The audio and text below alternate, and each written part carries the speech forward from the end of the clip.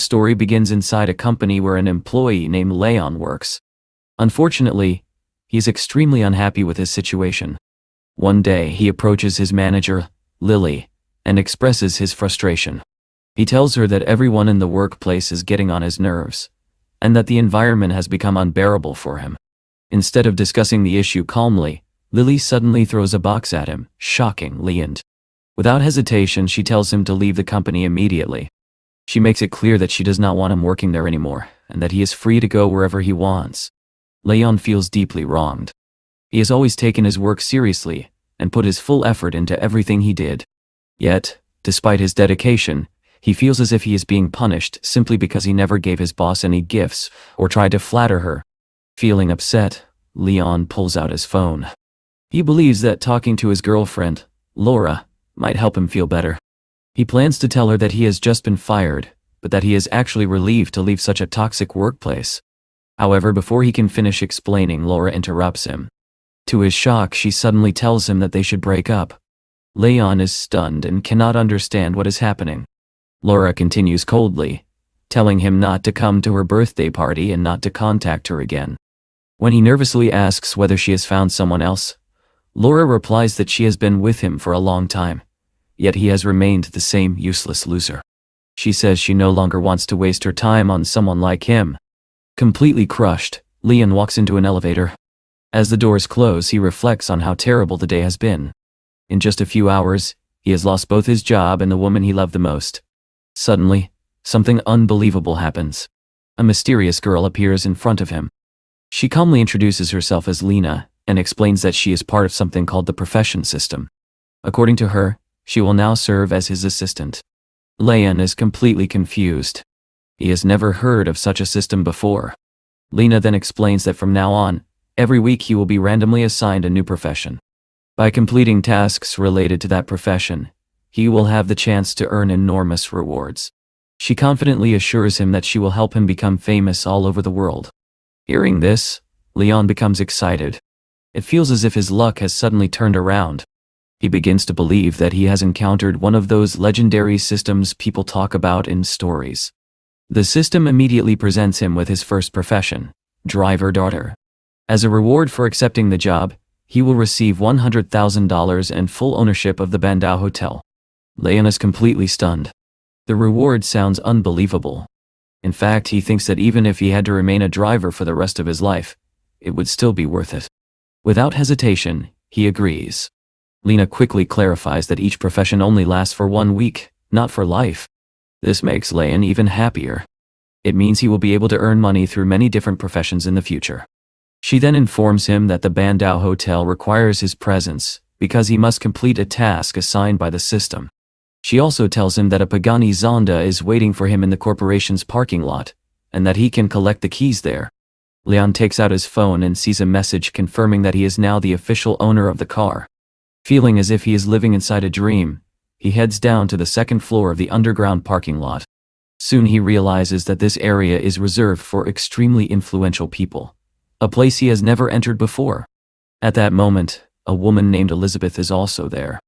She is the CEO of a company, and she is struggling with her car, which has suddenly broken down. Leon approaches her politely and asks if she is having trouble with the vehicle. Elizabeth confirms that she has tried everything, but the car simply will not start. Noticing that she seems to be in a hurry, Leon offers to give her a ride. He points out that she appears to be late for a meeting at a construction company. Elizabeth gratefully accepts the offer.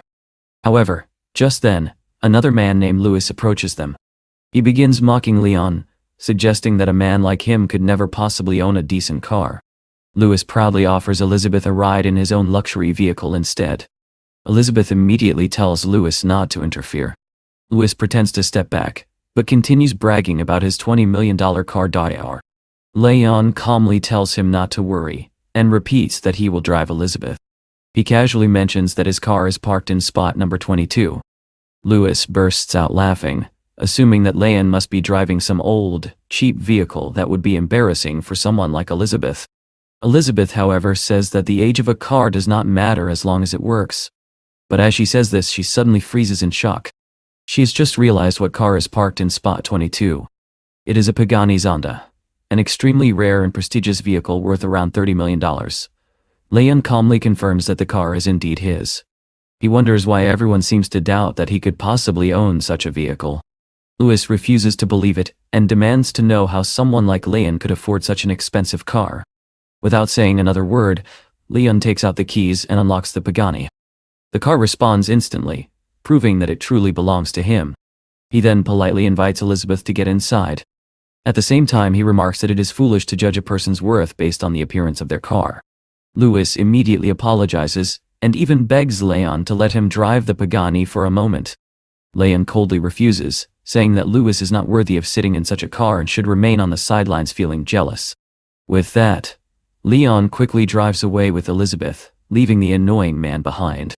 During the ride, Elizabeth asks whether the Pagani really belongs to him, and whether he truly works as an ordinary sales employee. Leon then makes up a story. He tells her that he actually comes from a wealthy family but chose to live a modest life, which is why she never heard about his background. He explains that he has recently decided to experience different professions, and that his current role is driver. Elizabeth happens to be his very first passenger. Elizabeth finds the story fascinating and says that she feels honored to be his first client. Leon opens the navigation app on his phone. The system has already placed the order and instructs him to follow a specific route. Within a few minutes, they arrive at the construction company. After stepping out of the car, Elizabeth shows him her phone and confirms that she has completed the payment. She thanks him sincerely for helping her and says goodbye, adding that she hopes they will meet again to discuss interesting things. Just then, Lena appears once again. She congratulates Leon on successfully completing his first order. She informs him that he has earned 50,000 skill points. However, she also explains that he has only completed 5% of his career. If he finishes the entire career path, the final reward will be $50 million. Leon is overjoyed.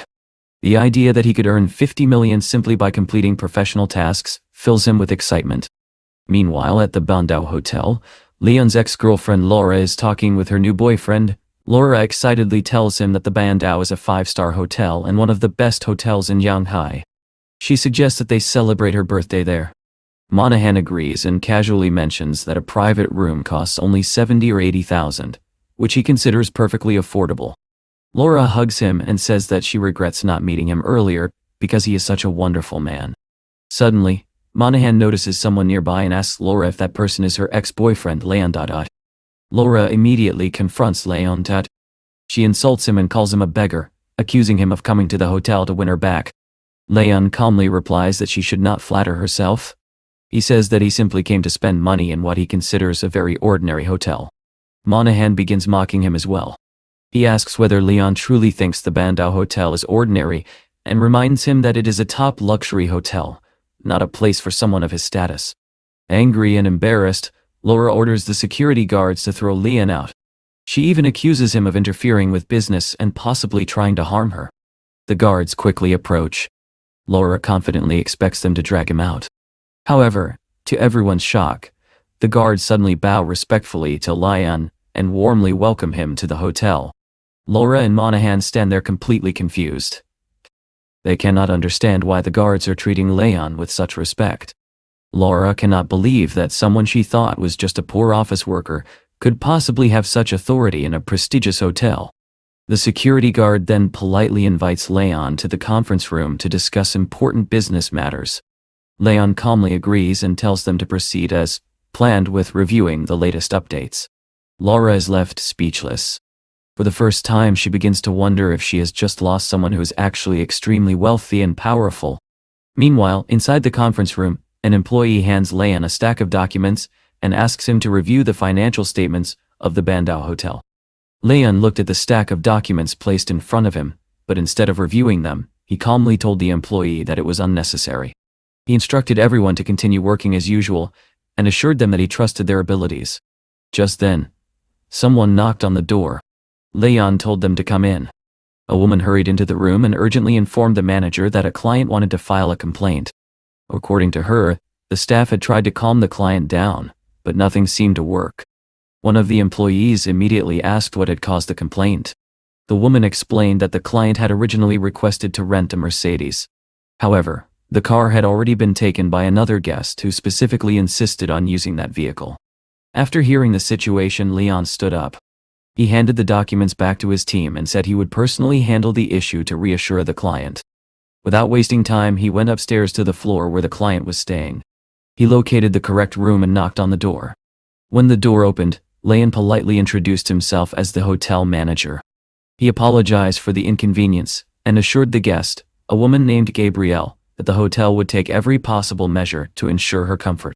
Gabrielle was slightly surprised by Leon's polite attitude and pleasant appearance. However, she calmly explained that the car situation was not a serious problem. She said she would be perfectly fine if the hotel arranged another vehicle. Leon smiled and told her that there was no need to worry about that.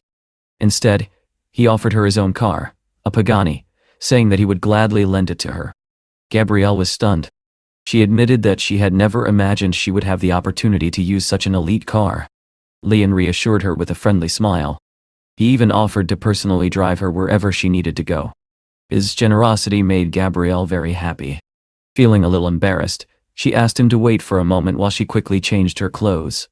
As Gabrielle prepared inside the room, Leon quietly reflected on how fortunate the hotel was to have such polite and attractive clients. A few minutes later, Gabrielle returned. She was now dressed elegantly and wearing stylish shoes, clearly ready for an important meeting.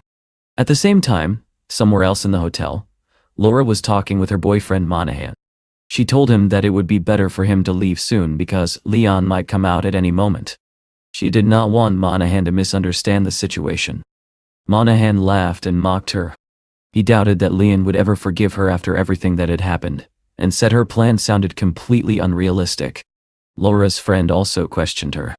She asked whether Laura truly believed Leon would take her back after she had dumped him so cruelly. Laura admitted that she had spent many years with Leon. Because of their long relationship, she believed that their shared memories and emotions might eventually soften his heart and make him forgive her. Her friend sighed with envy and said that she herself would never be able to find someone like Leon. She even said that Laura had been extremely lucky. Laura brushed off the compliment. With confidence, she joked that if she managed to reconcile with Leon, she would even allow her friend to take the Pagani for a drive. However, just then Laura turned around and froze.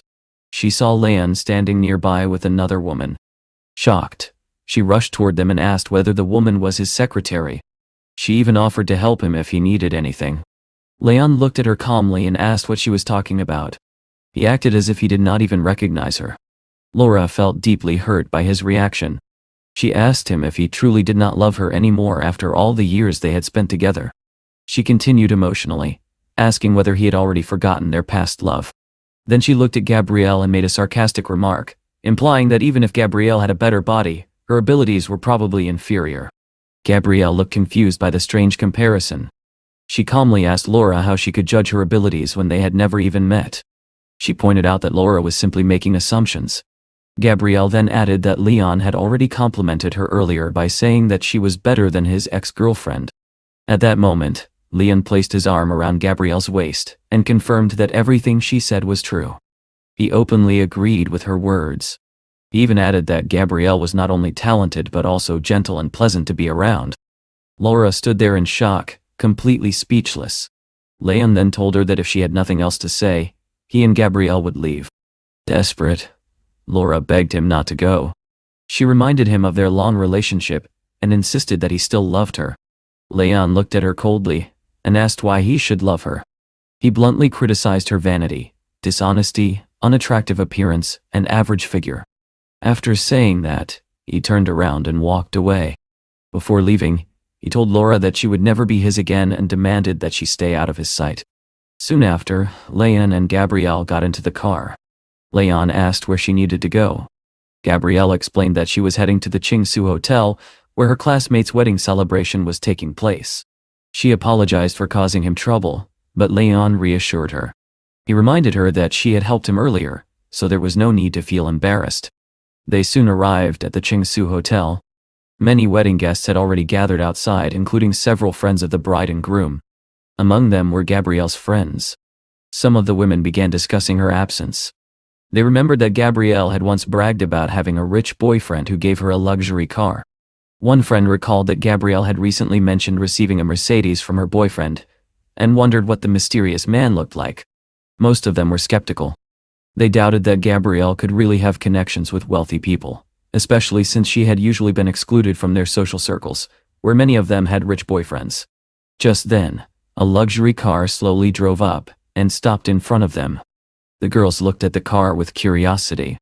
Their curiosity quickly turned into shock when Gabrielle stepped out of the vehicle. They were completely stunned. One of the girls exclaimed that it was unbelievable, and assumed that Gabrielle's boyfriend must be the owner of the car. Standing proudly in front of her friends, Gabrielle quietly asked Leon for a small favor. She reminded him that she had helped him earlier with a relationship problem, and now hoped he could support her in this situation. Leon remained seated in the car. He smiled, and told her to enjoy the wedding celebration. He also promised that he would wait for her until she finished. Meanwhile, in Leon's rented apartment, the landlady Winona was chatting with her daughter, Jean. Jean tried to calm her worried mother. She told her to be patient for a few more days, and assured her that Leon would eventually solve their problems. Winona, however, remained skeptical. She warned her daughter that Leon might be unreliable and could deceive them. She doubted that he had the ability to fix anything. She even complained that John had once been on track to become a civil servant, but had somehow ended up involved with someone like Leon. Just then, the front door opened. Jean happily announced that Leon had returned. Leon entered and calmly told Winona that he was moving out. He had come to collect his belongings and say goodbye. Winona immediately accused him of planning to leave without paying the rent. She suggested that he was trying to escape his responsibilities. Leon gently explained that she had misunderstood. He had always intended to pay the rent, and only wanted to inform them about his plans to move. At that moment, Winona checked her phone and suddenly saw a bank notification. A transfer of 40,000 yuan had just arrived. Surprised, she asked why he had sent so much money when the rent was only 20,000. Leon apologized politely. He explained that he had often paid the rent late in the past, so he decided to send extra as compensation. Curious, Winona then asked whether he had found a new job since he had suddenly decided to move out. Leon simply replied that nothing serious had happened, and that everything would be fine. Jean kindly offered to help him carry his belongings. Winona, however, remained suspicious. She decided to follow them outside to make sure Leon had not taken anything from the apartment. When they stepped outside, she suddenly noticed a luxury car parked nearby. Shocked, she asked whose car it was. She then asked Leon about his old car, a modest Chinese model he used to drive. Leon casually explained that his old car had broken down, so he bought a new one. He asked Jean to place his belongings in the trunk. Winona was completely shocked. She could not understand how someone who had been an ordinary office employee had suddenly become so wealthy. Leon smiled and admitted that since the truth was already obvious, he might as well say it. He claimed that he actually came from a wealthy family and had been quite successful all along. After Leon left, Jean turned to her mother and asked an uncomfortable question. She wondered why Winona had disliked Leon when he was poor, but now seemed impressed after discovering he was rich.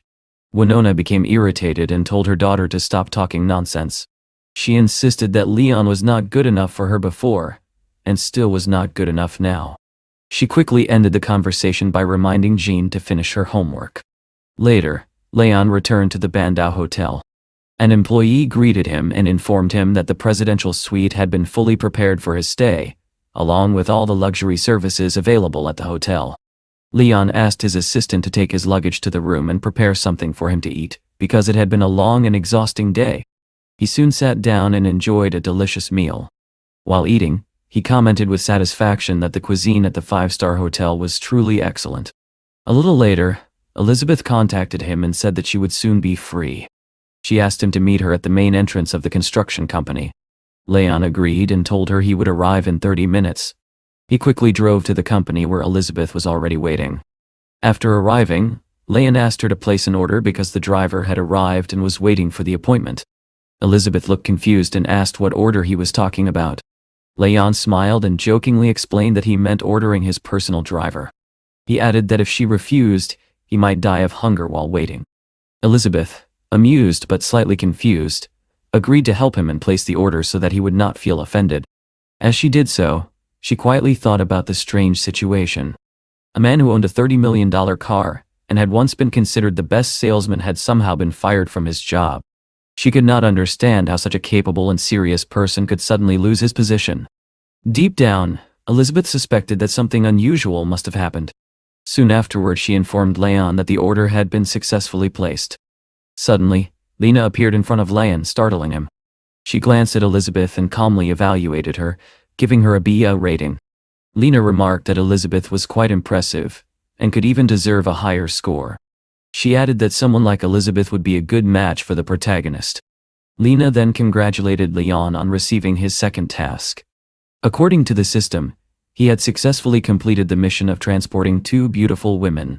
For this achievement, he had earned 10,000 skill points, bringing the progress of the task to 50%. Leon was curious. He asked Lena which women she had rated with a B, and what criteria she used for judging people. Lena replied that women like Elizabeth were exceptionally rare and naturally deserved high evaluations. At that moment, Elizabeth turned to Leon and asked when they were going to leave for their destination. She noticed that he seemed distracted and assumed he had more serious problems than she did. Leon asked her what kind of problems she was referring to, and whether they were related to work or something personal.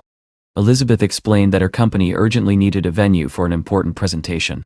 Unfortunately, she had been unable to find any available hotel space, which was causing serious trouble for the company.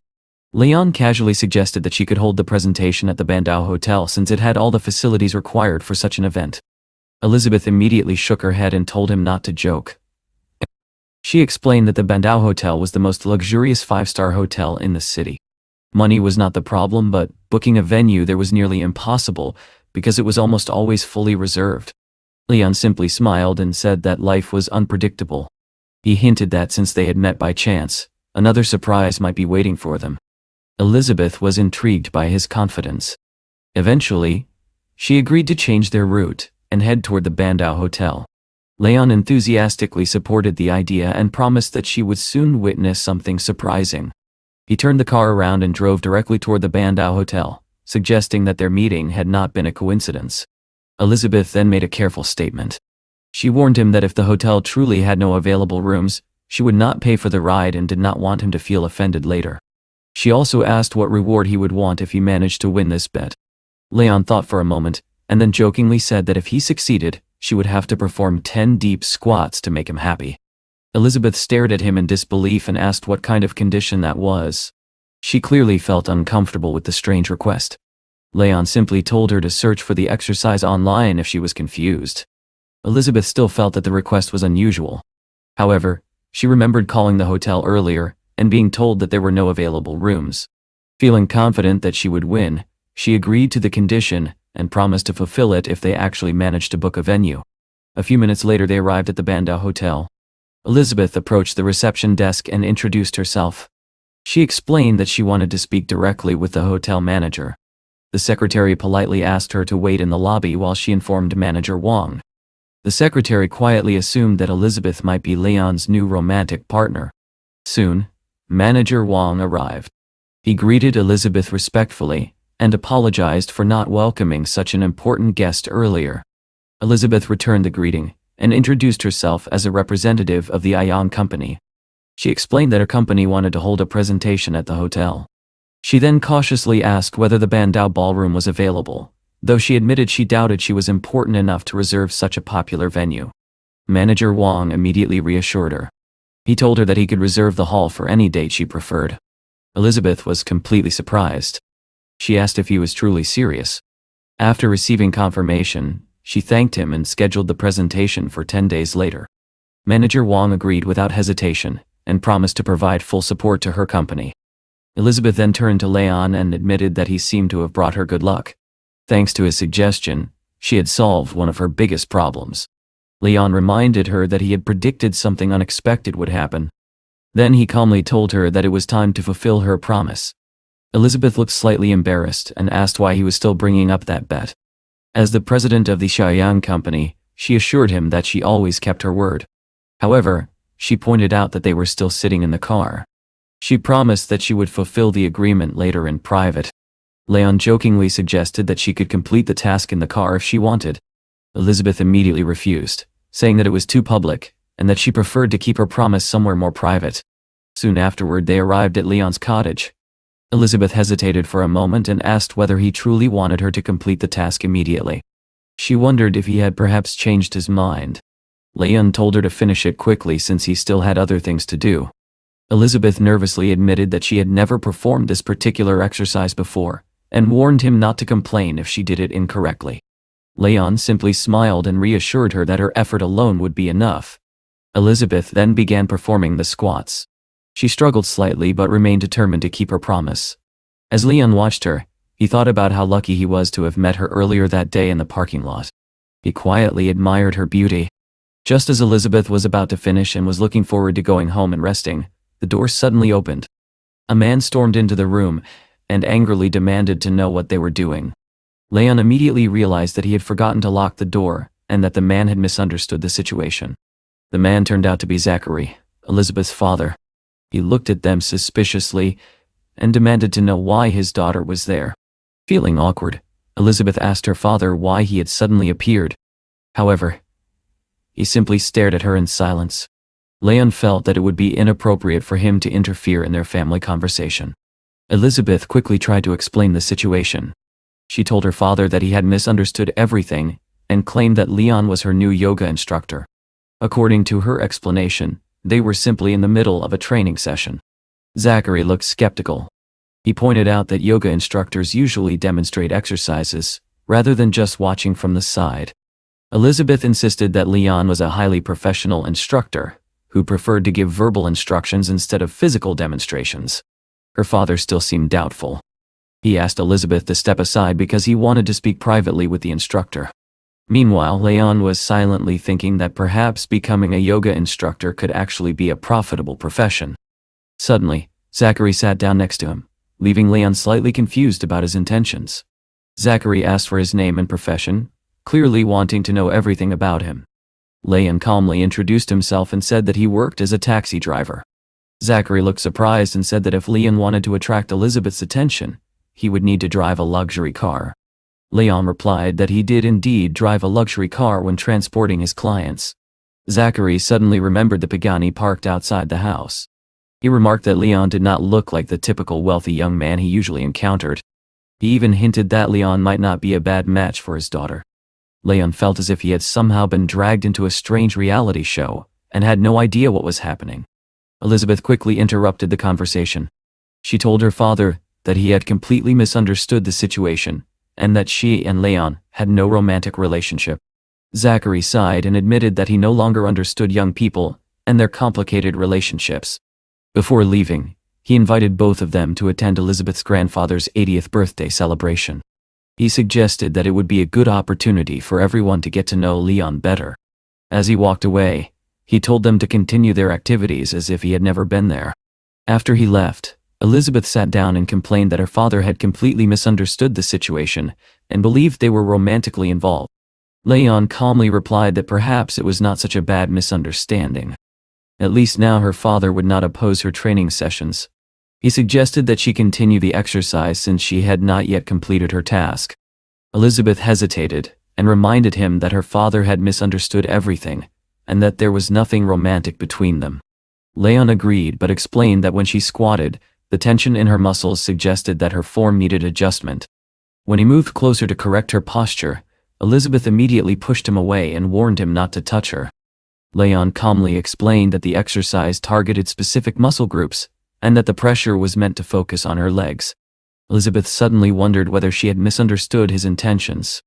At that moment, Leon's phone rang. He received a message from his former colleagues. They were saddened by his sudden departure from the company and invited him to join them for dinner at a restaurant called I Princess. Leon turned to Elizabeth and said that it was time for him to leave. He promised that they would meet again later. Before going, he reminded her that she still owed him 9 more squats. Later that evening, Leon arrived at the I Princess restaurant, thinking about how he was about to see the people he had worked with for many years. Inside the restaurant, Leon saw several of his former colleagues already waiting for him. As soon as he entered, a woman named Hannah warmly invited him to sit down, explaining that she had reserved a seat especially for him. Hannah looked genuinely surprised that he had quit the company. She remarked that with his abilities, he could easily have become the sales director one day. However, Vance suddenly interrupted her. He asked whether she even understood what she was saying. According to him, His own performance in sales was no worse than anyone else's, and in some ways, it was even better.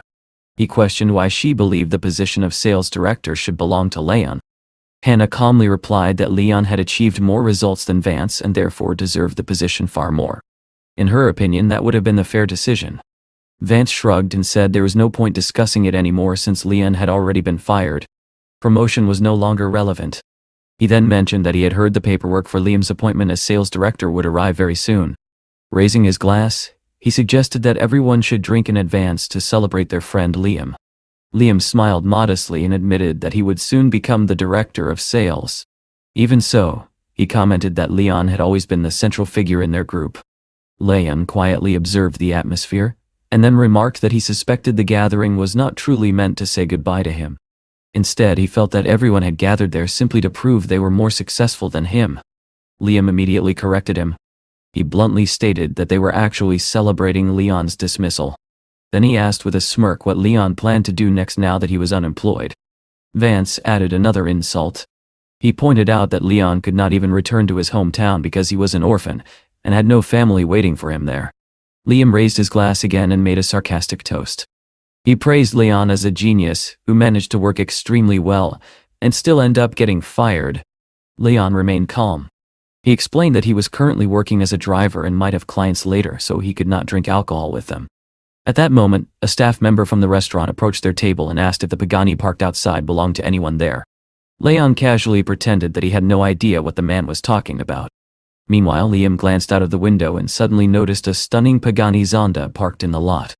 Vance immediately exclaimed that the car was worth more than 20 million euros, and that only extremely wealthy people could afford such a luxury vehicle. The restaurant employee then asked the owner of the car to move it because it was blocking the exit. Vance burst out laughing and mocked Leon, joking that the request was clearly meant for the owner of the luxury Pagani, and not for someone with a modest car like Leon's old one. At that point, Leon calmly told everyone that the Pagani actually belonged to him. He admitted that they might not believe him, but it was the truth. Liam stared at him in disbelief and asked whether he was serious. He demanded to know where Leon could possibly have obtained the money for such an expensive car. Leon replied that being an orphan did not mean he was incapable of becoming wealthy. He bluntly called Liam's reasoning ridiculous. Soon, the entire conversation began to bore him. Leon turned to Hannah and offered to take her home. Hannah happily agreed, and the two of them prepared to leave. However, just as they were about to go, Liam stopped them and asked Leon to wait for a moment. He said there was something important he wanted to discuss. Liam even apologized, admitting that he had previously failed to recognize Leon's abilities. But Leon simply pulled his hand away and told him that the apology had come too late. Without saying anything else, Leon and Hannah left the restaurant and drove away. As the Pagani sped down the road, Leon quietly reflected that coming to the restaurant had been a mistake. Meanwhile, Hannah sat in the luxurious car in amazement. She had only ever seen vehicles like this in movies. She felt incredibly lucky to be sitting inside one now. She admitted to Leon that she had worked with him for many years without ever suspecting that he was actually wealthy. Leon explained that his wealth had been inherited, and that he normally preferred to live modestly without showing it off. However, that day, he had made an exception. He then suggested that Hannah place an order so he could drive her home. Hannah gratefully agreed. She said she could never refuse a man who had always helped her whenever she faced difficulties. However, at that moment the car's system displayed a notification. It reported that the passenger's overall score was 84 points, which did not meet the requirements for Leon's current task. Leon found this very strange. In his opinion, Hannah was clearly a beautiful woman. He could not understand why the system refused to give her just one more point. Confused, he asked Hannah whether she knew any way to increase a woman's charm. He explained that he wanted to understand how the concept worked. Hannah replied that improving charm essentially meant making oneself more attractive, but it was not something that could be done easily. Still curious, Leon asked how someone might actually achieve that. Wanting to help him, Hannah reached into her bag and said she might have a solution. She then took out a pair of stockings and began putting them on. Smiling, she told him that he would soon see the difference himself. After finishing, she asked Leon to evaluate her appearance and see whether it had improved. Leon carefully looked at her and realized that she really did look different. Her appearance had become far more elegant and attractive. He immediately activated the system scan again. This time, Her score increased to 85 points, which finally met the task's requirement. Leon felt relieved. According to the system's progress, he was now closer to completing the mission, with 15% of his career path remaining. Soon afterward, they arrived at Hannah's house. She mentioned that she was home alone and asked if he would like to come inside for tea. She casually added that her husband was currently away on a business trip. Leon politely declined. He explained that he still had other matters to deal with and promised that he would come for tea another time. Although slightly disappointed, Hannah said she understood. Leon dropped her off near her house, and before leaving she reminded him to drive safely, and thanked him again for helping her. Afterward, Leon headed to the sales department of the Joe Gay Company because he needed to resolve several matters. When he entered the building, he found the place interesting and decided to gather more information. Soon, he encountered his former colleague, Josie. She looked shocked to see him, and immediately asked what he was doing there. Leon explained that he had come to meet the manager regarding a property title deed that he urgently needed. Josie became visibly agitated. She tried to push him away, insisting that he should not cause trouble because the property in question was worth $800 million. She demanded to know how someone like him could possibly afford such a thing. Before she could continue, another voice suddenly interrupted her. Her manager, Valerie, stepped forward and ordered Josie to stop. She told her to step aside and said she would personally handle the situation. Valerie then politely introduced herself to Leon and offered to accompany him so that he could better understand the property details. Meanwhile, Josie continued protesting. She insisted that Valerie was wasting her time because Leon was an orphan and could never afford such a luxurious villa. Her remarks made Valerie extremely angry. She scolded Josie for speaking nonsense and instructed her to contact the Human Resources Department immediately. Even then, Josie stubbornly repeated that she was only telling the truth. Valerie finally revealed the truth herself. She explained that Leon had purchased 9 villas from their company. Hearing this, Josie was completely stunned. She collapsed to the floor in disbelief, wondering how Leon could possibly have bought so many properties. Meanwhile, Leon quietly thought to himself that if it were not for the mysterious system, he would never have experienced such a dramatic change in his life. Valerie quickly apologized to him for Josie's behavior. She explained that Josie had been under a lot of pressure lately. Leon calmly replied that it did not bother him. He then asked whether the registration of his property had been completed and requested the documents. Valerie confirmed that everything had already been finalized. She handed him the ownership papers along with the keys to the 9 villas. Leon placed the documents safely inside his luxury car and began thinking about the many tasks he still needed to complete. Soon afterward, he received a message from Hannah. She informed him that Lily and Liam had both been fired from the company. Leon was surprised. The news had come far too quickly after his own dismissal. He began to suspect that something unusual had happened. Out of curiosity, he contacted Elizabeth and asked whether she had anything to do with Lily and Liam losing their jobs. Elizabeth seemed surprised that the news had spread so quickly. She asked why they had been fired and hinted that, knowing the reasons might ease his concerns. Leon casually changed the topic and asked what she planned to do with the now vacant position of sales manager. Elizabeth replied that she had actually considered offering the position to him because she believed he would handle the responsibility fairly. However, Leon declined the offer.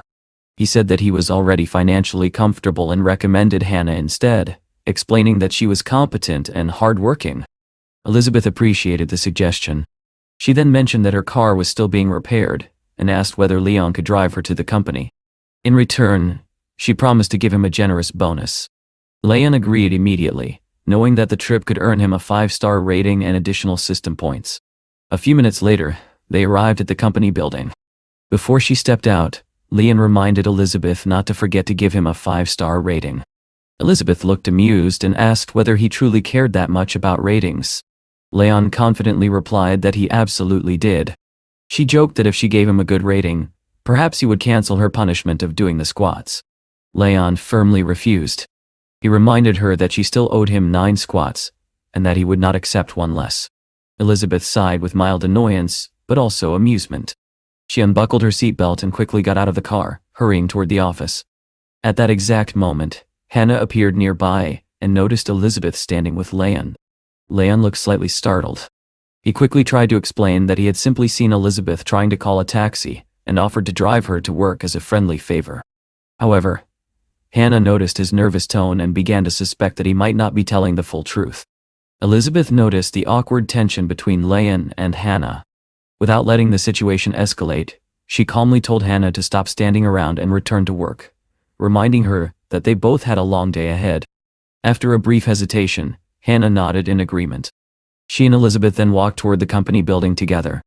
Meanwhile, Leon remained seated in his car. A notification suddenly appeared on his phone. At first, he assumed it was another client requesting a ride, but when he checked the message, he discovered that Elizabeth had given him a 5-star rating. Leon smiled slightly. He thought that although Elizabeth could be sharp with her words, she actually had a very kind heart. A moment later, he noticed that the system had assigned him another task. His next mission required him to go to Tani's house, and a reward had already been promised. Pleased with the opportunity, Leon prepared to continue his work. He quickly called the client to confirm the details of the request and the route he should take. However, the client, a young woman, surprised him with an unusual question. She asked if he was really the driver and then wanted to know how old he was. Leon replied that he was 24 years old. The girl then made an unexpected request. She asked whether he would be willing to pretend to be her boyfriend for a short time. In return, she promised to give him a 5-star review. Leon agreed without hesitation, and soon drove to the address she had provided. After arriving, he located the apartment and knocked on the door. The door opened a moment later and a young woman greeted him. Leon told her that he had arrived and was ready to follow her instructions.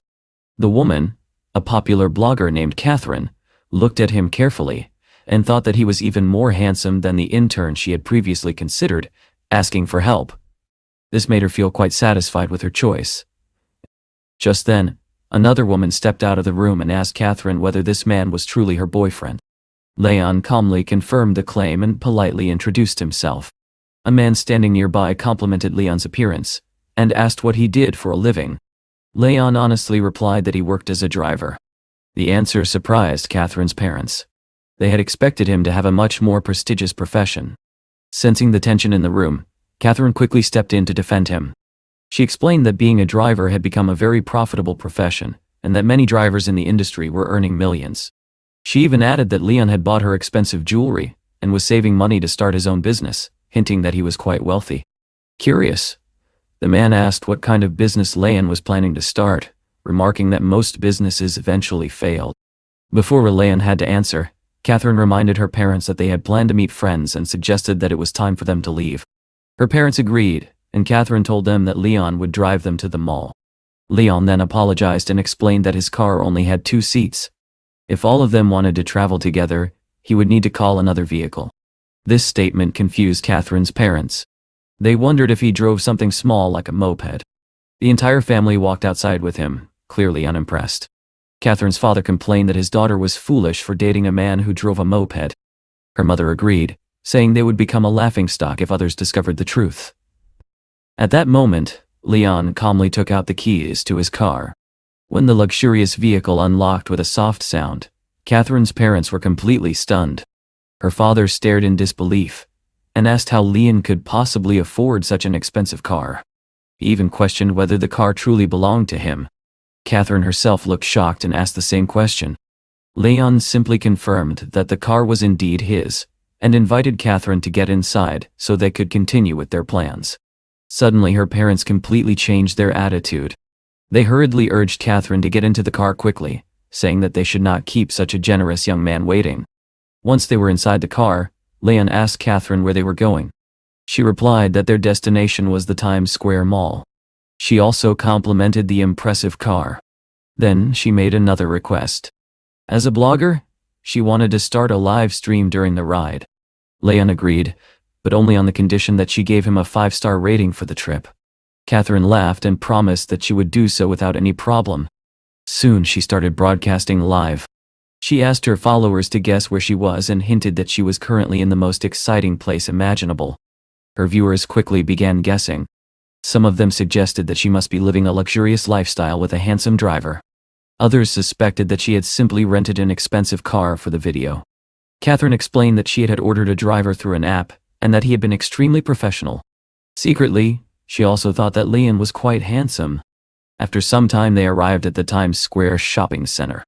Catherine informed Leon that she had already given him a 5-star rating. She thanked him for the ride and said she hoped they would meet again. At that moment, Lena suddenly appeared again. She congratulated Leon on earning 200,000 points, and hinted that he was getting closer to advancing his career. Lena also mentioned that his next step would involve participating in the China International Circuit Driving Skills competition. Leon then asked Catherine whether she could wait for a moment. He wanted to upgrade his phone and wondered if she could help him choose one. Catherine happily agreed. Together, they entered a well-known electronics store famous for selling some of the best phones in the country. Catherine examined several models carefully while explaining their features. When Leon pointed to a specific model and said it had enough storage for his needs, Catherine suggested that he might find it cheaper online. Leon gently brushed aside her suggestion and smiled. Since they were already there, he said they might as well buy it directly. Soon the salesman packed the selected phone and confirmed the model. He asked whether Leon would also like a protective case. He explained that the phone cost more than 10,000 yuan, and that a case would prevent scratches. Leon refused immediately. He said he disliked phone covers because they felt uncomfortable. The salesman nodded but then began showing him different colored cases anyway. Leon looked surprised and reminded him that he had already said he did not need a case. He added that if anything happened to his phone, he would simply buy another one. Then he pointed at the display and told the salesman to pack 5 boxes of each color. The salesman was stunned and asked if he was truly serious about buying so many. Leon casually pointed to a nearby computer and told the salesman to pack that as well. Catherine stood there with her mouth open in shock. She could not understand where Leon had obtained so much money. Meanwhile, her live stream had exploded in popularity. The number of viewers had reached over 5 million, which was 5 times higher than her usual audience. She quickly realized that showing luxury purchases was attracting massive attention. After leaving the electronics store, Catherine asked whether Leon planned to buy anything else. Leon thought for a moment and said he wanted to purchase a stylish watch. Inside a luxury watch store, a sales assistant informed the manager, Lola, that a new customer had arrived. Lola looked uncertain. She wondered whether helping them would be worth the effort. She noticed that Catherine was live streaming their visit. Although blogging had become profitable, Lola remained skeptical, and eventually said that their store only served the wealthiest clients. Meanwhile, Leon and Catherine examined several expensive watches. However, they struggled to decide which model looked best. Catherine stared at the price tags in disbelief, and admitted that she did not understand the world of the extremely rich. Leon then asked the saleswoman if he could see a specific watch model. Lola coldly replied that the watch could only be shown after payment. Both Leon and Catherine were shocked by this policy. Just then, a wealthy-looking man and a young woman entered the store. The man immediately called for the staff and demanded to see their best watch. Lola rushed over and greeted them politely, saying she had not seen them for a long time. The woman noticed a beautiful gold watch and said she wanted it as a birthday gift. Her husband immediately agreed to buy it. Lola complimented her taste and said that the watch was a newly released model and an excellent choice. Watching this scene, Catherine felt confused. Meanwhile, her live broadcast continued gaining viewers. Leon became irritated by the unfair treatment. He approached Lola and asked why they were being treated differently from other customers. He pointed out that all customers should receive equal service. Lola calmly replied that the store prioritized customers based on wealth and social status. She hoped he could understand their policy. Leon criticized the practice and said it was shameful to treat people differently simply because they had more money. Catherine quietly suggested that they leave the store and not waste their time. Lola sarcastically thanked them for visiting, and implied that other stores might not have even allowed them to enter. Catherine grabbed Leon's arm and led him away, saying they would find another place. Soon they entered another luxury watch store where a friendly saleswoman greeted them warmly and asked how she could help. Since Leon was unfamiliar with watches, he asked Catherine for advice. She admitted that she knew very little about them. Instead, she turned to her live stream viewers for suggestions. Several viewers recommended buying a model called the 175. The saleswoman noticed the live stream and looked surprised, wondering whether the viewers were mocking the store or genuinely offering advice. Leon glanced at Catherine's screen and noticed some negative comments from viewers who doubted he could afford such an expensive watch. Catherine offered to block those rude viewers. However, Leon calmly said there was no need. Instead, he asked the saleswoman to show him the model 175. The entire store fell silent. Both the staff and the other customers stared at him in disbelief, unable to imagine that he might actually intend to purchase such a luxurious watch. The main character calmly took out his business card and said that he wanted to buy the watch, adding that he would be very happy to own it. The sellers looked at him apologetically and explained that the watch was currently out of stock. They told him that it would have to be transported from Europe and then delivered directly to his home. Catherine, who was standing nearby, asked whether the watch might be available in a larger store close to them. The saleswoman shook her head and explained that there were only 6 such watches in the entire world, and only one of them had been sent to China. At that moment, a girl from the store where the main character had previously been turned away rushed in with surprising news. She announced that someone had just purchased a watch worth more than $10 million. Lola immediately turned to her friend and asked whether that watch was the model 175 from the nearest store. Meanwhile, a man from the store approached the saleswoman and asked her to take him to the person who had bought such an expensive watch. When Lola finally saw the buyer, she froze in shock. She stared at him in disbelief, unable to understand whether the man standing before her was really the same person she had previously dismissed in their store. Leon remained inside the store while Catherine continued her live broadcast.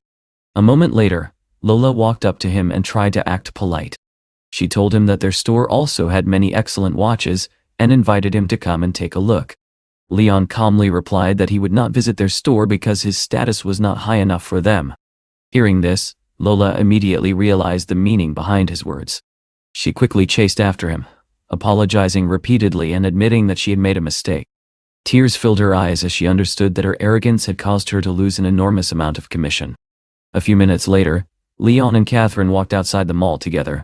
Leon handed her one of the phones he had bought earlier and apologized for making her spend the entire day accompanying him around the mall. Catherine smiled warmly and told him there was no need to apologize. She admitted that she had actually enjoyed the day very much, and that visiting all those elite places had been exciting for her. In her heart, she began to think that Leon was not only rich, but also a true gentleman. If he really were her boyfriend, it would be something amazing. Soon after, Leon arrived at the China International Circuit. According to the system's instructions, this was the place where he would receive his next reward. However, when he arrived, the girls working at the racetrack told him that there was a VIP reception taking place that day. Because of the event, the entire area had been closed, and they would not be able to assist him. Leon calmly explained that he had not come as a customer. Instead, he was there to meet their manager. He asked them to inform the manager that he had arrived. The girl nodded and told him to wait while she made the call. At that moment, the door suddenly opened, and a man named Charlie walked in. He looked surprised when he saw Leon standing there. Immediately, Charlie turned to the staff and demanded to know why the area had not been locked down as he had ordered, and why Leon was still there. The girl quickly explained that Leon had come to meet John, and assured Charlie that Leon would soon leave the racetrack. Another staff member quietly told the protagonist that they should go up to the second floor quickly so that they would not anger their director. Leon asked who the man was, finding it quite arrogant that the entire racing circuit had been closed just for him. The girl looked slightly shocked by the question and explained that the man was Charlie, a very influential figure in Shanghai D.T. She added that very few people in the country would dare to oppose him. Soon after, Leon met John. John looked surprised and asked why Leon had not contacted him earlier, saying that he would have arranged a proper reception with his entire team. John then asked one of the girls to bring Leon some water. The girl looked confused and asked why she was the one being asked to bring water, especially since the director himself was speaking with the young man. John then explained something that shocked everyone in the room. He said that the racing circuit had been purchased by their director, and from that moment onward, Leon was the new owner of the entire place. In other words, Leon was now their boss. John respectfully asked Leon to handle the situation, and mentioned that it had now become a company matter. Leon calmly replied that he trusted Gia and asked John to continue managing everything as usual. After that, he requested to be driven to the racetrack. John assumed that Leon must have bought the circuit because he loved racing, so he enthusiastically offered to take him for a few laps around the track. However, Leon declined the offer, and instead asked John to call one of the professional drivers. Standing by the track, Leon watched as the powerful cars roared past at incredible speeds. He admired the driver's skill as they maneuvered through the difficult course. But, suddenly, one of the drivers slowed down, stopped his car, and stepped out. He walked directly toward Leon and John. Everyone was confused about why he had stopped. When the man approached them, he demanded to know how John dared to reserve the entire racetrack for himself and bring outsiders there. John quickly stepped forward and explained that there had been a misunderstanding. He assured Charlie that everything would be explained.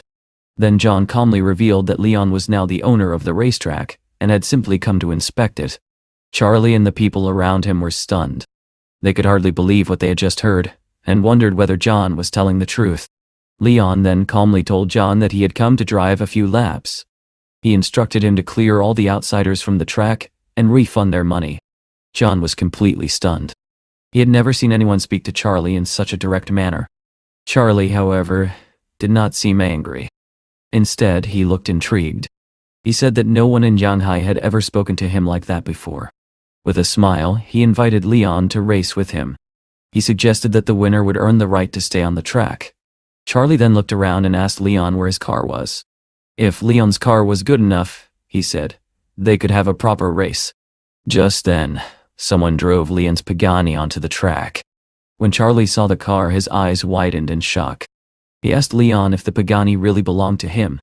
Leon casually replied that it was not the most expensive car in the world, but it was probably better than Charlie's. He added that the Pagani might be a bit too luxurious for him. Charlie laughed and said that he had already spent more than $3 million tuning his own car, which he believed was just as good as Leon's Pagani. The racers studied the track map and realized that the course would be extremely challenging. Soon, both Leon and Charlie stood at the starting line, each completely confident in his own victory. A girl at the starting line counted down from 3 and gave the signal to begin. The race started instantly. Both drivers accelerated down the track, neither willing to give way to the other. The tension on the track was intense as the cars raced side by side. John watched the race nervously, wondering why Leon was taking such a dangerous risk. Soon he noticed that Charlie had slowed slightly while Leon was preparing to enter a corner at an incredibly high speed. A bystander gasped and said that even professional racers rarely dared to take that corner so quickly. One small mistake could easily send a car flying off the track. As the cars approached the turn, Leon refused to slow down. In a breathtaking moment, his car shot through the corner and surged ahead. Moments later, Leon crossed the finish line first, with Charlie only a few meters behind him. The girl at the finish line clapped excitedly and announced that Leon had won the race. She praised him as an incredibly cool racer. Leon calmly lit a cigarette as Charlie walked over to him. Instead of being angry, Charlie looked full of admiration. He praised Leon's driving skills and even called him his idol. Charlie admitted his defeat, although he added that his Pagani had not been fully tuned yet. Still, he was surprised that Leon's car had launched faster than his own. Leon calmly explained that Charlie had started incorrectly. He said that Charlie should have immediately pressed the clutch and reduced the engine power. Charlie listened carefully, clearly impressed by Leon's knowledge. He then asked whether Leon used WeChat, explaining that he did not want to lose contact with such a skilled driver. Leon smiled and confirmed that he had the app. The two quickly added each other as friends and agreed that they could meet again in the future, perhaps for dinner. After that, Leon told John that he would return another time and asked him to prepare all the necessary information later. Then Leon generously invited John and Charlie to enjoy themselves at the racetrack that day at his expense. Charlie thanked him but curiously asked why Leon seemed to be in such a hurry. Leon simply explained that he was working as a driver and still had an order to complete. He needed to meet a client. Leaving them to continue their fun, Leon soon arrived at the Yunwei villa, where he was supposed to meet Elizabeth. He opened the door and informed her that her car had arrived. Elizabeth was surprised and happy to see him. She explained that she had not yet left the hotel because she had not finished getting ready. Leon gently told her not to apologize and assured her that he understood. Elizabeth then said that since Leon insisted on waiting, he could sit inside and watch a movie while she finished getting ready. She went into the bathroom to dry her hair. Leon sat down and looked around the room, thinking that he should find something to do while waiting. Soon he noticed that Elizabeth had received a letter. When he mentioned it, Elizabeth quickly said that it was something related to work and asked him to ignore it. However, Leon noticed that the letter did not look very professional. It seemed to be advertising black lace underwear. He then mentioned that there was another message, and was about to read it when Elizabeth suddenly rushed out of the bathroom. Panicking, she hurried over and tried to cover the laptop with her body, insisting that the emails were fake spam and should not be taken seriously. In her rush, Elizabeth suddenly slipped and almost fell. Leon reacted instantly. He jumped up and rushed forward to catch her before she hit the floor. Fortunately, Elizabeth managed to regain her balance and remained standing. She breathed a sigh of relief and thanked Leon, saying she was very lucky. But in the chaos, something unexpected had happened. While trying to grab her and prevent the fall, Leon had accidentally pulled off her robe. Embarrassed beyond words, Elizabeth quickly grabbed the robe, wrapped it around herself and ran back into the bathroom. Leon tried to calm her down and explain that the letters were just spam, but she had already disappeared inside. From behind the door, Elizabeth told him that she did not want to hear anything right now. After a while, she finally came out again, now fully dressed. She nervously asked Leon how she looked. She explained that she had been preparing for an upcoming class reunion and had spent a lot of effort getting ready. Leon looked at her for a moment and smiled. Then he jokingly said that her dress was perfect. It looked suitable both for a beauty pageant and for doing squats, making it an excellent choice. Elizabeth suddenly walked closer to Leon and playfully patted him. With a teasing smile, she told him that if he closed the curtains, she would actually do the squats he had joked about earlier. Leon calmly agreed and stood up to close the curtains. Meanwhile, Elizabeth stood there thinking to herself that she had to go through with this. If she fulfilled the condition, Leon would stop teasing her, and she could also keep her promise from their earlier bet. With a small wink toward the protagonist, she prepared herself. Holding the edges of her dress carefully, Elizabeth began doing squats. It was clearly not easy for her to maintain her balance while keeping the dress in place. She struggled through the movements for several minutes. Finally, after a couple of minutes, Elizabeth stopped and told Leon that she had completed her promise. She then said that they should hurry and head to Shanghai. Leon asked her to wait for a moment. He explained that he needed to go to the restroom first, and after that they could leave together for the meeting. About half an hour later, Leon returned and told Elizabeth that they could go now. However, as they were about to leave, Leon suddenly stopped walking. Elizabeth noticed his reaction and asked why he had stopped. Leon explained that he had just seen a familiar face. Elizabeth looked surprised and asked whether he really knew someone there. She wondered how he could recognize anyone in this place. Leon calmly replied that he had met the man only a day earlier, although he suspected that Elizabeth might know him much better. Just then, Elizabeth's parents suddenly appeared in front of them. Elizabeth froze in surprise when she saw them standing there. She immediately asked her mother and father what they were doing there. An awkward silence filled the room. Elizabeth felt extremely uncomfortable, especially because her parents had seen her together with Leon again. Elizabeth's father smiled calmly and asked whether they had finished all their chores. Elizabeth looked confused and asked what he meant. She also asked why they had not told her that they were coming. Her father explained that they had arrived only a short time ago. When they saw the curtains being drawn earlier, they assumed the young couple wanted privacy, so they decided not to interrupt. Elizabeth's mother laughed softly and asked why her daughter was being so shy. She reassured Elizabeth that everything was perfectly normal for adults, and that they understood the situation completely.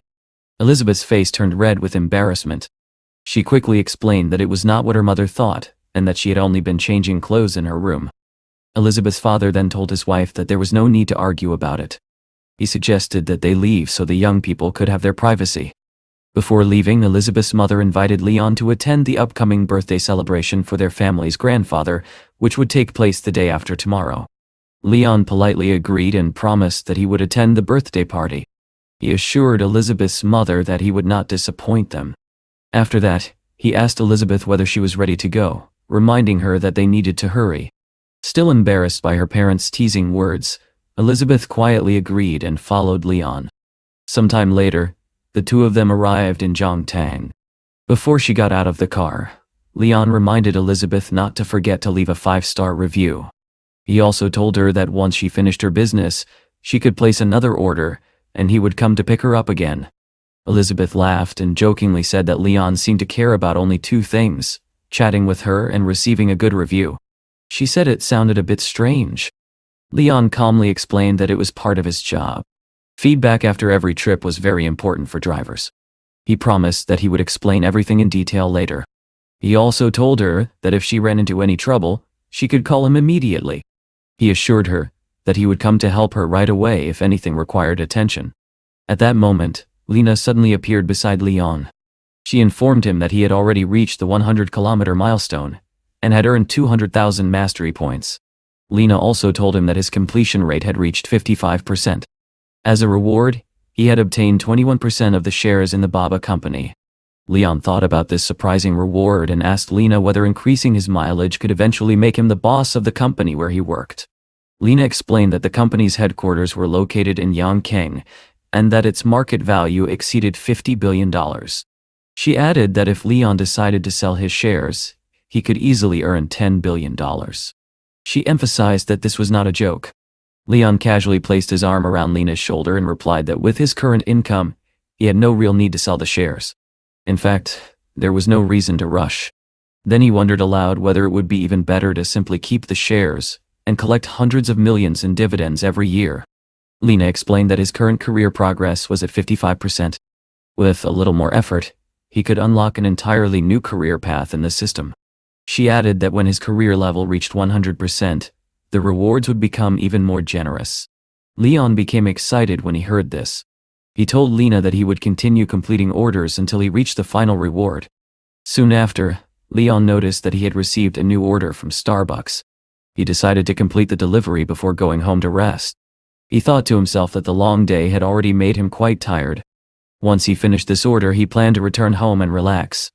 Meanwhile, a young woman named Cheryl was standing nearby, recording a video of herself on her phone while waiting for a taxi. Just then, Leon's luxury car stopped in front of her. Leon removed his sunglasses and asked whether she was Miss Cheryl. She confirmed that she was. Inside her mind, Cheryl felt extremely pleased. She thought that she had dressed especially well today, and felt lucky to have attracted the attention of such a wealthy and handsome man. Leon then politely asked her to get into the car. Cheryl happily agreed. She quickly entered the car and fastened her seatbelt. She greeted Leon warmly and introduced herself, asking where they were going. With a flirtatious tone, she told him that he could call her by any name he liked. Leon looked confused by her words and asked whether she had ordered a driver to take her to Joe. Cheryl suddenly looked shocked. She asked if Leon was really the driver. Looking around the luxurious sports car, she could hardly believe it. She wondered whether this was some kind of strange scam. Leon calmly explained that it was simply a new type of service. Hearing this, Cheryl's expression immediately changed. With a disappointed tone, she complained that she had thought she had met a rich man, only to discover that he was merely a driver. She said it felt insulting. Leon quietly thought to himself that Cheryl had changed her attitude incredibly quickly, revealing her true personality. Soon, Cheryl told him to slow down because she could not take proper photos while the car was moving. She also rudely claimed that he did not even know how to drive properly. She even threatened that if anything happened to the Pagani, he would never be able to afford the repairs. Leon calmly replied that the car actually belonged to him. However, Cheryl refused to believe him. She accused him of lying and said he was only pretending to be important to impress her. She mocked him for working as a driver while pretending to be someone significant. Leon finally became annoyed by her arrogance. He asked what kind of person she thought she was, and why she believed she had the right to treat others that way. Cheryl arrogantly replied that she was clearly far more noble than him. She even said that he was not worthy of being her driver, and called him a complete loser. At that moment, Leon suddenly pressed the gas pedal. The car surged forward sharply, catching Cheryl completely off guard. She nearly lost her balance from the sudden acceleration. Furious, she shouted at him, demanding to know what he thought he was doing. Leon calmly told her that if she was so capable, she could simply buy her own car and drive herself wherever she wanted. As for him, he would not take her anywhere else. He then opened the door of the Pagani and told her to get out before he took further action. Cheryl became even angrier. She demanded to know how he dared to treat her like that, and threatened to leave a terrible review and file a complaint. Leon simply pointed out that the car had a dash camera installed, so she would not be able to make false accusations. After saying this, Leon drove away, leaving Cheryl shouting angrily behind him. She screamed that he would soon realize he had offended the wrong person. Later, Leon arrived at Joe Gay. However, the unpleasant encounter with Cheryl had already ruined his mood. Soon afterward, the system notified him that the passenger had submitted a review. Leon quickly realized that Cheryl had indeed left him a bad rating. Just then he received a call from the company manager, Baba. Leon immediately understood that he was about to receive a penalty and a reprimand. Without hesitation, Leon told the manager that he resigned. He said she could do whatever she wanted and asked whether she had even thought about the consequences of her actions. Angered by his attitude, the company manager suspended him from work and abruptly hung up the phone. Leon could not help thinking how unfair life sometimes seemed. Later, he went to visit the staff at his villa to check on the situation there. They greeted him respectfully and warmly. The person in charge of the property explained that everything had already been arranged while Leon was away. All the furniture had been purchased from the most prestigious companies. Leon sat down on the sofa and carefully examined the furniture himself before sharing his opinion with the manager. After reviewing everything, the manager informed him that they had also selected several candidates for the position of his personal servants. Those who had passed the first round of interviews were currently waiting in the office. Leon then walked into the office. Several candidates were seated inside, waiting nervously. Among them was Cheryl. The moment she saw Leon enter the room, her eyes widened in shock. She pointed at him in disbelief, completely unable to understand how someone she considered a mere driver could appear in such an important place. The manager immediately noticed her rude behavior and sternly asked what she thought she was doing. Cheryl angrily replied that Leon was the same driver she had met earlier on the road and claimed that he had been extremely rude to her. In this part, Leon looked at the manager in confusion and asked why Cheryl was there, wondering if she had come to apply for a job at the hotel. Cheryl immediately turned to the manager with a sneer and demanded to know why a mere driver had been allowed inside. She arrogantly asked if this idiot even understood what kind of place he was standing in. Without warning, the manager stepped forward and slapped Cheryl across the face. His voice turned cold as he told her that Leon was the boss of this establishment and also the head of all the companies connected to it. Cheryl froze in shock. Anger quickly replaced her surprise, and she demanded to know why the manager had dared to hit her. She insisted that it was impossible for Leon to be the boss. According to her, he was nothing more than a driver. She even waved her phone, claiming she had an order that proved it. The protagonist, still confused by the sudden turn of events, asked the manager how this situation could be possible. He wondered if there was some kind of rule that prevented a driver from becoming the head of the jug establishment. The manager quickly apologized and explained that there was no such rule at all. Then he turned sharply toward Cheryl and ordered her to immediately apologize to Leon and ask for his forgiveness. Reluctantly, Cheryl admitted her mistake. With clear unwillingness in her voice, she told Leon that she had made an error and asked him to give her another chance, promising that she would never repeat such a mistake again. But Leon was still angry. Without hesitation, he ordered the manager to throw the impudent girl out. The guards immediately grabbed Cheryl and began dragging her out of the office. As she struggled, she begged Leon to listen to her and promised that she would behave properly from now on. Once she was gone, the manager informed Leon that there were still 4 candidates left who were interested in the job and asked him to choose one of them. However, Leon shook his head. He said that none of them satisfied him and instructed the manager to give each of them 5,000 won as compensation and send them away. At that moment, Leon received a message from Elizabeth asking him to come to Zhongtang. Leon told the manager that he had other matters to attend to and asked him to select the servants himself. The manager respectfully agreed. Meanwhile, at Zhongtang, Elizabeth's friend begged her not to leave yet because they were having such a pleasant time together. She reminded Elizabeth that they had not sat together for many years and wanted to catch up on everything that had happened in her life. Just then, Donald walked in. Smiling, he greeted Elizabeth and said that it had been years since they last met. He suggested that they sit together for a while before he drove her home. Elizabeth politely declined. She explained that she still had work to finish and had already ordered a car. She mentioned that the taxi driver was actually a good friend of hers. Her friend immediately warned her that taking a taxi was not very safe anymore and suggested that Donald could drive her home instead.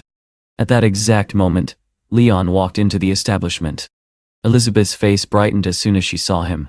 She warmly greeted him and told him that she had been eagerly waiting for his arrival.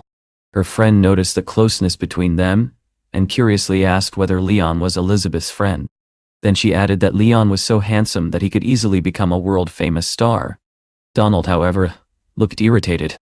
He scoffed and asked what the point of being handsome was, pointing out that Leon was still just a driver and would never become a boss. Leon overheard the remark and calmly asked Donald what he had just said about being a driver. Donald immediately tried to brush it off, claiming that Leon must have misheard him. Still puzzled, Leon asked what Donald found so amusing, admitting that he did not quite understand his strange attitude. Donald then turned to Elizabeth's friend and whispered that it was obvious her friend was not very intelligent. After all, he worked as a taxi driver yet seemed to have incredible self-confidence. Elizabeth ignored Donald's comment and walked closer to Leon. She calmly assured Donald that there was nothing wrong with Leon's confidence. In fact, she admired it. Her friend, however, disagreed. She said that confidence alone would not take someone very far. Then she casually mentioned that Donald had just bought a brand new Mercedes, while a taxi driver like Leon could only dream of such luxury. Elizabeth simply looked at them silently. In her mind, she knew she should not lower herself to argue with such people, so she chose not to respond to their rudeness. Instead, she quietly told Leon that they should ignore them because those people had clearly drunk too much before he arrived. Donald, irritated by Elizabeth's attitude, felt that she was protecting Leon. In his mind, he decided that he would show them what real wealth looked like. A few minutes later, they all walked out into the parking lot. Donald confidently pressed the remote control in his hand, and a Mercedes responded with a sharp beep as the lights flashed. Donald proudly looked around, convinced that everyone present would envy him. His girlfriend immediately praised the car, saying that the Mercedes looked incredibly cool and expensive. Donald shrugged modestly and said it was not that expensive. It had only cost a little over $2 million, and he planned to buy a Lamborghini once he became truly rich. His girlfriend suddenly remembered something and laughed. She reminded him that back when they were still in university, he used to say that his favorite car was a Pagani. She added that a Pagani now cost around $28 million, and even if he worked his entire life, he probably could not afford one.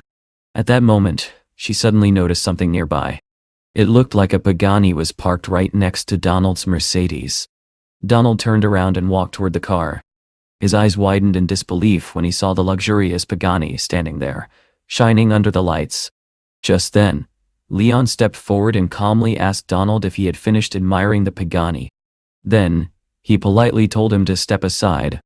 Donald assumed Leon simply wanted a closer look at the car, and smugly told him that it was indeed extremely expensive, a vehicle so luxurious that it could practically blind people. However, in the next moment, Leon calmly took out a set of keys and unlocked the Pagani. He turned to Elizabeth and told her to get into the car. Donald froze in place, completely stunned. His voice trembled as he asked Leon if the car really belonged to him. Leon calmly replied by asking who had ever said that a driver could not own such a car. Then he advised them not to limit their thinking simply because of poverty. After saying this, Leon and Elizabeth got into the Pagani and drove away, leaving Donald and his girlfriend standing there in complete silence. As they drove through the night, Elizabeth apologized to Leon.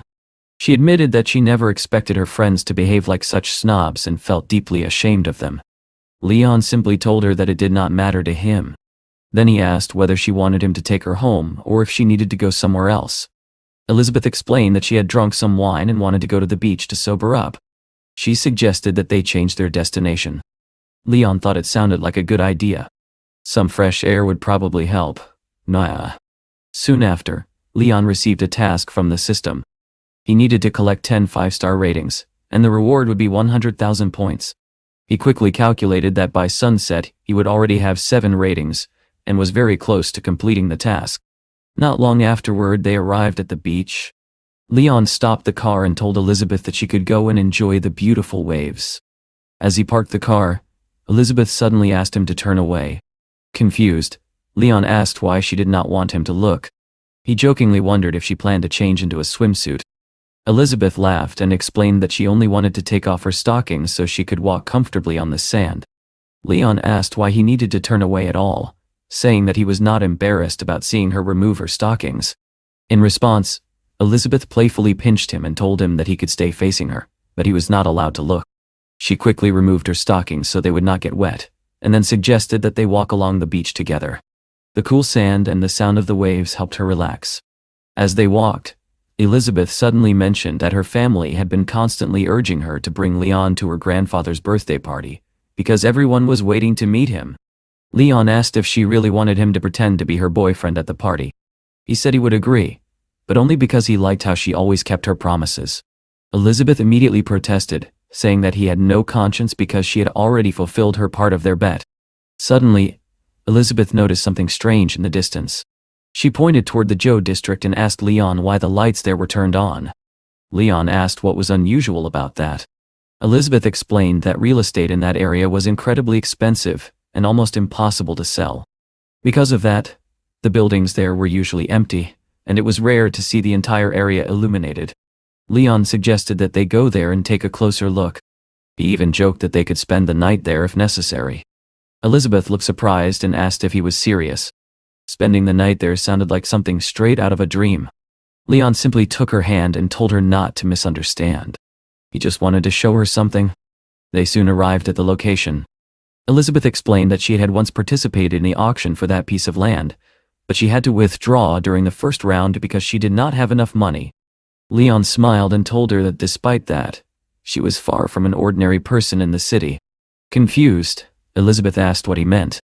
She said that she had only been curious about the place because she had heard rumors that the pools there were filled with mineral water. Without hesitation, Leon took her hand and said they should go inside together to see if those rumors were true. Elizabeth quickly shook her head and warned him that they could not just enter the property. If someone saw them, it could cause serious trouble. Leon casually asked what would happen if he simply took her there so she could relax and admire the water in the pool. Elizabeth laughed and said that if that were possible, she would immediately put on a swimsuit and go swimming in the healthy mineral water, which was considered the best in the city. Leon nodded seriously and said they should definitely try it. Elizabeth stared at him in disbelief and asked if he had completely lost his mind. Nevertheless, the two of them walked toward Jug together. Leon quietly noticed that Elizabeth seemed completely unaware of the current situation. When they arrived at the entrance, the staff immediately bowed respectfully as they greeted them. Elizabeth was stunned. They walked straight into Jug, and not a single person tried to stop them. She found this extremely strange, and wondered why there was not much stricter security in such a valuable place. Elizabeth asked Leon whether they had really been allowed to enter so easily, especially since no one else seemed to be permitted inside. Leon calmly replied that getting in was not as difficult as she imagined. After driving through the entrance, Leon parked his Pagani, and Elizabeth stepped out of the car. She immediately began looking around with amazement. Pointing at the trees, she admired the fruit hanging from the branches, and commented on how beautiful and impressive everything looked. Leon asked casually whether she would like to taste some of the fruit. However, Elizabeth quickly shook her head and said that he did not need to go through the trouble just for her. A moment later, her attention shifted to something else. She spotted the pool she had mentioned earlier, the one that was said to be filled with mineral water. Leon said that he had already noticed the pool, and asked whether it was finally time for her to fulfill the promise she had made back when they were in the Pagani. Elizabeth immediately came up with an excuse. She said that she did not have a swimsuit, and that she did not even know how to swim. According to her, she should have mentioned that earlier. Leon looked at her quietly and realized that she had cleverly tricked him. In the end, he simply accepted the situation, but warned her that next time she would not escape so easily. Elizabeth laughed and reassured him that he should not worry. She promised that she would keep her word eventually. Then she asked if they could go back now. Leon, however, asked whether she was not curious to see the inside of the house. He pointed out that she did not seem interested in discovering what might be hidden there. Elizabeth thought about it for a moment and said that although they had been lucky enough to enter the yard, going inside the house would definitely count as trespassing. Leon disagreed. He pointed out that there was no one inside the house, so there was nothing to worry about. He suggested that they quickly go in, take a look around, and leave. Elizabeth grabbed his hand and urged him not to do anything reckless. She insisted that they should leave before someone caught them and punished them. However, Leon calmly walked up to the door. To her complete surprise, he unlocked it and opened it without hesitation. He then turned to her and told her that she could enter. Elizabeth stood there completely stunned. She had not expected him to open the door of such a luxurious villa so casually. In disbelief, she asked whether it was really his house. Leon calmly confirmed it. He explained that he had bought the villa the previous day, and even offered to give her a tour. Elizabeth's reaction was completely unexpected. Feeling confused and betrayed, she suddenly slapped Leon and accused him of lying to her. She demanded to know how much he had spent on such a magnificent villa. Leon admitted that he did not know the exact price, but estimated that it had cost several billion yuan. Elizabeth remained skeptical.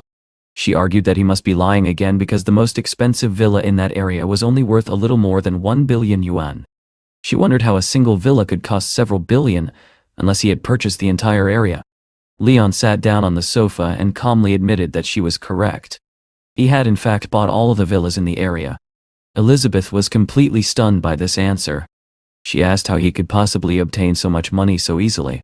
Leon simply replied that everything was simpler than she imagined. He hinted that she did not yet know one of his secrets. Elizabeth joked that he seemed to find money wherever he went. Laughing, she suggested that perhaps he worked for the Baba company in some mysterious way. She also leaned back and commented that the sofa was extremely comfortable. Leon then told her that although he would not accompany her around the house late at night, she was welcome to stay there and choose any room she liked for sleeping. Elizabeth agreed but said she did not want to cause unnecessary trouble. She reminded him that he still needed to take her to work the next morning. Then she asked whether there were any women's pajamas in the villa. Leon explained that he lived alone and did not keep women's pajamas. With a mischievous smile, he added that sleeping without clothes could actually be beneficial. Elizabeth was shocked by his bold comment. She asked how anyone could sleep naked in someone else's house.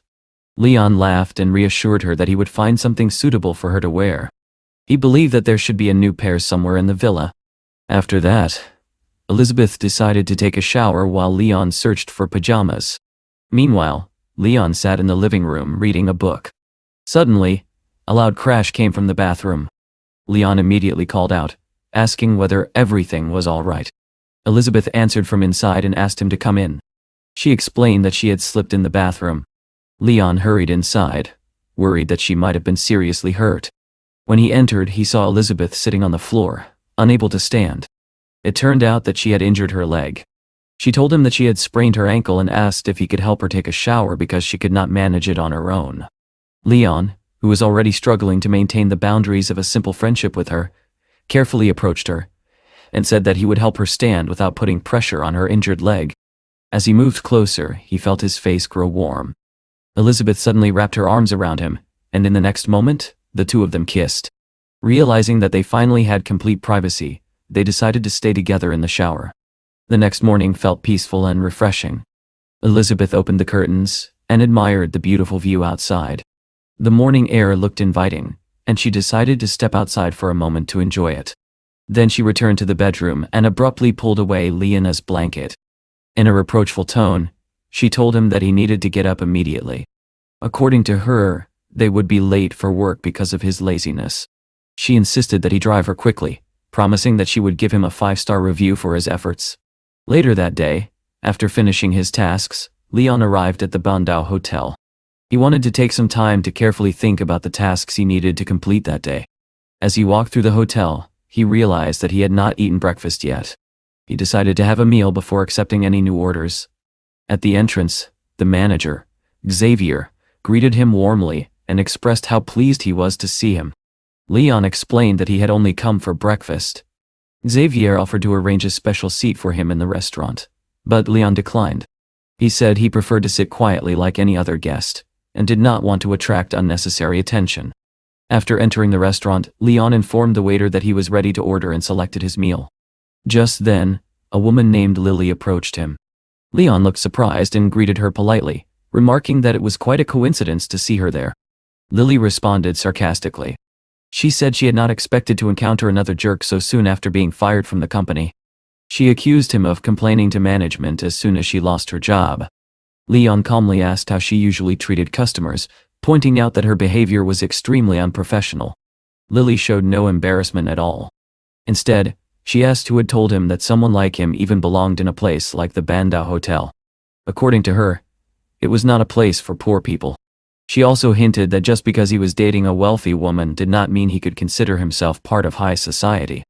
At that moment, another girl approached Lily and asked her not to speak to Leon in such a rude manner. She explained that he was not an ordinary guest. Lily looked surprised and insisted that Leon had once worked under her supervision. She mocked him by saying that he had only become successful because he had attached himself to a rich woman. She added that without that woman's money, Leon would never be able to afford breakfast in such a place.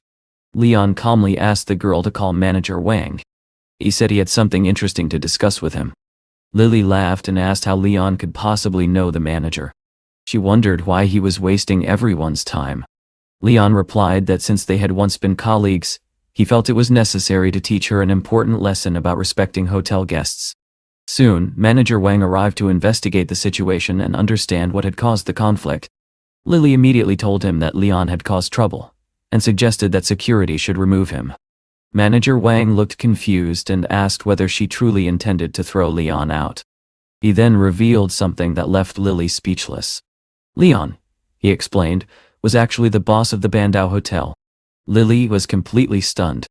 She could not believe that Leon was the owner, and insisted that he had once been her colleague. Manager Wang became irritated by her stubbornness. He questioned how she had even managed to pass the job interview and declared that she would be blacklisted. He ordered security to escort her out immediately. Only then did Lily realize the seriousness of her mistake. She began apologizing desperately to Leon and begged him to forgive her. Manager Wang also apologized to Leon for the unpleasant incident and the harsh words Lily had spoken. Leon calmly assured him that it was not a serious problem. However, he asked that the hotel avoid hiring people with such poor character in the future. He then asked Manager Wang to bring his breakfast quickly, explaining that he was extremely hungry. The manager promised that the most delicious dishes in the restaurant would be served to him immediately.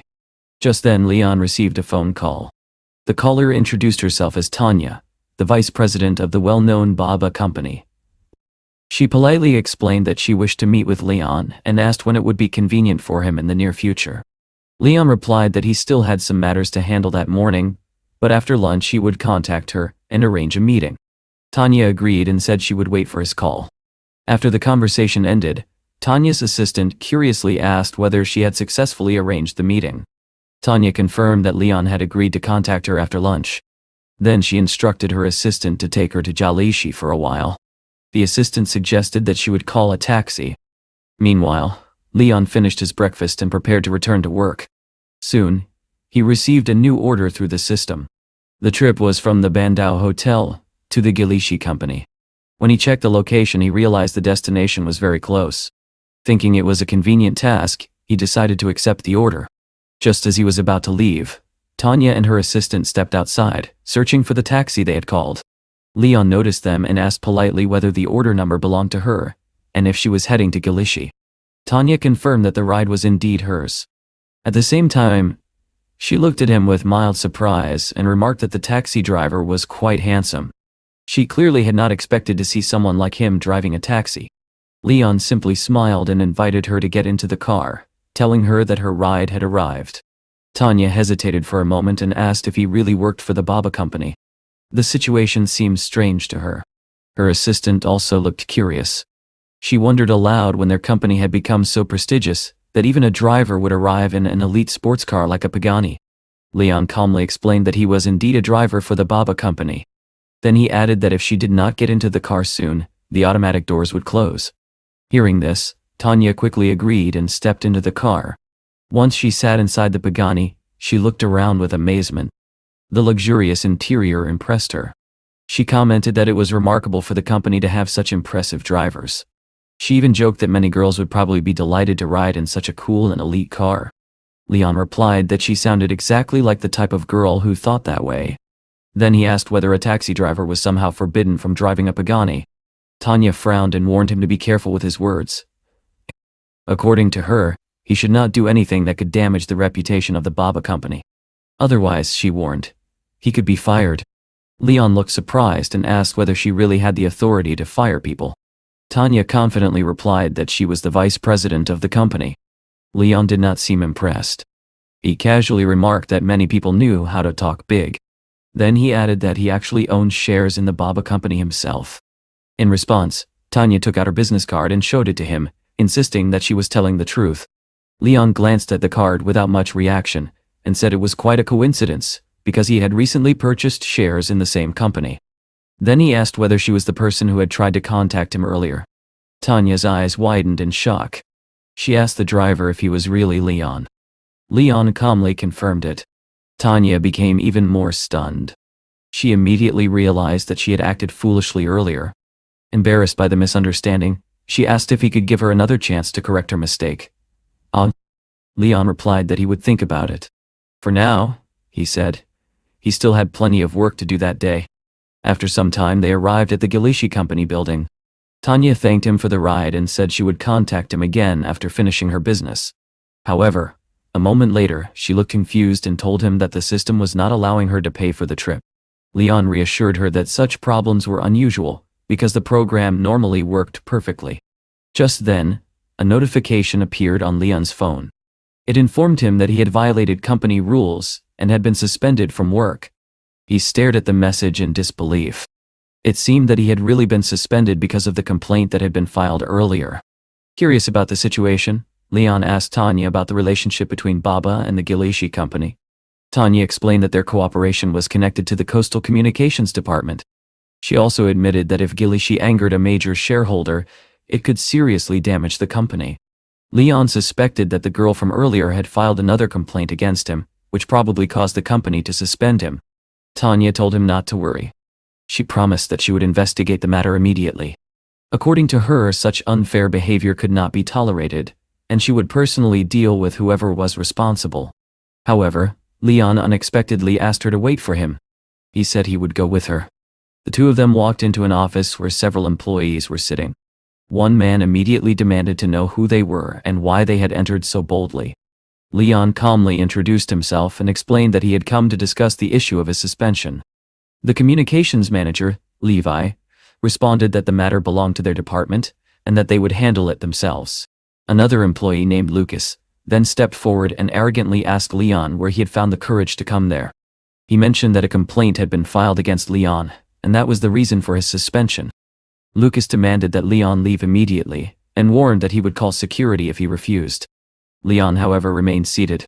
He calmly told Lucas that he could wait, and asked Tanya to deal with the situation. Tanya then addressed everyone in the room. She explained that Leon had been removed from his position without a proper investigation. Then she announced something shocking. She declared that everyone responsible for the decision would be dismissed from their positions. Manager Levi stared at her in disbelief and asked whether she really was the vice president of the company. Without saying another word, Tanya placed her business card on the table. Both Levi and Lucas froze in shock. Levi turned to Lucas and demanded to know what was going on. He could not believe that they had just offended the vice president. Lucas nervously explained that Leon had been accused of insulting a passenger, and that it had supposedly damaged the company's reputation. Tanya calmly asked Lucas whether he had ever questioned the passenger or investigated the situation properly.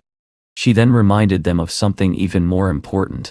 Leon, she explained, had recently purchased shares in the company, and had effectively become the second most powerful shareholder. Levi and Lucas were completely stunned. Until that moment, they had believed that Leon was nothing more than an ordinary driver. Tanya repeated her decision. Both of them were fired. Levi angrily turned to Lucas and scolded him for failing to do his job properly. He demanded that Lucas apologize immediately. Lucas collapsed to the floor and begged Leon for forgiveness. He pleaded desperately, promising that he would correct all the company's mistakes. However, Leon suddenly kicked him aside and told him that he no longer looked so brave. After being reprimanded, he had become pitiful. Leon added that people with such an attitude had probably caused many others to suffer in the past. As a shareholder of the Baba company, he said, he fully supported Tanya's decision. At that moment, Leon's phone rang. It was Elizabeth calling. Leon asked Tanya to finish handling the situation, while he stepped aside to answer the call. Elizabeth explained that the next day was her grandfather's birthday. She said she wanted to buy some new clothes that evening. Leon agreed and told her that he would pick her up later. After ending the call, Leon began thinking about the birthday celebration. He realized that he could not attend such an event empty-handed. Perhaps he should buy an expensive painting or some other valuable gift. Soon, Tanya returned and informed him that everything had been resolved. His account had been restored, and he had even been granted the highest driver privileges. Leon looked surprised. He wondered whether a driver could really possess such authority. Tanya explained that it was a special feature of the system. Leon could now choose for himself whether to accept or reject any client. Leon was very pleased with this new privilege. He commented that it was extremely practical, and that he liked the system even more now. Then he mentioned Elizabeth's grandfather's birthday, and asked Tanya where he could find the best antiques or paintings. Tanya suggested that he consider buying a work by the famous Chinese artist, Qian Datsun. Leon was surprised, and asked whether it was even possible to obtain one of that artist's paintings. Tanya explained that the company had previously purchased a painting called Peach Spring. She offered to send an assistant to retrieve it for him. Leon thanked her and said he would pay for the painting. He asked whether it could be delivered to the Bandau Hotel and handed to the manager there. However, he added that he did not like owing people favors. Instead of paying with money, he would exchange 1% of his company shares for the painting. Tanya thought about it for a moment. 1% of his shares was worth at least $500 million. She felt that Leon was being extremely generous. Leon said he would leave them to continue their work, and that he did not want to cause any further disturbance.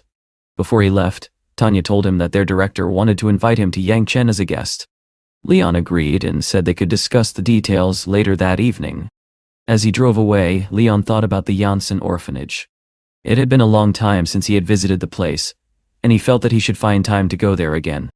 Soon, the system notified him that he had received another 5-star rating. If he completed one more order, the current task would be finished. Looking through the system, Leon noticed a new order. The client needed a ride from Wanda to the Bandau Hotel. Thinking that he was lucky to receive such a convenient trip, Leon accepted the request. Meanwhile, a woman named Yasmin was speaking to her boyfriend on the phone. She reassured him not to worry and said she would arrive at the hotel soon. She also mentioned that she had bought many beautiful things that he would surely appreciate. A few moments later, Leon's Pagani stopped in front of her. Leon rolled down the window and asked whether she was Miss Yasmin. She looked at him suspiciously and asked who he was. Leon introduced himself as her driver from the Baba company and invited her to get into the car. Yasmin stepped inside and looked around. She commented that the company's marketing strategy was quite impressive. Leon explained that it had nothing to do with the company. The Pagani was actually his personal car. Yasmin looked skeptical. She said that a man with such wealth would never work as a taxi driver and asked whether he was lying. Leon thought quietly to himself that Yasmin seemed like a very unpleasant person. Nevertheless, he decided to concentrate on finishing the ride. Shortly after they started driving, Yasmin suddenly became angry and demanded to know where he was taking her. She accused him of trying to steal her money. Leon calmly reassured her that he simply knew a shortcut. Since he had visited the Bandau Hotel many times, he knew the best route. Yasmin laughed and said that his explanation sounded ridiculous. According to her, he would only make her late. While driving, Leon noticed that she was carrying a set of underwear in her bag. From the situation, he began to suspect that she might be working as a call girl. A few minutes later, the Pagani stopped in front of the Bandau Hotel. Yasmin got out of the car without saying anything and headed toward the building. Leon watched her walk away and noticed something strange. Instead of entering through the main entrance, the girl quietly walked through the side entrance of the hotel. A few moments later, Leon received a notification on his phone. It informed him that he had received a 1-star review. Leon felt that the situation had gone too far. In his opinion, nothing that had happened during the ride deserved such a harsh rating. However, after thinking about it for a moment, he decided not to dwell on the matter. One bad review was not worth worrying about. Instead, he chose to focus on meeting Elizabeth. Soon, Leon arrived at the parking lot near Times Square where Elizabeth was waiting for him. As he approached her, he jokingly mentioned that she had forgotten to give him a 5-star review. Elizabeth smiled and replied that she would evaluate his behavior first before deciding on the rating. Leon agreed with her reasoning and offered to carry her shopping bags if she wanted. While they were standing there, Elizabeth noticed a nearby store and suggested that they stop there to buy a swimsuit. Leon agreed immediately and reminded her that she still had a promise to fulfill. Elizabeth laughed and commented that his cunning was quite impressive. She admitted that if she had known earlier how clever he was, she might have treated him differently. Leon calmly replied that he had never forced her to make any promises. She had made the promise on her own. Just then, a woman from the store approached them and politely asked if they needed any assistance. She offered to show them the store's selection. Leon remained near the checkout counter while Elizabeth went to browse through the items, hoping to find a gift for her grandfather as well. After a short while, Elizabeth returned. Leon looked surprised and asked why she had come back so quickly. Elizabeth told him that they should leave. She explained that she had not found anything she liked and was no longer interested in buying anything there. Leon asked why she had changed her mind so suddenly. Elizabeth replied that there was simply nothing suitable for her. She even suggested that Leon buy something for himself instead. However, Leon insisted that if she refused to buy clothes, he would choose something for her himself, although she might not like his taste. Elizabeth then revealed the real problem. She said that none of the clothes matched her size. At that moment, another saleswoman overheard the conversation and quickly stepped in. She assured Elizabeth that the store carried every size, and that she would gladly help her find the right one. Leon jokingly asked whether they had the largest sizes available. Embarrassed, Elizabeth glared at him and whispered that she would kill him for saying such things. Leon laughed and said it was not a big deal. Then he suggested that they visit another nearby store that sold a famous clothing brand. A few minutes later they entered a different store. The moment Leon walked inside, he suddenly stopped and stared in surprise. He pointed at one of the outfits and said it was the best swimsuit he had ever seen. Elizabeth immediately grabbed his arm and tried to pull him away, insisting that what he was looking at was not even a swimsuit. Just then, a saleswoman approached Elizabeth and politely offered to help her choose something suitable. Elizabeth asked where the swimsuits were located. The saleswoman pointed to several new collections and suggested that Elizabeth pick whichever design felt most comfortable. Elizabeth examined the swimsuits carefully. However, she quickly noticed that many of them were extremely revealing, especially for her body type. Eventually, she picked up one swimsuit and asked Leon what he thought about it. She said that she personally found it very cute. Leon looked at it for a moment and then shook his head. He told her that he did not think it suited her very well.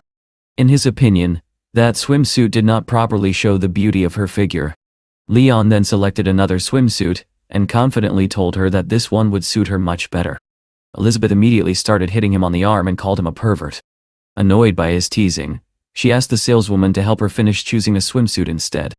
However, Leon picked yet another option and asked the saleswoman to include it as well. Elizabeth looked at him suspiciously and asked why he was so determined to buy that particular swimsuit. Leon smiled and said that the swimsuit he liked could only be worn when she was with him. The one she liked, however, could be worn anywhere. After finishing with the swimsuits, Elizabeth suggested that they go up to the 4th floor, where several exclusive clothing brands were located. When they reached the 4th floor, Elizabeth immediately noticed a beautiful dress on display. She told the saleswoman that she wanted to try it on. The saleswoman praised Elizabeth's excellent taste and explained that the dress was part of their newest collection. Leon sat down to wait, while Elizabeth went to try on the dress. After a few minutes, Elizabeth called him over. Leon said he was already comfortable where he was, but she insisted that he come closer. She explained that she needed help zipping up the back of the dress because she could not reach it herself. Leon walked over to help her. When he saw the dress properly, he was momentarily stunned. He asked whether she thought the dress might be a little too revealing. Elizabeth reassured him that there was a shawl that covered the back, so it would not be as revealing as it seemed. Leon then noticed something else and asked why she had left her bra on the chair. Elizabeth calmly explained that the dress could not be worn with a bra. Leon quietly helped her zip up the dress. Elizabeth then turned toward him and asked whether she looked beautiful. Leon looked at her carefully and replied that she did not just look beautiful. She looked stunning. Elizabeth smiled and said that if he truly thought so, she would buy the dress. The saleswoman agreed enthusiastically. She said the dress looked as if it had been made specifically for Elizabeth and fit her perfectly. At that moment, another woman nearby noticed the dress and asked her companion, Adrian, if she could try it as well. Adrian asked the saleswoman to bring the same dress for his partner. However, the saleswoman explained that they only had one piece of that particular design, although she could help them find something similar. Adrian then arrogantly told the saleswoman to ask Elizabeth to take off the dress because it was obvious she could not afford it. Elizabeth overheard the remark and immediately turned toward him. The other woman added that the dress cost more than 80,000 yuan and asked whether Elizabeth was truly sure about buying it. Elizabeth calmly replied that the price did not matter and that she could easily afford it. The woman became angry and asked whether Elizabeth thought she was merely a kept woman. Adrian then approached the saleswoman and offered to pay 20,000 yuan extra if she sold the dress to them instead. The saleswoman firmly replied that such an arrangement was against store policy.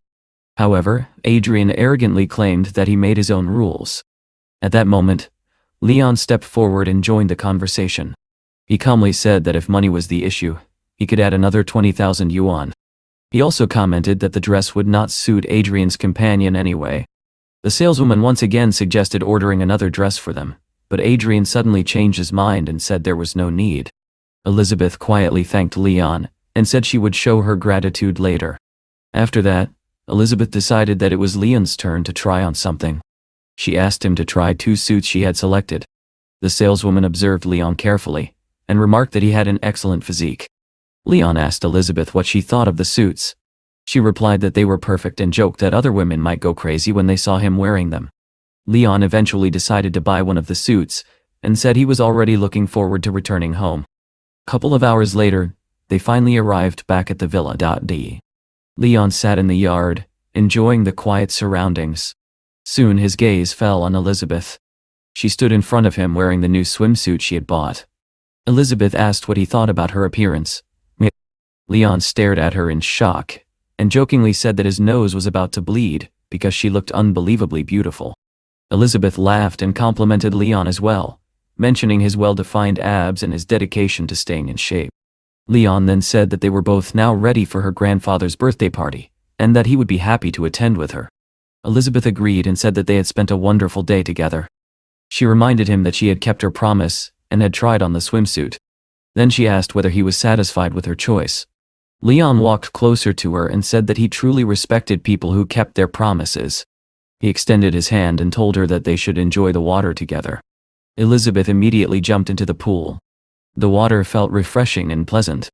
However, she quickly clung to Leon and admitted that she could not swim. She said she was afraid of drowning. Leon reassured her and promised that he would not let her go. He told her that he would teach her how to swim. Elizabeth agreed, although she was still very nervous. She begged him not to throw her into the water. Leon promised that he would guide her gently and help her learn step by step. Still uncertain, Elizabeth pressed herself tightly against him, clearly lacking confidence in her own strength as they began practicing in the water. Leon carefully lowered Elizabeth into the water. She lay on her stomach while he supported her, and after a moment she realized that the experience was not nearly as frightening as she had imagined. However, the calm did not last long. Suddenly, Elizabeth panicked. She began flapping her arms wildly, convinced that she was about to drown.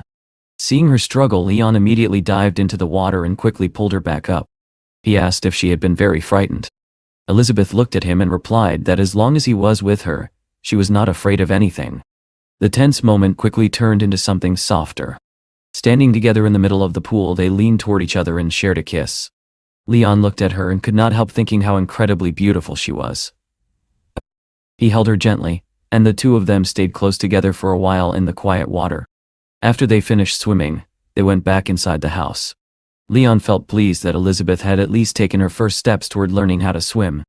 While Elizabeth went to take a shower, Leon remained in the room. After a moment, he called out and asked whether he could borrow her phone for a moment because he needed it for something. He was about to unlock it when suddenly Lena appeared in front of him. She calmly informed him that the task had been completed. As a reward, he had received 100,000 points. Lena continued explaining that his career progress had now reached 75%. The reward for reaching that level was the ownership of Wangjiang Port. Leon looked stunned. He asked if he had heard correctly. Wangjiang Port, after all, was the second largest cruise ship port in China. Lena confirmed that he had understood correctly.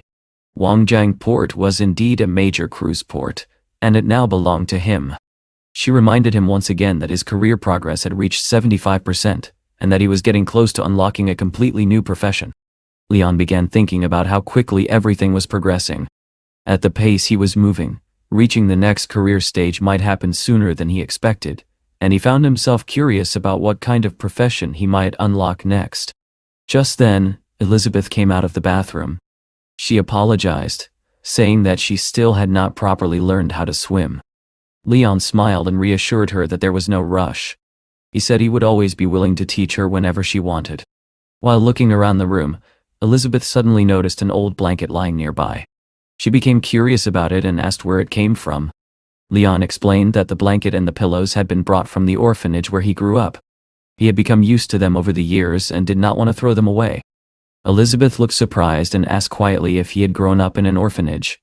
Leon nodded and explained that he had been abandoned there shortly after he was born. According to what Willow had told him, that was where he had spent his childhood. Realizing she had touched a sensitive topic, Elizabeth immediately apologized. Leon, however, reassured her that there was no reason to feel sorry. He was not upset by those memories at all. In fact, he remembered his time at the orphanage fondly. He said that Willow had taken care of him like her own son, and he had many friends there while growing up. After their conversation, Elizabeth said that she was going to sleep. Before going to bed, she reminded Leon not to oversleep the next morning because he still needed to drive her to work. She also reminded him that after work they would attend her grandfather's birthday party together. Leon agreed and thought to himself that it would not be a bad life if he could drive such a sweet and beautiful woman to work every day. Later that night, after Elizabeth had fallen asleep, Leon received a phone call from Willow. She told him that she had finally managed to find his phone number. Willow explained that Laura had recently called her and wanted to speak with him. According to Willow, Laura felt very sad after their breakup. Leon responded calmly and asked Willow whether she had watched him grow up. If so, she should already know how stubborn his personality was. Willow laughed and then changed the topic. She said that she had a friend whose daughter was around Leon's age and wondered whether he might have time to meet her the next day. Leon agreed and said he could visit her in the coming days. Willow then explained the details. The meeting would take place at 9 o'clock the next morning at Tiana's house. The woman he would meet was named Sally.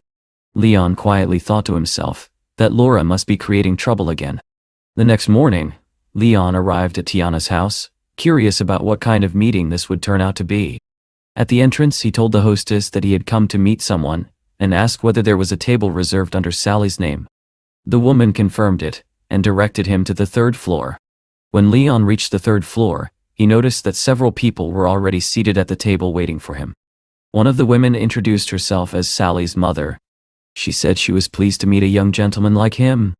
She then introduced the others sitting at the table, including Sally herself and several family members. Leon greeted them politely, although he quietly realized that some of the faces seemed familiar. Sally's mother began the conversation by mentioning that she had heard Leon used to work for a real estate company. She wondered whether he could help them find a cheaper house.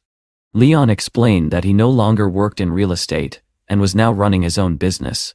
The woman looked confused and asked what he was doing now. Leon replied casually that he currently worked as a driver for a company called Baba and was barely making enough money to get by. Hearing this, Sally's mother became visibly displeased. She accused him of trying to deceive them. Sally, however, spoke calmly and told her mother not to worry too much.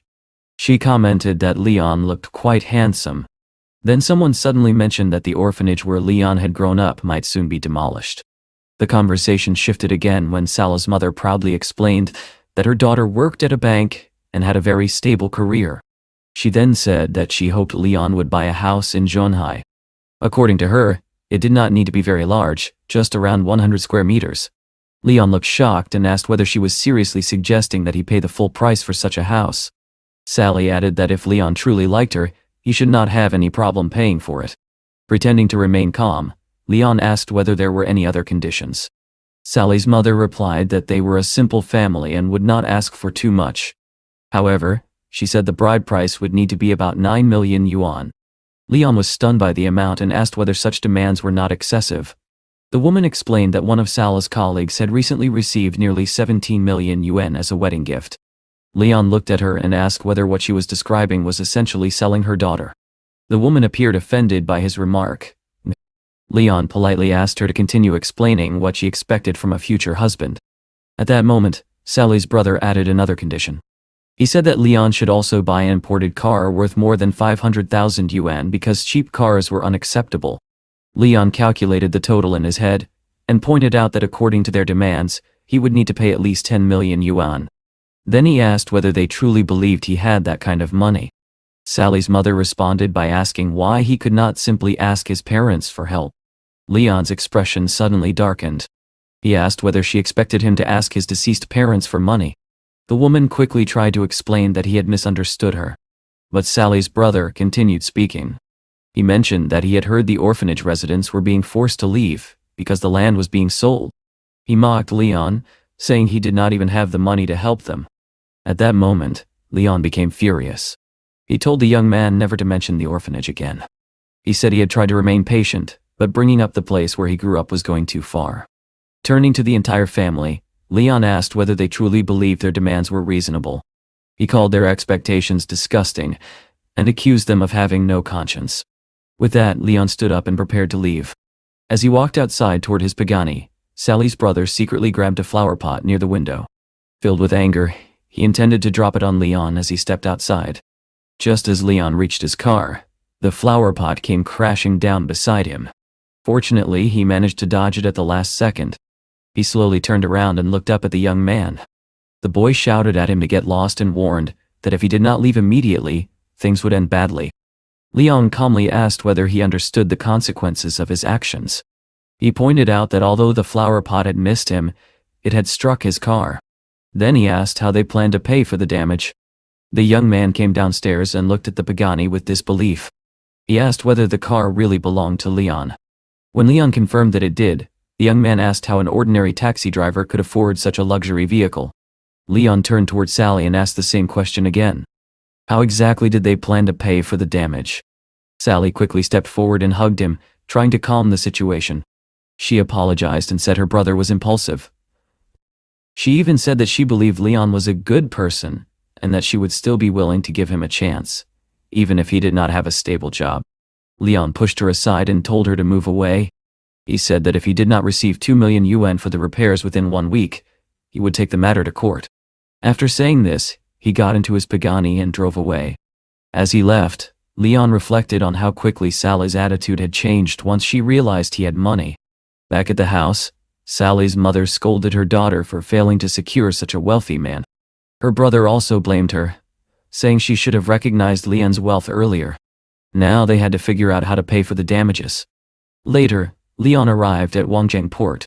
He wanted to see the place that the system had just awarded to him. When he arrived, he was amazed by the number of luxury cars parked there. Just then, a young woman approached a middle-aged man named Jesse. She nervously explained that while she had been boarding a yacht earlier, she had accidentally broken one of the seats.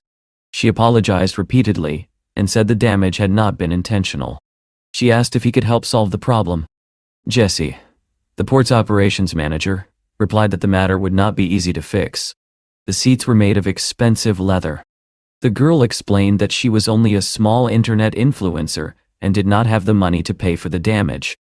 Jesse reassured her that it was not a serious problem and told her to come to his office later so they could discuss the matter.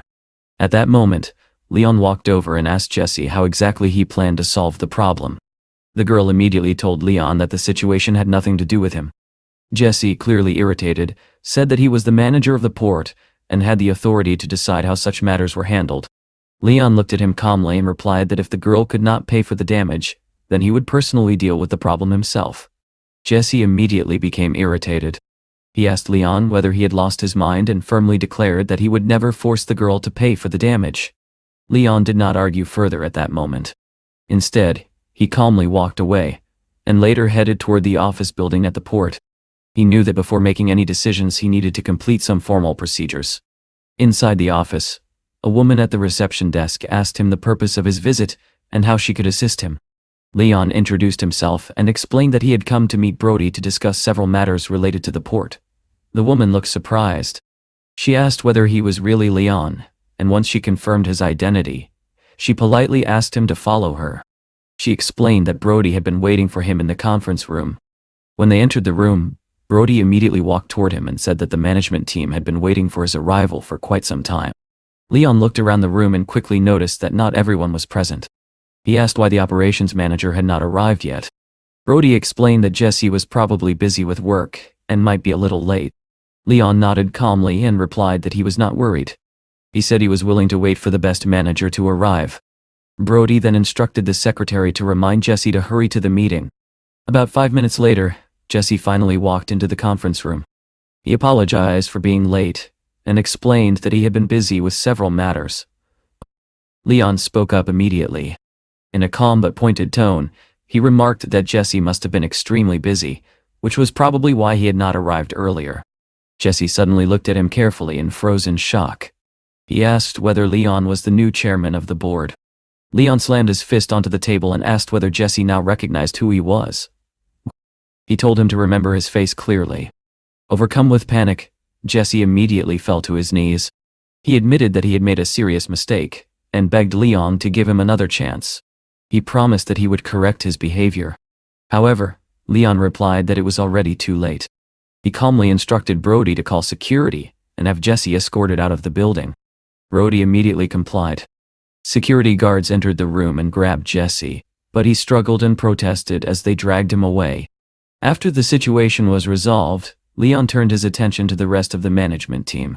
He explained that he had just inspected the surrounding area of the port and realized that there was enormous potential for further development. Leon said that he planned to modernize the entire port and expected the team to prepare a complete development plan soon. One of the managers spoke up and pointed out that Wangjiang Port was already considered one of the best ports in the country. According to him, modernization was unnecessary. Leon calmly replied that being one of the best was not enough.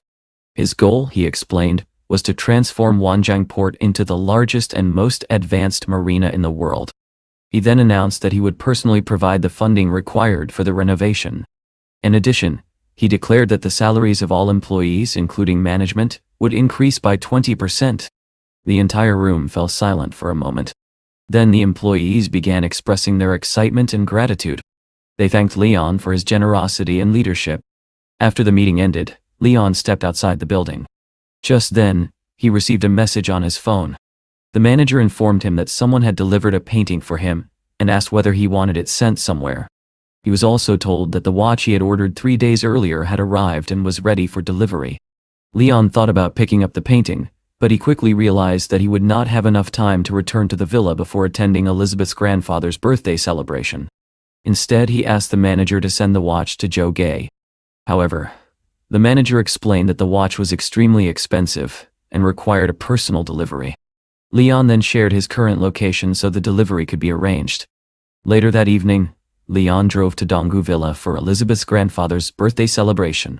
He parked his Pagani at the entrance and noticed that many of Elizabeth's relatives had already gathered there. When he entered the villa, Elizabeth immediately walked up to greet him. Leon noticed that she was wearing a beautiful necklace that perfectly matched her elegant evening dress. Seeing the way he was looking at her, Elizabeth shyly asked him not to stare so intensely. Leon smiled and replied that it was difficult not to look when she looked so beautiful. The two of them then walked inside together. As they entered the hall, several guests began whispering quietly, wondering who the unfamiliar man beside Elizabeth might be. Elizabeth approached her grandfather, Zane, and apologized for arriving slightly late. Grandpa Zane waved his hand kindly and said that it was not a problem. He added that this was the first time Elizabeth had brought a man home to introduce him to the family. Standing nearby was Yasmin. The moment she saw Leon, she immediately recognized him. With a mocking smile, she loudly said that he was just a driver from the company. She sarcastically remarked that Elizabeth must have fallen very low to bring home such a poor man. Yasmin then turned to Zane and repeated that Leon was nothing more than an ordinary taxi driver. According to her, he was simply using a luxury company car and pretending that it belonged to him. Grandpa Zane looked shocked by what he had just heard. He turned toward Elizabeth and asked her to explain what was going on. Elizabeth calmly replied that the Pagani truly belonged to Leon. She explained that he only worked at the Baba company to gain experience. However, Yasmin mocked Elizabeth for being naive and foolish. She accused her of being easily deceived by Leon, whom she now believed to be nothing more than a liar. According to Yasmin, trusting a simple taxi driver had been a ridiculous mistake. Elizabeth refused to accept those accusations and demanded that Yasmin prove her claims in front of everyone. Yasmin confidently replied that her boyfriend Philip worked as a commission agent for Baba company. Philip explained that the company had recently introduced a luxury car calling service for wealthy clients. If Leon was merely an ordinary driver who had also cheated a young woman, Philip said he would report the matter to the head office and demand an investigation. Yasmin laughed at Elizabeth, saying she never expected her to be fooled so easily. Elizabeth quickly asked her father to allow her to explain everything. She insisted that Leon was not a liar and that she trusted him completely. But, before she could say more, Zane interrupted. He declared that he had heard enough and coldly ordered the protagonist to leave, saying he was no longer welcome in their home. Just then, a car arrived outside. The people inside had come to deliver Leon's watch. When he heard his name mentioned, Leon stepped outside to receive the package. The woman handing it over asked him to sign the receipt and then opened the box. Inside was a magnificent gold watch, the kind that ordinary people could never afford. The guests were stunned. One of them recognized it immediately and explained that it was a commemorative watch released for the 75th anniversary of the PC Phil company. When Philip looked up the price and saw that it cost more than 17 million, he was shocked. If Leon was truly poor, how could he possibly afford something like that? Even Elizabeth began to wonder whether she had misunderstood something. Leon calmly put on the watch and told the company representatives that they could leave. After they departed, some of the guests approached Zane and praised him, saying his granddaughter Elizabeth had truly found herself a handsome and capable husband. Zane smiled proudly at the compliment and expressed how proud he was of his granddaughter. Then he turned to Yasmin and told her she had been wrong. He ordered her to apologize to Leon for her rude behavior. Yasmin, however, stubbornly refused. She insisted that the whole situation was simply a misunderstanding. Her mother quickly supported her, claiming that there was no need to apologize because Leon was clearly someone who liked to brag. She argued that he was only pretending to be wealthy, and would eventually abandon Elizabeth. Elizabeth grew angry and demanded to know what her aunt meant. She noticed that her aunt seemed completely unwilling to admit her mistake. The woman responded sharply, telling Elizabeth to open her eyes. She had originally thought the expensive watch was meant as a birthday gift for Zane, but instead Leon had put it on himself. To her, that clearly meant he did not care about Elizabeth's family at all. Yasmin eagerly agreed with her mother. She said their family had been preparing a birthday gift for Zane for more than a month. Turning to Philip, she asked him to show everyone what they had prepared. Philip proudly explained that since Zane loved antiques, they had purchased a set of copper coins from the Qing dynasty. The current value of the set, he said, was already more than 2 million yuan, and it would likely become even more valuable in the future. Yasmin hugged Zane affectionately and asked if he could see how much care their family had put into choosing the gift. The aunt added that although Elizabeth had supposedly found a rich man, he clearly was not willing to spend even a cent on her family. At that moment, Elizabeth quietly began taking something out of her bag. She said that Leon had also prepared a gift for Zane. Zane examined the ring she handed him and nodded with satisfaction. It was not bad at all. He thanked Leon sincerely for the thoughtful gesture. But Yasmin immediately began criticizing again. She pointed out that Leon drove a luxury car worth more than 20 million, and wore a watch worth over 10 million, yet he had given Zane such a modest gift. Zane simply shook his head and said it did not matter. What mattered was the intention behind the gift, and he appreciated the effort. Just then, Leon gently placed his hand on Elizabeth's shoulder. He told everyone that the ring was actually something Elizabeth had prepared herself, and that he should not take credit for it. Elizabeth looked at him in surprise and asked what he meant. Leon pulled her a little closer and smiled. He asked why she was arguing with everyone, when he had already prepared a gift for Zane himself. After all, it would be impolite to attend someone's birthday empty-handed. He then handed Zane a wrapped package. Curious, Zane slowly unwrapped it. When he opened it and saw the painting inside, his eyes widened in shock. In disbelief, he asked whether it was the famous Peach Spring painting by the great master Jiang Datsung. Elizabeth's father immediately jumped to his feet. With excitement in his voice, he declared that such a painting would be worth no less than 200 million yuan. Yasmin stared at the painting skeptically. She asked Zane if he was really certain about its value, because she personally could not see anything special about it. Zane calmly replied that it was indeed an authentic work by Jiang Datsung. The deeper meaning and artistic value behind it, he explained, could not be understood by ordinary people. Philip, however, suddenly disagreed.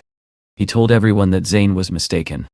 According to him, the painting actually belonged to the CEO of their company, and had once failed to sell. Someone had even offered 230 million for it, but the offer had been rejected. Because of that, Philip concluded that the painting must be a fake. Yasmin immediately seized the opportunity to mock Elizabeth again. She said she never expected Leon to deceive people so easily. Elizabeth stood up firmly in Leon's defense. She said she trusted him and refused to believe he would ever deceive anyone like that. Leon watched quietly. Although he had only known Elizabeth for a short time, he could see clearly that she was a kind and loyal girl. Suddenly Philip stepped forward, grabbed the painting and tore it into pieces. He claimed that since it was fake, it deserved to be thrown away. He insisted he had once seen the same painting in his manager's house and could prove it was not genuine. Leon looked at him calmly and asked how he planned to prove that claim. Philip loudly told everyone that whenever a fake was discovered, it should be destroyed immediately. As the torn fragments fell to the floor, Leon gently stroked Elizabeth's head and told her not to be angry. He assured her that he would handle everything. Then Leon suddenly kicked the floor and accused Philip of lying. He reminded him that he worked for Baba Company, but from this moment onward, he was fired. Philip burst into laughter. He asked whether Leon really believed he had the authority to fire someone from Baba Company. Leon calmly replied that he owned 20% of Baba Company. Then he asked Philip whether he still doubted his authority. Philip stared at him in disbelief and questioned his sanity. Elizabeth quickly interrupted, whispering that this was not the time for jokes. Leon only smiled and told her that if everything he said turned out to be true, she would have to do whatever he asked that night. Elizabeth was stunned that he could still tease her at such a tense moment. Leon then told Philip to call the company director and ask him directly who Leon was. Confidently, Philip agreed and placed the call on speaker. When the director answered, Philip introduced himself and asked if he knew Leon. The director immediately replied that he certainly did. In fact, he warned Philip that Leon was their boss's superior, and that any disrespect toward him could result in immediate dismissal. He also explained that the peach spring painting had been given to Leon in exchange for 1% of the company's shares. Hearing those words, Philip dropped the phone in shock. Realizing the enormous mistake he had made, he collapsed to his knees. He knew he would certainly lose his job at Baba Company. Leon calmly confirmed it. The matter was settled and Philip was officially fired. Yasmin, furious and embarrassed, accused Leon of being too harsh. She begged him not to cause such trouble during her grandfather's birthday celebration. Her mother also scolded him, saying that as Elizabeth's boyfriend he should respect family ties. Leon answered coldly that he would do anything Elizabeth asked of him. But for people like them he had absolutely no intention of showing any kindness. Meanwhile, Zane looked sadly at the torn fragments of the painting in his hands. He sighed and lamented that such a valuable masterpiece had been destroyed. Leon then turned back to Philip and reminded him that he had just torn apart a painting worth 200 million yuan. He asked how Philip planned to repay such a loss. Desperate, Philip begged for forgiveness. He insisted that he had never intended to destroy the real painting. Leon accepted the apology but said apologies alone were not enough. After all, such a matter might require the involvement of the police. Panicking, Philip turned to Yasmin and begged her to help him. But Yasmin coldly rejected him. She told him to get lost, and declared that their relationship was over. In desperation, Philip grabbed her leg and pleaded with her not to abandon him, reminding her of all the years he had treated her well. Disgusted, Yasmin pushed him away and told him to stay away from her because he was embarrassing her. Leon then told Philip that if he truly considered himself a man, he should stand up and face the consequences. He added that someone like Yasmin was not worth his concern anyway. Yasmin stared at him in shock and demanded to know what he meant. Without hesitation, Leon turned to Elizabeth's father and asked him to ask the rest of the family to leave the room. There was something important he needed to discuss privately. The man nodded in agreement and began asking the others to step outside. Zane then asked Leon what exactly he wanted to talk about. Leon calmly replied that it concerned Yasmin. Now furious, Yasmin told him to stop playing games and to say whatever he wanted to say in front of everyone. Leon looked directly at her and reminded her that the previous day she had taken a taxi to the Bandao Hotel for a secret meeting. Yasmin quickly tried to explain herself, saying that she had simply gone there to meet a friend and play cards. Leon calmly told Yasmin that her explanation did not make any sense. He asked her if buying adult toys for a card game with two men was really part of her so-called business meeting.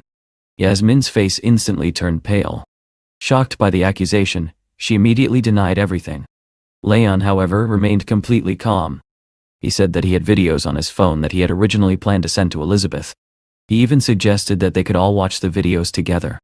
According to him, if Yasmin had simply gone to the hotel to have some harmless fun, he would not have interfered. But since she had behaved like that in a public place, he felt that the truth needed to be revealed. Then Leon showed everyone a video from his phone. The footage clearly showed Yasmin in a compromising situation with two naked men. The entire room fell silent. Zane's expression turned dark with anger. He scolded Yasmin harshly, saying that her behavior was disgraceful, and that she had brought shame upon the entire family. Yasmin immediately begged her grandfather to give her a chance to explain. She insisted that she had only gone there to discuss business matters. Zane stared at her coldly and reminded her of the story she had just told about playing cards. He asked whether she truly believed he was a fool who could be deceived so easily. He made it clear that he would never tolerate such shameful behavior from his own granddaughter. Yasmin's mother quickly stepped in, suggesting that perhaps Yasmin had been framed by someone. However, Elizabeth's father disagreed. He pointed out that the video was perfectly clear and that Yasmin's face could be seen without any doubt. Seeing the situation grow more chaotic, Leon told Zayn that he did not wish to interfere further in the family's internal affairs. With that, he quietly prepared to leave. Outside, Elizabeth followed him.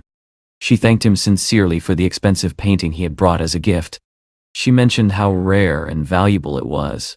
Leon simply shrugged and said it was a pity that the painting had been destroyed. However, he added that she could simply place more orders to cover the loss. After saying that, Leon got into his Pagani and drove away. Elizabeth stood there watching the car disappear into the distance. She kept thinking about what he had said about placing more orders. It almost felt as if he expected something more from her. Meanwhile, as Leon drove through the city, he reflected on the evening. The banquet had been a complete failure, but at least he had completed part of his task. If he continued working efficiently, he could accept more orders. While he was driving, the system in his car suddenly announced a new order and reminded him to pay attention. At that moment, a young woman stepped out of a hotel and stood by the roadside waiting for a ride. A man soon approached her and greeted her confidently. He introduced himself as Ian. The girl Marissa looked at him coldly and asked what he wanted.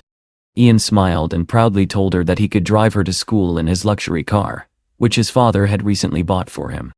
But Marissa immediately rejected the offer. She told him she was not interested and asked him to leave. She explained that she had already called a taxi and that it would arrive soon to take her to school. Ian refused to give up. He insisted that the most beautiful girl at the university deserved something far better than an ordinary taxi. Marissa pulled her hand away from him and told him firmly to leave her alone. Just then, a sports car slowly pulled up beside them. Ian stopped speaking, stunned by the sight of the vehicle. Leon rolled down the window and calmly asked Marissa if the order belonged to her. Marissa nodded and said she had been waiting for a taxi. Leon simply told her to get into the car. Ian stared in disbelief and asked Marissa whether she had really ordered a Pagani. But Marissa ignored him and quickly got into the car. Leon then drove away, leaving Ian standing there in shock. As they headed toward the university, Marissa felt extremely happy. She could hardly believe that such a luxurious car had come to pick her up. Curious, she asked Leon why someone who owned a sports car like that would work as a driver for Baba Company. Leon calmly replied that the type of car a person drove did not matter. What truly mattered was earning a living honestly. Soon they arrived at Sai University. Before getting out, Marissa hesitated for a moment and then asked whether she could add Leon on WeChat. Leon looked at her and asked why she would want his contact information. With a shy smile, Marissa asked whether he believed in love at first sight. Leon laughed softly and told her she was too naive. He suggested she think more carefully about such things. After all, how could she know that he was not a dangerous person? For all she knew, he could be a criminal or even a murderer. In Leon's eyes, Marissa seemed like a carefree and innocent girl who had not yet experienced the darker sides of the world. Just then, his phone rang. It was Sally. She asked if he could drive her to work. Leon sounded annoyed and asked if she had gone crazy, or if she had finally prepared the $2 million needed to repair his damaged car. If she had the money, he said, he might consider helping her. Sally quickly explained that her brother had not damaged the car on purpose, and that Leon should stop joking about it. Then she revealed something surprising. She told him that her family had secretly been testing him, and according to them, he had passed the test.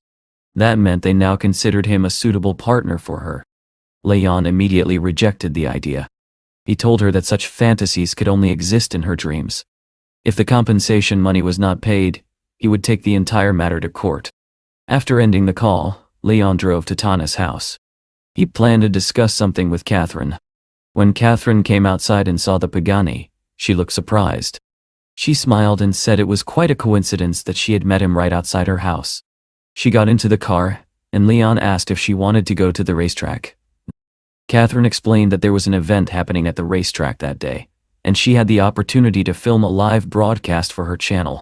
She added that it was extremely hot outside, so she had bought some fruit. While he drove, she casually fed him pieces of fruit and asked him to focus on the road. Soon they arrived at the China International Circuit. Leon said he was also curious about the event and decided to go inside with her to take a look. At the racetrack, they noticed a man and a woman arguing intensely with each other. Catherine immediately recognized them and wondered why they were fighting. Leon asked if she knew them. Catherine explained that the girl was named Raleigh and the man was Russell. Both of them were well-known bloggers. She approached them and asked what was going on. Russell complained that Raleigh was trying to kick him out of the racetrack. Raleigh replied that it was not her personal decision.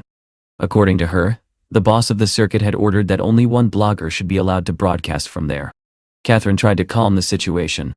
She said that the racetrack was huge, and there should be enough space for several bloggers. In fact, having more live streams would attract more attention to the event. But Russell dismissed the idea, and accused Raleigh of pretending to be important, simply because she was dating a rich man. Raleigh angrily replied that even if that were true, she would never allow arrogant people like him to interfere with her broadcast. At that moment, a girl approached Raleigh and handed her a pass. She told her that Charlie was waiting inside and would be happy to see her. Raleigh proudly told Russell that she would continue her live stream while he could leave if he wanted. Catherine quietly suggested that Russell should simply leave. After all, many people connected to Charlie were present there. Russell reluctantly agreed that they had no choice but to leave. Just then, Leon suddenly stepped forward and told them to stay. He said that they had come there for a reason, and there was no need to leave. Catherine quickly warned him that confronting Charlie could cause serious trouble. She gently asked him not to get angry, and said that they did not really need to broadcast there. But Leon shook his head. He said he would not allow things to end like that, and insisted on taking them directly to the racetrack. Russell then asked Catherine who this mysterious friend of hers really was. Catherine admitted she was not entirely sure. But she trusted Leon and said she was willing to follow him anywhere. Hearing that, Russell also decided to trust him and followed along, hoping that Leon might actually solve their problem. Meanwhile, Raleigh watched them with a cold smile, thinking that she was about to teach them a lesson. When they walked into the racetrack parking lot, they were stunned. The entire area was filled with luxury cars. Catherine could hardly believe her eyes and commented that every car there looked incredible. Russell immediately became excited. He said that if they managed to broadcast live from such a place, their popularity would explode. Still, he asked Leon if he was truly certain that nobody would stop them. Leon confidently assured them that no one would dare kick them out while he was present. He also promised that he would take full responsibility for their safety. Just then, Russell pointed towards someone approaching. Charlie had arrived. Raleigh quickly walked up to him and explained that she was planning to host an exclusive live broadcast that day. She then pointed at the other bloggers and said they had entered the racetrack without permission and should be removed immediately. Finally, she pointed at Leon and mockingly called him an idiot who was pretending to be in charge. However, before she could say anything more, John suddenly bowed respectfully toward Leon and said he was pleased to see him at the racetrack. Charlie also greeted Leon politely and asked how he had managed to find time to visit the circuit. At that moment, Raleigh turned to Charlie and John and asked whether they actually knew this man. Hearing her words, Charlie immediately raised his voice and scolded her. He reminded Raleigh that Leon was the director of the racetrack. The atmosphere changed instantly. Leon calmly asked Charlie whether Raleigh was his friend, pointing out that she had just been extremely rude to him. Charlie quickly pushed Raleigh aside and clarified that she was not his friend at all. He explained that he had only invited her to the event for entertainment, but now he intended to throw her out. Raleigh immediately panicked and begged Charlie not to expel her. She explained that if she could not continue her live stream, her entire blogging career would collapse. However, Charlie showed no mercy. He ordered security to remove her from the circuit immediately. The guards grabbed Raleigh and began escorting her toward the exit while she continued pleading helplessly. After the situation was handled, Charlie turned to Leon and asked whether Catherine had come with him. He glanced at her and commented that she looked quite good, although her figure was only average.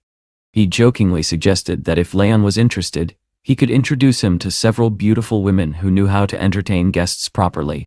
Leon casually ran his hand along Charlie's car and thought to himself that his old friend had not changed at all. In fact, Charlie still needed to reconsider many things about the way he lived his life. Nearby, Russell stood watching the scene unfold with disbelief. He could not understand who Leon really was, or what powerful family he came from. The idea that someone could speak to Charlie so casually seemed almost unbelievable. Charlie soon suggested that they enjoy themselves with a race. Since the racetrack was new, He wanted to drive a few laps and see which of them was faster. Leon agreed easily.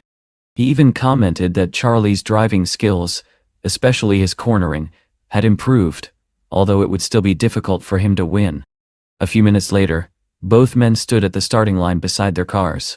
Russell quickly told Catherine not to waste the moment and urged her to start a live broadcast immediately. Before the race began, Charlie turned to Leon with a grin and suggested making a bet. He proposed that for every second of difference between them, the loser would pay 100,000 yuan.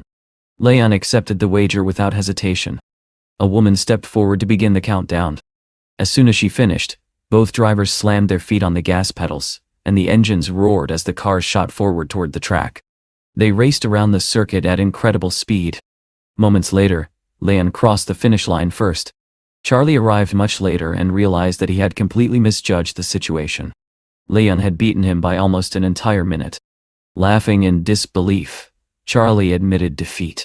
He said that despite training for several days, he still could not come close to Leon's skill. A bet was a bet, so Charlie immediately handed over the money he had promised. Leon then mentioned that there was a scratch on his Pagani and asked John to arrange repairs. Charlie replied that he would contact the manufacturer and have a mechanical engineer flown in from overseas if necessary. After that, Leon turned to Catherine and Russell. He told them they were free to film their live broadcast at the racetrack. If they needed any help, the manager would assist them. He explained that he could not stay long because he still had many things to do. Catherine thanked him sincerely for his help. Before leaving, Charlie walked up to Leon and gave him a friendly hug. Half joking, he asked whether Leon really intended to trade his life as a powerful businessman for the work of a simple driver at Baba Company. Leon calmly replied that he had found a kind of balance in his current situation. He even asked Charlie whether he wanted to try living like that himself. Charlie laughed and shook his head. He said he had no intention of doing such a thing, especially when there were so many women around admiring him. Leon smiled and teased him, saying that those women were only interested in his money. After that, he left the racetrack. As Leon drove away, he began thinking about the system that monitored his progress. He checked his phone and saw that he was very close to receiving his reward and advancing to the next stage. Only 3 orders remained before he would complete the task. Deciding to continue after eating, he stopped at a familiar noodle shop. He noticed that Aunt Leah's shop was closing earlier than usual that day. Leon mentioned that it had been a long time since he had eaten her fried rice, and that he had been looking forward to it. Aunt Leah explained that Lucretia had already finished her classes for the day, and she planned to go pick her up. However, she said she would still cook whatever he wanted. Leon smiled and offered to pick the girl up himself. He assured her that she could prepare something delicious and healthy for everyone while he brought Lucretia home. Soon he arrived at Jianghai Middle School. About 20 minutes later, classes ended and students began walking into the courtyard. Leon spotted Lucretia and asked whether she had finished her classes. She nodded. When he entered the school building, he noticed several students still gathered in a classroom. Among them were girls much older than Lucretia, which surprised him. He also saw Gabrielle, who appeared to be working as a teacher there. At that moment, an angry woman was demanding that Gabrielle look at her son's face, which was covered in scratches. She complained that her son hoped to build a career in the top levels of the entertainment industry, and this incident could ruin his future. Lucretia immediately defended herself. She said the boy had approached her first and tried to harass her. She had only defended herself and never intended to hurt him. Just then, Leon walked into the room and calmly told the boy that wanting something in life was one thing, but achieving it required effort and character. Lucretia was relieved to see her brother. Gabrielle also seemed pleased that he had arrived. Leon turned to his sister and asked whether it was true that she had fought with a classmate. Lucretia pointed to her torn clothes and explained that the boy had ripped them during the confrontation. Leon then addressed the boy's mother and stated clearly that the situation made it obvious her son was responsible. The woman immediately exploded with anger and demanded to know how he dared accuse her son. She insisted that he should pay compensation. Lucretia replied again that the boy had started bullying her first. The woman sneered and said that poor children like Lucretia were destined to endure humiliation. At that moment, Leon suddenly slapped the woman. She screamed in fury and demanded to know how he dared hit her. Leon calmly told his sister that the woman behaved exactly like her son. The furious mother then shouted at Gabrielle, demanding to know why she was not defending them. She bragged that her husband was an HR manager, and that she would take the matter to the legal department. Gabrielle calmly replied that the situation was clearly the boy's fault, and that if the case went to court, they would certainly lose. Still unwilling to back down, the woman declared that the court would decide everything, and that she would destroy Lucretia, the school, and the teachers. Gabrielle then told Leon and Lucretia that they should leave. She would report the matter to the school principal. Lucretia thanked Gabrielle for always helping her during difficult situations. Leon told his sister to go home, noting that their mother was already waiting. Just then, the classroom door opened and a man walked inside. He approached Gabrielle and angrily demanded to know why his son had been bullied at school. When he saw Leon and Lucretia standing there, he demanded that they leave immediately. The boy quickly told his father that Leon had hit his mother. The father pointed at Leon and ordered him to kneel down and apologize to his wife. He then threatened him, saying that his boss was named Charlie. If he contacted Charlie, Leon would be driven out of Shanghai immediately. Leon found the situation strangely amusing. He calmly took out his phone and called Charlie. When Charlie answered, Leon asked why an HR manager from his company was threatening him. Charlie immediately responded that such a thing could not possibly be true. He assured Leon that he knew exactly who the man was, and promised to resolve the issue immediately. The boy's father froze in shock when he heard the name Charlie mentioned. Moments later, his own phone rang. It was Charlie. Charlie asked him directly who he thought he was threatening. Then he ordered the man to pack his things and leave the company immediately. The father collapsed to his knees and begged Charlie not to fire him. He explained desperately that he had recently taken loans to buy a house and a car. Charlie coldly replied that if he did not want to be fired completely, he could transfer to the company's African branch. The man was left speechless, realizing that his life had just collapsed.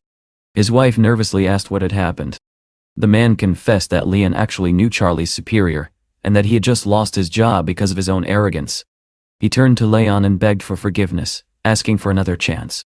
Leon kicked him aside and said he was lucky the situation had not been worse. Otherwise, they could have done far more to protect Lucretia. After leaving the school, Leon and his sister walked outside together. Lucretia happily said she wanted to tell their mother everything that had happened. Leon quickly stopped her and asked her not to mention the incident. Lucretia nodded and agreed that it would remain their little secret. Later that evening, Leon drove to the Chaoyang company to pick up Elizabeth. When he arrived, he realized it was already late, yet she was still working. Smiling to himself, Leon decided to surprise her. He peeked into the office and saw Elizabeth sitting at her desk, eating cookies while surrounded by a mountain of paperwork. Thinking she had no idea he was there, Leon decided to play a small prank. He kicked a chair in the office to create a sudden noise. Elizabeth jumped in fright and looked around nervously. She wondered what had caused the sound, and who might have moved the chair. Cautiously, she opened the office door and stepped into the hallway. Nervously, she shouted for any evil spirits to leave the company. Just then, Leon slammed the door behind her. The loud sound made Elizabeth panic completely. Terrified, she immediately called Leon and begged him to come pick her up from the office. Pretending to be busy, Leon told her he did not have time. Elizabeth pleaded desperately. She said she had heard strange noises and was too scared to stay there alone. She insisted that he come immediately. Leon told her to wait a moment. Just then, someone began knocking on the door. Elizabeth screamed in fear, convinced that a maniac had entered the building. She shouted through the door that her boyfriend would arrive soon. A calm voice replied from outside that if her boyfriend was coming, then he would leave. Elizabeth instantly recognized the voice. The door opened, and Leon stepped inside. Elizabeth immediately rushed toward him and grabbed his arm, saying there was someone in the office. Then she looked at him in surprise, and said it was amazing how quickly he had arrived. Leon smiled and explained that he had already been outside when she called. Elizabeth was still trembling from the fright when she realized what had happened. Furious and embarrassed, she began hitting Leon on the shoulder and shouted that she hated him. She said she had almost died of fear alone in the office. Leon tried to calm her down and explained that he had only done it to make her understand how dangerous it was to stay alone in the company so late at night. Elizabeth, still shaken, asked him never to scare her like that again. Then she noticed the container in his hands and asked what he had brought. Leon smiled and said it was egg-fried rice, the best in all of China. He explained that it came from a small noodle shop where he had been eating for years. Elizabeth opened the container and immediately smelled the rich aroma. Her eyes lit up as she commented on how delicious it smelled. She said she could not wait to taste it and asked if it was Aunt Leah's famous fried rice. Leon looked surprised and asked how she knew Aunt Leah. Elizabeth explained that she knew the little cafe very well because she had eaten there many times before. In her opinion, it served the best food in the entire city. Still slightly flustered from the earlier scare, she looked at Leon and remarked that he was a strange man. Just a moment ago he had frightened her half to death, and now he was feeding her. Leon simply shrugged and said it did not matter. After all, no one would expect the director of the Siayang company to behave so childishly. Elizabeth laughed softly and asked him to add some ham to the rice. Soon Leon reminded her that it was already late and told her to finish eating so he could take her home afterward. While she ate, Elizabeth found herself thinking about the men who had pursued her in the past. They would probably have taken her to loud nightclubs or expensive bars. Yet here she was, sitting quietly in the office with Leon, eating simple fried rice and being picked up after work. Somehow it felt warmer and more genuine. Just then, Leon's phone rang. It was Charlie. Charlie excitedly told him that he had already dealt with the arrogant manager, and had even found several beautiful women who were waiting for them to go out together. However, Leon immediately refused. He told Charlie that the girl sitting beside him was better than all those women combined. Charlie laughed and told him to stop talking nonsense. He insisted that Leon send him a picture of the girl so he could judge for himself. Leon took out his phone and aimed the camera at Elizabeth. Confused, Elizabeth asked why he suddenly wanted to take a photo of her. Leon explained that his friend had invited him to a bar filled with beautiful women. He planned to send Charlie her picture so his friend could see what true beauty looked like. Elizabeth instantly became embarrassed. Whoa. She asked if she should put on some makeup first and wondered whether her dress looked good enough. Leon gently hugged her and told her not to worry about it. He asked her to sit closer so they could take a photo together. Elizabeth admitted that she had never taken a photo with a man before, and had no idea how to pose. Leon reassured her and told her she was thinking too much. He pulled her closer and said she was already perfect. Then he jokingly sat her on his lap and told her not to move while he took the picture. Looking at her seriously, he added that none of the women he had ever met could compare to her. When Charlie received the photo, he immediately messaged back, asking where Leon had found such a beautiful girl. A little later, they left the office together. Leon suggested that she should not place any taxi orders that night, and that he would simply take her home. But Elizabeth shook her head and said she wanted to support whatever he was doing. Leon smiled and pulled her slightly closer, asking how he could possibly refuse a princess like her. Elizabeth laughed and said those were very sweet words, but she was not as delicate as he thought. After a moment of silence, Leon asked her something more serious. He wanted to know how someone could start a charity foundation, and what steps were required. Elizabeth explained that creating such an organization was very difficult, even for powerful people. There were many complicated details involved, and handling it alone would be extremely challenging. Leon nodded thoughtfully. He understood the difficulties, but he still wanted to try. He wanted to do everything possible to make it happen. Elizabeth praised him for having such a goal. Leon smiled and replied that she was also a kind person. He remembered how she had rented 2 buildings to people at very low prices to help them. He then asked if she would help him manage the charity foundation, since she understood such matters much better than he did. Elizabeth agreed and promised she would look into everything carefully. Soon they arrived at her home. After she got out of the car, Leon suddenly remembered something and asked her to wait for a moment. He told her that he planned to travel to Yangshan the next day. If she had time, she could come along. Elizabeth said she would check her schedule and told him to be careful on the road. At that moment, Leon received a notification on his phone informing him that he had received a 5-star rating from a client. Suddenly, Lena appeared before him and congratulated him.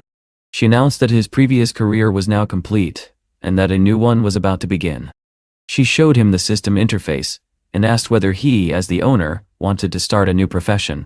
Leon, curious about what would happen next, agreed. Lena then informed him that his next career would be a physical education teacher. Leon stared at her in disbelief and asked if she was serious. Lena handed him a special enhancement potion. She explained that it would not only improve his athletic abilities, but also grant him knowledge in many fields, including advanced mathematics. Leon laughed and asked why a physical education teacher would need advanced mathematics. Lena explained that the potion contained the wisdom of the world's best students, and would help him quickly master everything required for his new profession. Although puzzled, Leon trusted her and drank the potion. Almost immediately, he felt strange sensations in his head, as if large amounts of knowledge were pouring into his mind. When he closed his eyes, he could clearly feel new information forming inside his thoughts. Lena then told him that his body had also improved, because the potion enhanced his physical attributes. Leon lifted his shirt and saw that his muscles had indeed become stronger. Amazed, he hugged Lena and thanked her for helping him reach this stage. Later that night, lying on his bed, Leon reflected on everything that had happened. He had finally completed his mission, and could now begin a new chapter. Just then his phone rang again. A manager informed him that they had contacted Pagani engineers about his car. Leon replied that they should arrange transportation for the specialists. Soon Elizabeth also called. She said she would not be able to accompany him on his trip the next day, but she had already booked him a first-class flight around 10 in the morning. She then asked him what the name of his charity shelter would be. Leon answered that it would be called Blue Sky. Elizabeth said she was simply curious, and reminded him to behave himself and not flirt with other women during the trip. The next morning, when Leon arrived at the airport, he was surprised to see that Elizabeth had indeed booked him a first-class ticket. After boarding the plane, he sat quietly playing on his phone while other passengers filled the cabin. Across the aisle, two girls named Freya and Lucy noticed him immediately. Freya whispered to her friend that the man sitting there was extremely handsome. Lucy agreed and joked that although she had flown first class many times, she had never seen such a handsome passenger before. Their friend Frel overheard them and told them to stop staring. According to him, appearance meant nothing. In first class, money was far more important than looks. The man sitting next to Leon joined the conversation and declared that wealth mattered far more than good looks. Leon calmly told him to keep his opinions to himself.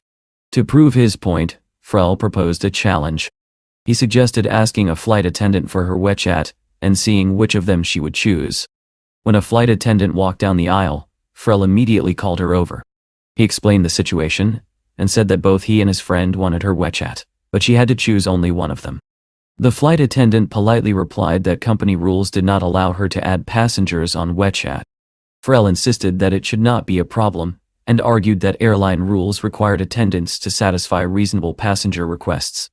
As she hesitated, the flight attendant glanced at Leon, who was quietly focused on his phone. Then she noticed the luxurious watch on his wrist, which appeared to be worth more than 10 million. Without hesitation, she walked directly to Leon and asked for his WeChat instead. Frel was completely stunned and could not understand why she had ignored him. Leon calmly looked at him and asked whether he was ready to admit defeat.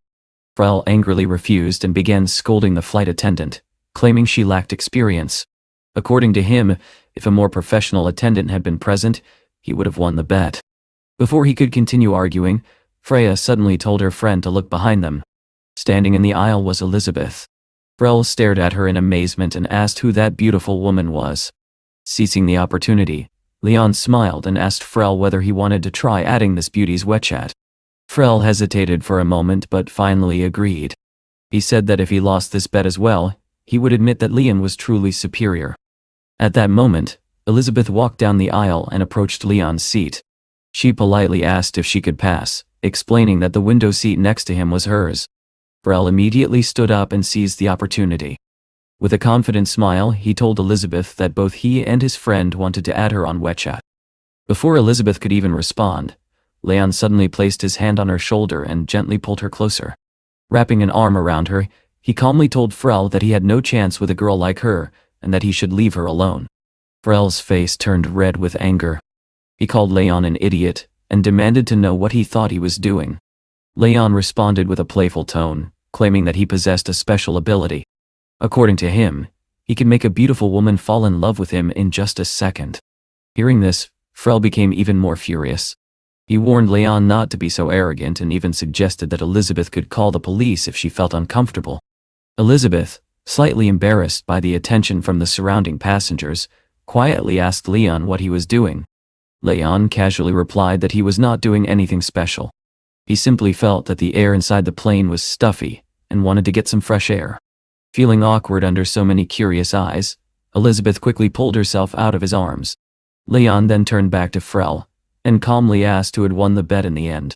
Frel froze for a moment. Reluctantly, he admitted that Leon had won. After that, Leon fastened his seatbelt and relaxed in his seat. Now that the troublesome man had been silenced, he thought he could finally talk peacefully with Elizabeth. Curious, he asked how she had ended up on the same plane. If she had business in Yangshan, he would have understood, but she had previously said she would not travel with him. Elizabeth smiled and explained that she had originally come to see him off at the airport. But since she had nothing important to do that day, she decided to join him on the trip and visit the orphanage together. Meanwhile, Frel sat nearby, still frustrated. He could not help thinking that if Leon had not interfered, he might have been the one sitting beside such a beautiful girl. Just then, Freya leaned toward her brother and whispered that she wanted to ask Leon for his WeChat. Frel angrily asked why she would want the contact information of someone he considered a loser. Leon overheard the remark and immediately turned toward him. His expression darkened as he asked Frel who exactly he was calling a loser. Frel shrugged and said that although he did not know Leon personally, he looked like nothing more than an ordinary gigolo.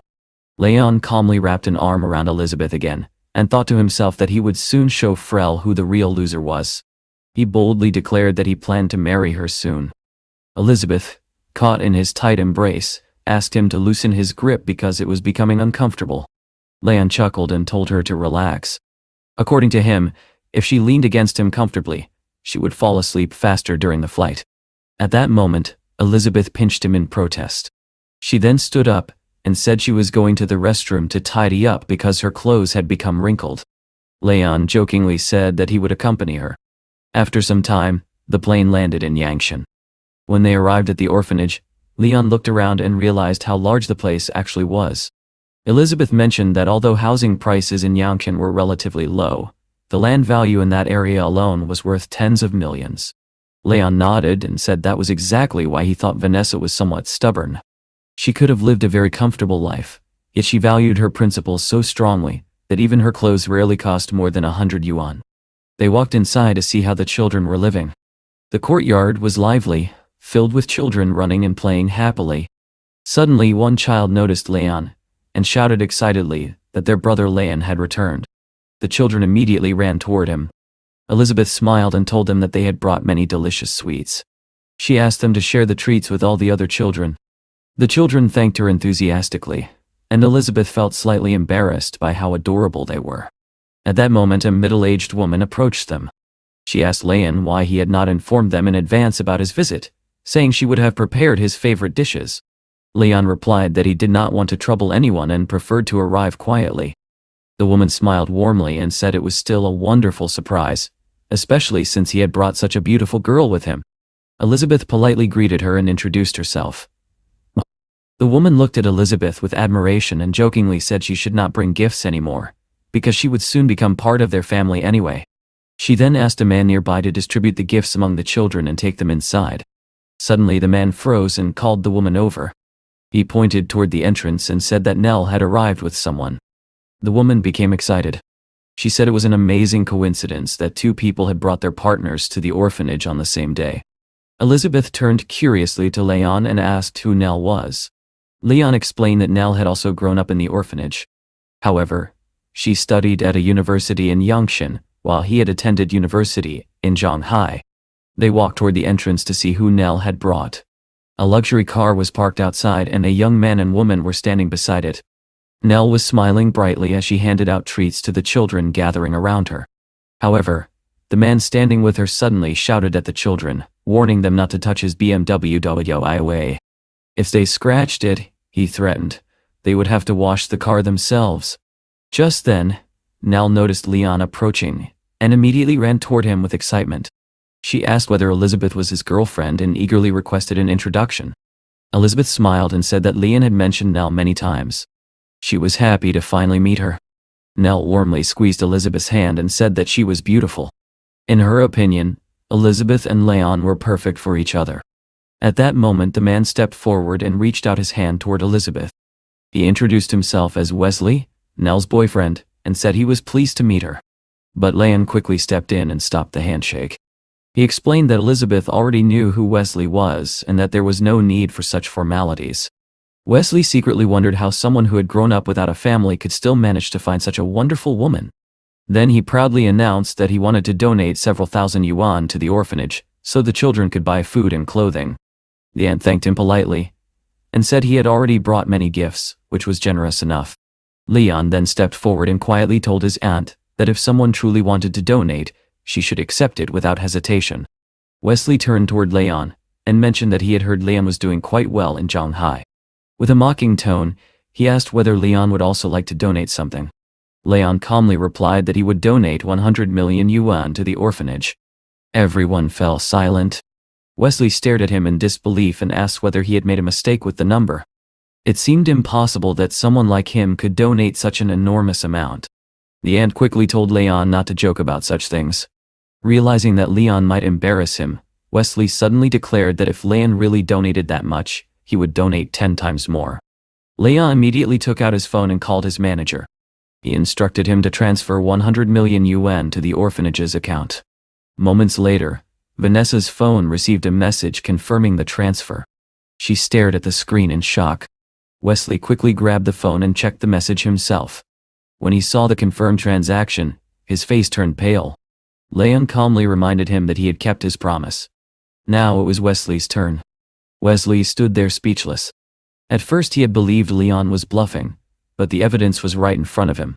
Leon casually asked why he had suddenly become so quiet, especially since he had claimed to have so much money. Unable to face the situation, Wesley muttered that he had urgent business to attend to. Without another word, he rushed to his car and drove away from the orphanage. Nell looked confused and upset as she called after him, asking him to stay. Leon gently told her not to worry. In his opinion, Wesley was not a good person, and her life would be better without someone like that. Aunt Vanessa then turned to Leon with concern. She asked where he had obtained such a large amount of money, and whether he had done anything illegal. Leon reassured her that everything was legitimate. He explained that he had simply started a small business. Elizabeth, who had overheard the conversation, smiled and added that Leon was being modest. In reality, he was involved in several large projects. Still uneasy, Vanessa said that 100 million yuan was an enormous amount. She asked Leon to give her his account number so she could return the money and allow him to use it for his own business instead. However, Leon gently told the woman to keep the money. He assured her that he had more than enough and that the donation was meant entirely for the children. Hearing this, Vanessa finally relaxed. With a warm smile, she told him that she had prepared beef for lunch and that he would definitely enjoy it. Soon everyone gathered around the table. As they ate, they chatted about how the children had been doing while studying in the city. The atmosphere was calm and welcoming. During the meal, Elizabeth mentioned that she also had some business to handle in Yangqin. She explained that she planned to visit the Choyang branch of the company to review their records. According to her, there seemed to be irregularities in the accounts, and she wanted to investigate personally. She asked Leon if he could accompany her. Leon reassured her that the staff at the branch were already aware of her arrival, and that everything should be prepared by the time she arrived. However, Elizabeth smiled and said that no one actually knew she was there. She preferred to inspect things quietly and calmly. Hearing this, Leon thought to himself that she was still somewhat naive. After finishing the meal, Leon thanked Vanessa and told her they should get going. Just as they were about to leave, Elizabeth suddenly stood up awkwardly. She realized that part of her dress had torn slightly and said she needed to change. A little later, Leon waited outside the women's restroom while she tried to fix her clothes. From inside, Elizabeth called out to him for help. She explained that the zipper of her dress had become stuck and she could not close it. Leon joked that she could simply walk down the street like that without worrying. Elizabeth laughed and replied that men often liked helping women with complicated outfits. Leon answered playfully that he actually preferred taking dresses off rather than putting them on. When he tried to pull the zipper up, it refused to move. After examining it carefully, he explained that the problem was caused by a loose thread that had become trapped inside the zipper. The only way to fix it was to cut the thread. Elizabeth hesitated for a moment, worried that the dress might be ruined. But after Leon explained the situation, she agreed. He fetched a pair of scissors and carefully cut the thread. Within a few moments, the zipper finally worked again, and the problem was solved. Later that day, Leon and Elizabeth arrived at the Choyang branch of the company. They stepped out of the Pagani, and Leon quietly hoped that Elizabeth would be able to resolve the company's problems quickly. At the entrance, an employee greeted them politely and wished them a good day. Soon they entered the meeting room where many staff members were already busy working. The vice president of the Choyang branch, William, was present. When he saw Elizabeth, he looked shocked and immediately asked why she had not informed them about her visit in advance. Elizabeth calmly replied that it was not necessary. She asked him to bring this year's financial reports to the boardroom. A few minutes later, William returned with stacks of documents. As Elizabeth reviewed the reports, her expression grew serious. She realized that she had arrived just in time. The Chaoyang branch owed nearly $30 million and had violated several company regulations. There were also suspicious transactions in other accounts. She immediately informed William that she had already contacted the police. But before she could continue, the door suddenly burst open. A rough-looking man walked into the room carrying a baseball bat. Elizabeth stared at him in confusion and asked who he was. The man bluntly declared that they had come to collect money. According to him, William owed them 1 million yuan. If the money was not paid, no one in the room would leave alive. Elizabeth turned toward William in shock and asked whether he had really borrowed money from these people. The man then looked at Elizabeth with a crooked smile and said he liked beautiful women like her. He suggested that if she spent one night with him, he might consider forgiving the debt. Elizabeth was stunned and momentarily speechless. At that moment, Leon stepped forward and stood in front of her. Calmly, he told the man that William should not give them anything. Then he asked the man directly whether William had sent them there in order to prevent the company from reporting the situation to the police. The man became furious and threatened Leon, asking whether he wanted to die for saying such things. Leon remained completely calm. He asked how much William had paid them, and suggested that 2 million yuan might be enough for them to hand William over to the police. The man paused in surprise and glanced at his companions. None of them objected. After thinking for a moment, he nodded and said that 2 million yuan would indeed be acceptable. In that case, they would gladly deliver William to the police, whether he was alive or half dead. Leon then raised his voice and ordered them to leave immediately, and follow their boss's instructions. After they left, Elizabeth looked frightened and asked Leon what they should do next. Leon told her to continue sorting through the financial reports, while he went to the police station to file a report. Soon afterward, he arrived at the station and explained the situation. He emphasized that the matter should be handled quietly. If news about the scandal reached the newspapers, the company's market value could collapse. Elizabeth thanked him sincerely, and admitted that she did not know how she would manage without him. However, Leon asked her to return to the office first. He would handle the matter involving Vice President William himself. Elizabeth refused to let him face everything alone, but Leon handed her a folder containing documents and assured her that everything was under control. 3 hours later, Leon returned to the company building. Walking beside him was a man in handcuffs. Elizabeth had waited anxiously the entire time, worried that something terrible might have happened to him. The moment she saw him return safely, she felt an enormous sense of relief. She ran toward him and hugged him tightly, asking if he was all right. Leon smiled and told her that he had caught the man responsible. Now all that remained was to hand him over to the court and the police. William, now terrified, begged for mercy. He offered to give Elizabeth his house and car if she would let him go. Elizabeth coldly told him to stop talking. The court would decide his fate. Afterward, she held Leon's arm and thanked him again for helping her resolve the crisis.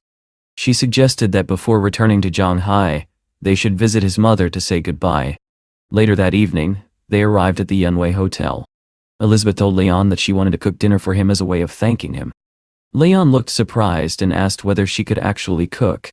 Elizabeth smiled confidently and assured him that she was an excellent cook. After some time, she called him to the table. Everything was ready. Leon tasted one of the dishes and immediately praised it. It was delicious. Elizabeth then placed a plate of steak in front of him and told him to focus on eating instead of talking. During dinner, Leon asked about the legal situation with the vice president. Elizabeth explained that unless something unexpected happened, all the documents would be submitted to the court the next day. Leon was impressed that everything had been handled so quickly. Elizabeth smiled and reminded him that she was not only the director of the company. After finishing the meal, Leon complimented her cooking again. He said he should reward her somehow. Elizabeth laughed and said that he had already helped her enough with the company. But Leon stood up and told her that she should still wait for her reward. Curious, Elizabeth asked what surprise he had planned. Instead of answering, Leon leaned forward and kissed her. Then he lifted her gently into his arms. Elizabeth laughed softly and asked whether the reward was meant for her or for him. Leon replied that it did not matter, as long as she was happy. The next morning, Leon woke up feeling relaxed and satisfied. But just as he stretched and yawned, his phone began to ring. The caller informed him that the university in Shanghai was confirming his new position and asked whether he could begin working the next day. The following day, Leon arrived at Shanghai University. Students walking across campus could not help noticing him. Several girls smiled in surprise at the sight of such a handsome man walking through the university. Dressed neatly in a suit, Leon felt slightly out of place among the young students. Just then, Elizabeth called him. She said she needed to run some errands and asked whether he could give her a ride. Leon laughed and replied that he could not. It was his first day working at the university. Elizabeth sounded shocked and asked how he had suddenly become a teacher. Leon joked that if she saw his physique, she would immediately understand why he was qualified to be a physical education teacher. Soon he entered the office and greeted everyone. He introduced himself as the new physical education instructor. A man named Lincoln stepped forward and introduced himself as the person responsible for helping him settle into the university. Lincoln then gestured toward a woman sitting nearby and explained that she was the dean of the department, Mrs. Samantha Dodded. Samantha looked at Leon coldly and told him that she did not care who had helped him get the job. If he was going to work at the university, he would have to work hard. She then informed him that before he could begin teaching, he first had to complete a task. She handed him a list of senior students and explained that he needed to arrange internships for them in different hotels. The internships had to offer at least $3,000 in salary, including food and accommodation. Leon immediately understood that she was deliberately making things difficult for him. Still, he calmly replied that he would try his best.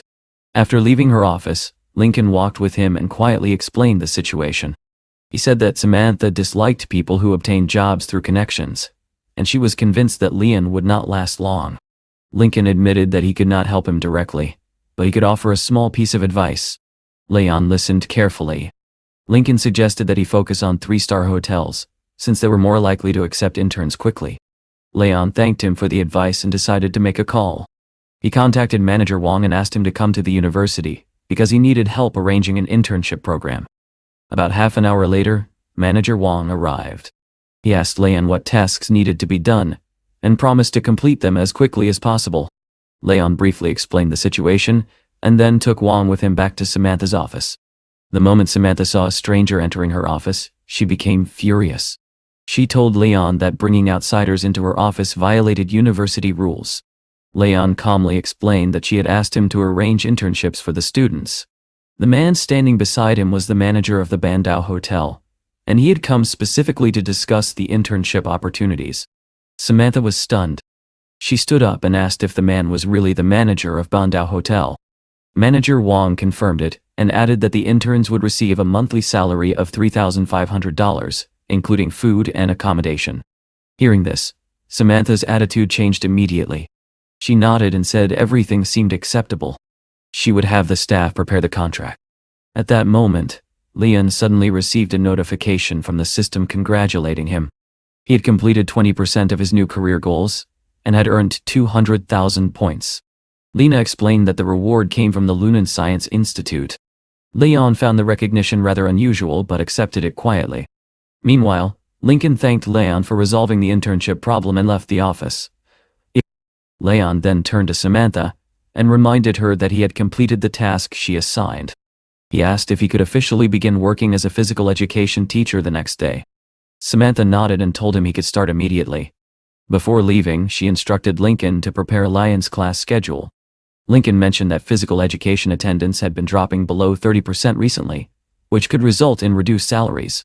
Samantha explained that Lincoln had originally been the physical education teacher, but now he only managed the scheduling. Later that day, Lyon visited Wangjiang Port to review some developments there. As he walked through the parking lot, he accidentally kicked a parked car. The driver inside immediately shouted angrily, accusing him of being careless and almost scratching the vehicle. Leon glanced at the car and asked what model it was, since he had not even noticed it before. The woman inside, Sonia, proudly said that the car was worth more than $1 million. If it were scratched, it would be disastrous for him. Leon simply replied that it looked like an ordinary car to him. After all, when he drove a Pagani, he never bragged about it. Sonia laughed sarcastically and said that someone like him could only dream of driving such an elite car. Leon felt slightly disappointed. He thought that people often judged others too quickly. Soon afterward, a meeting was about to begin in the conference room. Everyone had already gathered and was waiting for one last employee. Sonia entered the room and the manager immediately scolded her for being late. He added that she was lucky Leon had not arrived yet. Sonia apologized and said she would not have been late if it were not for a rude man she had encountered in the parking lot. She then turned to another designer named Georgia and asked whether she was ready to lose their design competition. Georgia calmly replied that foreigners often failed to understand the Chinese market and what customers truly wanted. Sonia insisted that they would soon see who was right. At that moment, the conference room door opened and Leon walked in. Sonia froze in shock. She immediately realized that the man she had insulted in the parking lot was actually the director of the company. Leon looked at her and asked whether she was an employee of the company. The manager quickly explained that Sonia was the company's chief designer and well known in the industry. Leon remained calm and said that since she was such a famous designer, she would easily find another job. Unfortunately, she would no longer be welcome there. Sonia quickly apologized and admitted her mistake. She begged for another chance. Leon asked her whether she truly believed she deserved another chance after the way she treated others. In his opinion, there was no place in the company for people with that kind of attitude. He then ordered Sonia and several others to leave the meeting room. After the room was cleared, Leon turned to Georgia and suggested that they get straight to business. Georgia nodded and presented her design concept for the development of Wangjiang Port. She emphasized that the location had great potential, but the design needed to consider regional logistics and international shipping routes. Leon listened carefully and said the idea sounded promising. He then asked whether a $200 million investment would determine the scale of the project. Georgia was stunned by the number. She explained that with $200 million, the port could already rank among the top 5 in the world. Leon then asked another question.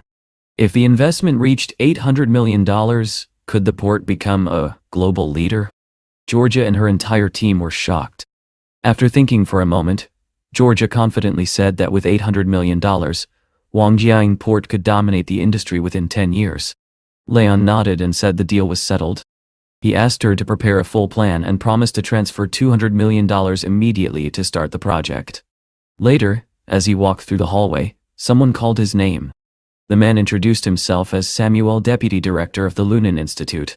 He informed Leon that he had now been appointed director and invited him to attend a meeting the following day at 1:30. The next morning, Leon returned to the university. He greeted Samantha, but she seemed irritated and told him to prepare for his first class. Leon assured her that he was ready and even showed her the textbook he had brought. Samantha reminded him that according to university rules, if attendance in his class dropped below 95%, he would not receive any bonuses. Leon calmly replied that he understood. Surprised by his relaxed attitude, Samantha asked why he did not seem concerned about losing bonuses. Leon shrugged and said he did not care much about the salary. Attendance numbers were not important to him. Although puzzled by his response, Samantha still insisted that he follow all university rules and teach properly. Leon nodded and asked where his class would be held. Lincoln told him that the lesson would take place in the lecture hall on the 3rd floor. When Leon arrived there, several female students immediately greeted him warmly. They were surprised to see such a handsome new teacher. One of them noticed the book in his hands and asked whether he really carried a textbook. Leon explained that he was the new physical education teacher and that his class would begin in that lecture hall. The girls quickly took out their phones and began messaging their friends about the attractive new instructor. When Leon entered the lecture hall, he greeted the students who had already gathered. Meanwhile, Samantha quietly walked into the back of the room to observe his teaching. At first, there were only about 30 students in the hall. Samantha doubted that he could attract even 50. But suddenly, loud excited voices echoed from the hallway. More students began rushing into the lecture hall. Lincoln looked around in shock and asked where all these students were coming from. Samantha also looked confused. She could not understand why so many students suddenly wanted to attend Leon's class. Lincoln suggested that perhaps the girls were attracted by his appearance. Samantha admitted that might explain the girls, but she could not understand why so many boys were also entering. Lincoln laughed and said the boys probably followed the girls. Within minutes, the lecture hall was completely packed with students. Seeing that every seat was filled, Leon finally decided to begin the lesson. Lincoln quietly suggested that Samantha could leave now since attendance clearly exceeded expectations. But Samantha shook her head and refused. She insisted on staying and personally observing Leon's class. Leon stepped to the front of the lecture hall and calmly told the students that he would begin by calling roll. If anyone could not hear their name clearly, they should simply come forward and write it down themselves. The process took much longer than expected. Half an hour later he announced that they had already reached student number 124, yet the roll call still continued. The hall remained crowded and noisy with students waiting for their names. Samantha watched impatiently. She eventually told Leon to begin the lesson, explaining that she wanted to personally observe how he conducted his class. One of the students immediately spoke up, complaining that Samantha should write down her own name as well, in case Leon missed it during the roll call. Another student quickly added that Leon knew what he was doing, and that the teacher should not interfere with his lesson. Samantha suddenly noticed that several students nearby were looking at her with irritation. The atmosphere in the lecture hall grew tense, and she began to feel slightly uncomfortable. Lincoln quietly leaned toward her and whispered that they should probably leave before the students became even more annoyed. After a moment of hesitation, Samantha agreed. She said they should follow Leon's instructions and leave the hall for now. When the last students finished writing their names, Leon finally addressed the class again and announced that they could begin the lesson. One girl raised her hand and said she had not registered yet. Leon nodded and allowed her to add her name to the list. Soon afterward he declared that the roll call was complete. Since so much time had already been spent on attendance, the actual lesson would continue during the next class. Lincoln later commented to Samantha that he had never seen such a disciplined group of students before. It was quite remarkable. Leon then walked up to Samantha and politely asked whether the attendance for his class had reached the required level. Samantha tried to avoid admitting it, but the numbers were obvious. She reluctantly said that the attendance was indeed satisfactory. Leon smiled and told her that he would be leaving since he had no more classes scheduled for that day. After he left, Lincoln joked that he might have discovered the secret behind Leon's success. If Leon continued behaving so casually around the female students, they would probably keep showing up to his classes on their own. Just then, Lena suddenly appeared beside Leon and tugged gently on his hand. She congratulated him on successfully beginning his teaching career and presented him with a special reward called the Expert Memory Medal. Leon asked what exactly expert memory meant and how it differed from the sage's memory he had received before. Lena explained that a sage possessed broad knowledge across many fields but lacked deep specialization. In contrast, expert memory contained extremely detailed knowledge within a specific discipline. With such a memory, she said, Leon could instantly become a professional in almost any field. Intrigued, Leon hugged Lena happily and asked whether she knew any experts in microchip technology. Lena replied that she knew of a legendary figure named Jack Kilby, widely considered the father of microchips. Leon immediately decided to use Kilby's expertise. The system activated, and moments later it confirmed that the expert memory had been successfully uploaded into his mind. Leon felt a sudden rush of information filling his thoughts. With Kilby's knowledge now integrated into his mind, he realized he could potentially make major breakthroughs in microchip technology. Meanwhile, far away at the Lunan Scientific Institute, researchers were busy working on various projects. Inside the director's office, an employee named Lizzie was speaking with Deputy Director Lucian about recent news. They had just learned that someone had purchased the entire institute. Director Samuel confirmed the information. A wealthy individual had indeed acquired the institute, and they were scheduled to meet him soon. According to Samuel, the new owner might arrive at any moment. Lizzie wondered why a rich businessman would want to purchase a scientific institute. Samuel reassured her that they should remain calm. Perhaps the new director would turn out to be a reasonable person. Lucian, however, was not so optimistic. He said it would be difficult to remain hopeful if the new director turned out to be an amateur with no scientific background. Samuel lowered his head thoughtfully, realizing that Lucian's concerns were not unreasonable. Just then, Samuel's phone rang. It was Leon. Leon informed him that he had already arrived outside the institute. Samuel immediately said he would come out to greet him. When Leon entered the Lunan Scientific Institute, Samuel personally welcomed him and introduced himself as the institute's director. He offered to give Leon a tour of the facility. As they walked through the building, Leon quietly observed the equipment and laboratories around him. After a moment, he commented that the institute's equipment appeared somewhat outdated. Samuel explained to Leon that only a few people truly understood their industry, and replacing the laboratory equipment would require a tremendous amount of money. Although the institute had long planned to upgrade its equipment, they simply did not have the funds to carry out such a large project. Samuel then described the current situation of the institute in detail, sharing both the difficulties they faced and his hopes for its future development. After listening carefully, Leon replied that he could not make a decision immediately. He needed some time to consider everything carefully and promised that he would contact them within a few days. Samuel nodded in understanding and assured him that they would prepare everything properly before his arrival. At that moment, Lucian approached Leon and said he wished to speak with him before leaving. He informed Leon that the Lunan Institute was currently conducting its own scientific research, and hoped that Leon would not interfere with their work. Lucian clearly wanted the research team to continue their work independently. Leon calmly asked Lucian about his educational background. Lucian replied with confidence that he had graduated from Fudan University, earned a doctorate in computer communications, and was a highly qualified specialist in his field. Hearing this, Leon responded sarcastically that if Lucian had not mentioned it, he might have assumed Lucian only possessed a kindergarten diploma. Lucian was clearly offended by the remark. He acknowledged that Leon was wealthy and known as the most talented graduate of Fudan University, but insisted that Leon had no right to insult him. Leon replied that he had not insulted Lucian, he simply despised people who acted without using their brains. He then reminded Lucian that he had already acquired the entire Lunan Institute, and questioned how Lucian could dare to tell him to leave. Leon bluntly stated that Lucian was no longer needed at the institute. Seeing the tension rise, Samuel quickly stepped in to calm the situation. He explained that Lucian was only worried about the future of the institute and had not intended to offend Leon. Lucian then added that once the current project problem was solved, they would achieve a breakthrough in microchip manufacturing technology, which would be an extremely important scientific achievement. Placing a hand on Samuel's shoulder, Lucian emphasized that if he were to leave the institute, the resulting losses would be irreversible. Leon asked coldly whether Lucian believed the Earth would stop spinning without him. Lucian immediately began shouting that he was only telling the truth, and that the project could never have been completed without his contribution. Leon then turned to Samuel and asked what project Lucian was talking about.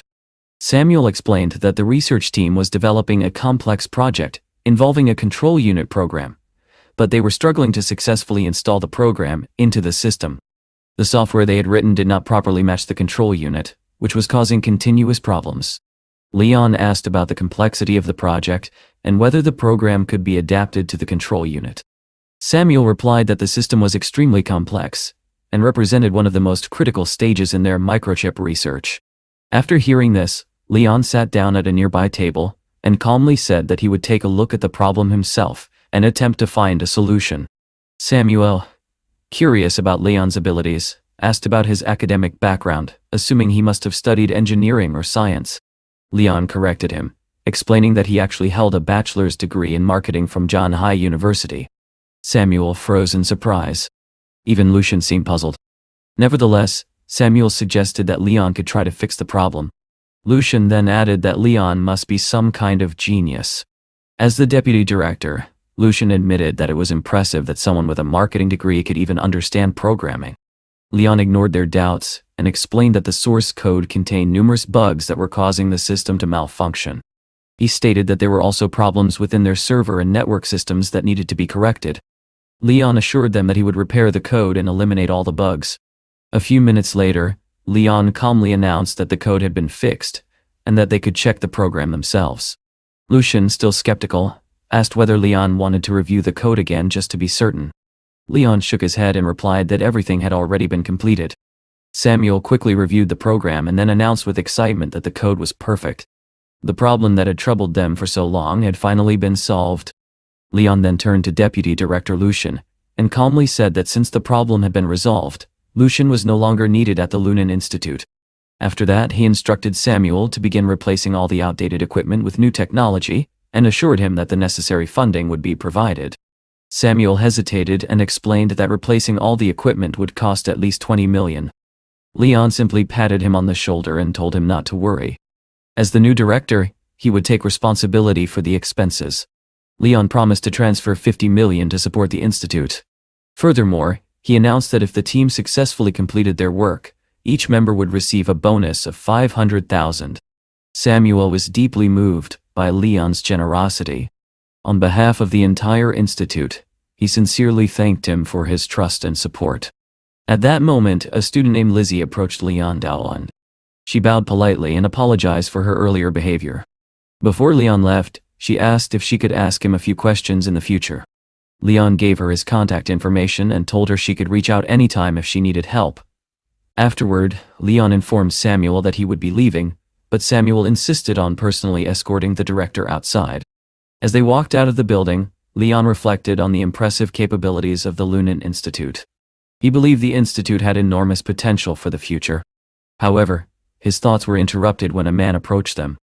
The man introduced himself as Christopher, the director of John High Normal University. Standing beside him was his chief secretary and close friend, J. Dai. Samuel recognized Christopher, and explained that Christopher had called a few days earlier, requesting to borrow the Lunan Institute's laboratory. However, Samuel informed him that the institute had recently been purchased by new owners, and he no longer had the authority to make such decisions. He pointed to Leon and explained that Leon was now the new director, so any discussion about renting the laboratory should be directed to him. Leon politely shook Christopher's hand and expressed his pleasure at meeting him. Christopher mentioned that he was prepared to pay the rental fee for the laboratory. However, Leon smiled and said that payment was unnecessary. He explained that they were planning to replace all the old equipment and would be happy to provide the older machines to a friend in need. Leon added that the equipment had been used for microchip development and was still in good working condition. Christopher was extremely grateful for Leon's generosity. Meanwhile, Jay studied Leon's face carefully and remarked that Leon looked very familiar. He asked if they had met before. Leon smiled and said that Jay had a good memory. He reminded him that they had crossed paths a few days earlier at the university's Human Resources Department. Christopher was surprised by this revelation. He asked Leon whether he was currently a teacher at their university, and whether he had truly just acquired the Lunan Institute. Leon explained that he was working at the university mainly to gain experience. Recognizing Leon's remarkable abilities and contributions to both technology and academics, Christopher revealed that he was considering offering Leon the position of vice-chancellor. Leon thanked him for the generous offer but explained that he preferred to keep a low profile and avoid attracting too much attention. Christopher reassured him that the contract could be signed privately without anyone else present. He then instructed Jay to prepare all the necessary documents. The next day, Leon arrived at his new workplace. He sat at the office computer while Lincoln worked nearby on homework and presentation materials. Suddenly, the office door was kicked open. Felix stormed inside, visibly furious. Everyone in the room immediately sensed the tension and wondered what had caused the teacher's anger. Lincoln politely informed Felix that Samantha had not yet arrived and offered to notify her of his visit. However, Felix explained that he had not come to see the dean. Instead, he had come specifically to speak with Leon. Leon looked at him with confusion and asked what he wanted. Felix angrily explained that he had heard the new employee had caused Samantha considerable trouble on his very first day at work. Leon was puzzled and said he did not understand what he had done wrong. Felix insisted that Leon had created serious problems, and demanded that he leave the university immediately. Leon calmly asked whether Felix truly believed he was better than him. He even suggested that they have a brief conversation and settle the matter immediately. Lincoln quickly warned Leon not to escalate the situation. He quietly explained that Felix's uncle was the university's vice principal and held significant authority. Just then the office door opened again, and Samantha walked in. She was surprised to see Felix and immediately asked why he was there, reminding him that she had already told him not to come to her office. Felix assured her that there was no need to worry. If Leon had offended her in any way, he claimed he could easily deal with the problem. However, Samantha firmly replied that she and Leon had a perfectly good working relationship. She told Felix that the matter was none of his business, and even if any issues arose between her and Leon, they would handle them themselves. Despite her explanation, Felix remained furious. He insisted that Leon would eventually damage the university's reputation. As Felix finally turned to leave, Samantha quietly told Leon that she simply wanted some peace and hoped Felix would stop bothering him. Leon smiled warmly and told Samantha that he was happy to serve such a wonderful person. Hearing this, Samantha began to feel that Leon was not nearly as annoying as she had first thought. The atmosphere between them became much more relaxed as they continued chatting. While they were talking, Samantha suddenly received a call. After listening for a moment, she turned to Leon and told him that Mr. Lee wanted to see him immediately in the vice principal's office. Realizing the urgency, Samantha advised Leon to go there right away. Lincoln also urged him not to delay. He warned Leon that it would be better to apologize quickly, otherwise, he might not be able to remain at the university for very long. When Leon entered the office, he immediately saw teacher Felix standing there with a stern expression. Felix wasted no time, and bluntly announced that they had decided to fire him. Leon calmly asked the vice principal for the reason behind such a decision. The vice principal explained that, in his opinion, Leon's qualifications were not suitable for working at the university, and that it would be better for him to resign voluntarily. Leon simply apologized, and said that he had just received a message from the rector that required an immediate response. Moments later, Calvin walked into the office. He had received the message and appeared extremely angry. He demanded to know why the vice principal was reprimanding Leon and attempting to fire him. The vice principal repeated his opinion that Leon was unfit to work at the university and should resign. Calvin's anger intensified. He scolded Vice Principal Lee harshly and reminded him that Leon was the very person he had intended to promote to the position of vice chancellor. Calvin openly criticized Lee's judgment, suggesting that Lee himself lacked the personal qualities required for his position. He even suggested that Lee should be the one to resign. Both Vice Principal Lee and Professor Felix were stunned as they suddenly realized that they had made a serious mistake. Lee quickly apologized and begged Calvin for another chance, promising that he would correct his behavior in the future. However, Calvin coldly replied that he had already given him plenty of opportunities to improve.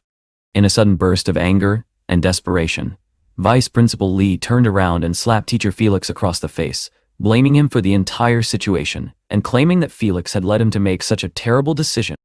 Calvin then turned to Leon and assured him that the way he had been treated was completely unfair. He even told Leon that he could take over the vice principal's position in the future.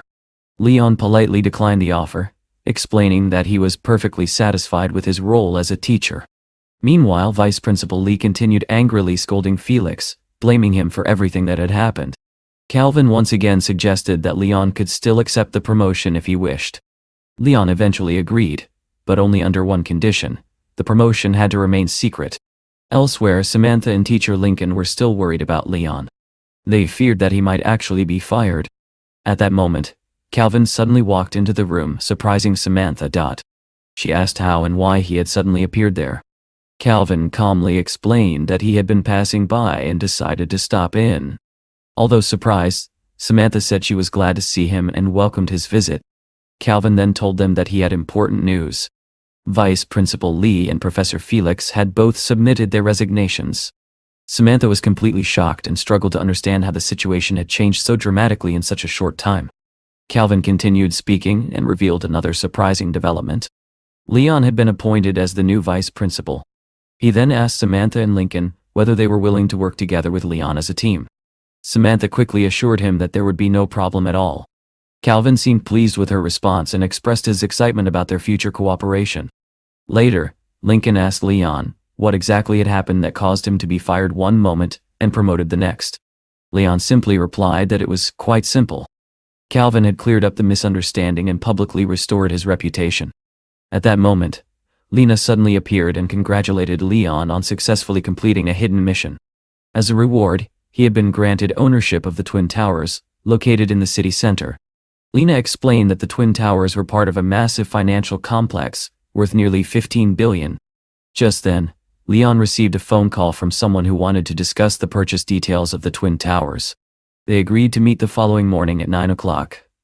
Leon reflected quietly that the appearance of the Twin Towers at such a crucial moment was extremely fortunate. However, he also realized that he now controlled too many businesses. To manage them properly, he would eventually need to establish a large corporation. Later, when Leon entered his office, he was surprised to find a girl already inside. The startled girl immediately demanded to know why he had entered without knocking or warning her first. Leon simply smiled and calmly explained that it was also his office. The girl, flustered and embarrassed, insisted that he leave immediately and not look at her. Leon shrugged and stepped outside while the girl slammed the door behind him. Later that evening, Leon attended a banquet, hoping to enjoy the event with his beloved Elizabeth. As he entered the restaurant, he noticed that many of the girls present seemed fascinated by him. Leon soon spotted Elizabeth talking with several other women. Not wanting to interrupt their conversation, he decided to handle some of his own matters first. He figured Elizabeth could wait for him a little while. He began choosing dishes for himself, thinking that it would be better to eat first. At that moment, a girl approached him and shyly asked if she could add his WeChat. Leon politely refused. The girl quickly walked away, muttering that he looked like a beggar. Leon reflected on the situation and realized that he had unintentionally hurt the girl's pride, causing her embarrassment. Meanwhile, another girl approached Elizabeth and mentioned that Yalosi Company had recently secured a huge project worth $800 million. Elizabeth immediately recognized the project as the reconstruction of Wangjiang Port. However, she admitted that she was unfamiliar with the director responsible for the project or their future plans. Leon overheard the conversation and realized that Yalo Shazi was actually the design company he had personally chosen for the port reconstruction. Soon afterward, the general manager of Zhanhai Engineering Company, Qingfang Warner, approached Elizabeth. He asked whether she was interested in participating in the Wangjiang Port reconstruction project. Elizabeth admitted that she was naturally interested in such a massive project. However, without the right connections in the industry, she believed it would be very difficult to get involved. Warner smiled and suggested that if she wanted to join the project, he might be able to help her find a way. Elizabeth replied calmly that if he truly had such connections, then he should simply take the project himself. Leon, who had been quietly observing the conversation, began to dislike Warner's approach. Warner explained that his sister held a management position in the company, and that he could not manage the project alone. Elizabeth replied that if he wished, he could visit her company in a few days so they could discuss the matter properly. However, Warner suddenly extended his hand toward her, and suggested that they continue their discussion over dinner. At that exact moment, Leon stepped forward and stopped Warner's hand. He calmly told Warner that he had already crossed the line. Elizabeth did not have time to have lunch with him, and he should not even think about it. Warner became furious, and asked whether Elizabeth had time for Leon but not for him. Elizabeth explained that she had already promised to meet Leon and therefore had to decline Warner's invitation. Warner sneered, and said that it was arrogant of her to reject such a lucrative project for someone like Leon. Leon remained completely calm and told Warner that they would actually be working on the Yalosi project themselves. He even pointed out that Qiaoyang Company was also a suitable candidate for cooperation. Warner laughed and asked if Leon was joking. Leon simply replied that if Warner did not believe him, he could call his sister and confirm the truth. Warner immediately made the call and asked his sister about the Wangjiang Port project, wondering if she already had a suitable candidate. His sister sounded confused and asked why he was suddenly asking such a question, since he usually helped her with such matters. Leon then took the phone and calmly introduced himself by name. Warner's sister immediately asked if it was truly Leon.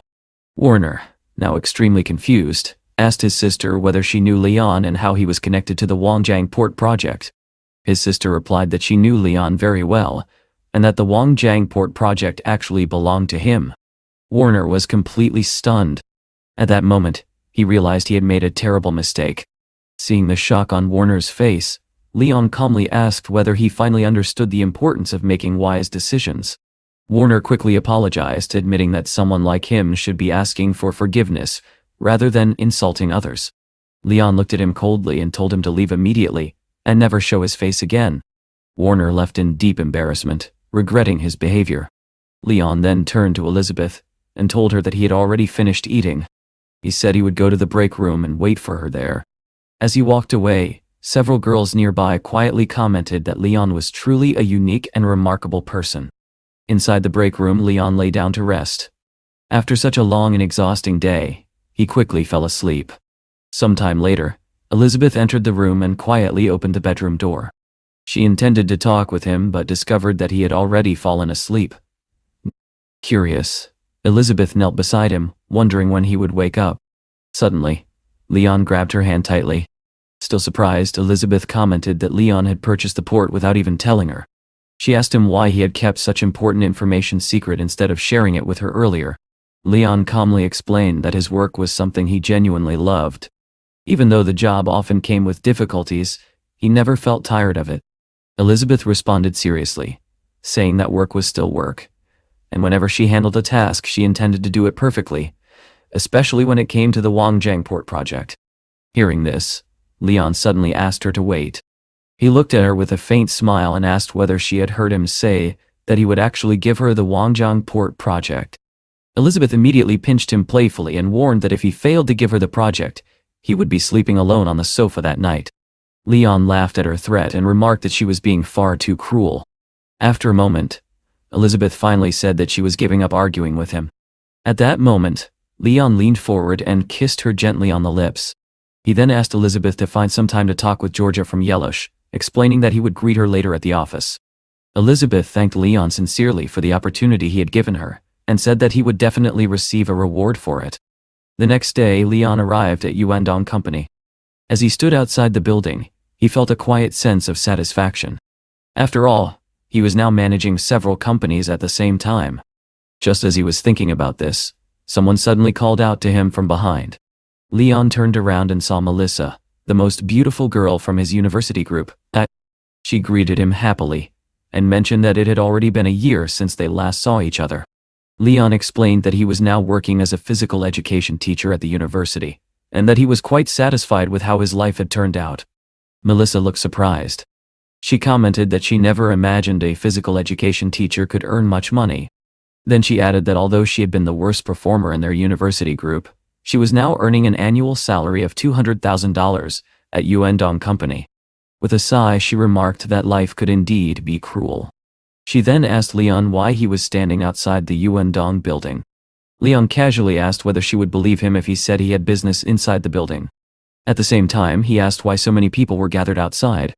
Melissa explained that the mysterious rich man who had purchased the Twin Towers would be arriving that day to finalize the details of the acquisition. She said that the vice president and many employees of the company were already waiting outside the entrance to greet him. At that moment, the marketing department manager Renly approached them and asked Melissa why she was still standing there. He told her to hurry up. Melissa explained that she had just run into an old acquaintance whom she had not seen for a year. She then introduced Renly to Leon, telling him that Renly was her boyfriend and the marketing department manager at Yuandong Company. Melissa suggested that they all have dinner together that evening so they could discuss helping Leon find a job. However, Renly coldly replied that he only had dinner with people who possessed either business value or wealth. Dining with someone like Leon, he said, would simply be a waste of his time. He then told Leon to leave quickly because the mysterious rich man was about to arrive. Leon silently watched as Renly walked away. Feeling embarrassed, Melissa apologized to him and promised that they would meet again soon. Leon could not help thinking that people were always too quick to jump to conclusions. Looking around, he noticed that everyone had gathered near the Twin Towers, waiting eagerly for the wealthy buyer to appear. Leon slowly walked toward the building, but he found the atmosphere strange. The crowd behaved as if they were waiting to welcome a national leader. To him, buying a building did not seem like such an extraordinary event. Renly overheard his remark and felt shocked. In his mind, this unknown man was acting as if he were a millionaire. Meanwhile, Leon continued walking toward the entrance. The crowd stood quietly, almost like an audience awaiting the arrival of a president. Renly, now alarmed, asked Melissa what her friend Leon was planning to do and urged her to send him away immediately. Melissa quickly pushed Leon aside and told him to leave, explaining that the mysterious rich man would be arriving soon and this was not the right place for him. At that moment, a man named Lawrence walked toward them with an angry expression. He demanded to know what Melissa was doing there. Melissa quickly apologized and explained that her friend Leon was acting a little strangely, and that she would take him away immediately. Just then, Renly arrived and ordered the security guards to remove Leon from the area. Suddenly, Lawrence raised his hand and struck Renly with great force. Renly stood there in shock, unable to understand why he had been hit. Lawrence angrily explained that Leon was the man who had purchased the Twin Towers. He was furious that Renly had just called the owner an idiot. Then he ordered Renly to leave immediately. Renly could hardly believe what he had heard. Melissa also stared at Leon in shock and asked whether he had truly bought the Twin Towers. Leon calmly replied that he had already told her the reason he was there, but she simply refused to believe him. Renly quickly forced a smile and said that it had been a misunderstanding because of all the noise. He even suggested that they should have dinner later so Leon would not feel bored. Leon looked at him coldly and asked whether Renly truly believed he was worthy of dining with him. Lawrence then suggested that Leon ignore them and focus on more important matters. He proposed that they head to the conference room first to sign the business contracts. When they arrived at the conference room, Leon planned to finish the company's affairs quickly. However, Lawrence suddenly placed several thick stacks of documents on the table and explained that Leon needed to sign every one of them. Half an hour later, Leon had signed countless contracts and felt completely exhausted. Finally, he stood up and announced that everything had been completed and all the paperwork was finished. Lawrence congratulated him and reminded him that now that he owned the Twin Towers, he would have to work even harder. Then he asked who would represent the Twin Towers in the future. Leon asked whether Lawrence had any recommendations. Lawrence suggested that Leon consider his wife's brother, who owned a private company and was ranked among the top 3 leaders in the industry. Leon nodded and said that if Lawrence recommended him, they could arrange contact. If there were no further questions, he would continue handling other matters. Meanwhile, Melissa and Renly were packing their belongings at the company. Renly tried to comfort her, saying that she should not be nervous because she could still join another company and earn money to support herself. Melissa, however, shook her head and said that he was overthinking things. She told him plainly that they were not suitable for each other and that they should break up. Renly was stunned. He reminded her that she had recently been talking about marrying him as soon as possible. Melissa explained that when they were in university, Leon had once written her a love letter. She believed that he must still remember it, and she was certain that they would be together soon. Renly felt deeply offended and said that he had never realized she was that kind of person. Melissa then threw her belongings into the trash and convinced herself that she would soon live happily with Leon. When she saw Leon and Lawrence leaving the building, she suddenly realized that she needed to talk to him before it was too late. Melissa ran toward Leon. When he saw her approaching, he looked surprised and asked why she had not left yet. Melissa happily announced that she had just broken up with Renly, and that she was now single again. Leon frowned and asked what that had to do with him. Melissa explained that she had once received a love letter from him, and now she was giving him the chance to be together. Leon calmly explained that the letter had actually been meant for another girl, not her. He told Melissa to wake up and stop speaking nonsense. The surrounding crowd began whispering among themselves. Some people said that Melissa was far too self-absorbed. Others commented that this kind of behavior was common. When a man had no money, women ignored him, but once he became wealthy, they gathered around him like flies. Leon grew tired of the conversation and told Melissa that he was leaving because he had no interest in listening to her anymore. He walked toward his Pagani, intending to leave as quickly as possible. However, Melissa suddenly jumped into the passenger seat of his car. She said that since she had just lost her job, the least he could do was drive her home. Leon asked why he should do that. Melissa insisted that they were old friends, and that it would not hurt him to give her a ride. After some hesitation, Leon agreed. Moments later, she even asked him whether he could book a room for her. Leon immediately made a phone call and calmly explained that there was a girl sitting in his Pagani who refused to get out. He confirmed that he was calling the police because she would not leave. Melissa instantly panicked and begged him not to go that far. She promised that she would leave immediately. After dropping her off, Leon drove away without hesitation, feeling relieved to finally be rid of her. Meanwhile, near a neighboring building, another unusual scene was unfolding. A large crowd had gathered to watch a heated argument between a man and a young woman. A man suddenly began shouting at a young woman, accusing her of scratching his car. He demanded that she take responsibility, and warned her that if she tried to leave, she would face serious consequences. The girl, whose name was Hannah, asked why he was yelling so aggressively. She calmly assured him that she would compensate him for the damage. The man, however, clearly did not believe she could afford such a payment. Instead, he suggested another way to settle the matter. Grabbing Hannah's hand tightly, he told her that he needed a personal secretary to run errands for him, and that he would deduct the repair cost from her salary. Hannah was furious and immediately demanded that he release her. The man glared at her and asked how she dared to speak to him like that. Taking a handkerchief from his pocket, he warned her that she would regret her attitude. He then tried to force the cloth over Hannah's mouth. Hannah quickly realized that the man had no intention of letting her go easily. Her mind raced as she tried to figure out how to escape the situation. Meanwhile, the man appeared pleased with himself, clearly intending to humiliate her in front of everyone for daring to challenge him. The surrounding crowd was shocked by the man's behavior. Many wanted to help Hannah, but they were afraid that the man might harm them as well. At that very moment, Leon arrived in his Pagani. He stepped out of the car and walked directly toward the commotion. Just as he approached, Hannah managed to break free from the man's grip and immediately ran toward Leon, hoping he would help her. Breathing heavily, she asked how he happened to appear there. Leon calmly replied that he had simply been passing by when he noticed the disturbance. He then saw that Hannah's hand was red and asked what had happened. Hannah explained that the man had been harassing her. She told Leon that she had parked her motorcycle nearby, but the man claimed that the wind had blown it over and caused it to scratch his car. Leon looked around thoughtfully and pointed out that the day was extremely hot and completely windless. There was no way her motorcycle could have fallen by itself. He suggested that they go inside the nearby building and check the security cameras to see what had really happened. Hearing this, the man suddenly became nervous. Realizing that Leon seemed close to Hannah, he quickly changed his tone and suggested that they could settle the matter privately without involving the police. He even offered to handle the repairs himself. Leon, however, calmly told him not to rush. If there was truly nothing wrong, then checking the cameras would simply prove it. He added that it was also possible that a crime had been committed.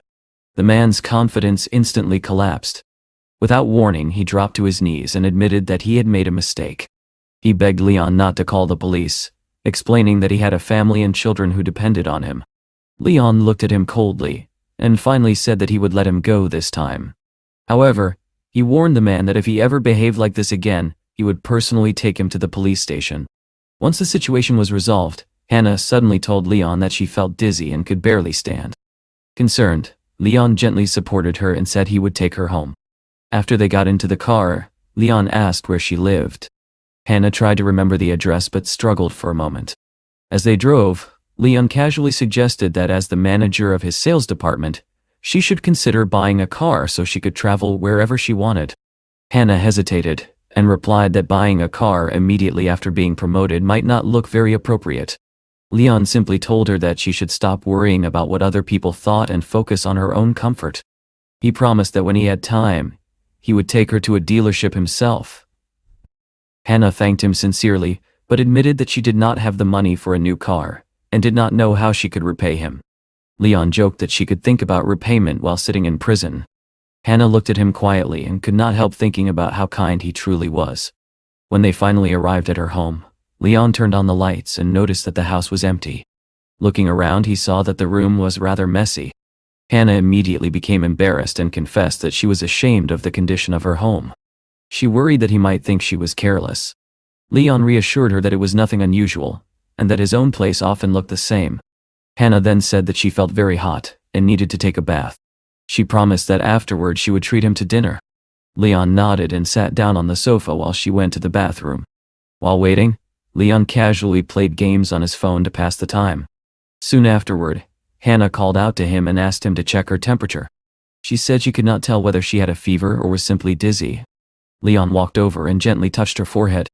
After checking carefully, he confirmed that she indeed had a high fever. He then asked whether she lived alone. Hannah explained that she was divorced and now lived by herself. Looking at him quietly, she asked him not to leave, saying that she felt calm when he was beside her. The next morning, Leon asked Hannah how her marriage had ended in divorce. Hannah explained with a sigh that her ex-husband had destroyed their relationship by cheating on her. Leon found it difficult to understand how someone could betray a woman like her. Hannah simply replied that not all men appreciate the people who truly care about them. After some time, Leon stood up, realizing that he had many things to do that day. Hannah noticed that he looked tired and suggested that he stay longer, but Leon explained that he needed to return to the university early the next morning, and that the distance was quite far. The following morning, Leon arrived at the university.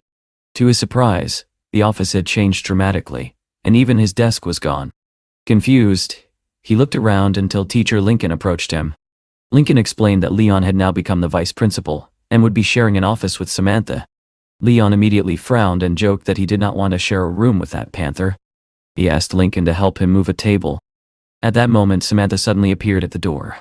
She had overheard the entire conversation and asked coldly whether Leon had just called her a panther. An awkward silence filled the room as Leon quickly explained that she must have misheard him. Life at the university soon settled into a routine. Teachers continued their work, students attended their classes, and Leon gradually grew closer to Lincoln. However, the calm atmosphere was suddenly shattered when Samantha's phone rang. She answered it and immediately became pale. Someone informed her that a student named Claire was standing on the roof of a building and threatening to jump. Samantha was shocked and could not understand what had driven Claire to such a desperate decision. After quickly asking for the address, she announced that they were leaving immediately. Lincoln asked what had happened, and Samantha briefly explained the situation. She then asked Leon to come with her. Leon agreed and offered to drive. They hurried into the car and rushed toward the location. During the drive, Leon asked who Claire was and what had happened. Samantha explained that Claire was one of the university's brightest students. She had recently completed an internship and even rented her own apartment. Lincoln asked where she had been working. Samantha replied that Claire had been working at Yonghan, a well-known investment firm. When they arrived, they saw a large crowd gathered below the building, all staring anxiously at the roof. Samantha immediately rushed toward the entrance, with Leon close behind. Looking up, Leon saw Claire standing dangerously close to the edge. Her eyes were closed as if she had already made up her mind. When Samantha and Leon tried to enter the building, a police officer stopped them.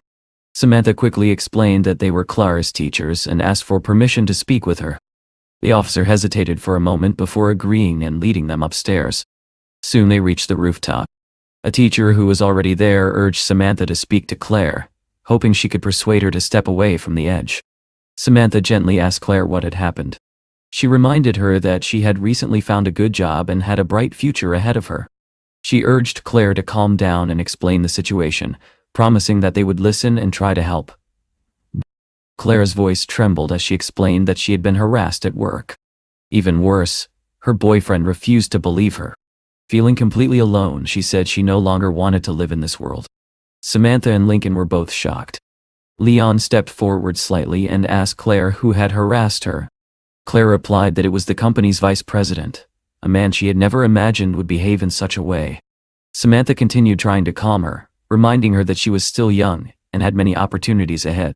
But suddenly Claire raised her voice and shouted for everyone to stop moving. She warned them that if anyone took another step forward, she would jump immediately. Samantha was stunned by Claire's desperate words.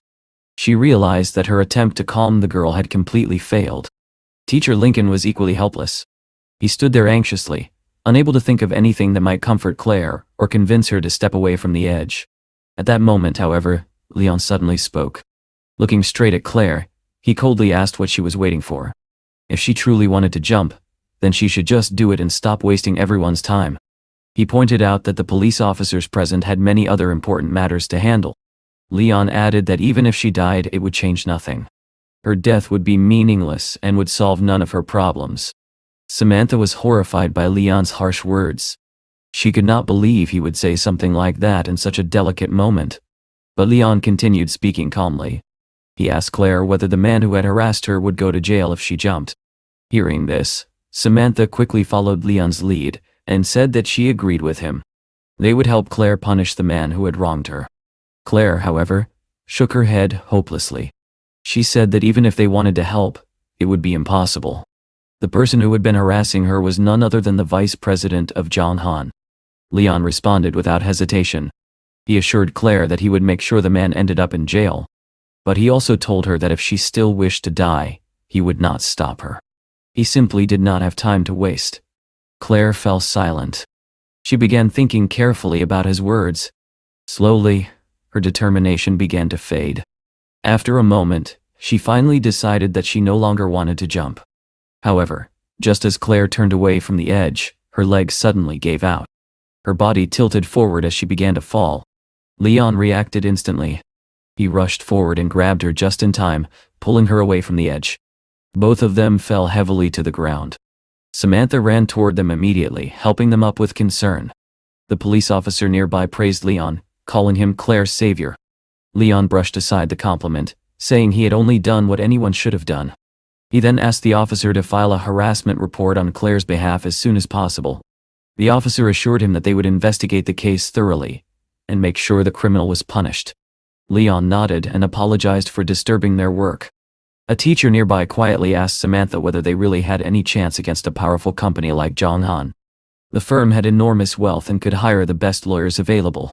At that moment, Leon turned and began walking away. Samantha hurried after him and asked where he was going. Leon replied firmly that he was going directly to Yonghan. He intended to deal with the harasser personally. Samantha was shocked by his words. She insisted that the police should handle the matter instead of him. But Leon calmly replied that Claire was a student of their university. As her teacher, it was his responsibility to help restore her dignity and gather evidence against the criminals. Lincoln stared at him in disbelief and asked if he was seriously planning to confront Jong Han alone. Just then, Samantha suddenly ran after Leon. She told Lincoln to stay behind and take care of the students. Leon quickly reached the parking lot and got into his car. Just as he was about to leave, Samantha caught up with him and grabbed the car door handle. She accused him of acting recklessly. Opening the door, she told him to calm down and think of a proper plan before doing anything dangerous. Samantha explained that she also wanted to help Claire uncover the truth, but Leon needed to think carefully. Leon replied bluntly that it was none of her business and told her to get out of the car.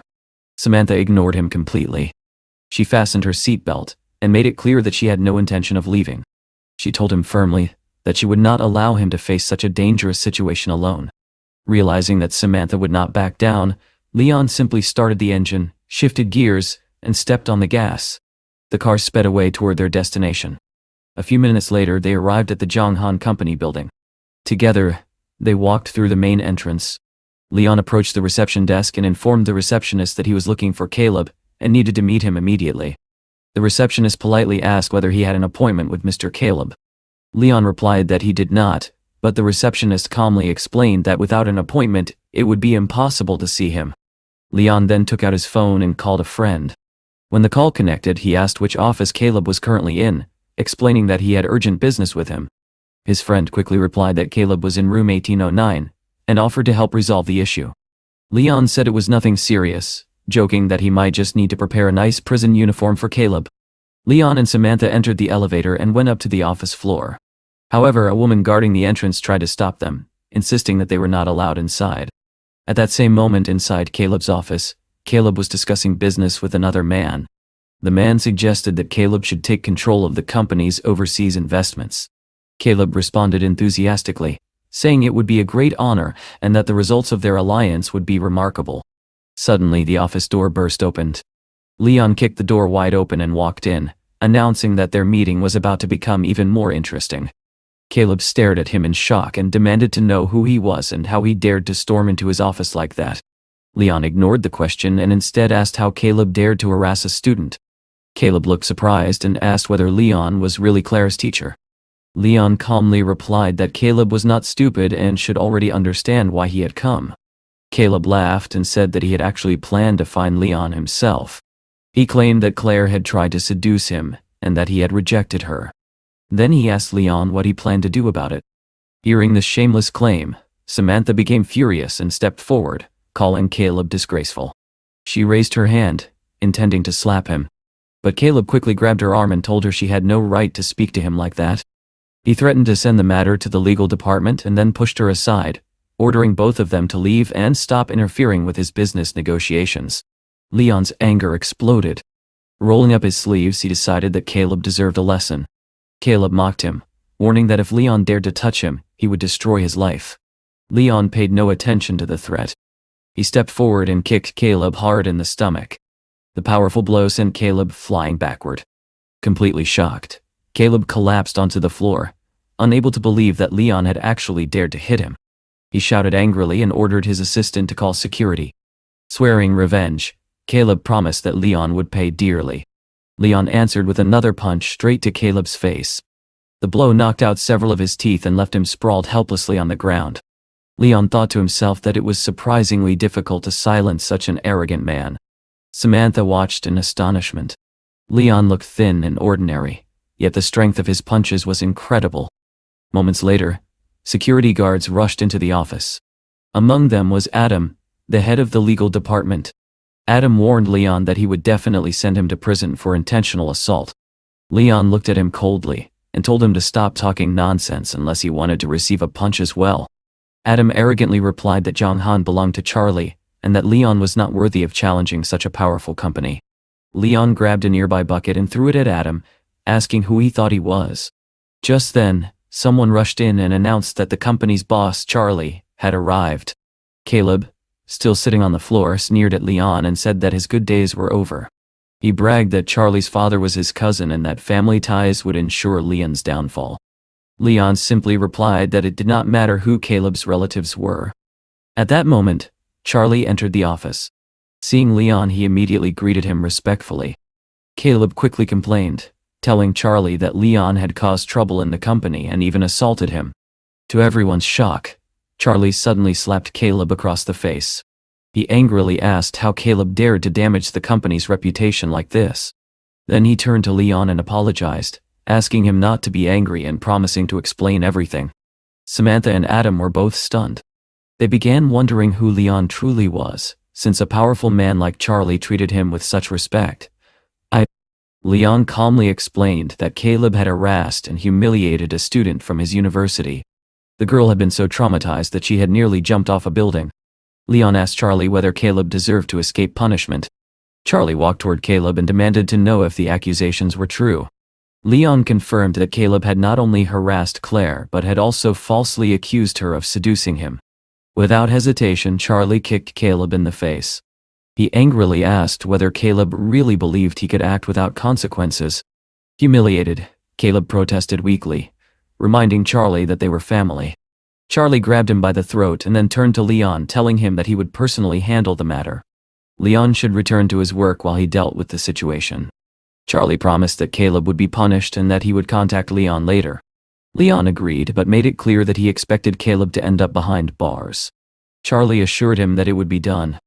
Leon then turned to Samantha and said it was time for them to return to the university. As they left, Samantha was still stunned by everything that had happened. She realized that Leon must possess incredible influence if he could resolve such a serious situation so easily. She admitted that she finally understood why he had not been afraid to confront the company.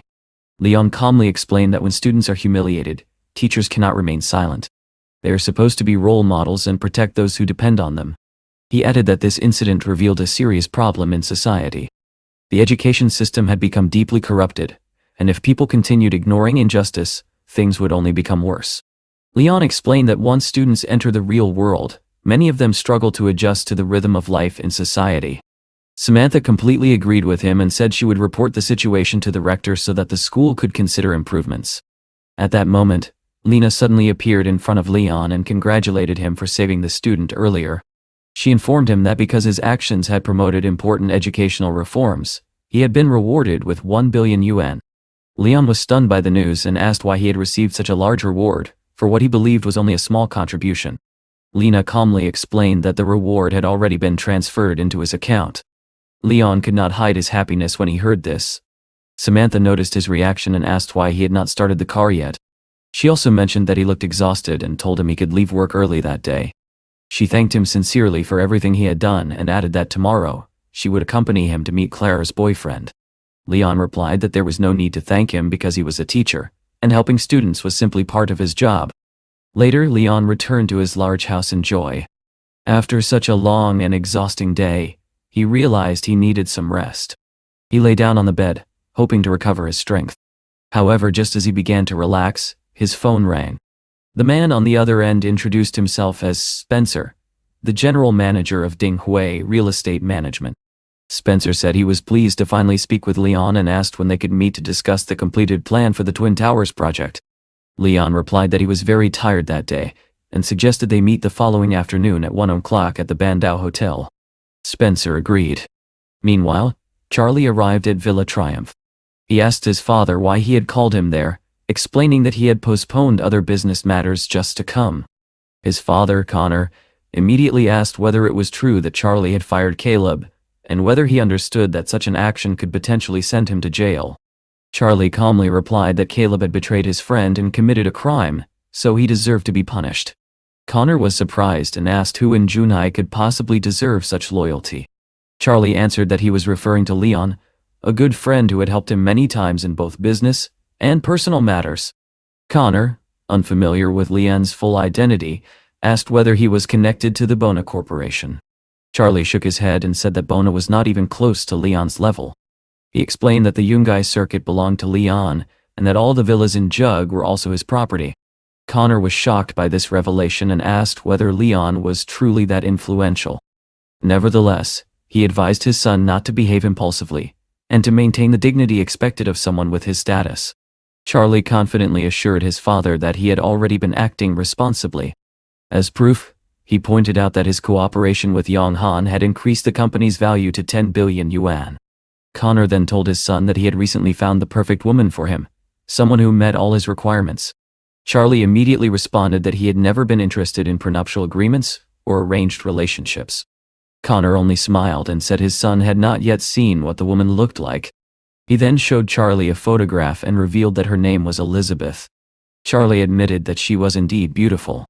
Connor seemed pleased with his reaction and warned him not to underestimate her, because she was the director of the Qiaoyang company. Charlie studied the photograph more carefully and suddenly felt that the face looked familiar. He searched his phone and found a similar picture, then asked his father to compare the two images and confirm whether they were the same woman. Connor asked whether the woman was already involved with someone else and suggested they could discuss the matter later. Charlie agreed, saying they could leave the topic for now. The next day, Leon went to the Government Services Center. As soon as he entered, several girls working there noticed him and quietly commented on how handsome he was. Leon collected the necessary documents and approached the service counter. The receptionist, Fiona, greeted him politely and asked how she could help. Leon explained that he wanted to register a company. Fiona handed him 2 forms and asked him to fill them out. She also told him that once he finished, she would pass everything to the staff for processing. Before he left, she suggested that he add her on WeChat in case he had questions later. Leon declined politely, saying that he would simply return if he needed assistance. Fiona felt slightly disappointed by his refusal. Leon filled out the paperwork and decided to name his company Ling Yon.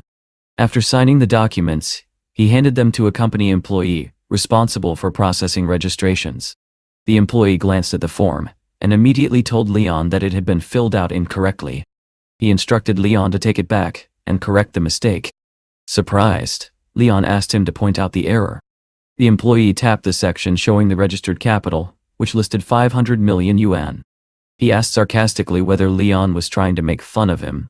Nearby, a girl whispered to her friend that the man seemed to be humiliating Leon, which made her friend angry. Leon silently wondered how the staff would react if he had written 1 billion instead.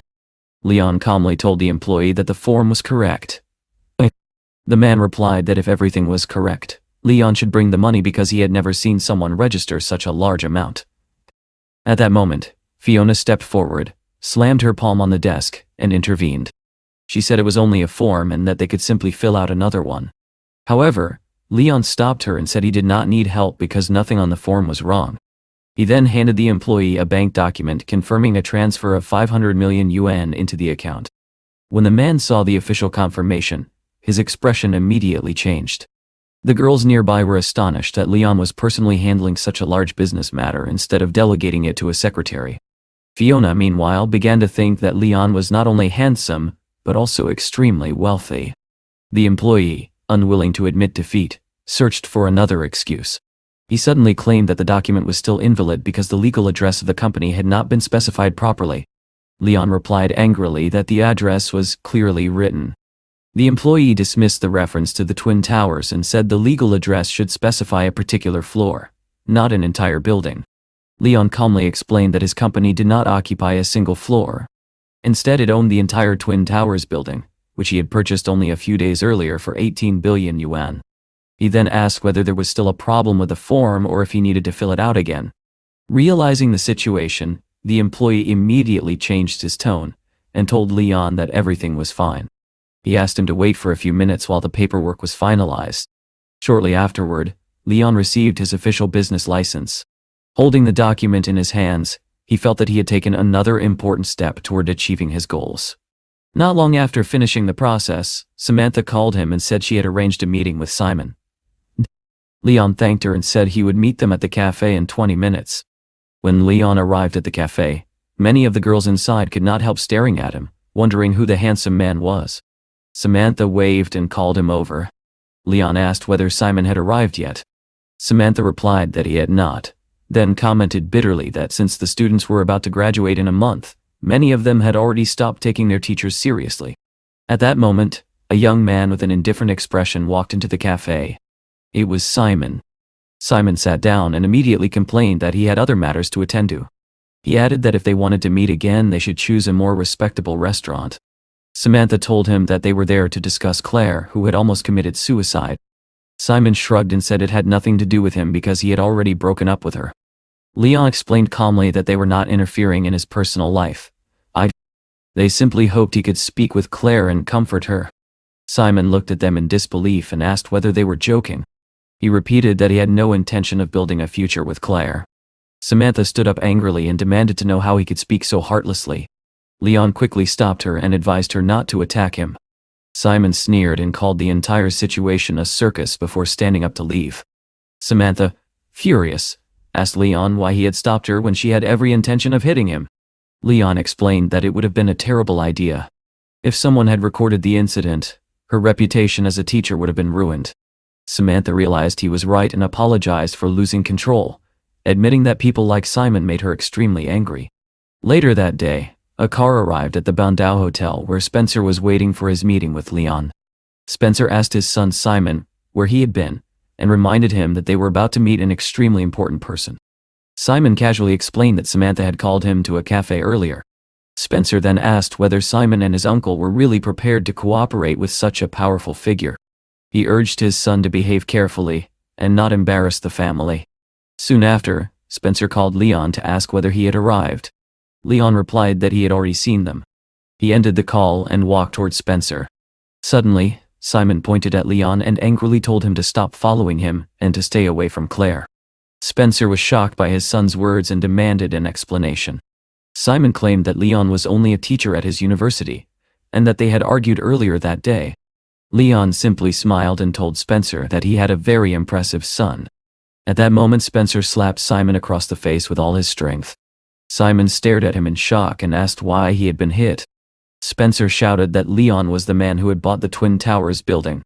He warned Simon that if he ever showed disrespect again, he would beat him to death. Simon was stunned. He asked whether Leon was truly the mysterious rich man who had purchased the Twin Towers. It was difficult for him to believe, because Leon was merely a teacher at his university. Leon calmly explained that teaching at the university was simply a way for him to gain experience. Spencer scolded his son again, and said he should learn from Leon's example instead of causing trouble everywhere. At that moment, the manager of the Bandau Hotel approached Leon and asked whether there was any problem. He offered to assist them, but Leon politely declined and said he could handle the situation himself. Spencer was suddenly startled when Leon casually mentioned that the Bandau Hotel also belonged to him. They then sat down at a table to discuss business. Spencer sincerely apologized for his son's behavior and admitted that he had spoiled him. Leon replied that forgiveness was not something he could grant on behalf of others. Simon quickly realized the seriousness of the situation. He apologized to Leon and said he would find Claire and marry her to make things right. Leon shook his head and advised him to forget about that idea. He explained that Claire was a good girl and deserved peace, not someone who only wanted to marry her out of guilt. Spencer bowed respectfully and apologized again for his son's actions. He also assured Leon that his company's building management services were among the best in the country and hoped Leon would recognize their capabilities. Simon lowered his head and admitted his mistake, promising that he would take responsibility for his arrogant behavior and make amends.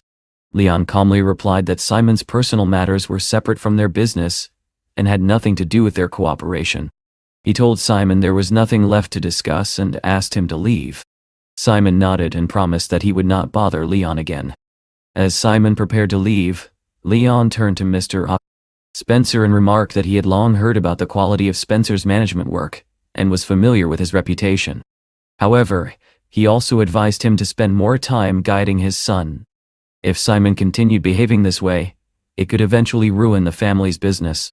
About half an hour later, Spencer thanked Leon sincerely for placing his trust in his company. He assured Leon that he would not disappoint him. The next morning at the university, several teachers gathered around Samantha and asked whether Simon was truly hopeless and whether she planned to help Claire in any way. Samantha replied that Simon believed he could do anything simply because he came from a wealthy family. Teacher Lincoln then asked whether Leon might be able to find a solution to the situation. Samantha explained that Leon had handled the matter calmly and was far less angry than she had been. Lincoln smiled slightly and joked that Leon and Samantha seemed perfect for each other. Just then, Samantha's phone rang. Someone informed her that Simon from the Faculty of Management and Economics was urgently looking for her. Surprised, Samantha asked whether that was really true, and told them to send Simon directly to her office. Lincoln looked confused and asked why Simon was searching for her so suddenly. Samantha admitted she had no idea but said she was curious to find out. She quickly headed toward her office. When she arrived, she saw Simon already sitting there. She asked him what had happened. Simon stood up with a deeply ashamed expression and asked Samantha to forgive him. He apologized for everything he had said the previous day and began bowing repeatedly, admitting that he had been arrogant and ignorant about life. He said he now wanted to correct his mistakes. Both Samantha and teacher Lincoln were stunned by the dramatic change in his attitude. Simon even began to cry as he explained that Leon had made him realize how wrong he had been, and that he now intended to make things right. Simon then asked Samantha if she could take him to visit Claire after dinner that evening. Although Samantha was clearly surprised, she agreed to help him. At that moment, she could not help thinking that Leon had handled the situation far better than she ever could have. Meanwhile, Leon was considering visiting Hannah to check on her. He knocked on her door, hoping she was home.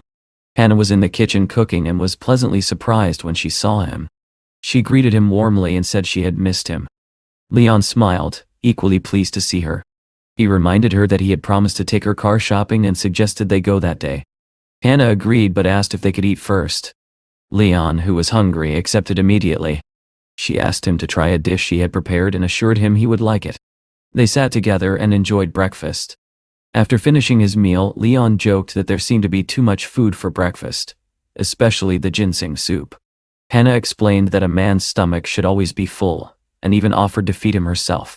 Leon laughed and complimented her, saying she clearly knew how to make men happy. He then asked what kind of car she wanted. Hannah replied that she simply wanted a beautiful white car. Leon immediately suggested buying her a white Maserati, promising that she would love it. However, Hannah quickly shook her head and explained that her budget was only $200,000 and that she could never afford such a car. Leon told her not to worry about the price and reminded her that he had already promised to buy her a car. Later, they visited a car dealership. Hannah looked around in amazement at the wide selection of luxury vehicles. A salesman approached them and politely asked whether they were looking for a car and how he could help. He asked about their requirements and who would be the main driver. Hannah explained that she did not have any particular preferences, but was hoping to find something within a budget of $200,000. The salesman's expression immediately changed. Clearly unimpressed by their budget, he decided not to serve them and passed them to another salesperson. Soon a female sales consultant approached them, greeted them politely, and offered to help answer any questions. Leon quietly mentioned that their modest budget was probably the reason the first salesman refused to assist them. The salesman nearby overheard this and turned back toward them, clearly having understood the remark. Just then, another employee walked over and asked about the sports car parked outside the dealership, wondering who it belonged to. Hearing this, the first salesman looked outside and froze in shock. Parked outside the showroom was a Pagani worth more than 30 million yuan. The salesman quickly asked the manager what was going on with the car. Manager Liu explained that the vehicle was blocking his driveway, and he wanted to know who owned it so it could be moved. Leon calmly stepped forward and apologized, explaining that the car belonged to him. He said he would move it to the parking lot immediately. The salesman stared at him in disbelief and asked whether Leon truly owned a Pagani Zonda. Leon asked whether there was any problem and suggested that if they were not welcome, they could simply go to another dealership. Manager Liu immediately asked them to stay and promised that the dealership would assist them properly. The salesman, who had ignored them suddenly, panicked and begged Leon for another chance, admitting that he had made a mistake. Leon looked at him skeptically and asked whether he had suddenly changed his attitude simply because of the Pagani. The embarrassed salesman dropped to his knees and begged for forgiveness. Seeing this humiliating scene, Manager Liu immediately fired him.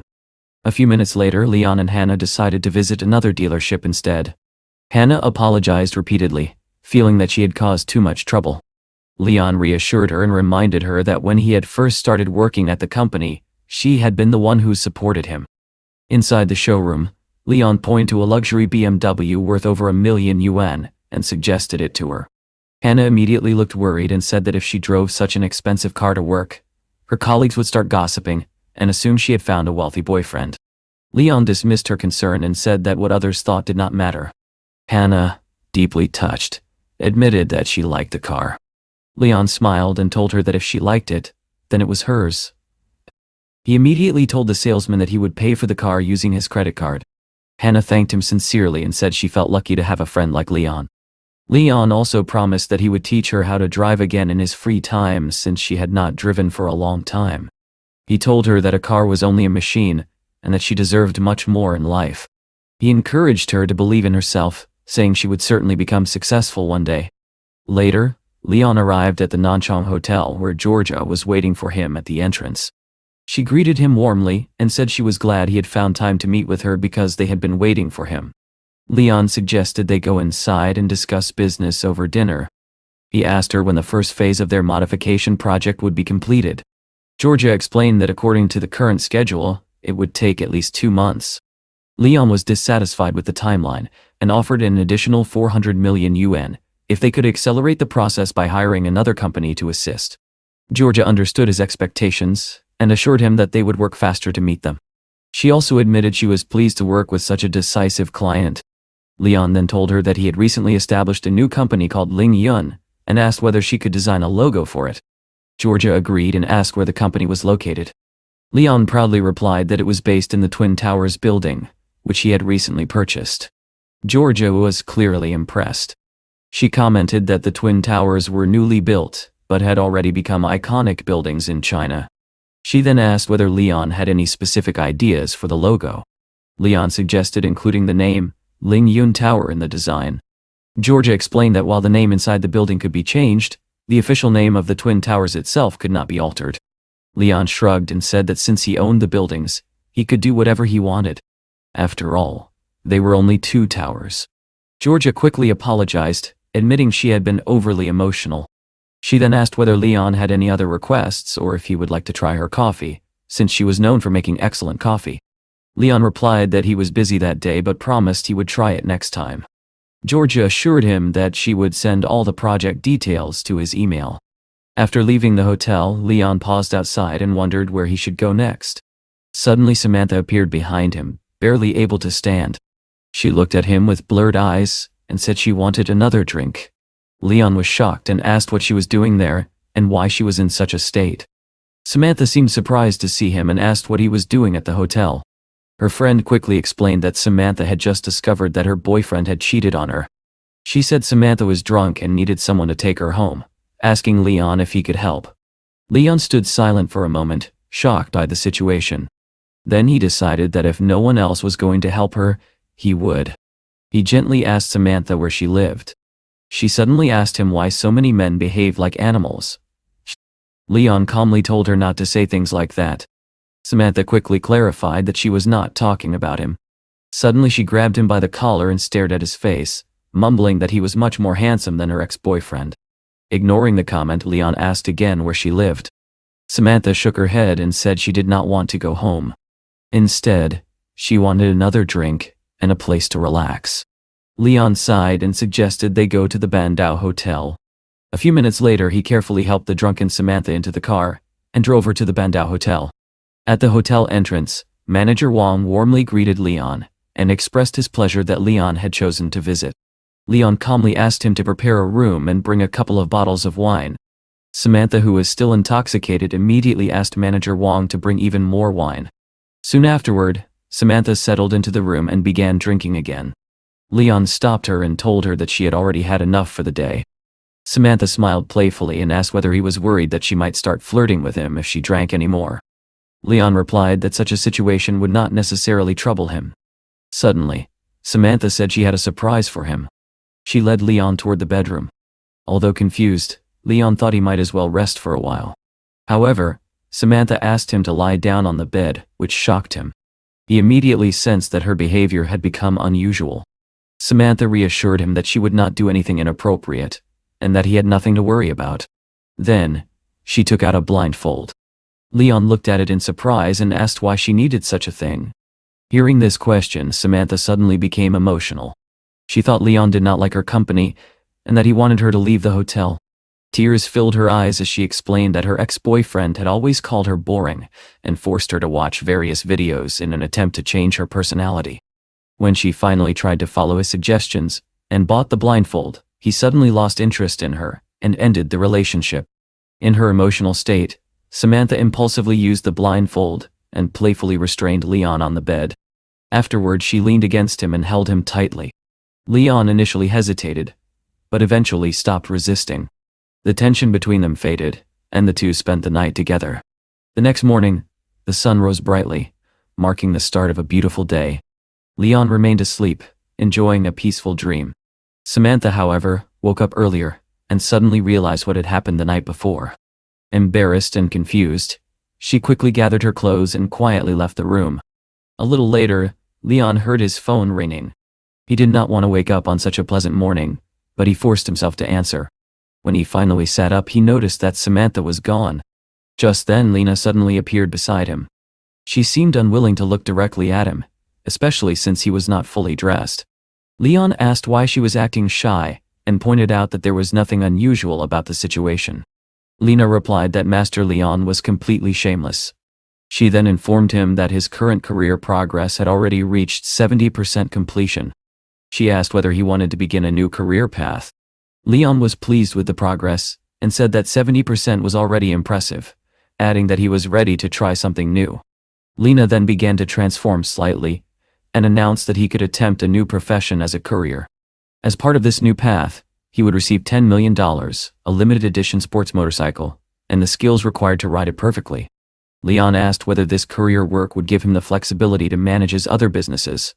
Lena smiled and hugged him, telling him that his new motorcycle was already waiting in the hotel parking lot. When Leon stepped outside, he immediately saw the new motorcycle parked among the luxury cars.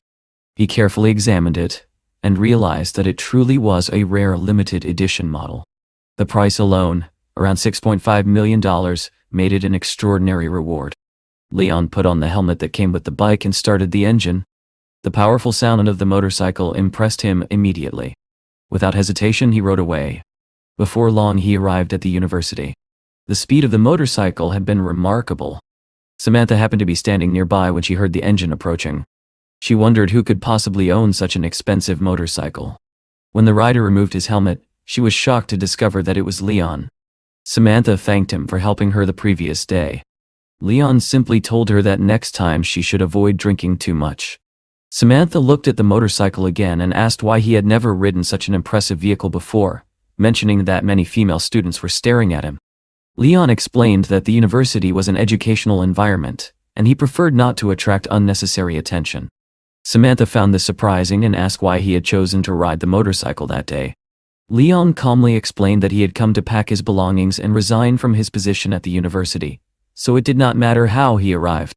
Samantha was stunned and immediately asked why he wanted to quit. She even wondered whether the decision was related to what had happened the previous night, but Leon assured her it had nothing to do with that. Curious, Samantha asked what he planned to do next. Leon replied that starting that day, he would work as a courier. Samantha looked at him in disbelief, and asked why a man as wealthy as him would want to become a courier. She joked that in that case she might place a special order with him. Leon told her not to joke about it, clarifying that he would be delivering packages, not offering personal services. Samantha laughed and wished him luck before heading to the Human Resources office. Just then, Leon received a notification on his phone. Even though he had only just installed the delivery app, he already had his first order. The task was simple: deliver a music stand. Leon quickly picked up the item and headed to the delivery location. Soon he arrived at a hotel and knocked on the door. A woman named Giselle opened it.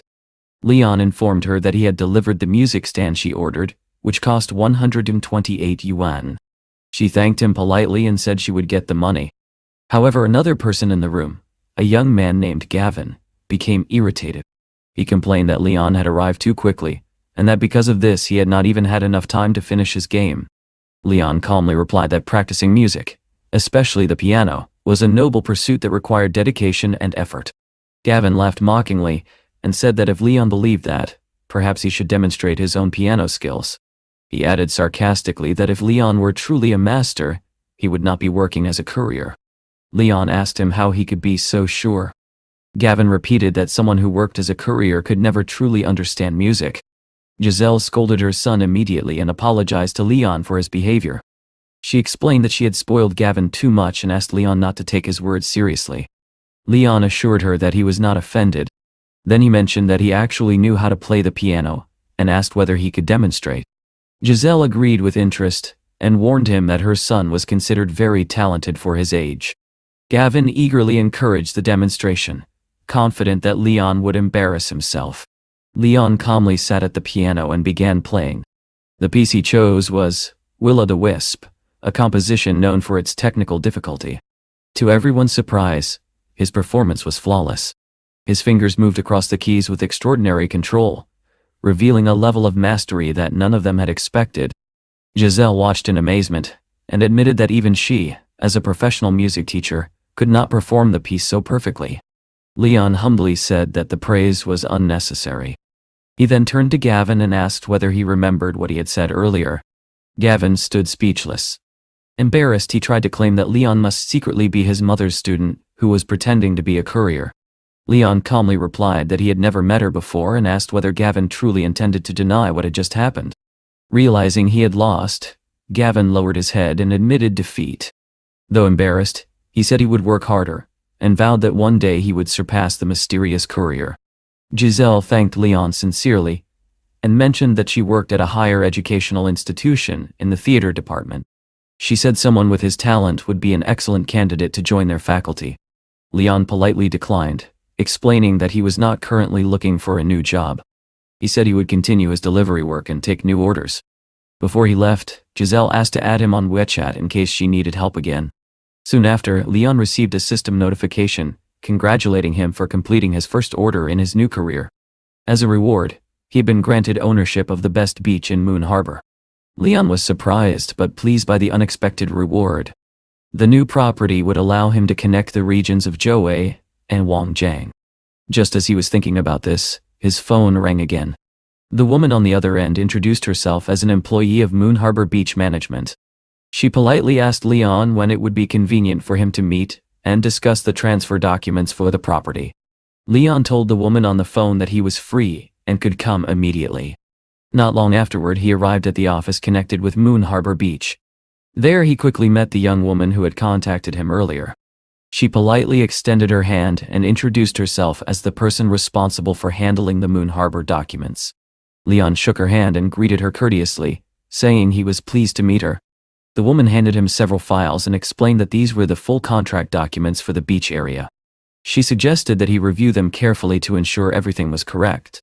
Leon skimmed through the documents and then asked why Moon Harbor Beach, which had always been a public beach, had suddenly been placed up for auction.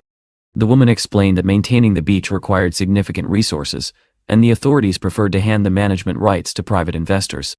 Although Leon would now control the property, the land itself would still belong to the state. He would be granted the right to use and manage it for 70 years, after which the lease could be renewed. Leon nodded thoughtfully, and asked whether he would need to negotiate with anyone else regarding the current management of the beach. The woman replied that most of the issues were currently centered around Bin High Street, where certain individuals were still involved in operations related to the area. After leaving the office, Leon contacted Ben to gather more information. Ben explained that Moon Harbor Beach had many existing problems and warned Leon that buying it might not have been a wise decision. According to him, the people currently operating there owed around $200,000, and they had been avoiding repayment for some time. Leon decided to investigate the matter personally. Soon, he and Ben arrived at Bin High Street. Several men were sitting outside a building smoking cigarettes and looking restless. Leon noticed their tense atmosphere and quietly remarked that although the place appeared to be an office, it clearly felt more like a gathering place for troublemakers. One of the men stood up and asked what they were doing there. Ben immediately demanded that they call their boss. One of the men apologized and claimed that their leader was not present. Ben angrily pointed out that their boss's car was parked right outside and accused them of lying. He then announced that Leon was the owner of Moon Harbor Beach, as well as Wangjiang Port. The only reason they were there was to discuss the outstanding debt. Hearing this, the man looked shocked and asked whether it was really true that the beach had been purchased. He then invited Leon to come inside, saying that their boss was in the office. However, Leon calmly took the documents related to Moon Harbor and said he had no intention of going anywhere. Instead, he told them to inform their boss that he expected the debt to be repaid immediately and that the group should leave Moon Harbor. Until the money was returned, they would not have peace. He then told Ben that there was nothing more to discuss and left. Inside the building, one of the men rushed into the office and informed Brother Oakley and Brother Lou that the man who had purchased Moon Harbor Beach had just appeared. He added that Leon demanded they leave the area and repay the debt owed to Wangjiang Port. Oakley frowned and asked whether Leon had truly demanded repayment and what connection he had with the port. The man explained that Ben had said the beach and the port belonged to the same owner. Oakley leaned back and said that this Leon must be a powerful man if he could command influence even in their territory. Liu, however, felt insulted by the message and angrily declared that Leon needed to learn who he was dealing with. Oakley calmly extinguished his cigarette and said he would personally deal with the matter. He swore that Leon would regret challenging him and that he would destroy his business. Later that day, Leon arrived at the Bandao Hotel to check on the operations there. Manager Wang immediately stood up when he saw him and welcomed him respectfully. Leon told him that he wanted to review the financial accounts. Manager Wang hesitated slightly but said he would bring the documents immediately. Leon sat on the sofa while waiting for the reports. When the files arrived, Leon asked whether the hotel currently had any outstanding debts. Manager Wang reluctantly admitted that the hotel owed around 3 million. Leon frowned and asked why he had not been informed earlier. He then requested a full list of debtors. Wang explained nervously that some of those involved were influential figures, and he had not known how to address the matter. As Leon scanned the list, he wondered whether Charlie's name might appear there. Wang then explained that the Qin family was extremely powerful and difficult to confront. The previous night, Charlie had brought several women to the hotel, spent a large amount of money, and left without paying.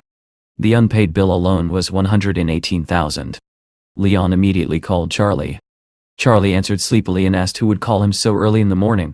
Leon calmly told him that it was him and reminded him about the unpaid bill at the hotel. Charlie casually replied that it should not matter unless the hotel actually belonged to Leon. Leon then asked why he assumed it did not. He added that if Charlie returned the money, he would allow him to stay at the hotel for free whenever he wished. Realizing something was unusual, Charlie quickly got dressed and asked whether Leon was really at the hotel. He said he would come downstairs immediately. At that moment, one of the hotel workers informed Manager Wang that a man named Oakley had arrived and was asking to meet Leon. Leon calmly said they could come in. Soon the office door opened, and Oakley entered with several men.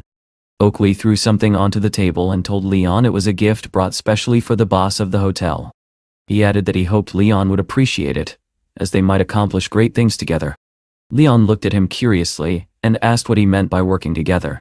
Oakley lit a cigarette and said he would overlook Leon's earlier disrespect, but if they failed to reach an agreement, Leon's business would soon collapse. Leon silently picked up a glass from the table and suddenly smashed it over Oakley's head, asking coldly whether he was being threatened. Oakley's companions were stunned. One of them shouted angrily and rushed forward, but Leon kicked him hard in the stomach. The powerful strike sent the man flying backward into the wall. The rest of the group froze in shock. Oakley warned Leon not to do anything foolish. Leon replied that he knew how Oakley usually handled situations, but this time things would not work the same way. He calmly explained that he not only owned Moon Harbor Beach and Wangjiang Port, but also the Bandao Hotel and its entire security team. Oakley glanced out the window and was stunned to see hundreds of security guards gathered outside. Leon continued calmly, telling Oakley that he knew far more about the criminal underworld than Oakley did. If someone ever tried to place a bounty on him, he would find out immediately. Just then, Charlie entered the office and asked what Oakley was doing there. Oakley awkwardly replied that they were discussing business with Leon. Charlie walked over and asked Leon whether these people were causing trouble.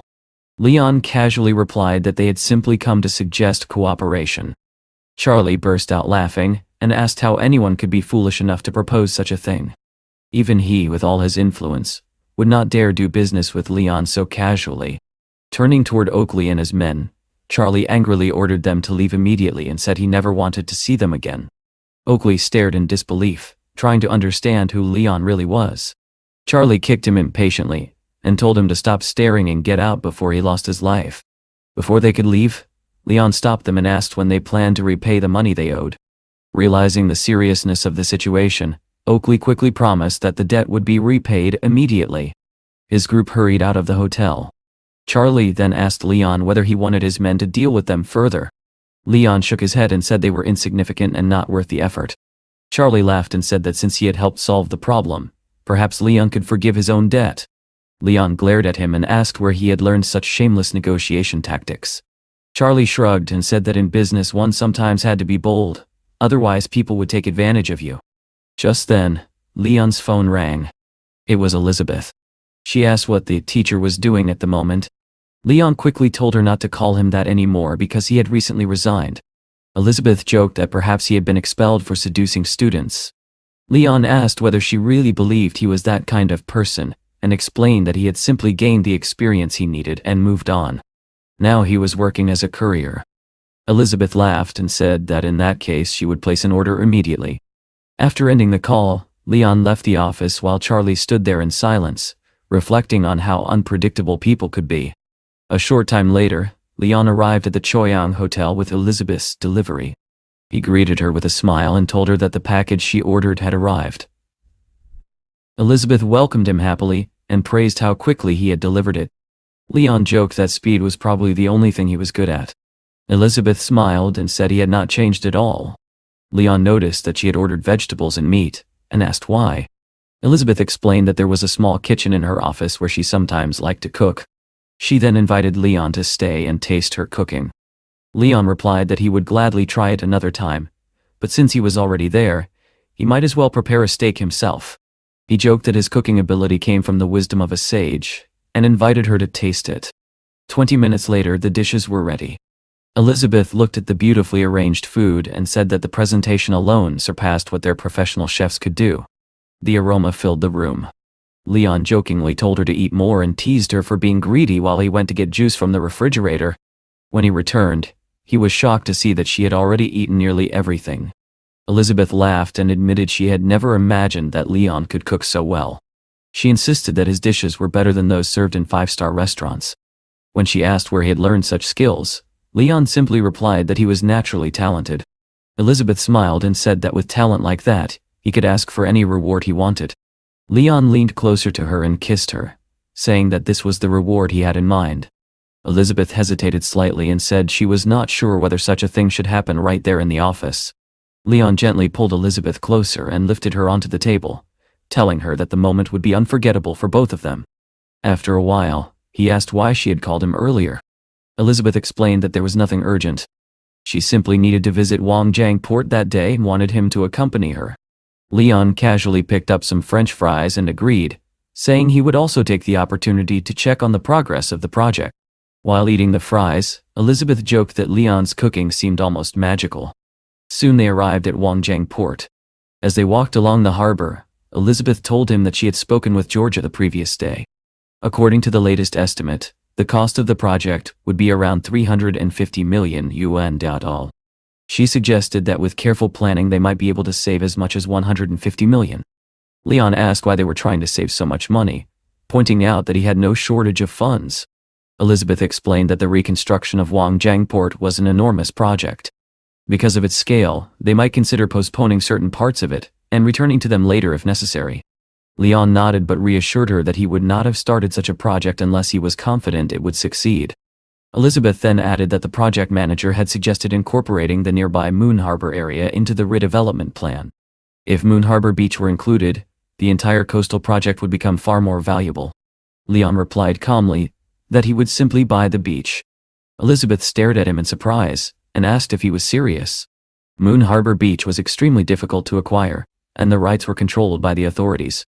Leon calmly put on his helmet and told her that he was confident it would work out. Elizabeth laughed and said that wearing a bikini in a private pool was boring anyway. If she ever had the chance, she would much rather relax on a beautiful beach under the sun. Still, she warned that she would not expect miracles from anyone. While they were studying the reconstruction plans, a man approached them and greeted them politely. He explained that he had been waiting for them because he had important news. The man reported that Oakley had returned and repaid all the money his group owed. As a result, Moon Harbor Beach had officially been transferred. Leon thanked him, saying that it was excellent news. Elizabeth stood frozen for a moment, wondering whether Leon had truly managed to buy the beach so quickly. Leon simply smiled and confirmed that Moon Harbor Beach now belonged to him. Elizabeth shook her head in disbelief and laughed, saying that Leon always managed to surprise her. She jokingly accused him of irritating her with his constant success, though she clearly meant it in a good way. Soon afterward she removed her shoes and walked onto the sand, deciding that she might as well enjoy the beach now that it belonged to them. She praised Leon again, calling him a genius. Then she reminded him that he now owned the entire Wangjiang port as well. Smiling, she suggested they go out onto the sea together. Leon agreed and said they would need diving equipment, promising that he would teach her how to dive. Elizabeth became excited and asked whether he truly knew how to dive. Then she suddenly remembered something else. Earlier, Leon had mentioned creating a foundation, so Elizabeth had already contacted 2 specialists who could help organize it. She explained that they were capable professionals, and asked whether Leon had any special requirements for the location. Otherwise, she could find an office building for the foundation. Leon replied that she could handle the details however she thought best. The foundation would operate under the name Ling Yun. Elizabeth paused and asked whether that company also belonged to him. Leon confirmed that it did, explaining that the building was part of his own property. After finishing their discussion, Leon reminded her to drive carefully on the way home. Elizabeth smiled and warned him that the weather could change quickly near the coast, so he should also be careful. With that, she drove away. Not long after she left, Leon received a new delivery order. The request was for 2 swimming rings priced at about 200 yuan each. He immediately headed to a nearby shop. At the store, Leon told the seller that he needed 2 swimming rings around that price range. The salesman soon returned with 2 rings, and said they were excellent quality, currently discounted to 209 yuan each. Satisfied, Leon agreed to buy them but asked for a receipt. The salesman looked at him curiously and commented that Leon was quite handsome. He wondered aloud why someone like him worked as a courier, and even joked that he could introduce him to wealthy women. Leon looked at him in surprise and asked whether the salesman secretly worked as a matchmaker. Embarrassed, the man told him not to say such strange things. Leon quickly left the shop and headed toward the beach to complete the delivery. When he arrived, he called the client, a man named Lenny, and told him he was standing near the beach. Lenny replied impatiently that he was busy and told Leon to find them himself. He mentioned that he was sitting under a red umbrella and wearing blue shorts. Leon looked around and replied that there were many red umbrellas on the beach, making it difficult to identify the correct one. Lenny responded sarcastically, saying it was no surprise Leon worked as a courier. Just then, a girl approached Leon from behind and asked whether he was the delivery courier. She waved and introduced herself as Una Shene. Standing beside her was her boyfriend, Lenny, who looked annoyed. Una glanced at Leon and whispered to her friend Christy, who was lying nearby under an umbrella. She remarked that the courier delivering their swimming rings was surprisingly handsome. Christy agreed and wondered why such a good-looking man would work as a courier. Lenny mocked Leon and said it was obvious his brain did not work very well, judging by how long it had taken him to find them. Una, however, complimented Leon's appearance and figure. She even mentioned that she owned a clothing store and was looking for employees. In her opinion, he would be perfect for the job. Leon politely declined and instead handed them the swimming rings. He explained that each ring cost 209 yuan, bringing the total to 418 yuan. Una asked again whether he had ever considered changing careers. But Leon simply asked who would be paying for the order. Suddenly Lenny stood up and declared that Leon would not receive any money.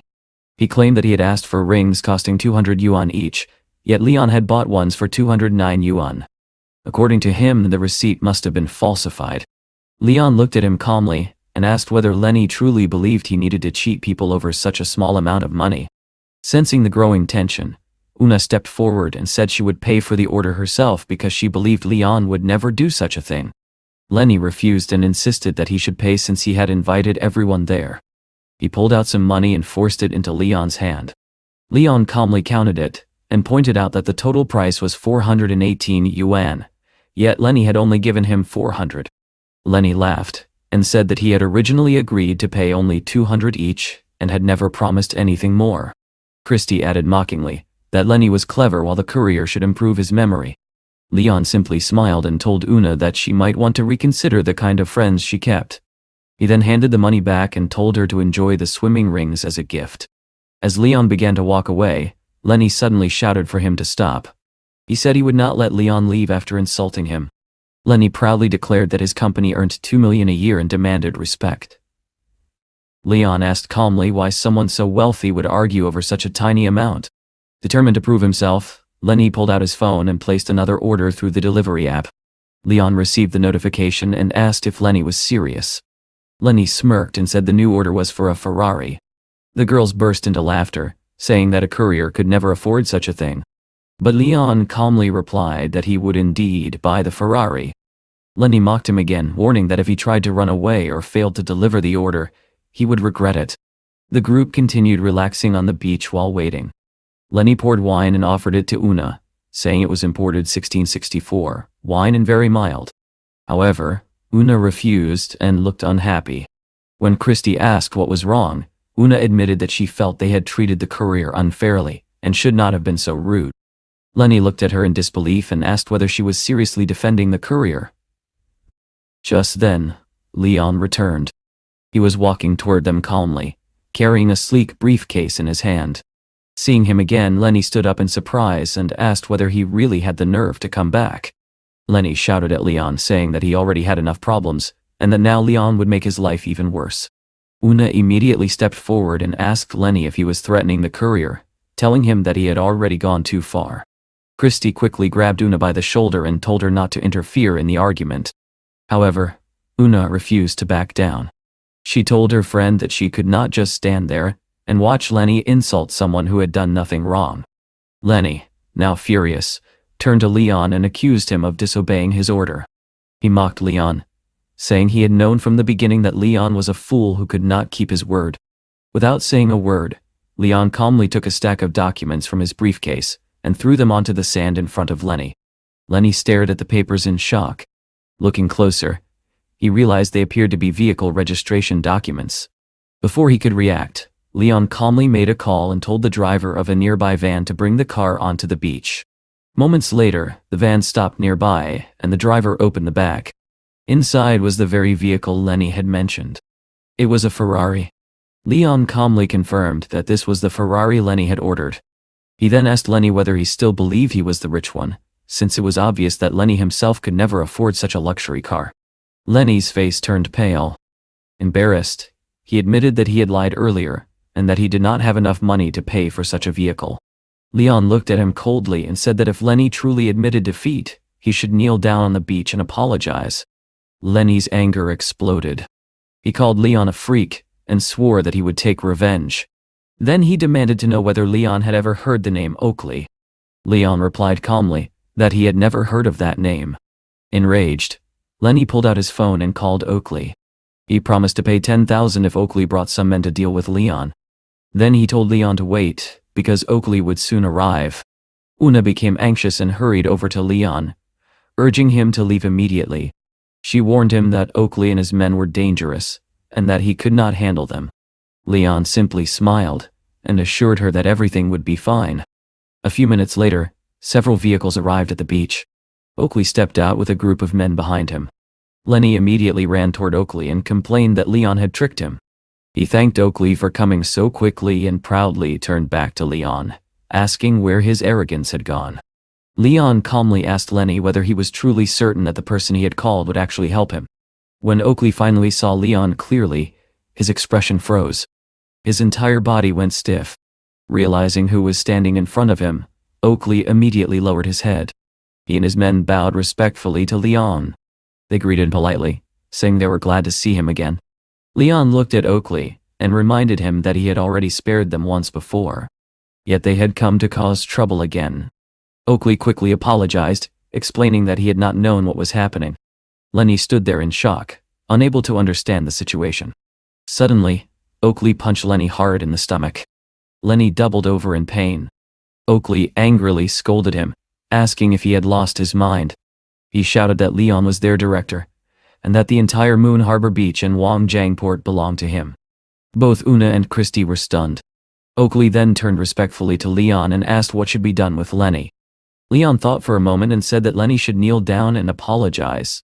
Oakley immediately turned to Lenny and asked whether he would kneel willingly or needed help. Realizing the seriousness of the situation, Lenny immediately fell to his knees in the sand and began begging Leon for forgiveness. Leon let out a long breath and said he would spare him this time.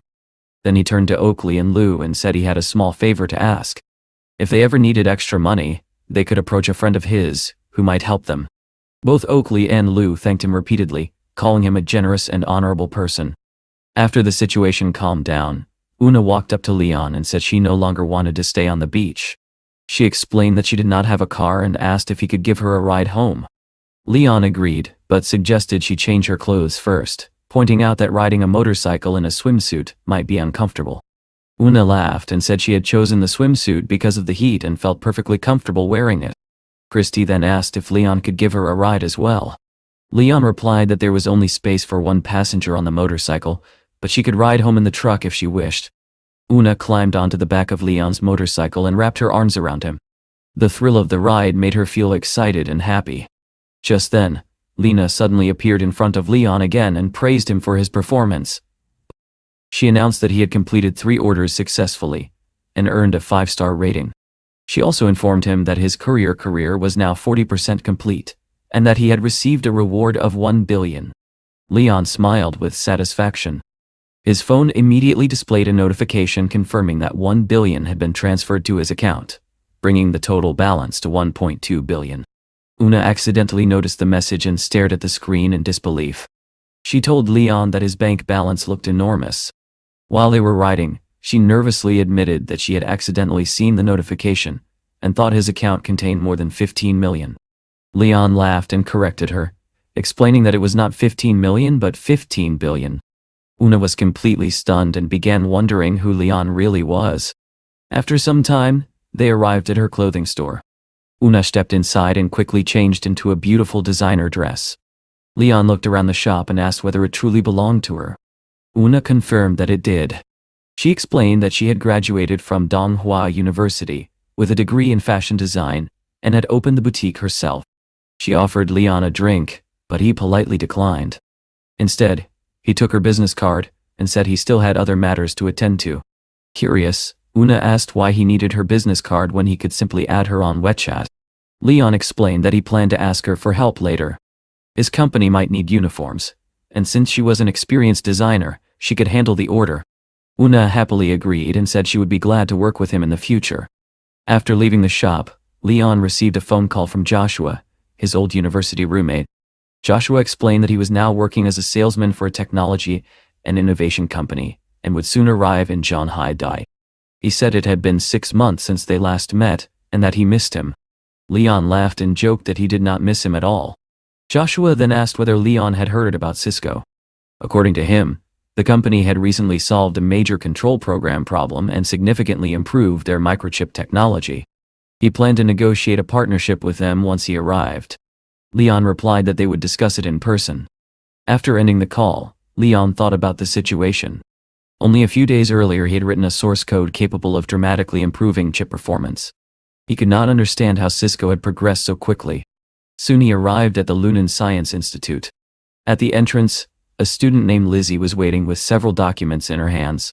She greeted him warmly and said everyone had been expecting him. Leon said he had come to check how their work was progressing. Lizzie explained that the control unit program had been successfully written. They had already begun the 3rd round of testing but were currently encountering a problem with the frequency hopping range. When Leon entered the institute, he saw Vice President Samuel inside. Samuel looked surprised to see him. Leon sat down and told them that he had heard Cisco was preparing to release a control unit program on the market. Both Lizzie and Samuel immediately denied the possibility, insisting that Cisco could not have achieved such a breakthrough. Leon explained that Cisco's rapid progress might have come from a highly skilled scientist. If he was correct, that person could only be Lucian, the researcher Leon had previously dismissed. Lizzie and Samuel were stunned. Lizzie insisted that Lucian's technology had always been flawed and that their own program was far more advanced. Leon suddenly slammed his hand on the table. He told Lizzie that if she believed that, then she was being dangerously naive. What truly mattered was what the market believed. Their biggest mistake had been failing to file a patent immediately. Lizzie nervously asked whether they should quickly submit a patent application before Cisco announced their technology. Leon shook his head and replied that Cisco had most likely filed the patent long ago. Once the announcement was made, they might become the laughingstock of the entire industry. Lizzie stood speechless. Vice President Samuel then stepped forward and admitted that the failure was his responsibility. He said Leon could fire him if necessary, and that he was ready to accept the punishment. Leon looked at him calmly and asked what good firing him would do now. Instead, he told Samuel to focus on solving the crisis and developing a strategy to recover. Samuel nodded seriously and said they would do everything possible to fix the situation, even though other companies had already taken the lead while they had temporarily lost control of the race. Leon stood up and reflected on the situation. He realized that if he did not personally take responsibility for the company's strategy and development, they would inevitably fail in the industry. He reminded Lizzie and Samuel that Cisco had only stolen the first version of their technology. That version was merely the beginning of their idea. Leon said that instead of worrying, they should defeat Cisco with something far better. When that happened, Cisco would regret ever stealing their concept. Lizzie and Samuel immediately assured him that they would support him with everything they had.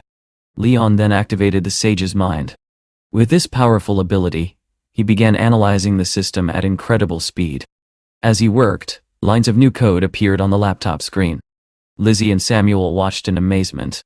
The programming they saw unfolding before them was flawless. They had never seen anyone write such perfect code. 12 hours later, Leon was still working inside the Lunan Institute. He had spent the entire time identifying problems and refining the system. Finally, he leaned back and said he was exhausted. Programming, he remarked, was no simple task. It required tremendous intelligence and effort. Samuel looked stunned and asked whether Leon had truly completed everything so quickly. Leon explained that most of the procedures were now finished. However, the multiplier technology remained weak, and that was the main issue they still needed to solve. By that time, Lizzie had fallen asleep with her head on the table. Leon turned to Samuel and asked him to order 2 Dutch multipliers immediately. With those components, they would be able to improve the system significantly. Samuel promised to place the order right away. Leon then gently woke Lizzie and told her that he also had a personal assignment for her. He asked her to organize the development of a new mobile operating system. The system, he said, needed to be at least as good as Cisco's. Lizzie nodded confidently and promised that everything would be handled properly. Leon placed an arm around Samuel's shoulders and said he believed their team would soon become leaders in the industry. He reminded them that they were making history. The chips they were developing could open a completely new chapter for future technology. He added that he hoped they would soon be able to manage everything independently. As for him, he still had many plans and needed to leave. Samuel watched him with admiration and said that it was rare for the country to produce such talent. With someone like Leon guiding them, he believed their future would be bright. Soon Leon stepped outside the institute. He was pleased to see that someone had already brought his car for him. While checking his phone, he noticed a new delivery order. The order was for an original Yali brand charger. Leon got into his Pagani and drove to the address. About an hour later, he arrived and handed the charger to the customer, a man named Jack Daya. Leon reminded him that the total price was 612 yuan. Jack frowned and asked why the charger was so expensive, especially since the store had recently advertised a 50% discount. Leon checked the order on his phone and explained that the promotion had ended the previous day. When Jack placed the order, no discount had been mentioned. Jack became angry and accused Leon of trying to cheat him. Leon calmly showed him the receipt from the Yali store and explained that he had no reason to lie. Jack complained that the charger was too expensive and said that if he had known, he would have bought a cheap imitation instead. Just then, a woman came out of the house. She told Jack to stop arguing, saying that it was only a few hundred yuan. She reminded him that the courier was simply doing his job. Jack grumbled but finally told his wife to take the charger. He added that he had a night shift and that she should go to bed early with the baby without waiting for him. As Leon prepared to leave, Jack suddenly asked him to take 2 bags of garbage with him. Leon looked at him in disbelief and asked whether he was seriously asking a courier to take out his trash. That was not part of his job. Jack replied that if Leon wanted a 5-star rating, he should take the garbage. Otherwise, he would file a complaint. Leon calmly said that Jack was free to complain if he wanted, but he would not take the trash. Jack still had to pay for the charger. Furious, Jack shouted for him to stop and threatened to report him to the company. Leon simply walked away, thinking that he often encountered rude and ungrateful customers. Outside, he noticed another courier struggling to carry a huge table after taking out someone's trash. The man's legs were shaking from the weight. Leon walked over and offered to help. Together they managed to move the table into place. The exhausted courier thanked him and said that sometimes he did not even know what his job really was anymore. Some customers treated him like a servant rather than a delivery worker. Leon asked why he continued to accept such treatment. The courier explained that if customers left bad reviews, it could affect his job. Very few people were willing to help him the way Leon had. Leon smiled and said that they were both doing the same work.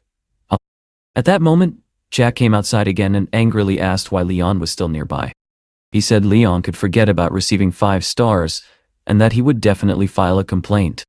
Leon replied that he did not care, and that there was no point arguing with an idiot. Enraged, Jack threw a bag of garbage onto the ground and demanded to know who Leon was calling an idiot. He proudly introduced himself as the sales manager of Zhonghai Jia Chemical Industrial Company. Then he asked what kind of junk car Leon was driving, saying he would photograph it and report him. Leon calmly replied that his junk happened to be an Audi S6.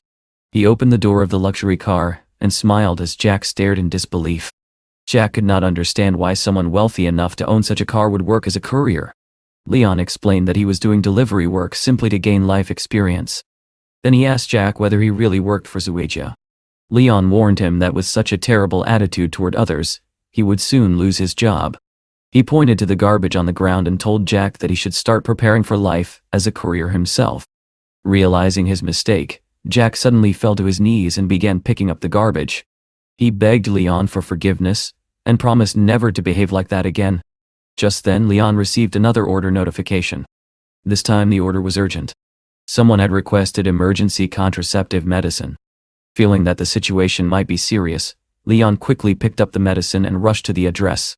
When he arrived at the apartment and knocked on the door, the person who opened it shocked him. It was Melissa, an old acquaintance. Melissa looked at his delivery uniform and asked whether he truly worked as a courier now. Leon calmly replied that there was nothing wrong with that. He handed her the medicine and told her the price was 38 yuan. Melissa crossed her arms and smirked. She assumed Leon must be living a miserable life if he had become a courier. Leon told her that his life was none of her concern and asked her to simply pay for the order. Melissa mocked him again, suggesting that he must be desperate for money. Then she suddenly threw the medicine onto the floor and said she no longer needed it. He should take it back and cancel the order. Leon quietly picked up the medicine and said he understood. Then he turned to leave. Melissa stopped him and said she wanted to take a photo of him as a souvenir. She planned to share it with their classmates so they could see what he had become. Before Leon could respond, a man walked out from inside the apartment and asked whether she had bought the medicine. When he saw Leon, he froze in shock. Melissa casually explained that Leon used to be their classmate but had failed in business, and now worked as a courier. Suddenly the man slapped Melissa across the face. She fell to the floor and asked why he had hit her. The man angrily told her that she had no right to speak about Leon that way. It was obvious to him that Leon was simply gaining experience by working in different fields. He then bowed respectfully to Leon and apologized for Melissa's behavior. Melissa stared at him in disbelief, unable to understand why her boyfriend was showing such respect. Leon accepted the apology but told the man to keep Melissa away from him in the future. He also reminded him to give a 5-star rating for the delivery. The man immediately agreed. Soon afterward, Leon received the notification confirming the 5-star review. Outside the building, the man scolded Melissa again and warned her never to embarrass him like that. Meanwhile, Leon checked the system and realized that his career progress was advancing rapidly. If things continued at this pace, he might complete the entire task within another day. At that moment, Elizabeth called him. She asked whether he was busy and said she wanted to invite him to dinner at her home. However, she needed ingredients first. She asked him to meet her at the Times Square supermarket. Leon quickly drove there. When he entered the building, he saw Elizabeth already waiting. She waved excitedly and said she had missed him. She had heard that a large new supermarket had opened there where they could buy everything they needed. Elizabeth added that she was a diamond-level customer, so they would receive a special discount.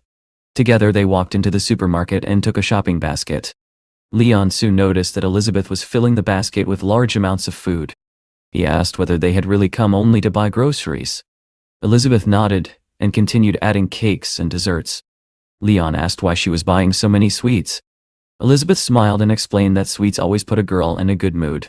Leon laughed and said that now that the desserts were chosen, they should buy the other ingredients. Then he joked that he could improve her mood himself without sweets. He hugged her playfully, and Elizabeth laughed and called him a pervert. After some time, Leon looked at the overflowing basket and said they already had enough food. Carrying all of it home might become difficult. Elizabeth shook her head and said she still wanted to buy some beef. The steak Leon had cooked earlier had been so delicious that she wanted him to make it again that evening. Just then, a strange man walked up to them and greeted Elizabeth politely. Elizabeth looked surprised when the stranger approached her and asked who he was. The man introduced himself confidently as Patrick, a talent scout from Boyuan Media. He told her that with her beauty and appearance, she could easily enter the entertainment industry and become famous. Then he handed her his business card. Before Elizabeth could respond, Leon interrupted. He told Patrick that Elizabeth was not interested, and jokingly suggested that Patrick should instead recruit the girl selling fish at the market, because she would suit him better. Patrick turned toward the fishmonger and immediately realized Leon had been mocking him. Irritated, he said that he was not speaking to Leon at all. He continued praising Elizabeth, explaining that if she entered the entertainment industry, she would certainly succeed. To strengthen his argument, Patrick mentioned one of the celebrities he had discovered, who now earned $100 million a year. Elizabeth raised her eyebrows and commented that earning $100 million a year sounded impressive. Patrick seized the opportunity and told Leon that if he truly loved his girlfriend, he should allow her to pursue such fame and success. Leon listened quietly, then calmly took out his phone and said he agreed with the idea, but only after 15 years. Patrick stared at him in confusion and asked what he meant. Leon replied calmly that since he had billions in his bank account, he could easily support Elizabeth for the next 15 years. He even showed Patrick the balance on his phone and asked whether Patrick could wait that long before recruiting her. Patrick's face immediately changed when he saw the amount of money in Leon's account. Realizing he had made a mistake, he quickly apologized and hurried away, admitting that he had offended someone far beyond his level. Elizabeth burst into laughter. She teased Leon for becoming jealous so quickly and making it clear that he had no intention of letting her enter show business.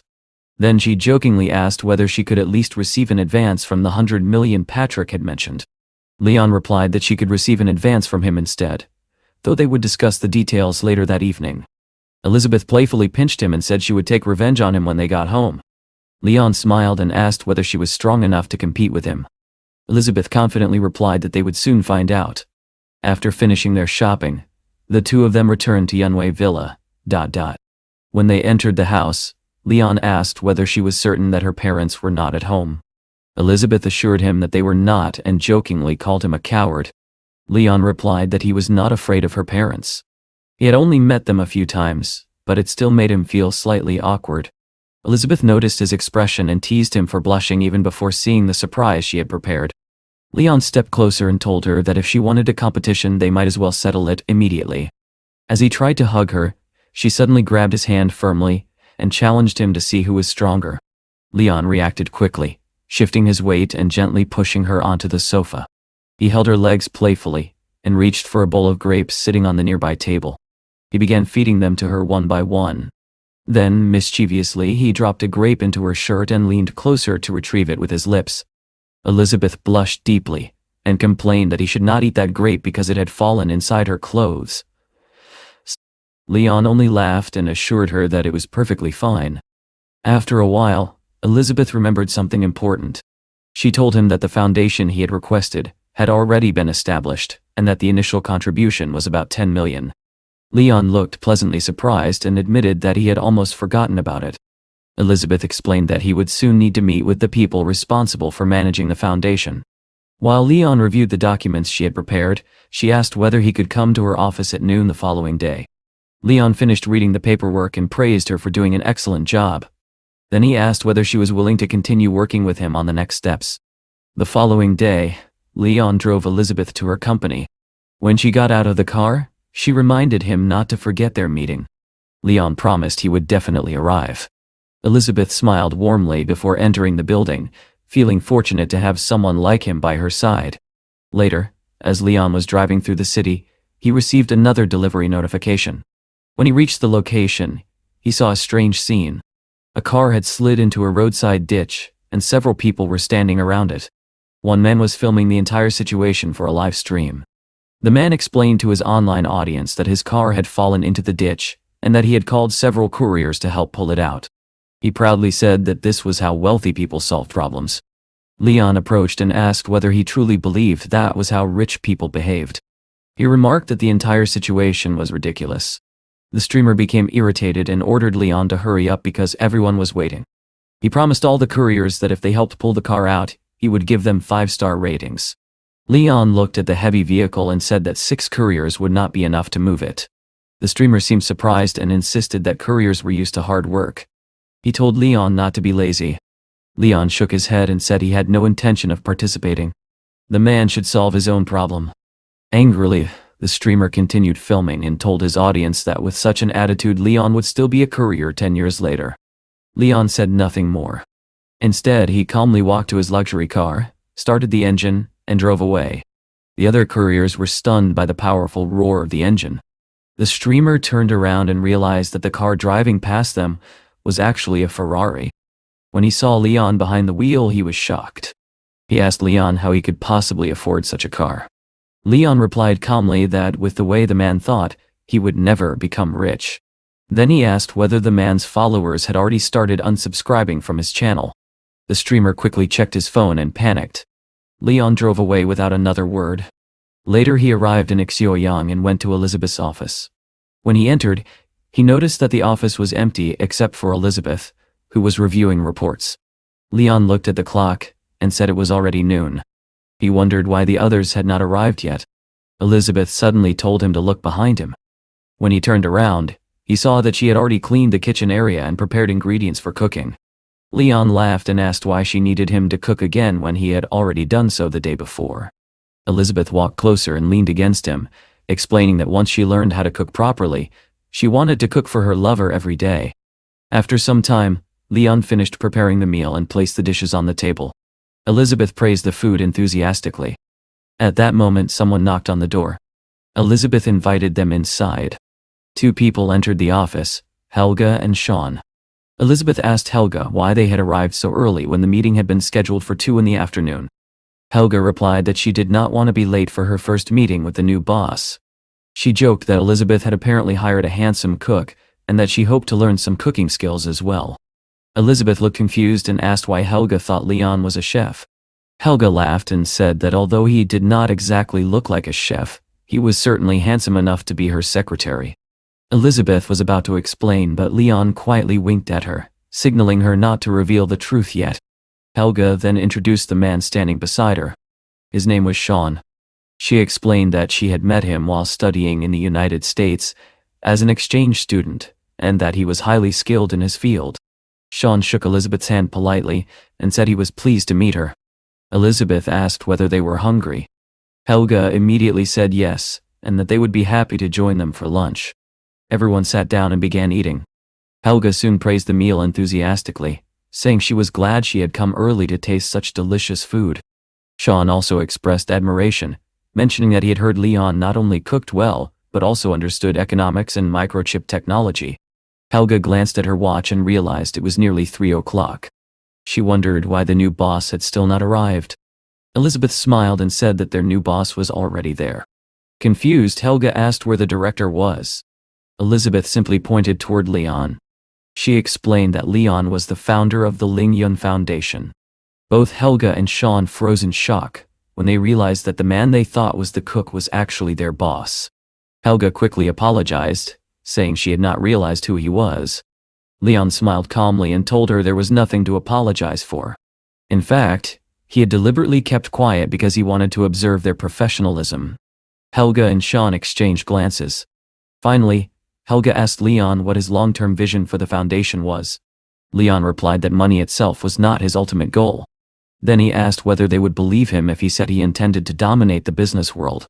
Helga stood up silently for a moment, unsure how to respond. Elizabeth quickly added that every ambitious entrepreneur deserved respect. Sean nodded and said that although he had many questions earlier, Leon's confidence and vision had convinced him. Helga smiled and said that besides being ambitious, Leon was also extremely capable.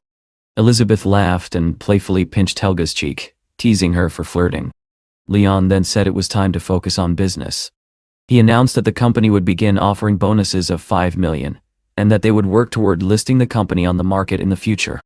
Helga and Sean quickly realized that working with Leon could allow them to achieve their ambitions far faster than they had ever imagined. They raised their glasses, and Helga sincerely thanked Leon for his generosity. Sean, eager to begin their new projects, also expressed his gratitude, though he admitted that the high salary still made him feel slightly embarrassed. Leon waved the concern away. Money, he said, had never been the most important thing to him.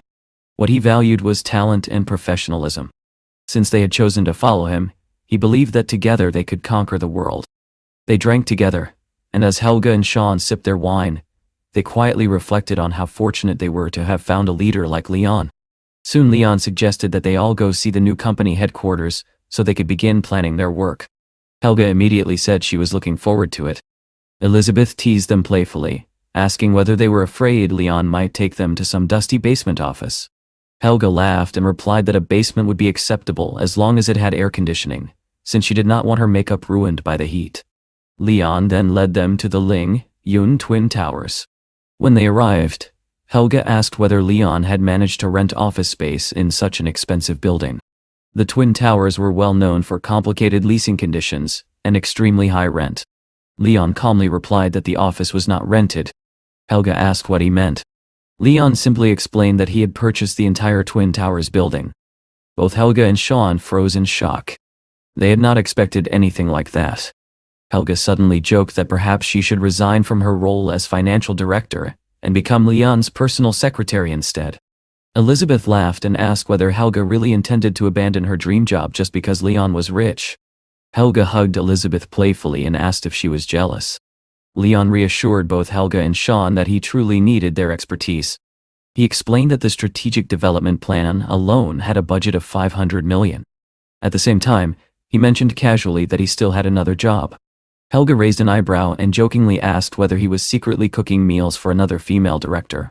Leon walked over to Elizabeth and hugged her, then revealed the truth. His other job was working as a courier. Helga and Sean stared at him in disbelief and asked what he meant. Elizabeth quickly told them not to ask too many questions. Leon was simply not like other wealthy people. Soon they entered the building together. Helga began examining the office layout, saying that the finance department could be located on one of the upper floors. Sean disagreed slightly, suggesting that financial operations should be placed in a more secure and private section of the building. Elizabeth walked around the space as well and concluded that there was more than enough room for multiple companies. Leon approached her and asked whether she might consider relocating the Choi Yang company there. Elizabeth smiled and replied that it depended on whether he had enough money to accommodate her entire company. Leon leaned closer and joked that it sounded like Elizabeth needed to be bribed first. Elizabeth quickly pushed him away and reminded him that Helga and Sean were still standing nearby. Then she asked Leon whether he had a clear direction for his future business. Would it focus on household services or perhaps the service industry? Leon shook his head and replied that his vision was neither of those. He believed the future belonged to big data. Elizabeth immediately understood and asked whether his strategy was based on big data and cloud computing. Leon confirmed that it was. However, he added that building such a system would not be easy. Elizabeth thought for a moment and suggested another idea. If his technology was strong enough, he could enter the market directly as an investor in major companies. Leon hugged her and laughed, saying that she was so intelligent that his heart could barely keep up with her ideas. Elizabeth reminded him that although Helga was now his employee, she was still the chief financial officer. Their projects had to produce real profits. Leon assured her that with such valuable resources and talent, success was inevitable. Then he jokingly asked Elizabeth whether she planned to change jobs as well, since he still did not have a secretary. Elizabeth straightened his collar, and for a moment, Leon thought she might actually agree. Instead, she grabbed him by the collar and told him he could only dream of that. She asked him to drive her to the Choi Yang company because she still had a great deal of work to finish. Later that day, Leon arrived at the airport in Shanghai. He noticed the Bentley his manager had purchased earlier and admitted that it was an excellent car. At the same time, he realized that he had already received 10 five-star reviews from his delivery work. Suddenly, a blue notification appeared on his phone. Lena appeared beside him and explained that he had now completed 60% of his main mission. As a reward, he received a special lucky card that would remain active for 5 minutes. Leon asked what the card did. Lena explained that if he encountered a dangerous or unfortunate situation, the card could bring him extraordinary luck. After entering the airport terminal, Leon wondered whether his old friend Joshua had arrived yet. At that moment, Joshua appeared, waving excitedly. Standing beside him was his girlfriend Karen. Leon greeted him warmly. After months apart, the two friends were genuinely happy to see each other again. Joshua suddenly hugged Leon tightly and said he had missed him terribly. Karen awkwardly pointed out that they were standing in the middle of the airport, and everyone was staring at them. Joshua laughed and joked that he felt like kissing his old roommate after such a long separation. Leon told him to let go before Karen started questioning his sexuality. Joshua then introduced Karen properly. She was also from Shanghai and had come home with him to visit her family. Leon suggested they go get something to eat together since they were probably hungry. Karen hesitated and said she did not like eating at street stalls because they were not clean. Joshua looked surprised because they had often eaten street food during their university days. Karen then suggested they visit a new place instead. She had heard about an expensive restaurant called Lung Fu Cafe, and thought they could go there. Joshua laughed nervously and asked whether she was joking. That restaurant was extremely expensive. Karen insisted that Leon could take them there. After all, she believed Leon was still working in real estate. Leon corrected her. He was no longer a real estate agent. Now he worked as a courier. Both Joshua and Karen were shocked. Joshua asked what had happened. Leon had been the most talented student at the university. Joshua then suggested that after dinner Leon should come with him to Yanjing, where he could help him find better opportunities. Karen became furious and immediately rejected the idea. She said she had no money to support Leon. If Joshua insisted on bringing him along, their relationship would end. Leon stepped in and told them to stop arguing. He assured them that he was perfectly happy living in Shanghai and had no intention of moving to Yanjing. Soon the three of them walked toward the parking lot. Just then a young man appeared and greeted Karen warmly. She happily introduced him as her brother. He explained that he had been taking photos of a new Bentley he saw in the parking lot, which was why he had arrived late. He then looked at Leon and asked whether he was Karen's boyfriend. He invited them to come home for dinner and asked Joshua whether he had bought a car in Yanjing. Joshua admitted that he had not. He was still struggling financially and had not been able to afford a car. Karen's brother smirked and bragged that after only 2 years of work he had already purchased a first-class Magaton. Joshua could not respond. Sensing the tension, Leon calmly stepped forward and said that although Joshua did not have a car, he himself did. In fact, if necessary he could even give one away. Then Leon pressed a button and opened the door of a luxurious Bentley. Karen and her brother stood frozen in shock. Joshua stared at the car in disbelief and asked whether it truly belonged to Leon. Leon nodded calmly. Karen suddenly realized that Leon was far more successful than she had assumed. Seeing the opportunity, she quickly changed her tone. She suggested that instead of going home, they should all have lunch together and get to know each other better. Leon found the sudden change amusing. Karen's brother eagerly agreed, and said he would treat everyone to lunch.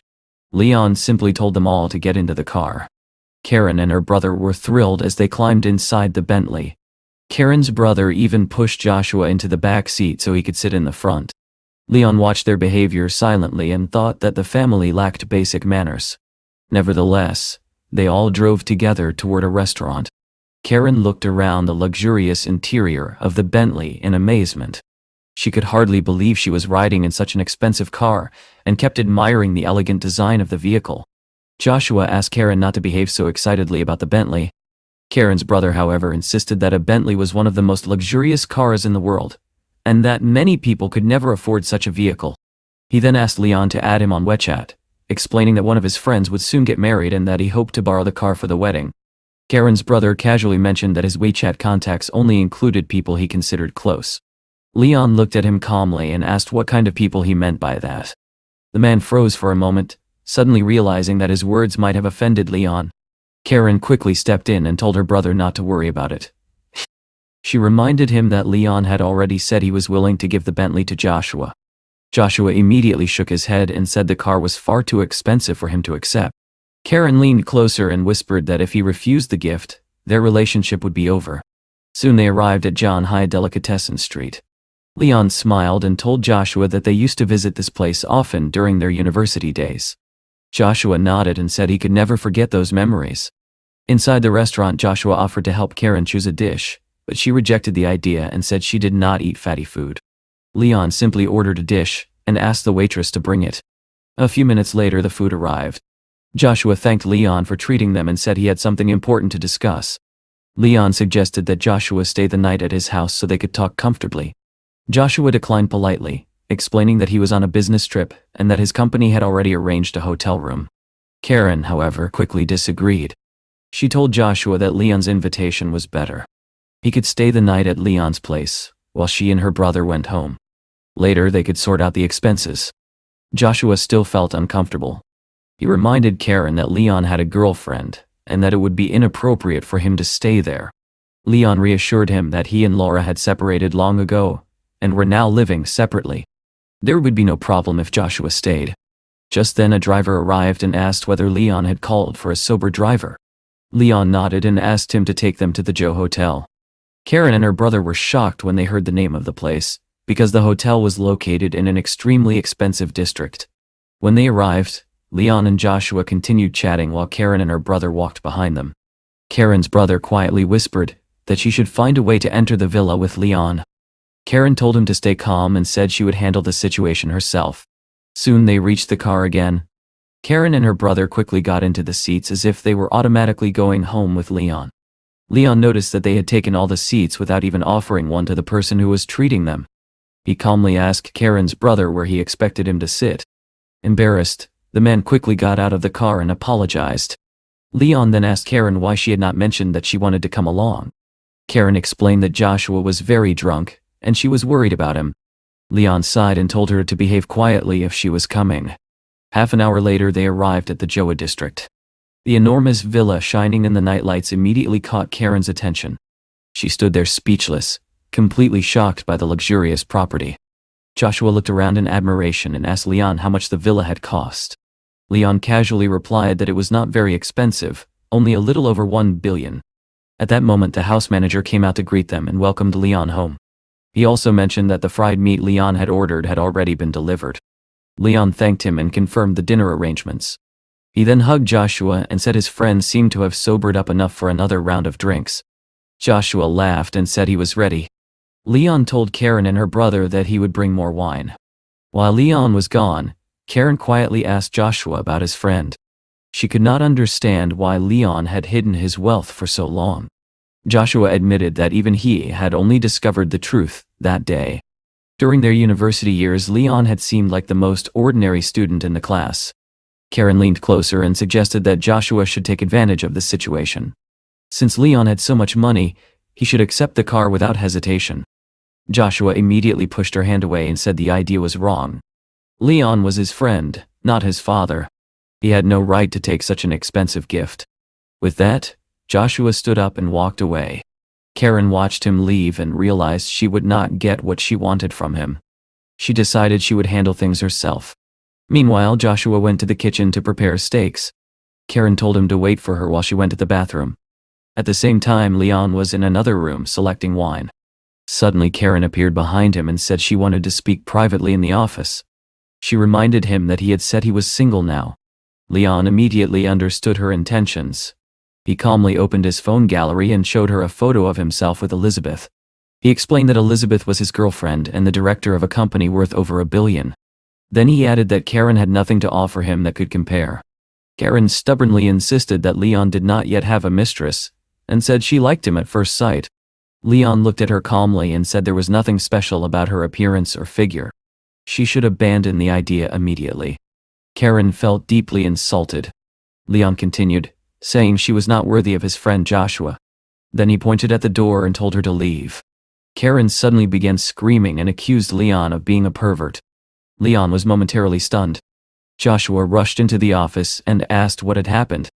Karen clung to him and claimed that when she entered the room, Leon had tried to harass her. Joshua frowned and said that could not be true. Leon was not that kind of person. Karen demanded to know whose side he was on.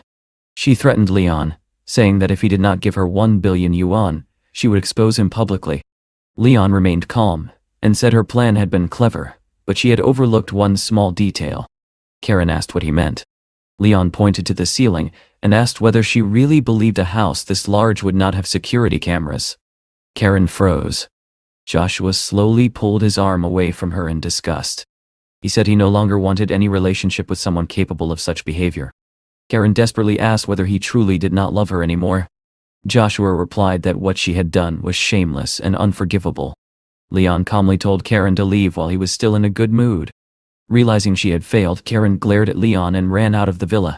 Leon turned to Joshua and apologized for the unpleasant situation.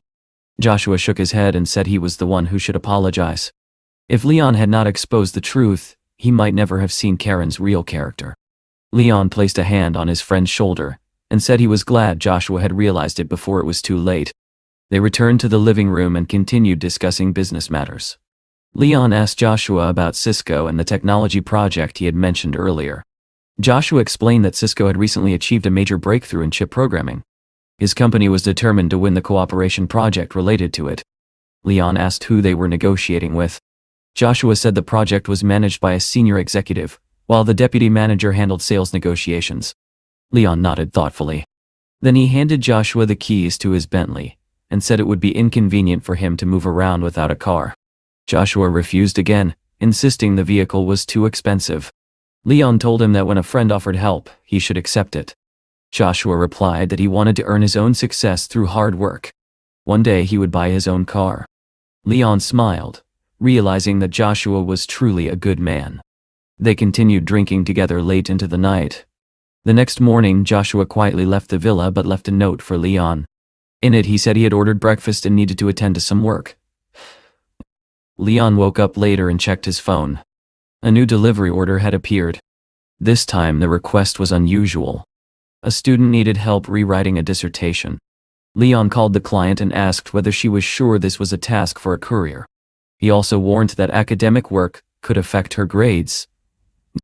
The student, Miss Carla, quickly clarified the situation. She did not need someone to write the paper itself. She simply needed the text typed and formatted on a computer because she was in a hurry. Leon nodded and told her he would come immediately. At the Engineering Institute, the atmosphere was tense, as students were busy preparing for exams and finishing their dissertations. Amid the academic pressure, one particular scene unfolded outside the campus. A student named Stefan stood beside his car, holding a bouquet of flowers as he waited patiently. When Gina finally arrived, he greeted her warmly and confessed that he had been waiting for a long time, excited to see her that morning. Gina felt embarrassed, especially because her friends nearby found Stefan's gesture sweet and romantic. Taking a deep breath, Stefan explained that graduation was approaching and that he hoped she would agree to become his girlfriend. He spoke passionately, saying that from that moment on, the second pilot's seat in his life would belong only to her. Then, in a dramatic gesture, he opened a small box containing a ring and asked Jenna if she was ready to become his wife. Jenna was overwhelmed with joy and almost unable to speak. She was just about to accept his proposal when the sudden sound of a car engine interrupted the moment. A car pulled up in front of them, and Leon stepped out. Calmly, he asked Jenna if she knew the way to the main academic building. Delighted to help, she explained that he simply needed to go through the main gate to reach the upper building. Leon thanked her for the directions and drove away immediately. After he left, Stefan once again asked Gina if she would agree to be his girlfriend. However, to his shock, she suddenly refused and told him she did not want to marry him.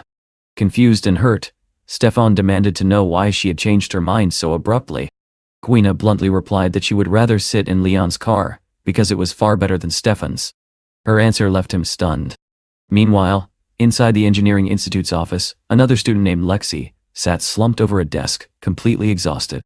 She complained that she could not continue writing her dissertation, and felt as if her fingers were about to break from the strain. Her friend Carla tried to calm her down, explaining that there was little they could do since they only had enough money to buy a completed paper version of the dissertation. Carla encouraged her to hold on a little longer, promising that a courier would arrive soon to help them resolve their problem. At that exact moment, the office door opened and Leon walked in right on time. He asked who Carla was, and she quickly invited him to sit beside them so they could begin working. Carla explained that everything was written in the notebook, and that he had only 4 hours to complete the task. She also promised to pay him overtime if necessary. However, as soon as Leon looked at the dissertation, he was shocked. He asked why it contained so many mistakes, and warned them that if they submitted such work, they would never graduate from the institute. Carla was surprised and insisted that this could not be true. She explained that a classmate with excellent grades had sold her the assignment. Leon asked if she had really purchased the work, and then calmly explained that almost every task in the dissertation was incorrect. Carla was horrified. With very little time left before submission, she asked what they could possibly do. Leon suggested that the entire thesis could be replaced with a new approach based on Maxwell's equations, and the second law of thermodynamics. He began explaining his idea and asked if they were following his instructions. Carla admitted that she was struggling to keep up. She said she was trying to listen carefully but could not fully understand everything he was explaining. Leon felt a headache coming on and realized he would have to do most of the work himself. Lexi, on the other hand, was amazed that a simple courier knew so much about thermodynamics, and was impressed by his intelligence. She asked him if he could repeat the explanation more slowly. Sighing quietly, Leon realized that repeating it might not change anything. Instead, he sat down at the computer and began typing rapidly. He told Carla that he would fix everything himself. Watching him work, Carla felt immense relief, and thought to herself that this was what a true genius looked like. 2 hours later, Leon finished and handed the notebook back to her. He calmly said that everything was ready, and that she could now present the dissertation to the teacher without any problems. Just then, the door burst open and Stefan rushed into the office, loudly declaring that everything was nonsense. Carla looked at him in confusion and asked why he was shouting. She pointed out that he should have been confessing his love to a girl instead of storming into the office. Stefan angrily insisted that the courier's work was worthless, and warned that if Carla submitted the dissertation to Professor Peter, she would embarrass herself. Lexi also became uncertain, reminding Carla that Leon was only a courier, and that they could not be sure whether his work was trustworthy. Leon calmly suggested that they show the dissertation to her supervisor first, since the official defense had not yet begun. Carla agreed that this was a sensible idea, especially because the teacher was still in his office. She quickly headed there to show him the work. Inside the office, several teachers were sitting at their computers, busy with their own tasks. Carla approached Professor Peter and explained that she had finished her dissertation and wanted him to review it. The professor looked at her skeptically and commented that she seemed eager to submit her work. Carla explained that she wanted everything to be perfect, which was why she had taken longer than expected. When Professor Peter began reading the dissertation, he suddenly froze. He stared at the pages in astonishment and asked Carla if she had really written it herself. He insisted that it was impossible for her to have produced such work alone. Carla immediately became terrified, thinking that something must be terribly wrong. At that moment, Stefan stepped forward and claimed that Leon had written the dissertation. He pointed out the professor's shocked expression and insisted that it proved the work was full of mistakes and completely disgraceful. Professor Peter then turned to Leon and asked whether he had truly written the paper and which group of the institute he belonged to. Stefan quickly interrupted, explaining that Leon was not even a student but merely a courier who had deceived Carla to earn money. Hearing this, Professor Peter slammed his hand on the table. Everyone in the room thought he was about to scold them. Carla immediately began apologizing and bowing repeatedly. But the professor stopped her and asked why she was apologizing. He calmly stated that the work was excellent and contained no mistakes at all. Carla froze in disbelief. Stefan was equally stunned.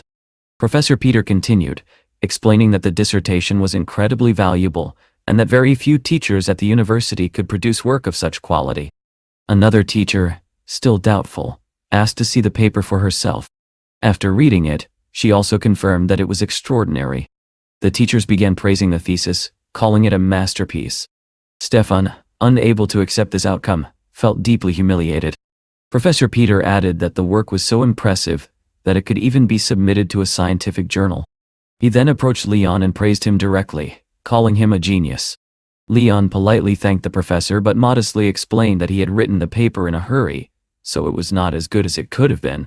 Hearing this, Stefan silently convinced himself that any student at their university could have written such a paper, and that Leon was nothing more than an imposter. Professor Peter then handed Leon a business card containing his contact information and expressed his hope that they would have another opportunity to work together. Leon thanked him and replied that the professor could contact him whenever necessary. Carla also asked if she could add Leon to her contacts, so she could consult him about her dissertation in the future. Leon agreed and allowed her to add him as a friend before preparing to leave. Stefan, still furious, asked Carla what she was thinking. He reminded her that Leon was just an ordinary courier. Carla calmly replied that Leon was not only more talented than Stefan but also far more handsome. Soon afterward, Leon drove away in his luxury car, leaving Stefan standing there with clenched fists, silently vowing that he would take revenge. Later, Leon received a phone call from Joshua. Joshua explained that there was a problem with the lithography machine they had planned to acquire. Even though the contracts had been arranged, the supplier suddenly claimed that the institute had credit issues and refused their order. Leon immediately sensed something suspicious and asked how such a problem could arise when they had an international loan backing them. Joshua replied that it seemed someone was secretly trying to sabotage their plan. Leon concluded that the only possible culprit was Cisco. He decided that he would personally deal with them, although for now he needed to continue cooperating with Liu Yang. Afterward, Leon arrived in Zook and began considering his next steps. At that moment, a notification about a new courier order appeared on his phone. The message said that a shipment was ready for pickup, but it did not provide many details. When Leon called the client, he learned that the item was a large bookshelf. He explained that such an item was too big for his usual deliveries, and suggested hiring a van instead. However, the client insisted and threatened to file a complaint against him. Leon responded calmly that she could complain as much as she wanted. Shortly afterward, he checked his phone again and discovered that his negative reviews had increased dramatically. A message from the company informed him that he had been suspended and would need to attend training the next day in order to regain his position. Confused by the sudden suspension, Leon wondered what had happened. At that moment, Joshua approached him and greeted him warmly. Leon asked about the progress of their negotiations. Joshua explained that the other party had reviewed the sales plan, but insisted that a formal contract must be signed before moving forward. Leon realized that Cisco might have already accepted the patent and was preparing to file a counter-patent if he revealed his program publicly. He then asked Joshua about the size of the order and when the second batch of supplies would arrive. Joshua replied that the contract amount was $30 million and that the full shipment would take about 3 months to deliver. Leon listened carefully and concluded that 3 months would be enough time for him to accomplish his plans. He asked Joshua if he was hungry and offered to order some food, but Joshua said he was not hungry and instead wanted to ask for a favor. Leon immediately guessed that Joshua wanted to borrow his car and told him that the keys were in the desk drawer. However, Joshua laughed and explained that he had seen a PlayStation in Leon's office and simply wanted to borrow it to play games. Leon agreed and told him he could take the console. After their conversation, Leon headed to the Ling Yun building. There he saw Helga instructing workers to move a vase and arrange the room properly. She greeted Leon warmly and asked if he had come to inspect their work and whether he had brought any food with him. Leon asked where Sean was, explaining that they needed to discuss something important. Helga replied that Sean was in his office and invited Leon upstairs to meet him. When they met, Sean asked Leon what tasks he had for them. Leon explained that he needed them to pretend to be customers and approach Cisco to negotiate a deal. According to his plan, they would claim that they urgently needed 1 billion terminal chips. Helga understood the plan but was curious why they needed to pretend instead of simply buying the chips. Leon explained that they were not actually going to purchase anything. They only needed to act as if they were interested. Hearing this, Helga asked him directly whether Cisco had done something to harm him. Leon calmly explained that Cisco had not only harmed him but had deeply offended him. Hearing this, Helga immediately slammed her fist on the table and stood up, declaring that they could not let such an insult go unanswered. Sean, however, remained cautious.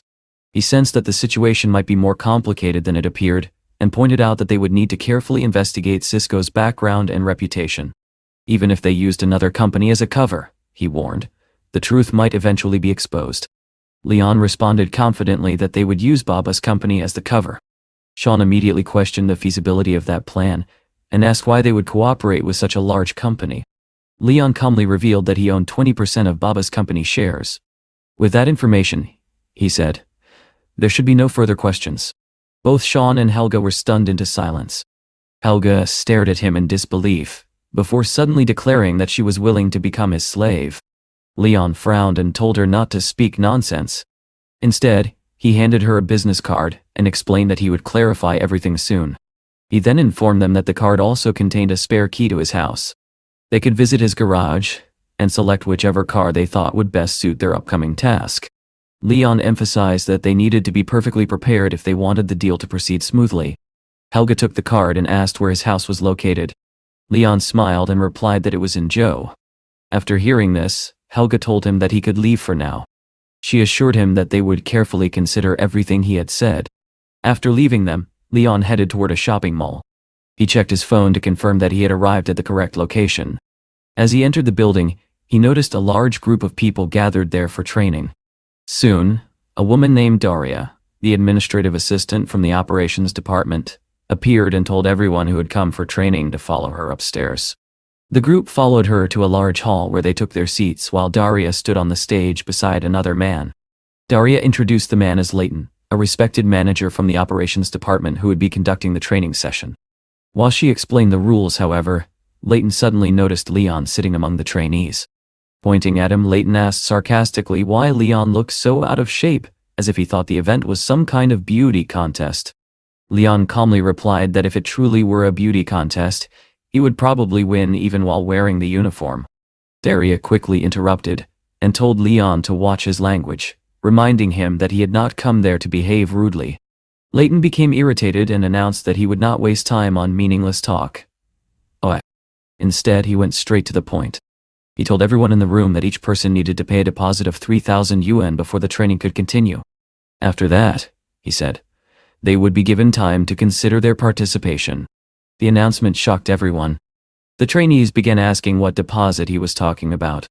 Leighton impatiently urged them to pay quickly and added that anyone unwilling to pay could leave immediately. Leon was furious at the arrogance of his words. He stood up and said that Leighton had gone too far. Leighton turned toward him and demanded to know what nonsense he was talking about. He insisted that everything they were doing was completely legal and told Leon that if he was unhappy, he could simply leave. Leon replied that he would gladly leave. He declared that he had no intention of remaining in such a snake pit.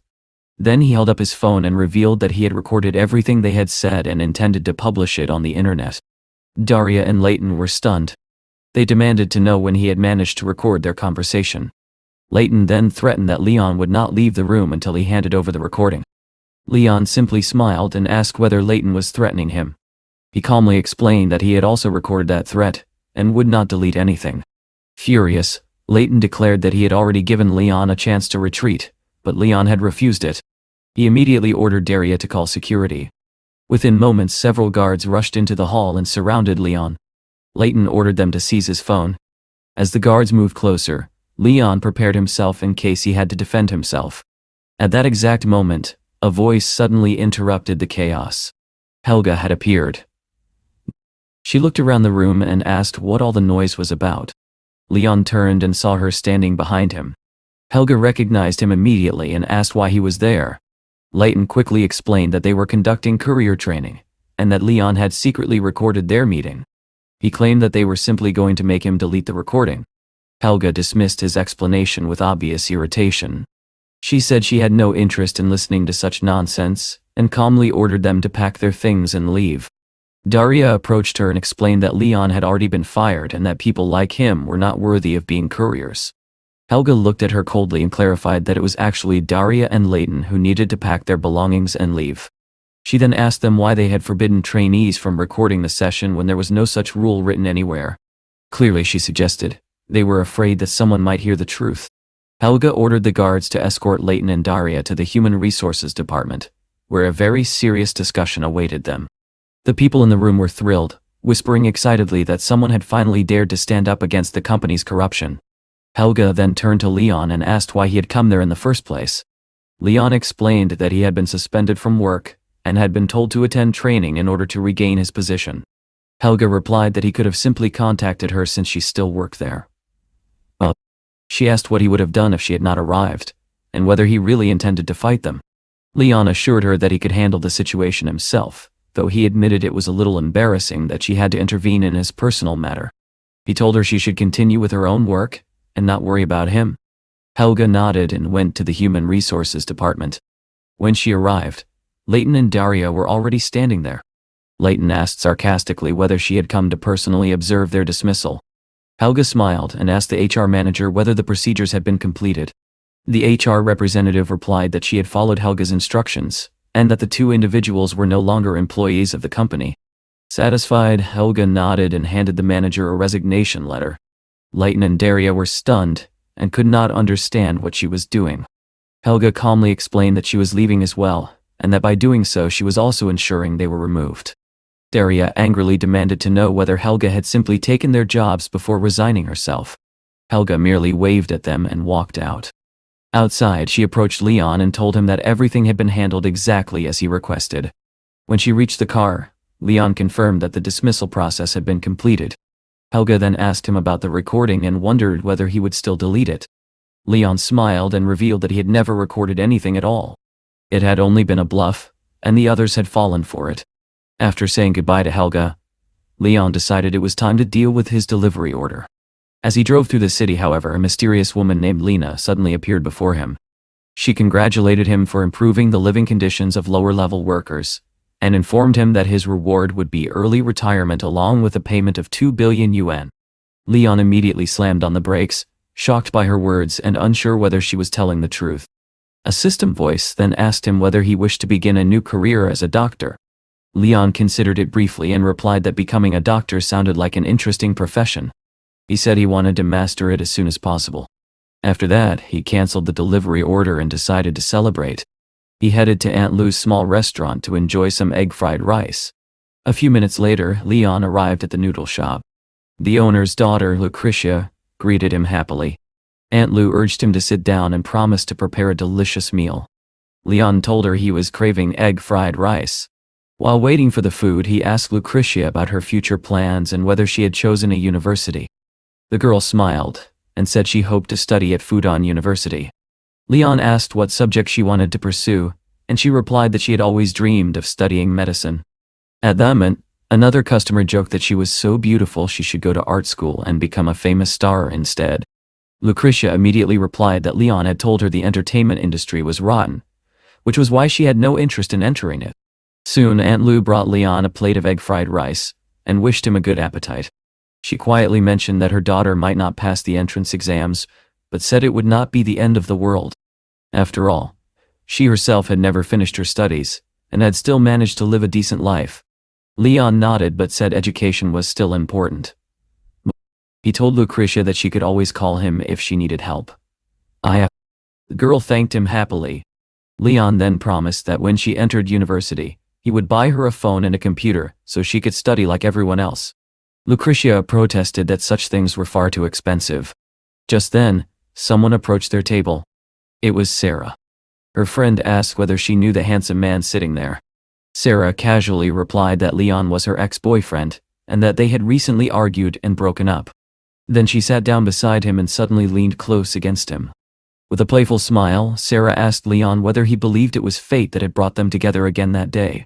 Leon told Sarah that their meeting was not fate, but rather some kind of cruel destiny. Despite his cold response, Sarah moved even closer to him. She insisted that she had realized her mistake and wanted them to get back together. According to her, she was not interested in his money. She claimed that she truly liked him. Before she could continue, Leon pushed her away. He looked at her calmly and said that she should stop lying because it was obvious she was only acting this way because of his wealth. Then he told her to leave and allow him to finish his meal in peace. Sarah immediately swore that she was telling the truth. Leon watched her with clear disbelief and wondered where she had learned to lie so convincingly. Then he pointed toward the messy table nearby and told her that if she had truly changed, she could start by cleaning up the leftovers. Without hesitation, Sarah jumped to her feet and hurried toward the table Leon had pointed at. She grabbed a rag and even asked Aunt Lu if she could help clean the place. Her friend watched in complete shock and asked if she had gone crazy. Just then, Leon quietly placed his chopsticks on the table. He told Sarah she could continue cleaning, but he would be leaving because he still had many things to take care of. Hearing that, Sarah quickly said she would go with him. She even mentioned that she had not yet driven his new car. Leon calmly reminded her that she still had a table to clean and asked what connection remained between them. His blunt words instantly angered Sarah. Feeling humiliated, she threw the rag on the floor and demanded to know why he was speaking to her in such a tone.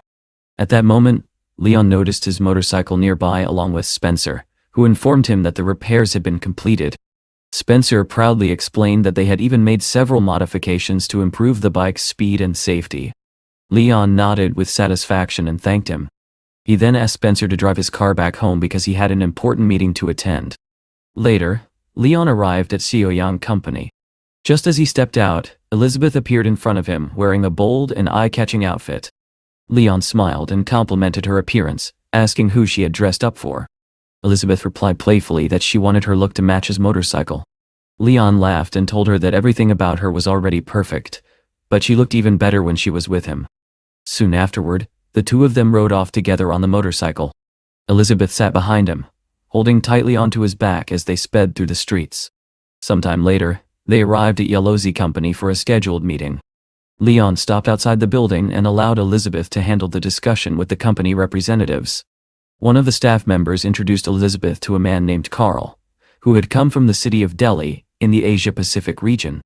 Elizabeth politely said that she had heard about Delhi's rapid development as a world-class cruise ship manufacturer, and that it was an honor to meet someone like Carl.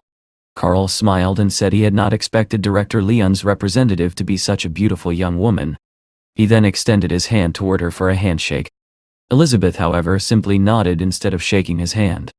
Carl awkwardly withdrew his hand and commented that refusing a handshake during a first meeting could be considered impolite. Elizabeth calmly replied that this was only a business discussion about money, so unnecessary formalities were not required. Carl complimented her clever words but added that even if she worked for Leon's company, she should still show him proper respect. At that moment, Leon suddenly appeared beside them and asked who exactly was demanding respect. Carl looked irritated and assumed Leon was merely a driver. He demanded to know why the driver was interrupting their conversation, and asked if he even knew who he was speaking to. Leon slowly removed his motorcycle helmet and looked directly at Carl. He said that Carl had not even introduced himself properly, yet he was already demanding respect. Only then did Carl realize that the man standing before him was actually Leon himself. His expression changed instantly, as he understood that he had made a serious mistake. Elizabeth smiled quietly, thinking that Carl was fortunate Leon had arrived in person before things went further. Georgia, the woman standing beside Carl, also recognized Leon and confirmed his identity. Carl immediately turned pale. He hurriedly apologized and explained that he had misunderstood the situation. If he had known about Leon's relationship with Elizabeth, he would never have behaved so arrogantly. Leon responded calmly that their company no longer needed Carl's services, and that they would simply find another distributor. Carl froze in shock. He quickly begged Leon for another chance, explaining that his company truly wanted to cooperate. Leon stepped closer and quietly told him to leave immediately. Carl wasted no time and quickly disappeared, hoping he would not cross Leon's path again. Elizabeth could barely contain her laughter after watching how quickly Carl's attitude had changed. She told Leon not to worry about such people and asked whether they should leave now. Leon said she could go ahead, but he still had some things to handle. He turned and walked away while the two women watched him. Georgia then turned to Elizabeth and admitted that she was jealous of her. She said Elizabeth was lucky to have such a rich and handsome man by her side. Elizabeth smiled and agreed, saying she felt fortunate to have met him. Meanwhile, Leon was riding his motorcycle when his phone rang. It was Joshua, who said their mission was almost finished and asked where Leon was. Leon replied that he was outside. Joshua then asked him to meet at Cisco for lunch, and Leon immediately agreed. After hanging up, Leon drove quickly to the agreed location. When he arrived, he was surprised by how luxurious the place looked. Inside, he noticed Joshua speaking with a man who was discussing a potential partnership. The man introduced himself as Albert, a marketing manager at Cisco, and assured Joshua that everything would be arranged soon. Joshua noticed Leon arriving and asked why he had switched vehicles, adding that the motorcycle looked impressive. Leon then asked Joshua what they had discussed with Albert. Joshua explained that Cisco had suddenly changed the plan again, and now claimed that the second shipment would take 6 months instead of the previously agreed timeline. Leon frowned and reminded him that the plan had been finalized only the day before. He could not understand how they had changed their decision so quickly.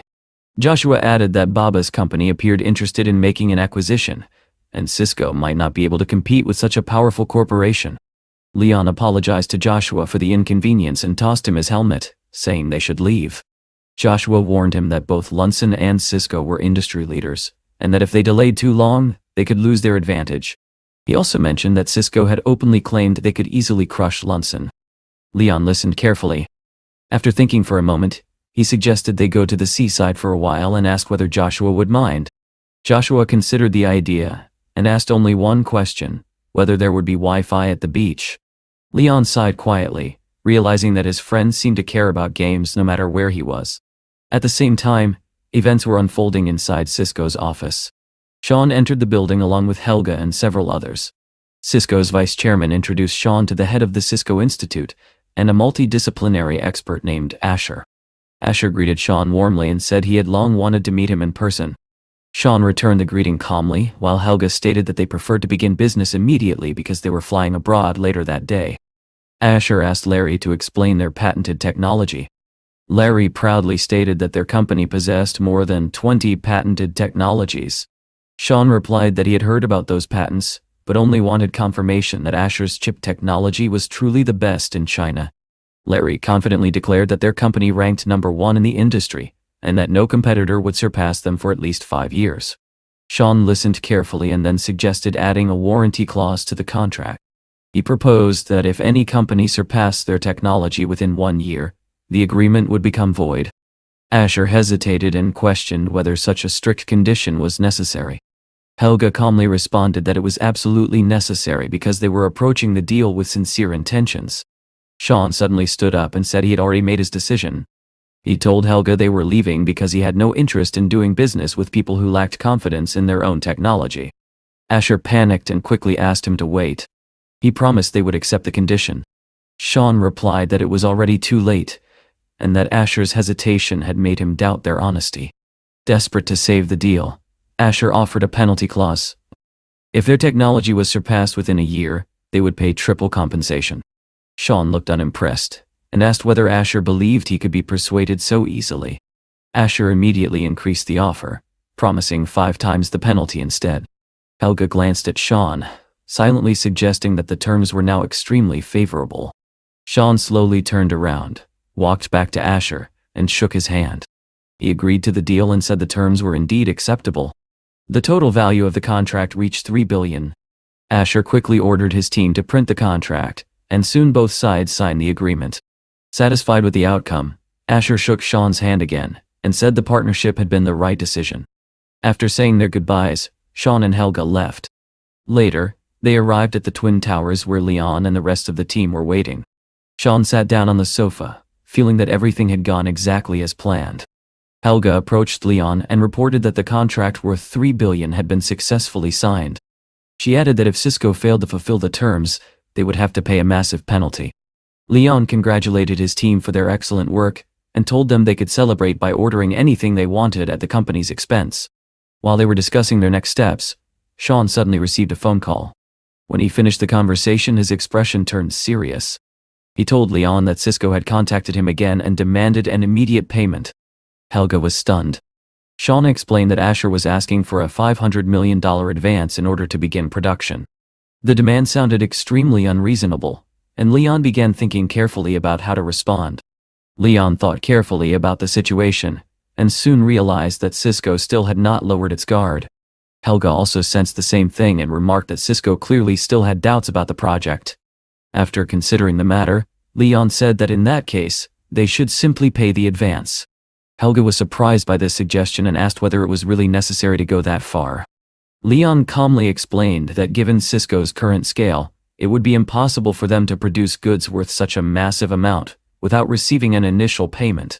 Providing the advance, he said, would strengthen Cisco's confidence in the project and convince them of its credibility. He then revealed the rest of his plan. They would use their own funds to purchase the remaining $25 billion worth of goods. Hearing this, Helga nodded in admiration and admitted that Leon had already thought through every possibility. It seemed they had no other option. Leon then instructed his team to carefully monitor their financial operations to ensure everything proceeded smoothly. Their bonuses, he reminded them, depended on the success of the project. After giving these instructions, he said he had another meeting scheduled and quickly left. Soon afterward, Leon mounted his motorcycle and began riding toward the meeting location. As he was traveling along the road, an elderly woman riding a small mope suddenly drove into the opposite lane and headed straight toward him. Without warning, she deliberately crashed her mope into the wheel of Leon's motorcycle. The woman fell to the ground and immediately began shouting, accusing Leon of hitting her. Leon looked at her in disbelief and said that he had not moved an inch toward her. He demanded to know what nonsense she was talking about. The woman insisted that Leon did not know how to drive and that he had struck her. She demanded compensation for her injuries. Leon replied that this looked more like daylight robbery. He had not even spoken yet, and she was already demanding money. At that moment, a police officer arrived and asked what had happened. The woman immediately told him that Leon had hit her, and that she needed to go to the hospital for a medical examination, expecting Leon to cover all the expenses. The officer glanced at Leon's motorcycle and was surprised to see that it was an extremely expensive model. He calmly reassured the woman that there was no need to worry, because the nearby surveillance cameras had recorded the entire incident. After reviewing the footage, the officer explained that the video clearly showed Leon's motorcycle had been completely stationary when the collision occurred. Therefore, the woman had no grounds to demand compensation. Hearing this, the elderly woman was momentarily speechless. Then she suddenly collapsed again and began blaming the officer instead. She shouted that Leon had hit her and accused them of trying to frame her. She even threatened to file a complaint. The officer remained calm and pointed out that she should actually be worried about compensation herself. Leon's motorcycle, he explained, was worth more than 6 million yuan. Repairing it could cost around 300,000 yuan, so she should start thinking about how she planned to pay that amount. The woman quickly changed her tone and accused the officer of trying to trick her into paying money. She declared that she would call her son, who was very rich. About 20 minutes later, a car arrived. A man hurried out and ran toward the woman, asking anxiously what had happened. The woman was relieved to see him and told him that these people were trying to deceive her and demanded that he handle the situation. However, when the man looked toward Leon, he suddenly froze in surprise. He stared for a moment and then asked if the man before him was really Leon. Leon calmly asked him to introduce himself. The man explained that his name was Dennis and that he worked as a laboratory technician at the Lunan Science Institute. He expressed his honor at meeting Leon in person. Dennis then quickly apologized on behalf of his mother, explaining that she was not very familiar with traffic regulations. The elderly woman was shocked and asked her son whether Leon was truly his boss.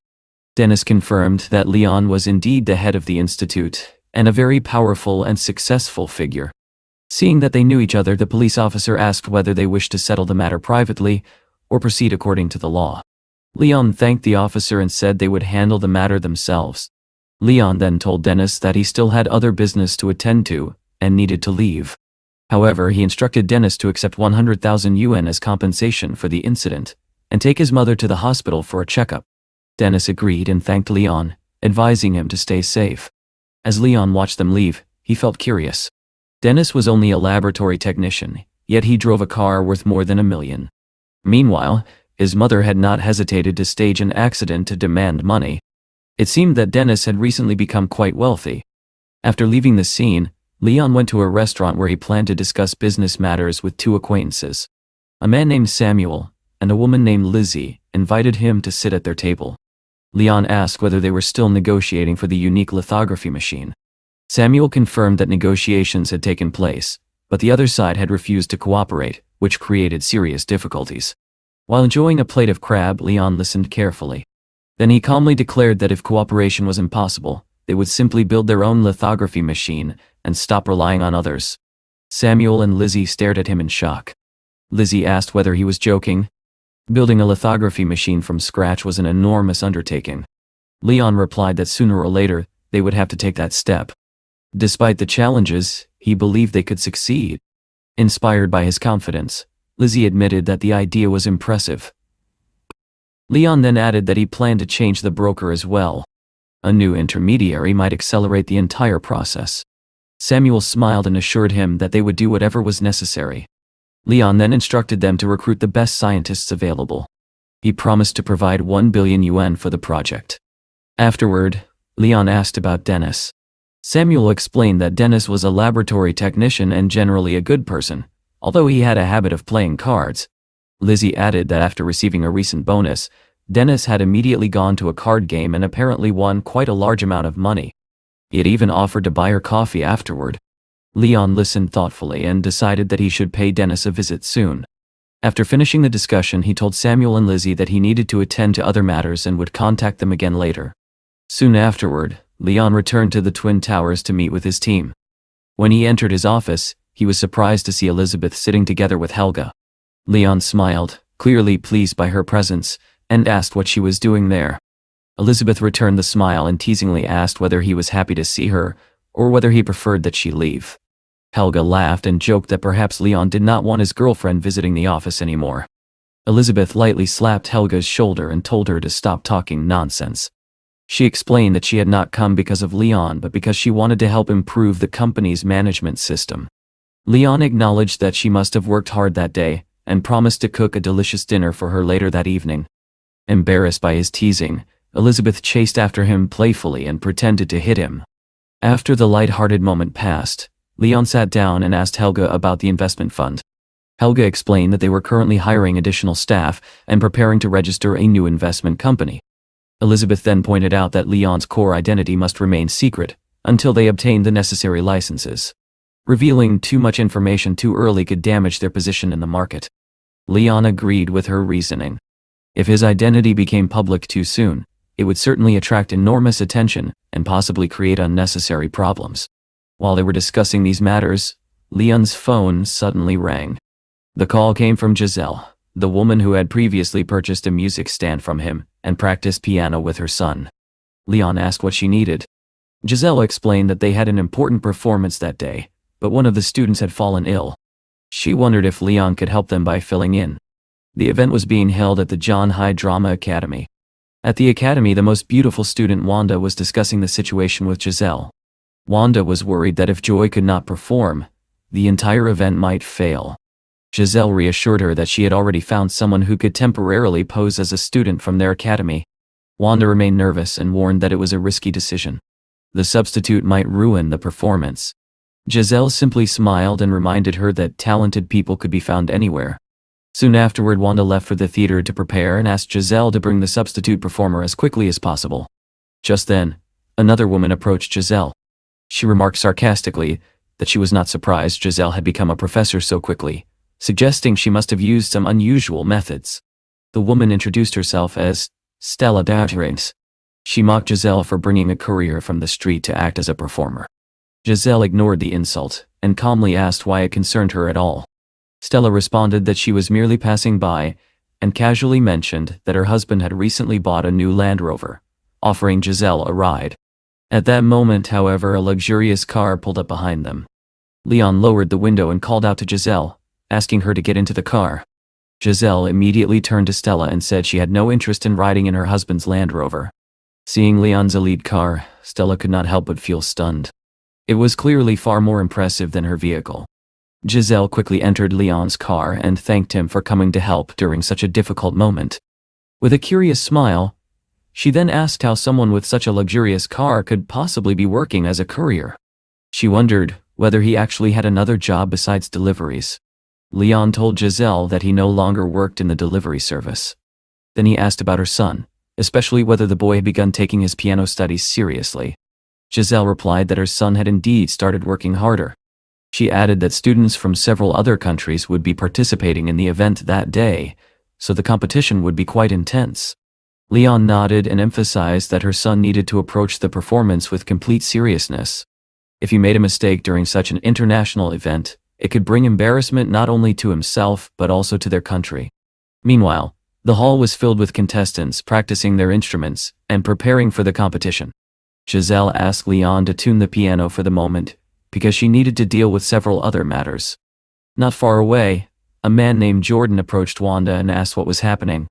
He wanted to know whether Joy would be participating in the performance that day. Wanda explained that Joy had fallen ill and was currently in the hospital, so Giselle had invited a courier she knew to take his place. Wanda was clearly worried. She said that if Leon could not keep up with the rhythm, it would disrupt her own tempo and ruin her entire performance. Hearing this, Jordan wondered aloud whether Giselle was deliberately trying to sabotage the event. He even suggested that Wanda might be better off performing alone. After that, Jordan walked over to Leon and told him he should leave before it was too late. Leon looked at him in confusion and asked why he should leave. Jordan replied by questioning whether Leon truly believed he was qualified to perform there. Compared with Wanda, he said, Leon had no experience and could easily ruin everything. Leon noticed Wanda standing behind Jordan, and calmly, he replied that he did not know what level Wanda had reached, but he was confident in his own ability. He suggested that Jordan should worry about Wanda instead. Hearing this, Wanda's expression darkened with anger. She stepped forward and demanded to know whether Leon had just insulted her. She asked if he really believed he could match her skills and challenged him to a competition to settle the matter. Leon sighed and said that such a competition would be a waste of time. Wanda became even more irritated and accused him of being afraid. Hearing that accusation, Leon slowly stood up and said that he had only been concerned about damaging her confidence. However, since she insisted, he was willing to compete. He simply warned her not to blame him if she lost. Jordan immediately mocked Leon, pointing out that Wanda had been playing the piano since she was 5 years old, while Leon probably had not even known what a piano was at that age. Ignoring the remark, Wanda walked to the piano and sat down. In her mind, she remained confident. She believed there was no way she could lose to him. Turning slightly, she asked Leon if he was ready. Moments later, the two began to play. The melody that filled the room was beautiful. Both performers demonstrated impressive control and skill.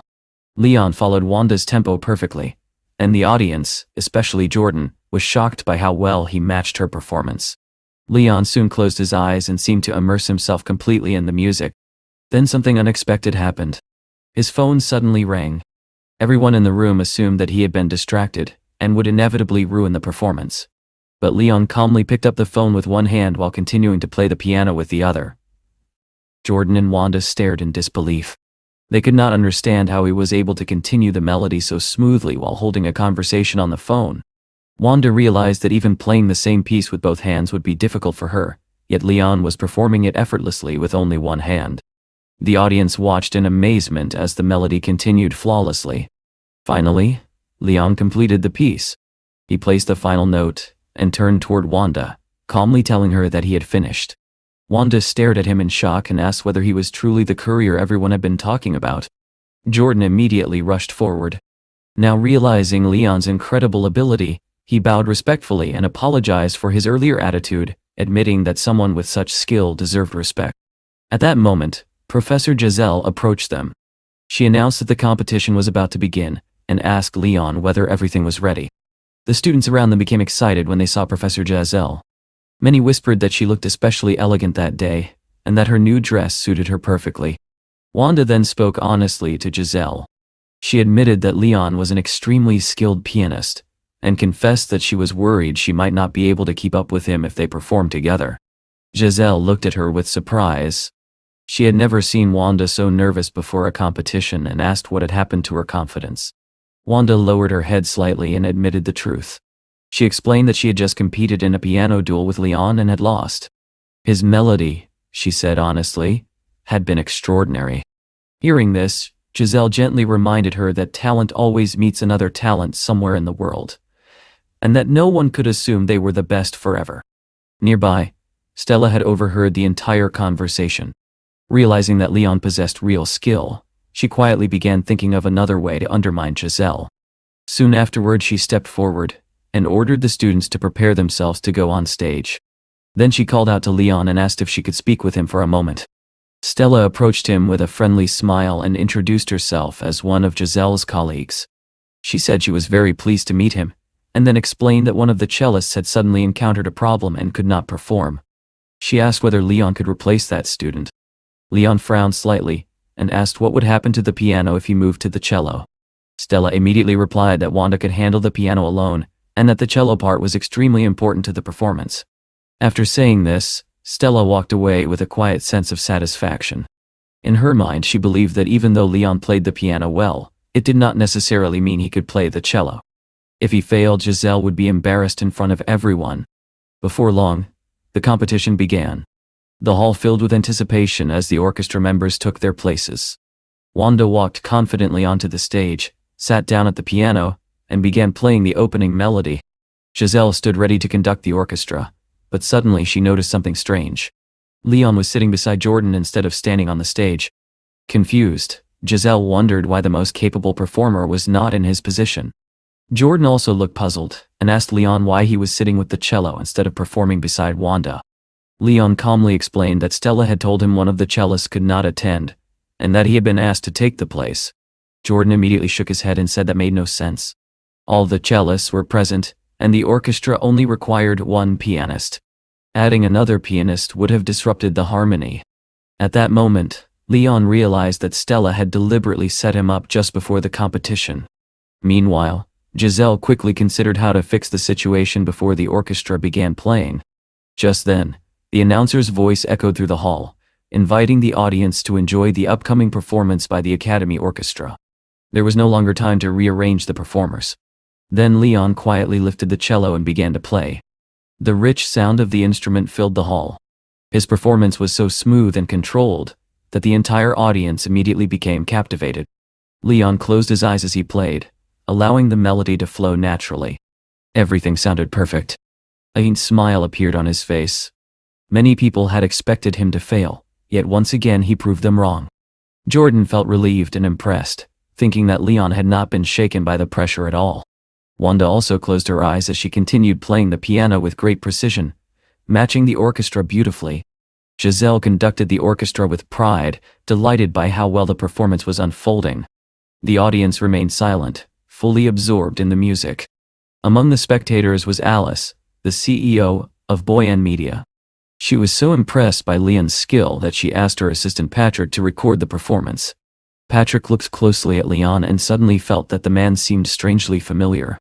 The orchestra completed the piece to enthusiastic applause. Giselle thanked the audience for listening to their performance. Afterward, Jordan rushed over to Leon and praised him enthusiastically.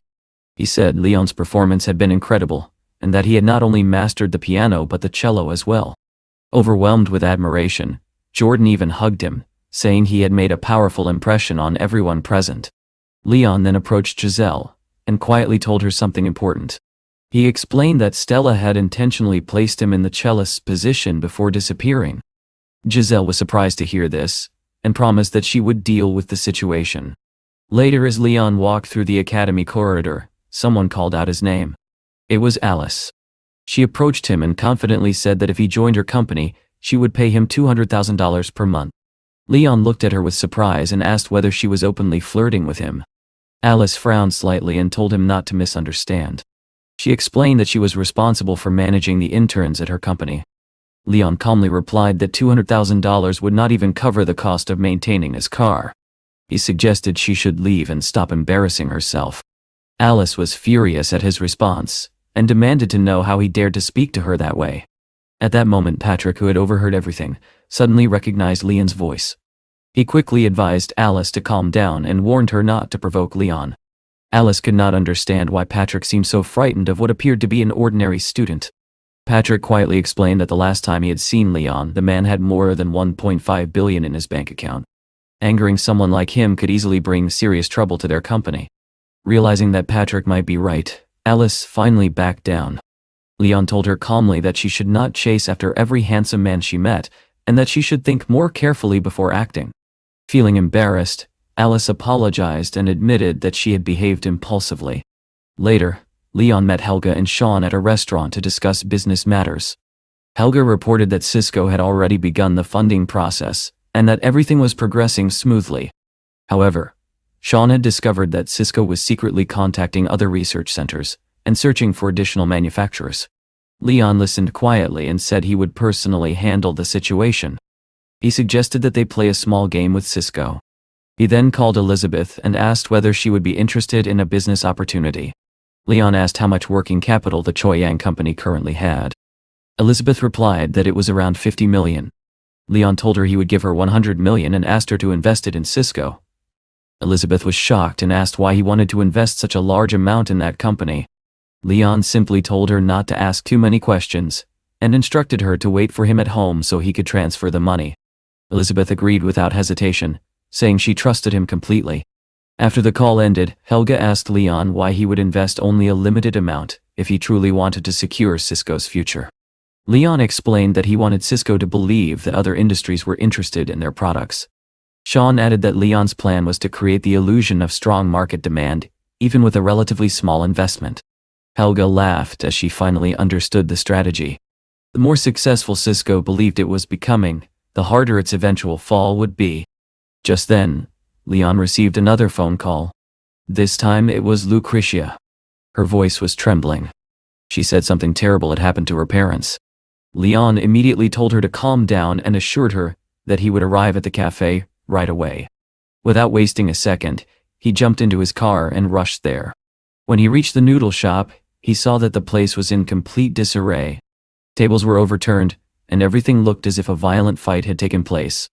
Lucretia sat on a chair crying uncontrollably. Leon gently told her to stop crying and asked what had happened. He also asked where everyone else was. Lucretia explained that an ambulance had taken her parents to the hospital. She was waiting for the police so she could file a report. Leon asked her to explain everything clearly.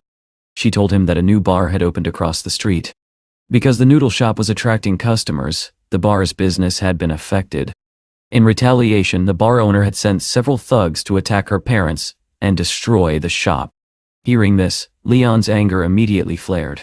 He could not believe that someone would dare to act so brutally. He promised Lucretia that the people responsible would pay for what they had done. He then looked across the street and saw a newly opened establishment called Hurricane Bar. Lucretia confirmed that the attackers had come from there. Leon immediately called Charlie and asked him to gather information about Hurricane Bar. A few minutes later, the police arrived and informed them that a case had been opened and they would investigate the matter. Leon told Lucretia to go to the hospital and stay with her parents. If she needed anything, she could call him immediately. Meanwhile, he intended to visit the bar himself. Lucretia grabbed his hand and begged him not to go. She pleaded with him to let the police handle everything. Leon reassured her that although the police would eventually investigate, no one knew how long that might take. He promised he was only going there to take a look. Then he walked toward Hurricane Bar. As he approached the entrance, he saw a man standing nearby. Leon recognized him as Jonathan, someone he had not seen in a long time. Jonathan explained that Charlie had asked him to investigate the situation and report back. But Leon was not interested in hearing his report and pushed past him toward the door. Jonathan hurried after him, trying to stop him. Inside the bar, a man named Sebastian sat at a table surrounded by several girls, drinking heavily. Laughing loudly, he told his men that the girl from the noodle shop looked attractive and instructed them to bring her to him later. One of the men assured him that it would be easy. At that very moment, the bar door suddenly burst open. Leon stepped inside. Sebastian looked up in surprise and demanded to know who he was. Leon stared at him coldly and warned that if anyone from the bar ever touched the people from the noodle shop again, he would personally shut down the entire place. Sebastian narrowed his eyes and asked whether Leon was the noodle shop girl's boyfriend. He mocked Leon for daring to come there alone. Leon did not respond with words. Instead, he grabbed a glass bottle from the table and smashed it against Sebastian's head with full force. The room fell silent for a split second. Then one of Sebastian's men, furious at what had just happened, shouted at Leon and immediately pulled out a knife. Jonathan suddenly stepped in and told the bandit to stop. He explained that Leon was Charlie's friend, and warned that Charlie would never forgive them if anything happened to him. However, the bandit showed no embarrassment at all. Instead, he sneered and asked whether Jonathan truly believed they would be afraid of someone like Charlie. Without another word, the bandit rushed toward Leon with a knife. But Leon reacted instantly. He grabbed the attacker's wrist before the blade could reach him. The bandit screamed in pain and begged Leon to release him. Leon showed no mercy. While holding the man firmly, he delivered a powerful kick to the bandit's stomach, sending him flying across the room. Seeing their leader humiliated, Sebastian's men immediately charged at the protagonist, eager to take revenge. But Sebastian quickly stopped them. He ordered them to forget about Leon, and instead focus on finding the person responsible for causing the chaos inside the bar. At that exact moment, a man entered the bar and ordered everyone to stop. His voice was calm but filled with authority as he demanded to know who had dared to lay hands on his friend. Sebastian froze in shock when he recognized the newcomer. The man standing at the entrance was none other than Charlie himself. Sebastian's heart raced as he wondered how Leon could possibly know someone like Charlie. Charlie stared at him coldly and asked why Sebastian was looking at him in such a strange way. Then he issued a chilling warning, declaring that for what had happened, Sebastian's hands would be cut off. Terrified by the threat, Sebastian immediately collapsed to his knees. He knew very well that Charlie was not someone to be taken lightly. Trembling with fear, he apologized repeatedly to the protagonist and swore that not a single hair on Leon's head would be harmed. Leon then stepped forward and told Sebastian to remember his own words.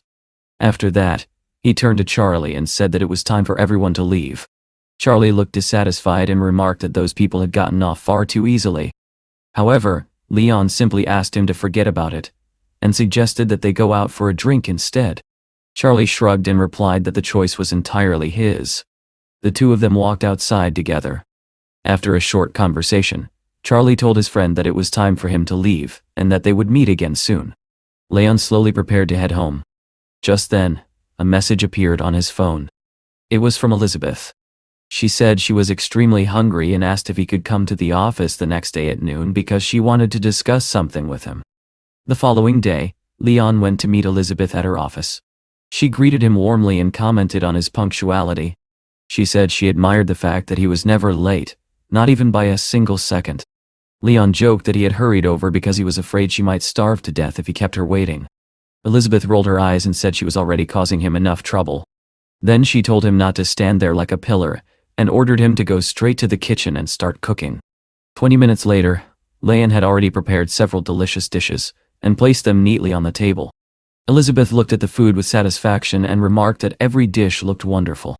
However, she sighed and complained that she seemed to have gained weight recently. Leon smiled and told her that he actually knew a reliable method to avoid gaining weight and stay in perfect shape. Curious, Elizabeth immediately asked him what the method was. Leon leaned closer and explained that the secret to never getting fat was simply to move a lot. As he spoke, Leon stepped very close to her, clearly intending to kiss her. Elizabeth hesitated slightly. Just then, Helga suddenly walked into the room and announced that she needed to discuss something with her boss.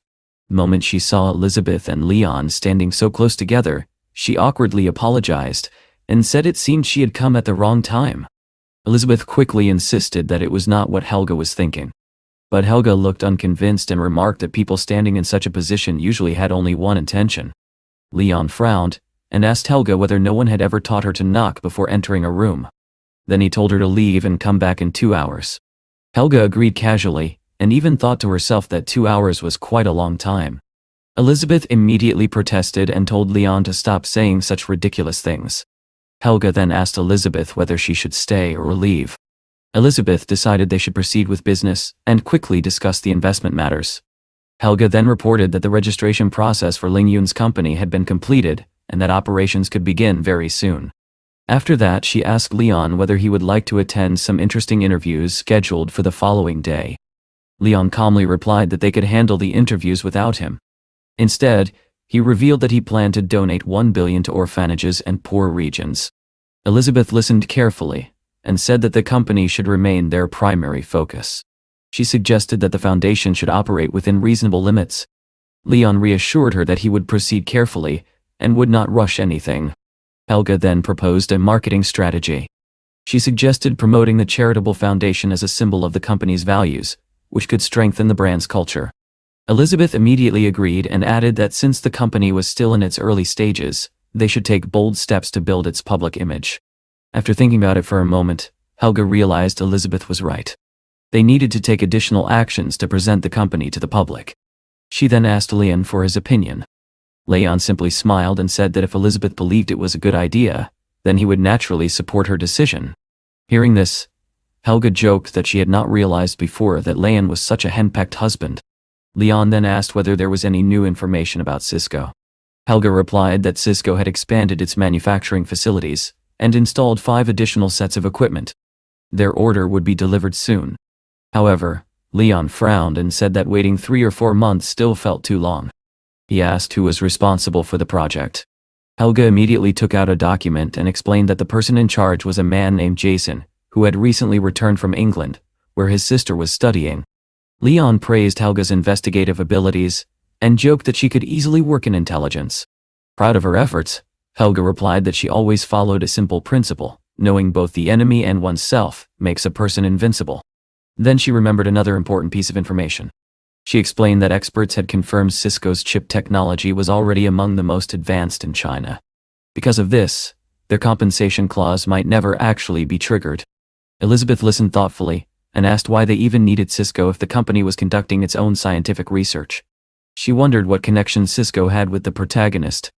Leon only smiled mysteriously and assured her that she would understand everything later.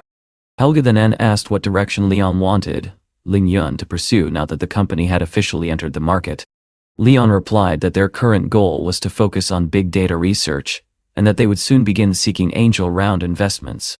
Helga nodded and promised to prepare everything necessary. Once the discussion ended and Helga prepared to leave, Elizabeth slowly walked toward Leon. She told him that she had ordered a dress and wanted to go pick it up immediately. When Leon asked why she needed the dress, Elizabeth explained that the following day there would be a dinner event dedicated to supporting the orphanage. Many influential figures from Shanghai would attend. Since Leon's foundation was also invited, she suggested that they go together. The two of them then went to the store to collect the dress. The saleswoman politely told Elizabeth that she could try it on first and that they would make adjustments if needed. Elizabeth asked Leon to wait while she tried it on. She also said that afterward they could choose a suit for him together. A few minutes later, Elizabeth walked out wearing the dress. She looked at Leon and asked whether he liked it. The saleswoman enthusiastically commented that the dress looked absolutely stunning on her. Leon agreed immediately and said she looked incredibly beautiful. While they were discussing the dress, another woman suddenly approached them and greeted Elizabeth politely. She admired the dress and asked whether Elizabeth would be willing to sell it to her. The woman even offered to pay 20% more than the original price. Elizabeth was confused by the strange offer. Leon, however, frowned and asked the woman where she found the courage to make such a ridiculous proposal. He then told the saleswoman to pack the dress immediately. Realizing she would not be able to buy it, the woman left the store and walked toward a van outside where another girl was waiting. After getting into the vehicle, the girl asked what had happened. The woman explained that she had found a dress that would have suited her perfectly, but the owners refused to sell it. The girl beside her turned out to be the famous superstar Lorelai. She calmly reassured her friend and said there was no need to worry, because she had never needed a dress to impress anyone. After finishing their shopping, Elizabeth and Leon returned to his house to prepare for the evening event. Elizabeth put on a pair of new earrings and happily admired herself in the mirror. She told Leon that the earrings matched the dress perfectly.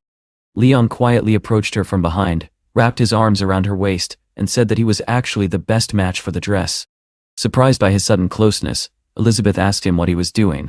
Ignoring her protest, Leon gently began kissing her shoulders. Elizabeth soon realized that resisting him was pointless, and she eventually kissed him back. Both of them decided that a little fun would not interfere with their plans. The next day, the Yunlong Hotel was filled with guests attending the charity dinner. Soon people noticed that Lorelai had arrived. Many whispered that she looked even more beautiful in person than she did on television. Her appearance immediately attracted everyone's attention, and the crowd began taking pictures of the famous superstar. Lorelai posed confidently in front of the photographers, maintaining a dazzling smile for the cameras. Yet in her mind she quietly mocked the crowd, thinking about how pathetic these people were as they rushed to capture every image of her. At that moment, her assistant hurried over and reminded her to move quickly, explaining that Charlie had already arrived and had even come earlier than expected. Lorelai immediately realized that she could not afford to waste any more time. She needed everything to go perfectly tonight. Meanwhile, Leon arrived at the hotel together with Elizabeth. As he drove into the parking area, he noticed that many important guests had already gathered outside the venue. After parking his luxury car, the two of them stepped out. Leon glanced toward the entrance and noticed the red carpet stretching across the front of the hotel. Slightly puzzled, he asked Elizabeth why a charity dinner needed a red carpet, saying that it looked more like a fashion runway than a charitable event. Elizabeth smiled and explained that the format of charity events had changed over the years. Many organizers now use glamour and publicity to attract attention and raise more donations. She then asked Leon whether he would like to walk the red carpet beside her. However, Leon shook his head and suggested that she go first while he entered quietly through the parking area and met her inside the hotel. Elizabeth found the idea amusing and agreed with a smile. A few moments later, Elizabeth stepped out of the car and appeared before the crowd wearing her new dress. The photographers immediately fell silent in shock when they saw her.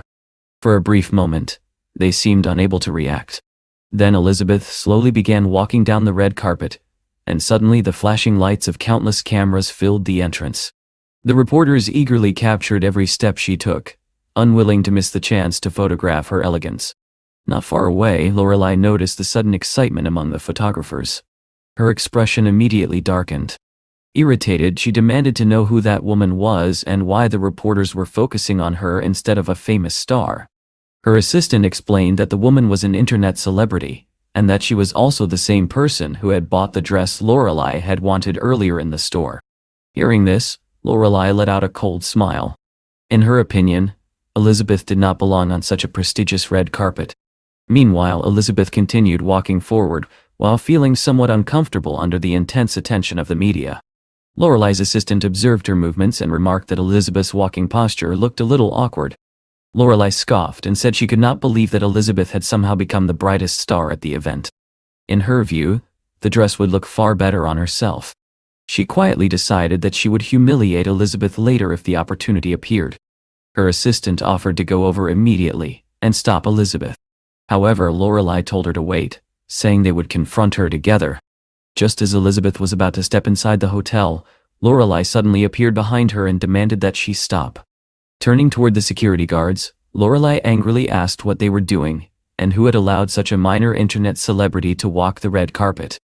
One of the guards calmly approached her and explained that the woman possessed a valid invitation letter. Lorelei immediately objected and demanded to know what invitation he was referring to. She complained that Elizabeth was ruining the footage and lowering the level of the entire event.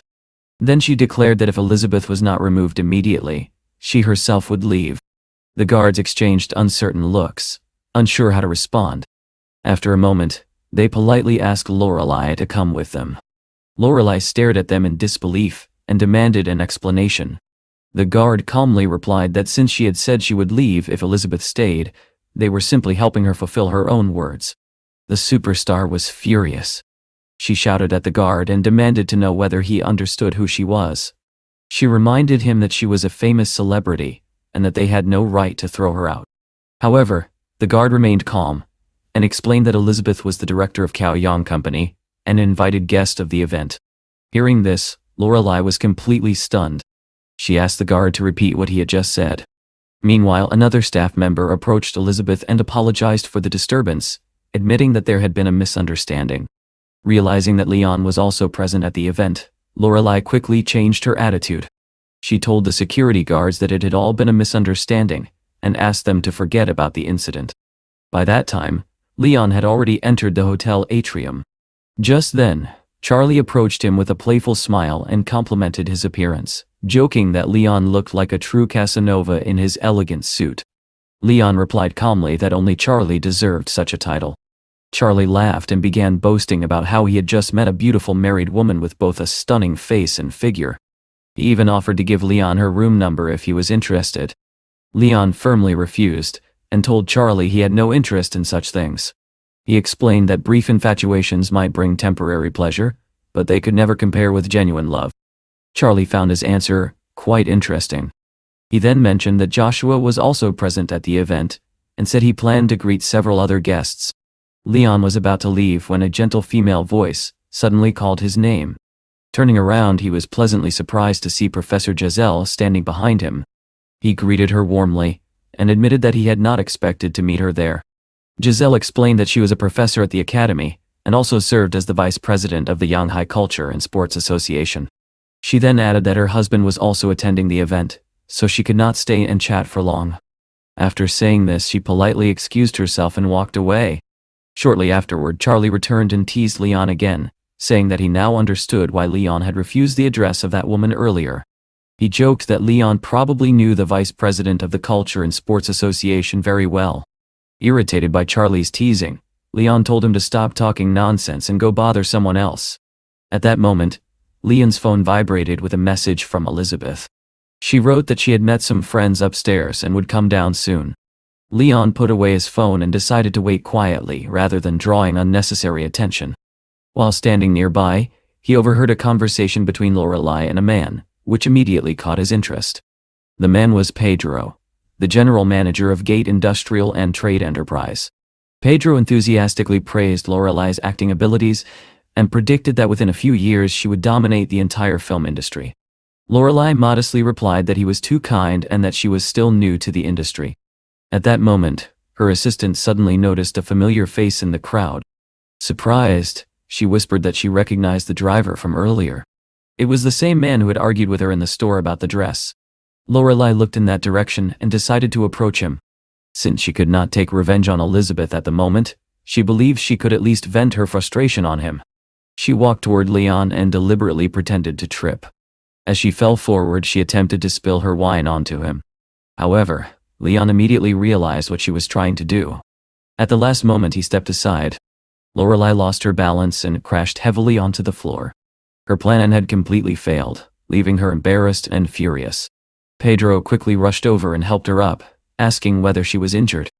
Then, he turned toward Leon and angrily demanded to know why he had not helped her when he saw her falling. Leon calmly replied that he owed her nothing. Still furious, Lorelai pointed at Leon and falsely accused him of deliberately tripping her. Leon dismissed the accusation and sarcastically told her that she should go seek help from the many men she had slept with. Her anger exploded at his words. She demanded to know how he dared to insult her so openly. Pedro immediately stepped forward and ordered Leon to apologize to Lady Lorelai. He warned that if Leon refused, he would suffer the consequences.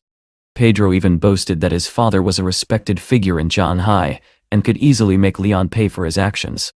At that very moment, Charlie appeared in the hall and asked what was going on. Lorelai instantly brightened when she saw him and eagerly asked whether he remembered her. Pedro quickly explained that Leon had tripped Miss Lorelai and insulted her in front of everyone. However, Lorelai quickly changed her tone and said that she had not been injured. She politely thanked Charlie for his concern. Charlie slowly approached her and looked at her with an amused expression. Then he asked whether she truly believed that someone like Leon would even bother paying attention to her. He declared that Leon had never tripped her, and warned that Leon was his friend. If she dared to slander him again, she would find it impossible to live peacefully in the city. Both Lorelai and Pedro were stunned by Charlie's words. Realizing their mistake, they hurried over to Leon and apologized repeatedly before quickly leaving in embarrassment. Charlie then suggested that Leon step outside for some fresh air. He said they could return once the dinner officially began. Leon agreed, admitting that he could use a moment of peace and quiet. Outside the hotel, a group of women were chatting together. Among them stood Elizabeth, smiling happily as she reunited with old friends. Charlie and Leon stepped outside, and Charlie jokingly encouraged Leon to go enjoy himself. Just as Leon was about to walk toward Elizabeth, another man suddenly approached ahead of him. The man asked his assistant whether the gift for Elizabeth had been prepared. He then revealed a ring and a bouquet of flowers, confident that his carefully planned confession would go perfectly. This man was Carson, the founder of the Hong Foundation. Carson quietly instructed his subordinate to politely clear the surrounding area without causing trouble. He told him to offer money to anyone nearby and ask them to leave. At the same time, he warned his subordinate not to mention anything about his violent tendencies to Elizabeth. The man followed his instructions and approached the small group, offering money to anyone willing to step away. When he reached Leon, he explained that Carson wanted to confess his feelings to Elizabeth and asked whether Leon would leave for a payment. Leon smiled slightly and asked how much they were offering. The man handed him some cash and hoped the amount would be enough. Leon looked at the money and asked whether the man was joking. He wondered whether they truly believed that people attending such an event would leave for only 5,000. Understanding the hint, the man quickly increased the offer to 20,000 and said Leon would only need to step away for 10 minutes. However, Leon calmly replied that he would consider leaving only if they paid him 100,000. Just then, Carson himself approached and told Leon that he should understand his own worth. Leon responded that 100,000 was a small price and asked whether Carson really felt unwilling to spend that amount for a woman he claimed to love. After thinking for a moment, Carson nodded and agreed. He handed Leon a check for 100,000. Leon accepted the check with a smile. Then he walked directly toward Elizabeth, placed an arm around her waist, and pulled her gently toward him. As he wished Carson good luck with his confession, he casually remarked that he had not even noticed when Elizabeth came downstairs. Elizabeth laughed softly and explained that she had been chatting with her friends since they had not seen each other for a long time. Elizabeth and her friends continued chatting happily for a while, completely losing track of time. Eventually, one of her friends noticed Leon waiting nearby and jokingly pointed out that a handsome man had come with her. She reminded Elizabeth that the dinner would begin soon and suggested they continue their conversation another time. Elizabeth agreed with a smile and said that she and her boyfriend should go now. She said goodbye to her friends and left together with Leon. As the two of them walked away side by side, several people nearby looked at them in surprise. Not far away, Carson stood frozen with his mouth slightly open. His friend stared in disbelief and asked whether that man had just taken Elizabeth away. At that moment, Carson finally understood what had happened. He angrily explained that Leon had tricked them and shamelessly deceived them right in front of everyone. His assistant nervously asked what they should do now. Carson sneered and replied that Leon was nothing more than a gigolo with a handsome face. He promised that next time he would find a way to deal with him. After a short while, the dinner was ready to begin. All the guests entered the main hall and took their seats while waiting for the event to start. Soon, the host stepped onto the stage and thanked everyone for attending. With a warm smile, he announced that the charity banquet had officially begun. Music immediately filled the hall and couples began to dance on the stage. Leon looked surprised and quietly asked Elizabeth why people were dancing when the dinner had just started. Elizabeth laughed and explained that the banquet was only a name for the event. According to the program, a charity auction would take place after the dance. All the money raised from the auction would be donated to the Hope Project. Then she invited Leon to dance with her. Soon the two of them joined the others on the floor. Leon turned out to be an excellent dancer, performing smooth and complicated steps with confidence. Elizabeth watched him with admiration and asked where he had learned to dance so well. In the distance, Carson watched them with a dark expression. He muttered under his breath that Leon was nothing but a gigolo pretending to be impressive. At that moment, Leon's phone suddenly rang. It was Lincoln. Leon answered the call and jokingly asked how Lincoln had found time to contact him. Lincoln explained that he had been hospitalized with appendicitis. He sounded worried as he asked Leon to help him teach his class the next day. Otherwise, he feared the dean might fire him. Leon calmly agreed and assured Lincoln that he would handle the lesson. He asked Lincoln to send him the time, place, and details of the class in advance. The next day, Leon arrived at the university to help his friend. The students at the swimming pool welcomed him enthusiastically and thanked him for coming as a substitute teacher. Leon smiled and told the girls that he could see they were all in a good mood, but asked them to calm down and prepare for the lesson. Soon the class began. The students started swimming while chatting with one another and discussing their plans for the future. Suddenly, a man already in the pool approached his friend George and asked whether he planned to attend the Chinese language lesson later. George confidently brushed his hair back and replied that he would skip the lesson because a beautiful girl would soon arrive, and he was waiting for her. His friend looked surprised and asked whether George had found another new girlfriend. Just then, the door opened, and someone entered the pool area to begin the class. It was Leon. He immediately noticed that several people were already swimming in the pool. Confused, Leon wondered what was happening because the rules clearly stated that outsiders were not allowed to use the pool during class hours. Leon became irritated and asked the students what they were doing there. One girl standing behind him explained that they were foreign students and believed they had the right to enter and leave the pool whenever they wanted. George greeted Leon arrogantly and said that he and his friends were happy to see him. Then he introduced himself to a girl named Veronica. He explained that he was an international student studying Chinese language and literature, and asked whether she would like to become friends with him. Veronica was frightened by George's behavior. She quickly grabbed Leon's arm and hid behind him. Leon calmly told the group that according to university regulations, they were not allowed to enter the pool without permission. They had clearly violated the rules. George burst into laughter and asked Leon whether he was new. He claimed that they were foreign students who could not live without water. Turning again toward Veronica, he said that she seemed shy, but would surely want to be with him once she got to know him better. The girl began crying and said that she did not like foreigners. She asked George to stay away from her. George arrogantly declared that he came from a country full of romance, while people in this country were cold and unfriendly. Hearing his insults, several students from Leon's class became angry and told George to stop being so rude. George laughed provocatively and challenged them to hit him. He confidently declared that if anyone touched him, they would certainly be expelled. One of George's friends mocked Leon's students and asked whether they needed to learn some kung fu. The group of foreign students laughed loudly, convinced that no one would dare do anything to them. However, Leon suddenly stepped forward and kicked George hard in the stomach. George had never expected such a reaction. He lost his balance and fell backwards straight into the pool. The surrounding students immediately cheered and praised Leon for protecting them from such a rude troublemaker. As George struggled to climb out of the pool, his friend rushed over and asked if he was all right. Furious and humiliated, George warned Leon that after this incident, he would never be allowed to teach again. Then George did something even more shocking. In front of everyone, he deliberately urinated in the pool. Leon was momentarily speechless at such shameless behavior.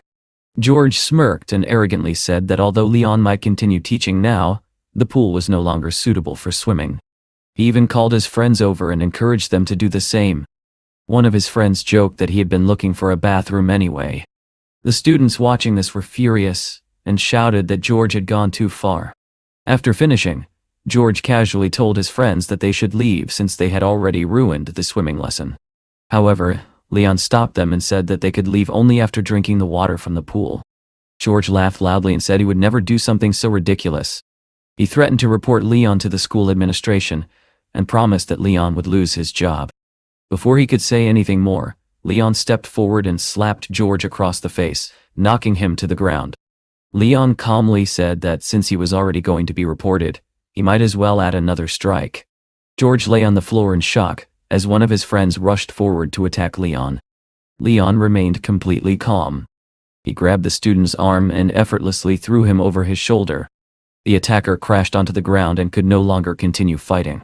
The students watching, especially Veronica, cheered and praised Leon's strength. Within minutes, all the troublemaking foreign students were lying on the ground in pain, regretting their foolish decision to attack the teacher. Some of the foreign girls were so frightened that they ran away, shouting that they were being attacked. George, still lying on the ground, weakly warned Leon not to come closer. He threatened that if Leon touched him again, he would make sure Leon was immediately fired. Leon ignored the threat. He calmly walked over, grabbed George by the hair and began dragging him across the floor. George panicked and begged the teacher to stop, but Leon continued pulling him toward the pool. Realizing what was about to happen, George asked in horror what Leon was doing. Leon dunked George's head into the pool water and calmly declared that no one at this university would dare fire him. When George was finally pulled back up, Leon looked at him with a faint smile and asked whether he had been drunk earlier. Completely humiliated, George apologized and admitted that he was deeply sorry for everything he had done. Leon then turned to George's friends and asked whether they also wanted a drink or preferred to drink the water themselves. Terrified, the foreign students quickly gathered around the pool and began drinking the water while crying and regretting their actions. Just then, a man stormed into the pool area, furious at what he saw.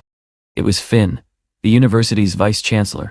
He demanded to know what had happened there and insisted that someone explain the situation immediately. George quickly seized the opportunity and accused Leon of beating them and forcing them to drink pool water. He even threatened to sue. Finn then turned toward Leon and asked what this situation meant. He pointed out that these students were foreigners and asked whether Leon really wanted to provoke an international incident. Leon calmly asked Finn why these students deserved special treatment. Finn replied that the university was simply being hospitable and asked what Leon meant by special treatment. He added that he took the situation very seriously and that Leon would have to answer for it before the law. Leon calmly replied that it seemed Finn did not fully understand what had actually happened. Enraged by Leon's tone, Finn demanded to know how he dared speak to him like that. He ordered Leon to immediately follow him to the rector's office. Leon agreed calmly, saying that he also wanted to discuss a few matters with the rector. When they arrived, Finn angrily reported to the principal that Leon had beaten several foreign students at the pool and must be punished severely. He insisted that the matter was extremely serious, and that Leon should not escape responsibility. Leon then calmly corrected him. He said that Finn should also report that the student named George had sexually harassed a female student and deliberately urinated in the university swimming pool. Hearing this accusation, Finn became furious. He snapped that he was currently speaking with the principal and warned Leon to be careful with his words. The principal listened carefully to the argument and then calmly turned to Finn. In a firm voice, he explained that Leon was the honorary vice-chancellor of the university and asked Finn whether he truly believed he had the authority to interfere with him. Finn was stunned by this revelation. Before he could respond, the principal continued speaking. He stated that because of Finn's unprofessional behavior, he was immediately suspended from his position. Furthermore, the incident would be reported to the Department of Public Education, and Finn would have to wait for their official decision. Humiliated and speechless, Finn left the office. Shortly afterward, a student named Veronica approached Leon and asked whether he was all right. Leon assured her that everything was fine and informed her that Finn had been suspended. He also mentioned that the university administration would investigate and punish the foreign students involved in the incident. Veronica then handed him a small first aid kit. She explained that she had brought it specifically for him. When she opened it, Leon saw disinfectant and medical supplies inside. Veronica told him she had noticed that he hurt his hand when he struck one of the students, so she had prepared the kit in case he needed treatment. Leon smiled and reassured her that it was nothing serious and that he barely felt any pain. However, Veronica insisted that the injury still needed proper care. She carefully disinfected his hand and placed a bandage over the wound. After finishing, she sincerely thanked Leon for standing up for the students. She said that none of them would ever forget what he had done for them. Leon looked surprised and asked why she was thanking him. Veronica simply asked whether his hand still hurt. Leon shook his head and told her she was worrying too much. Just then, Leon received a call from a friend who asked where he had disappeared to earlier. The friend said he had tried calling but Leon had not answered. He suggested they meet later for a drink. Leon replied that he would be free that evening, and they agreed to meet at a place called Megapolis. Later that day, after finishing his work, Leon headed to another location he needed to visit. The place was called Haiqingqi, a massage center. As he arrived, he suddenly remembered that the establishment belonged to Charlie. Charlie had once promised to issue him a membership card, but Leon had completely forgotten about it. A receptionist greeted him politely and asked whether he had come alone. Leon confirmed that he had and said he wanted to get a membership card. The woman asked which card he preferred. She offered options priced at 100 or 1,000. After thinking for a moment, Leon replied that he wanted the Imperial Comprehensive Service card. The receptionist explained that the Imperial card was the most luxurious option they offered, and that it cost nearly 19,000. Leon did not hesitate and immediately asked her to issue 2 of them. The woman froze in surprise. She wondered whether Leon was a friend of Charlie, because only someone extremely generous would purchase 2 Imperial cards without hesitation. Just then, an acquaintance recognized Leon and happily invited him to join them in a private room. Inside the room, Charlie was already sitting with several friends while discussing business matters. When Leon entered, Charlie greeted him warmly and introduced him to the others. He pointed to one of the men and said that his name was Luke, whose family owned Shinhua Airlines. Then he introduced another friend named Harold, whose family owned London Machinery, a company known for producing slings and heavy equipment. Leon shook hands with each of them and said he was pleased to meet them. They all sat down together and began drinking. Charlie then asked Leon what new things had happened in his life recently. Leon took the membership cards out of his pocket and handed them to Charlie, explaining that he had designed them exactly as Charlie had requested. Charlie laughed and told him he was the best. Just then, a girl entered the room carrying wine and a plate of fruit for the guests. However, when she saw Leon sitting there, she froze in shock and asked what he was doing there. Charlie noticed the strange reaction and asked Leon whether the girl was one of his students. Leon explained that she was a student from the pedagogical university and had just finished her classes. When Leon looked at the girl again, his expression became serious. The girl lowered her head and quietly said that she would explain everything to him later. Charlie, however, casually invited the girl to sit with them and have a drink. He reassured her that no one would hurt her and that she could drink as much as she liked. The student nervously apologized and admitted that she did not know how to drink alcohol. Suddenly, Leon kicked the table loudly. He scolded her and said that if she could not even drink, she should not be working in such a place. If she refused to drink, she should simply leave. The frightened student begged Leon not to tell anyone about her job there. She then hesitantly asked whether she could earn 1,000 yuan for drinking. Charlie did not hesitate. He immediately placed the money on the table and told her she could drink as much as she wanted. The girl sat down on the floor and looked at the strong alcohol on the table. Realizing that she could earn money simply by drinking, she reluctantly picked up a glass and forced herself to swallow it. Leon watched silently as she struggled to finish the drink. Her body was clearly not used to alcohol. Despite feeling uncomfortable, she picked up a second glass and forced herself to drink again. Charlie glanced at Leon, noticing that he was silently watching the girl do something she clearly disliked. After finishing the second glass, the girl suddenly felt nauseous and vomited. Charlie immediately stood up and walked toward her. He handed her the money he had promised and told her that he was giving her 20,000 for the 2 drinks. He then told her she could leave. However, the girl insisted that she could drink more and begged him not to send her away. Charlie shook his head and told her that since she had already vomited, she should leave and rest. The girl looked toward Leon, but he remained seated silently, watching her with a serious expression. She took the money from Charlie and slowly walked out of the room. After she left, Leon asked Charlie to send someone to follow her and make sure she was safe. Charlie agreed and instructed Jonathan to follow the student outside. Curious, Charlie then asked Leon why he was worried about the girl when he had seemed so angry with her earlier. Another girl standing nearby commented that Leon probably believed female students should not be working in places like this. Charlie shrugged and said that the student was no longer a child.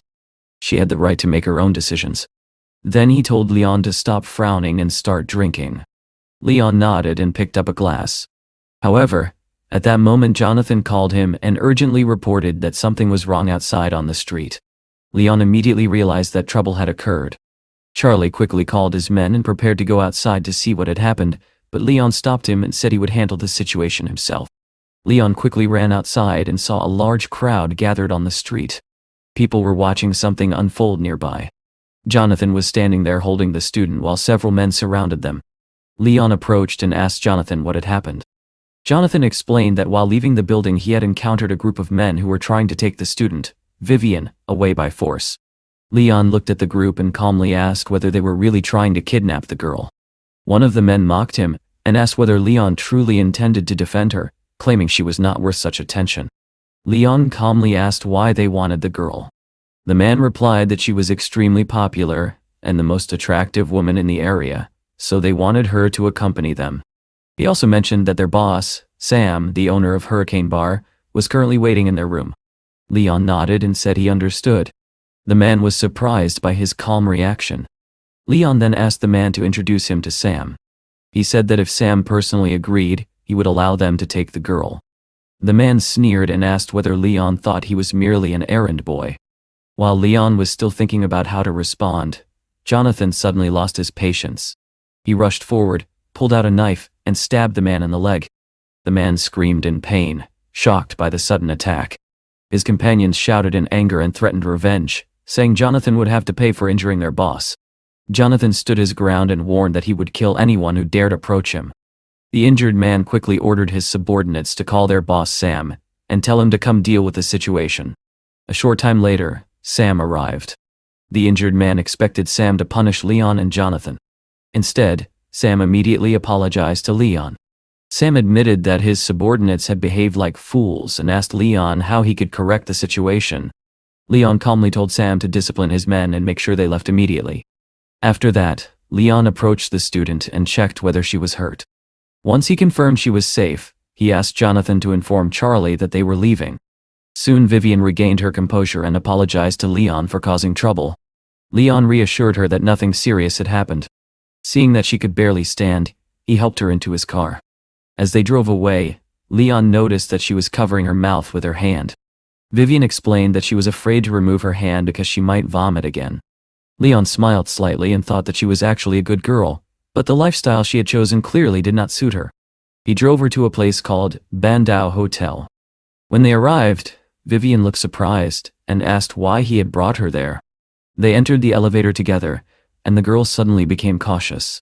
When they reached the floor, Leon used his card to open the door to his room and invited her inside so she could rest. Nervously, the student asked what he wanted from her. She insisted that she only wanted to go home. Leon calmly asked how she planned to return home in her current condition. He pointed out that her family would be worried if they saw her like this. At those words, Vivian suddenly began crying. She explained that no one was at home. Her mother had suffered a heart attack and was currently in the hospital, and she desperately needed money. Leon silently handed her a handkerchief. At that moment, he finally understood why she had started working at Megapolis. Vivian wiped her tears and explained that the manager had told her she was good at the job and that selling drinks was not as dangerous as she had originally feared. Leon listened quietly, as Vivian explained her situation. When she finished, he calmly asked how much her mother's operation would cost. Vivian replied that it would require a very large amount of money.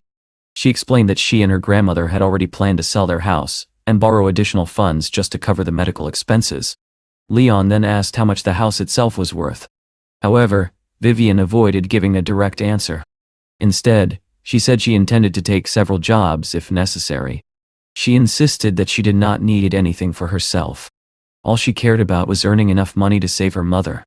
After hearing this, Leon called the manager and asked him to bring $500,000 in cash. A few minutes later, the manager returned carrying a suitcase filled with money. Leon calmly checked the contents to ensure everything was correct. Then he turned toward Vivian and told her to take the money. He explained that the most important thing right now was her mother's treatment, and she should focus only on that. Vivian could hardly believe what she was seeing. Overwhelmed with gratitude, she repeatedly thanked Leon for helping her so quickly. She said she did not know how she could ever repay such kindness. In her desperation, she began lifting her skirt, saying that this was the only way she could repay him. Leon immediately stopped her and told her not to think about repayment. He only wanted her to concentrate on helping her mother recover. However, Vivian stubbornly insisted that she did not want to remain indebted to him.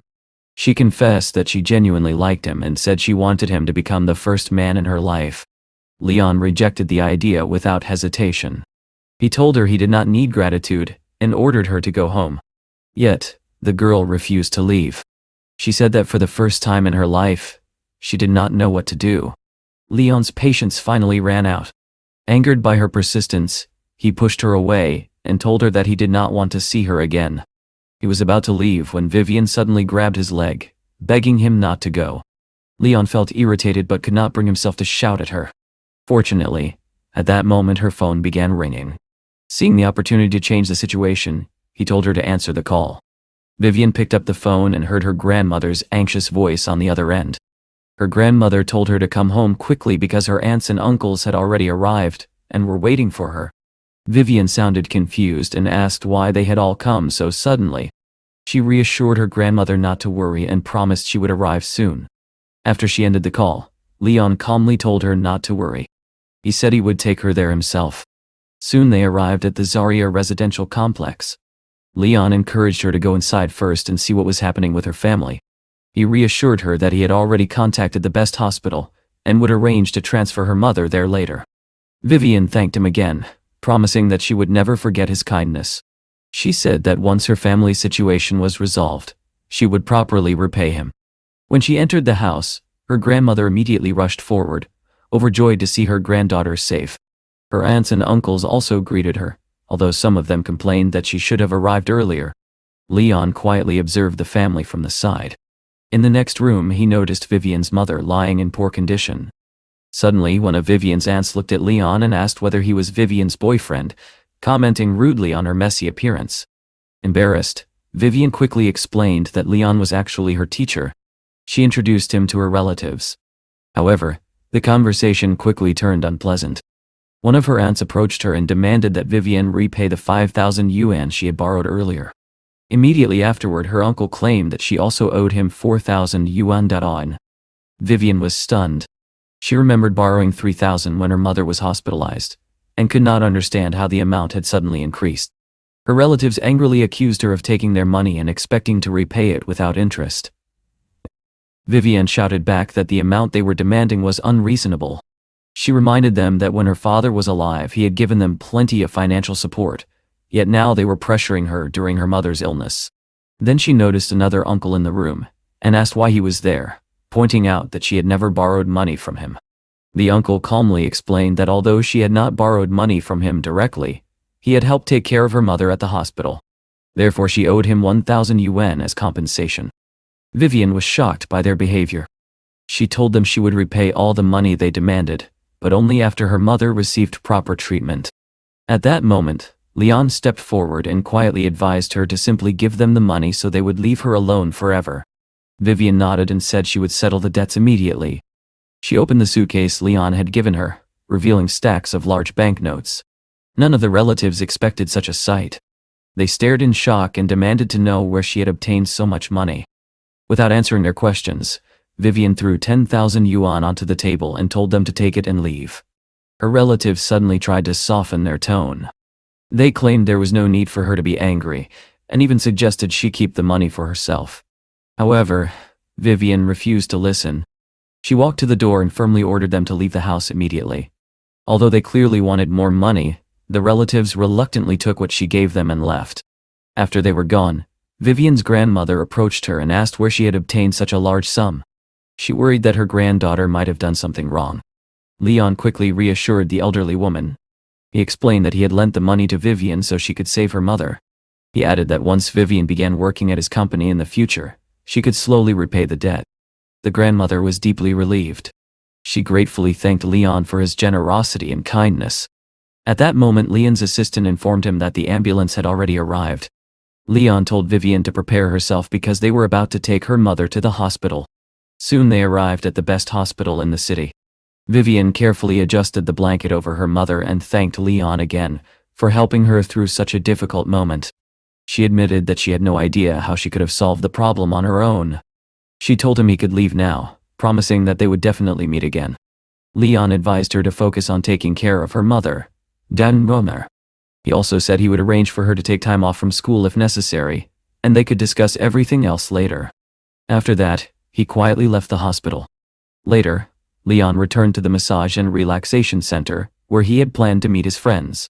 When he arrived, he saw that Lizzie and Samuel were already waiting for him. Leon greeted them cheerfully, and commented that they both looked very stylish. Samuel explained that all their clothes had been purchased at a duty-free shop at the airport, and were from famous brands. Leon jokingly asked whether programmers were supposed to wear plaid shirts. Samuel laughed and replied that this was the largest massage center in Shanghai. If he had known earlier, he might not have brought Lizzie to such a place. Leon teased him and asked what he meant, pointing out that they had both just arrived from the airport, and probably needed some rest. At that moment, an employee of the center approached Leon and asked whether he liked the girls there, and whether Lizzie was his girlfriend. Lizzie looked confused, clearly not understanding what the employee was implying. About 10 minutes later, Lizzie began discussing business matters. She informed Leon that they had successfully recruited 32 specialists in chip manufacturing and lithography. She handed him a document containing their information. Leon glanced through the list, but suddenly threw the document onto the floor.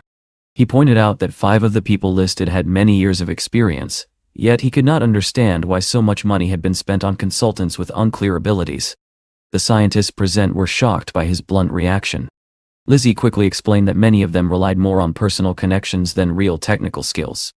She added that they still needed cooperation with craftsmen from other industries to obtain parts for the lithography machine. Leon nodded thoughtfully.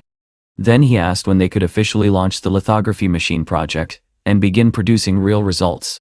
Lizzie admitted that there was still one key figure they had not managed to recruit. Leon smiled and jokingly asked whether even seduction had failed to convince the person. Lizzie rolled her eyes and called him a pervert. Leon laughed and said he was only joking. Then he asked who this mysterious person was. Lizzie handed him another document and explained that the man was Vice President Santiago, a world-class computer genius. Leon examined the information and remarked that they would need to find a way to bring Santiago into the project.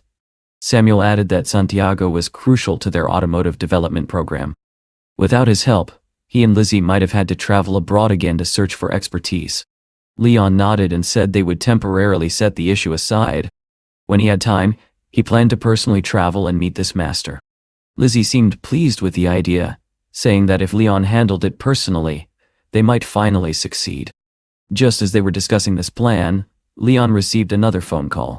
He answered, and the caller urgently informed him that a serious problem had occurred at the company, and he needed to come immediately. Leon replied that he understood, and said he would arrive soon.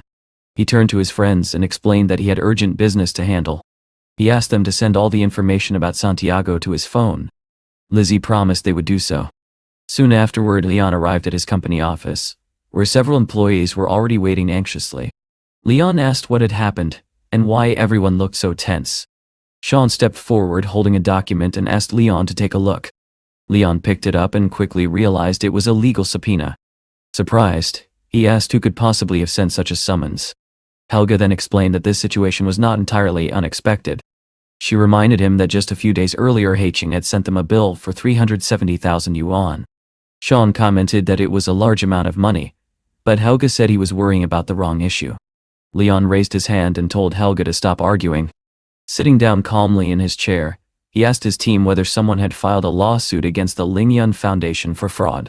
Helga replied that the assistance program had not yet been publicly announced, but someone had already filed a lawsuit claiming that the foundation had violated agency regulations. Sean added that the person filing the lawsuit was from the well-known Hong Foundation in China. He explained that the trial had already been scheduled for the next morning. One of the employees noted that it looked like the other side had carefully planned everything, and that they had almost no time to prepare. Leon thought about the Hong Foundation for a moment. Suddenly, he remembered the charity dinner for poor children that had taken place a few days earlier, an event he himself had attended. As the memory returned, he immediately suspected who might be behind the lawsuit. He quietly wondered whether Carson was the one pulling the strings. After a moment of thought, Leon calmly told his team that the court hearing would take place the next day at 9 in the morning. Helga then asked whether they should urgently hire a lawyer. Leon simply shook his head and declined the suggestion. He said they did not need any additional people. Then he smiled slightly and told Helga to wear a miniskirt and accompany him to court the next day. Helga looked surprised and asked whether such clothing would really be appropriate for a courtroom. Leon reassured her confidently and said she would have his support. Helga eventually agreed and mentioned that she had recently bought several new skirts. Leon then gave her another task. He asked her to investigate Santiago, the vice president they had discussed earlier, and said the sooner she gathered information about him, the better. Helga replied that Santiago was an impressive and influential figure. She asked Leon what kind of information he needed. Leon thought for a moment, and said he wanted to know every detail about Santiago's life. Helga nodded and assured him she would gather everything he needed. Sean then asked Leon whether he wanted to inspect the work of the rest of the team. Leon stood up and replied that it was unnecessary. He said they could continue their work as usual. Instead, he planned to go to Isaiyongan. Later that day, Leon arrived at the company building. The receptionist recognized him immediately and said she would inform the office about his arrival. However, Leon asked her not to say anything. He wanted to surprise them. When he entered the office, he saw Elizabeth lying on the floor performing stretching exercises. Leon walked over and asked what she was doing. Elizabeth jumped up in surprise when she realized he had appeared without warning. She quickly stood up and asked where he had come from. Leon jokingly asked whether the office had become so hot that she needed to remove her clothes. Elizabeth rolled her eyes and explained that she had problems with her cervical vertebrae, so she practiced yoga exercises to relieve the tension. After she sat down, Leon told her that he knew an excellent massage therapist and offered to take her there. He explained that people who sit for long periods often suffer from muscle strain. Elizabeth immediately refused. She said she could handle the problem herself and did not want anyone touching her. Leon nodded in agreement and said that she was right. Then, he offered to give her a massage himself. He asked her to lie down on the sofa while he prepared the oil. Opening a small box filled with various massage oils, he selected one and smelled it, guessing that it was lavender. Elizabeth looked curious and asked whether he was really about to begin. Leon poured a little oil onto her back and began gently massaging her shoulders. Elizabeth was surprised. She had not expected Leon to be so skilled at giving a massage. Leon calmly told her to relax and assured her that within a few minutes all her pain would disappear. After a while, he leaned closer and kissed her softly on the lips. Then he mentioned that he had some free time and wanted to take her somewhere special. He asked whether she would like to visit the largest amusement park in the world with him. Elizabeth's eyes immediately lit up. She asked whether he was serious, explaining that she had always wanted to go there but had never had the time. Leon smiled and told her that although she appeared strong and confident in front of others, she behaved like a little girl when she was with him. Elizabeth clearly enjoyed the compliment and kissed him again. She then said she would finish her work quickly and book the tickets immediately. Leon stood up and explained that one of his students had experienced some trouble, so he planned to visit her at the hospital. Before he left, Elizabeth playfully added that Leon had very gentle hands. She said that if she became tired again in the future, he could give her another massage. Leon laughed and replied that he would happily do so if she liked it. Soon afterward, he drove to the hospital to check on Vivian's mother. When he entered the room, he was surprised by what he saw. Vivian's mother had regained consciousness, and several relatives were standing nearby smiling with relief. Vivian immediately noticed Leon's arrival and happily greeted him. Her mother also thanked him warmly. Leon joked that if he had known there would be so many people present, he might have come later. One of the men beside the bed introduced himself to Leon and then introduced his daughter Rebecca. He proudly mentioned that Rebecca had joined the civil service immediately after graduating from university, and had never even been in love. Embarrassed, Rebecca quickly asked her father to stop talking. Leon tried to lighten the situation by joking that Rebecca was so perfect that it would be impossible for anyone to keep up with her. However, Rebecca misunderstood his tone and became annoyed. Before the argument could continue, another relative pushed past Rebecca and walked toward Leon. The woman grabbed his hand and introduced him to her son, proudly saying that if Leon ever had any problems, he could call them and they would help him. Leon smiled politely, but an idea quickly formed in his mind. He suddenly grabbed the man's hand and asked whether he truly meant what he had said. Leon then casually mentioned that he had helped Vivian borrow 500,000 from a loan shark, and wondered whether this generous man could help settle the debt. The man immediately looked uncomfortable. Leon reminded him that he himself had just promised to help with anything, and a few 100,000 should not be a big problem. The man quickly pulled his hand away and asked why Leon was speaking like that. Leon calmly replied that the man had started the conversation. Meanwhile, the relatives began arguing again about money. Leon turned to Vivian and quietly asked about her mother's condition, and whether they still had enough money. Vivian explained that the surgery had been successful, but her mother would still need to remain in the hospital for about a week before being discharged. She added that they still needed more than 200,000. However, she promised that once her mother returned home, she would repay Leon. Before Leon could respond, another relative interrupted and said that Vivian should not repay the money yet because she was still studying. Another uncle then added that Vivian's cousin had recently placed second in the civil service examination, and they wanted to buy her a gift. He asked whether Vivian could spare some money for that purpose. Vivian stared at them in disbelief. Soon her aunt and uncle began arguing loudly with each other, each demanding money for their own needs. Vivian begged them to calm down and reminded them that they were in a hospital. Leon finally stepped in and suggested that they continue the conversation outside so they would not disturb the patient. He led them into the hospital corridor and calmly told them that he did not actually need the money. Whoever truly needed it could decide how to handle the situation themselves. After saying this, Leon walked away. As soon as he left, the relatives immediately began arguing again. Within moments, the shouting escalated into a fight. Inside the hospital room, Vivian's mother was quietly eating soup when loud screams suddenly echoed from the hallway. A short time later, Leon returned to the room. Vivian rushed toward him and asked whether her relatives had started fighting outside because the noise had been extremely loud. Leon shrugged and said it made no difference to him what they were doing. He had no intention of separating them. Soon the door opened again, and one of the relatives entered the room. She announced that the uncle had left and no longer wanted the 200,000. Leon calmly asked whether she had paper and a pen. He offered to write an IOU for the money. The woman and her son froze in surprise. The son whispered that they should write the IOU in the uncle's name just to see how he would react. The woman stepped forward and accepted the document from Leon. Leon handed it to them and calmly explained that once they returned home they should register the house as collateral. He assured them that he would not deceive them, and that the interest rate would only match the bank's standard rate. Both the woman and her son looked horrified. They asked whether they really needed to mortgage their house.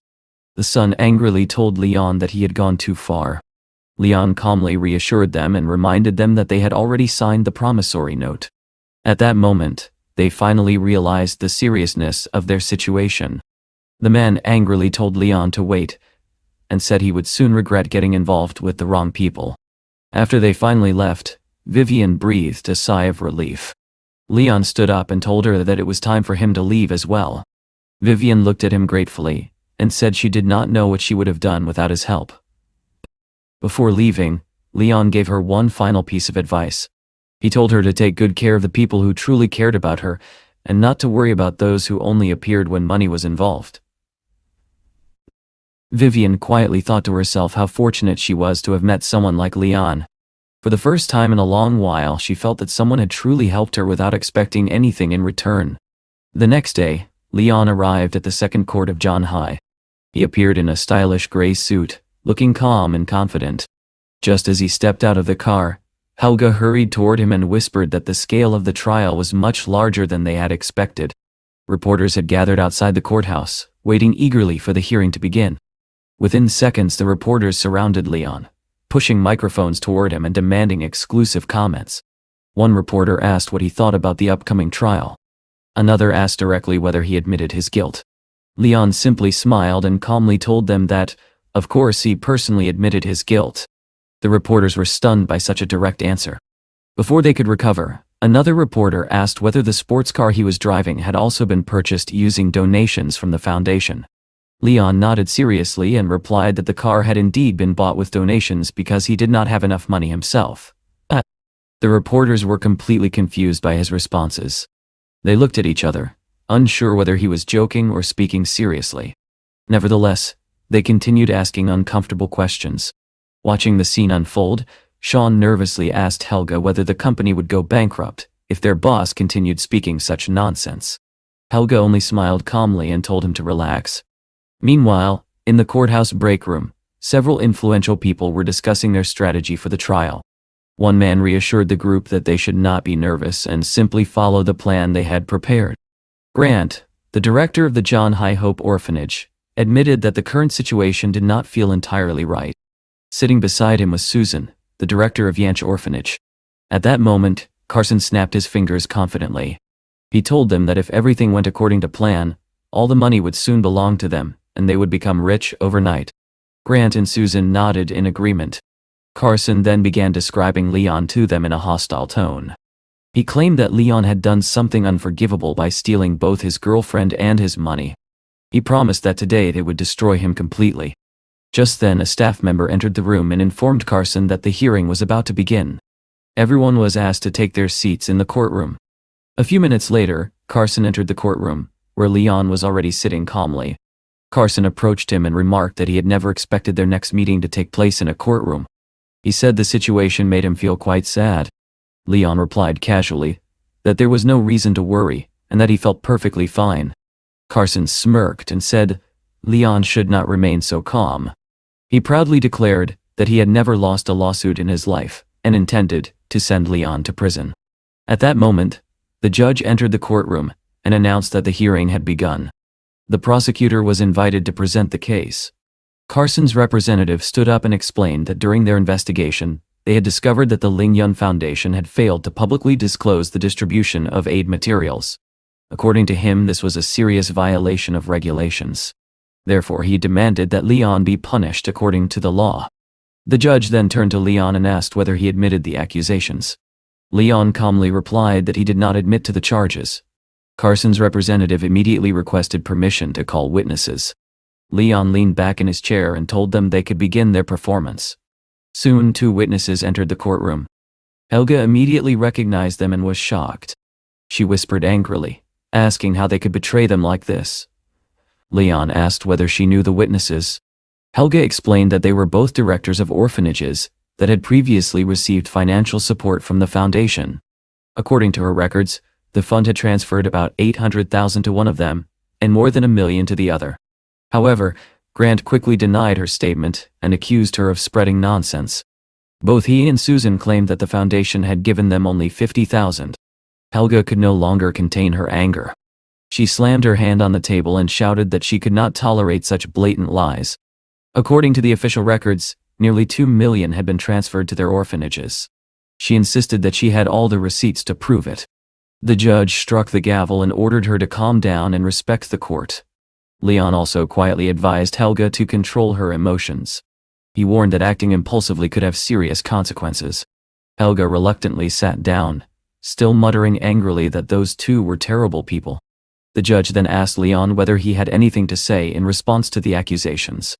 Leon stood up and calmly explained that the regulations indeed required charitable funds to disclose their donations publicly. However, the money sent to the orphanages had not come from the Ling Yun Foundation at all. It had come directly from his own personal funds. He explained that he had personally paid for the support of those orphanages. Since it was his own money, he did not see any reason to publicly advertise the donations. Carson's representative looked stunned and asked whether Leon was claiming that the money donated to the orphanages truly belonged to him personally. The courtroom suddenly fell completely silent. The judge asked Leon whether he could confirm this statement. Leon nodded and assured the court that all financial records could be checked and verified. The reporters sitting in the audience quickly realized that Leon had turned the situation around. Instead of trapping him, Carson's plan was now exposing his own allies. Carson watched the situation unfold with growing anger. After reviewing the evidence, the judge finally announced the court's decision. Leon had not violated any regulations, and the charges against him were dismissed. With the case officially closed, Leon calmly turned to Carson and said that his plan had failed. However, he thanked Carson for the 50,000 yuan he had provided earlier. Carson looked completely shocked. Leon continued casually, explaining that thanks to that money he and Elizabeth had rented a presidential suite and enjoyed a romantic candlelight dinner. Then he told Carson that it was time for him to leave, and that perhaps they would meet again someday to discuss things more calmly. Carson stood there speechless as Leon walked away. One of Carson's men angrily told him that this arrogant man deserved a lesson. Carson agreed and instructed them to intercept Leon in the parking lot so that Jack could teach him some manners. A few minutes later, Leon walked into the parking area. Suddenly, Carson appeared behind him and called his name. He instructed his subordinate Jack to bring Leon to him so they could talk somewhere private. Jack stepped forward and told Leon that Mr. Carson wished to speak with him and hoped he would not refuse. Helga immediately stepped in front of Leon and asked Carson whether he really intended to start a fight just because he had lost the case. At the same time, Sean nervously tried to pull her away, whispering that she should calm down. Carson ignored them and ordered Jack to drag Leon into the car. Jack reached out to grab Leon's shoulder. However, before he could touch him, Leon suddenly seized Jack's hand and squeezed it with tremendous force. Jack screamed in pain and begged him to let go. Leon replied calmly that he would release him if he behaved properly. Terrified, Jack began to cry, realizing he had completely underestimated his opponent. Without warning, Leon struck him sharply between the legs. Jack collapsed onto the ground in agony, unable to stand. Carson watched the scene in shock. Leon looked at Carson and remarked that it seemed Jack had failed his task. He suggested that Carson handle the matter personally. Carson quickly shook his head and said he had a cold and did not want to infect Leon. He awkwardly suggested discussing the matter another time before hurriedly leaving the parking lot. After he left, Helga approached Leon and admitted that she had never realized he was such a skilled fighter. Leon simply told his team that he would take them home. Helga declined the offer, explaining that she had arrived in her own car. Leon then got into his vehicle and prepared to leave.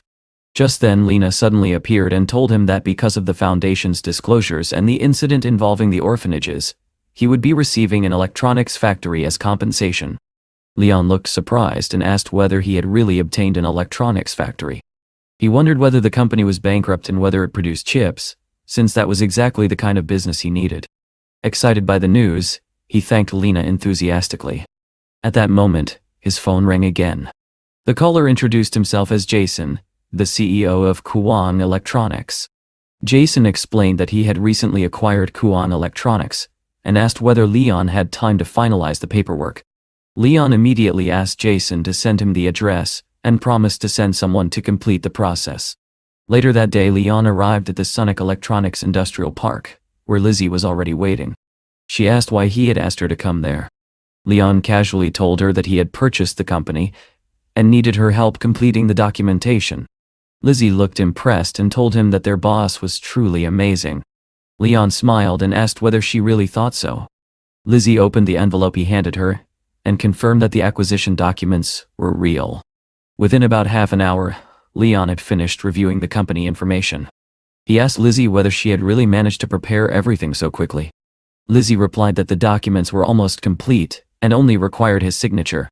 Leon observed that under these circumstances, they no longer needed a separate laboratory to research lithography machines. The company already had an entire building dedicated to electronics and technology development.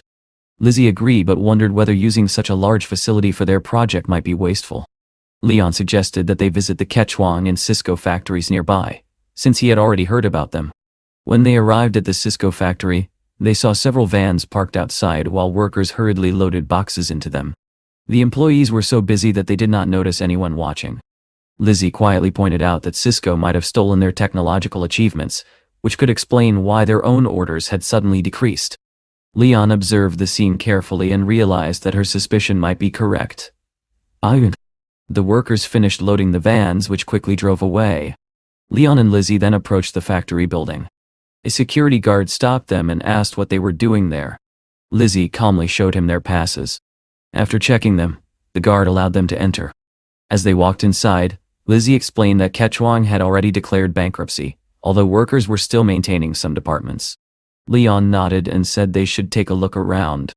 Inside the building, Leon examined the equipment and asked Lizzie whether she recognized the machines. Lizzie replied that some equipment was new while the rest was older but still functional. She believed much of it could still be useful despite the lower production capacity. Leon agreed, and said they should continue exploring. As they walked through the facility, something suddenly caught his attention. Leon immediately grabbed Lizzie's shoulder and asked her to stop. Leon and Lizzie quietly hid behind a van, watching as a man and a woman stood beside a nearby car, speaking to each other in low voices. They had managed to conceal themselves just in time, so the man did not notice them at first. However, he heard a faint sound behind him, and instinctively turned around to check. Lizzie, confused by Leon's sudden caution, whispered and asked whether he knew those people and why they were hiding from them. Leon explained that earlier he had seen the same car at the entrance to Cisco, and now it had appeared here again. The coincidence struck him as suspicious. As they continued watching, the two strangers soon finished their conversation and went their separate ways. Leon narrowed his eyes, finding the situation increasingly strange. Lizzie then asked whether he truly believed the people were connected to Cisco. Without answering immediately, Leon pulled out his phone and secretly took a photo of the car's license plate. He then called a friend and asked him to investigate who owned the vehicle with that number. After ending the call, he turned to Lizzie and told her that the plan to build an office building in Ketvan would now depend on her and Samuel, and that they needed to begin preparations as soon as possible. Lizzie nodded and said she understood, but she soon asked about Santiago. Leon reassured her calmly that he would personally resolve that matter. With that, he prepared to leave, and told Lizzie that he would visit Santiago soon. Later, Leon returned home to Juga. When he stepped inside, he was surprised to find a familiar figure in his house. Elizabeth was standing in the kitchen. She explained that she had come to cook ginseng soup for him. Leon gently lifted her chin and teased her, asking whether she was truly that worried about him. Elizabeth replied that she had noticed how busy he had been lately, and thought he needed something warm and comforting to eat. Just as they were speaking, Leon's phone rang. He answered the call and learned that the caller was Jason, the owner of the car whose license plate he had photographed earlier. Elizabeth noticed Leon's reaction and asked what the call was about. Leon explained that earlier that day he had been in Kachwang and had met Jason, the son of Cisco's director, in Ketvan Park. Elizabeth then asked how many children the Cisco CEO had and suggested that perhaps they were trying to establish their own influence. Leon recalled that Helga had once mentioned that the director had 2 children, Jason and his sister Cassandra.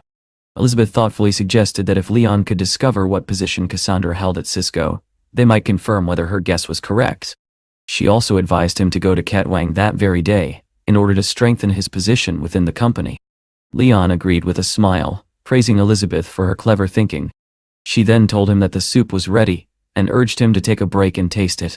According to her, maintaining his strength would give him an advantage during negotiations, and allow him to bargain more effectively. At that moment, Helga called with unexpected news. She excitedly informed Leon that Jason had just contacted her and proposed cooperation. Elizabeth smiled the moment she heard this, realizing that her earlier guess had been correct. She placed the pot of soup on the table and began setting the dishes, while Leon continued reviewing some work documents. Elizabeth soon asked him whether he still had anything important left to handle, and reminded him that their flight was scheduled for the next morning. Leon assured her that he had no other commitments, and that he was looking forward to spending time with her. Elizabeth hugged him and jokingly called him a flatterer. The next day they flew to their destination. After arriving at the airport, Elizabeth expressed her happiness, saying she could hardly put into words how glad she was to be there. However, just as they were about to leave the airport, someone appeared behind them. It was Carson. He remarked with a thin smile that it was quite a coincidence to meet them there. Leon calmly replied that he was also glad to see Carson, and added that it was thanks to Carson's money that they had ended up meeting again in this place. He explained that he and Elizabeth had strengthened their relationship, otherwise she would never have agreed to fly to this country with him. Carson's expression darkened. He scoffed and said that $50,000 was nothing to him, adding that he could not understand why Elizabeth liked Leon's so-called rotten character. Leon calmly replied that he had already defeated Carson in court, and that now he was ahead of him in other matters as well. Carson, clearly irritated, said that he had a plane to catch. He gave the couple a curt farewell and walked away, though his anger was obvious. His assistant quickly informed him that Leon and Elizabeth were planning to fly to the same country. He suggested that Carson could contact someone there to teach Leon a lesson. Carson shook his head and said it was unnecessary. Meeting another person in that country was far more important to him. However, he instructed his assistant to call the airport manager because he did not want to see Leon and Elizabeth on that plane. Meanwhile, Leon and Elizabeth approached the ticket counter to check in. Leon assumed everything would go smoothly, but the receptionist suddenly told them there was a problem with their tickets, and that she could not allow them to board the flight. Elizabeth was shocked and asked whether there had been a mistake, explaining that she had purchased the tickets directly from the airline's official website. At that moment Carson approached them again. With a mocking smile, he asked Elizabeth whether they were really trying to deceive the staff. He then said goodbye and announced that he was about to board his plane. Leon calmly told Elizabeth that they should step aside so they would not block the line. However, just as Carson attempted to leave, Elizabeth stopped him. She angrily accused him of orchestrating the entire situation. Carson smirked and casually admitted that he might have done so. He then shamelessly told Elizabeth that if she agreed to spend the night with him, he might consider letting her board the plane with him. Elizabeth stared at him in disbelief and asked how he could say something so shameless. Carson simply shrugged and said it was time for him to leave. He added that they could not change the flight either, because he had already arranged everything. If they still wanted to reach that country, he suggested they could travel by sea, though it would take a full month. Elizabeth coldly replied that Carson had become unbearably arrogant. Leon, trying to calm the situation, gently told Elizabeth to ignore him, and joked that Carson might have rabies, which could be contagious. Elizabeth was still upset and admitted she was extremely angry. Leon hugged her reassuringly and said she had no reason to worry. He calmly declared that if he was not on board, the plane would not take off. Carson burst out laughing and asked why the plane would not depart without him. He mockingly wondered whether Leon had lost his mind. Leon simply replied that if Carson did not believe him, he could wait and see. Moments later, an announcement echoed through the airport, informing passengers that the flight had been delayed and that boarding would begin in 20 minutes. Elizabeth turned to Leon with surprise and said that what he had done was impressive. Leon then looked at Carson and asked whether he was convinced now or if he still had questions. Carson remained skeptical and insisted that Leon had nothing to do with the delay. Leon simply sat down on a nearby sofa and suggested they wait there for a while since he was not in a hurry. 20 minutes later, Carson waved his ticket confidently and said the earlier delay had only been a coincidence. He believed the plane would now depart as scheduled. However, another announcement soon followed. The airline apologized again and informed passengers that the flight still could not depart and that everyone would need to wait until further notice. Carson glanced toward Leon with a troubled expression, beginning to suspect that Leon might have been telling the truth. Leon stood up and slowly walked toward him, asking whether something was wrong. He wondered if Carson had changed his mind. Carson was about to shout at him, but the woman standing beside him quickly warned him not to cause a scene. A nearby passenger also spoke up, telling Carson that everyone was upset because of him and urging him to apologize to Leon so the flight could finally depart. Furious, Carson demanded whether the man knew who he was. He declared that he would never apologize to Leon. Yet he soon noticed that many people around him were glaring in disapproval, and several of them openly supported Leon. His assistant approached nervously and suggested that he calm down and quickly change airlines. Still, the crowd continued urging Carson to apologize. At that moment, Loris arrived at the airport. Many people immediately recognized him as he was a highly respected and influential figure in the country. Leon greeted him and briefly explained the situation. Loris then turned toward Carson and said firmly that, as the CEO of the airline, the plane should have taken off already. If Carson was responsible for the delay, he needed to apologize. Under the pressure of the crowd and Loris' authority, Carson stood frozen for a moment. Yet instead of apologizing, he ordered his assistant to collect their luggage. The two of them quickly left the airport in embarrassment. Loris then turned to Leon with a faint smile and remarked that he had handled the situation quite well. Leon thanked him and asked if he could have the staff check their tickets so they could finally board the plane. Loris agreed without hesitation and happily arranged everything for his friend. Later, Leon bowed slightly toward Elizabeth and asked whether she was still upset with him after all that had happened. Elizabeth smiled and assured him she was not angry at all. Without his help, she said, they might never have been able to fly to this country. After arriving at their destination, they checked into the Chanba Hotel. A luxurious presidential suite awaited them, filled with elegant furniture and beautiful decorations. While exploring the room, Elizabeth noticed a delicate golden hairpin placed on the table. Curious, she picked it up and tried it in her hair, asking Leon how it looked. Leon smiled and replied that his girlfriend, as always, looked the most beautiful. Elizabeth leaned forward and kissed him lightly on the cheek, once again calling him a flatterer. As evening approached, she said it was probably time for them to rest. Before going to bed, Elizabeth decided to brush her teeth. However, when she reached the mirror, Leon was already standing there, blocking her path. She looked at him with amusement and asked whether he wanted to try her special toothpaste. Leon picked up the tube and examined it carefully, asking what was so special about it since it looked completely ordinary. Seeing the offended look on Elizabeth's face, Leon gently pulled her closer by the waist. The tension between them quickly faded, and the couple shared a warm kiss before heading to bed together. The next day, Leon and Elizabeth decided to visit the amusement park. As they wandered through the park, Elizabeth suddenly mentioned that she had heard a loud roar somewhere nearby. Curious, Leon suggested that they go and see what was happening. They soon noticed a sign announcing that a North American gray wolf was on display. Not far from the enclosure stood a girl named Viola and her boyfriend, Carter. Viola looked at the animal and commented that the wolf appeared rather thin. She said she wanted to feed it something. Carter quickly suggested that they secretly open the door and feed the animal some jerky. Just as they were about to act on the idea, Elizabeth approached them and calmly explained that feeding the animals was strictly prohibited according to the park's rules. Viola immediately reacted with annoyance. She told Elizabeth that the park was not her home and insisted that she could do whatever she wanted. At that moment, Leon stepped forward and explained that gray wolves were protected animals under the law. If someone fed them something harmful and the animal died, that person could even face imprisonment. Hearing this, Viola and Carter were visibly shocked. Trying to avoid trouble, Viola snapped at Leon to mind his own business, and the couple quickly left the area. Leon and Elizabeth continued strolling through the park, enjoying the various attractions. They tried several rides and wandered through the lively grounds, reluctant to leave the cheerful atmosphere. At one point, Elizabeth spotted a carousel and said she wanted to ride it. However, she was unsure how to get in line. Leon smiled and suggested that she sit down and rest for a moment while he went to purchase VIP tickets so they would not have to wait in line.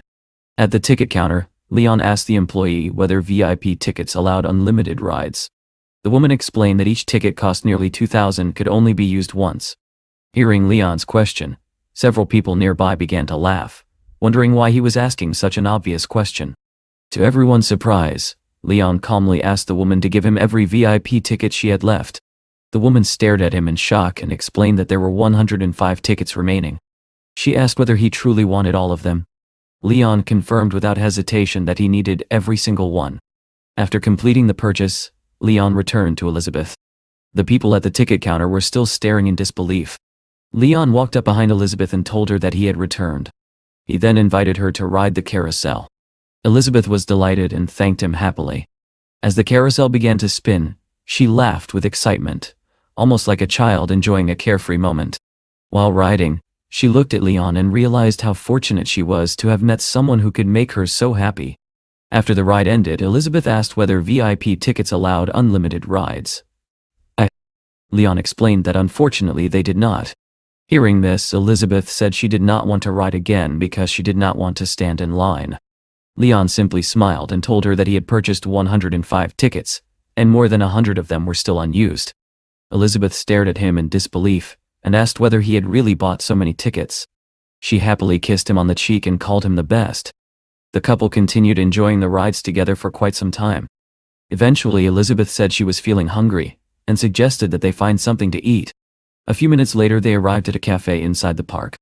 They sat at a table and ordered food. While eating, Elizabeth tried the vanilla ice cream and said it was delicious. She asked Leon if he could bring her another one. Leon agreed immediately and walked to the counter. He asked the chef for 2 servings of vanilla ice cream, and the chef quickly prepared the order. At that moment, Viola appeared beside him again. She told Leon that vanilla ice cream was considered VIP class, and that he could not simply take as much as he wanted. She remarked that the cafe was not a public canteen. Her boyfriend Carter joined in and asked Leon whether he really thought he could behave like that while abroad. Leon calmly replied that he had purchased 105 VIP tickets, which meant he could take as much as he wanted. Hearing this, Viola and Carter were stunned and asked whether he had truly bought that many tickets. Leon took the ice cream and returned to Elizabeth. Elizabeth smiled happily when she saw it and said it looked delicious.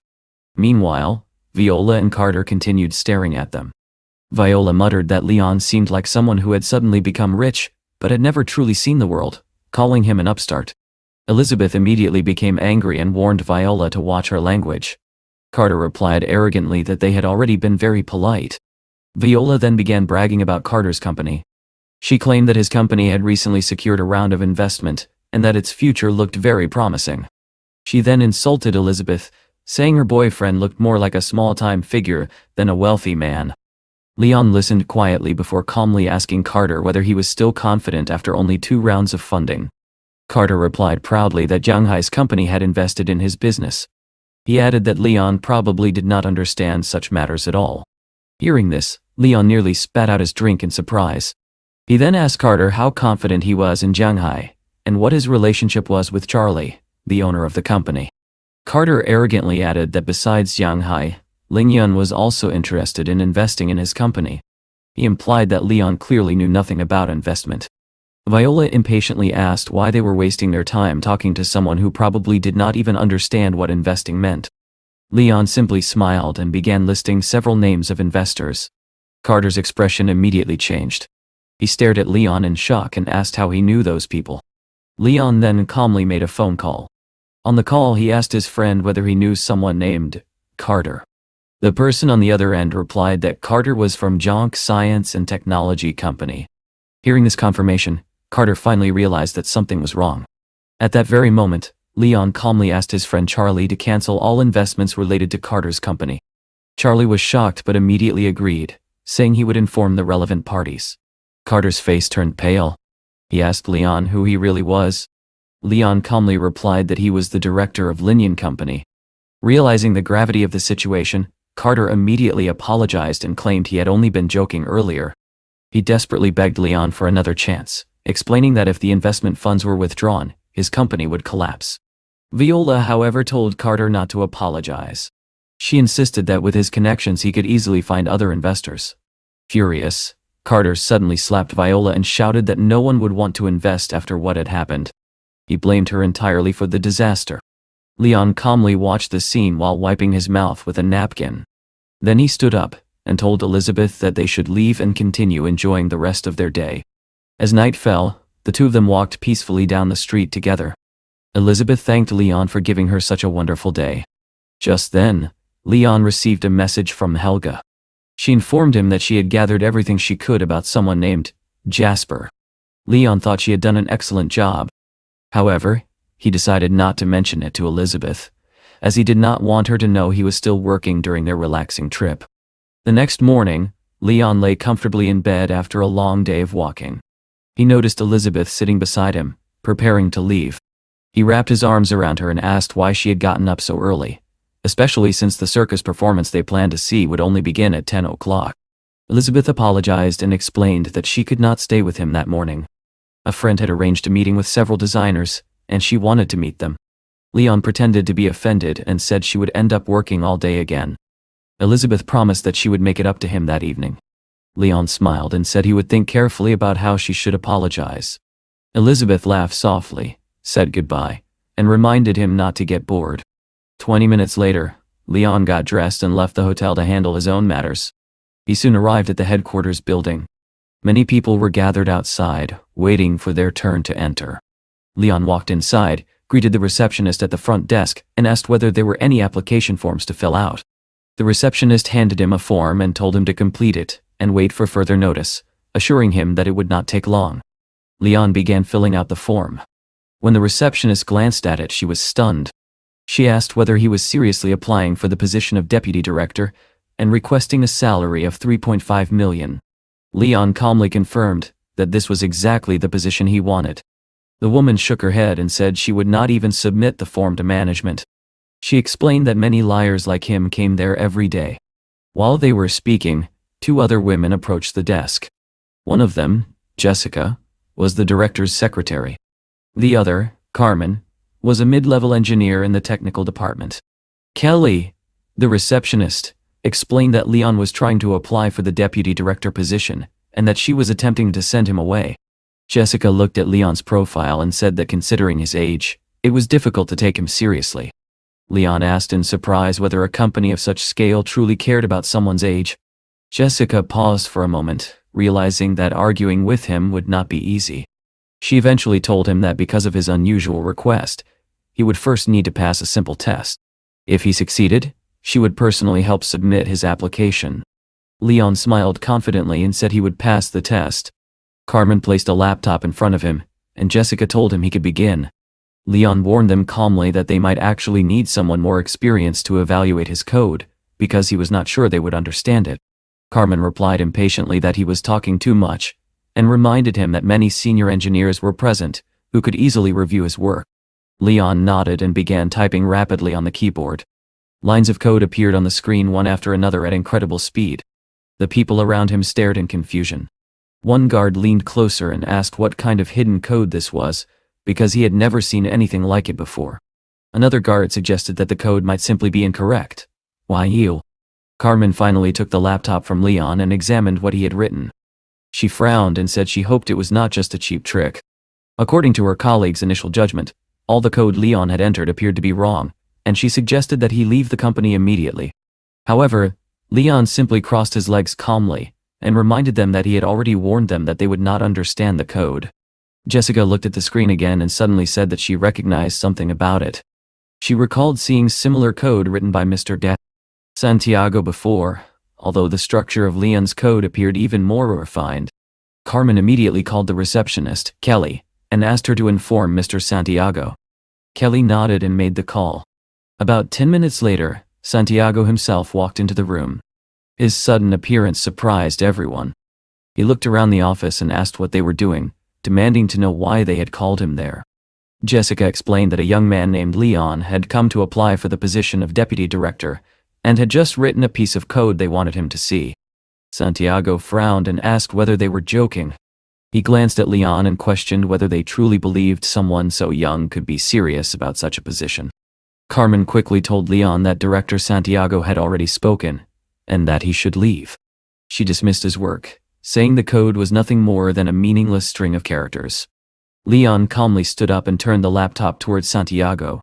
He politely asked the director to look at the results before making any conclusions. Santiago leaned closer to examine the code. The longer he studied it, the more surprised he became. His expression gradually changed from skepticism to genuine admiration. Finally, he looked up at Leon and asked if he had really written the program himself. Santiago admitted that he had been struggling with the same problem for a long time, but had not been able to solve it. He praised Leon openly, calling him a genius. Jessica and Carmen were stunned. Leon looked no older than 20, and they could not understand how someone so young possessed such extraordinary skills. Leon then shook Santiago's hand and asked whether he was now qualified to apply for the position of deputy director in the company. Santiago laughed with excitement and invited Leon to his office so they could discuss the matter further. Once they entered the office, Santiago apologized for the messy room and explained that he had just finished working. He then asked Leon what he would like to drink. While looking around the office, Leon noticed a framed photograph of Santiago's family on the desk. After a moment, Leon suddenly asked if Santiago had any blueberry juice. Santiago smiled immediately. He asked Leon whether he also liked blueberry juice, and said that it was his favorite as well. He joked that the two of them might get along very well. Encouraged by Leon's talent, Santiago offered him a position in the company. However, Leon calmly asked him not to rush to conclusions. He also asked whether Santiago truly had the authority to appoint him as deputy director. Santiago paused to think. After a moment, he admitted that such a decision was not entirely within his power. Eventually, he proposed that Leon could first join the company as the deputy marketing director. Later, if everything went well, he might even become the CEO. Leon replied that he was passionate and willing to work hard, but he felt there might not be a place for him under such limitations. Santiago nodded thoughtfully. He explained that he was not a very sociable person and usually devoted most of his time to business and research. Leon then said that if there were a position without financial restrictions, and with enough freedom for research, he would prefer to return to China. Santiago agreed that such freedom would be ideal.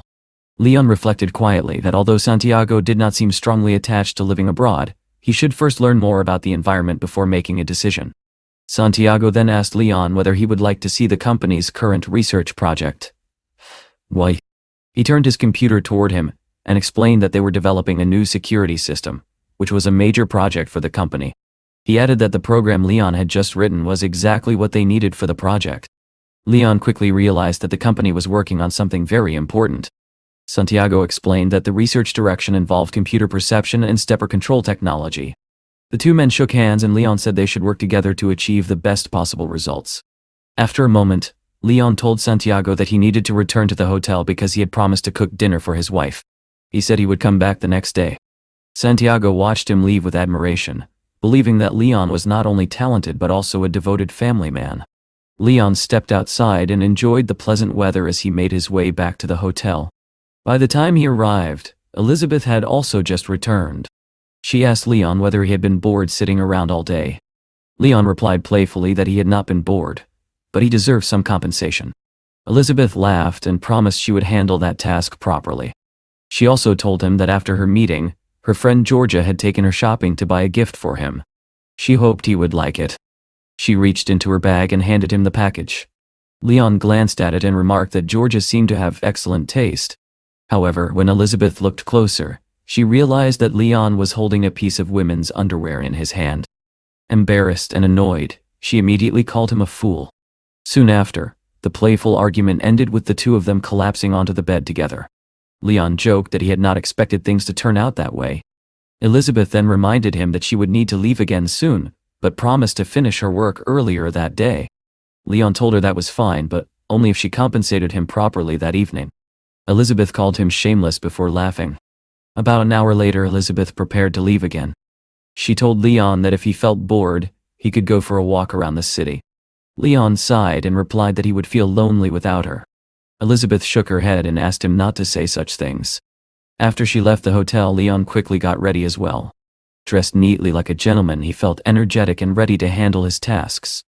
He headed toward the parking lot where his car was waiting. Just as he approached the vehicle, someone called out to him from behind. Leon turned around and saw Carson standing there.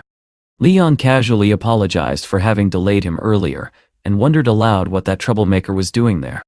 Carson, clearly irritated, told Leon to stay away from him. Leon shrugged and said that he happened to know someone inside the building and could even help him if needed.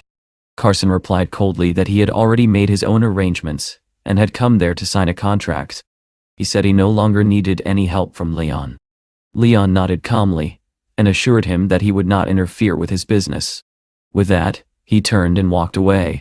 Carson muttered angrily that once his business was finished, he would make Leon pay for everything. He wondered what Leon was doing in that building. His assistant suggested that Leon might simply be accompanying Elizabeth to a business meeting. Meanwhile, Leon entered the building and headed straight to Director Santiago's office. When he entered, he was surprised to see several other people inside. Santiago immediately stood up and introduced them. Their names were Sona and Roy. Sona explained that Roy was the general manager of the marketing department and also the department head. Roy warmly greeted Leon and said that if Leon joined the company, they would soon become colleagues. Leon shook Roy's hand politely. Just then, Jessica entered the office and informed Roy that a client was waiting for him. Sona offered to handle the client instead. Leon suddenly asked Sona whether the client's name was Carson and whether she knew him. Sona confirmed that it was indeed Carson. Leon calmly said that he would like to accompany her and speak with the client himself. Santiago was delighted by this and asked whether Leon had truly decided to stay with the company. Leon replied that Santiago's sincerity had convinced him. Sona was also pleased and offered to register him immediately. However, Leon said there was no need to rush. He preferred to prove himself first on his very first day. Meanwhile, Carson was sitting impatiently in a conference room, waiting for the person who would finalize the contract with him. A staff member informed him that the company's new deputy director would arrive shortly to sign the agreement. Carson was stunned. He asked whether the deputy director would really come personally to sign the contract. His assistant smiled proudly and said that Carson was becoming more influential every day. Carson nodded proudly and asked what the new deputy director was like. The secretary replied that she did not know much, but had heard that he held a very high position in the company. Carson and his assistant were pleased, believing that such an important person personally signing the contract meant great recognition. At that moment, the door opened. Everyone stood up, expecting the deputy director to enter. Instead, Leon walked into the room. Carson froze in shock and demanded to know what Leon was doing there. Sona calmly announced that Leon was the new deputy director of their marketing department. Carson stared at her in disbelief, asking whether he had heard correctly. Leon smiled faintly and asked Carson whether he was really so surprised to see him there. Furious, Carson pointed at Leon and shouted, asking what tricks he had used to obtain such a position. Leon replied calmly that it was none of Carson's business. He reminded him that they were here to sign a contract and that someone like Carson surely had many questions. Carson became so angry that he tried to step forward, but suddenly a sharp pain shot through his body. He collapsed onto the floor. His assistant rushed to him, asking what had happened. Carson did not respond and lay motionless. Panicking, the assistant began making calls and warned Leon that Carson's family would never forgive this. Leon remained completely calm and replied that Carson's family did not have the strength to do anything to him. The employees watched the scene with astonishment and began to admire their new colleague. Sona later led Leon to his office and told him that it would be his private workspace. She said that if he needed anything, he could simply ask. Leon replied that everything was fine and that he only needed a computer to begin working. 7 hours later, Leon was still sitting at his desk, working non-stop. Director Santiago entered the room and said that it was the first time he had seen someone so talented who also worked so hard. Leon yawned slightly and said that he had already finished the project. Santiago was shocked. He admitted that his entire team would have needed at least 3 months to complete the work Leon had finished in only a few hours. He said he would report the success so Leon could receive a promotion. Leon shook his head and said there was no need. In fact, he was already considering leaving the company. Santiago was stunned and asked why. Leon calmly explained that he had decided to return to China. Santiago asked whether he had received a better offer elsewhere. Leon replied that if someone were willing to invest everything necessary to support his research and give him complete freedom without restrictions, then he would naturally choose such an opportunity.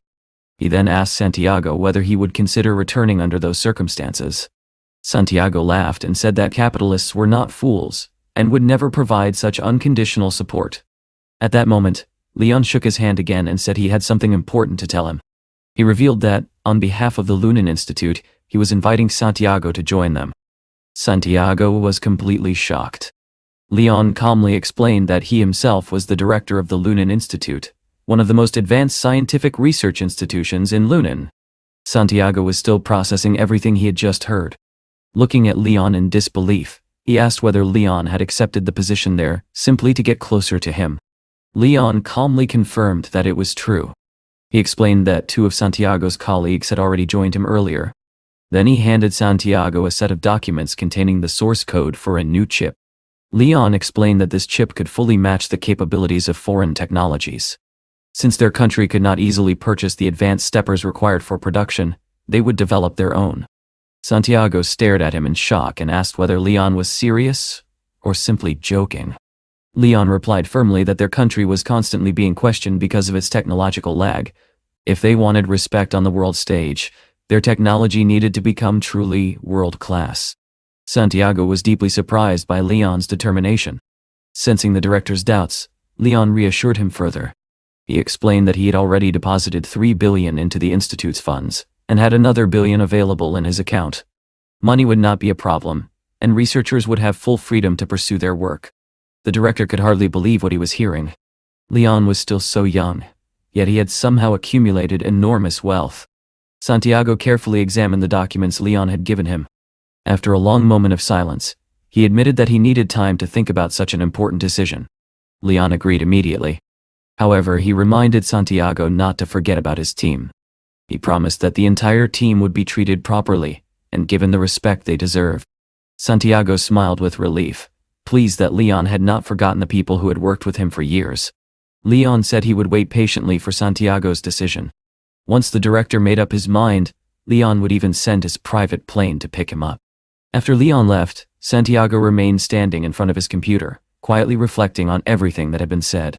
His thoughts were filled with conflict as he weighed the moral and professional implications of the offer. He eventually turned on his computer and ran the program Leon had shown him earlier. The program began working perfectly. Later that evening, Santiago returned home, hoping to rest. But when he entered his house, he suddenly froze in shock. To his amazement, Leon was already there, calmly sitting in the living room and drinking coffee with Santiago's wife. Leon greeted him warmly. Santiago stared at him, completely stunned, and demanded to know how he had found his house and what he was doing there.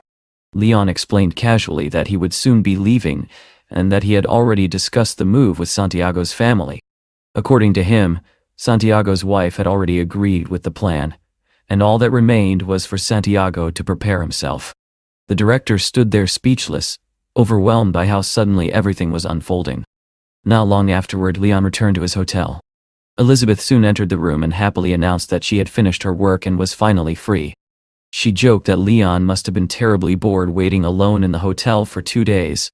Leon smiled and told her that he had been waiting patiently for her return. Now that she was finally free, they could spend time together again.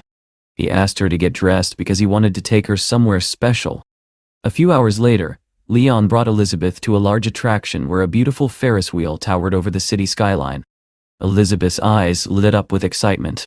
She thanked Leon for remembering how much she loved Ferris wheels, and was touched by how thoughtful he had been. They rode the Ferris wheel together, enjoying the peaceful moment high above the city. Neither of them wanted the ride to end. Elizabeth asked Leon to take a photo because the view was so beautiful. Leon took the picture, and both of them smiled happily. Elizabeth thanked him sincerely for everything he had done for her during the trip. She said it had been the best vacation of her life. The next day, Leon returned to his home country. One of the first things he did was visit his company's office to check on his team. When he entered the office, he greeted everyone warmly and announced that he had personally brought chocolates for them. Lizzie was delighted to see him again and said it was wonderful that he had returned. Leon replied that the trip had been very enjoyable. He also casually mentioned that he had successfully recruited Santiago. Lizzie and Samuel were shocked and immediately asked how he had managed to convince someone so famous. Lizzie jokingly wondered whether Leon had bribed him, since Santiago was known for his strong integrity. Leon laughed and told them not to underestimate him. He said he had used similar methods many times before to solve difficult situations. He then asked how things were progressing in Kachuang. Samuel explained that nearly everything was ready. Some of the necessary equipment had already been delivered. He also asked whether the institute would still keep the name Lunan. Leon replied that he would not change the name until he personally dealt with Cisco. He did not want to create unnecessary complications. He also informed them that Santiago would not be coming alone. His entire team would join them as well. The students were stunned and praised Leon enthusiastically. They called him incredible. Leon then announced that Santiago would become the director of the scientific institute, since he was far more experienced than anyone else. He asked Lizzie and Samuel whether they would be willing to serve as deputy directors. Lizzie smiled and said she did not mind at all. She even joked that she would happily work as a secretary if needed. Samuel also agreed, saying the role suited him perfectly. Leon nodded and said the arrangement was settled. At that moment, Leon received a phone call. The caller introduced himself as Jason, the director of the Cisco factory. He said he had heard that Leon was involved in the situation at the factory and asked if they could meet. Leon initially said he saw no reason to meet. However, Jason explained that he was currently at the Dynasty Hotel and had drinks waiting for him. Upon hearing the name of the hotel, Leon changed his mind and said he would come immediately. A few minutes later, Leon arrived at the Dynasty Hotel. Inside, he saw Jason sitting at a table waiting for him. Jason greeted him warmly and said he was pleased that Leon had accepted the invitation. Leon replied that he was also glad to see him.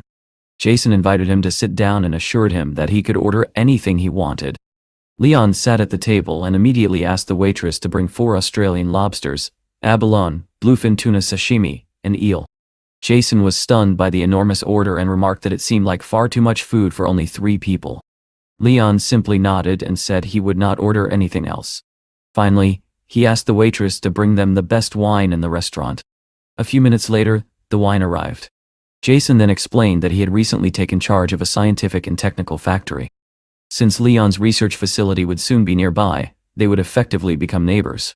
Leon asked what kind of cooperation Jason wanted to discuss.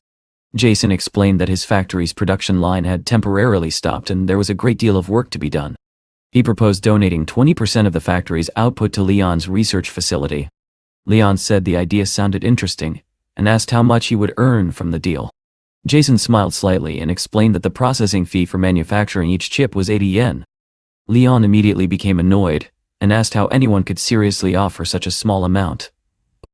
Jason clarified that 80 yen was only the standard processing cost per chip, but the total contract would involve producing 100,000 chips.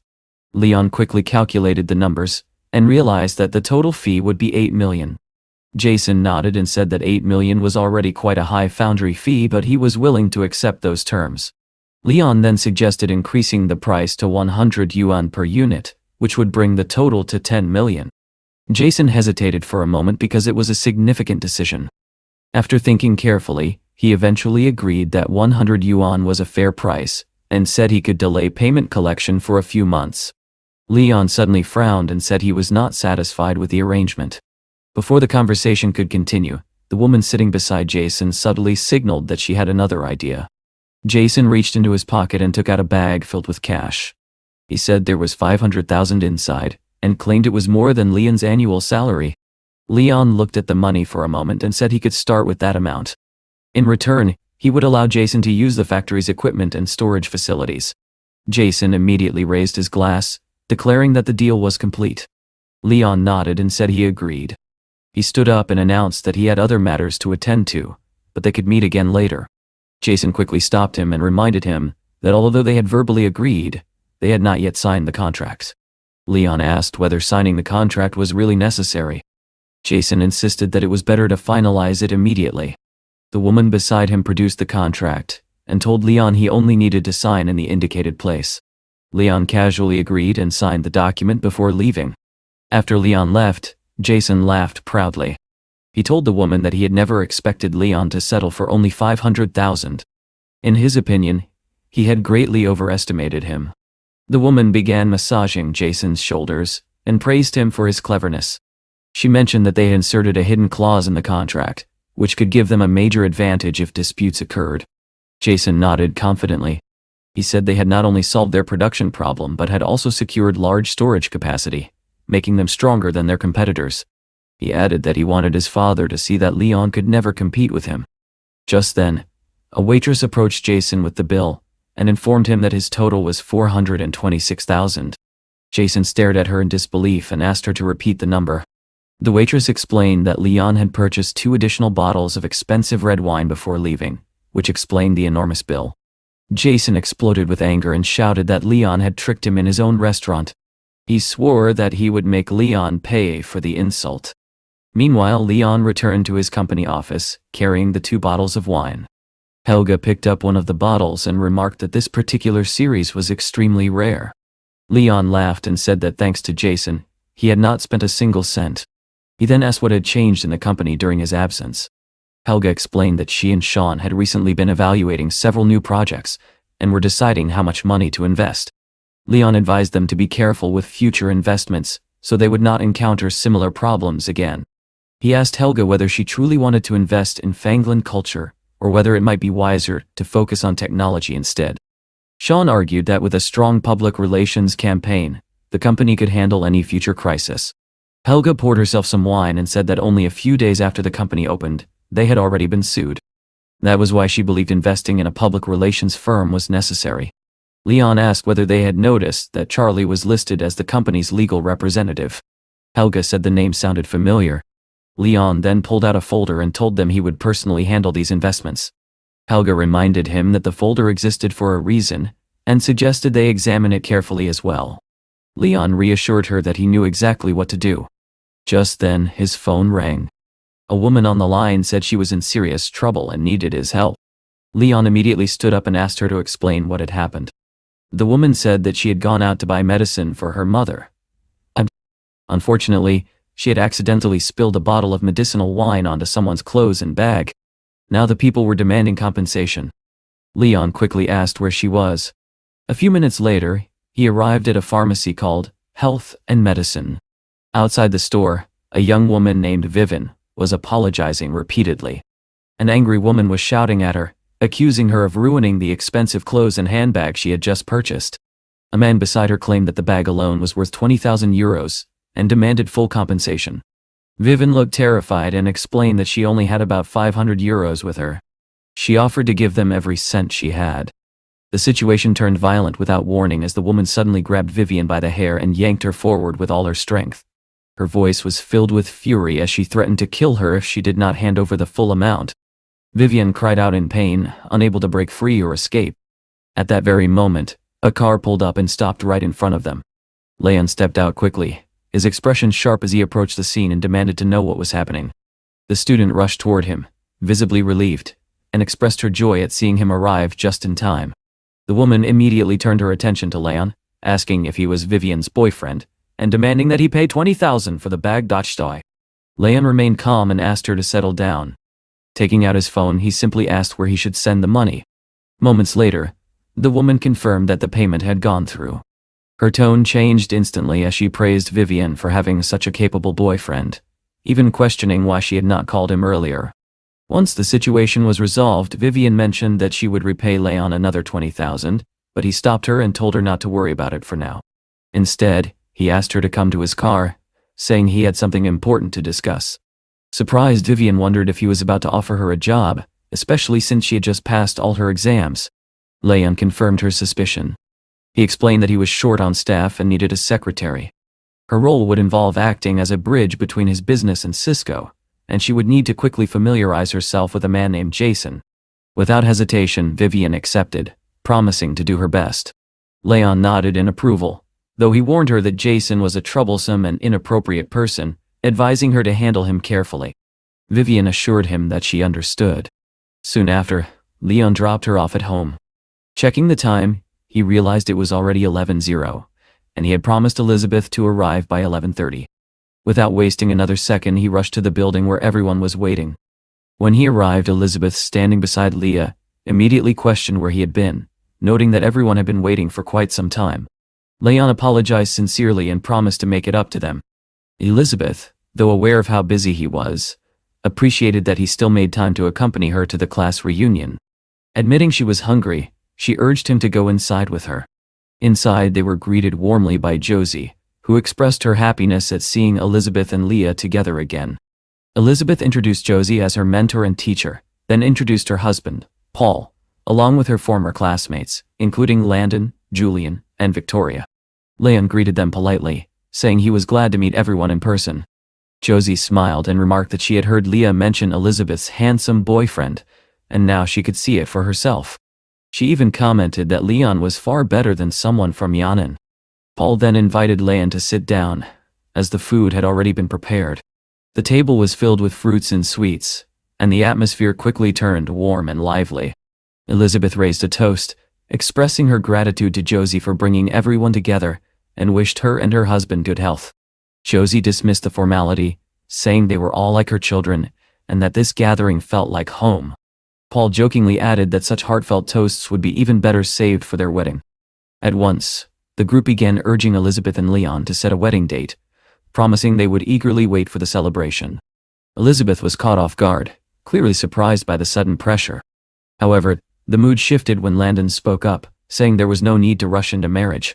He added that many unreliable men in the world could not offer anything more than a few thousand yuan. His words angered Elizabeth, who immediately defended Leon, insisting he was a good man and telling Landon to stop speaking nonsense. She even whispered to Leon that Landon was likely drunk and talking foolishly. Landon, however, seemed to catch on and brought up his passion for the accordion, offering to play something for everyone. Encouraged by Josie, he began performing, and his melody filled the room. Josie praised his performance, clearly pleased. Afterward, Landon turned to Leon and asked if he liked the song, then provocatively questioned whether he knew anything about the accordion and if he could offer any advice. Sensing the challenge, Leon calmly replied that Landon had made several mistakes and that there was little point in giving advice. This shocked everyone. Landon grew irritated and challenged Leon to explain himself. Josie, however, intervened and suggested they hear Leon out. Leon then calmly pointed out specific issues in Landon's performance, including timing problems and rushed sections. Elizabeth was delighted, realizing once again how capable Leon was, while Josie and Paul were astonished that he could identify such detailed flaws. Unwilling to back down, Landon challenged Leon to play himself. Josie supported the idea, and Leon agreed without hesitation. Standing up, he took the instrument and began to play. The moment his fingers moved, the atmosphere changed completely. His performance was flawless, rich with emotion and precision. The room fell silent as everyone listened, completely captivated. It felt as though the music transported them far away into a vivid, beautiful landscape. When he finished, Paul openly praised him, calling his skill nearly professional. Josie admitted that the performance had painted a breathtaking scene in her mind. Despite the praise, Landon remained dissatisfied. He dismissed the importance of such talent and shifted the conversation to his own achievements, boasting about his rapidly growing company and its approaching billion-yuan valuation. He revealed that he was currently negotiating investments with their classmate Helga. This revelation surprised both Leon and Elizabeth. When Landon then arrogantly offered Leon an opportunity to invest, even suggesting Elizabeth could help financially, Leon calmly refused, saying he had no need for such investments. Landon mocked him, questioning how foolish he must be to decline. Before the tension could escalate further, there was a knock at the door. Leah opened it to reveal Helga, who apologized for being late due to work. Landon quickly invited her to sit beside him, but she brushed it off casually. As Josie went to fetch her cutlery, Helga suddenly froze upon noticing Leon. Walking toward him, she asked in surprise what he was doing there. When he explained that Elizabeth had invited him, Landon grew curious and asked how Helga knew him. Without hesitation, Helga revealed that she addressed Leon as her boss. The room fell into stunned silence. Landon, now visibly shaken, asked if Leon was truly the head of the renowned Linian company. Helga confirmed it without doubt, adding that he owned massive assets, including the Twin Towers, and possessed wealth far beyond what anyone had imagined. She even mentioned that his cars alone were worth over 60 million yuan. At that moment, Landon finally realized the truth and was left speechless. After the gathering ended, everyone stepped outside. Elizabeth warmly told Josie to take care of her health and expressed hope that they would meet again soon. Landon, trying to recover his composure, approached Leon and invited him to play golf after lunch. Leon simply smiled, pulled Elizabeth and Helga close, and dismissed the idea, saying he had far more interesting things to do. With that, he left, still holding both of them. As they walked away, Leon turned to Helga and asked her directly about Fenglin Company, wanting to know everything she had discovered so far. Helga explained to the protagonist that Cassandra had contacted her earlier that day with an offer. When asked whether she intended to invest, Helga had already agreed. Hearing this, Leon immediately decided to take control of the situation and instructed her to arrange a meeting with Cassandra the very next day at the Bandau Hotel, where they could discuss everything in detail. Elizabeth, however, grew impatient with the constant talk of business. She lightly complained about how long they had been discussing work and suggested that they should relax and enjoy themselves instead.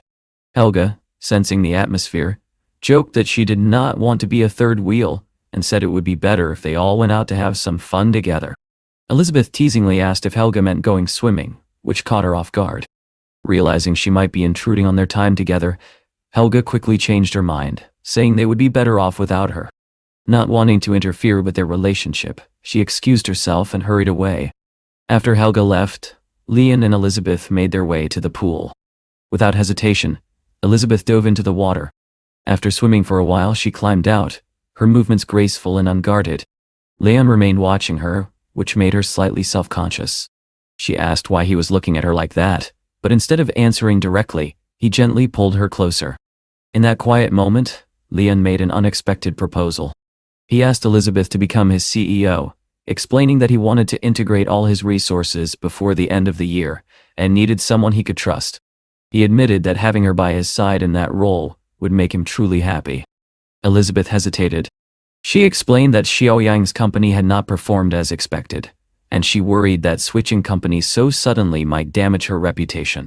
Leon reassured her calmly, promising that if she ever felt overwhelmed, he would support her unconditionally and help her through anything. Though still uncertain, Elizabeth said she would think about it. The next day, Leon took her to the Chaoyang company. After dropping her off, he silently hoped for the day she would choose to work alongside him. As he turned to leave, Hannah appeared behind him. Surprised, he asked where she was headed. Hannah reminded him about the Qingfang project, explaining that the company still owed them more than 10 million yuan. She added that Lily had been causing trouble, and that the situation had dragged on for far too long. Leon frowned, clearly dissatisfied that the debt had remained unpaid. Without hesitation, he decided to go with her and settle the matter personally. Hannah felt relieved, saying she would feel much more at ease with him there. Leon then made a call, instructing his men to gather at the gate of the company. Half an hour later, Leon and Hannah arrived.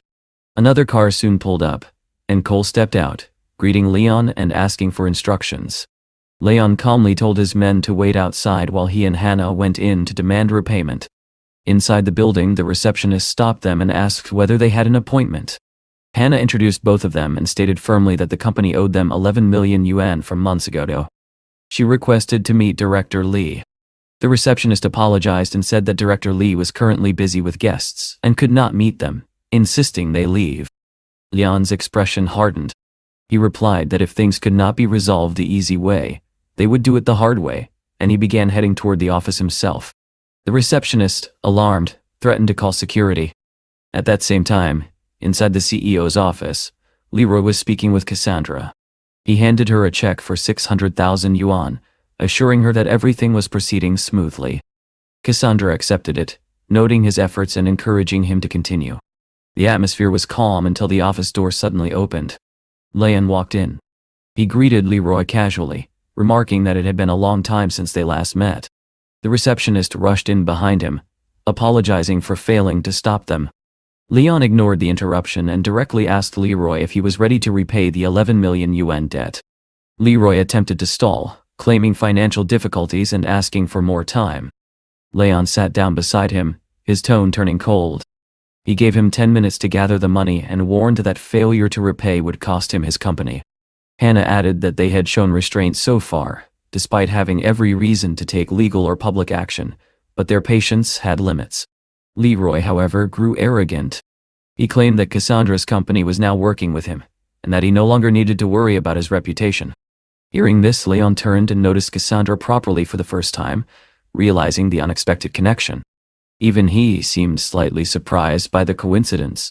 Leroy, growing more aggressive, ordered the receptionist to call security and even threatened Leon openly. But before anything could escalate, the situation changed instantly. Cole and his men stormed in, having already dealt with the guards outside. The balance of power shifted in an instant. Leroy's confidence vanished as he realized who he was truly dealing with. Cole made it clear that anyone who crossed Leon would face immediate consequences. Leroy, now shaken, finally understood that Leon was far more powerful than he had imagined. Leon calmly raised the amount, stating that with interest, the debt now totaled 15 million yuan. When Leroy questioned the high rate, Leon coldly asked whether he would prefer to pay with one of his legs instead. Terrified, Leroy immediately gave in and agreed to pay the full amount. The check was handed over without further resistance. With the matter settled, Leon told Hannah they were leaving. As they exited, Leroy, still trying to regain control, told Cassandra to put pressure on the Chanyang company, wanting revenge for what had happened. Cassandra agreed outwardly, stating she would handle it as long as payment continued. Later, Cassandra arrived at the Bandao Hotel for her scheduled meeting with the new investor. As she looked around, she spotted a man seated calmly and approached him. But the moment she saw his face clearly, she froze in shock. It was Leon. Stunned, she asked if he was the head of the Lingyan company and the same person who had just confronted Leroy. Leon calmly pulled out a chair for her, silently acknowledging her surprise. Cassandra admitted she had not expected this at all.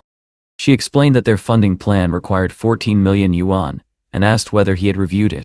Leon replied that he had not gone through the details yet, but he was willing to invest 20 million. This caught her off guard. She questioned why he would offer an additional 6 million without reason, suspecting ulterior motives. Leon dismissed the idea and stated his condition clearly. He wanted 36% of the shares. Cassandra calculated quickly, noting that normally 20 million would only secure 32%. Leon pointed out that few others could offer such a generous investment, and the deal would ultimately benefit her. After a moment of consideration, Cassandra agreed. She even stated that, given his generosity, she would overlook what had happened earlier with Leroy. Just then, her phone rang. Her expression changed as she answered. She sounded irritated, telling the caller she had already asked not to be contacted. She asked about her brother and whether he was home, then quickly ended the call, saying she would handle it later. Leon noticed the shift in her demeanor and asked what had happened. Cassandra brushed it off, saying it was nothing serious, and that her father simply needed her help. However, as she prepared to leave, Leon sensed that something was not right. Moments later, Vivian called him.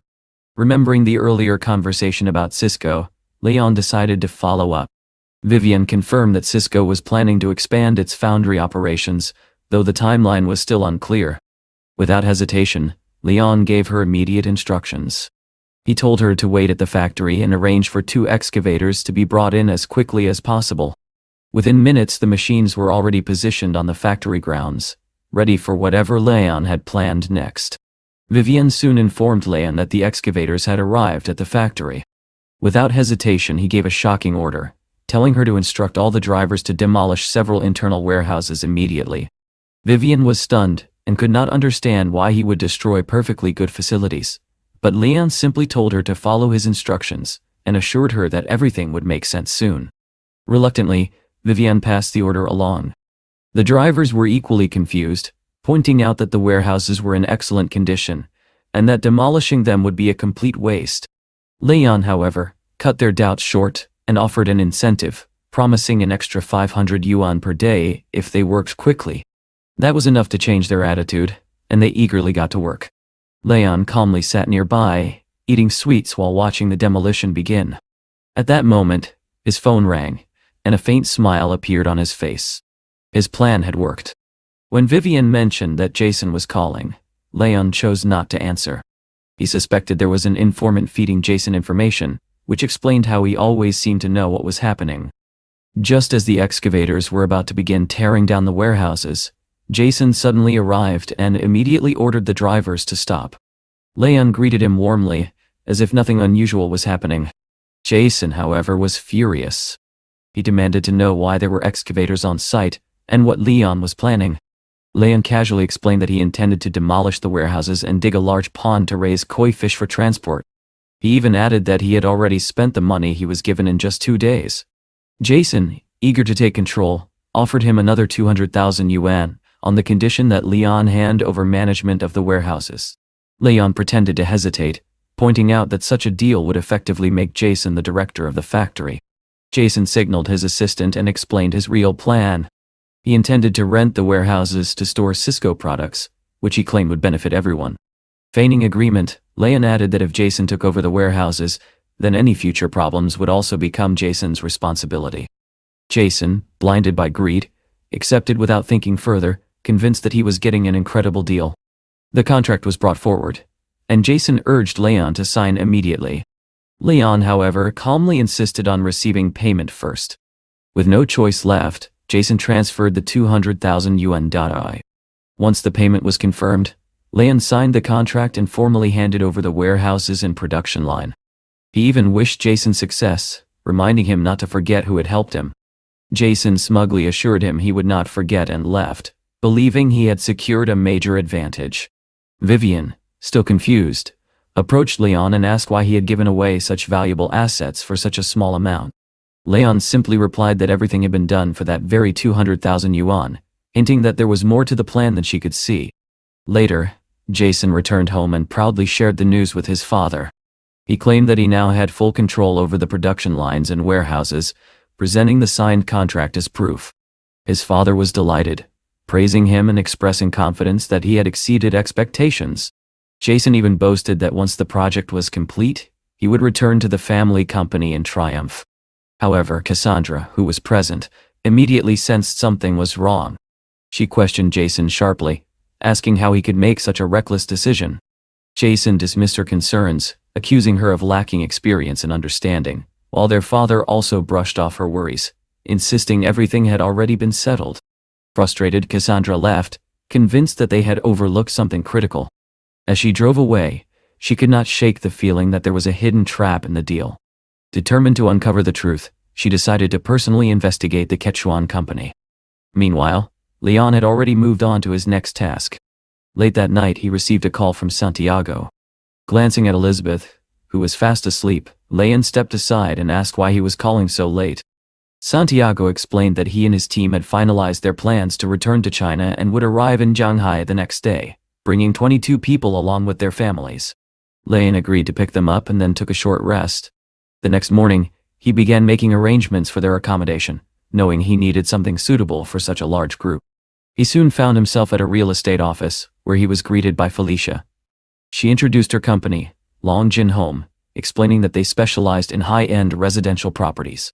Leon initially considered leaving, thinking it might not suit his needs, but nearby workers mocked him, assuming he could not afford anything there. Felicia, however, remained professional and offered to show him available villas.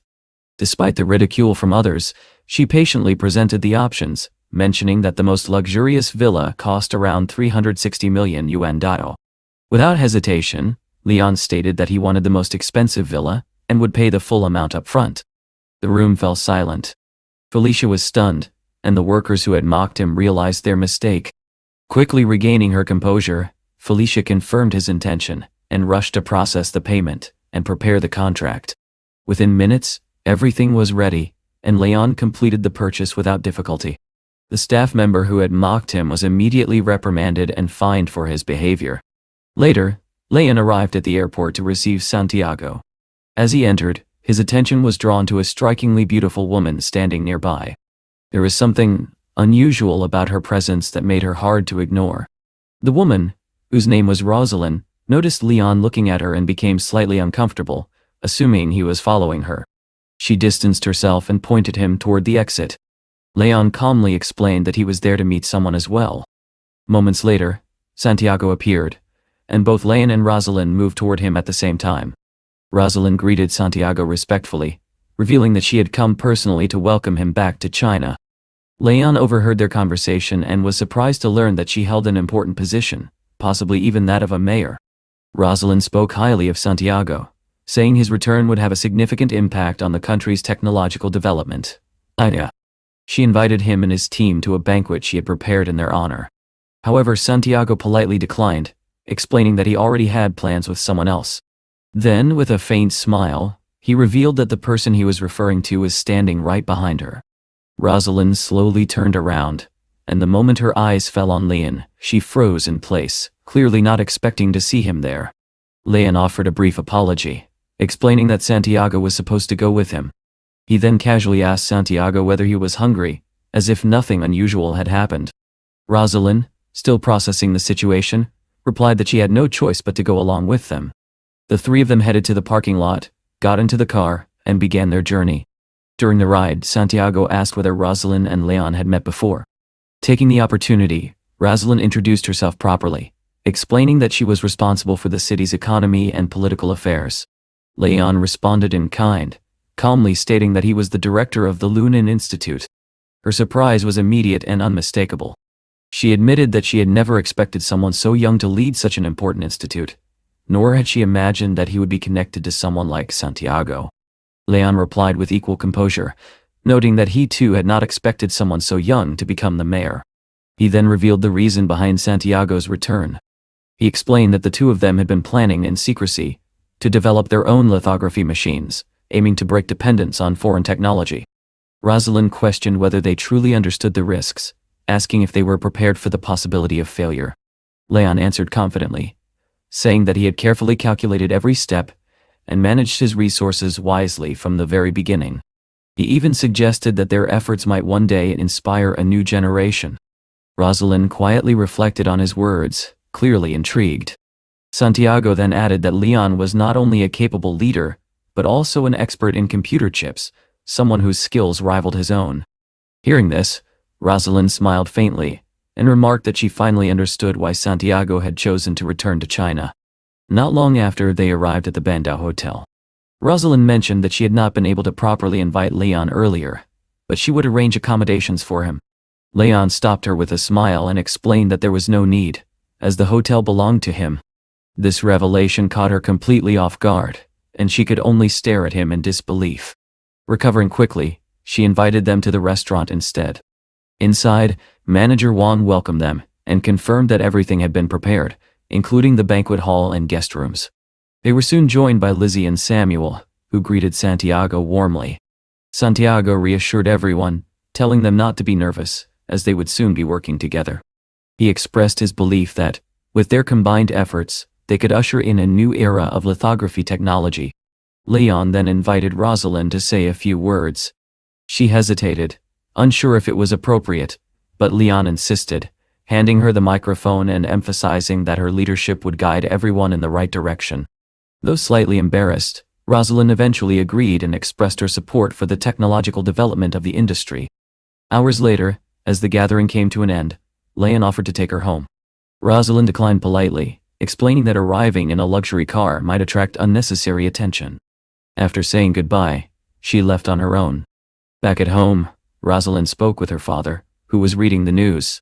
She informed him that Santiago would be staying, and explained the significance of the lithography project. Her father immediately recognized the importance of such an endeavor, and praised the ambition behind it. Rosalind assured him that she already had a plan, and that everything was under control. Meanwhile, Leon returned and reflected on the progress he had made. With one major matter settled, he felt ready to move on to something new. At that moment, Lena appeared before him, prompting him to begin a new career path within the system. He accepted and learned that this new path was in clinical medicine, with the reward being 80% ownership of Baba's shares. Pleased with the reward, Leon soon discovered a box in his car containing all of the tools necessary for his new role as a clinician. Although impressed, he acknowledged that knowledge alone would not be enough, and that he would still need to grow. Shortly after, he received a call from the head of the HR department at Hashan Hospital. The caller congratulated him on passing the selection process, and informed him that he was expected to report for duty in 2 days. Soon after, Leon arrived at the Linen Corporation. Helga, surprised to see him, asked what he was doing there. Leon calmly revealed that he had acquired the remaining 80% of Baba's shares, effectively making the company his subsidiary. Both Helga and Sean were stunned, struggling to believe what they had just heard. Leon instructed them to prepare all important company data, as he planned to relocate the headquarters to Shanghai. While Sean quickly agreed to handle the arrangements, Helga jokingly complained that working under Leon was overwhelming, as he constantly made unpredictable moves. Still, she admitted that he was the best boss she had ever had. Later, Leon went to see Elizabeth. She greeted him warmly but immediately noticed the smell of alcohol and questioned whether he had been out all night. Leon smiled and explained that it had been a day worth celebrating, as he had successfully acquired Baba's company.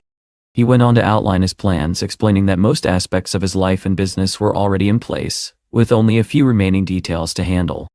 Elizabeth advised him not to rush, suggesting that he observe how other companies would react to his sudden rise.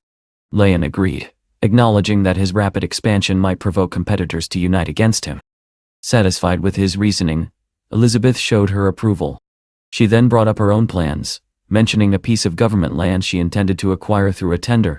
She revealed that a competitor named Carson from Hong Kong would also be participating and insisted that Leon accompany her. Leon agreed and immediately asked for more details about the competing bids, understanding that such information would be crucial for their success. Elizabeth explained that the Hanhai and Yuandong companies from the Qin family would also be competing in the tender. With these powerful players involved, she admitted that their chances of winning seemed very slim. Leon listened calmly and reassured her that it did not matter, because they possessed something their competitors did not, a decisive advantage in pricing. The next morning they arrived early at the tender center. Carson was already there, and the moment he saw Leon, his expression darkened. Leon simply smiled in return, unfazed. Carson, no longer interested in provoking him directly, instead warned him not to participate, claiming they had no chance of winning. Leon responded calmly that the outcome would be decided soon enough. As he turned to leave, Carson's assistant mockingly told him to wait and enjoy what would come after the competition. Carson, however, cut him off and said they had more important matters, mentioning that he was scheduled to meet Mayor Rosalind. The assistant spoke admiringly about her beauty and influence, noting that her family's power was immense. Carson agreed, adding that it was only natural for someone so young in such a position to command great respect in Shanghai. Meanwhile, Leon and Elizabeth entered the waiting room, where many participants had already gathered. Charlie approached them enthusiastically and offered to take them to a VIP room to rest before the tender began. Leon declined politely, saying they were no different from anyone else. Charlie teased him lightly, suggesting he was just unaware of such privileges. Soon after, Harvey, the deputy director of Yuandong Company, noticed Leon and greeted him warmly. He joked that he had expected no real competition that day, but seeing Leon made him reconsider. Leon clarified that he was not the one participating, but that Elizabeth represented her company. Harvey praised her reputation and talent, while Elizabeth, smiling, asked him to show mercy during the bidding. Leon added casually that sometimes the older generation should make room for the younger one. At that moment, an announcement was made that the tender would soon begin. As they took their seats, Leon noticed Elizabeth speaking urgently on the phone. When he asked what was wrong, she explained that Mayor Rosalind was overseeing the project, and she had tried to contact her but received no response. Leon stood up immediately, deciding to handle the situation himself. He stepped into the hallway and sent Rosalind a message, telling her he was there and wanted to meet. She replied shortly after, surprised that he knew she was present, and said she would come out in 5 minutes, though she was not alone. Charlie, noticing Leon's actions, assumed he was trying to use connections to gain an advantage, and warned him that Rosalind was not someone easily approached. Leon ignored the comment and continued upstairs, telling Charlie to follow if he wished. Outside Rosalind's room, they found Carson waiting with a bouquet of flowers. Charlie immediately guessed his intentions, joking that Carson was trying to win her favor. Carson denied it, though he hinted that such a thing might happen soon, and told them they would have to wait their turn. When the door finally opened, Rosalind stepped out and was clearly surprised to see so many people gathered. Carson quickly presented the flowers, but before anything else could happen, Leon stepped forward, pushed past him, and pulled Rosalind into an embrace. The scene stunned everyone. Leon declared that Rosalind had come out specifically to see him, leaving Carson speechless. Without hesitation, he led her away, while Charlie stood frozen, unable to process what he had just witnessed. Convinced that Leon had already secured the project through influence, Charlie even called his father, claiming the tender was meaningless. Once they were alone, Rosalind immediately grew angry and demanded an explanation. Leon calmly told her that Carson had been trying to harass her, and that he had only intervened. She then asked why he had sought her out, and whether he expected her to misuse her position to favor him. Leon replied that he simply wanted a fair chance for the Choyong company, emphasizing that they were fully qualified and had managed their resources responsibly. Rosalind challenged him, implying that he was asking for preferential treatment. Leon, however, hinted that he understood her true reasons for coming to John High, and that there was more beneath the surface. His words caught her off guard, but before she could respond, he left, leaving her frustrated and unsettled. Back in the waiting area, Carson approached Elizabeth and attempted to provoke her, claiming that Leon was using improper means to gain favor with the mayor.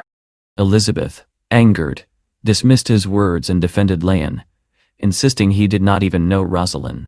At that moment, Leon returned and asked what they were discussing. Elizabeth quickly changed the subject and pulled him along, saying it was their turn to present. Soon, Elizabeth took the stage. She spoke confidently, presenting her proposal as the audience listened attentively. After her presentation, other companies followed, including Manhwa. Once everything was completed, she and Leon stepped outside, and she expressed relief that it was finally over. She suggested celebrating, but Leon declined, explaining that his first day at work was the next morning, and he preferred to stay focused. Elizabeth agreed and decided to relax at a spa with Helga instead, while Leon prepared for the next phase of his journey. The following morning, Leon arrived at the hospital for his first day. Outside, he noticed a distressed young woman seeking help for her grandfather, who was suffering from severe stomach pain. A doctor nearby quickly diagnosed the condition as acute appendicitis and urged immediate hospitalization, warning that delay could be fatal. The girl panicked, but before the situation escalated, Leon stepped forward and questioned the diagnosis. The doctor, offended, insisted he was correct.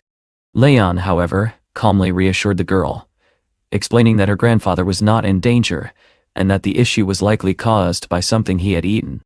Ignoring the doctor's protests, Leon wrote down a simple prescription and asked the girl to buy the medicine. She returned shortly after with everything he had listed.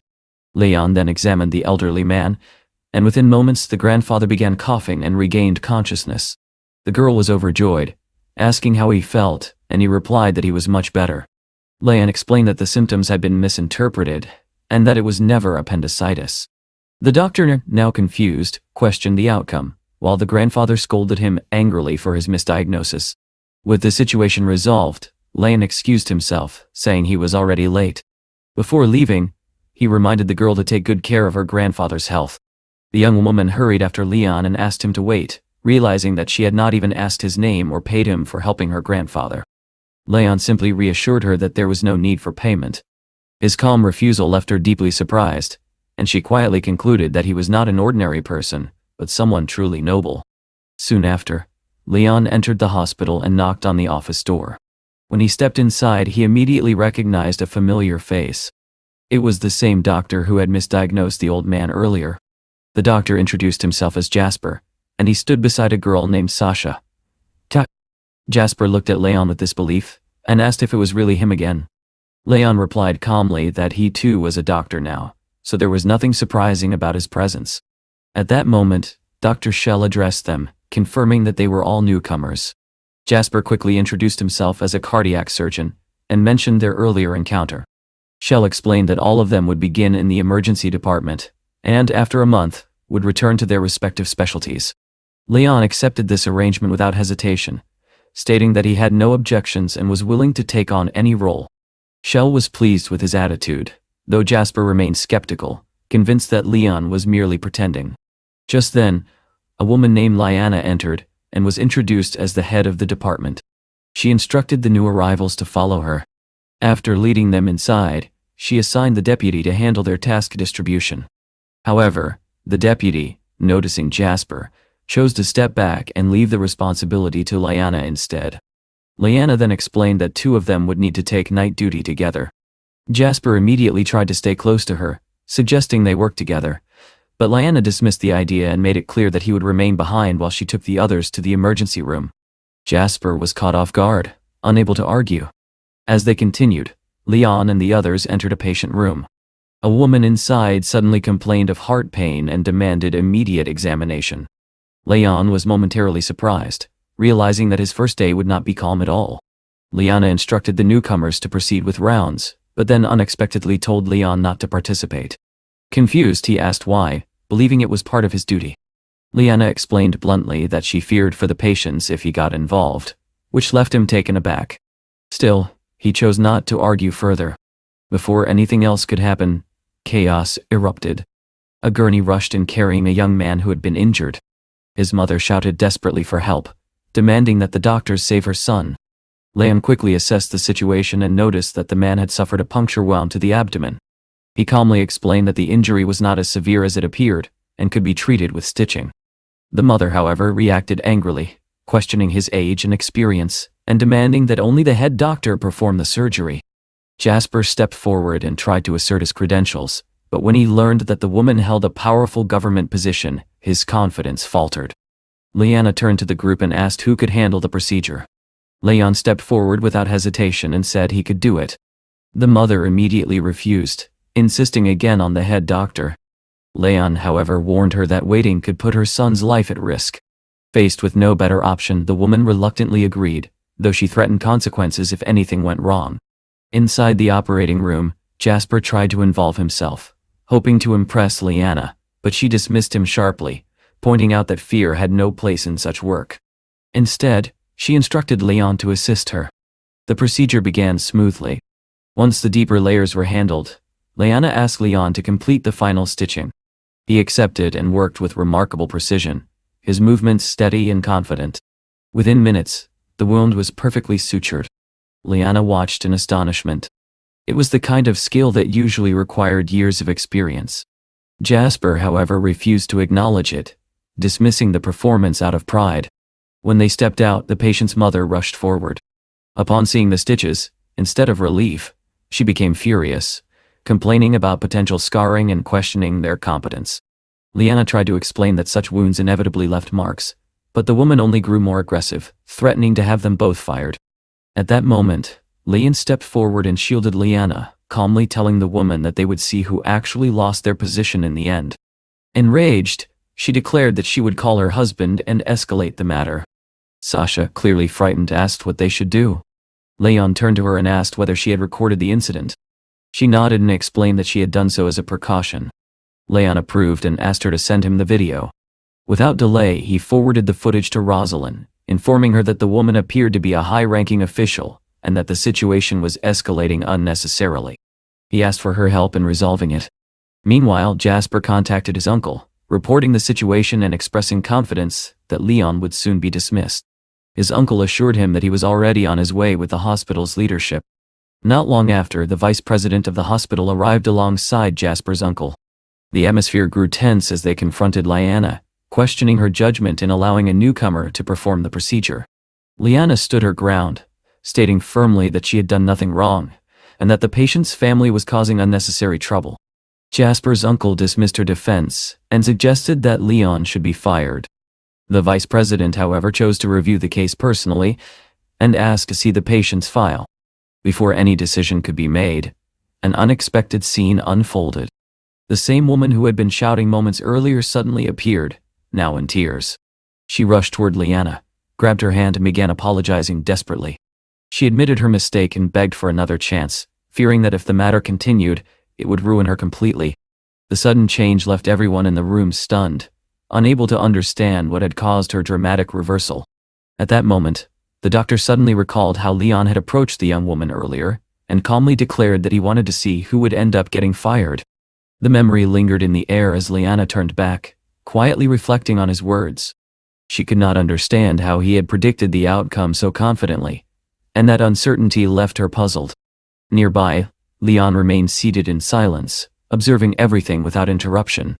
Meanwhile, the woman broke down in tears, pleading for forgiveness. She explained that her husband had already lost his job, and without this one, her family would have nothing left to survive on. The director, unwilling to escalate the situation, dismissed it as a misunderstanding and urged her to leave. He then addressed the medical staff firmly, instructing them that the incident must not be discussed outside the room. According to him, the patient had received the correct treatment, and that was the end of it. Shortly afterward, Lena appeared before Leon and informed him that he had earned 100,000 points for saving the patient. She added that his professional level had now reached 10% completion, granting him the ability to perform suturing at a professional standard. Leon questioned whether the technique was truly that advanced. Lena clarified that everything he had learned before consisted only of basic methods, whereas this newly acquired skill represented top-tier clinical expertise. At that moment, Liana approached him and asked what he was doing. Leon responded calmly, asking if she needed something. She then informed him to prepare himself, as he would soon undergo a test. Sasha, overhearing this, expressed concern and asked if Liana truly intended to test him on suturing nerves and blood vessels, a procedure that typically required at least 5 years of experience. Despite this, Liana instructed Sasha to retrieve an electron microscope. A few minutes later, Sasha returned with disappointing news. The electron microscope in the control room was broken. She pointed out that without it, testing such delicate procedures would not be possible that day. Liana considered waiting for a replacement, but before she could decide, Leon intervened. He calmly stated that an electron microscope was unnecessary and that he could proceed using a standard microscope instead. His confidence drew immediate skepticism. Liana questioned whether such precision work could truly be done under a regular microscope. Leon simply nodded and reassured her that, since it was only a test, no harm would come to anyone. From the sidelines, Jasper could not help but challenge him, asking if he had become overly confident. Leon responded bluntly, stating that it was natural for Jasper not to understand, as he had already surpassed his level. After a brief pause, Liana decided it was worth trying. She instructed Sasha to bring a regular microscope. Soon, everything was prepared, and the doctors gathered to observe. Leon stepped forward and began the test. His hands moved with remarkable precision as he carefully handled the vessels and tissues. Within just a few minutes, he announced that he had finished. The room fell into stunned silence. Sasha, Jasper, and Liana were visibly shocked. Upon examining the sutures, Liana noticed that every stitch was even, clean, and expertly placed. The speed and precision were far beyond expectations. She looked at Leon in disbelief and asked how he managed to perform such delicate work so flawlessly. Leon simply replied that it was not particularly difficult, then asked whether he had passed. The woman who had been crying earlier now watched him quietly, her eyes filled with admiration. Liana, still astonished, declared that from this moment on, Leon would serve as her right hand. She announced that he would assist her in future operations. Sasha congratulated him warmly, praising his performance, while Jasper remained bitter, dismissing the achievement as nothing more than simple stitching. Later, Leon and Liana sat together in the office. He asked his assistant to bring lunch, and as they waited, Liana turned serious. She explained that an important surgery was scheduled for the next day. Although she had already simulated the procedure multiple times, she wanted to hear his opinion. Leon found this surprising and asked whether someone with her experience truly needed his input. Liana explained that surgical risks were influenced not only by the patient's condition, but also by the personality of the surgeon involved. Her words intrigued Leon, and he asked what she meant. She replied that he would soon understand once he met the patient. At that moment, a knock sounded on the door. Donovan, the deputy head of the hospital's materials department, entered carrying food. He expressed concern that Liana had not eaten yet, and insisted on providing a proper meal. However, she declined politely, explaining that Leon had already ordered food for them. Donovan's expression darkened as he glanced at Leon, clearly displeased. He argued that takeout food could not compare to the nutritious dishes he had prepared. Yet when Leon's order arrived, it was evident that the selection was abundant and far superior. Realizing he had no place there, Donovan quietly withdrew, inwardly accepting that he had little chance of winning Leanna's favor. Once he left, Leon returned to their earlier discussion and asked who the surgery would involve. Liana revealed that the hospital's top leadership would participate. She explained that 2 chief doctors would lead the operation, while she would serve as an assistant responsible for suturing. Despite her experience, she admitted feeling nervous. She then described the case in detail. The patient had an aneurysm near the heart, along with a thick incision site that made the procedure extremely dangerous. Leon immediately understood the severity, noting that even a small mistake could cause a spike in blood pressure and potentially lead to death. He also pointed out that the patient's weight added further complications. Liana asked for his recommendations, explaining that due to the complexity of the case, no foreign specialist was available, and she wanted to give him this opportunity. Leon agreed and promised to draft a surgical plan for her to review. While Liana assumed they would eat first, Leon insisted on completing the report immediately. 6 hours later, he finally finished, exhausted but satisfied. When Liana returned and saw him still working, she initially admired his dedication. However, when he claimed the report was complete, she became skeptical and accused him of lying. Determined to verify it herself, she reviewed the document carefully. To her surprise, it was exceptionally well written and detailed. Realizing her mistake, she praised him sincerely and told him to go home and rest. Leon left the hospital feeling a quiet sense of accomplishment. Not long after, he received a call from Helga. She greeted him warmly and mentioned that she had discovered he was working with her brother. Leon explained that he had taken a break from factory work and was now practicing medicine at Hashan Hospital. He casually added that she could come to him anytime without an appointment if she needed treatment. However, his next request revealed a different side of him. He asked Helga to locate a database containing corporate information and hack into it to gather intelligence. He also instructed her to transfer the legal ownership of their company from his name to Charlie's. Elsewhere, Jason was in his office, distracted by personal indulgences with his secretary, Chloe, when an unexpected visitor entered. Cassandra walked in unannounced, immediately demanding his attention. She warned him to terminate his cooperation with Ketfang at once. Jason, confused and irritated, questioned her reasoning, pointing out how much effort he had invested in the partnership. Cassandra insisted that continuing would lead to unnecessary losses, and urged him to withdraw before it was too late. Reluctantly, Jason admitted that Leon was no ordinary individual. He revealed that his pursuit of the factory had been driven by ambition and a desire for greater power. However, Cassandra pressed further, asking whether he truly understood Leon's background. She revealed that Leon was connected to a powerful corporation tied to Chief Ling Yun, proving that he was far from a simple wealthy youth. This revelation unsettled Jason. Struggling to process the information, he immediately ordered Chloe to gather every detail available about the corporation and its leadership. Without hesitation, she began searching for answers, as the true scope of Leon's identity slowly began to unfold.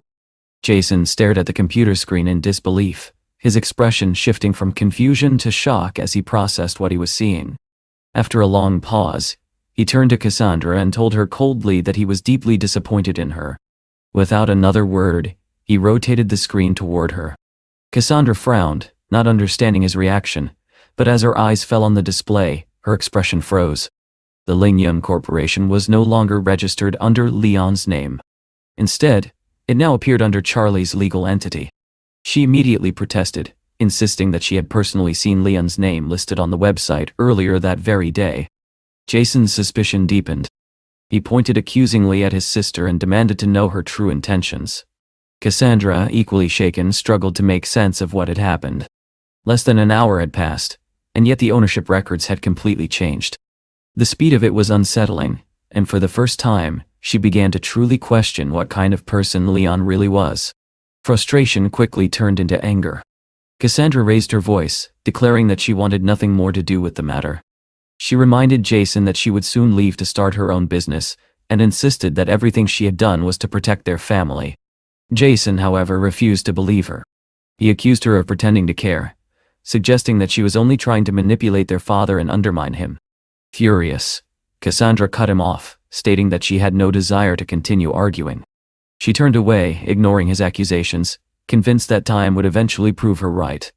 Deep down, she believed that Leon would be the one to bring Jason down. The next morning, Leon arrived at the hospital and immediately noticed the tense atmosphere. Doctors hurried through the corridors, their urgency reflecting the importance of the day. Leanna spotted him and approached quickly, telling him that he had finally arrived. She informed him that she needed to head to the operating room, and asked him to remain available. Meanwhile, the senior doctors gathered in the meeting room for a final discussion. They outlined 8 major risks associated with the upcoming surgery, emphasizing that each one could be critical.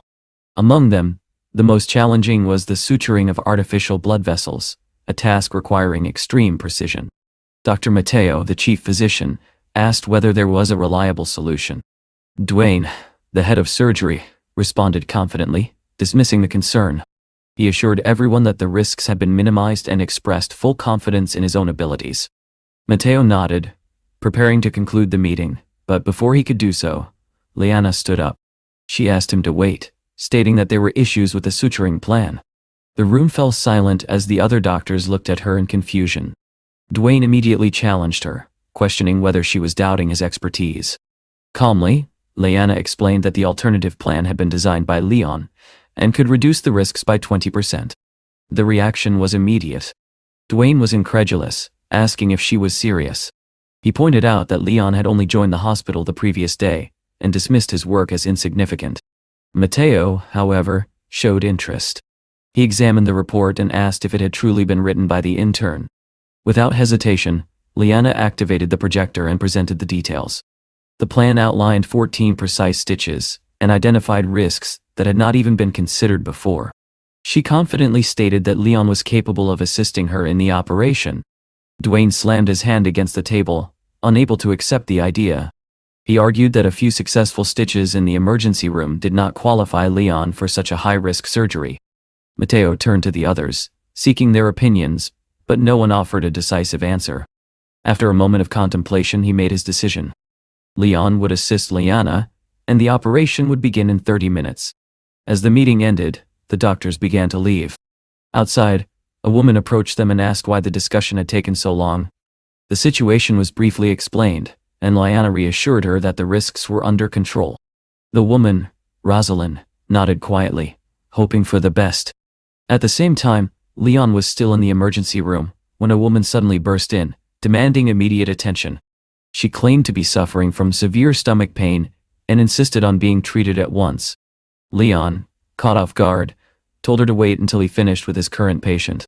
However, the woman rudely pushed the patient aside, claiming that he did not appear sick and was only wasting time.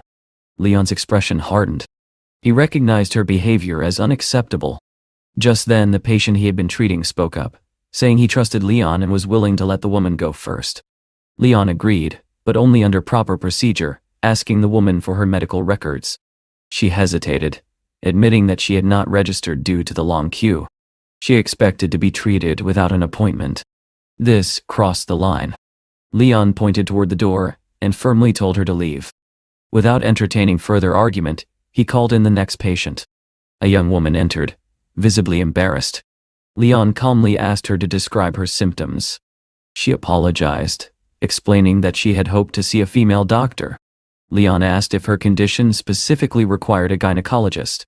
After a moment, she admitted that it did not. Sasha reassured her, explaining that for a doctor, every patient was the same, and that Leon's expertise was more than sufficient. Encouraged, the woman hesitantly described her condition, though her voice was so low that neither Leon nor Sasha could hear her clearly. When asked to repeat herself, her embarrassment only deepened. Sasha then noticed signs of heightened sensitivity and gently confirmed her suspicion. The woman nodded. Leon proceeded with the examination, asking her to position herself properly. As soon as he began, the woman reacted strongly, unable to suppress her discomfort. Leon calmly asked her to lower her voice, reminding her that others could hear from outside. After the examination, the woman was nearly unconscious from the intensity of the experience. Sasha turned to Leon and asked what diagnosis to record. Leon briefly stated that the patient had a special physical condition. Sasha, surprised, suggested that they might encounter similar cases again, and proposed working together more closely. Leon agreed, remarking that they would make a good team. At that moment, Leon received a call from Liana. She instructed him to come to the 13th floor immediately to assist in the operation. Unsure but determined, Leon informed Sasha that Liana needed him and quickly made his way to the elevator. Upon arriving, he headed straight to the operating area, where he unexpectedly encountered Rosalind. She was surprised to see him and asked what he was doing there. Leon introduced himself as a cardiac surgeon currently assisting Liana. His answer left her puzzled. Nearby, a man approached and greeted Leon warmly. He introduced himself as Glenn, stating that he had already heard about Leon. He explained that Liana had successfully convinced Chief Mateo to adopt Leon's suturing plan, and that the team had agreed to proceed with it. Rosalind was stunned to hear this, especially knowing that the most difficult part of the surgery would rely on Leon's method. Glenn added that he had even shared the plan with another expert, who had responded very positively. He assured her that Leon's abilities were exceptional. Listening to this, Rosalind began to wonder if there was any limit to Leon's capabilities. Soon the surgical team began to assemble. Liana approached Leon and told him it was time. As he prepared to enter, Rosalind suddenly grabbed his hand tightly and told him that she was counting on him. Leon reassured her calmly, asking her not to worry and promising to do his best. The doctors changed into their surgical gowns, and just before entering, Liana turned to Leon and clarified his role. Although he had been brought in as her assistant, for now, he would only be allowed to observe. Liana explained calmly that observing the surgery would be a valuable experience for Leon, and that by staying close to her, he could learn far more than from textbooks alone. Before the procedure began, Dwayne shot Leon a cold warning, telling him not to get in the way or faint once things became intense. Leon glanced at him and quietly thought that Dwayne was an unnecessarily difficult man, always looking for an opportunity to provoke him. Turning his attention elsewhere, Leon asked Liana whether the man they had encountered the previous day was Dr. Donovan's father. She confirmed it without hesitation. Moments later, the operating room lights blazed to life, flooding the space with brightness. Everything was ready. Mateo gave the signal to begin. Leon stood to the side, observing carefully as the operation started.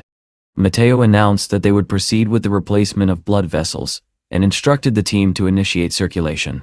He then handed over the responsibility of assessing the patient's condition to Dwayne. However, as soon as Dwayne examined the situation, his confidence faltered. He reported that the patient's blood vessels were severely compressed by surrounding organs, making suturing extraordinarily difficult. When Mateo pressed for more details, Dwayne delivered a grim conclusion.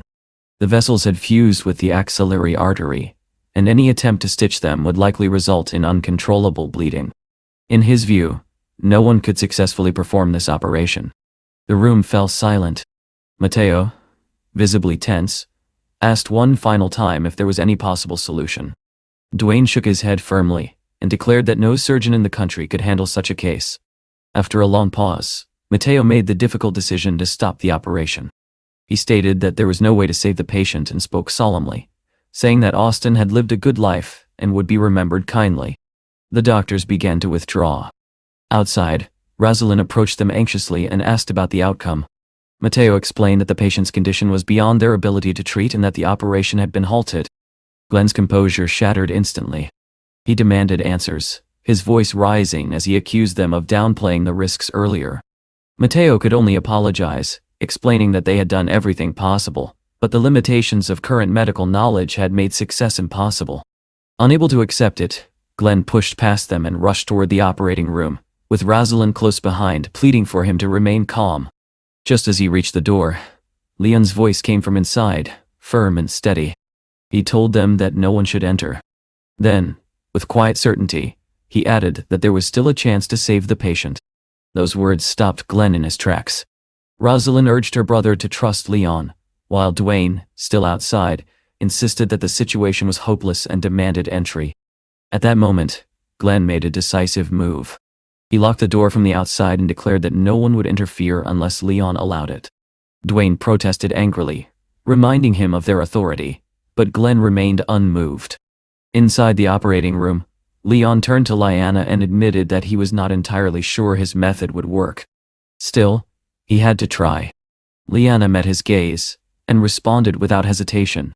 If there was even the slightest chance, she would stand by him through the entire procedure. However, she added one condition. If things went wrong, she would leave the hospital with him. Leon gave a faint smile, surprised by her trust. Realizing that this was their only opportunity, Leon activated his final advantage. The system responded immediately, confirming the activation. Without wasting another second, he instructed the team to begin artificial circulation, noting that the patient's condition required a double circulation setup due to his weight. Time became their greatest enemy. Leon moved with intense focus, his hands steady as he navigated the impossibly delicate structures. Lyanna stood beside him, silently assisting and wiping the sweat from his forehead as the pressure mounted. Gradually the most dangerous phase passed, and after 3 long hours, Leon completed the final stitch. He exhaled deeply, knowing the operation had succeeded. Lyanna looked at him with undisguised admiration, recognizing the magnitude of what he had accomplished. Soon after, the operating room indicator signaled completion, and Leon stepped outside. Rosalind rushed forward immediately, her voice trembling as she asked about the result. Leon reassured her calmly that the surgery had been successful, and that the patient would live for many more years. Relief washed over both Rosalind and Glenn as they expressed their gratitude. When Rosalind turned to thank Lyanna, she gently corrected her, explaining that Leon had been the chief surgeon, while she had only assisted. The revelation stunned everyone present. Even now, Dwayne struggled to accept it, insisting that such a procedure should have been impossible. Yet, the truth stood before him. Without Leon, the patient would have died. Later, back in his office, Leon received confirmation from the system. He had earned master-level points for completing an extremely complex operation, along with a prestigious internal medicine reward. A flood of knowledge surged into his mind, almost overwhelming him. Lena appeared beside him, helping him endure the process and explaining that the ancient knowledge he had received was invaluable. Soon after, a new task was issued. He needed to cure multiple patients.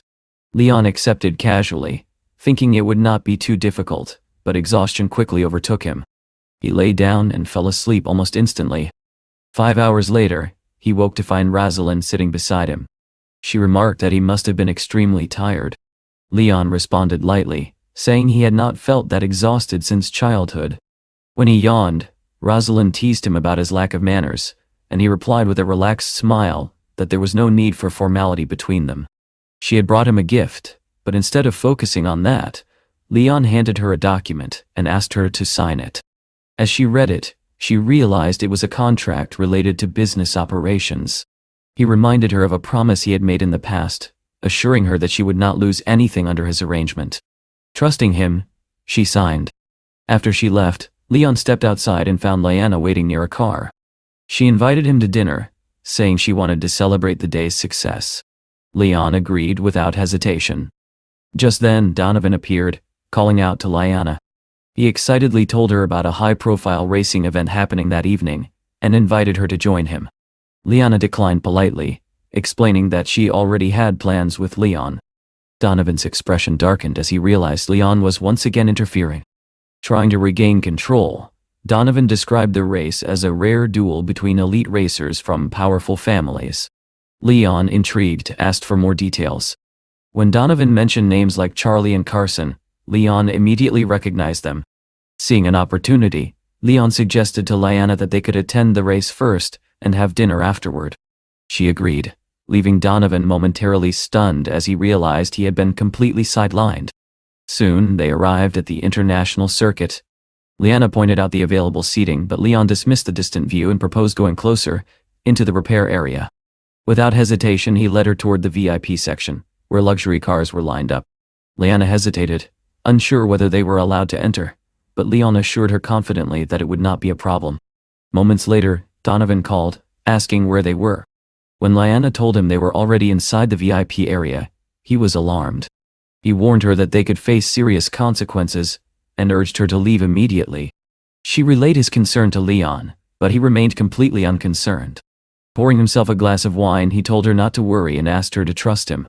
Just then, Donovan rushed in, visibly anxious. He insisted once again that they leave at once, warning that staying in the VIP area without permission could lead to punishment or heavy fines. Leanna remained calm despite Donovan's warning and replied that Leon himself had allowed them to stay, assuring him that there would be no consequences. Donovan's patience snapped. He demanded to know why she was listening to Leon, insisting that access to the VIP area was strictly limited to individuals with assets exceeding $1 billion. He added that once the four masters of Janhai arrived, anyone unauthorized would be thrown out immediately. Leon, however, showed no concern. He reassured everyone that there was nothing to worry about, his confidence unshaken. Soon, the race began. The roar of engines filled the air as the drivers displayed their extraordinary skills, drawing cheers from the crowd. Among the spectators, Carson noticed Leon and remarked with a smirk that the protagonist had even brought another woman along. Leon stepped onto the track, his gaze sweeping across the lineup of elite racing cars. For a brief moment, he wondered which one among them belonged to him. Just then, Charlie emerged from one of the vehicles and greeted him warmly, clearly pleased to see him. Leon explained that Lyanna had an interest in racing, which was why he had brought her along. Donovan was stunned. He could not comprehend how Leon knew someone like Charlie. Carson, amused by the situation, pointed out that since Leon and Charlie were friends, they might as well turn the race into something more entertaining. He proposed a competition where the loser would be eliminated. Leon, without hesitation, raised the stakes. He suggested that the loser should burn their car. The boldness of his words stunned everyone. Charlie immediately understood that Leon's confidence was absolute, while Lyanna and Donovan were left completely confused by his sudden escalation. Carson, intrigued rather than intimidated, accepted the challenge with a grin. He added that the winner would take possession of the loser's car, noting that Leon's vehicle was a rare limited edition. In his eyes, victory was already his. The terms were set. However, as preparations continued, Charlie grew uneasy. He recognized the other drivers Carson had brought in. They were not ordinary racers but champions and award-winning professionals. Even Lyanna quietly pointed out that defeating them would require deep familiarity with the track. Frustrated, Charlie accused Carson of making the bet unfair. Carson simply mocked him, suggesting that if he was afraid, he should withdraw instead of wasting time. As tension rose, Carson suddenly noticed Leon standing behind him, calmly listening. He told Leon not to just stand there, but Leon responded with a laugh, asking if Carson had lost his senses. He reminded him that the entire track belonged to him, making Carson's arrogance seem absurd. The statement left Carson momentarily stunned. Charlie quickly pulled Leon aside, suggesting they focus on strategy, but Leon surprised him again. He calmly announced that he would not be driving. Instead, he would give his position to Lyanna. The decision shocked everyone. Lyanna stared at him in disbelief, asking if he truly trusted her with something so important. Leon met her gaze steadily, and told her that he believed in her abilities. He reassured her that she only needed to handle 2 laps, and that the car itself would support her performance. Charlie interrupted, telling Leon to stop wasting time and focus on the race. He admitted that he could not afford to lose his reputation. Leon, however, remained composed. He outlined the positions without hesitation. Carson would go first, Charlie second, Lyanna third, and he would take the final position. 10 minutes later, all the drivers were lined up.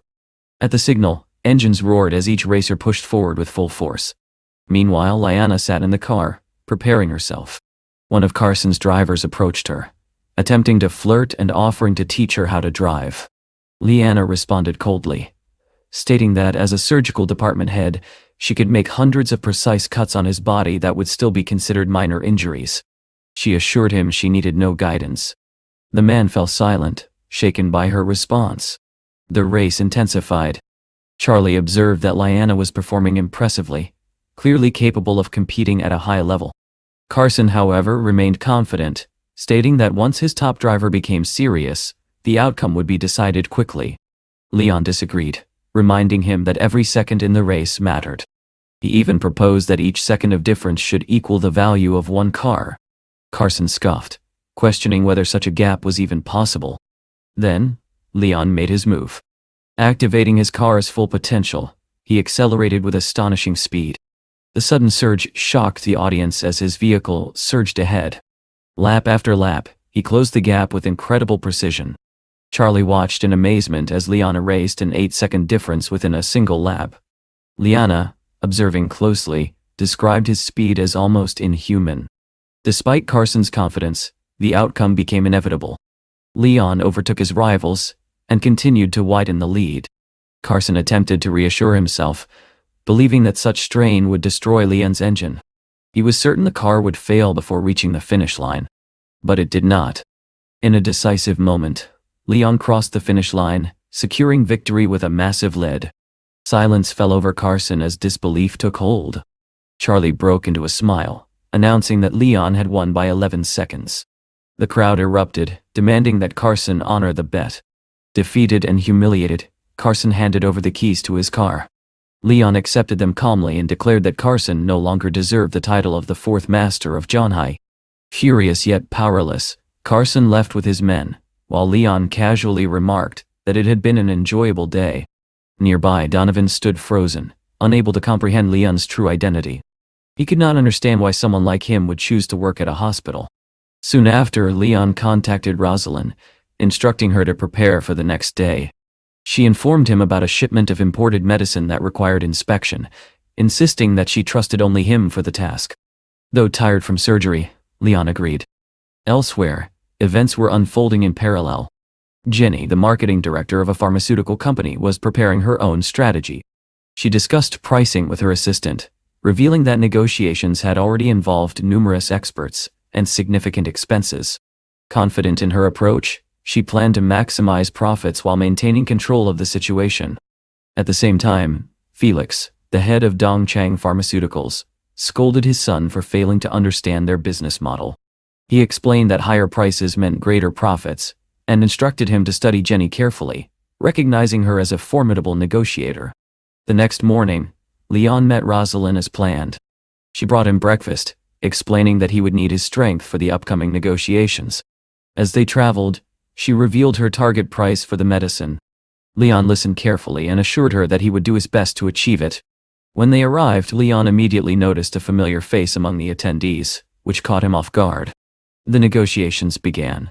Jenny confidently announced a price of 459 yen per box each. Both Leon and Rosalind were taken aback by the figure. Rosalind was about to react, but Leon subtly signaled her to remain calm. Understanding his intent, she restrained herself. The discussion grew tense. Jenny gradually lowered the price to 398 yen, claiming it was the absolute minimum. Warren, representing Rosalind's side, rejected the offer outright, stating that anything above 300 yen was unacceptable. The negotiation reached a temporary deadlock. Jenny attempted to shift the focus, arguing that health should take priority over costs. However, Rosalind firmly countered, declaring that if their terms were not met, they were prepared to walk away. Sensing the pressure, Jenny made another move. She reduced the price to 299 yen per box, presenting it as a final concession. Even then, the tension did not ease. Rosalind pointed out that the reduction was minimal and accused Jenny of playing negotiation tactics. Warren then revealed their true target price, stating that they expected 279 yen per box. Jenny refused, but hinted that she might sacrifice a small portion of profit to maintain long-term relations. The negotiation continued, each side carefully testing the other, as the outcome remained uncertain. Rosalind turned to Leon, seeking his opinion on the negotiation. To her surprise, she found that he had fallen asleep in his chair. Gently nudging him, she woke him up. Leon blinked and, still half-dazed, asked if the negotiations had already concluded. He quickly apologized, explaining that the exhaustion from the previous day's operation had caught up with him. His casual remark left Jenny and the others stunned, unable to comprehend how someone could fall asleep during such a critical discussion. Rosalind then informed him that the deal had been finalized at 289 yuan per box. Leon's expression changed instantly. He stood up, clearly dissatisfied, and asked if she had truly agreed to such a price. Rosalind admitted that she had tried to push it lower, but the opposing side had insisted it was their absolute minimum. Leon did not accept that explanation. He stepped forward and directly questioned Jenny, asking why the price had been inflated so drastically. To him, it was obvious that profit, not fairness, was driving their decision. Jenny maintained her composure and responded that rising costs of raw materials and logistics justified the pricing. Leon, however, was unconvinced. He walked up to the board and began laying out the details himself. He explained that the core components of ibuprofen were relatively inexpensive, and that the total cost per box should not exceed 6 yuan. He emphasized that the medicine was not some rare or technologically complex product that justified such a markup. His words sent a ripple through the room. Jenny and her assistant Mike exchanged stunned glances, unable to understand how Leon had such precise knowledge. Leon calmly explained that as someone working in the medical field, he was well aware of actual costs. In his view, their asking price was nearly 10 times higher than it should have been. Jenny dismissed his claims as absurd, and attempted to redirect the discussion, suggesting that such technical interference was unnecessary. But Leon pressed further, openly accusing them of staging the negotiation and expecting blind agreement. At that moment, the sales agent present tried to intervene, dismissing Leon as irrelevant and suggesting that he leave the room. However, Rosalind immediately stepped in.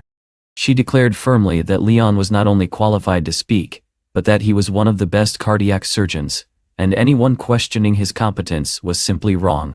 The room fell silent once again. Even so, Jenny remained defiant. She argued that expertise in surgery did not equate to understanding pharmaceuticals. But Rosalind had already made up her mind. With a decisive tone, she announced that their final offer was 9 yuan per box, and that the negotiation was effectively over. Jenny was taken aback. She questioned whether Rosalind truly trusted Leon's judgment to such an extent. Rosalind admitted that while Leon was not formally part of the negotiation team, she agreed with his reasoning and believed the current pricing was unreasonable. Leon then spoke again, this time more measured. He reminded Jenny that she understood the Chinese market well and knew how many patients depended on affordable medicine. He assured her that even at the proposed price, her company would still make a profit and gain a valuable foothold in the market. Jenny refused to concede, stating that no company would accept such terms. Leon responded simply that if they could not agree, they were free to withdraw entirely.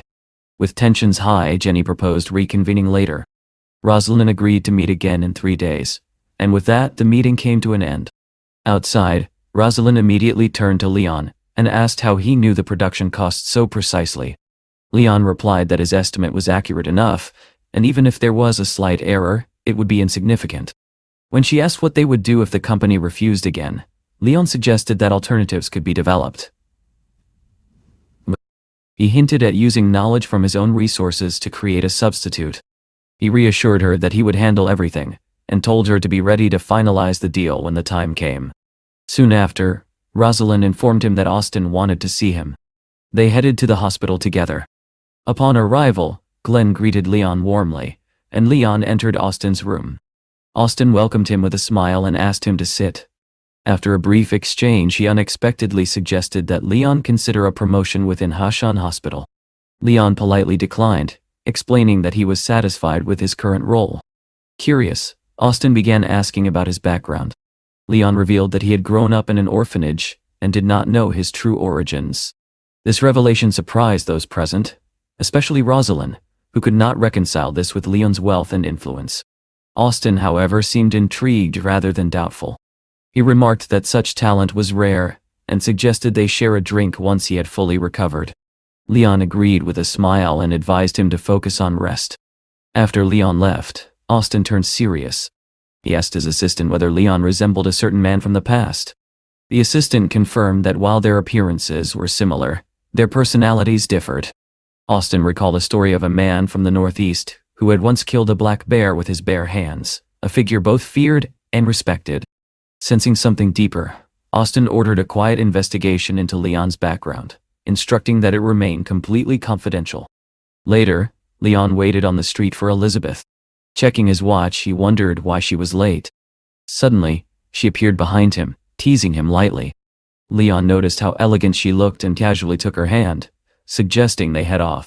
On the way, he mentioned that a professor they were about to visit had strong connections in the pharmaceutical field, which could prove useful. Elizabeth reminded him that they should not arrive empty-handed, but when they reached the house, they were warmly told that gifts were unnecessary.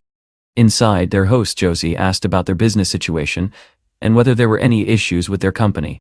Leon reassured her politely, then explained that he had come to consult Professor Paul about something important. A misunderstanding quickly arose when Paul assumed Leon had health issues and insisted on examining him immediately. Leon had to clarify that he was not there as a patient, but as someone seeking help with a pharmaceutical matter. He explained that he wanted to apply for a patent for a medicine and needed proper documentation. Paul hesitated, pointing out the legal requirements, but Leon reassured him that it would not cause trouble. Eventually, Paul agreed to help and suggested they visit a hospital together. They soon arrived at a traditional Chinese medicine hospital, where Vice President Selena greeted them warmly. Leon explained that he had a prescription he wanted to turn into a finished medicine and asked for her assistance. Selena examined the formula and was immediately intrigued. She noted that it resembled an extremely rare and complex classical method, one that had largely been lost. Leon explained that it had been passed down to him, and that he wished to fulfill his ancestors' wishes by bringing it into use. Elizabeth, listening from the side, was puzzled. The story did not align with what she knew about Leon being an orphan, adding yet another layer of mystery to his identity. Selena then explained that even with resources, developing the medicine would require extensive testing and could take up to a year. Leon countered confidently, saying that once the preparation was complete, testing would not be a problem. He added that he intended to donate a large sum to support the hospital. Hearing this, Selena's attitude shifted immediately. She assured him that they would accelerate the process as much as possible. Leon smiled, thanked her sincerely, and shook her hand. As everything unfolded, Elizabeth watched quietly, beginning to realize that Leon was far more complex and calculating than she had ever imagined. Elizabeth dropped onto the sofa, clearly exhausted, and looked at Leon with disbelief. She told him she could not believe he had managed to deceive everyone so effortlessly. Leon, however, remained calm, and replied that he had done nothing wrong.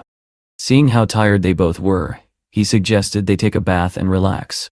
Elizabeth shook her head, saying she was too tired to even move. Before she could protest further, Leon lifted her into his arms and carried her toward the bathroom, telling her that if she did not want to walk, he would take care of it himself. Inside, as the water filled the tub, Leon casually asked about her project and how things were progressing with the relocation. Elizabeth explained that some people were refusing to move, and the process could not be rushed. He adjusted the water temperature and asked if it was comfortable. Embarrassed, Elizabeth thanked him but insisted she would manage on her own. At that exact moment, Leon lost his footing and slipped into the water, breaking the tension. A few minutes later, Elizabeth stepped out of the bathroom, reflecting quietly that what she had expected to be a simple bath had turned into something entirely different. Not long after, her phone rang. It was Vanessa, Leon's adoptive mother. She spoke in a lowered voice, asking Elizabeth to keep what she was about to say a secret. She revealed that two people had visited the shelter earlier that day, asking about Leon and whether anyone had ever met his biological parents. Elizabeth was immediately alarmed and urged Vanessa not to share this information with anyone else. Vanessa agreed, promising to keep it between them.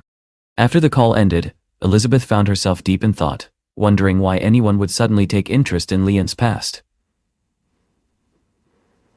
Meanwhile, Vanessa stood alone, searching through old belongings. She eventually found a box and opened it carefully. Inside was a letter, and as she looked at it, memories surfaced of a young girl who had once brought Leon to the shelter as a baby. For a moment, she hesitated, then firmly closed the box, deciding that some truths were better left buried. The next day, Leon arrived at Haoshan Hospital. Near the reception area, he overheard a distressed conversation. A young man was pleading with his elderly mother to accept treatment, explaining that she needed medication to survive. The woman, however, refused, saying that the money should be saved for her grandson's education. Sasha approached them and asked what was happening. The young man explained that his mother had been diagnosed with a heart condition, but the prescribed medicine was too expensive, and she refused to buy it. Leon stepped in and asked to see the medical report. As soon as he read it, his expression darkened. He realized that the condition was not severe, but the prescribed medication would place unnecessary strain on her heart. Furious, he demanded to know which doctor had made such a decision. The man hesitantly answered that it was Dr. Duane. Leon immediately explained that the treatment was inappropriate and suggested a safer, simpler alternative. He advised them to consult Liana in the future. Relieved, the mother and son thanked him sincerely. When they learned that the correct medication cost only a small amount, the woman finally agreed to proceed with treatment. As they left, more patients began approaching Leon, asking for his advice. He gently asked them to remain orderly and directed them to consult Liana if needed. His actions quickly earned him their gratitude. However, once he returned to his office, his frustration surfaced. He told Sasha that too many patients were being mistreated under Dwayne's influence. Sasha tried to calm him, explaining that such practices were an unspoken rule in the hospital, where doctors often receive commissions from prescriptions. She warned him not to get involved. Leon could not accept that. In anger, he kicked a chair and demanded to know what had gone wrong with the hospital. At that moment, Liana entered and immediately sensed the tension. Without wasting time, she told him to come with her to the chief physician's office. Sasha, concerned, asked if this was related to what had just happened. Liana replied that they would soon find out. Inside the office, the chief physician criticized Leon, calling him impulsive and warning that his actions could damage the hospital's reputation. Leon remained firm. He argued that he had simply corrected a harmful prescription and done what any responsible doctor should do. The discussion escalated quickly. The chief accused him of disrupting the team while Leon openly challenged the system itself. Liana supported Leon, stating that he had acted correctly. This only angered the chief further, who warned them both that they would regret their defiance. Later, back in his office, Sasha asked what had happened. Leon brushed it off, saying it was nothing serious, and continued seeing patients. When the next patient entered, Leon was surprised to find Helga standing there. She was equally shocked to see him working at the hospital. She questioned why he needed money if he was involved in other ventures, but Leon casually replied that he worked there without pay. As he examined her, he noticed red spots on her body. Helga explained they appeared after a recent trip. Leon quickly diagnosed the issue as minor and recommended a simple ointment. When she heard how inexpensive it was, she was surprised. Leon, unable to resist, made a teasing remark about needing more ointment due to her condition. Helga immediately snapped back, annoyed by his tone, reminding him not to joke like that anymore. At that moment, Lena appeared and informed Leon that he had successfully completed another task. His professional progress had reached 35%, and he had been granted a significant reward involving company shares. Leon realized that this opportunity required careful consideration. Before he could think further, Rosalind called. She informed him that 6 major pharmaceutical companies had simultaneously raised prices on 25 essential drugs. The situation was urgent, and she asked him to meet her at a nearby cafe within 10 minutes. Leon immediately handed his responsibilities to Sasha and left. When he arrived, Rosalind was already waiting. Despite the seriousness of the situation, Leon greeted her casually, teasing her about maintaining her composure. She quickly brought the conversation back to the issue at hand, explaining that several companies were interconnected through shared investments and partnerships. Leon understood the implications immediately. If prices rose across all these companies, the impact would be severe. He acknowledged the danger and began outlining a plan. First, he suggested cutting off cooperation with the companies. Rosalind explained that this was difficult due to regulatory constraints, but Leon continued. He proposed increasing purchases through major hospitals to stockpile supplies before further price hikes. Even then, he admitted this would not be enough. He revealed a more aggressive strategy. Since a large portion of the supply was currently held at Yonghai Port, they could exploit delivery timelines. By threatening to disrupt contracts and releasing strategic information, they could create pressure and destabilize the company's position in the market. Rosalind was taken aback by the scale of his thinking. Still, she trusted him. Leon asked her to gather detailed information on all 6 companies and their products. She agreed without hesitation. As they prepared to leave, Rosalind admitted that countless lives depended on this decision, and that she was relying on him. Leon reassured her that they would handle everything correctly. After she left, Leon immediately contacted Cassandra, asking if she was at the company and available to assist him with something important. On the other end, Cassandra hesitated.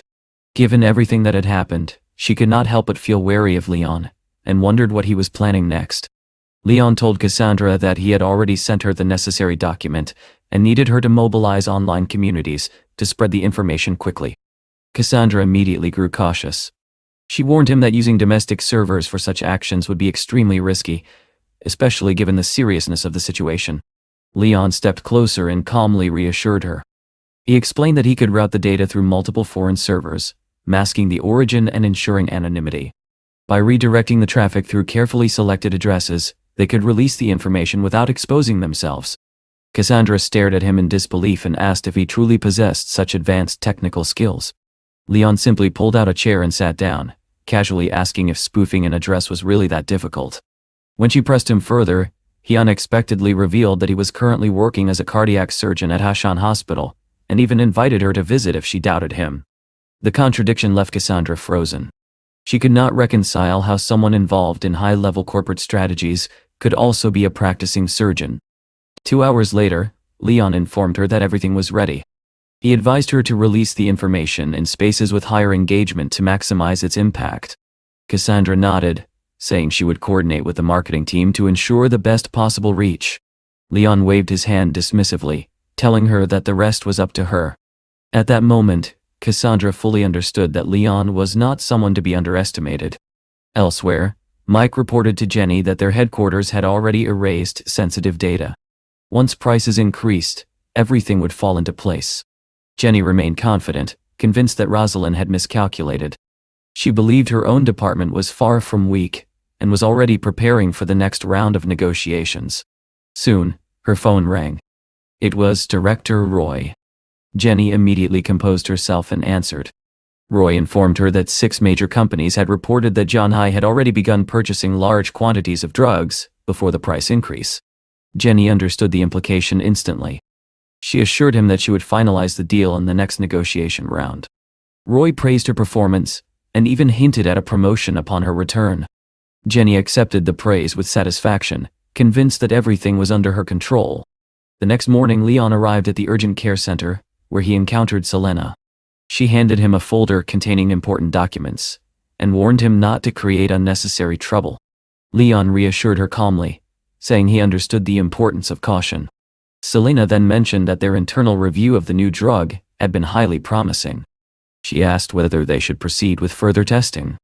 Leon agreed without hesitation, and offered to grant her full authorization to handle the process independently. Grateful, Selena promised they would not take all the credit and thanked him sincerely. After parting ways, Leon headed to the tender center where Rosalind was already waiting. The moment she saw the documents in his hands, she asked if he was truly prepared. Leon simply told her to watch carefully. Inside the conference room, Jenny and her team were already seated, waiting. As soon as Leon and Rosalind entered, Jenny reiterated her position.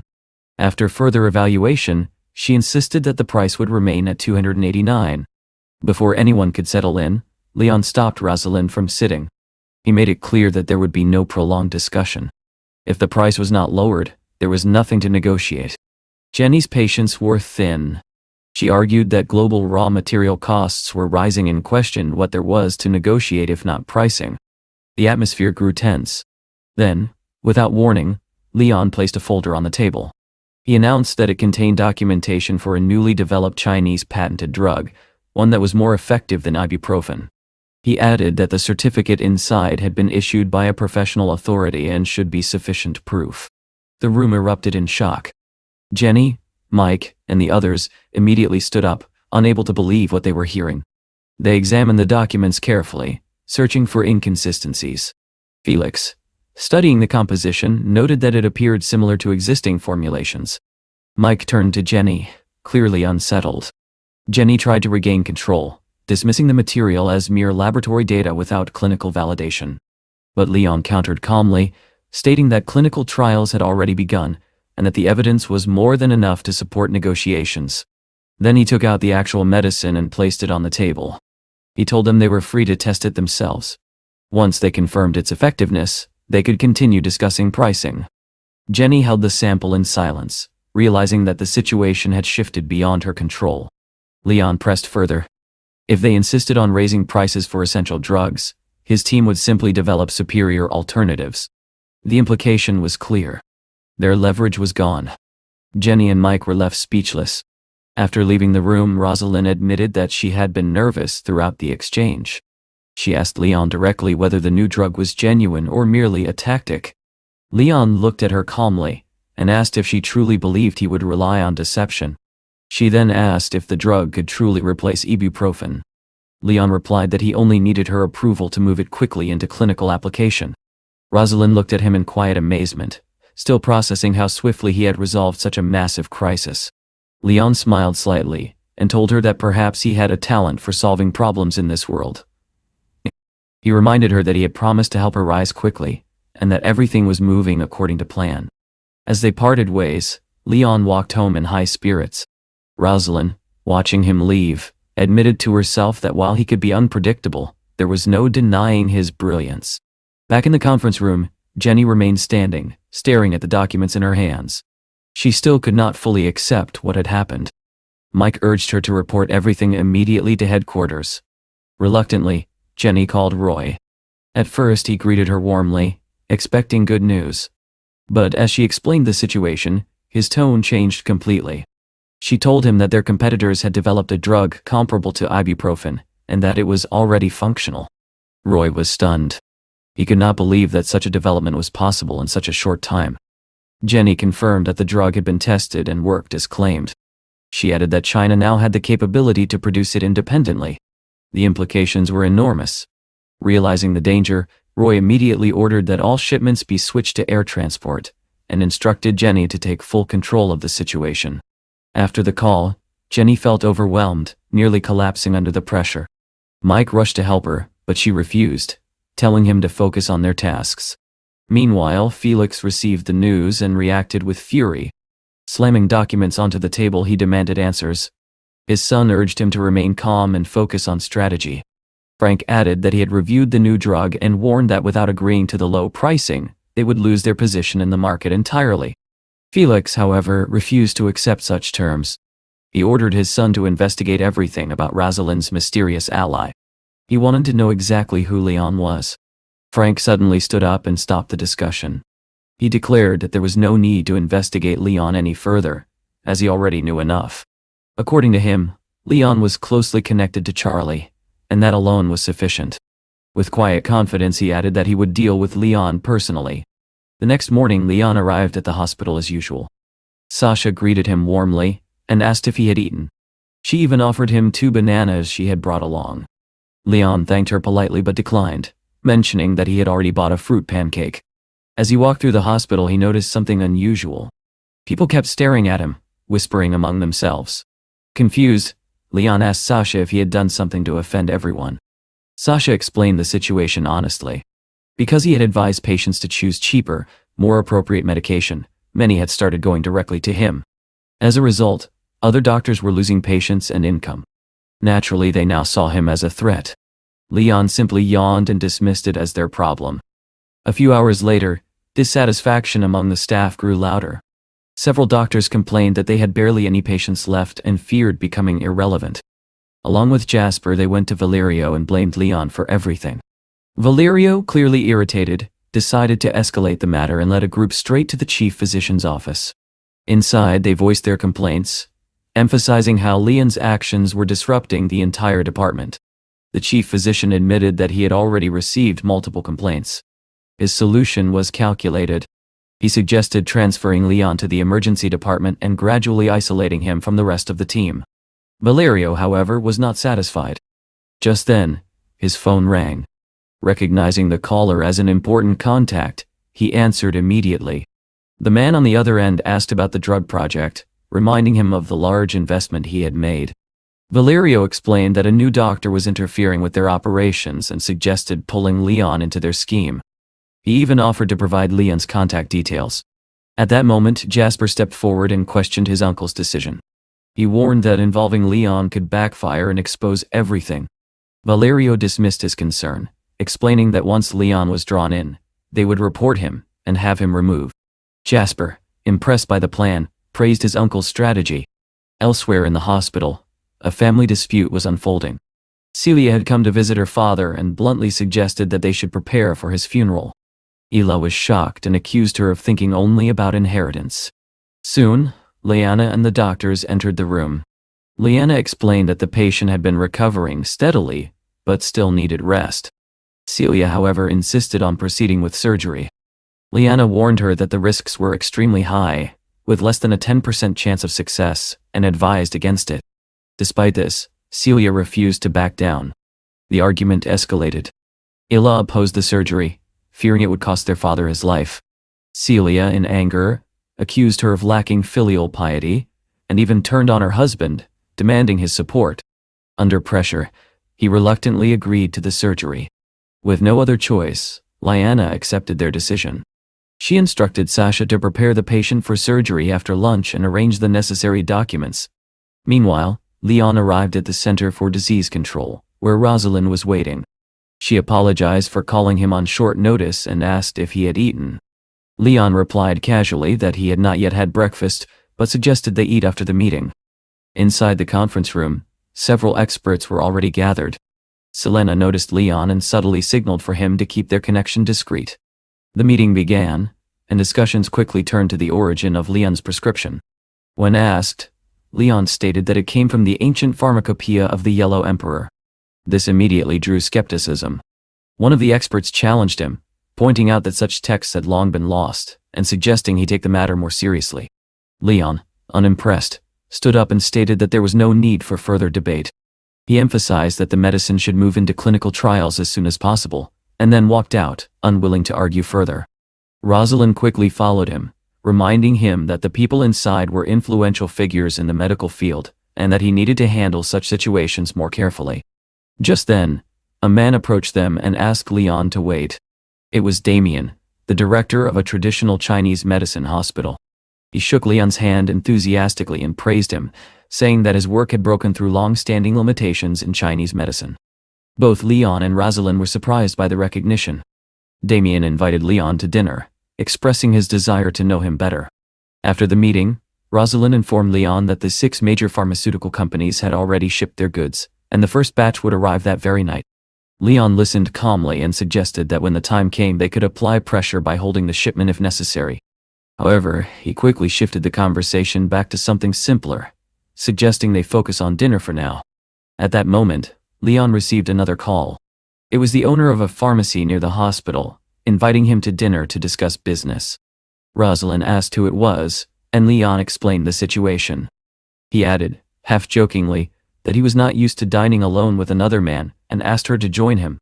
Rosalind rolled her eyes and called him foolish, but agreed to go along. Later, they arrived at the restaurant and met Wallace, the pharmacy owner. Wallace was surprised to see that Leon was not alone and asked about Rosalind. Leon introduced her casually as a friend from the hospital. Without wasting time, Wallace got straight to the point. He explained that he had a batch of drugs he needed to sell quickly, and offered Leon 20% of the profits in exchange for help. Dan. Leon immediately pushed back, asking if Wallace thought that was sufficient. After some negotiation, Wallace reluctantly increased the offer to 23%. Leon accepted, but only on one condition. The agreement had to be formalized. Wallace assured him that his reputation was trustworthy, but Leon insisted. A contract was produced, and Leon signed it without hesitation, making their partnership official. Wallace smiled, satisfied with the deal.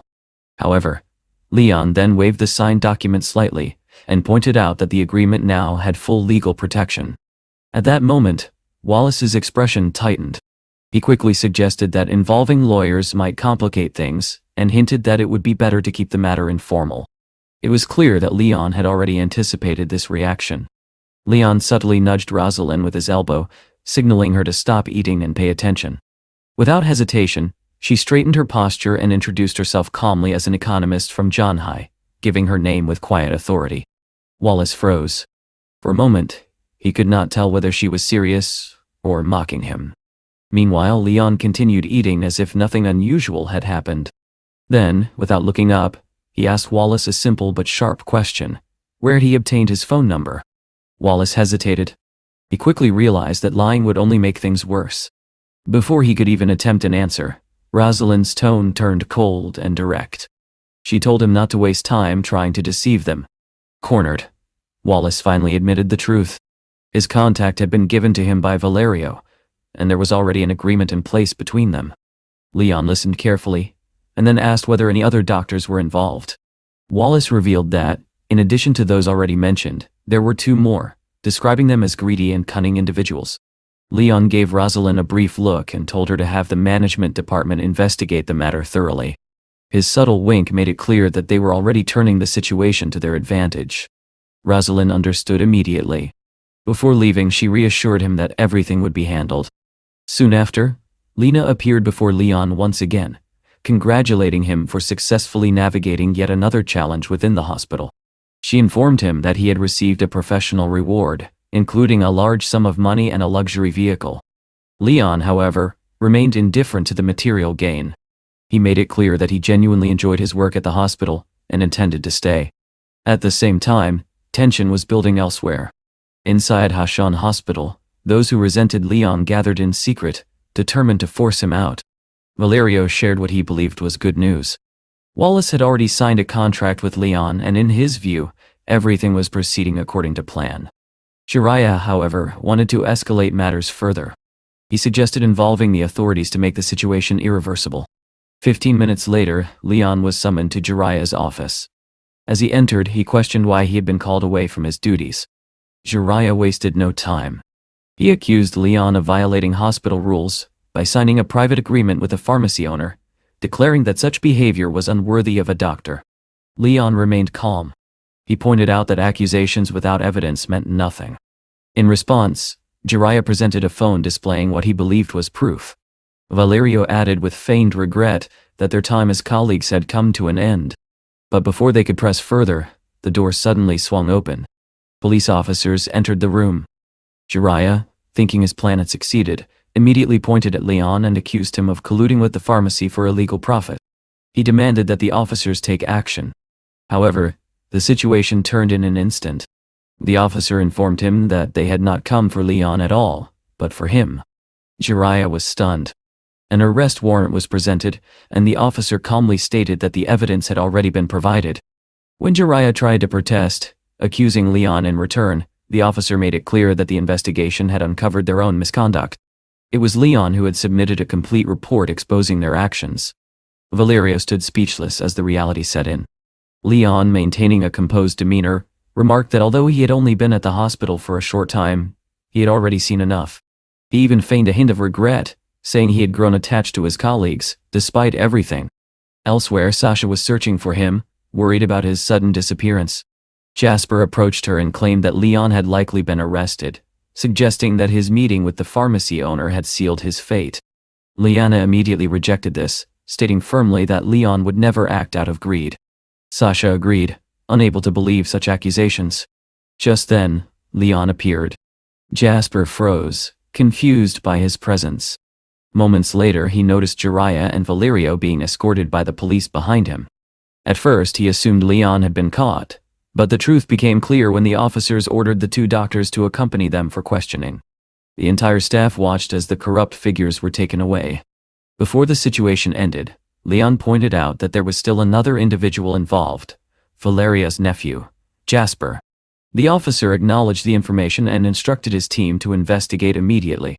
Jasper panicked, desperately claiming innocence as the consequences of his actions closed in. With the matter resolved, Leanna returned with important news. She announced that she had spoken with higher management and had officially been appointed head of the cardiac surgery department. She also informed Sasha that she would no longer be transferred and could remain in her current position. Sasha was overjoyed and thanked her sincerely. Leon wasted no time. He reminded everyone that the operation for the patient in room 84 was about to begin. Leanna supported him, encouraging the team to stay calm and prepare together. Soon the operation commenced. At the same time, outside the operating room, Celia received a call. Sensing its importance, she quietly stepped away. Meeting her lover in private, she spoke without hesitation. She revealed that the chances of her father surviving the surgery were extremely low and implied that his death would result in her inheriting the family's wealth. After composing herself, she returned as if nothing had happened. 3 hours later, the surgery was completed. The doctors emerged and announced that it had been a success. The patient would live for many more years. Ela and Jim were overwhelmed with relief, expressing heartfelt gratitude. Celia, however, stood frozen. She could not understand how the operation had succeeded when the odds had been so low. Ironically, her insistence on surgery had extended the life she had secretly hoped to end. Later that night, Liana instructed Leon and Sasha to remain on duty. The first night after surgery was critical, and the patient needed constant monitoring. As the hospital grew quiet, Leon sat reading while Sasha, exhausted, fell asleep. Suddenly, the calm was shattered. Jim burst into the room in panic, shouting that something was wrong. His father had lost his heartbeat. Leon and Sasha rushed immediately to the ward. Inside, they found Isla and Celia already present. Without hesitation, Celia pointed at Leon and accused him of causing the patient's condition. She claimed the surgery had been poorly performed and that he was hiding his mistakes. Sasha angrily defended Leon, insisting that the operation had been successful. Celia continued, her accusations growing sharper. She insisted that Leon had concealed a critical error out of fear. Leon ignored her and focused entirely on the patient. But when her words crossed a line, he stopped. In a sudden, decisive moment, Leon struck her and ordered her to leave the room immediately, reminding her that this was a place for saving lives, not for chaos and baseless accusations. Celia fell silent, stunned, unable to comprehend that someone had dared to stand against her so directly. Leon's expression turned cold as he reminded everyone that they were in the middle of treating a patient. He ordered Celia to stop interfering and behave appropriately. Jim, unable to control his anger, stepped forward, rolled up his sleeves, and demanded to know how Leon dared to strike his wife. He made it clear that Leon would have to answer for it. Leon did not entertain the threat. In a swift motion, he kicked Jim in the stomach, forcing him back. His voice remained firm as he stated that the hospital was not a place for such behavior. He added sharply that if they continued like this, they would soon follow the same path as the patient lying before them. The nurses who witnessed this scene exchanged glances of admiration. To them, Leon's decisiveness was not recklessness, but authority. Without wasting another second, Leon turned his attention back to the patient. Leanna, after a brief examination, spoke with quiet gravity. There seemed to be nothing they could do. But Leon's eyes shifted toward the monitor beside the bed. The flat line on the screen told a different story. At that moment, Sasha entered and immediately noticed the patient's bluish-purple complexion. Leon analyzed the situation quickly and stated that this was not a surgical failure. Even if there had been complications, the symptoms would not have manifested in this way. Something else had gone wrong. Leanna made a decisive call and ordered that the police be contacted immediately. Sasha instructed the family not to touch anything and to wait. The room fell into tense silence as everyone awaited the next step. About 30 minutes later, the police arrived. Their initial findings pointed toward a malfunction in the ventilator. As the officers began their investigation, Celia stood quietly, listening. The realization dawned on her that the truth would soon come out. Suddenly, she panicked. Without warning, she rushed toward the exit. The officers reacted instantly, shouting for her to stop. Within moments, she was apprehended. As she struggled, Isla ran forward, unable to contain her grief and anger. Through tears, she struck Celia, demanding to know why she had done such a thing to the father who had raised her. Celia had no answer. The officer in charge informed Leanna that the body would remain at the hospital for further examination, and that the suspect and family members would be taken in for questioning. With the immediate crisis resolved, Leanna told Leon and Sasha to rest, reminding them that the next day would bring serious discussions. The following morning, routine resumed, but not for long. Jenny suddenly appeared in the consultation room, bringing unexpected news. She revealed that major hospitals across China had already signed contracts with her company, even after the price increases. For a moment, Leon listened quietly, absorbing the implications. Then Jenny received a call from Mike. There were delays in the supply chain. The goods had not arrived as expected. Leon immediately pointed out the consequences. According to the contract terms, failure to deliver on time constituted a breach, and all associated losses would fall on their side. The weight of the situation hit Jenny instantly. Her expression changed. Her breathing grew uneven, and she suddenly collapsed, clutching her chest. Sasha reacted quickly, but even after several minutes, Jenny did not regain consciousness. Leon, however, remained composed. In his mind, the situation had already moved into its next phase.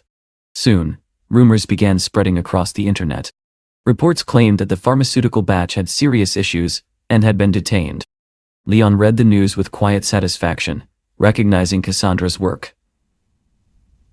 When Sasha later informed him that Jenny was showing signs of emotional distress, Leon nodded. He understood exactly what was happening. He decided to examine her personally. Inside her room, Jenny looked at him with resentment.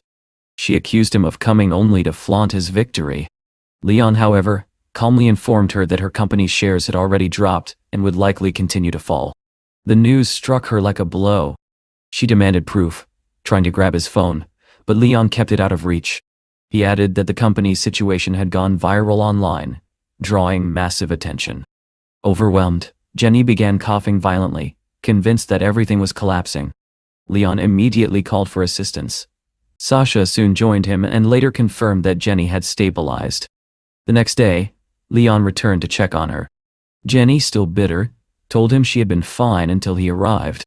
She asked for a cigarette, but Leon refused, reminding her that smoking was not allowed. Eventually, the conversation turned to business. Jenny revealed that her headquarters had agreed to reduce prices significantly, including setting ibuprofen at a much lower rate. However, Leon pushed further, insisting that the price should drop even more, and that the cost of other drugs should also be reduced substantially. Jenny stood up, refusing. She argued that such terms would destroy their company. She presented what she claimed was the final offer. Leon listened, then agreed in principle, but added that he wanted something else from her. That statement made Jenny uneasy. Half an hour later, Leon left the room. When Sasha asked what had happened, he simply replied that Jenny was stable and would be discharged soon. The nurses, overhearing this, praised his skill, joking that they would not mind being his patients. Later, Leon called Rosalind and invited her over for dinner. By the time she arrived, he had already prepared everything. She teased him lightly, asking if he felt no shame in making her bring groceries. Leon welcomed her in and explained that he would handle the grill and the setting, while she could take care of the food preparation. As they settled in, Rosalind asked directly whether there was any new development regarding their situation. Leon confirmed that there was. Instead of answering immediately, he guided her outside toward the pool, maintaining an air of mystery. Frustrated but curious, Rosalind eventually gave in and went to change. When she returned in a swimsuit, Leon could not hide his admiration. She carried herself with quiet confidence, her composure contrasting with the tension of their recent battles. After a brief swim, she sat by the pool, and Leon finally handed her an envelope. Inside were documents detailing the financial collapse of 6 companies. Leon explained that their shares were already falling and that they were now desperate to avoid further losses. Prices for ibuprofen had already dropped significantly, and the cost of other drugs would follow. He added that the documents also contained a list of individuals involved in bribery, though the investigation was not yet complete. Rosalind listened carefully. She admitted that she needed time to think and would consult her grandfather before making any decisions. As the evening grew late, Leon suggested that she stay, noting that there were plenty of rooms available. She agreed but mentioned that she needed to shower first. Later that night, as they prepared to rest, Rosalind, slightly affected by alcohol, pulled him closer and asked him to stay with her. Leon hesitated, realizing her state. He gently resisted, pointing out that she had been drinking. Rosalind insisted that she was fully aware of her actions, and confessed that her feelings for him were genuine. For a moment, Leon was caught between instinct and restraint. But ultimately, he chose to step back, unwilling to take advantage of her condition. Sometime later, as he lay in bed, Rosalind suddenly remembered the documents and asked him to send her a copy. Leon agreed and sent the file to her phone without hesitation. After receiving the documents, Rosalind decided it was time to leave. She mentioned that she needed to wake up early the next day and could not afford to stay any longer. Just as she was about to go, her grandfather called. His tone was serious. He asked where she had obtained such sensitive information and whether she could guarantee its authenticity. Rosalind responded confidently, explaining her reasoning. Her grandfather listened carefully and then agreed with her conclusions. He urged her to act immediately, stressing that there was no time to waste. At that moment, Leon noticed that she was struggling with the zipper of her dress and stepped forward to help. Hearing a man's voice on the other end of the call, her grandfather immediately became suspicious and demanded to know who was with her. Thinking quickly, Rosalind said her phone battery was about to die and ended the call. Meanwhile, in Yanjing, her grandfather Samvel and her father Gregory stood in the living room, both visibly concerned. It was already past 1 in the morning, and they could not understand where she was. Gregory grew increasingly anxious, questioning whether his daughter might be with someone before her arranged marriage. Her mother, Therese, tried to calm them, suggesting that they were overthinking the situation. She believed their daughter was simply spending time with friends. Gregory, however, focused on the documents in his hands, realizing how dangerous such information could be. In contrast, Cherise saw opportunity. She pointed out that this could be a rare chance for their family to rise. Sanvel agreed. He emphasized that the list could help them avoid many future obstacles. Then, with a decisive tone, he instructed Gregory to find out where Rosalind had obtained the information, and whether she had formed a connection with someone powerful. When Cherise mentioned Leon and his recent medical achievement, Sanvel asked a strange question. Did they remember the man who once killed a black bear with his bare hands in the Northeast? Gregory froze, immediately recognizing the implication. Back at Leon's house, Rosalind finished adjusting herself and told him that her grandfather would know how to handle the documents.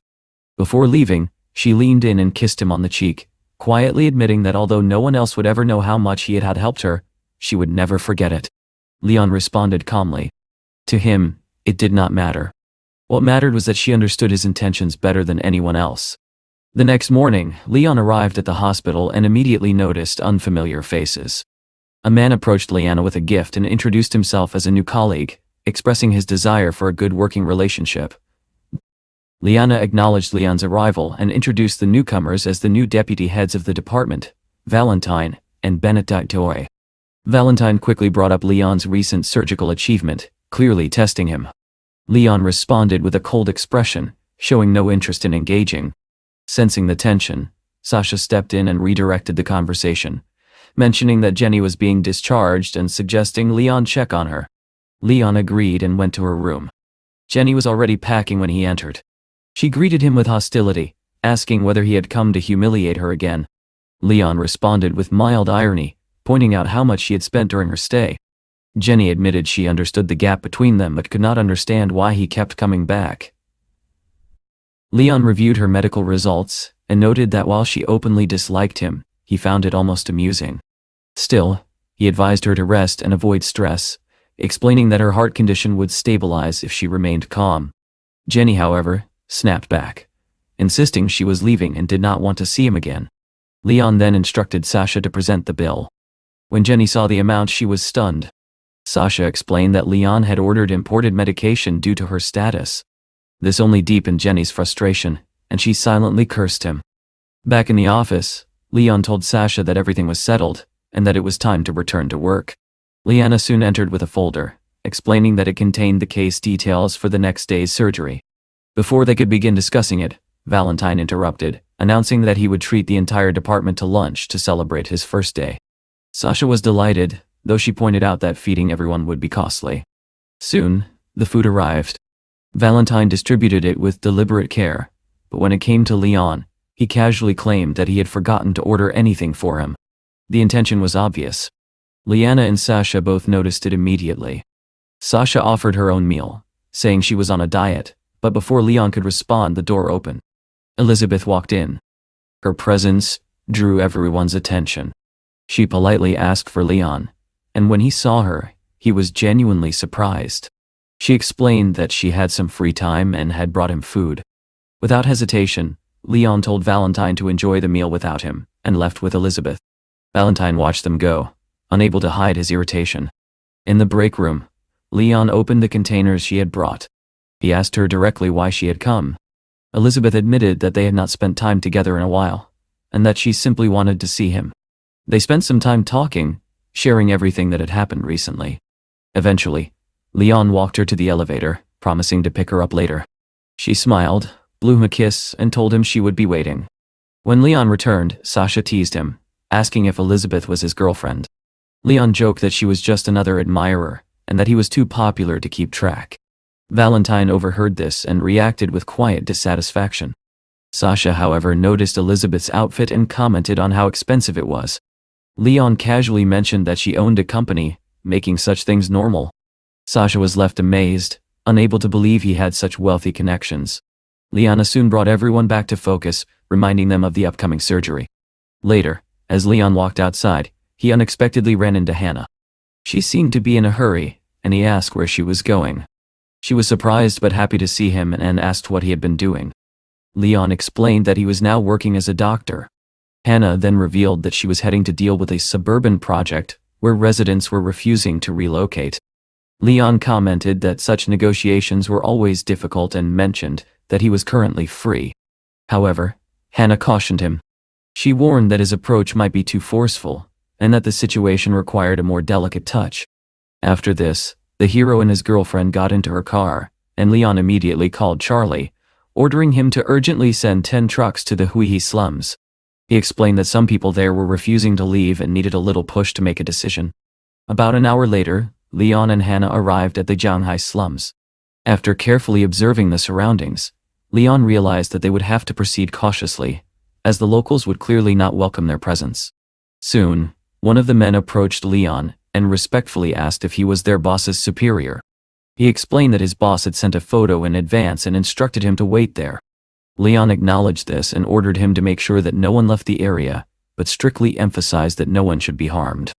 Following his instructions, the workers quickly blocked the road with trucks. Almost immediately, a crowd of locals gathered around Leon. One of them stepped forward and declared their condition. They wanted 100,000 yuan for the apartment, otherwise they would not move. Hannah was surprised by the sheer number of people and quietly asked Leon where they had all come from. Leon also noticed that there were far more people than usual. Hannah agreed and suggested that something unusual was happening, offering to investigate the reason. At that moment, Ivan, the negotiator from Chaos Company, approached them and greeted them enthusiastically. Hannah demanded an explanation, asking why such a large crowd had gathered and what they were trying to achieve. Ivan explained that normally there were far fewer people, but today a rumor had spread that someone was willing to pay 100,000 yuan for apartments. Leon quickly concluded that many of these people were opportunists trying to create chaos, and he decided to handle the situation personally. He stepped forward and loudly asked what all the commotion was about and who was in charge, demanding that the leader come forward. One of the men replied that they had only one condition: money, and they would not move without it. Leon calmly dismissed their threats, warning them not to try to intimidate him, as he had seen far worse and would not be shaken by empty words. The man grew irritated and said there was no point in talking, but Leon simply smiled and declared that no one would leave without his permission. Another man, smoking casually, mocked him and asked if he was being threatened. Leon responded coolly that he was free to test it and see what would happen. At that point, the man ordered his bald companion to attack Leon, promising to pay him 5 times the damages. The large man confidently stepped forward, thinking it would be easy money. However, as he charged, a truck blocked his path. Enraged, he tried to push through at full speed, only to slam into the truck and realize he had greatly overestimated himself. The impact knocked him to the ground, leaving him unable to get up. Instead of helping, his companion laughed and recorded the incident on his phone. The group quickly dragged the injured man aside, and once he regained consciousness, they backed down, saying they would leave, for now, but warned that this was not over. Watching them go, Leon remarked gloomily that these people would not leave them in peace. He immediately warned Ivan that Elizabeth must not find out about what had happened. Later at the parking lot, Leon told Hannah that he would go to pick up Elizabeth and asked her to stay alert and avoid drawing attention. When Leon entered the office, he froze upon seeing Elizabeth standing there in a stunning dress. Noticing his reaction, she smiled and said she had spent a long time searching for the perfect outfit and had finally found it. Leon teased her slightly, saying it was not as perfect as she thought, but then added that she would look even more beautiful without it. Elizabeth accused him playfully of being inappropriate, and in response, Leon kissed her. The next morning, Elizabeth arrived early at Xiaoyan Company and immediately instructed her secretary to inform the deputies and the project department that a meeting would begin at 10:00 a.m. Just then, she received a call from an unfamiliar number. At first, she did not understand who it was, but then a photo appeared on her screen showing Leon allegedly beating someone. She answered the call, and the man on the other end claimed that her subordinate had been injured in a conflict involving Leon and was now in the hospital. Elizabeth instantly realized that Leon could be in serious trouble. She agreed to come and resolve the situation, determined to protect him. Meanwhile, Ivan rushed into Hannah's office, shouting that Elizabeth had discovered Leon's involvement in handling the slum situation. Hannah was shocked to learn that Elizabeth had already taken the contract and left. Panicking, she immediately called Leon and told him that Elizabeth was already on her way. Leon froze, realizing how serious the situation had become. He quickly removed his medical gown, tossed it aside, and ran toward the elevator, determined to catch up with Elizabeth and explain everything. Just then, Rosalind appeared and asked what was happening and where he was rushing off to. Leon calmly but firmly asked her to step out, promising to explain later. She did not argue, understanding that if Leon was this urgent, something serious had occurred. Meanwhile, Carson and his accomplices discussed the fallout from Leon's actions, the failed negotiations, and the financial losses they might face. They decided that when Leon's girlfriend arrived, they would take revenge and use her to blackmail him.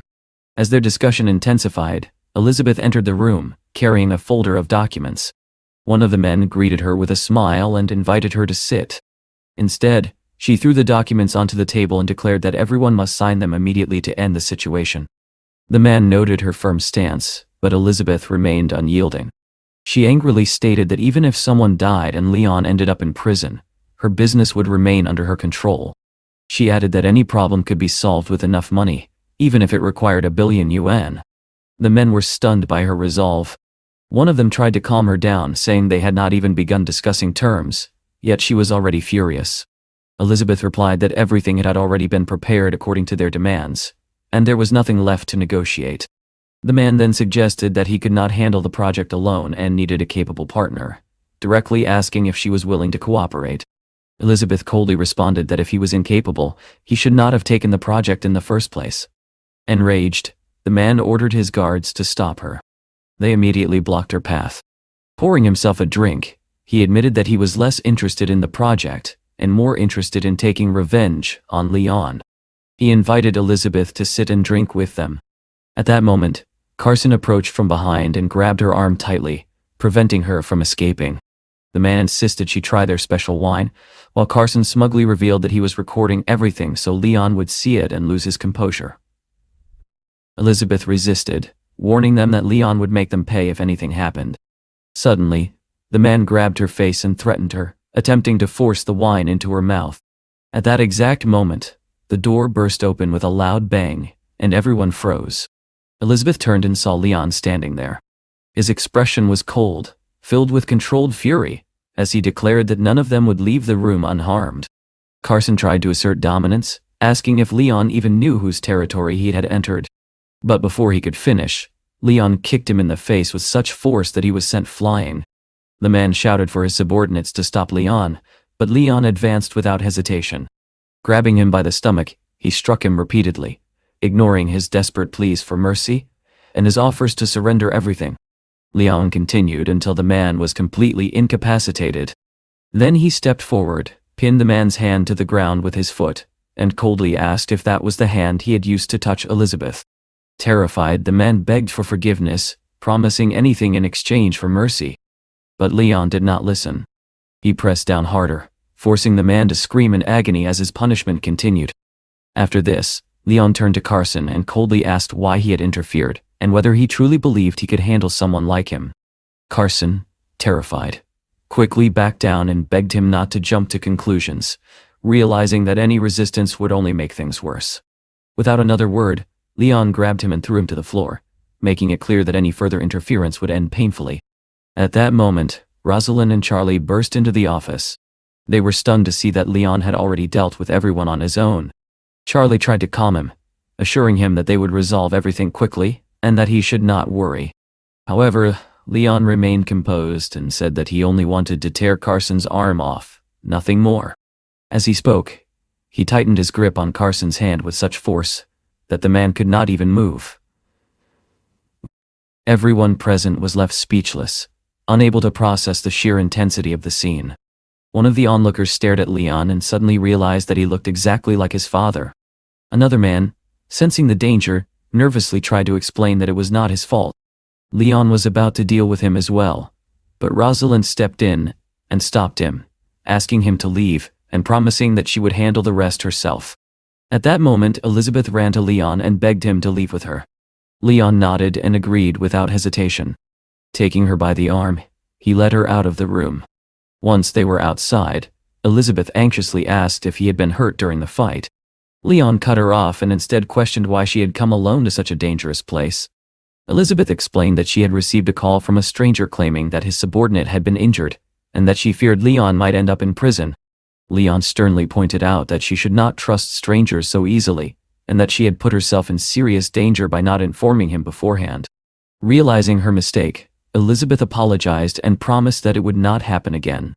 Leon then softened, embraced her, and told her to call him first next time. Without wasting any more time, he took her back to Xiaoyan Company. Elizabeth admitted that she understood he had saved her, but asked him not to create such terrifying situations again. Back at the company, Leon began to wonder who had called her, and why. He immediately contacted Rosalind, who explained that Charlie had already sent demands to the responsible families, and that Wang Yang had taken over the matter. She assured him that the man behind it would soon disappear from Zhanghai. Elizabeth then suggested that Leon visit the port the next day to oversee the next phase of reconstruction.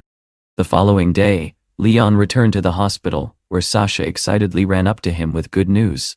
She told him that in a few days they would perform a coronary stent surgery, with Leon leading the operation and her assisting him. Valentine overheard the conversation and suggested that the entire team take a break together, mentioning that Wangjiang Port had recently been expanded. The nurses eagerly supported the idea and asked Liana for permission to take time off. After some consideration, she agreed to give them half a day, offering to cover the patients herself. Valentine, pleased with the decision, invited everyone to join him, even offering to cover all expenses. Sasha joked that his original plan had only involved Leon, and that her presence had clearly not been part of it. Dr. Bennett declined the invitation, choosing to remain on duty, while Valentine thanked him for his dedication.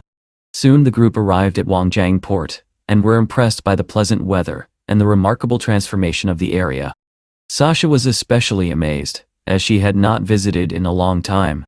Valentine proudly explained that the new owner had invested 800 million into the port, and that further phases of reconstruction were already underway. He claimed to know these details through a friend in a yacht club and encouraged everyone to enjoy the day. Meanwhile, Leon walked calmly with Sasha and Liana, which confused Valentine, who had expected to be the center of attention. Sasha cheerfully asked Leon if he knew where they could buy a swimsuit, as they wanted to pick one out for Liana. Although Liana felt shy and hesitant about the more revealing options, Sasha insisted on choosing something that would highlight her figure. Eventually, Liana agreed to try one on, provided she could wear a cover-up. After making their selections, Sasha ran to Leon with the bags and cheerfully told him it was time to pay. Leon simply nodded and covered all the purchases, even picking up some clothes for himself. Soon, they left the store, while Liana discreetly changed into her swimsuit and covered herself with a coat. Valentine, watching from a distance, was surprised by Leon's physique, but Liana quickly noticed his gaze, and wrapped herself more tightly, sternly telling him to mind his own business. The nurses then gathered around Leon and teasingly questioned why he was hiding his figure under a t-shirt. Despite his reluctance, they playfully pulled off his shirt, leaving everyone stunned by his well-built physique. They joked that he could easily become a model or actor, but Leon simply replied that he had no interest in such things. Later they headed to the beach, where the nurses played volleyball while Liana relaxed on the sand. After lunch, Leon decided to take a walk and explore the surroundings. Entering the port's operations center, he was greeted by the manager, who offered him a yacht ride. Leon thanked him but said he would choose the yacht himself. As he sat down, Leon reflected on finally having a moment away from hospital duties to focus on other matters. The manager informed him that the first phase of the port expansion was nearly complete, and that it was already becoming the largest port in the country. He added that they would seek Leon's input once new designs were ready. Leon jokingly mentioned building an artificial island in the sea, which shocked the manager before he realized it was said in jest. Leon then assured him that they would discuss everything once the plans were finalized. Back on the beach, Sasha wondered where Leon had gone, while Valentine claimed he had already arranged a yacht through his connections. However, Leon soon returned and lightly remarked that Valentine's efforts meant he would arrive just in time to join them. Trying to recover his image, Valentine warned that their belongings might be stolen during the yacht trip, but Leon calmly pointed out that Valentine himself had organized the trip, and now seemed eager to stay behind. Embarrassed, Valentine quickly tried to explain himself. At that moment, a man appeared nearby, immediately catching Valentine's attention. The man greeted them confidently, and to everyone's surprise, referred to Liana as his daughter-in-law. Valentine pretended to be confused, but the man bluntly stated that if he thought money gave him authority here, he was mistaken, because the port belonged to his brother. Shocked, Valentine questioned whether that was true, but the man firmly confirmed it. Sasha, observing everything, began to realize that Leon was hiding far more influence than she had imagined. Leon then stepped forward and calmly asked the man not to say anything unnecessary. He suggested taking everyone out for a ride, and the man happily agreed. Leon then asked him to contact manager Benjamin and prepare the yacht. Within minutes, a massive and luxurious yacht arrived. Sasha noticed that Valentine had chosen to stay behind and asked if he wanted to join them, but he declined, saying he would watch over their belongings. The rest of the group boarded the yacht, immediately struck by its grandeur as they prepared to set out to sea. Liana stood at the edge of the deck, completely absorbed in the vast beauty of the sea. Her gaze lingered on the endless horizon, unable to pull away from the calming rhythm of the waves. Leon approached her quietly and suggested that they go diving, mentioning that there was full equipment on board. Liana hesitated and admitted that she had never tried diving before. Leon reassured her in a calm and steady tone, promising that he would stay by her side the entire time and that she would be safe. Trusting him, Liana agreed. Leon helped her put on the diving mask, then gently pulled her close before they both slipped into the water together. At first, Liana felt a wave of fear, but as she followed Leon deeper, that fear slowly gave way to wonder. Beneath the surface, a vibrant underwater world unfolded before them, filled with colorful fish and delicate corals swaying with the currents. Suddenly, Liana moved closer to Leon and gestured nervously toward her swimsuit. He quickly understood that her bra had come undone. Without hesitation or embarrassment, Leon calmly fixed it for her, ensuring she would not feel uncomfortable. Liana's face flushed instantly, though she tried her best to hide it. Despite her efforts, she felt a quiet sense of happiness and trust in that moment. After some time, they resurfaced. Sasha immediately noticed Liana's flushed face and asked what had happened. Liana explained that it was her first time diving and that she had been a little nervous, but everything had gone well. Leon then reminded everyone that some still had work to return to, and it was time to head back. Soon they returned to the beach, where Valentine greeted them.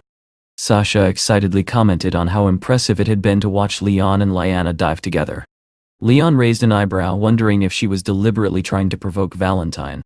Liana gently stepped in and suggested that everyone should return, reminding them that there was still work to be done the next day. Back at the hospital, their day took an unexpected turn when Liana heard someone call her name. She turned and saw her Uncle Wei standing there with relatives.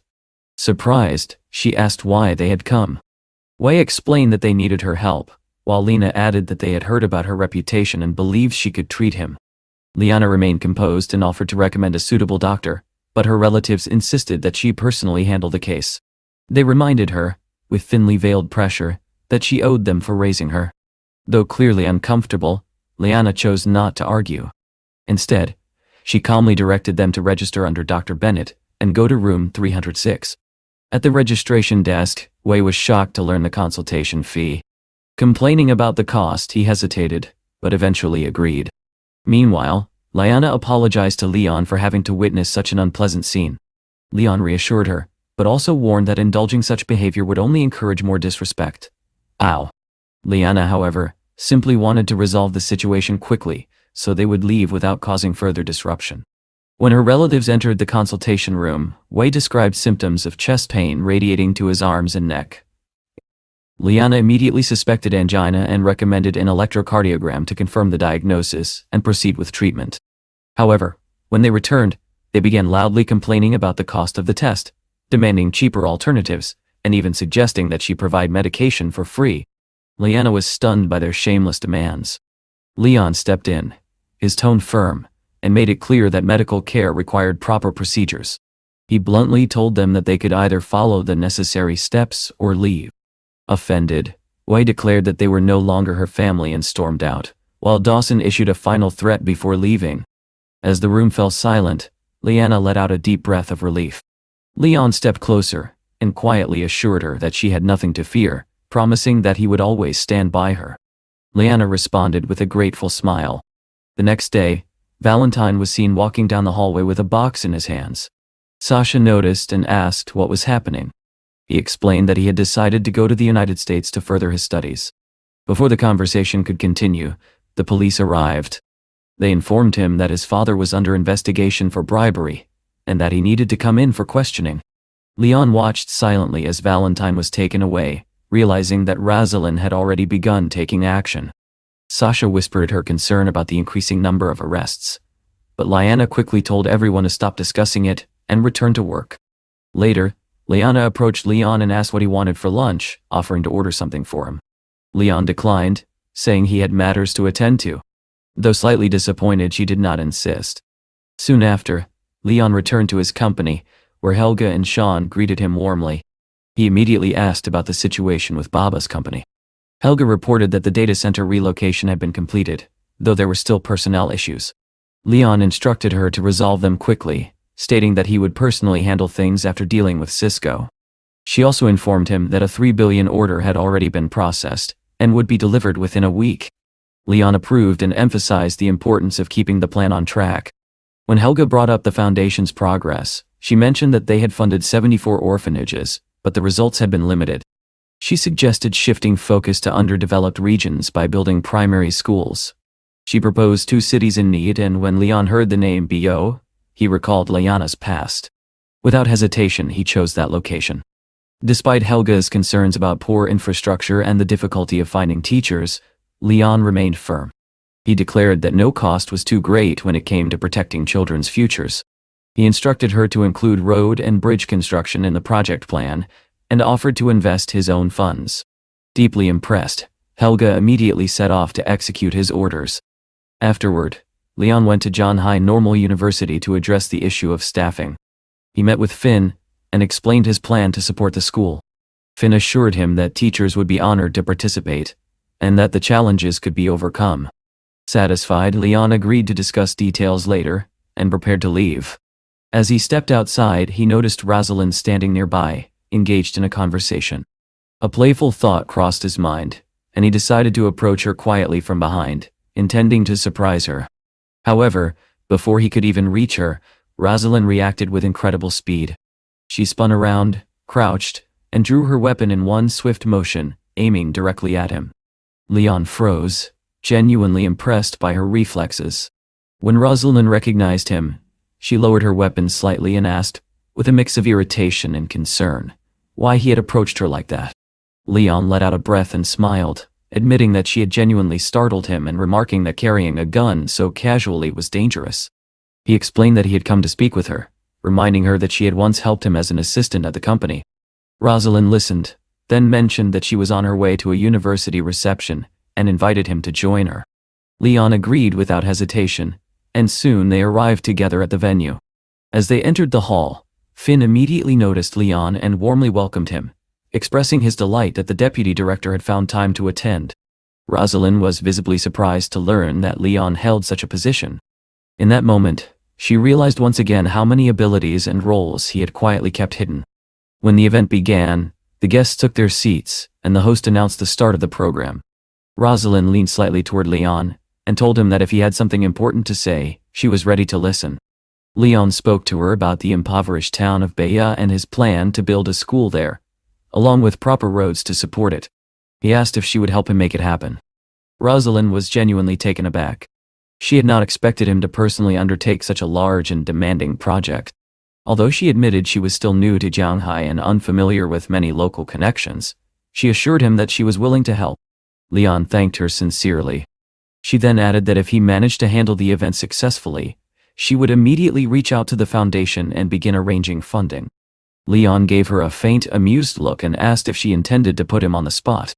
Rosalind calmly reminded him that such ambitions required money, and money never appeared on its own. At that moment, Leon stood up. The host approached him and asked if the deputy director would be willing to perform a short piece for the students. Without hesitation, Leon walked onto the stage and sat at the piano. He announced that he would play a song, and soon a gentle melody filled the hall. When he began to sing, his voice carried through the room with quiet strength. The audience listened in complete silence, captivated by the performance. Rosalind watched in astonishment, unable to believe how many talents Leon possessed. When he finished, she asked him how many more surprises he was hiding and promised again that she would handle the funding. Leon simply thanked her for her trust and support, already considering how he might repay her kindness.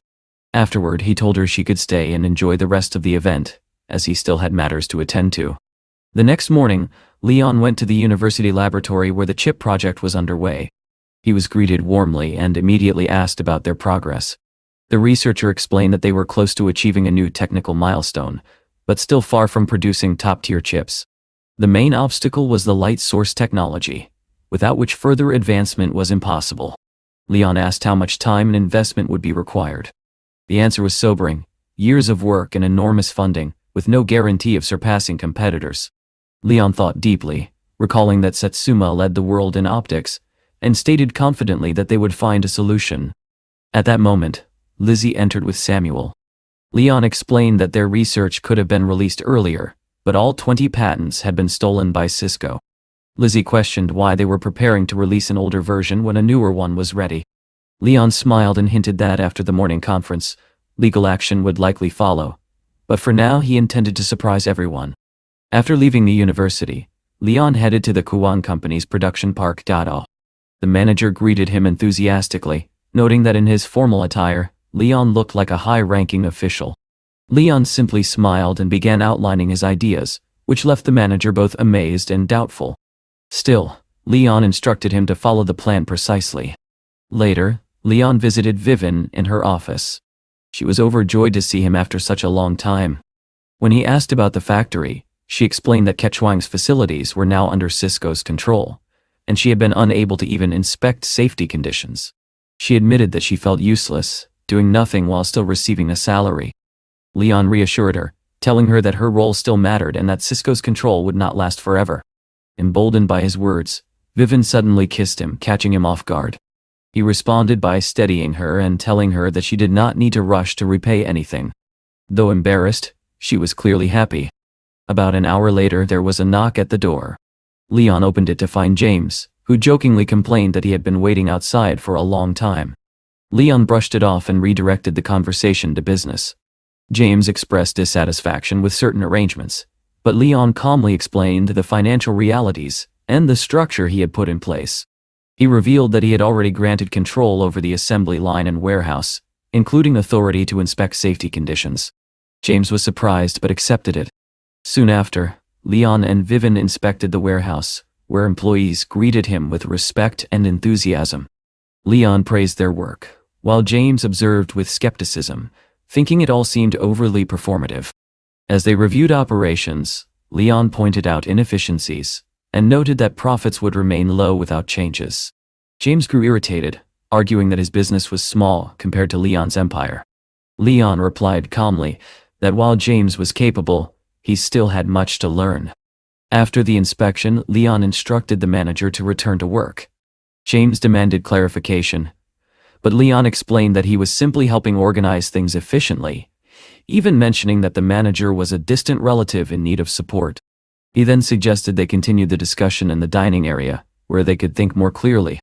James, though confused, agreed and began outlining plans, eventually taking control of key areas such as the warehouse and canteen. Leon acknowledged his efforts and said he could now rest easy, before excusing himself to attend to other matters. Before leaving, Leon confirmed that the manager had carefully reviewed the placement of surveillance cameras, ensuring everything was ready for the next step. Elsewhere, Cassandra informed her father that Leon's company was preparing to release a new line of chips. Though her father was confident in their own leadership, he acknowledged that Leon was not someone to underestimate. The following morning, Leon returned to the hospital and found Liana working quietly. He asked if she was from Bio, and when she planned to return home. Slightly confused, she replied that she intended to visit the following Wednesday. Leon then gently told her that he also needed to go there, though he kept his reasons secret. At that moment, Rosalind called him and asked about his plans for the evening. Leon agreed to meet her after work. Later, he arrived at the designated location in a sports car. Rosalind, seeing him, was slightly alarmed and worried that their colleagues might notice him, clearly unprepared for yet another unexpected side of Leon's life. Leon glanced at Rosalind and asked what the problem was, casually suggesting that perhaps she simply was not used to dealing with people of such wealth. Without arguing, she got into his sports car, though her phone began ringing almost immediately. It was her mother, checking in on her. Rosalind quickly answered, lowering her voice and asking Leon to stay quiet, so nothing suspicious would be overheard. She told her mother that she was reviewing materials after a meeting. Just then, a loud honk interrupted them. Rosalind looked around in confusion, trying to figure out who it was. Within seconds, she realized the truth. Her mother had been watching from nearby the entire time and had already noticed Leon. Leon, seeing her reaction, asked what was going on and why she was not responding to the person clearly signaling her. Reluctantly, Rosalind admitted that it was her mother. Without hesitation, Leon stepped out first to greet her. With a polite smile, he remarked that she and her daughter looked alike, though their personalities seemed quite different, adding that Rosalind still had much to grow into. He introduced himself calmly, explaining that he had come to pick Rosalind up. Cherise studied him briefly, then said she had originally come to invite her daughter to dinner after a meeting, but had not expected to encounter her like this. Rosalind tried to explain that her mother had misunderstood, and that Leon had simply come for work. Cherise gently brushed her daughter's hair aside and said they could have dinner another time. However, Leon interjected, saying that nothing was more important than spending time with one's mother, and suggested they all go together. Cherise agreed, curious to learn more about him. And Rosalind, slightly flustered, informed Leon that work would be postponed. Soon the three of them arrived at a restaurant and took their seats. Cherise remarked lightly that she had not expected a third guest, and that Leon would now have to spend more. Leon simply smiled and said it felt strange to pay in his own restaurant. Rosalind watched quietly, impressed by how naturally he handled the situation. During dinner, Cherise reflected on Leon's rapid rise, noting that in just 2 months, he had achieved results that seemed almost unbelievable. She mentioned hearing about his work on a lithography machine and asked for more details. She also offered to assist with funding if needed. Leon thanked her but said that for now, he had sufficient resources. Still, Cherise warned him that such technology required immense and continuous investment, offering support even on the scale of tens of billions. Leon then explained honestly that what he truly needed was a specialized 4-meter light source, something only the Satsuma company could produce. Cherise nodded, pointing out the complexities of dealing with foreign firms, and suggesting that any negotiation would require offering something equally valuable in return. Leon acknowledged her advice and said he would act on it. As the dinner came to an end, Leon excused himself, saying he had other matters to attend to. After he left, Rosalind hugged her mother tightly, admitting how much she had missed her. Cherise smiled faintly, calling her still a child at heart. When Rosalind asked what she thought of Leon, Cherise advised her to focus on her work and return to Yangjing soon. She added that a man like Leon did not belong to an ordinary life, warning that either he would shape the world or the world would consume him. Later, Leon arrived at a scheduled meeting where several influential figures had gathered. Rosalind introduced him to the officials, including representatives from Yangkeng and the mayor of Bio, as well as a reporter named Vicky. They thanked Leon for his support and praised his contributions. Leon responded modestly, saying he had done nothing extraordinary. The interview began shortly after. Vicky asked him why he chose to build a school in a place like Bio. Leon explained that he wanted to give children a real chance to pursue their dreams, and believed that in just 6 months, their futures could begin to change. Rosalind watched quietly, nodding in agreement with his words. After the interview, Rosalind thanked the media team for their support. She then stepped away briefly and returned with documents, handing Leon a check for 10 million. He was surprised and asked where it had come from. Rosalind explained that it was a donation from her mother, who had heard about the project and decided to support it immediately. Leon accepted it, asking her to convey his gratitude. The next morning, Leon arrived at his company and was momentarily caught off guard when he walked into his office and found Helga changing. She immediately reacted with embarrassment and frustration, scolding him for entering without warning. Leon calmly held up the check and explained that it was funding for the school project. Helga quickly analyzed the situation and mentioned that the funding appeared to be linked to a massive corporation. Leon frowned slightly, realizing there might be more behind it than he initially thought. He instructed her not to deposit the money yet and stepped outside, deep in thought, considering Cherise's influence and what it meant for him. That evening, Leon arrived at the airport where Vicky was waiting. She mentioned that Rosalind had arranged for them to meet there, and casually assumed Leanna was his girlfriend, which caused some awkwardness. Leanna quickly clarified that they were just friends. Vicky apologized and suggested dinner, but Leon declined, explaining that the journey to Bio would be difficult due to poor road conditions. Instead, he proposed buying a suitable vehicle for the trip. Soon they arrived at a dealership. While Vicky went to rest, Leon and Leanna inspected the cars. Without hesitation, Leon selected a luxury vehicle and agreed to the price, calmly completing the purchase. When the paperwork was ready, he handed the pen to Lyanna. She looked confused at first, but Leon made it clear that the car was for her and that she should sign the documents. He added that she could modify it however she liked. Watching from a distance, Vicky was left stunned, unable to fully grasp whether Leon's generosity was simply natural to him or something far beyond ordinary understanding. Lyanna carefully read through the contract in silence. After thinking it over, she finally made her decision and signed the documents. The seller smiled and invited them to collect the car. Soon they stood before a sleek red luxury vehicle, polished to perfection and ready for use. Lyanna was encouraged to try it, and when Leon asked if she wanted to drive, she nodded with visible excitement. They got into the car, and Leon quietly hoped that she truly liked his choice. As Vicky attempted to open the back door, she realized it would not open. Leon politely informed her that her company would not be necessary for the rest of the trip. Caught off guard, she could not object and simply watched as they drove away. On the road, Lyanna asked where they were heading next. Leon told her they would visit an orphanage in Bao and asked her to follow the route. Surprised, she gently asked if he had grown up in such a place. Leon answered calmly, saying there was nothing unusual about it, and that many people shared similar beginnings. Lyanna fell into thought, realizing that Leon had built everything from nothing, yet she still could not fully understand how he had risen so quickly. When they arrived at the orphanage, the children immediately recognized Leon. They ran toward him with bright smiles, calling out to him as if he were family.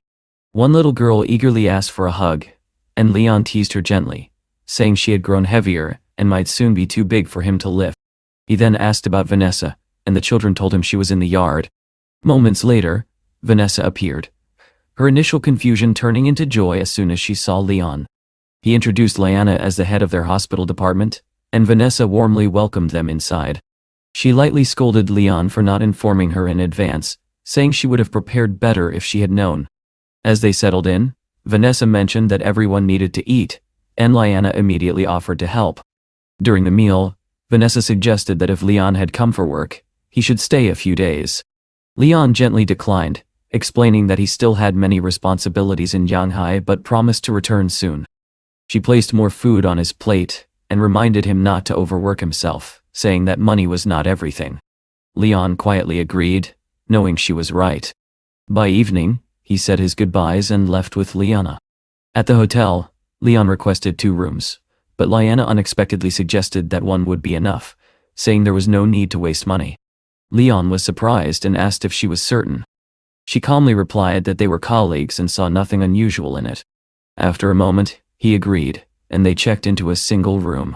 Later, Lyanna offered to prepare a bath. Leon accepted and began unpacking. When he entered the bathroom, he paused, noticing her belongings already there. Before he could react, Lyanna approached him playfully and refused to let him leave. He tried to insist that she go first, reminding her of their plans, but she suggested they go together instead. Caught off guard, Leon found himself pushed into the filled bathtub. Water splashed as he fell in fully clothed, momentarily stunned. Lyanna, clearly amused, stayed close and refused to let him get up. Though he initially resisted, the tension soon faded, and he stopped struggling, letting the moment unfold naturally. The next morning, Lyanna handed him a jacket and explained that she wanted to visit her mother's grave, perhaps even relocate it. Leon immediately agreed to accompany her, saying such matters should not be delayed. Soon after, Vicky called Leon, asking him to join her as she had been drinking. Leon glanced at Lyanna and chose to refuse, ending the call without hesitation. Early the next day, Lyanna drove them toward Bao. Along the way, they passed through areas of visible poverty. She asked if such sights disturbed him, but Leon replied that his work at the hospital had already shown him how many people lived in hardship. He reminded her that building the school was meant to change exactly that. As they approached the town, they encountered a crowd blocking the road, selling fish from barrels. The sellers insisted the fish was fresh, but the smell told a different story. Leon quickly realized they were trying to deceive him. When they refused to move unless he bought their goods, he lost patience. He told Lyanna to switch seats and took the wheel himself. Calmly giving them 3 seconds to clear the way, he pressed the accelerator when they refused. Startled, the sellers scattered, abandoning their goods as the car moved forward. Leanna felt embarrassed by the situation, but Leon reassured her, saying that change would come once the school was built. Soon, they reached their destination. Together, they approached her mother's grave. Leanna lit candles and quietly stood there, finding a sense of peace. She asked Leon to give her some time alone, and he silently stepped away. After some time, she returned to him and spoke softly. She said she was grateful to her mother, who had endured hardship and suffering so that her daughter could study and have a better future. She added that, in the end, her mother had simply been too exhausted to continue. Leon listened quietly, understanding the weight of her words, and stayed by her side without interrupting. In that moment of quiet grief, Leanna suddenly stepped forward and clung to Leon, holding him tightly. The composure she had maintained until now finally broke, and she admitted that she missed her mother deeply and did not know how to live without her. Leon understood the weight of that pain. He gently held her, offering silent reassurance, knowing that words alone could not ease such loss. Then, turning toward her mother's grave, Leon spoke with calm resolve. He promised that she need not worry anymore, because he would take care of Leanna from now on. Hearing this, Leanna felt a quiet sense of comfort, and realized just how fortunate she was to have met someone like him. After a while, Leon softly said it was time to leave, adding that they would bring her mother's remains to Shanghai so Leanna could visit more often. However, just as they were about to go, a voice called out to her. It was her younger brother, Lukai. Leon asked if it was truly her brother, assuming he had come to pay respects. Leanna confirmed it but remained uncertain about his intentions. As Lukai approached, he immediately revealed his purpose. Without even offering respect at the grave, he asked her for money, claiming he needed it to cultivate land. His tone quickly grew demanding, even grabbing her hand to pressure her. Leanna pulled away sharply, her patience already exhausted. She reminded him that she had given him money many times before, only for him to waste it. Lukai tried to justify himself, insisting he had changed and needed the funds genuinely, but Leanna no longer believed him. Their exchange escalated until Lukai accused her of being heartless. In response, Leanna slapped him and declared firmly that her mother had been the only real family she had ever had. Enraged, Lukai threatened to ruin her reputation at the hospital. Leon stepped forward at that point, his voice calm but firm, saying that some problems must be dealt with immediately. Lukai, emboldened, demanded they follow him to settle matters. When they arrived at her family home, a crowd gathered around their car, whispering about its value. Leon confirmed with Leanna that it was indeed her house, then walked forward without hesitation. In a decisive move, he kicked the door open and entered. Inside, her father, Dudley, sat drinking. He questioned Leon's identity and presence. Leon glanced at the table and coldly asked whether it was acceptable to live off his daughter's money while indulging himself. Dudley showed no shame, insisting it was his right as her father. In response, Leon acted without warning. He threw a knife with precision, shattering the table and everything on it. The room fell silent in shock. With an unwavering tone, Leon declared that from that moment on, Leanna owed them nothing, and they would never demand money from her again. When Dudley demanded to know who he was, Leon pulled Leanna close and stated clearly that he was the man who stood by her. He warned them that any further harassment would have serious consequences. Just then, the fish sellers from earlier appeared, blocking their path. They surrounded Leon, claiming he had ruined their business and demanding compensation. Leanna grew uneasy, but Leon remained composed, even asking if they had come to sell him fish again. Their leader grew aggressive, threatening him openly. At that moment, another man arrived, Dean. The sellers greeted him eagerly, confident that he would handle the situation. Dean introduced himself with arrogance, implying control over the local trade. After hearing the complaints, he demanded that Leon compensate them, and then crossed a line by suggesting Leanna spend the night with him as part of the settlement. Before the words had fully settled, Leon struck him across the face with force. The crowd froze. Dean, stunned and humiliated, threatened to call his father and have Leon arrested. Not long after, a car arrived. Rowan stepped out alongside a police officer. As he approached, he greeted Leon respectfully, making it clear that he already knew who he was. When Leon explained the situation, Rowan immediately turned to his son and slapped him, furious at his behavior. He apologized sincerely to Leon, acknowledging the disgrace caused by his son. He also recognized the importance of Leon's plans to build a school and a road in the area.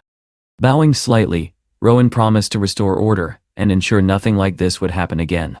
Later, at a restaurant, Rowan suggested involving journalists to highlight the project, but Leon declined. He made it clear that he did not want publicity or his corporation's name attached to the announcement. Rowan agreed and confirmed that the investment would be attributed elsewhere, respecting Leon's wishes. After discussing future cooperation, Leon and Liana left together. As they drove away, Liana glanced back at her old home, but Leon gently told her not to look back. He reminded her that her past no longer defined her. She nodded, quietly deciding that once her mother's grave was relocated, she would not return again. Eventually, Leon returned to his company. He brought gifts for his employees, who welcomed him warmly. When asked about his trip, he explained that Bao was far worse off than expected, its development lagging by decades.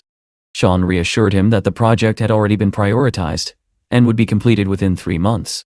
Leon then shifted focus back to business, asking about pending payments. Helga informed him that shipments were being prepared and that agreements with partners were already in place, signaling that the next phase of his larger plans was steadily moving forward. Leon warned Cisco that they were already standing on the brink of collapse, making it clear that events were moving faster than they realized. He then calmly instructed that Sean and Helga should arrive at the hotel the following morning, signaling that everything had already been set into motion. At the same time, inside the Cisco building, James and his father were carefully discussing their plan for the next day. James informed him that the Lunan company was preparing to hold a press conference and asked whether they should invite reporters. His father, visibly satisfied, reassured him that everything had already been arranged and that no complications would arise. James laughed confidently, remarking that Laosan had only just developed its first series of chips, yet they had already been outmaneuvered. However, his father quickly interrupted this confidence with a stern warning, reminding him that he must not make a single mistake. James responded with unwavering certainty, declaring that he had been preparing for this moment for a long time and that he would completely crush his opponents. Meanwhile, in Yanjing, Gregory realized that he and his wife needed to visit his father, Samvel. When they arrived, they found that all the guests had already gathered and were waiting for them. Inside the house, the atmosphere was tense with expectation. Annette, Rosalind's grandmother and a key figure in their projects, immediately approached her daughter-in-law, asking about matters in Shanghai and about Rosalind's boyfriend. Rosalind explained that she had met him by chance, that they had shared a meal, and that Leon was exceptionally intelligent. Hearing this, Annette felt reassured. However, the calm did not last long. Cherise suddenly declared that she believed the relationship was a mistake. When questioned, she bluntly stated that Leon was too ambitious and unsuitable for Rosalind. Her mother agreed, adding that life with such a man would be difficult, and that she would prefer someone simpler for her daughter. She then revealed her suspicion that Leon might be the son of a certain woman from the past. Samvel was taken aback and asked whether the young man truly resembled his supposed parent. Cherise confirmed that his eyes were strikingly similar, reinforcing her belief. She then admitted to the entire family that she had already invested in Leon's company, and believed he must have realized her identity.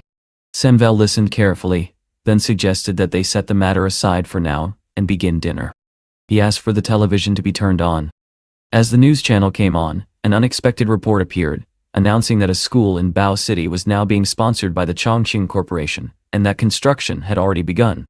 Annette was stunned and immediately demanded an explanation, questioning why she had been told something entirely different.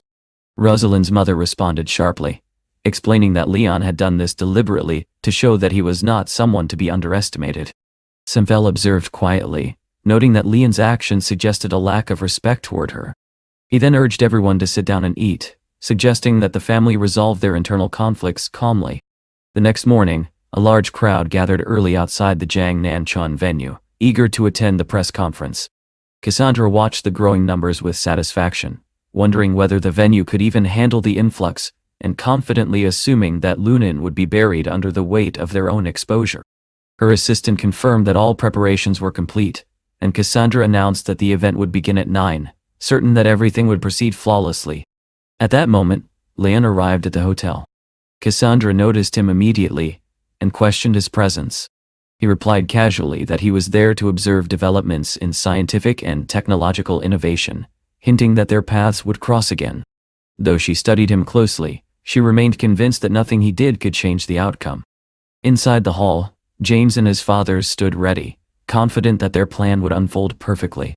With only minutes remaining before the conference began, his father reminded him to stay focused. He even promised that once everything was settled and the profit secured, he would hand over control of the company to him. Soon the host, Lizzie, stepped forward and announced the beginning of the conference. She introduced Lunan's new product as a groundbreaking innovation in chip technology, describing it as a leap into the future. However, her speech was abruptly interrupted when James stood up and challenged her. He accused Lawson of presenting technologies that Cisco had already patented, and demanded to know whether they had stolen proprietary designs. The accusation caused immediate chaos in the hall. Lizzie, caught off guard, realized that this was a deliberate attempt to publicly disgrace the company. Maintaining her composure, she apologized and stated that she could not answer the question directly. Instead, she announced that the director of the Lunan Research Institute would address the issue. Moments later, Leon stepped onto the stage. James froze in shock, unable to understand why Leon was there. Lizzie formally introduced him as the director of the Lunan Research Institute, leaving Cassandra equally stunned. Taking the microphone, Leon calmly greeted James and addressed the accusation. When pressed, he revealed a shocking truth. He explained that they had never intended to present the first series of chips at this conference.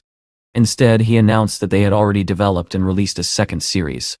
He went on to clarify that his team had completed the first series months earlier, but that Cisco had stolen that technology. Now, with the second series publicly revealed and broadcast live, such theft would no longer be possible. The revelation shattered the room. James collapsed to the floor, his confidence completely destroyed. Cassandra covered her face, realizing that Cisco's downfall was inevitable. With calm authority, Leon proceeded to present the new technology, concluding the conference on his own terms. And afterward, James' father confronted Leon, accusing him of conspiracy and deceit. Leon responded evenly, reminding him that it was they who had lured Lu and stolen Lawson's work. He added with quiet irony that times had changed and advised them to return home. He also reminded them of the contract clause that would require tenfold compensation if obligations were not met.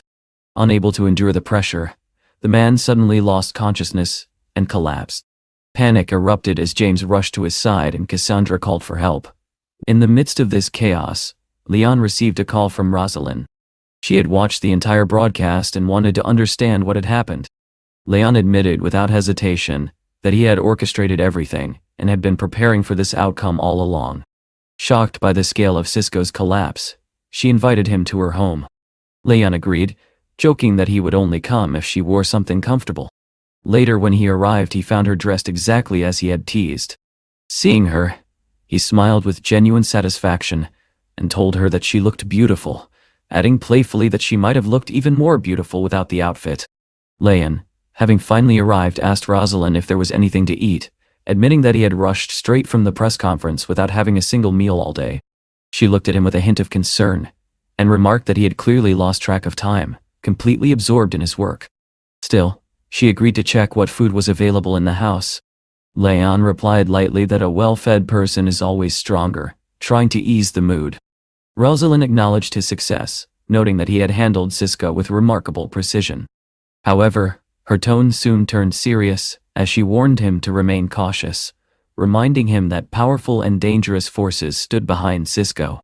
As she began preparing food, slicing a tomato, the juice suddenly splashed onto her. Without hesitation, Leon stepped closer and gently wiped the stain away, quietly telling her to be more careful. The conversation soon shifted. Leon revealed that he had long known Cisco's main shareholder was the powerful Hawaiian corporation.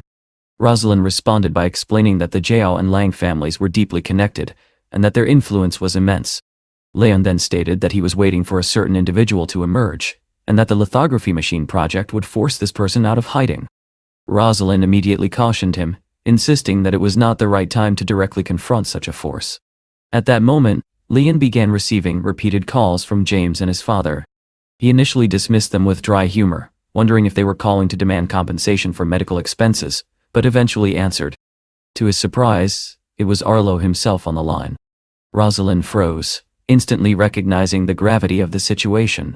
Leon, however, remained composed, noting that he had not expected Arlo to appear so soon and realizing that he might have acted too quickly. Arlo spoke calmly. stating that he understood Cisco had never been the true target, and that Leon had been waiting for him all along. Leon did not deny it. Instead, he replied that he had prepared a welcome gift, the meaning of which would soon become clear. Rosalind, still trying to process everything, asked whether this entire operation had been orchestrated just to draw Arlo out. Leon explained that while others could be misled, someone of Arlo's level could not be deceived so easily.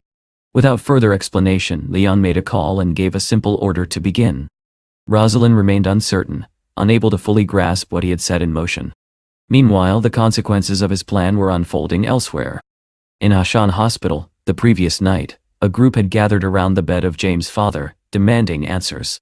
The old man admitted to Arlo that they had underestimated the situation and made a critical mistake. Arlo, though displeased, did not blame him, acknowledging that Leon had concealed his true capabilities well. When asked whether Cisco could still be saved, Arlo admitted the harsh truth. The chances were almost non-existent, and bankruptcy seemed inevitable. At best, they could attempt to sell off the remaining chips in the warehouse. Hearing this, the old man was overcome with shock and lost consciousness once again. James, desperate for direction, asked Arlo what they should do next and whether there was any way to defeat Leon. Arlo, now visibly angered, declared that they would target Leon's company next. He could not allow him to profit from Cisco's downfall without consequence. But before any plan could take shape, disaster struck again. James received a sudden call and froze in disbelief as he learned that their Ketwang warehouse was on fire. He immediately ordered emergency measures, but it was too late. The goods had been completely destroyed.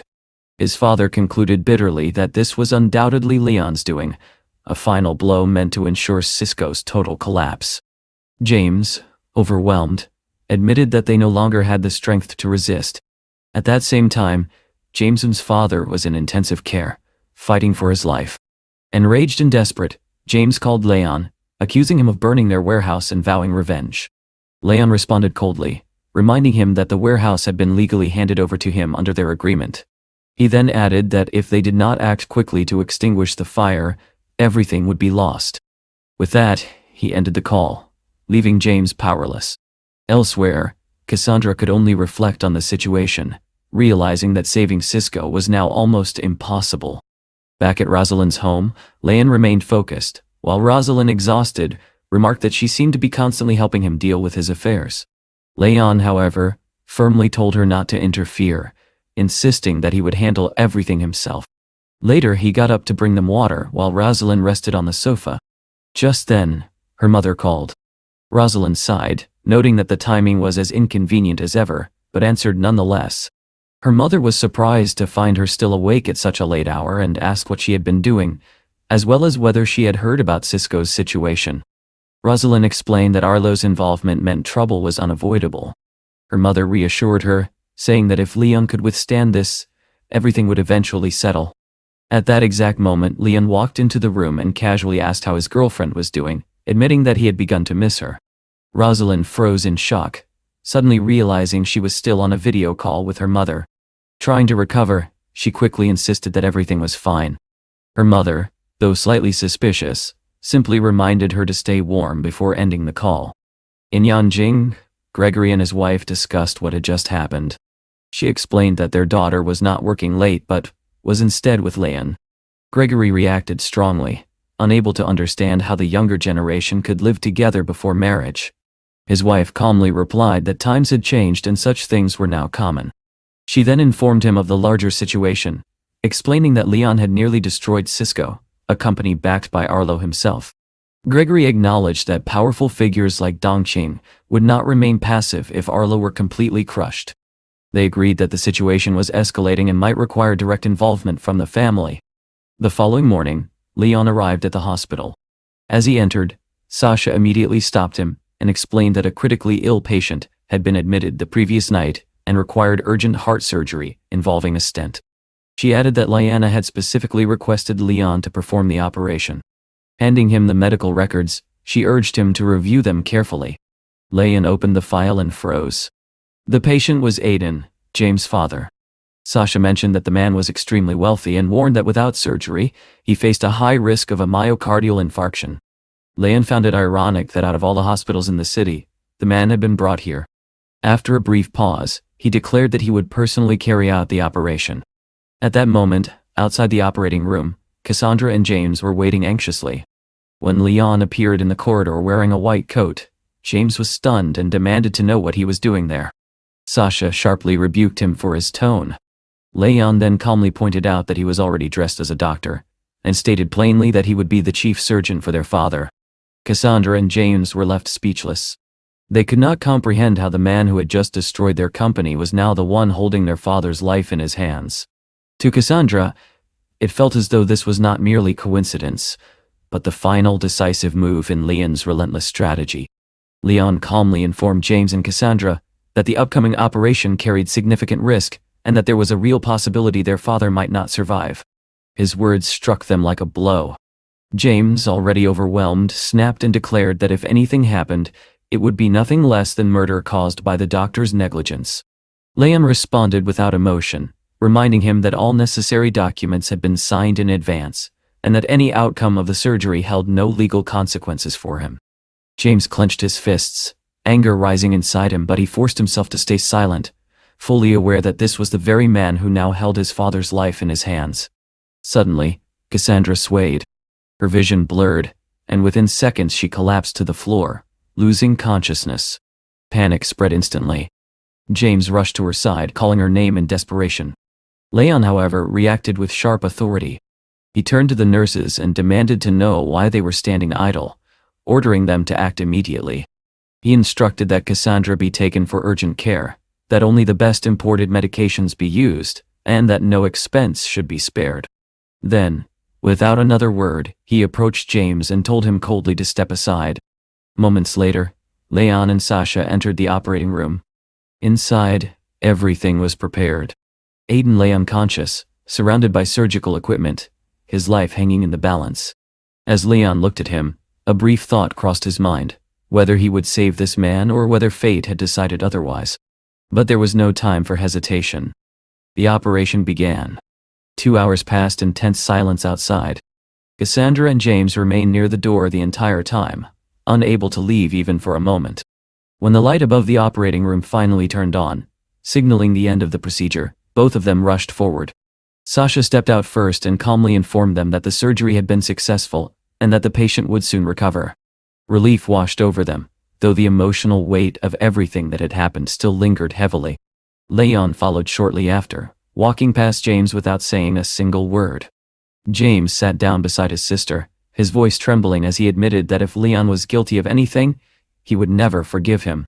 Cassandra, however, looked at him with quiet resignation. She said that it no longer mattered. The contract had already been signed, their situation had worsened beyond repair, and there was nothing left to change. Overcome with emotion, James finally broke down, calling himself a fool as tears streamed down his face. Later, Lane went to visit his old friend Charlie. As soon as he entered the restaurant, he saw that everyone had already gathered and was waiting for him. Charlie greeted him enthusiastically and introduced him as the leader among the 4 young masters of John High. The atmosphere was lively, and some of the girls present remarked that Leon seemed far more refined than the typical wealthy heirs they were used to seeing. Charlie invited him to sit, joking that no one would leave sober that night.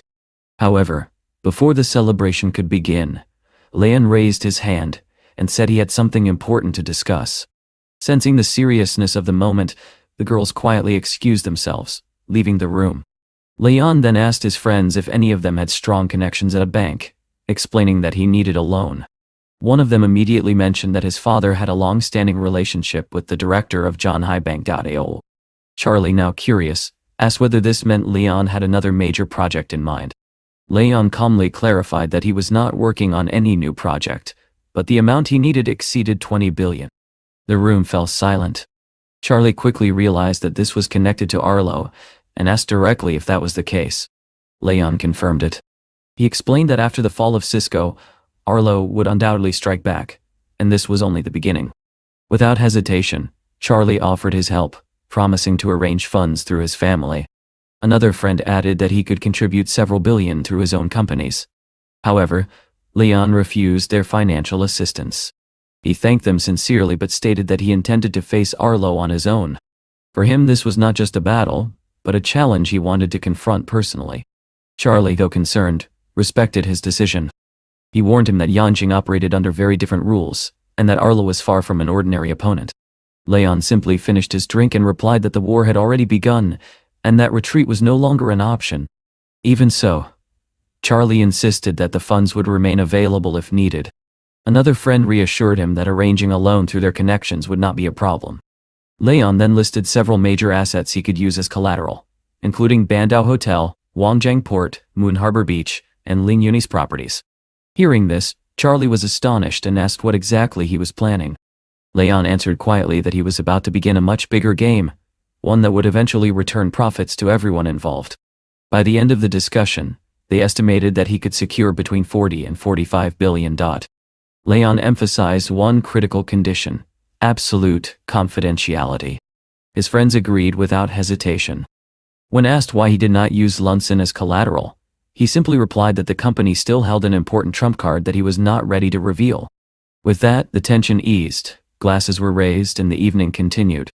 Before leaving, Leon thanked them, promising that he would never forget their support.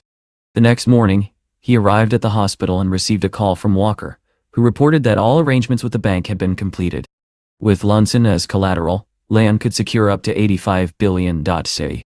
However, Leon immediately rejected the idea, explaining that Lunsen was too important and that he would make a final decision later. Soon after, he arrived at Ling Yun, where Helga rushed to him with urgent news. She reported that their company was facing serious trouble. A massive sell-off of shares had begun, already exceeding 8 billion, and the volume was continuing to rise rapidly. According to Sean, the situation had started that very morning and could escalate even further within hours. Despite the urgency, Leon remained completely calm. He told Helga not to panic, and instructed her to monitor the market while he took time to eat. His composure left her stunned, especially given the scale of the crisis. Inside the office, the team was working non-stop, analyzing data and preparing reports. When Leon entered, they immediately turned to him for guidance. Tanya explained that panic selling had pushed the total close to 9.5 billion, and that the situation was becoming increasingly unstable. After listening carefully, Leon made his decision. He ordered the company to buy up every available share on the market. The team was shocked. Helga questioned whether someone was deliberately targeting them. Leon confirmed it. He openly admitted that he had destroyed Cisco, and that this retaliation was inevitable. Now, they had no choice but to defend themselves. Helga pointed out that they currently had around 20 billion available, which would not last long under such pressure. Leon reassured everyone, revealing that he had already secured an additional 45 billion. There was no need to panic. The room fell silent in disbelief. No one could understand how he had managed to gather such enormous resources in such a short time. Meanwhile, in Yanjing, inside the headquarters of the Hawaiian Corporation, Arlo was engaged in intense negotiations. It became clear that he was playing a far more serious game against Leon's company. Surrounded by powerful figures, including members of the elite group known as the Four Young Masters, Arlo revealed that he had already secured 168 million shares through a broker. With cold determination, he declared that just as Leon had destroyed Cisco, he would now destroy Baba as well. Those around him recognized the scale of what was unfolding. This was no longer a simple rivalry. It was a full-scale corporate war, and neither side had any intention of backing down. At that moment, the secretary entered the office and reported that fresh updates had arrived from the stock market. She announced that the Linian Group had already begun aggressively buying back the shares that had just been dumped. Her words brought an immediate, heavy silence to the room. Arlo broke it, demanding precise numbers. The secretary replied that Ling Yun had already repurchased nearly 10 billion worth of shares, stabilizing the falling price. Axel frowned, admitting that they had underestimated Ling Yun's financial strength, and that this miscalculation could prove costly. Sains urged them not to waste time and insisted they go directly to the securities department to take control of the situation. They moved quickly. Upon arriving, they were met by staff, but before explanations could even begin, a report came in that the opposing side had already absorbed the entire 10 billion shares. The question of what to do next hung in the air. Arlo made his decision without hesitation. He ordered another 10 billion shares to be thrown onto the market, determined to push the confrontation further. One of his subordinates reminded him that the compensation from Cisco had not yet been received, and that Leon was already buying aggressively, which suggested his funds might soon run out. Arlo dismissed the concern, stating confidently that if they increased the pressure, Leon would not be able to keep up. He then turned to Axel and Sains, offering them participation in the operation with a 70% profit share. Both agreed immediately. Sains even committed to taking on 84 million shares himself. Arlo, growing more ambitious, declared that they would not only crush Baba but also develop a new program to replace it entirely, ensuring even greater profits. He wanted every competitor to understand that crossing him came with consequences. Amid their confidence, Sains mocked Leon, imagining him collapsing under the weight of bankruptcy. Amused by the thought, Arlo decided to call Leon directly, curious about his state of mind. With feigned concern, he asked how he was holding up. Leon's response was sharp and dismissive. He called Arlo a fool and told him to continue dumping shares if he wished. The reaction stunned Arlo, who had expected desperation, not defiance. Sains laughed, recalling Leon's earlier remark that he was interested in seeing how many shares his opponent could actually throw onto the market. Frustrated, Arlo demanded an immediate update. He was told that another 3 billion shares had already been released, but Ling Yun had absorbed them just as quickly. Enraged, he ordered the release of all remaining shares, another 10 billion, determined to overwhelm Leon once and for all. Even as tension rose, Sains tried to steady him, reminding him that they still controlled a massive reserve of shares worth tens of billions. Axel supported this, assuring Arlo that victory was still within reach. Yet Arlo himself admitted that losing was not an option. His reputation depended on crushing Leon completely. Axel then suggested stepping away temporarily to calm down, offering to take him to a hot spring. Arlo reluctantly agreed. Elsewhere, Cherise sat deep in thought at the Zhongying Corporation, analyzing the unfolding battle. Gregory approached her, curious about what had captured her attention so intensely. She explained that both Arlo and Leon were effectively shorting the market, with Arlo alone having already sold tens of billions worth of shares. Gregory was visibly shocked and immediately asked how Leon was holding up. Cherise admitted that he was still standing for now, but the real question was whether his financial reserves would last. Gregory speculated that Leon might have taken a massive loan, possibly using his company's advanced chip technology as collateral. However, he warned that if the funds ran out before Arlo stopped, Leon could lose everything. At that moment, Rosalind called her mother, but Cherise chose not to answer. She decided to remain an observer, wanting to see whether Leon could truly reach the same heights as the powerful figures before him. Meanwhile, Leon appeared completely unbothered. He took a break and went for a swim as if the financial storm surrounding him did not exist. Elizabeth, watching him, could not understand how he could remain so calm under such pressure. Leon simply replied that all they needed to do now was spend money, and there was no reason to panic. As they reviewed the situation later, Elizabeth noted that they had already bought back nearly 22 billion worth of shares, and the market was beginning to stabilize. Leon explained that Arlo was now confused, having wrongly assumed that his limit was much lower. He estimated that Arlo could still release anywhere between 30 and 50 billion more, depending on his brokerage resources. Elizabeth finally understood why Leon had refused to mortgage Lausanne. He confirmed that his current funds were enough to handle both Arlo and the market pressure. What mattered now was timing his next move. At the same time, Arlo and his associates arrived at the hot springs. However, even there, the situation followed them. A call came in, confirming that Ling Yun had already bought back around 20 billion worth of shares. The remaining portion had come from investors. This revelation unsettled them. They began to speculate. Axel suggested that Leon must have taken a bank loan. Sains agreed, noting that Elzin's rising value would make such financing possible. Seeking confirmation, Arlo called Rosalind and casually asked whether Leon had approached her or her company for a loan. She denied it. This left only one conclusion. Axel stated plainly that Leon must have mortgaged his personal assets. Arlo agreed, though he found the scale of it unsettling. Someone like Leon would not act recklessly without careful planning. They resolved to investigate further, but Sains insisted there was no turning back. With nearly 100 billion in shares at their disposal, he believed they had more than enough power to crush Leon. Axel added that if Leon had truly leveraged everything, the collapse would come naturally. Arlo decided to continue pressing forward. He ordered his men to keep dumping shares without pause, determined to test Leon's limits. Despite the intensity of the situation, his companions eventually relaxed, convincing themselves that Leon was still far from their level. They poured drinks and tried to treat the crisis as manageable. The next morning, Leon returned to the hospital. There, he met Rosalind, who approached him with quiet urgency. She revealed that Arlo had contacted her, asking whether Lalzin had been mortgaged. Leon simply took her hand and suggested they go eat, remarking that Arlo was likely in complete confusion by now. At the hospital cafeteria, Rosalind was surprised by how good the food looked. Leon casually remarked that the pork ribs there rivaled those from the Bandau Hotel. After tasting them, she had to agree. Still, concern lingered. She asked whether he felt any worry at all. Leon glanced at his watch and calmly stated that it was already 11:30, and that he had secured nearly 30 billion dandai. Rosalind was stunned, and immediately asked where such a massive sum had come from, and whether he had mortgaged Lalzin. He reassured her, telling her not to worry.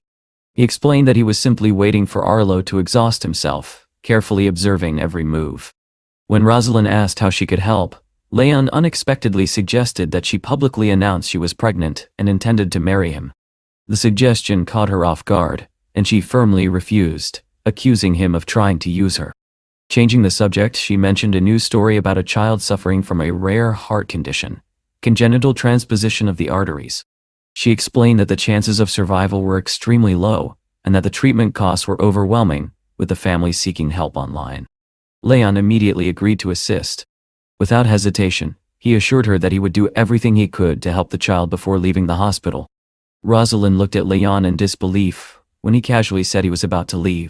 She could not understand how he could walk away so lightly after everything that had happened.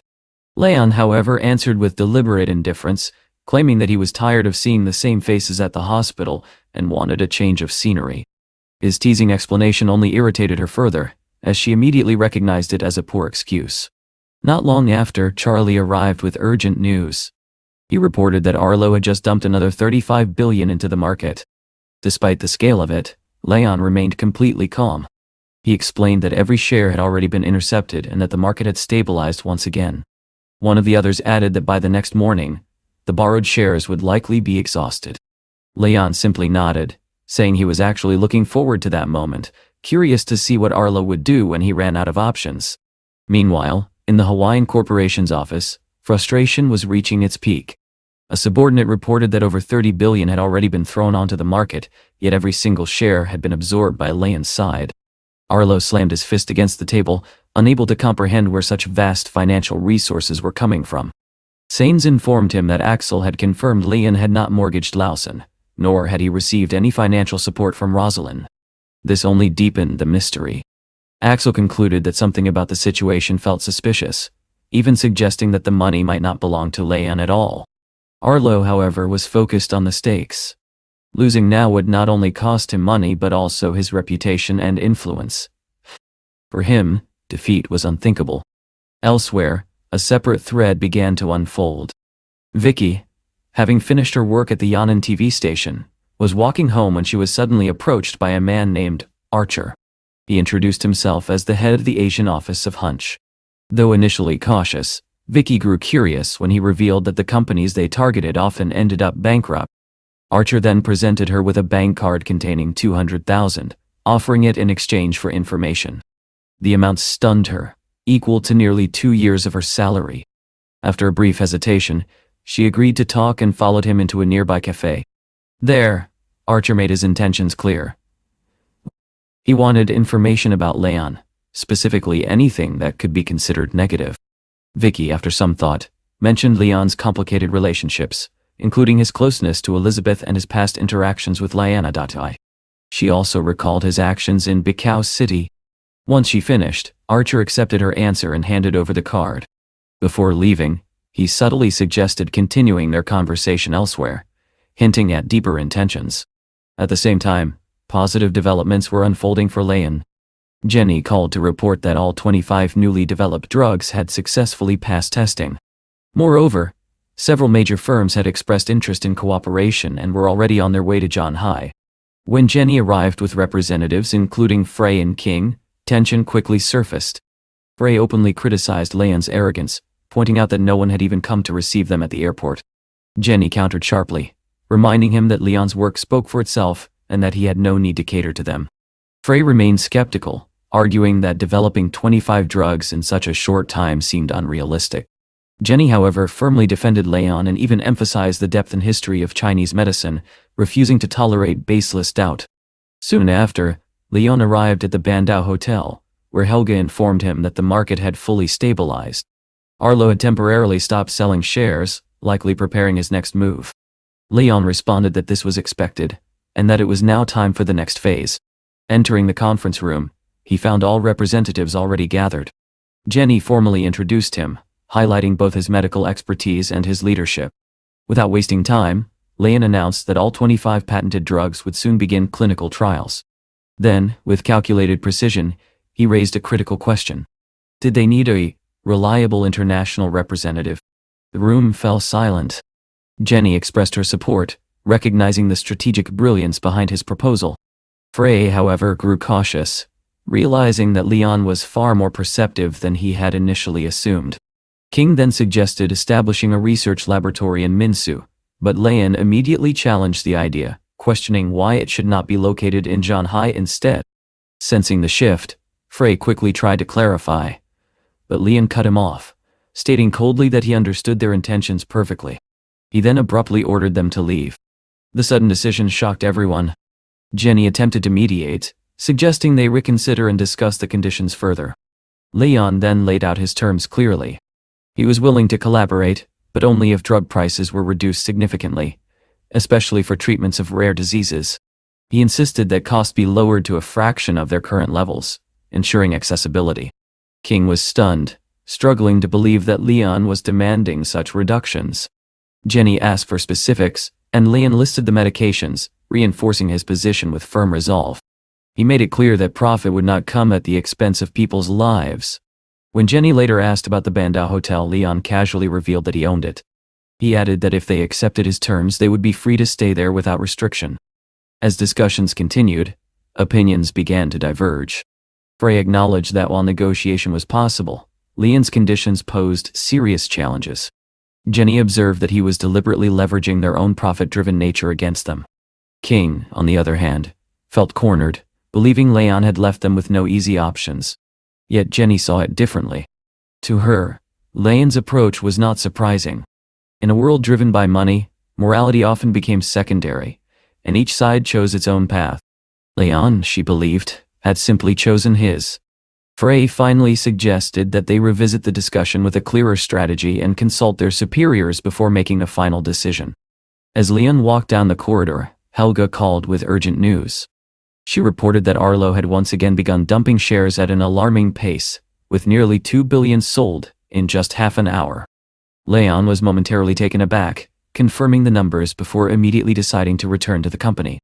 Within minutes, he arrived at the Lin Yin office, where the entire team was already waiting. The atmosphere was tense. Leon asked how such a massive volume could have been sold so quickly. Helga explained that an additional 500 million had already been added, and the speed of the sell-off was highly unusual. She suspected that other investors might have begun panic selling, following the trend. Sean, however, disagreed. He pointed out that there was no major negative news circulating, making such widespread panic unlikely. Leon's expression darkened as he realized the implications. If the situation continued at this pace, their funds could run dry, and they could lose everything. Helga added that they had around 26 billion remaining, but even that would not last long under such pressure. Silence filled the room as everyone understood the gravity of the situation. After a moment of thought, Leon exhaled and calmly declared that nothing critical had happened yet. He instructed the team to continue buying back shares as planned. Then, to everyone's surprise, he stepped away to rest, leaving Helga stunned at his composure. Later, Leon contacted his friend and gave a decisive order. He was ready to mortgage Lunson and go all in. That night, he gathered with his friends at Charlie's establishment. There, Walker brought troubling news. Another powerful force had entered the game, likely the 4 young masters of Yanjing, backing Arlo. Leon admitted he had not been aware of them, but Charlie explained that figures like Axel and Sains were now involved, significantly increasing the scale of the conflict. They quickly calculated the numbers. With additional funding, Arlo's side could command up to 100 to 130 billion. Leon, however, revealed that his own capital had already reached over 120 billion, enough to sustain the battle. Charlie still offered more support, But Leon refused, determined to face this challenge alone. Charlie, frustrated, called his decision reckless, questioning whether he truly believed he could stand against such powerful opponents. Before the tension could escalate further, Elizabeth called Leon and asked him to wait for her. Soon, she arrived, drawing attention from everyone present. However, her arrival quickly led to trouble when a man approached her and began behaving inappropriately. Despite her clear refusal, he persisted, eventually trying to touch her. Elizabeth reacted instantly, slapping him across the face. At that moment, Leon and his friends stepped in. Charlie made it clear that the man had crossed a dangerous line. Realizing who he was dealing with, the man panicked, apologized, and fled. Afterward, the mood shifted. Elizabeth approached Leon, and after confirming she was unharmed, he pulled her into a brief embrace. She explained that she had come because Helga had informed her of the situation. Without hesitation, she offered him $3 billion to help. Leon was genuinely surprised and questioned whether she had gone as far as mortgaging her own company. She admitted that she was prepared to do even more if necessary. Her determination moved him, though he scolded her gently for acting on her own. She, in turn, insisted that she would not stand by while others tried to destroy him. Seeing her sincerity, Leon softened. He reassured her that everything was under control and that he already had a plan to defeat his opponents. Walker and the others supported this, reminding her that they had already secured significant funds. Eventually, the group convinced Leon to set aside business for a moment and simply enjoy the evening with them. The next morning, Leon returned to Hashan Hospital. Leanna was reviewing the surgical plan and warned him that although the chances of success were high, the risks were still significant. She also mentioned that his family situation was being widely discussed online. Leon, however, remained confident in his abilities. At the same time, in Yanjing, Arlo and his allies gathered once more. A subordinate reported that even after dumping nearly $50 billion in the second round, Ling Yun had absorbed everything. The realization weighed heavily on them. Arlo began considering his next move, while Sane suggested that Leon's resources must be nearly exhausted. Axel agreed that there was no turning back now. Arlo added that once their broader plan succeeded, Leon's reputation would inevitably collapse. Meanwhile, Leon returned to Ling Yun to personally oversee the market. Helga reported that the situation had temporarily stabilized, and that Arlo had paused his actions. Leon assumed they had reached their limit and instructed the public relations team to release the appropriate information. He then reminded everyone that he had an important surgery scheduled and should not be disturbed unless absolutely necessary. Back at the hospital, a large crowd had gathered outside. A blogger was broadcasting live, drawing attention to the child's rare condition. Inside, Leon prepared for surgery while Sasha informed him about the reporters outside. Leon immediately ordered strict security measures, insisting that no outsiders be allowed in. Sasha was surprised, noting that many were simply curious or concerned. Leon, however, firmly rejected this view. He stated that such people were often more interested in attention and spectacle than genuine concern, and that exploiting someone's suffering for visibility was unacceptable. Sasha understood and moved to enforce his instructions. Soon the child's parents arrived, desperate and emotional. Leon and Liana reassured them, promising to do everything possible. Leon gently comforted the child, preparing him for the operation. Overcome with gratitude, the parents fell to their knees, thanking the doctors. Leanna quickly helped them up, urging them not to do so. Just as everything seemed ready, chaos erupted. A group of outsiders forced their way inside, demanding access and accusing the hospital of hiding something. Leon's patience finally broke. He demanded to know who had allowed them in, and why the situation was not under control. Sasha tried to manage the crowd, ordering them to leave, but one of the bloggers began shouting, threatening them with exposure and claiming influence. At that point, Leon stepped forward. Without hesitation, he grabbed two of the intruders and physically threw them out of the hospital. The bloggers, still shouting, warned that everything had been broadcast live and threatened legal consequences.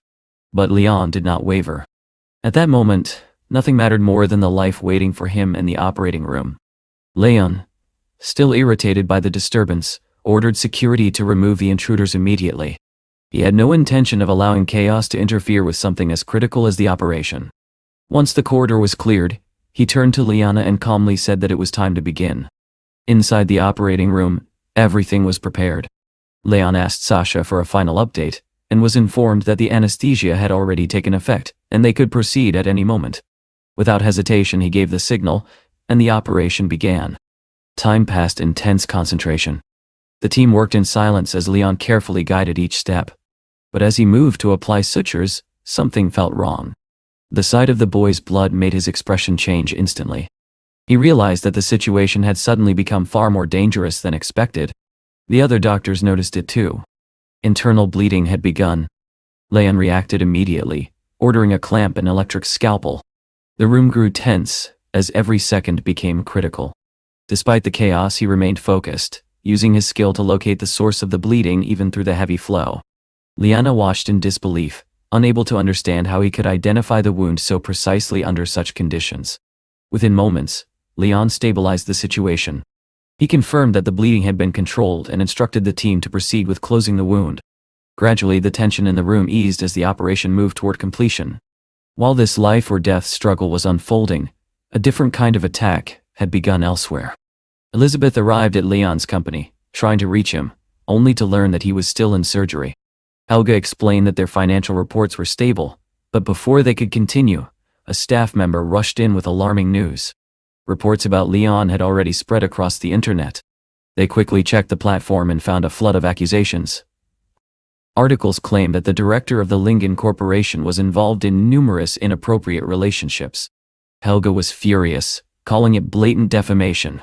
Sean immediately suggested contacting the legal department, but Elizabeth stopped him. She insisted that reacting emotionally would only benefit their enemies. Instead, she proposed a strategic response, using the public relations team to clarify the truth and dismantle the rumors. However, the situation escalated further. New reports emerged, accusing Leon of violence in Baikal City. It became clear that this was a coordinated attack aimed at destroying his reputation. Helga slammed her hand on the table, realizing that Arla was now targeting Leon personally. Elizabeth remained composed, stating that they would handle the crisis properly and began organizing a response before returning to her office. At the same time, Jenny was still at the Bandau Hotel with her partners, continuing negotiations. Though King signed the agreement, he hesitated and revealed that Leon was now facing serious trouble. Jenny, surprised, checked the news herself and quickly understood the situation. Frey explained that such tactics were common, exploiting moments of vulnerability for profit. Jenny paused, thinking carefully. She decided not to proceed immediately and suggested consulting higher management before finalizing anything. After further discussion, they agreed to move forward cautiously, sending the contract while keeping the situation under review. Soon after, Jenny went to the hospital, hoping to speak with Leon directly. She waited outside the operating room, where she met Rosalind. The two exchanged brief words, both aware of the seriousness of the situation, though neither fully expressed their thoughts. Then at last, the doors opened. Leanna stepped out and informed the family that the operation had been successful. Relief spread instantly. The child would recover. When asked about Leon, she explained that he remained inside, completely exhausted. Inside the operating room, Leon sat on the floor, drained after the intense procedure. When Rosalind entered, he looked up in surprise. She explained that she had come because she was worried about him. Leon admitted that he was beyond exhausted, remarking that the work of a surgeon demanded more than most people could endure. Rosalind dismissed his complaint, but when she asked him to stand, he admitted that he could barely feel his legs. Concerned, she helped him up and supported him as they walked out together. In the corridor, they encountered Jenny. She explained that all parties had agreed to Leon's terms, and handed him the documents. Leon accepted them but said he would review everything later when he had regained his strength. Then, without hesitation, he said he agreed and would sign soon. Sitting down, he handed the documents to Rosalind and asked her to sign them instead. She was startled and questioned what they were. Leon explained that several pharmaceutical companies wanted to establish a research center in Zhanghai, and that the agreement would ensure significantly reduced drug prices within China. Rosalind refused, insisting that this was his achievement and she had no right to interfere. Leon reminded her that he had promised to help her and wanted to keep that promise. Still, she declined, unwilling to accept something she felt she had not earned. Instead, she gently suggested he rest and even offered to massage him. As she spoke, she mentioned the growing storm of negative news about him online. Leon was caught off guard. When she showed him the headlines, including claims about his personal life and business troubles, he immediately tried to read everything himself. At that moment, Helga called, admitting that despite their efforts, they had not been able to contain the rumors. Leon responded decisively, instructing her to organize a press conference at Lingyun as soon as possible the next day. Without wasting another second, he began preparing to leave, knowing he had to address this new battle head-on. But before he could move forward, another call came. Nell informed him that their mother had seen the news and had already traveled to Zhanhai. Leon was stunned. Meanwhile, Vanessa had already arrived and met Elizabeth. The two greeted each other warmly, with Elizabeth offering to help her carry her belongings. Vanessa, though surprised, accepted with a smile, remarking on the strength of the younger generation. Once inside, Vanessa spoke calmly, saying that she did not believe a single word written about Leon. She trusted the way she had raised him. Elizabeth reassured her, gently affirming her belief in him as well. Then, in a quiet and meaningful gesture, Vanessa opened a package and revealed a piece of jewelry she had received years ago when she married. Though Leon and Elizabeth were not yet married, she chose to give it to her, as if acknowledging something unspoken between them and placing her trust firmly in the future. Vanessa firmly placed the bracelet on her wrist and declared that she would be offended if the gift was not accepted. The girl, clearly surprised, asked why Vanessa had decided to give such an unexpected present. Later that evening, Leon returned home and froze at the entrance, completely unprepared to see Vanessa there. He immediately questioned his mother, asking why she had come without warning. Vanessa, however, was far from calm. She demanded to know why he had returned so late. Exhausted, the young man dropped onto the sofa and admitted that he desperately needed rest, explaining that he had just completed a highly complex operation. His explanation did little to ease her anger. In a sudden burst of frustration, Vanessa stepped forward and kicked him sharply in the leg. She accused him of neglecting his fiancée, claiming that while she waited at home, he had been out entertaining other women. Leon firmly denied this, explaining that he had been working on building a school and a road, and insisted that he was not the type to chase after every woman. Vanessa then turned to Elizabeth and reassured her that there was nothing inappropriate between Leon and any other women, dismissing everything circulating as mere rumors. Elizabeth simply smiled and replied that she trusted him.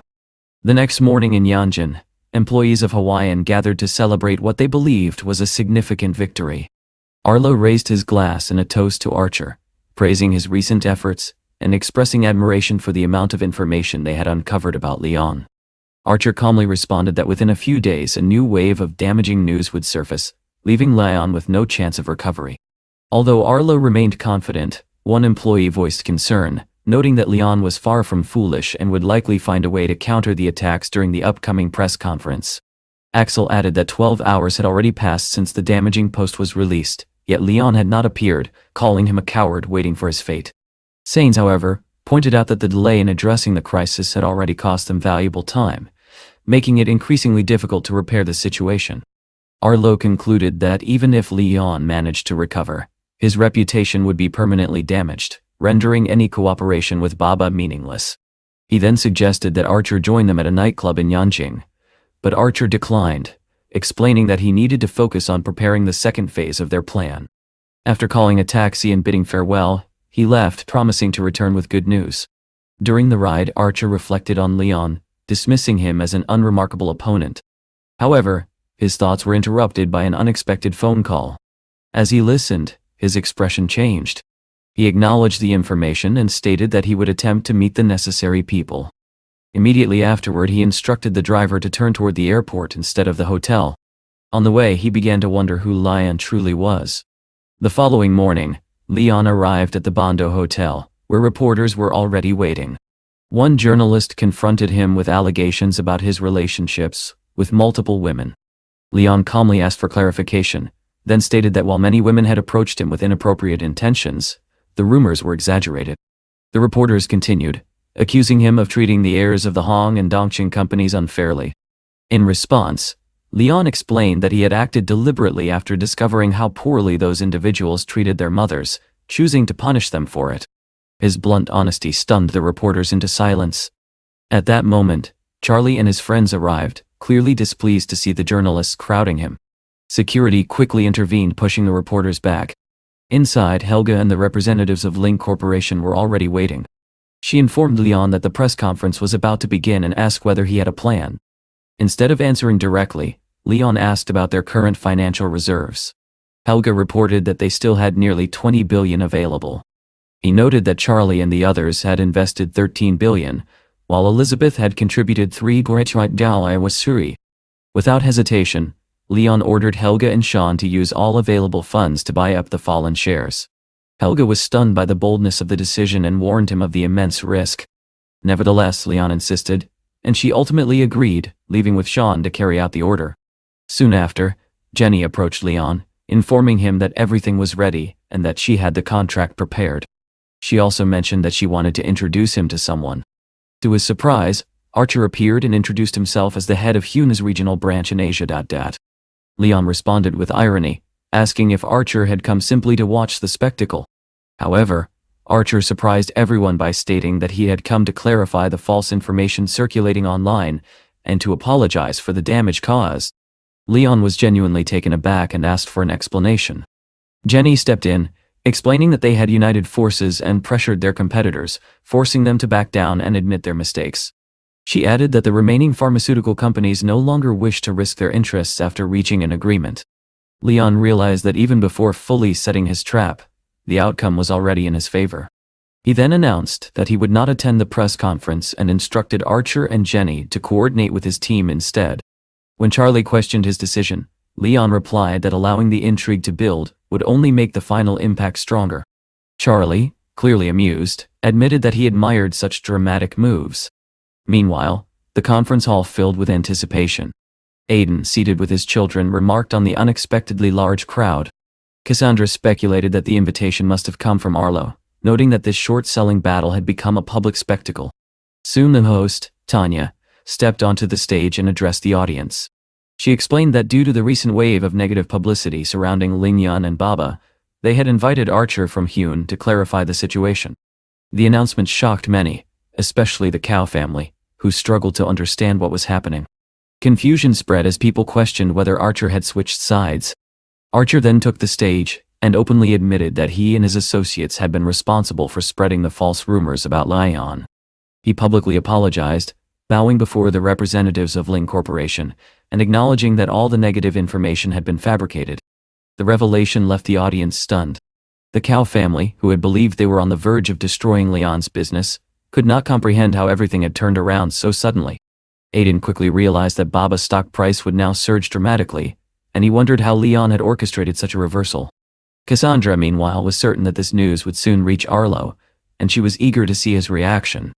The next morning, Arlo and his team reviewed the news reports.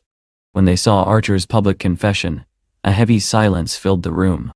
One employee recalled that just the previous day, Archer had been fully committed to bringing Lyon down. Enraged, Arlo immediately tried to contact Archer's company, only to discover that their work phone was no longer responding. Axel suggested attempting to recover losses by buying back shares from retail investors, but before any action could be taken, an employee rushed in with urgent news. Trading had been suspended due to an extreme surge in stock prices. Arlo and his associates stood frozen in shock, unable to process the sudden collapse of their plan. The director demanded clarification, insisting on knowing exactly why trading had been halted and when it had occurred. The employee explained that immediately after the press conference, people began buying shares in massive volumes. The index rose steadily, and the momentum became impossible to stop. Hearing this, Arlo finally lost control. He lashed out, kicking the table with all his strength and shouting that it was all a conspiracy, that someone had deliberately set him up. Sainz tried to calm him, stating bluntly that they had simply been outplayed. The employee added that only a small number of shares remained in free float, and it was now practically impossible to buy them back. Arlo and his associates stood in stunned confusion, unable to grasp how quickly the situation had spiraled beyond their control. Sainz quietly asked what they were supposed to do next, but no one had an answer. At the same time, Rosalind and her mother were watching Archer's press conference. The girl remarked that the outcome had exceeded even their expectations. Cherise observed that Leon had taken decisive and risky actions, which ultimately led to the complete collapse of Arlo's bearish strategy. Rosalind then pulled out a set of documents and asked her mother to guess what they contained. She revealed that it was an agreement between 6 companies and Leon to establish a world-class research center for drug development. Cherise noted that this explained why Hunshui had suddenly changed its position, and she asked whether Rosalind had discussed this with Uncle Chen. Rosalind replied that she had, adding that he could not stop laughing and openly admitted that he liked Leon very much. This reaction surprised Cherise. Her tone turned serious as she warned her daughter that if matters escalated too far, even she might not be able to intervene. Rosalind, confused by her mother's sudden harshness, asked for an explanation. Cherise simply said they would return to that discussion later and requested Leon's phone number, as she intended to speak with him directly. She called immediately, but there was no answer. Her frustration grew and she demanded to know how Leon could ignore her call. At that very moment, however, Leon had already switched his phone to airplane mode, ensuring that nothing would distract him from his work. Meanwhile, Charlie suggested checking the current stock prices, hoping they might still have a chance to acquire the remaining shares. Leon, however, remained calm. He stated that the outcome was already determined. Losses were inevitable, and the only uncertainty was the scale of those losses. Charlie disagreed, insisting that they needed to push the stock price even higher. Leon reassured them that everything was unfolding exactly according to his plan, and that the final stage was approaching. When Helga asked what their next move would be, he instructed her to announce a series of major initiatives. They would cooperate with the Zhanhai Circuit to launch the Baba sports car project. They would also formalize their partnership with Wanjiang Port and announce the opening of a restaurant, in collaboration with the Bondo Hotel. Charlie added that he would publicly declare his intention to invest in the company, allowing all three infrastructure sectors to be integrated. Leon listened, approved the plan, and then stated that he needed to leave, as he still had important matters to attend to at the hospital. Soon after, he arrived at the hospital and headed straight to the HR department. Sitting down, he calmly informed the staff member that he wished to resign. The woman was visibly shocked and asked him to confirm his decision. Leon explained that he intended to change his line of work, as he was exhausted from the constant pressure and demands of hospital life. Eventually, she agreed to process the paperwork, and he signed his resignation. Walking through the corridor, Leon realized that he could not leave without saying goodbye to his colleagues. He asked a nurse where Liana was and was told she was likely in rooms 8 and 12. He made his way there and found Liana and Sasha standing beside a young patient, with the boy's parents nearby. Sasha noticed him first and warmly greeted him. Leon approached the child, checked his temperature, and asked about his condition. Sasha reported that the boy had stabilized and that all vital indicators had returned to normal. The parents, overwhelmed with gratitude, thanked Leon repeatedly, admitting that without the operation, they might have lost their son. Leon responded modestly, saying that he was simply doing his job and that the child's recovery was what truly mattered. At that moment, the head doctor, Mateo, rushed into the room. He demanded to know why Leon had decided to leave, assuming there must have been some dissatisfaction with the hospital. As the news spread, everyone present was shocked, viewing his departure as a major loss. Leon explained that he had other important responsibilities to handle, and for now he needed to step away from his medical work. Sasha struggled to hold back her tears, asking why he was leaving so suddenly. Mateo refused to accept the resignation, insisting that Leon was far too valuable to lose. Instead, he offered him an extended leave, allowing him to return whenever he wished while retaining both his position and salary. Leon considered the offer and replied that a long leave might be acceptable, but salary alone was not enough to keep him. Understanding his resolve, Mateo ultimately agreed to respect his decision. The boy's parents approached Leon once again, expressing their gratitude over and over. He gently helped them up and reassured them that everything would be fine, but added that he now had to leave, as many matters awaited him. Sasha admitted that she would miss him deeply, and mentioned that Liana was also worried. The doctors gathered around, wishing him success and urging him to take care of himself. Liana remained silent, but her sadness was evident. Just then, a nurse rushed into the room with unexpected news. An anonymous donor had transferred $3 million for the boy's treatment. Mateo was stunned and asked if this could possibly be true. The parents were overwhelmed with joy, struggling to believe that such help had arrived. Leon calmly observed that the timing was perfect. Since the operation had already been completed, the funds would ensure that the boy could now receive full treatment without delay.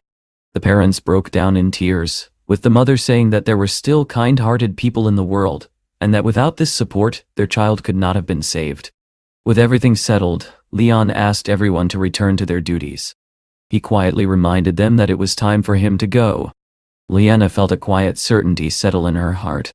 In that moment she understood that no one but Leon could have made such a generous donation for the boy. The realization filled her with both gratitude and admiration. After leaving the hospital, Leon paused, reflecting on everything that had happened. He understood that his medical career had come to an end. However, before he could dwell on it any longer, Rosalind suddenly appeared in front of him. Surprised, he asked what she was doing there. The girl explained that she had heard about his resignation and came to make sure he was all right. Leon questioned why she would go out of her way for him. Rosalind replied sincerely that she simply wanted to thank him for everything, and emphasized that he was completely different from others. Then she opened a box and revealed a piece of calligraphy bearing the inscription, "Only the master wears white."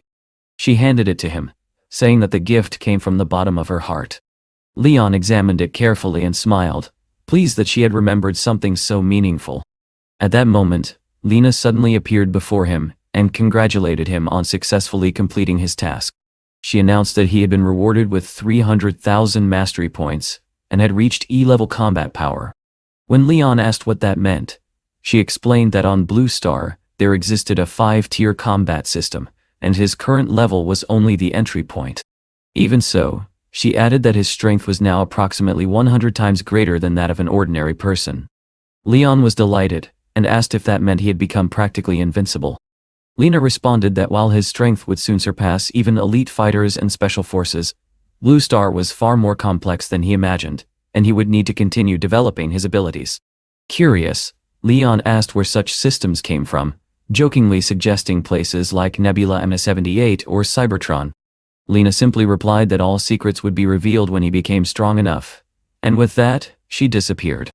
Rosalind, confused, asked why he had suddenly frozen. She mentioned that her mother had been trying to reach him for quite some time. Leon immediately called Mrs. Cherise back, apologizing for not answering earlier and explaining that he had been busy. Cherise warned him that Arlo had already realized his mistake, and would soon attempt to strike back. Leon was surprised and asked whether she was referring to Hain or the so-called Big Four. Cherise clarified that Hain was not the immediate concern. She reminded him that the business world was full of hidden dangers. Leon acknowledged her warning, assuring her that he understood. Meanwhile, in Yanjing, at the Chongqing Corporation, the calm atmosphere was abruptly shattered when the vice president rushed into Cherise's office with urgent news. She handed over a tablet and insisted that the director read the report immediately. After reviewing the article, which claimed that all 4 masters had been defeated by rising newcomers and hinted at a hidden force behind the scenes, Cherise's expression hardened. She demanded to know the source of the publication, but the vice president explained that it originated overseas and could not yet be traced. Cherise quickly concluded that someone was deliberately targeting Linden Corporation, noting that other companies had been destroyed in similar ways before.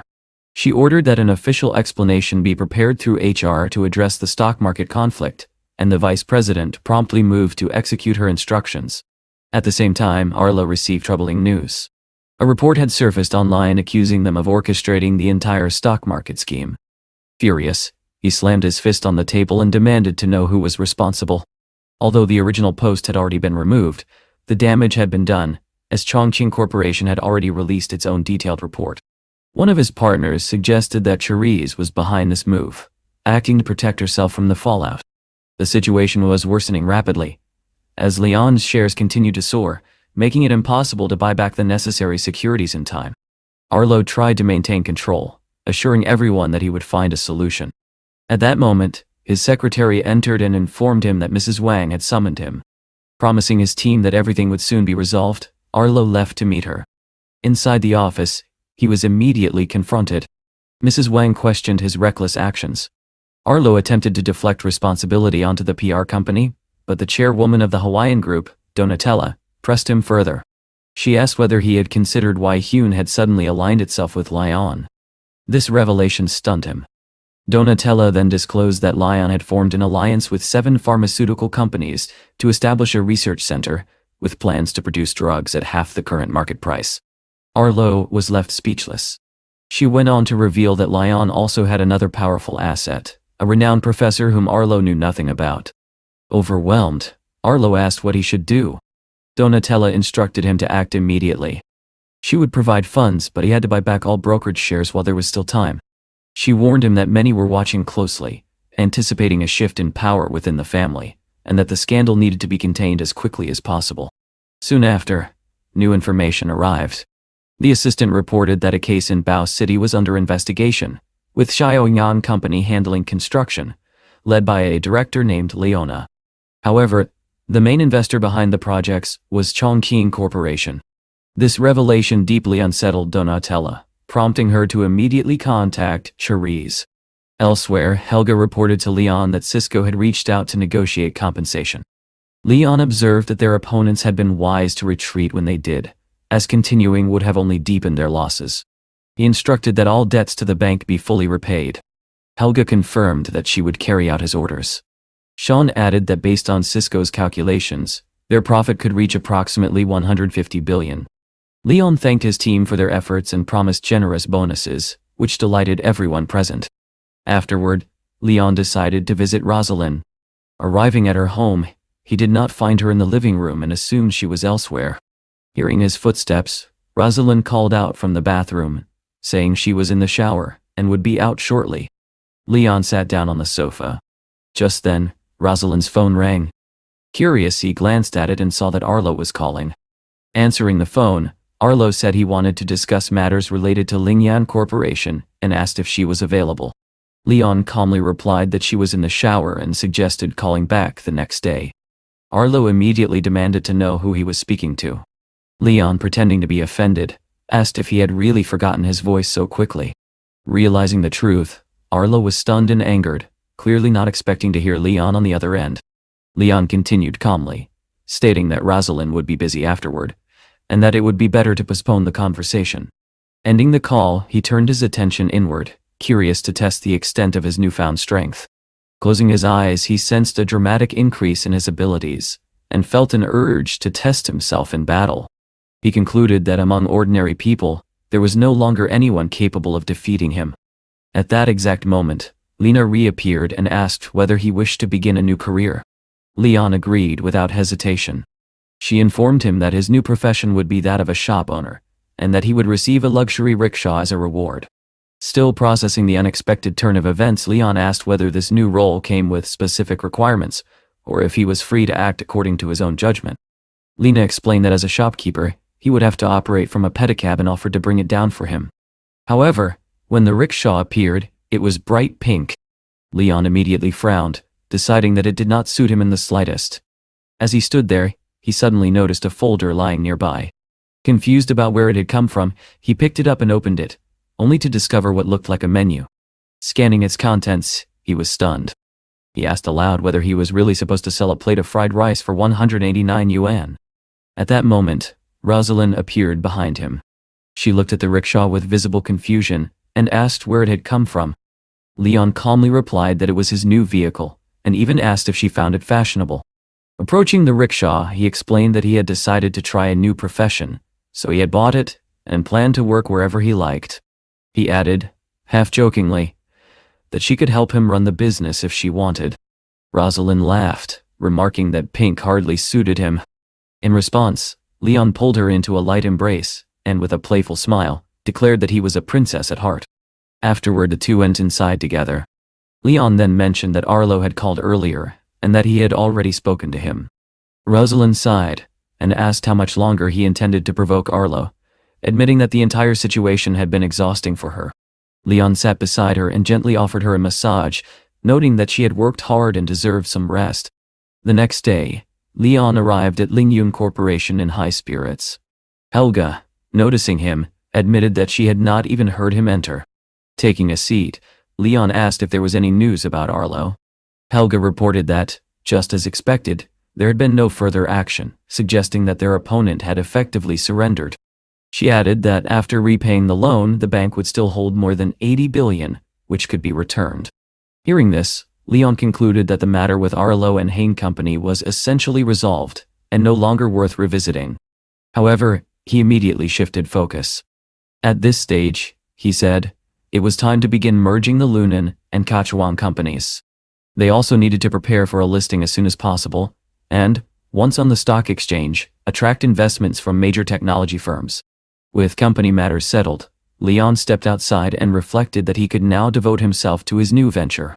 Climbing onto his pedicab, he set off into the streets, noting that the job did not seem particularly difficult. Eventually he arrived at Zhongjiang Street, a place he had not visited since his graduation. Stopping at house number 89, he realized he had found the location he was looking for. However, upon entering, he was met with complete disarray. The place was in terrible condition. Turning to Lena, he remarked that the space was far too neglected and asked her to arrange for a new sign.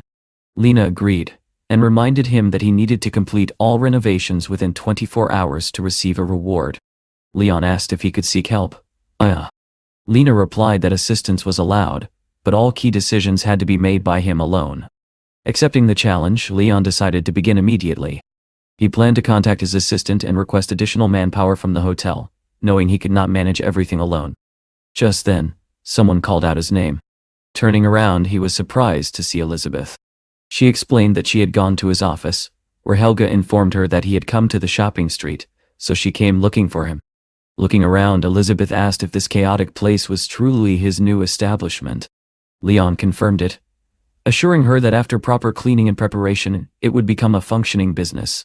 Excited, Elizabeth offered to help. Leon agreed but asked her to focus on the interior design rather than the cleaning. She happily accepted, noting that decorating was her strength. After stepping out briefly, Elizabeth returned with everything needed for registration and preparation. Within a few hours, the transformation was remarkable. The once neglected space now looked polished and inviting. However, when she reviewed the menu, Elizabeth was stunned. She pointed out that the price of fried rice was far too high, especially compared to other places. Leon explained that this was precisely what would make the establishment unique. She would be allowed to eat for free, but everyone else would have to pay the listed price. Elizabeth argued that most customers would likely be students who could not afford such expensive dishes. Leon admitted she had a point, but explained that he could not alter the prices without violating the system's rules. Half-jokingly, he remarked that if things went poorly, he might have to sell her instead. This immediately angered her, and she accused him of becoming far too bold. Realizing his mistake, Leon quickly changed tone and asked for her advice. Elizabeth suggested that if the prices were high, then the restaurant itself should be positioned as an upscale establishment, making the cost seem justified. Leon instantly recognized the brilliance of the idea and praised her for it. As he grew overly enthusiastic, Elizabeth told him to stop, complaining that he was ruining her makeup. At that moment, Leon's assistant arrived outside with the manager. Seeing the scene inside, the assistant hesitated and quietly asked if they should enter. The manager stopped him, suggesting they wait until the boss had finished. Inside, Elizabeth asked Leon to stop, noting that her face was already covered from his playful affection. Leon switched on the lights, expecting everything to look normal, but both of them froze in surprise. He muttered that while he could tolerate the pink rickshaw, he could not tell whether the place now looked like a restaurant or a nightclub. Elizabeth tried to reassure him, saying that pink was not so bad. Leon, however, urged her not to jump to conclusions, and suggested they inspect the kitchen. Following her inside, they found that everything there was perfectly organized, with all utensils and ingredients neatly arranged. Elizabeth then suggested placing some cute collectible dolls at the entrance to attract attention. Leon immediately objected, pointing out that this was supposed to be a restaurant, not a kindergarten. Elizabeth teased him, asking whether he was rejecting the idea simply because it did not match his personal taste. Slightly irritated, Leon explained that the design should reflect the establishment's concept, not his own preferences. She laughed and agreed, telling him not to get so worked up. At that moment, the front door opened, and the manager along with his team entered. Leon introduced the place as his new business, and stated that the overall style had already been decided. The manager assured him that they would help bring his vision to life, and promised that the establishment would soon become the best restaurant around. Satisfied, Leon ended the discussion and stepped aside with Elizabeth. She asked whether he planned to hold a grand opening ceremony with invitations and a ribbon cutting. Leon declined, saying he preferred to skip formalities and begin operations immediately. Elizabeth smiled and remarked that his approach to business was certainly unconventional. Yet, with someone like him in charge, she believed the venture would only grow more valuable. Leon paused for a moment, mentally calculating how quickly he could bring the restaurant to life. Elizabeth watched him closely, unable to understand what was going through his mind. Suddenly he stepped toward her and pointed a finger in her direction, prompting her to protest that it was not funny at all. Despite her words, the tension quickly dissolved into laughter as the two playfully pushed each other. A little later, the manager approached to report on the completed work. After reviewing everything, Leon praised the team, stating that they had done an excellent job. He promised each assistant a bonus of 1,000 yuan for their extra effort, and the manager sincerely thanked him. The restaurant was now fully prepared to open, and Leon made it clear that he was completely satisfied with the result. Just then a man entered and asked if Leon was present. The protagonist confirmed his identity, and the visitor explained that he represented Manhwa Company and had delivered the sign that had been ordered earlier. Leon removed the covering and saw the words, "Very tasty," displayed prominently. It would become the slogan of his restaurant. He found the name almost too simple, wondering if the system was playing a joke on him. At that very moment, the system notified him that the task was 20% complete and rewarded him with a specialization in recipes. He also learned that his establishment would use premium quality rice. Leon felt confident that with such advantages, no restaurant on Zhongyang Street could rival his. Soon after, Helga and Elizabeth arrived. Leon was surprised to see them so early, pointing out that the restaurant was not officially open yet. Helga explained that she had not intended to come, but Elizabeth had insisted, joking that while some people acted like directors, she was left carrying dishes. Elizabeth brushed off the complaint, saying it was a perfect opportunity to prove themselves, and that they should get to work instead of complaining. Outside, two students, Daniel and Tiffany, noticed the restaurant's unusual name. Curious but hesitant, they decided to step inside. At first the place seemed cozy, but uncertainty quickly crept in. Tiffany quietly suggested they leave and find somewhere else. Just then, Elizabeth greeted them warmly and invited them to sit, assuring them they would be served shortly. Daniel felt that the place had potential and insisted they stay. Tiffany hesitated, warning that it looked expensive and might be beyond their budget. However, Daniel replied that sometimes it was worth trying something new. At that moment, Leon approached their table and asked what they would like to order, confidently stating that the chef could fulfill any request. Tiffany was momentarily distracted by his appearance, while Daniel focused on the menu. When Helga handed it to them, he was stunned to see that a simple egg fried rice cost 189 yuan. Despite the shock, Daniel decided to order 2 portions of the signature fried rice. As Elizabeth noted down the order, he realized he had made the decision almost impulsively. 10 minutes later, Helga returned with the dishes. The presentation was impeccable, and the aroma alone was enough to impress. Daniel took the first bite and immediately noticed the depth of flavor. Tiffany initially doubted him, assuming he was exaggerating, but after tasting it herself, she froze in astonishment. The dish was unlike anything she had ever experienced. What seemed like ordinary rice carried an extraordinary taste. They quickly finished their meals, savoring every bite. Daniel thanked Leon, admitting that while the price was high, the quality more than justified it. Leon responded that he was glad they enjoyed it, and hoped they would return. At that moment, Lena appeared, tossing confetti toward him and congratulating him on serving his first satisfied customers. The system informed him that his skill progress had reached 50% and rewarded him with a bone-strengthening pill. Lena explained that it would significantly increase his bone density, preparing him for future battles. Without hesitation, Leon consumed the pill. Instantly, a surge of powerful energy spread throughout his body. He could feel a profound transformation taking place, and concluded that his physical condition had now reached the level of a cultivator. 5 hours later, as evening approached, Helga suggested to Elizabeth that they should wrap up for the day. Elizabeth agreed, noting that it was already 7 o'clock, and the lunch rush had long passed. It seemed unlikely that any more customers would arrive. However, just as they were preparing to close, a man entered the restaurant. Realizing they would have to continue working, the two greeted him. The visitor looked around with interest before taking a seat and asking for a description of the available dishes. His gaze lingered on the waitresses, clearly impressed by their appearance. Helga, however, remained indifferent, and informed him that the restaurant offered only 2 signature dishes, egg fried rice and vegetable noodles.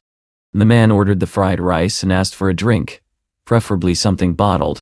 Though clearly displeased, Helga fulfilled the request and suggested a bottle of ancient castle wine from the 1982 vintage, noting that only 2 bottles were available, each priced at 280,000 yuan.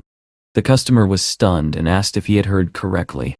Helga calmly replied that he had asked for a recommendation, and that the wine was frequently ordered.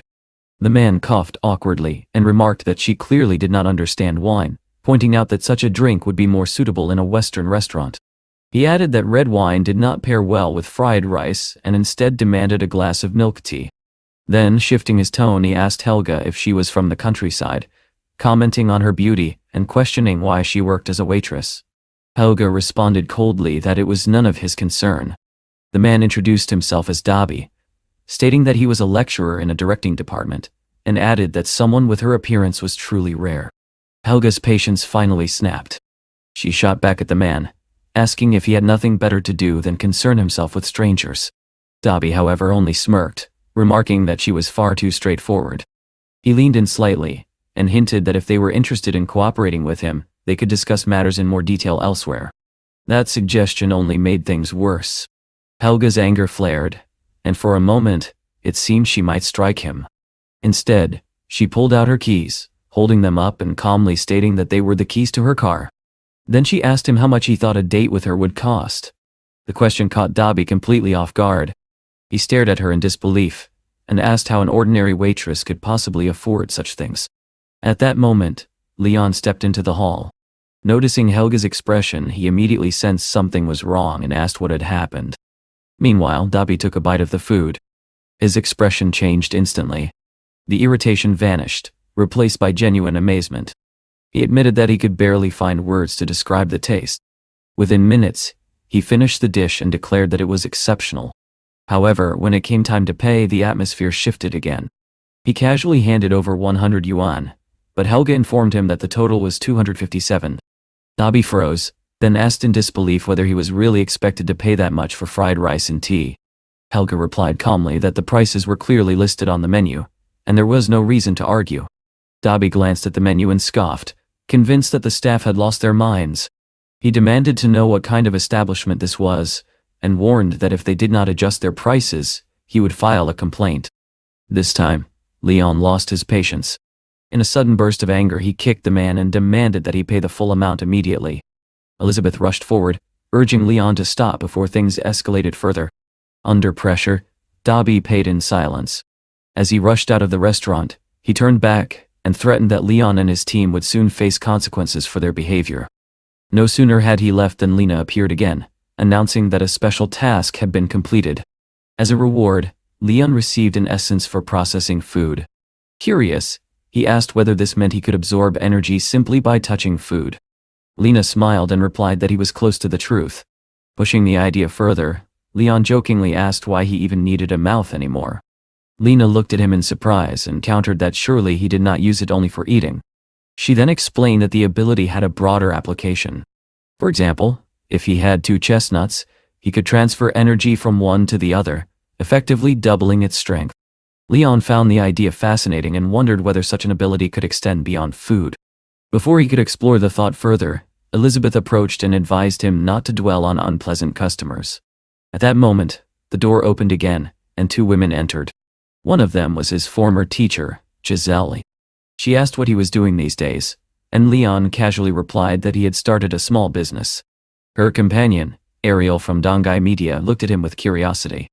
After introductions, Ariel quickly grew interested and asked if he would consider entering the entertainment industry, even offering sponsorship. Leon appeared slightly uncomfortable, and Giselle remarked that if he had been interested, he would not have opened a restaurant. She then suggested they eat first, explaining that she had not had anything since morning. They placed their order, and Leon headed off to prepare it. As they waited, Ariel quietly asked Giselle whether Leon was her young lover. Giselle dismissed the idea and teased her in return, asking if she was the one interested, reminding her that her company was full of handsome men. When Leon returned, Ariel handed him a business card and invited him to contact her, promising to accelerate his career. With a hint of irony, Leon asked whether such help would require personal favors in return. Ariel answered without hesitation that it might, casually mentioning that her income had already reached an impressive level. Giselle immediately criticized her bluntness.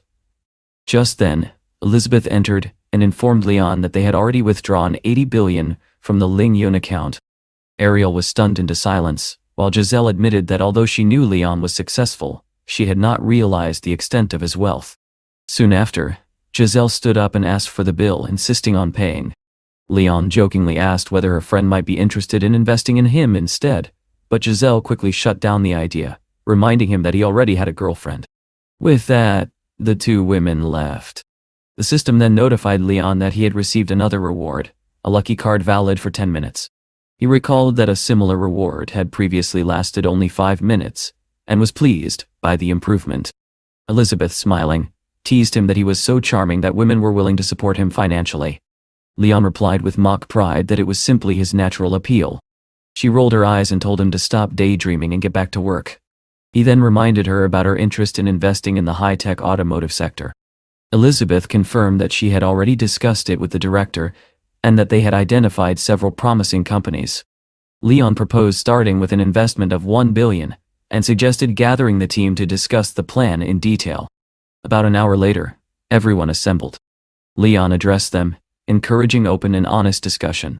Helga presented a list of potential companies, noting that despite the challenges, there was still strong potential for success.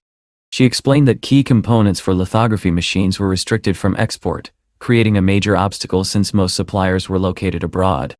Lizzie responded that the situation was not entirely bleak, pointing out that some domestic companies were capable of producing original components. Helga countered that even strong players like Cherise had already been restricted internationally, limiting their capital and influence. Lizzie reminded the team that they had already discussed this, and concluded that focusing on domestic investment would be the wiser path. She added that Cherise's familiarity with foreign companies allowed her to strategically limit their progress. After listening carefully, Elizabeth expressed concern that following Lizzie's approach might not yield sufficient benefits, and could even lead to serious losses. Leon studied the group thoughtfully, recognizing that their current plan was far from perfect, and that a better strategy would be needed moving forward. At that point, Tanya admitted that she had overlooked several critical details and had not fully thought the situation through. Leon's expression hardened. He demanded that the entire plan be withdrawn for revision, warning that if serious flaws were found, both Tanya and Helga would face demotion. Helga immediately accepted responsibility, assuring him that she understood the gravity of the situation and would work with Tanya to correct everything. The atmosphere grew tense until Samuel spoke up. He explained that his team was currently developing a fully environmentally friendly system, and had already achieved some progress. However, he acknowledged a major limitation. Even a perfect system would be meaningless if there were no developers to build software for it. Leon told him that he would personally handle that aspect but asked for his honest assessment. Samuel did not hesitate. He admitted that even if the project were approved, it was unlikely to generate significant profit. Hearing this, Helga and Tanya felt a wave of discouragement. The search for a perfect solution seemed more difficult than ever.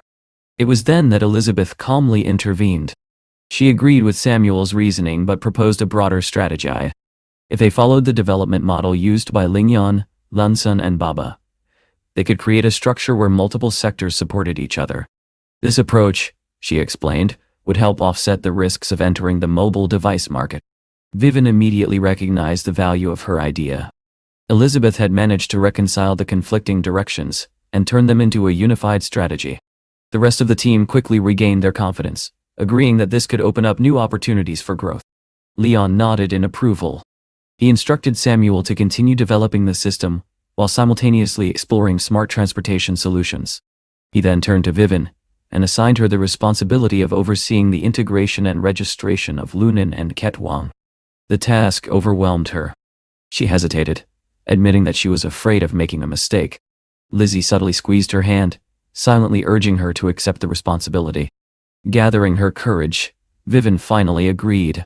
Leon encouraged her to be more confident, reminding her that success required decisiveness. With that, he concluded the meeting and dismissed everyone to continue their work.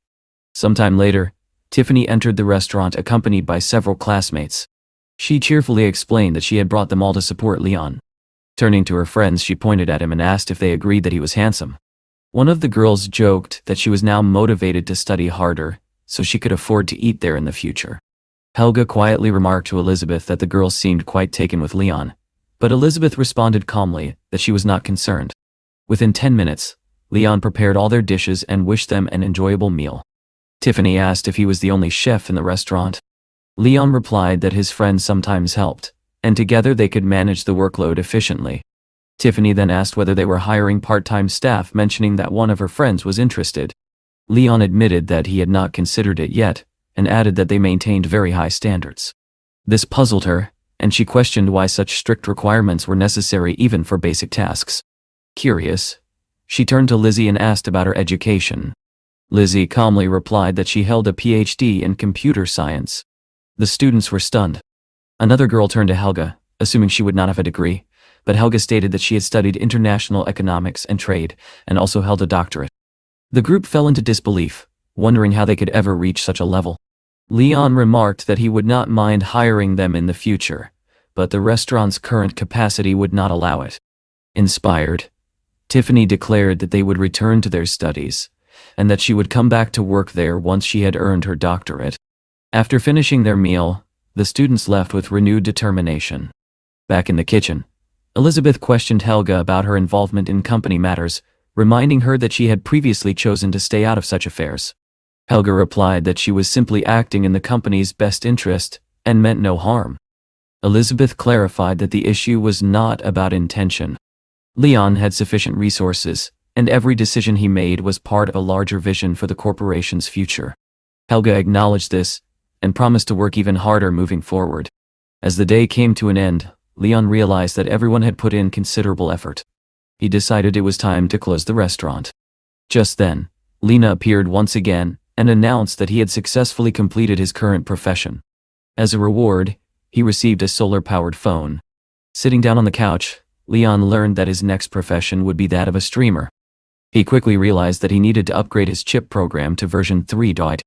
Understanding that rest would have to wait, he opened his laptop and continued working.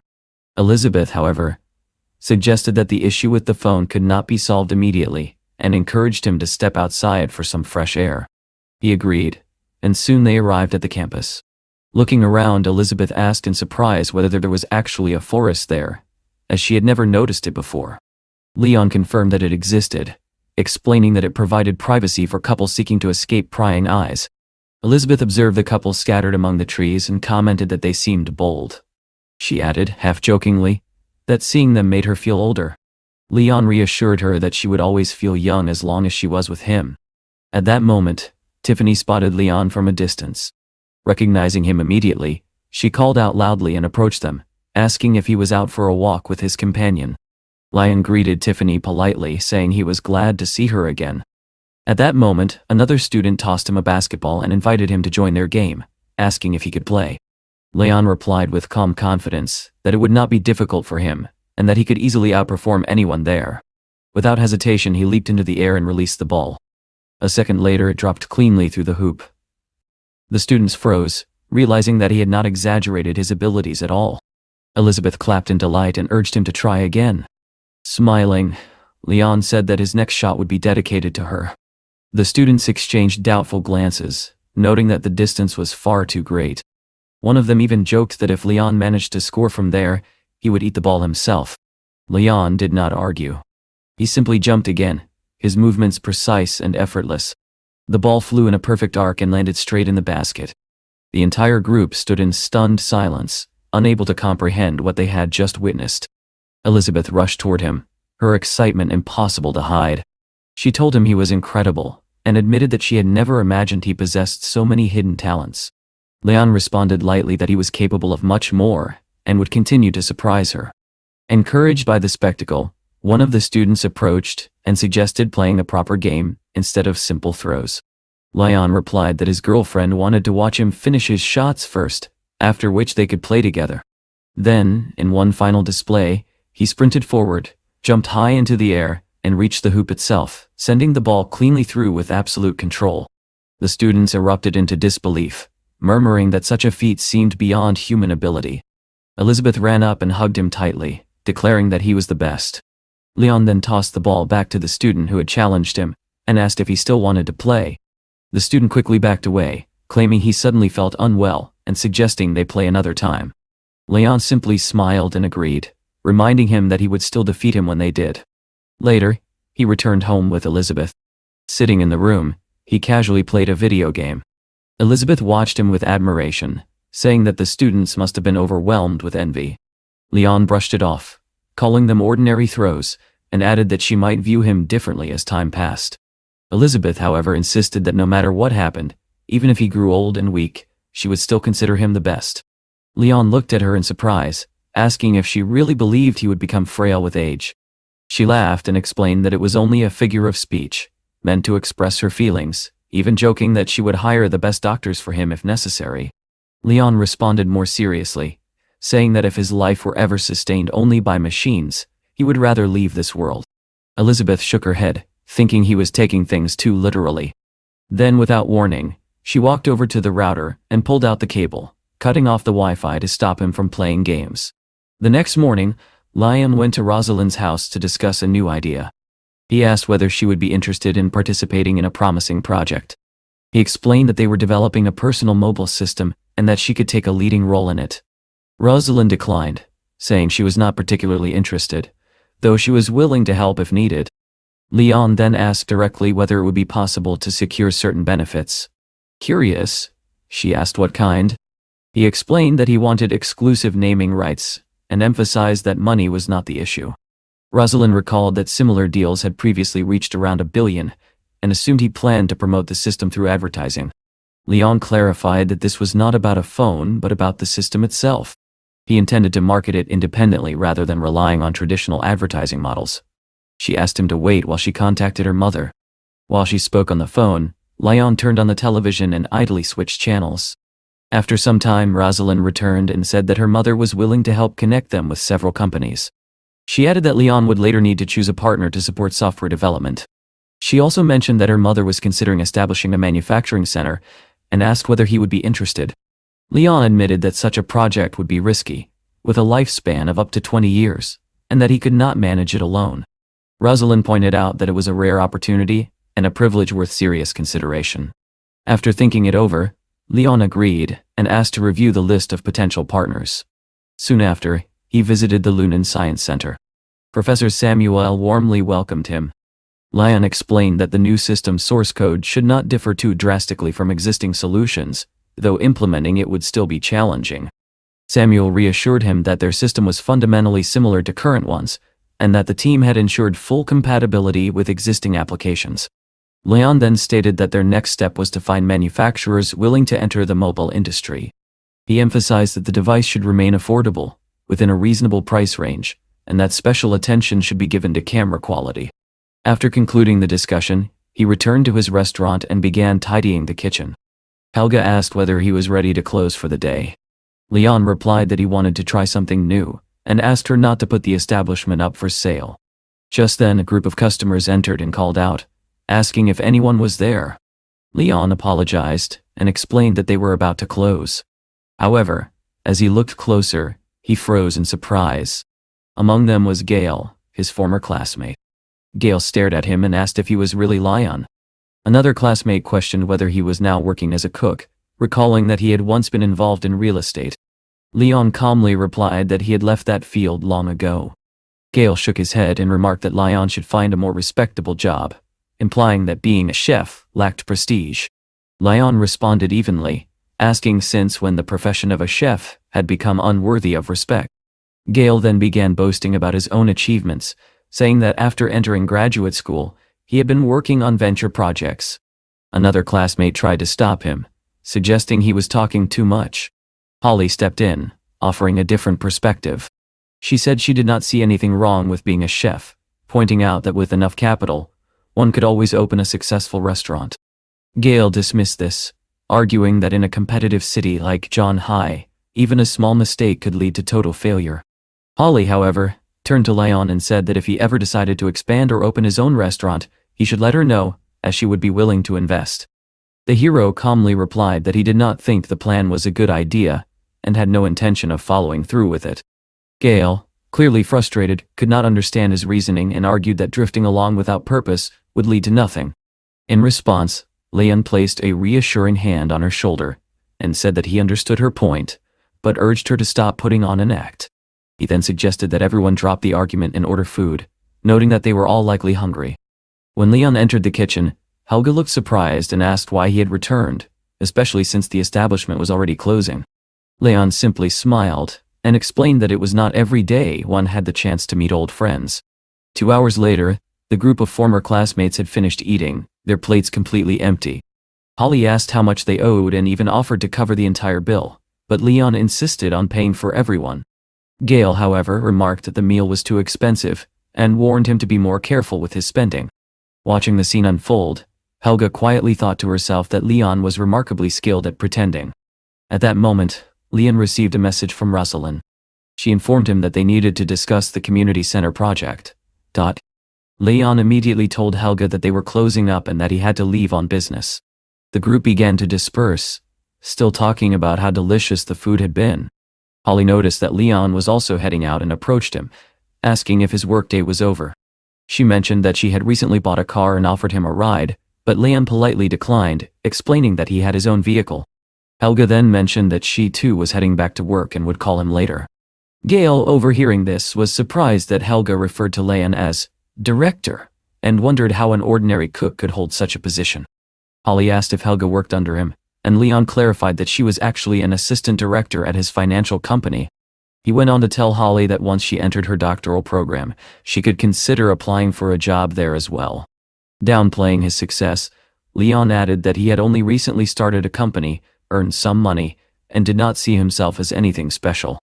After saying his goodbyes and mentioning that they could talk another time, Leon left.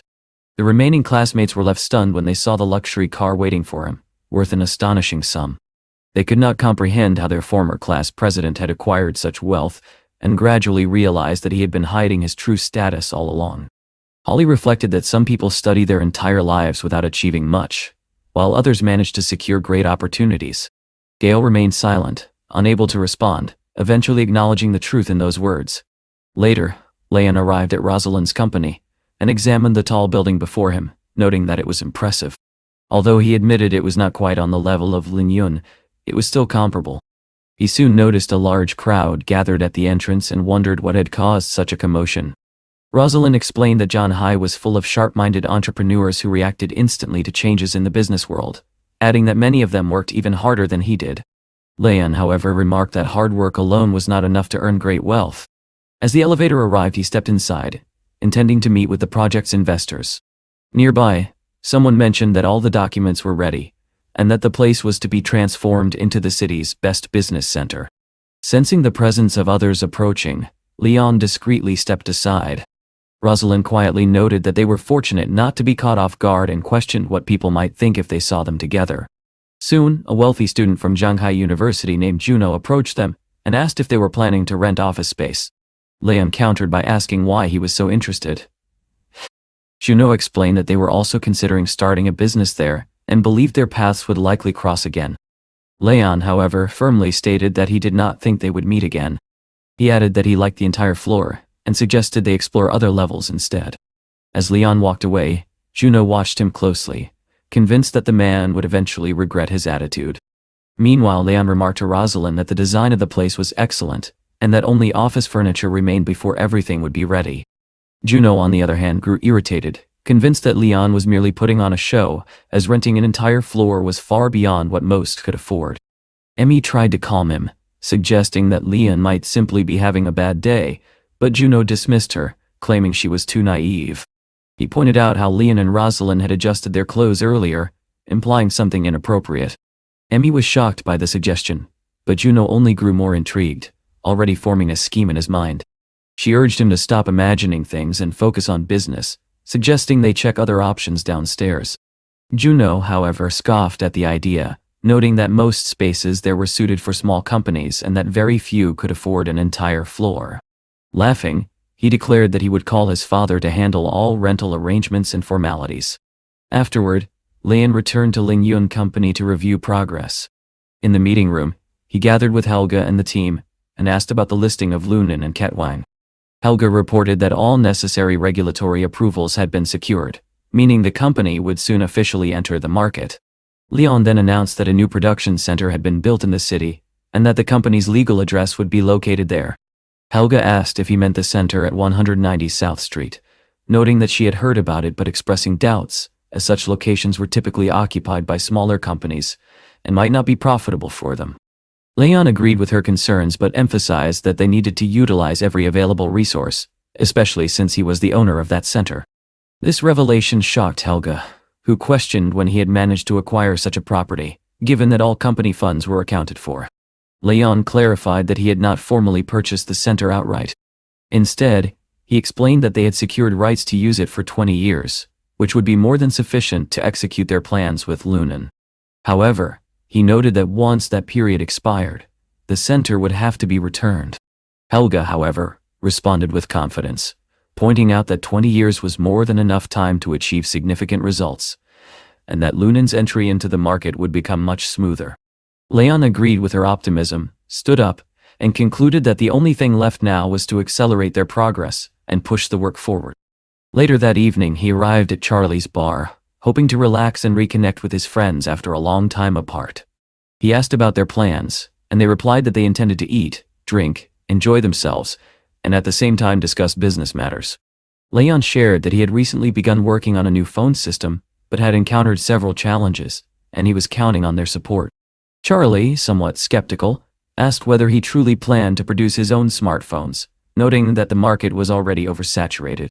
Leon clarified that his initial goal was not the hardware itself, but to first develop a unique operating system, and only afterward release a phone built around it. One of the friends pointed out that building a strong ecosystem was crucial in today's world, as it represented the future of the entire industry.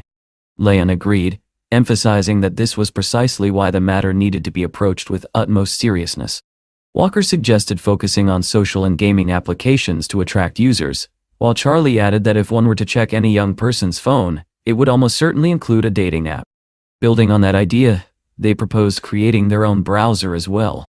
Walker explained that such a browser could avoid unnecessary restrictions and provide strong support for online functionality, giving them a clear advantage.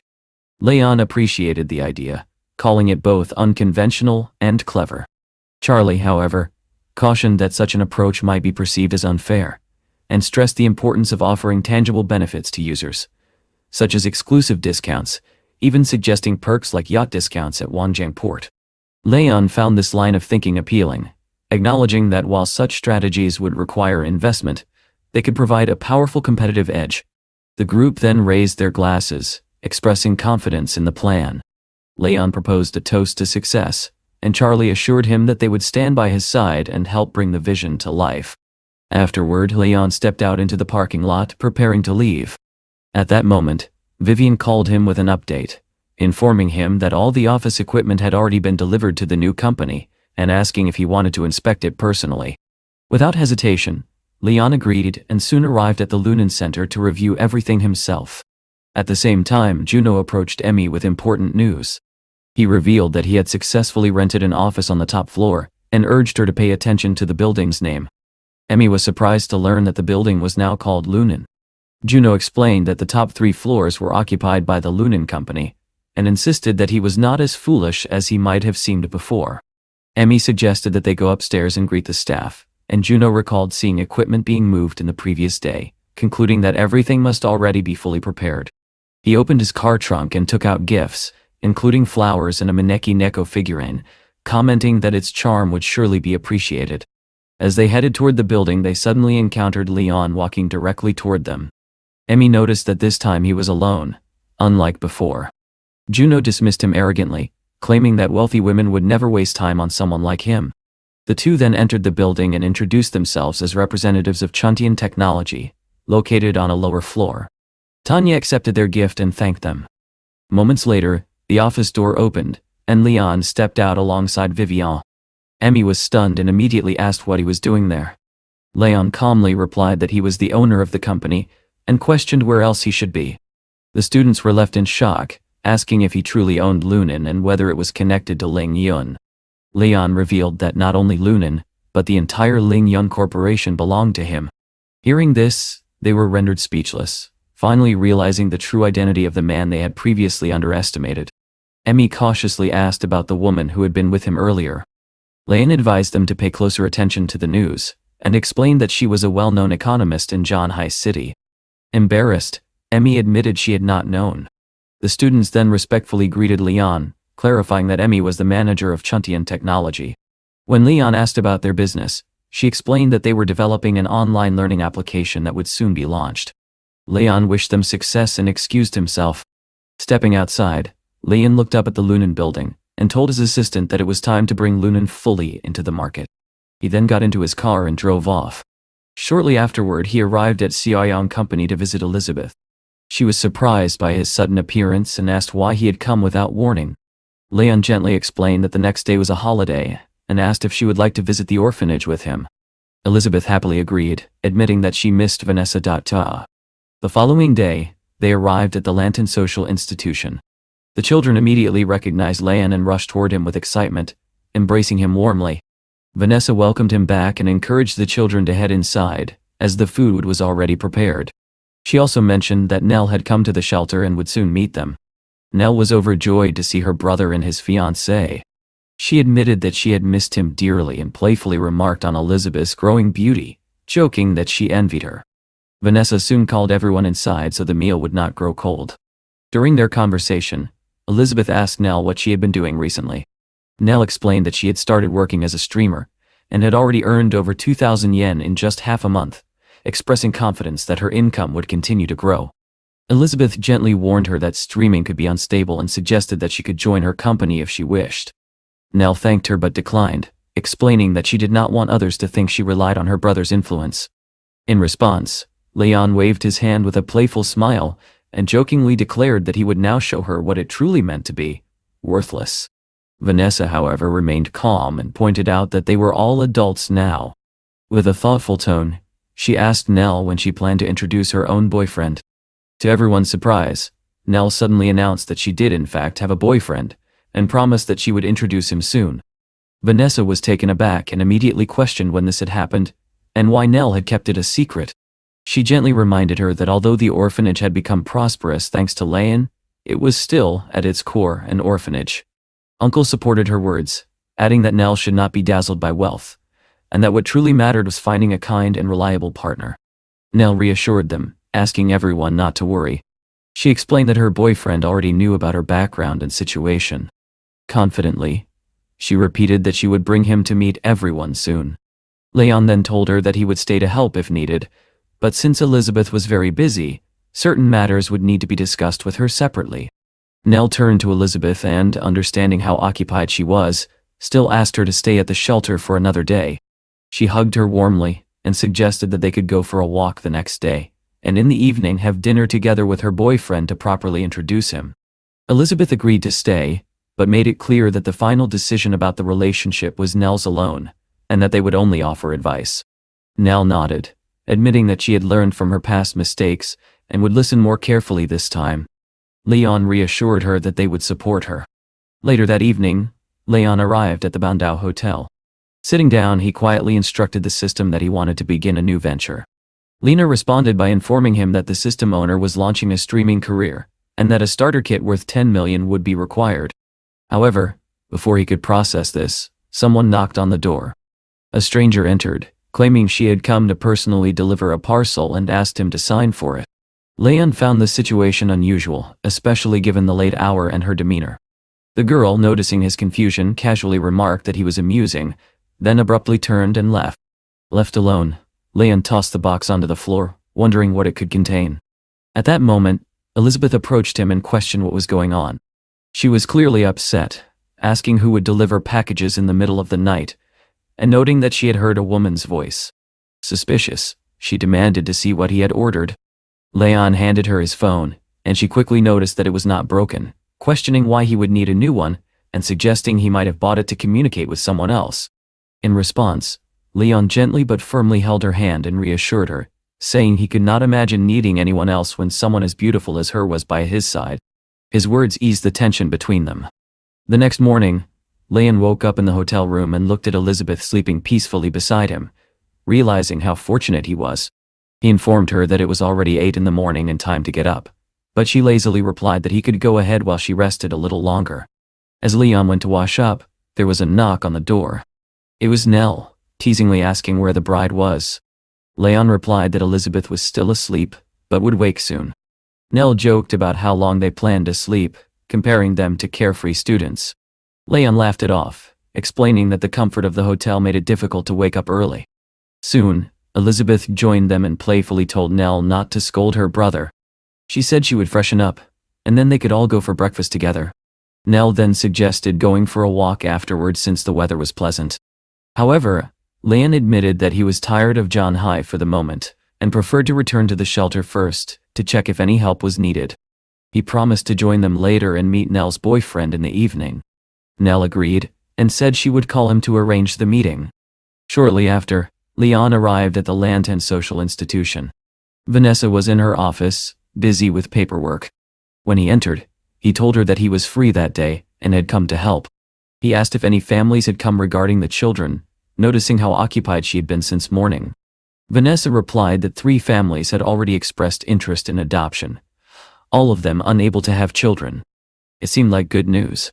As Leon reviewed the documents, Vanessa pointed out one particular family who owned a business, but whose wife was reportedly infertile. Noticing Leon's focused expression, she grew concerned and asked if something seemed wrong. Leon admitted that he did not fully trust the family and decided to investigate further. He contacted Mr. Wu, asking him to gather detailed information. 10 minutes later, while Leon continued helping Vanessa, Mr. Wu called back with unexpected news. The man in question, Larry, was legally clean but already had a 1-year-old son. Leon was stunned and asked for confirmation, as this detail had never been mentioned. Vanessa was equally shocked, questioning how a couple claiming infertility could already have a child. At that moment, an Kurmachari informed them that Larry had arrived at the shelter with his wife, seeking to adopt a child. Leon immediately understood that something was terribly wrong. When Larry entered the office, smiling confidently, he asked whether they had passed the evaluation. Leon calmly replied that, according to the documents, they did qualify. However, further investigation revealed that Larry already had a son. The couple froze, clearly unprepared for this revelation. Vanessa's tone turned stern as she demanded an explanation, accusing them of deliberately hiding critical information. Under pressure, Larry admitted the truth. They did have a son, but he suffered from severe vision problems and urgently needed a corneal transplant. Then, without hesitation, he revealed their true intention. They had planned to adopt another child in order to use that child's cornea to save their own son. Hearing this, Vanessa was overwhelmed with anger, struggling to contain herself in the face of such a cruel and inhuman scheme. Larry, however, showed no remorse. He coldly asked what the problem was, arguing that 500,000 was a significant amount and more than enough to buy an orphan. His wife supported him, accusing the shelter of trying to demand even more money and calling the situation outright robbery. At that point, Vanessa could no longer contain her anger. She ordered them to leave immediately. Larry scoffed, saying he would simply go to another shelter where someone would surely accept such an offer. Before he could take another step, Leon moved forward and with a cold, steady voice, told him that he no longer had that option. He revealed that he had recorded everything they had said, and that they would now have to answer to the police. Larry laughed mockingly, asking if Leon truly believed he was afraid. He boasted that without powerful connections, he would never have attempted such a deal. Leon observed that they even seemed proud of their actions, and reminded them that he knew Mr. Rao Wu from Yongqing, making it clear that they had nothing to be proud of. The moment Larry heard that name, his confidence faltered. He turned around and saw several police officers standing behind him. Within seconds he was handcuffed and taken away for questioning. One of the officers approached Leon, conveyed greetings from Mr. Wu, and assured him that the case would be handled with the utmost severity and that justice would be served. Leon thanked them for their professionalism before returning inside. Back at the shelter, Vanessa admitted that without Leon, she could not imagine how the situation might have ended. She was deeply shaken, confessing that she had never believed such cruelty could exist in a place meant to protect children. Leon gently reassured her, telling her that everything was under control and that no one had been harmed. Still, Vanessa expressed her fear, saying that she now found it difficult to trust new families. Leon reminded her that he had more than enough resources to support the shelter for as long as necessary, easing her concerns. Soon after, Leon's phone rang. Realizing it was Nell, he remembered their plan to meet that evening. He informed Vanessa that Nell had been waiting for him all day and that he needed to go. Meanwhile, Nell stood at the agreed meeting place, accompanied by her boyfriend Kay and his sister Blair. She asked Kay whether the restaurant they had chosen was expensive. He reassured her that the prices were reasonable. Nell, still cautious, asked him not to order anything too costly, and to behave modestly, mentioning that her brother and his fiancée were wealthy, and there was no need to pretend otherwise. Kay, however, remained skeptical, quietly wondering how someone who had grown up in an orphanage could have acquired such wealth. At that moment, a taxi arrived. Nell rushed forward to greet her brother, clearly delighted that he had come. Nearby, Blair quietly questioned Kay about Nell's claims, pointing out that while their own family had some assets, they would not consider themselves truly rich. Kay stopped her, reminding her that this meeting was important, especially since he and Nell were planning to get married. Nell introduced Leon to Kay and Blair, and Kay politely invited everyone inside. As they walked in, Kay observed Leon carefully, sensing an unusual confidence about him. He quietly asked Blair what she thought, but she warned him not to be misled, insisting that their family would not be intimidated. Once inside, an unexpected interruption occurred. A man approached Elizabeth and asked if it was really her. She recognized him as Mr. Sun, a business associate who had previously worked with their company. He politely offered to arrange a more formal reception for them, but they declined, explaining that this was a private family dinner. After being seated, Kay suggested that Leon choose the dishes first, given the restaurant's reputation. However, Leon declined and encouraged Kay to order freely while he looked over the menu himself. Kay agreed and called the waiter to place the order. Before long, several people began approaching Leon, eager to speak with him about business. Trying to keep things low-key, he asked if they knew each other. One introduced himself as a representative from Baifeng Technology and praised Leon's recent chip conference. Another, from Hongchang Entertainment, expressed similar admiration. Hearing this, Kay was stunned, realizing that Leon had been involved in massive investments. Blair, too, was left speechless, beginning to question just who Nell's brother truly was. Leon politely excused himself from the conversations, explaining that he was currently having a family dinner and would discuss business matters another time. The businessmen understood, wished them well, and left. A heavy silence settled over the table. Kay and Blair both realized that they were sitting with the director of a powerful corporation, someone far beyond what they had imagined. At that moment, a system task suddenly appeared before Leon. He was instructed to reward a streamer with 1 million yuan tat. Confused by the requirement, he nevertheless took out his phone, deciding to complete the task as instructed. He entered a live stream hosted by a streamer named Little Kitty, who was thanking her viewers. Leon made a bold and inappropriate request, but the girl reacted sharply, demanding that he leave the stream. Slightly surprised by her response, Leon exited and moved on. He then joined another stream, this time hosted by a girl named Mi. She was enthusiastically interacting with her audience, and mentioned that if viewers sent her rewards, she would perform certain actions. Leon began sending gifts in rapid succession, fulfilling the system's requirement. Demi froze in shock as the rewards flooded in. Within moments, she had received an enormous sum, including hundreds of premium gifts, totaling 1 million yuan. Overwhelmed, she realized that she had encountered an incredibly wealthy and generous viewer. In just a few minutes, she rose to the top of the platform's rankings, unable to fully comprehend what had just happened. Meanwhile, Leon received his reward for completing the task, an elite Bugatti car. The realization left him stunned, as he had not expected the system to grant something so extravagant. At the same time, a new condition appeared. He now had to go live himself and gain popularity. Before he could fully process this, Elizabeth scolded him lightly, pointing out that his reaction to the streamer had been overly intense, as if he had never encountered such situations before. Leon quickly apologized to his friends, explaining that he had simply been nervous. Elsewhere, Demi, still overwhelmed, thanked the mysterious viewer for the generous rewards, and even asked if she could invite him to dinner. Later that evening, after finishing their meal, the group stepped outside. But Nell declined, saying that she and Elizabeth were heading out to do some shopping. Kaya then offered to drive Leon back to the shelter, but Leon refused, mentioning that he still had business to attend to. Placing a hand on Kay's shoulder, he quietly asked him to take good care of Nell. Not long after, Leon arrived at a cafe where Demi was waiting. She appeared visibly tense, and her friend tried to reassure her, reminding her that the man she was about to meet was not just a stranger, but the very person who had gifted her a fortune. When Leon finally entered, both girls were momentarily stunned. Demi quickly realized that he was indeed the mysterious benefactor. Wanting to speak privately, she asked her friend to step outside for a while. Left alone, Demi awkwardly offered to let Leon order anything he liked, but he calmly explained that he had not come for leisure. Instead, he revealed that he wanted to enter the world of live streaming and asked for her advice. This surprised Demi, who pointed out that someone of his wealth could easily pursue anything, making his interest in streaming unusual. Nevertheless, she explained that the biggest challenge in streaming was attracting and retaining viewers, which required engaging and unique content. Leon then stated his goal, to gather an audience of 200,000 viewers, and asked whether it was realistic.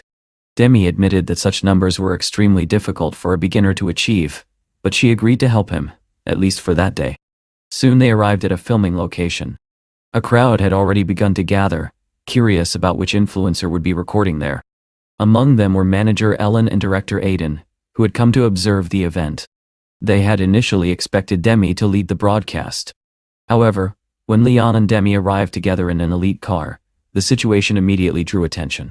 Demi informed the organizers that she would be working alongside Leon. As they entered the building, Leon noticed a luxury car prepared for the event. Demi asked if he still used his old nickname, but Leon instead chose to adopt a new identity. Putting on a mask, he requested to be introduced as the Masked Man, believing it suited him better. Demi warned that hiding his face might reduce their appeal to certain viewers, but Leon remained confident in his approach. The live stream began. Demi introduced the broadcast as a live test drive event, and mentioned that there would be giveaways to keep viewers engaged. She then introduced the masked co-host, which immediately caused confusion among the organizers. They had not agreed to such a change. The manager approached them and expressed concern, reminding Demi that she was supposed to host the broadcast. Demi, however, reassured him that Leon had far more knowledge about cars. Aiden still found the situation questionable, but Leon stepped in calmly. He assured them that there was no need to worry and boldly guaranteed that he would sell 10 cars during the broadcast. If he failed, he would personally purchase all of them. This declaration shocked everyone. Ellen reminded him that each car cost over $100,000, questioning whether he truly understood the scale of his promise. Leon remained composed and confirmed that he was prepared to take full responsibility. Seeing his confidence, Ellen chose to step back and allow the broadcast to proceed. Within minutes, the live stream began attracting attention. The viewer count quickly surpassed 10,000 and continued to rise. Leon confidently described the car in detail, explaining its manual transmission, performance capabilities, fuel efficiency, and dynamic handling. His explanation was precise and convincing, leaving both Aiden and Ellen surprised by his depth of knowledge. As the broadcast continued, some viewers began expressing doubts in the comments, questioning whether the car's performance truly matched his claims. Demi relayed these concerns to Leon. Without hesitation, he proposed a live test drive to prove everything in real time. Demi agreed, recognizing that this would be the most effective way to silence skepticism. Leon asked for the keys, emphasizing that the audience wanted action, not just words. Although Ellen remained doubtful, believing the car would not meet the expectations he had set, the decision was made. By this point, the live stream had exploded in popularity. The number of viewers surged past 200,000, setting a new record. Aiden began to suspect that the test drive would expose flaws in Leon's claims, but Leon showed no hesitation. He stepped into the car, determined to prove his point. Demi, now sitting beside him, felt a wave of nervousness and asked if he was truly confident. Leon answered calmly that he had complete faith in himself. When she informed him that over 220,000 people were watching, he tightened his grip on the steering wheel and told everyone to hold on, ready to demonstrate exactly what he was capable of. At that moment, the car shot forward with explosive acceleration. Demi froze in fear, instantly regretting getting into the passenger seat. Meanwhile, manager Eden watched in astonishment, admitting that he had never expected this model to deliver such power. In contrast, Leon remained perfectly calm, fully in control and confident in his abilities. Soon he realized that even this speed was not enough. Without hesitation, he pressed the accelerator further. Addressing the audience, he declared that they were now witnessing the car's true performance, with no exaggeration or deception. At the same time, Demi announced that special discounts and gifts would be available for buyers, with the promotion lasting an entire week. After the test drive ended, Demi excitedly told Eden that the broadcast had been a huge success, far beyond anything she had expected. Eden confirmed that the results had exceeded all forecasts, revealing that the sales department had already recorded 15 orders. Despite this, Leon glanced at the system task and noticed it was still incomplete. He began to wonder if gaining true popularity was more difficult than it seemed. Demi then relayed a new suggestion from the viewers. They wanted to see something truly extraordinary, something no one had done before. Leon asked what exactly they had in mind and promised to deliver it in the next broadcast. Demi explained that the audience wanted to see a sports car. Although slightly surprised, Leon confidently stated that he would meet their expectations and show them something remarkable. He went further, declaring that if viewers wanted to see a Bugatti, then that was exactly what they would get. Demi was stunned and cautiously asked whether he personally knew the owner of such a car, suggesting that such a plan would normally require prior arrangement. Leon, surprised by her doubt, questioned whether she truly believed he was incapable of it. Demi reminded him that only a select few could afford such a vehicle. Turning back to the live stream, Leon encouraged viewers to share the broadcast. He promised that once the audience reached 600,000, he would reveal the Bugatti. Shortly after, he and Demi arrived at an elite residential district, heading toward his villa. Demi was visibly shocked, noting that only extremely wealthy individuals lived in such a place.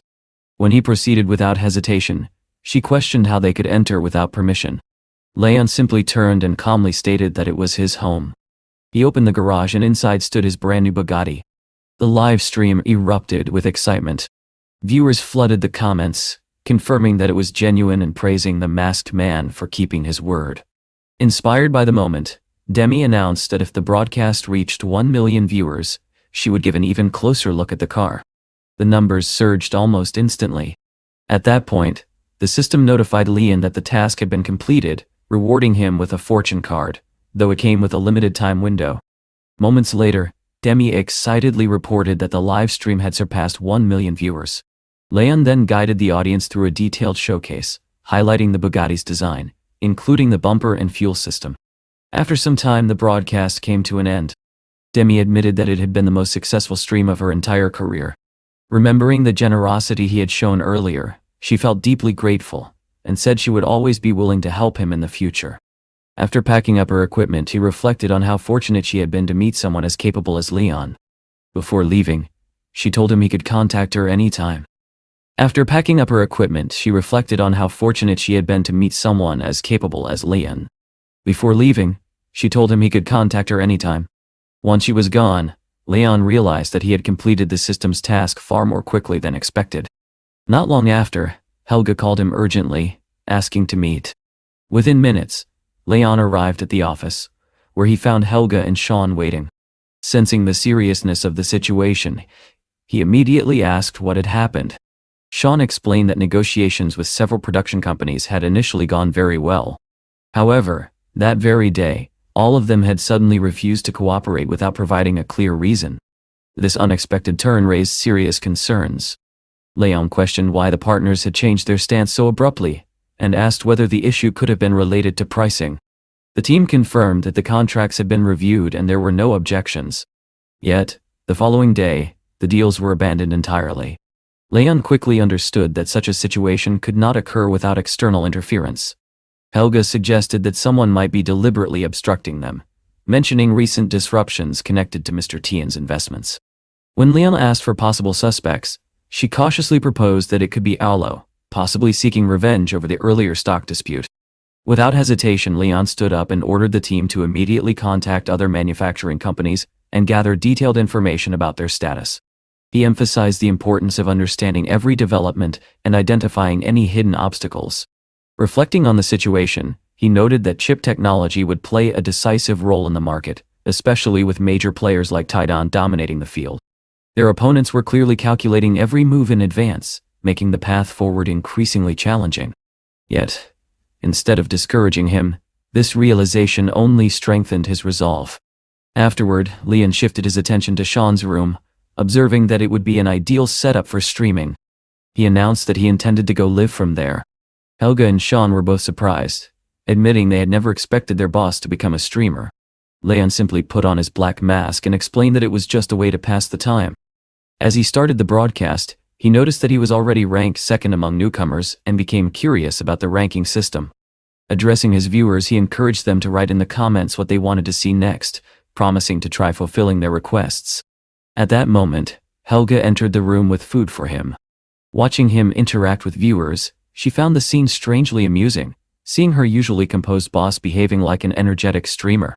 Quietly, she took a photo and sent it to a friend, asking them to find out which platform he was using and under what name. Meanwhile, Leon continued engaging with his audience, thanking them for gifts and support. Suddenly, one of the viewers began sending an enormous number of high-value gifts, shocking him. He wondered who this mysterious benefactor could be. Despite hiding behind a mask, his natural charisma continued to draw attention, and his popularity grew even faster. Noticing the rapid increase in both viewers and subscribers, Leon encouraged the audience to keep the momentum going, making it clear that he intended to rise to the very top among all newcomers. At the same time, other streamers were going live inside Weon's studio.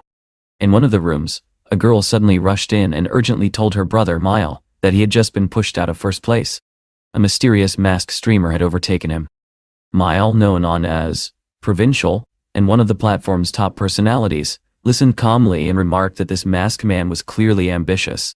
His sister added that it looked like a real competition was beginning, but she firmly believed he would reclaim his crown. Meanwhile, one of Leon's viewers, using the nickname Ribka, sent him a message saying that the rival streamer had returned and already taken back first place. Leon noticed the name and immediately realized that it was Elizabeth watching his stream. At the same time, Miles' assistant reported that the masked man had attracted an incredibly wealthy supporter who had already sent 40 missiles. Hearing this, Mile quickly put on his headphones and instructed his assistant to support him fully, emphasizing that he had to maintain his position. Suddenly, the assistant screamed in shock. Startled, Mile tore off his headphones and demanded an explanation. She told him that a single fan had just sent 500 missiles to the masked man in one burst. Mile froze, instantly calculating the staggering value of such a gift. The assistant added that viewers were now flooding toward the masked man's stream, eager to witness what was happening. Realizing the seriousness of the situation, Mile declared that he would confront this rival directly and force him to back down. Without hesitation, he sent Leon a request for a voice conference. Leon accepted. Mile immediately challenged him, proposing a decisive showdown for the title of king. He suggested a game, stating that if he won, he would no longer compete, but if he lost, he would log off completely. Helga, watching nearby, warned Leon that his opponent was experienced and had been in the industry for a long time, while he himself was still new. However, Leon remained calm and accepted the challenge without hesitation. He proposed that the match take place the next evening at 8 o'clock, and with that he ended the broadcast.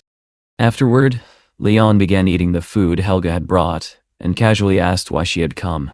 Helga revealed that during his earlier conflict with Arlo, someone had secretly interfered, and they had now discovered that the Titan side was responsible. Leon showed no surprise, admitting that he had already suspected as much. Soon after, he received a call from Jenny, who informed him that the research center was now operational, but that a serious dispute had broken out among the scientists. She asked him to come immediately. Within minutes, Leon arrived, where Jenny was waiting. He remarked that she did not need to come personally, but she explained that the situation had escalated beyond control. Leon assured her that he would resolve everything quickly. However, Jenny asked him to be gentle, reminding him that the scientists were not young and might not handle harsh treatment well. Unexpectedly, Leon reassured her with a quiet promise to handle things more carefully, and together they headed upstairs. Inside, the atmosphere was tense. The professors were visibly irritated, and clearly did not welcome his presence.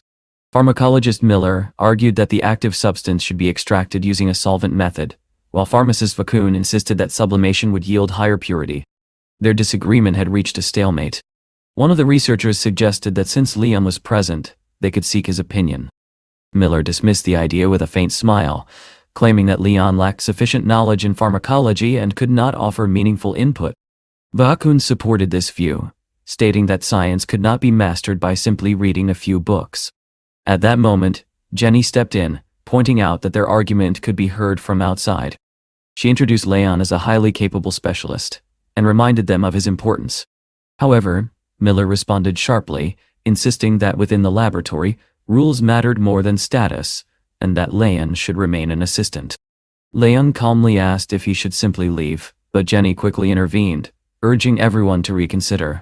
She reminded the scientists that without Leon, neither the research center nor the company would exist. Miller countered by emphasizing his own academic standing, claiming that Leon could not possibly surpass their expertise. Jenny then pointed out a crucial fact. They had been struggling with this problem for over 6 months without achieving results. The professor replied that scientific progress took time, and that only further research could lead to a breakthrough. At this point, Leon proposed a condition. If he could solve the problem, he would have the final say in the research center. Jenny was alarmed, realizing that such a condition would override the influence of several major stakeholders. She tried to stop the discussion, but Vakun dismissed her concerns. Leon then stated that they had Sushura Sinapo available, and that he needed only 500 grams to solve the issue. Jenny was astonished, unable to understand how such a complex problem could be resolved with something so simple. Nevertheless, the materials were quickly brought to him. Miller informed Leon that he could use any equipment, and that the staff would assist him. Leon declined, saying he only needed a test tube and a separate room. The scientists were stunned, doubting his sanity and ability. Alone in the room, Leon recalled that one of his recent rewards granted him the ability to extract essence. With calm focus, he began the process. Though he noted that he had not practiced in some time, his confidence did not waver. Within moments, he successfully isolated the required enzyme, once again impressed by the system's power. He then returned to the others and presented the result. With quiet certainty, Leon announced that the extraction had been successfully completed. Now, all that remained was to calculate the purity and mass of the final product. Miller refused to believe what he was seeing. He insisted that such a result was impossible, arguing that the test tube should not contain more than 4 grams of enzyme at most. At that moment, Jenny realized that the situation had moved beyond her control. Leon remained calm and simply told them that if they doubted him, they were free to verify the results themselves. The laboratory technician stepped forward and began analyzing the substance, fully expecting to expose an error. However, as the results appeared, he suddenly froze. With disbelief in his voice, he announced that the purity was 100%. Not only that, but the test tube contained nearly 5 grams of perfectly pure enzyme. The room fell silent. Miller and Vakun were stunned, unable to accept what they were hearing. Miller continued to argue that such a result defied all logic. The technician, however, insisted that the data was accurate, and urged them to check it personally. After reviewing the results themselves, the two professors could no longer deny the truth.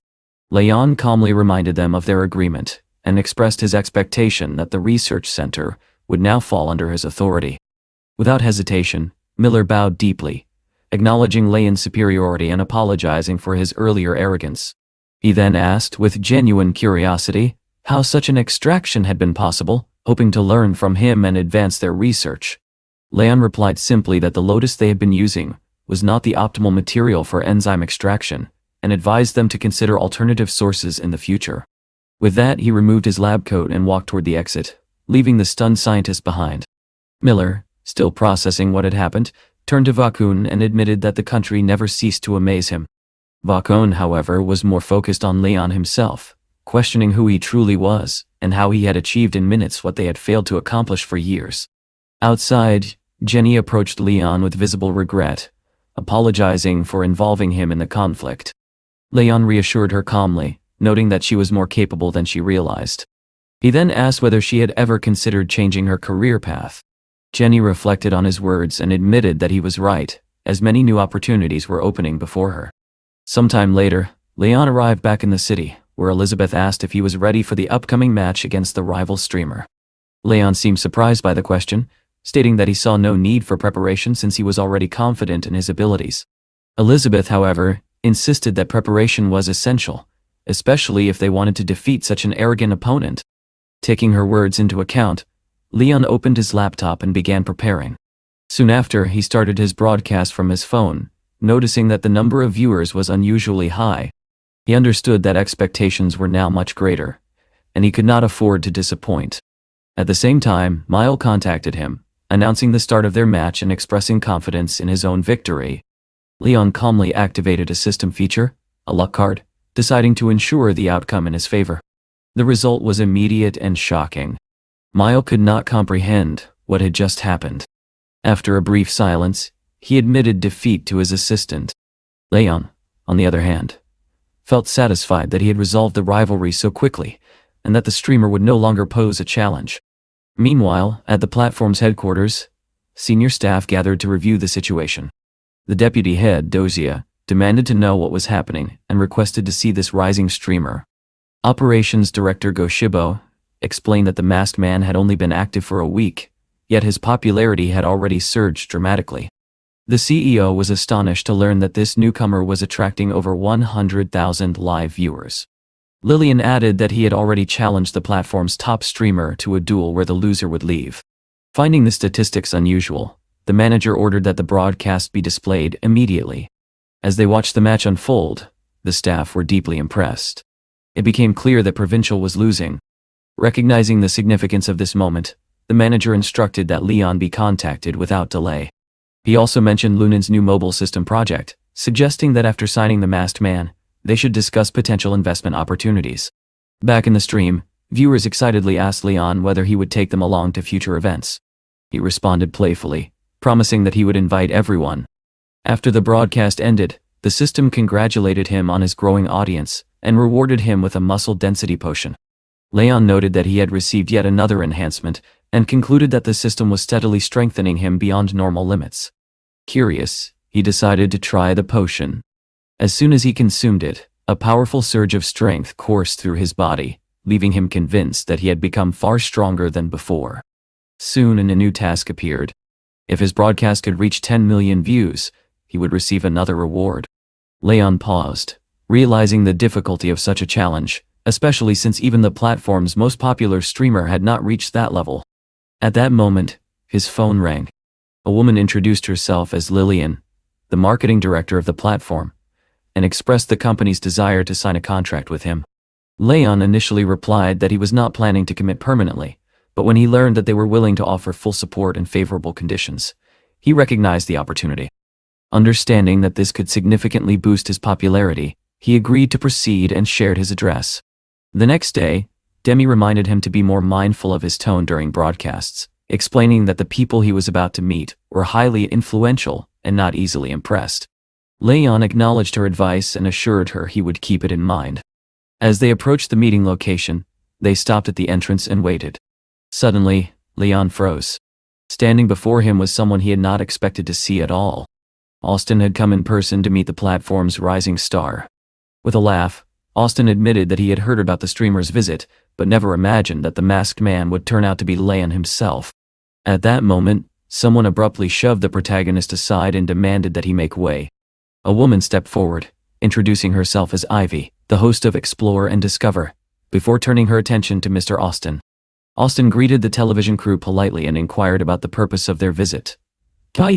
Ivy thanked him for his contributions and support, yet he dismissed her gratitude, insisting that there was nothing worth thanking him for. Meanwhile, Demi lightly nudged Leon with her shoulder, clearly expecting him to step in. However, the hero failed to grasp her intention, and instead asked what she was waiting for, suggesting that she greet Austin herself.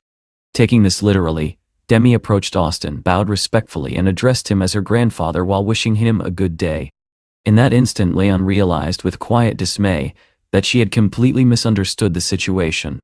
Confused, he questioned when Austin had ever become Demi's grandfather, pointing out that they were not related at all.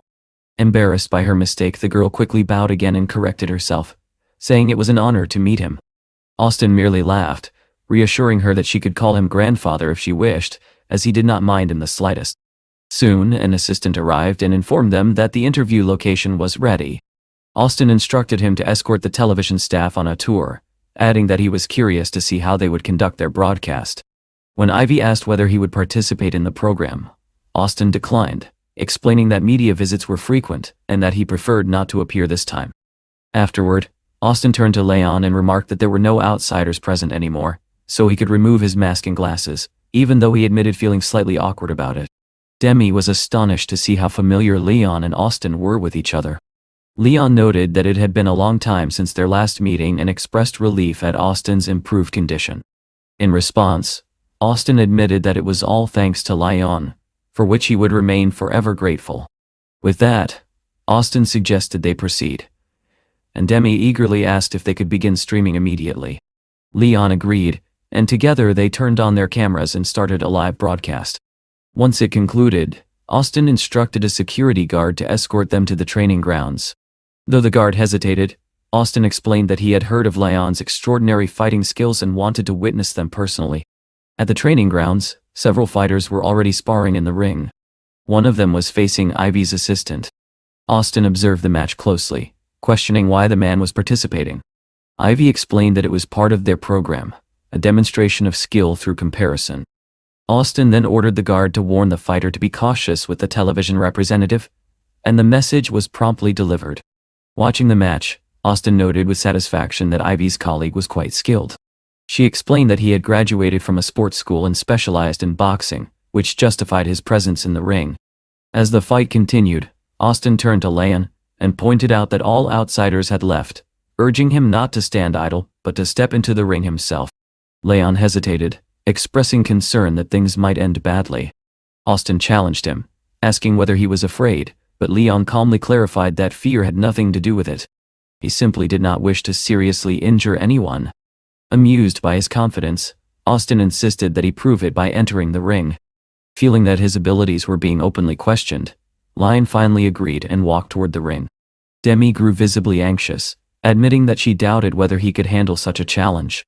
Leon reminded her that this was not something he had chosen freely, as he had effectively been pushed into the situation. As he observed the ongoing fight, Ivy noticed him and asked about his intentions. Leon explained that Austin had requested his participation, leaving him little room to refuse.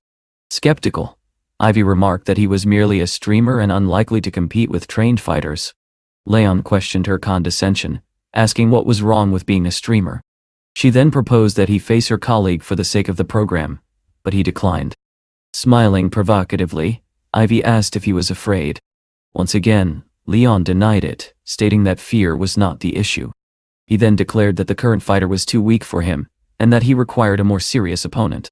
His words immediately angered the fighters, who took it as a direct insult. Confidently, Ivy declared that if Leon defeated her fighter, she would admit her mistake. Recognizing that the terms were favorable, the protagonist accepted and prepared himself. As he surveyed the ring, he calmly announced that the show was about to begin. Without hesitation, one of the fighters charged at him, accusing him of madness. The man threw a powerful punch, but Leon effortlessly evaded it.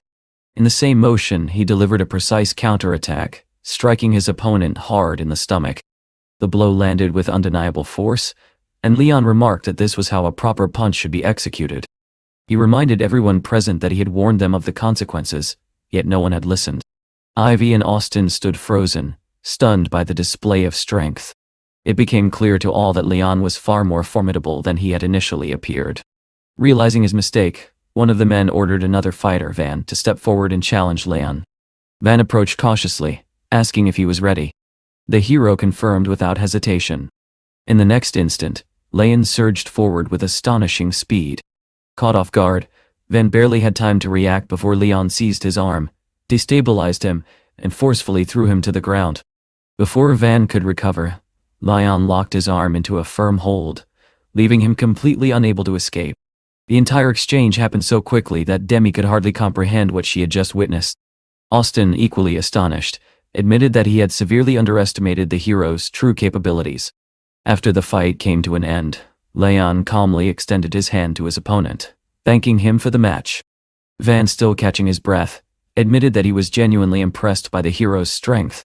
Nearby, the guard turned to Austin and confessed that they had seriously underestimated Leon, acknowledging that what they had just witnessed was nothing short of a masterclass.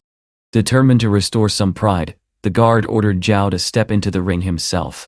Zhao agreed without hesitation, intent on proving that Leon was not invincible. Climbing into the ring, he invited Leon to fight and exchange experience. Facing each other, both men prepared for a serious confrontation. Confident in his abilities, Zhao suddenly rushed forward, attempting to catch Leon off guard with a powerful punch. However, Leon reacted instantly, blocking the attack with precision. The strike missed its target, and Leon calmly remarked that the blow had been well placed. Zhao did not relent and followed up with a rapid series of strikes, pressing the attack. In response, Leon shifted his stance and launched a sudden kick, catching Zhao off guard with its unexpected angle. Although Zhao managed to block the first strike, the surprise was evident. In the very next moment, Leon struck his opponent's leg, disrupting his balance and forcing him down onto one knee. Austin watched in complete disbelief. Zhao was considered his strongest fighter, yet he had been outmaneuvered with apparent ease. As Zhao steadied himself, Leon spoke calmly, stating that there was no need to shed blood. Zhao, understanding the gesture, thanked him with visible relief for allowing him to retain his dignity. At that moment, Demi climbed into the ring, her admiration impossible to hide. She told Leon that he looked nevertheless impressive, and quickly asked him to wipe off his sweat so they could resume the broadcast without delay. Afterward, Leon approached Austin and remarked that he had been fortunate today. Austin, still astonished, asked where he had learned to fight like that and who had trained him. While changing his clothes, Leon answered plainly that no one had taught him. He had grown up an orphan and learned everything on his own. Austin chuckled, unconvinced, suggesting that Leon was simply choosing not to reveal his secrets. With that, Leon announced that he would be leaving, adding that they would surely meet again. Austin personally saw him off, walking outside alongside Zhao and the security team. He asked Gao whether he had suffered any serious injuries, and whether he needed medical attention. Zhao was surprised by such concern, but Austin explained that although Zhao had done his best, he had stood no chance against someone like Leon. He also noted that Leon had deliberately ended the fight early. Zhao reported that while there were no severe injuries, his entire body was covered in bruises. He admitted that an ordinary person could never have inflicted such damage. Hearing this, Austin finally became convinced that Leon was far from ordinary and possessed extraordinary physical strength. Taking out his phone, Austin called a friend and shared what had just happened. He explained that Leon had fought flawlessly, not missing a single blow, and had even defeated Zhao. His friend was shocked and wondered whether Leon had mastered some ancient martial art passed down through generations. He even speculated whether a man named Lin had secretly returned and trained him. Austin dismissed the idea, saying that Lin could never be found unless he wished to be. He added that Lin possessed many ancient martial techniques, and suggested that he might not even be aware of having a son.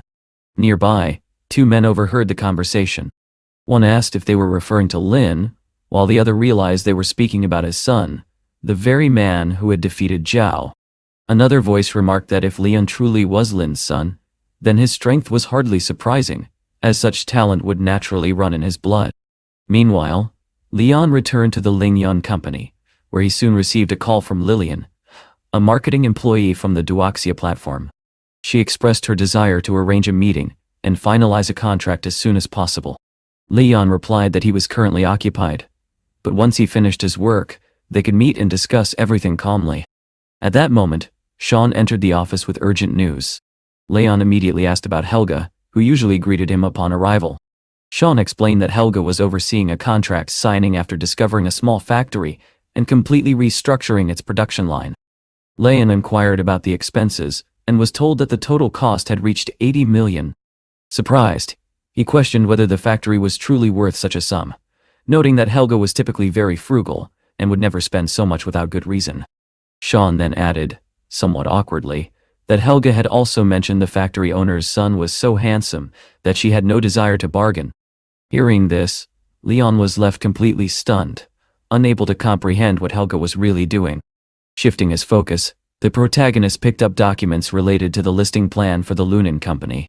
Sean informed him that the plan was nearing completion, and that the first results would become visible within a couple of weeks. Soon after, Tanya entered the office, wishing to discuss an investment proposal that had previously been considered with Mr. Key. Leon asked if this involved investing in a live streaming platform. Tanya confirmed confidently, stating that it represented the future of the company and would greatly benefit the marketing department. However, Leon abruptly stood up and declared that he would not review the project, giving his team full authority to make such decisions independently. Meanwhile, at a restaurant, Lillian was reporting to her superiors that representatives of the Linyan company had already made concessions. She explained that for a corporation of that scale, such investments were insignificant and would barely be noticed. Goshibo remarked that the deal was essentially settled, and that only the contract signing remained. If everything proceeded smoothly, he would be able to return that very day. He also mentioned that Chen had proposed signing the masked streamer for 5 million, though he personally doubted the streamer was worth that amount. At that moment, the restaurant door swung open, and Leon entered, scanning the room for the people he was supposed to meet. Lillian immediately stood up and waved, calling him over. However, Goshibo quietly observed that the man had not even changed his clothes, and continued to maintain his mysterious persona. Lillian welcomed him warmly, and invited him to sit down, saying they had been looking forward to meeting him for a long time. She then suggested that he remove his mask and glasses so they could speak openly, without unnecessary formality. Leon calmly refused, explaining that he had no intention of revealing his identity or ruining the image he had carefully maintained. Lillian calmly took out the documents and, noticing Leon's reluctance, assured him that she would not insist on seeing his face. She handed him the contract, explaining that all the terms had already been prepared and that he only needed to review them. Leon glanced through the papers and pointed out that his monthly broadcast time already exceeded 100 hours, making it unreasonable to require him to stream every single day. Lillian reminded him that the offer included a fee of 5 million and suggested that he think carefully before refusing. In response, Leon looked at her and asked whether he truly appeared to be someone in urgent need of money.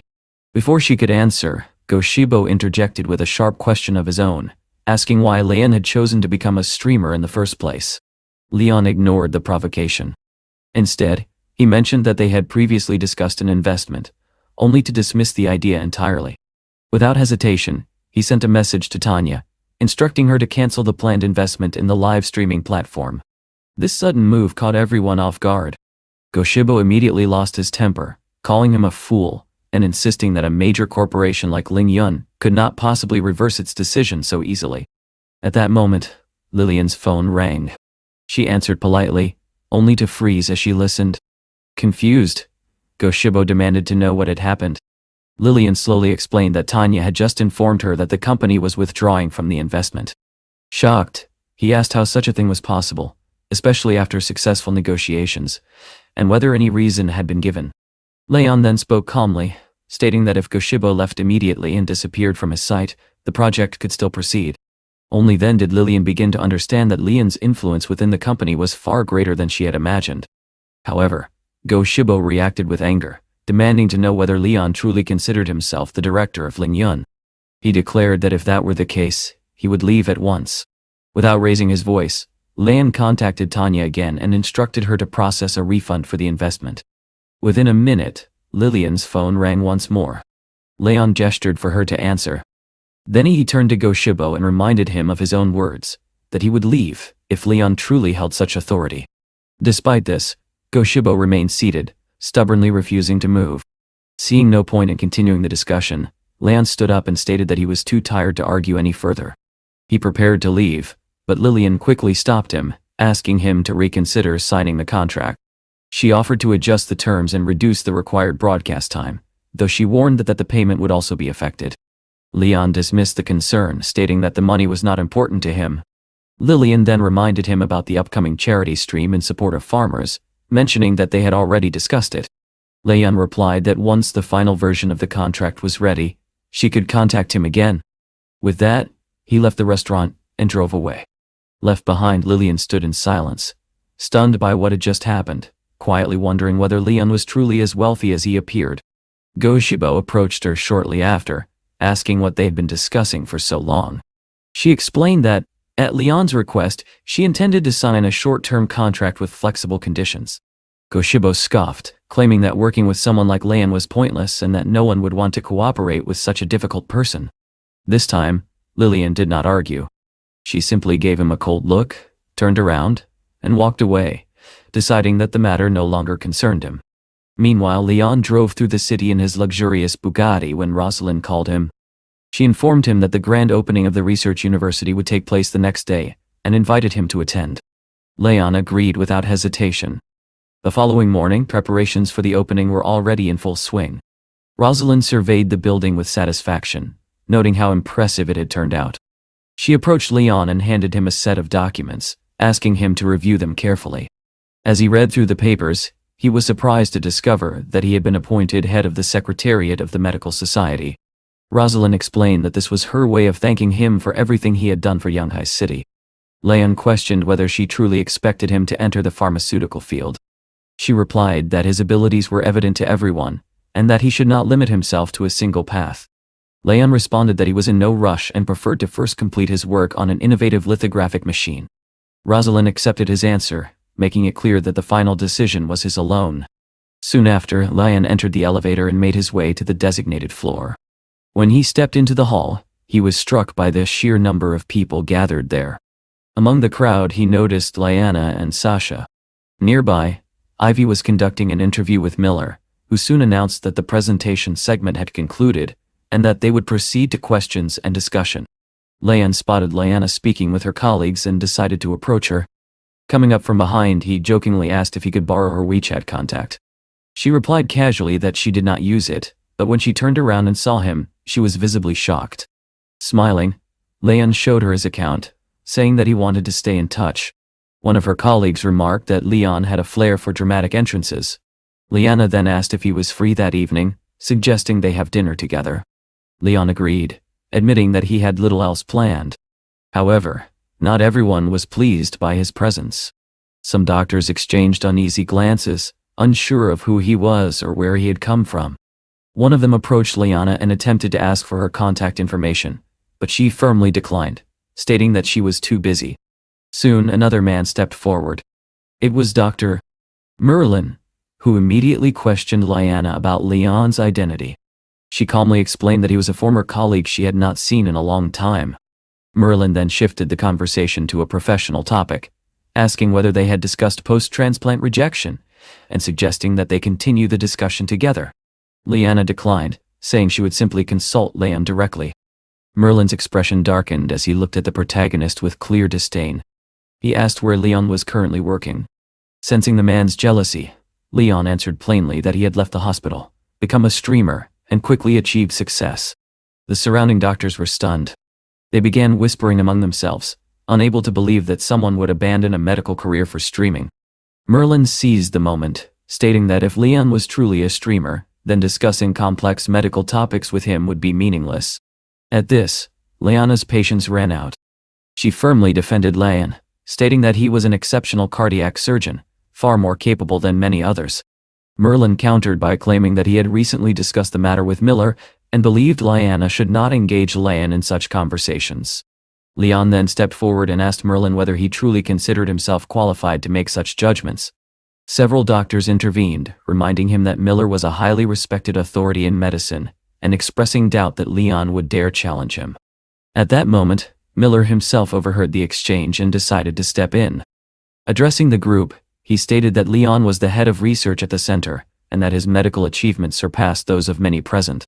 He further emphasized that the research center itself had been established, thanks to Leon, making his competence unquestionable. Merlin was left speechless. Stunned, he turned to Miller and asked if he was serious, questioning whether he truly believed that Leon was more capable than him. Ivy could not hide her confusion. Watching everything unfold, she could not understand why someone with abilities like Leon's would choose to become a streamer. Meanwhile, the protagonist calmly wrapped an arm around Liana and remarked that Merlin was clearly not very perceptive and did not deserve their attention. With that, he suggested they leave. They stepped out into the corridor, but before they could go far, Miller hurried after them, calling out and asking why Leon was leaving so soon. In response, the hero took a folded sheet of paper from his pocket and handed it to him, explaining that they were working on a cure for thrombosis, and that this was the formula he had personally developed. Miller immediately grew serious. He assured Leon that he would devote all his efforts to this work and would not let him down. Without wasting another second, the professor rushed back toward the laboratory, declaring that nothing would stop him now. Soon after, a man named Vakin approached Leon and politely asked for a moment of his time, saying he wished to discuss something important. Sensing that the conversation might be worthwhile, Leon agreed to listen. He handed Liana a set of keys, explaining that the office on the top floor belonged to him and that she could wait there. Liana nodded and went upstairs while Leon stayed behind. Vakin introduced himself as a representative of the W family's financial group and explained that they were planning to establish a world-class laboratory. He asked whether Leon would be interested in joining the project. Leon smiled faintly and asked if they truly intended to recruit him. Vakin assured him that they would provide unlimited resources, authority, and the means to fulfill any ambition. Despite the generous offer, Leon remained unmoved. He questioned whether Vaken truly believed he could be drawn into such an arrangement.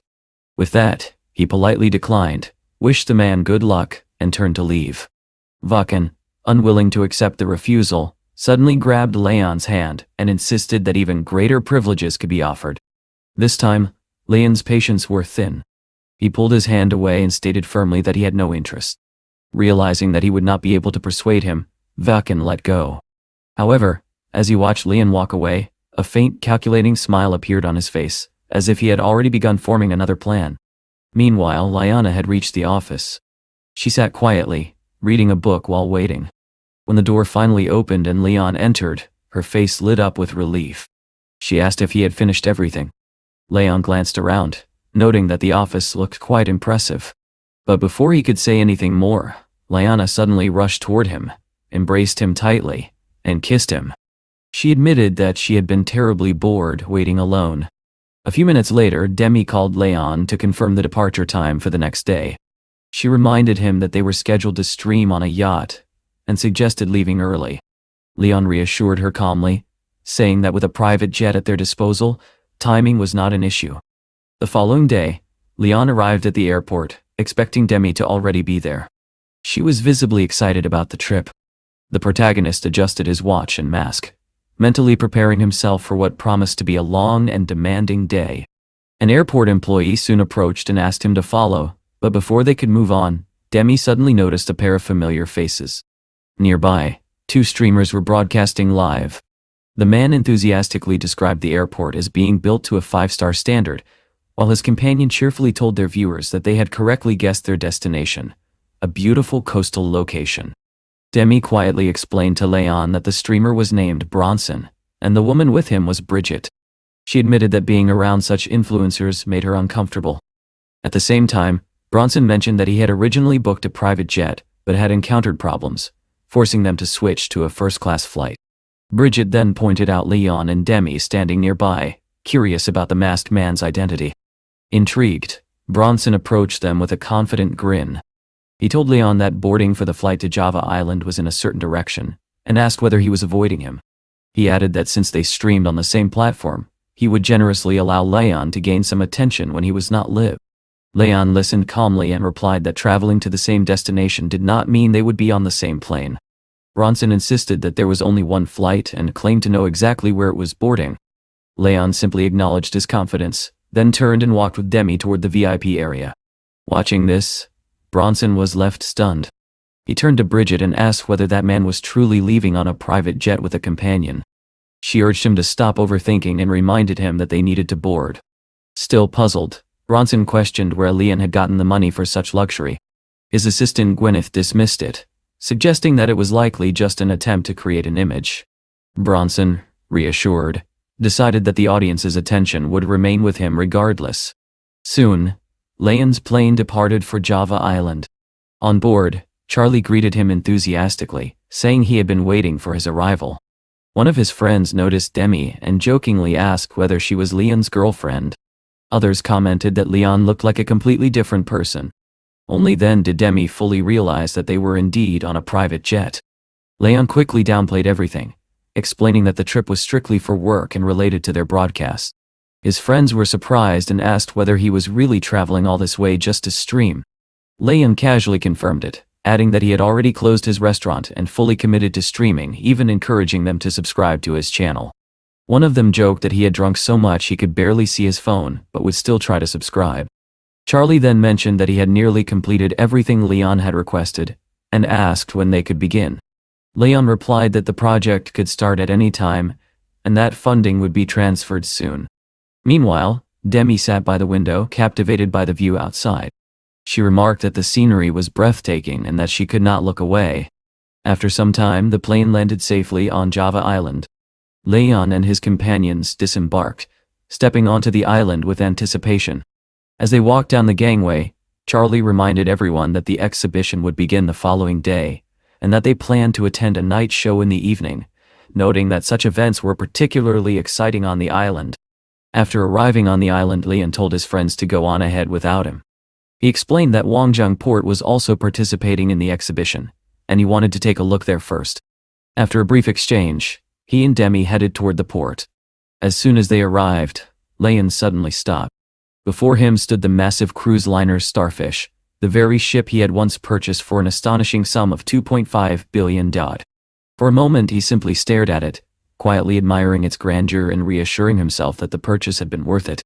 Demi followed his gaze and pointed at the liner in amazement, commenting on its sheer size. Leon calmly replied that the ship belonged to him.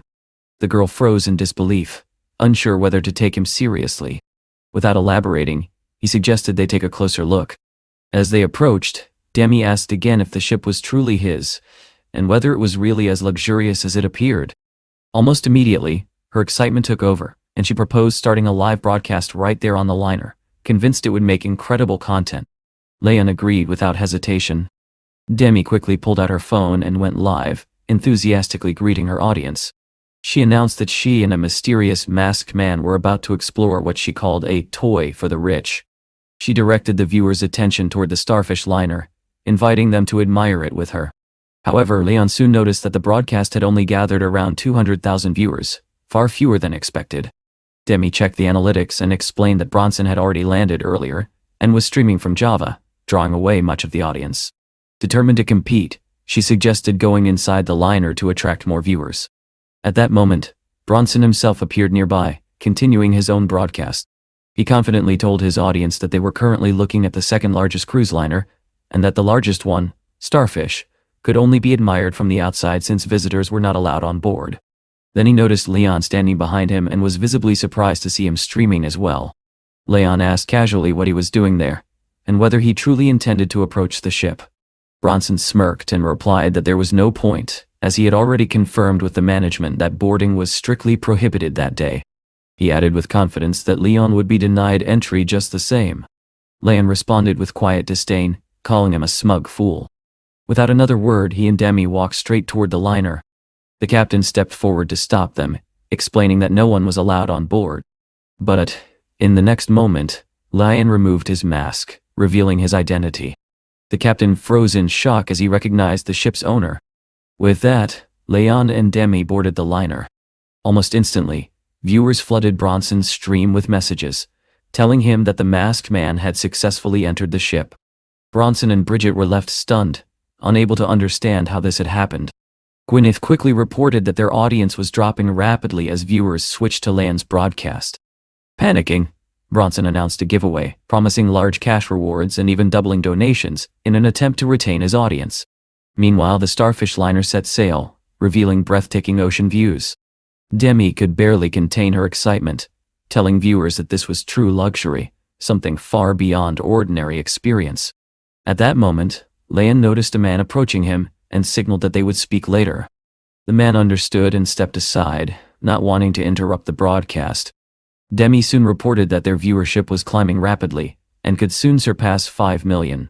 She suggested launching a giveaway of their own, but reminded Leon that Bronson was already offering large sums. Leon remained calm and advised her to first find out exactly how much Bronson was offering. After briefly checking, Demi returned with the information that Bronson had already committed 50,000 and was waiting to escalate further.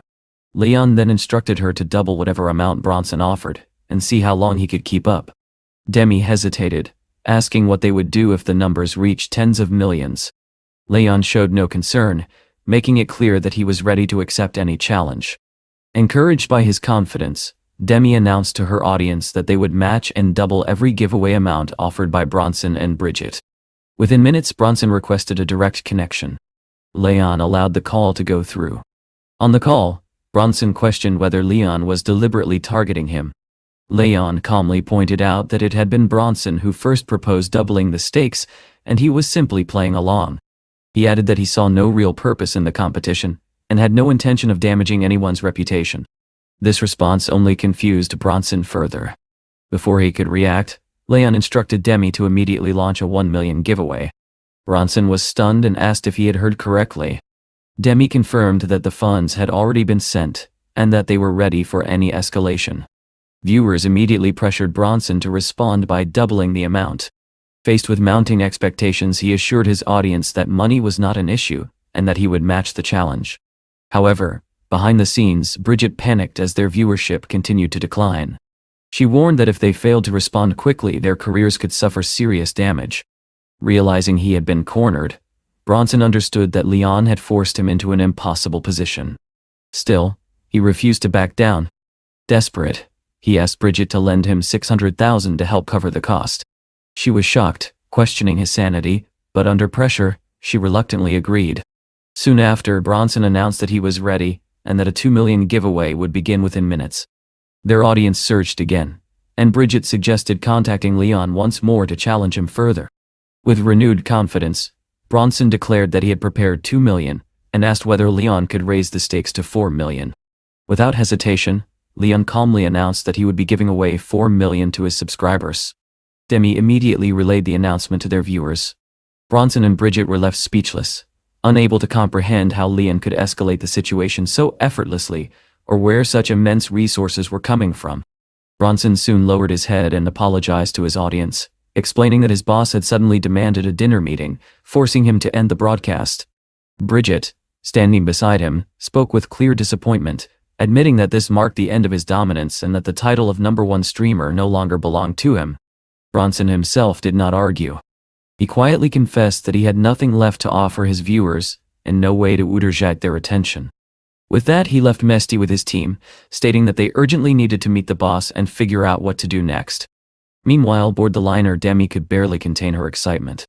She praised Leon, telling him that he had been neverojatna impressive and had completely crushed his rival.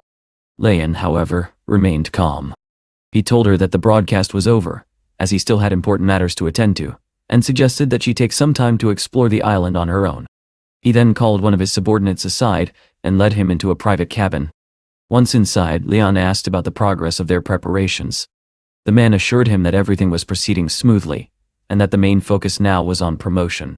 Leon made it clear that he trusted him fully, and had no intention of interfering. The assistant expressed his gratitude and then asked whether Leon had any connections within the Hua family's financial group. After a brief pause, Leon admitted that he did not personally know anyone from that group. The assistant then revealed that the VA family had provided them with an exhibition stand free of charge, and seemed interested in future cooperation. Leon considered this, and suggested that they find an appropriate way to express their gratitude, even proposing a gesture worth around $3 million. He also instructed the assistant to inform him immediately if representatives from that group reached out again.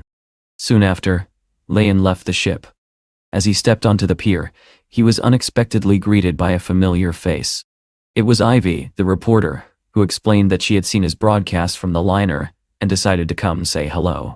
Leon admitted that he had not expected to encounter her on Java Island. Ivy smiled and clarified that she was there on business. She went on to explain that her television company was preparing a new show focused on wilderness survival, intending to invite experts from different countries.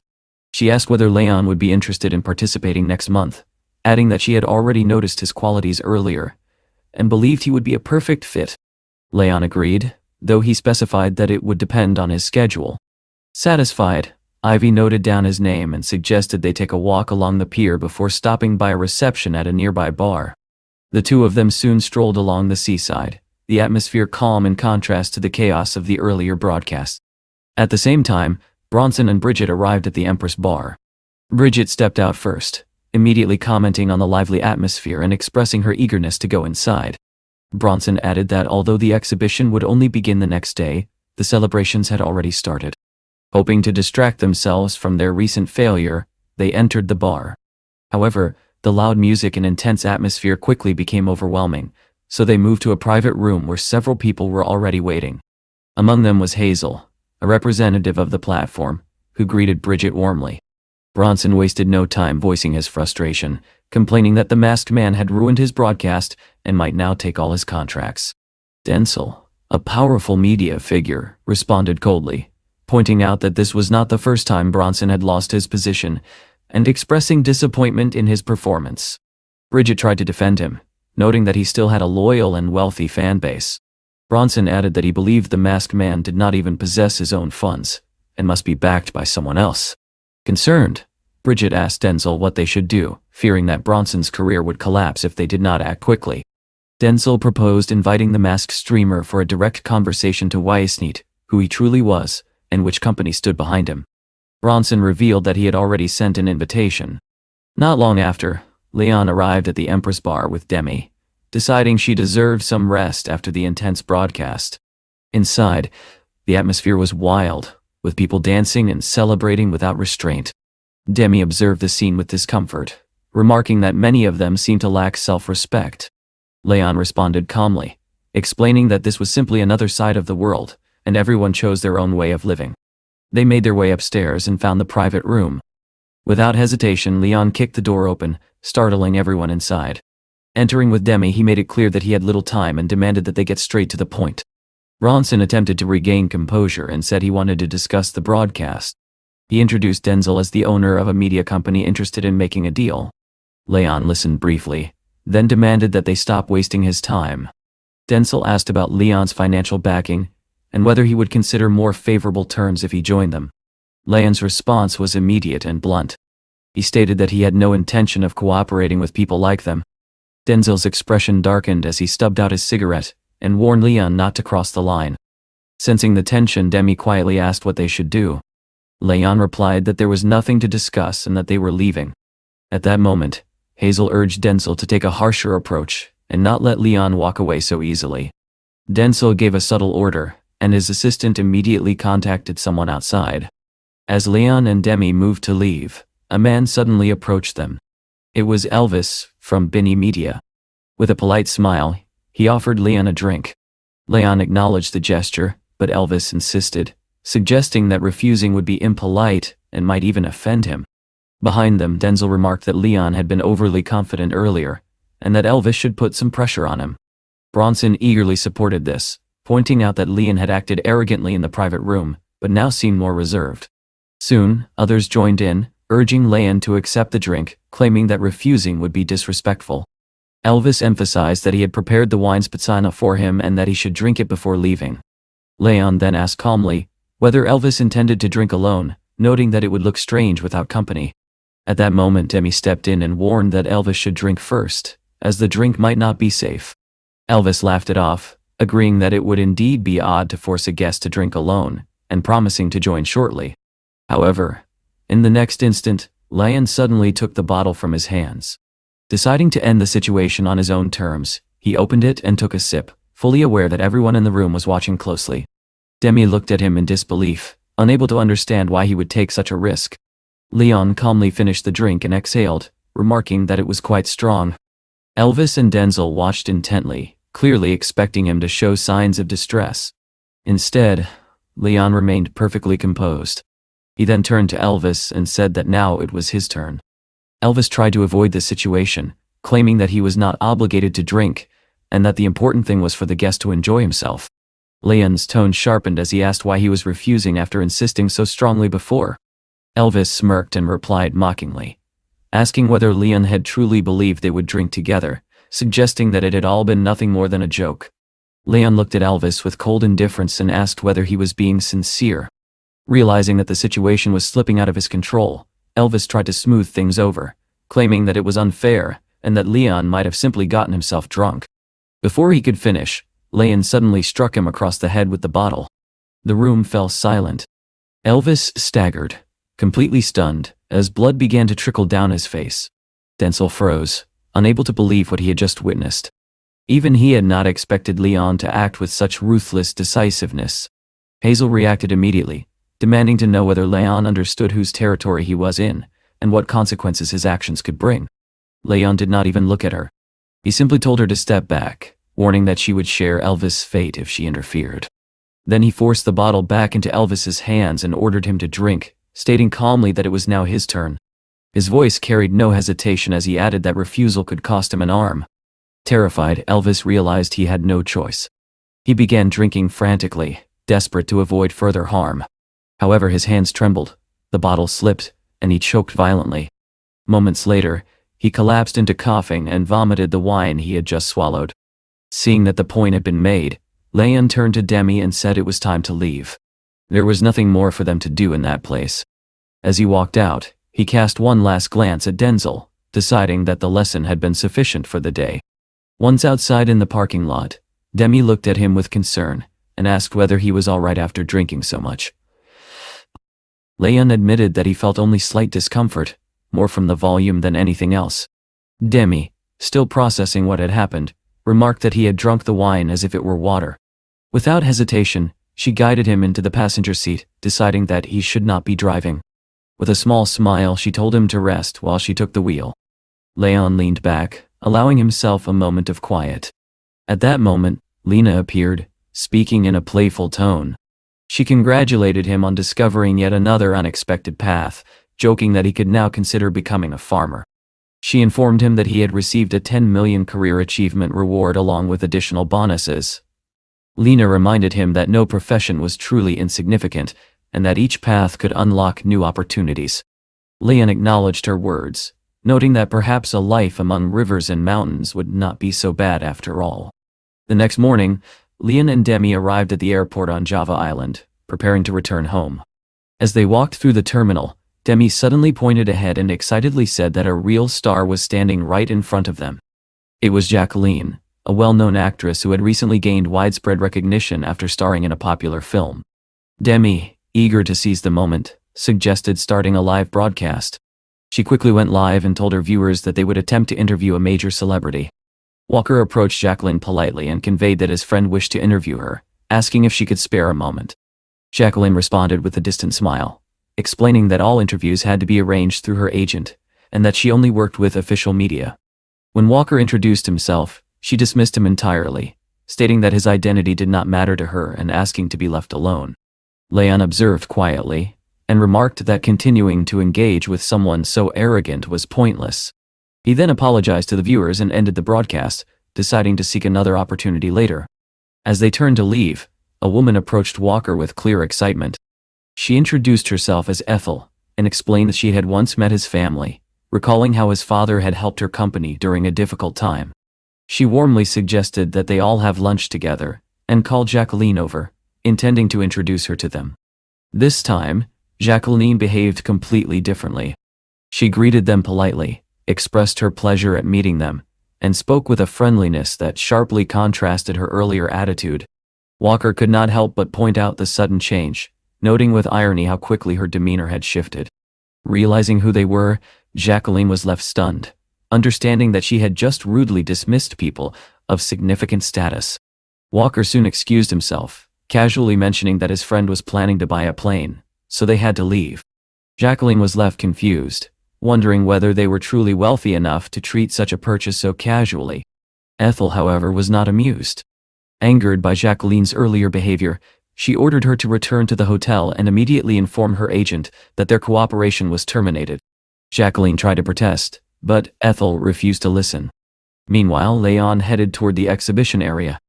There, he unexpectedly encountered Ivy once again. She explained that her boyfriend was the deputy director responsible for the air show, which was why she was present.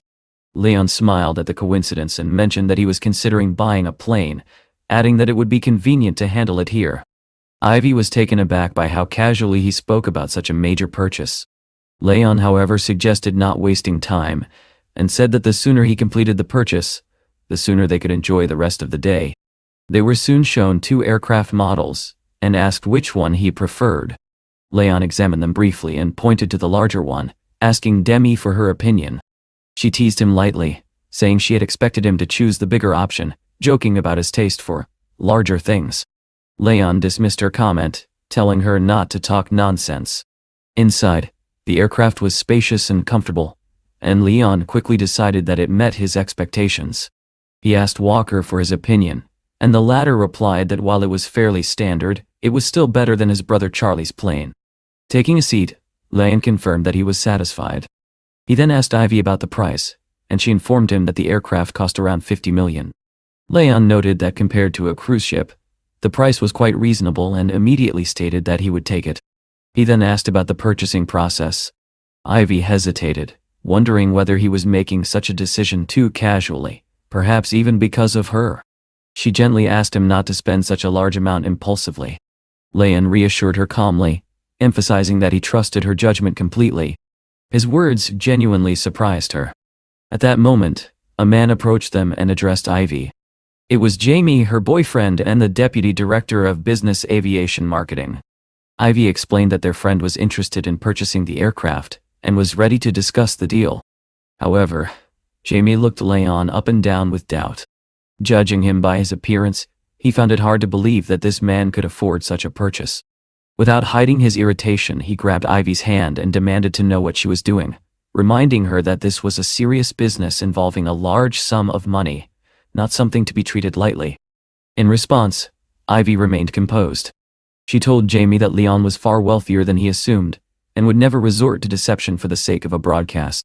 However, Jamie only grew more irritated, admitting that he could not understand her at all and questioning why a television presenter would associate with people like them. Ivy was taken aback by his words.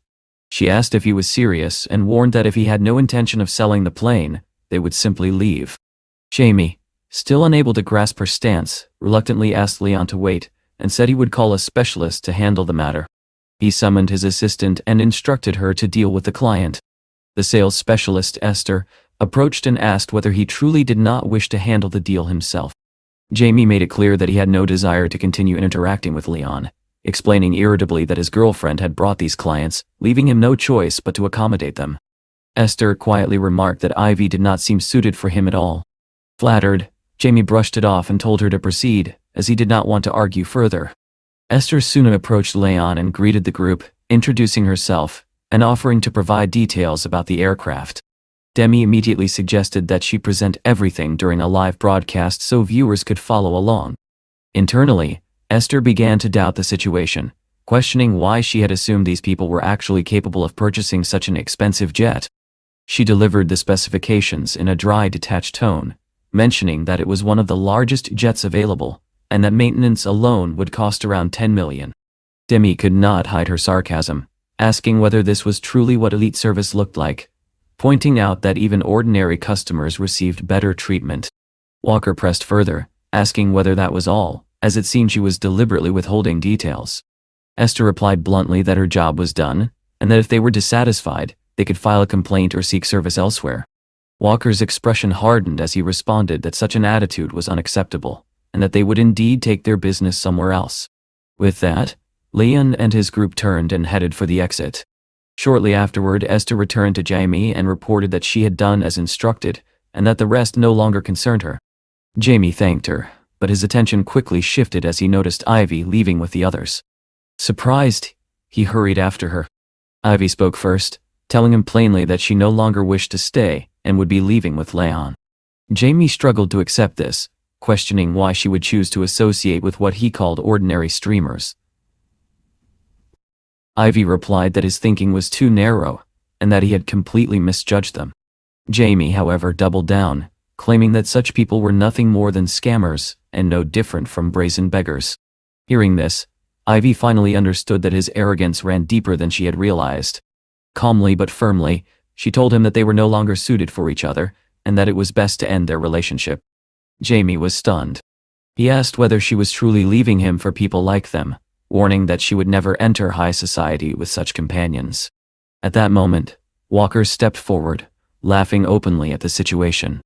He remarked that this was the first time in his life that he had been so underestimated. Without warning, Walker picked up a decorative vase. Jamie immediately panicked, reminding him of its value. Ignoring him, Walker smashed it onto the floor, shattering it into pieces. The sound echoed through the room.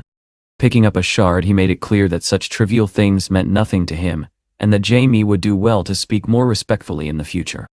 One of Walker's companions quickly pulled him aside, asking if that was enough.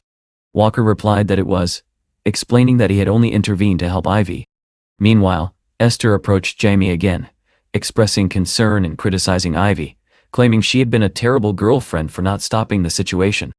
Jamie, trying to regain composure, thanked her, and said they needed to clean everything up before his superiors arrived.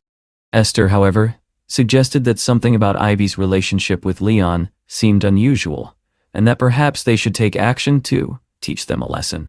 Jamie dismissed her concerns coldly, saying he would handle it himself. Elsewhere, Leon, his friends, and Ivy returned to the exhibition area together. Leon apologized, explaining that he had only wanted to help. Ivy reassured him that their relationship had been troubled for a long time, and that without today's Sabitia, they might never have resolved it. Charlie supported her, stating bluntly that her boyfriend had been a terrible person, and suggesting they go somewhere by the sea to relax. Soon, the group found themselves at a lively bar. Charlie believed the atmosphere would help Ivy unwind. Around them, people danced and celebrated, but Ivy remained seated, quietly sipping her drink, showing no desire to join in. Walker remarked that at times like this, she needed understanding more than anything else. Demi, smiling, teased that it was the perfect opportunity for someone to make a move.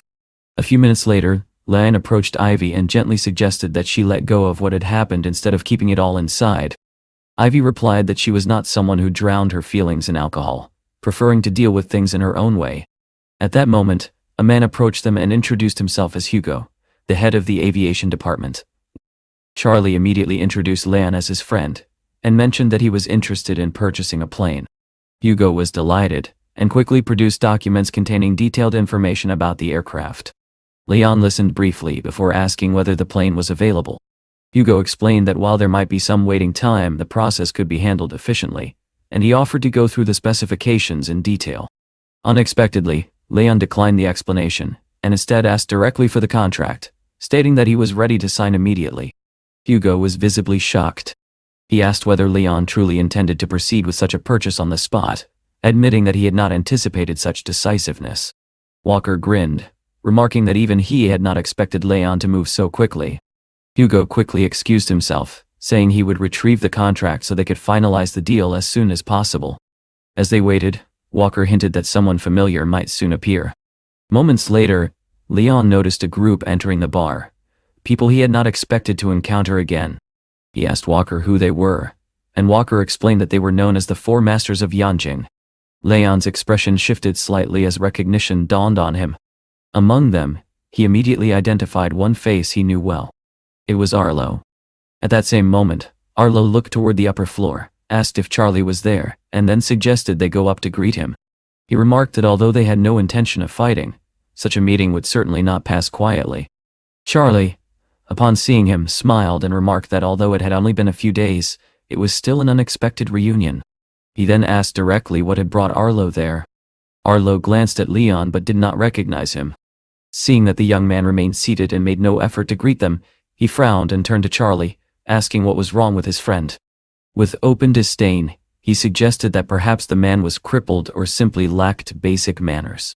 Charlie, however, remained calm. He told Arlo that the man sitting before them was Leon, the very person because of whom he had lost 100 billion. He added that Leon was a true genius. Those words struck Arlo like a blow. His expression froze as realization dawned on him.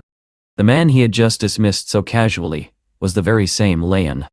Before the tension could settle, one of Arlo's companions stepped forward, grabbed Leon by the shoulder, and accused him of swindling them out of an enormous sum. He demanded to know whether Leon truly believed they would simply forget everything.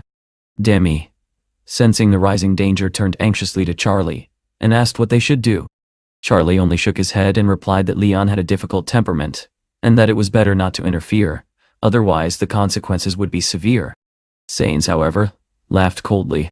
He took Leon's silence as a provocation, and declared that he would put him in his place and make sure he paid for what he had done. In the very next instant, everything changed.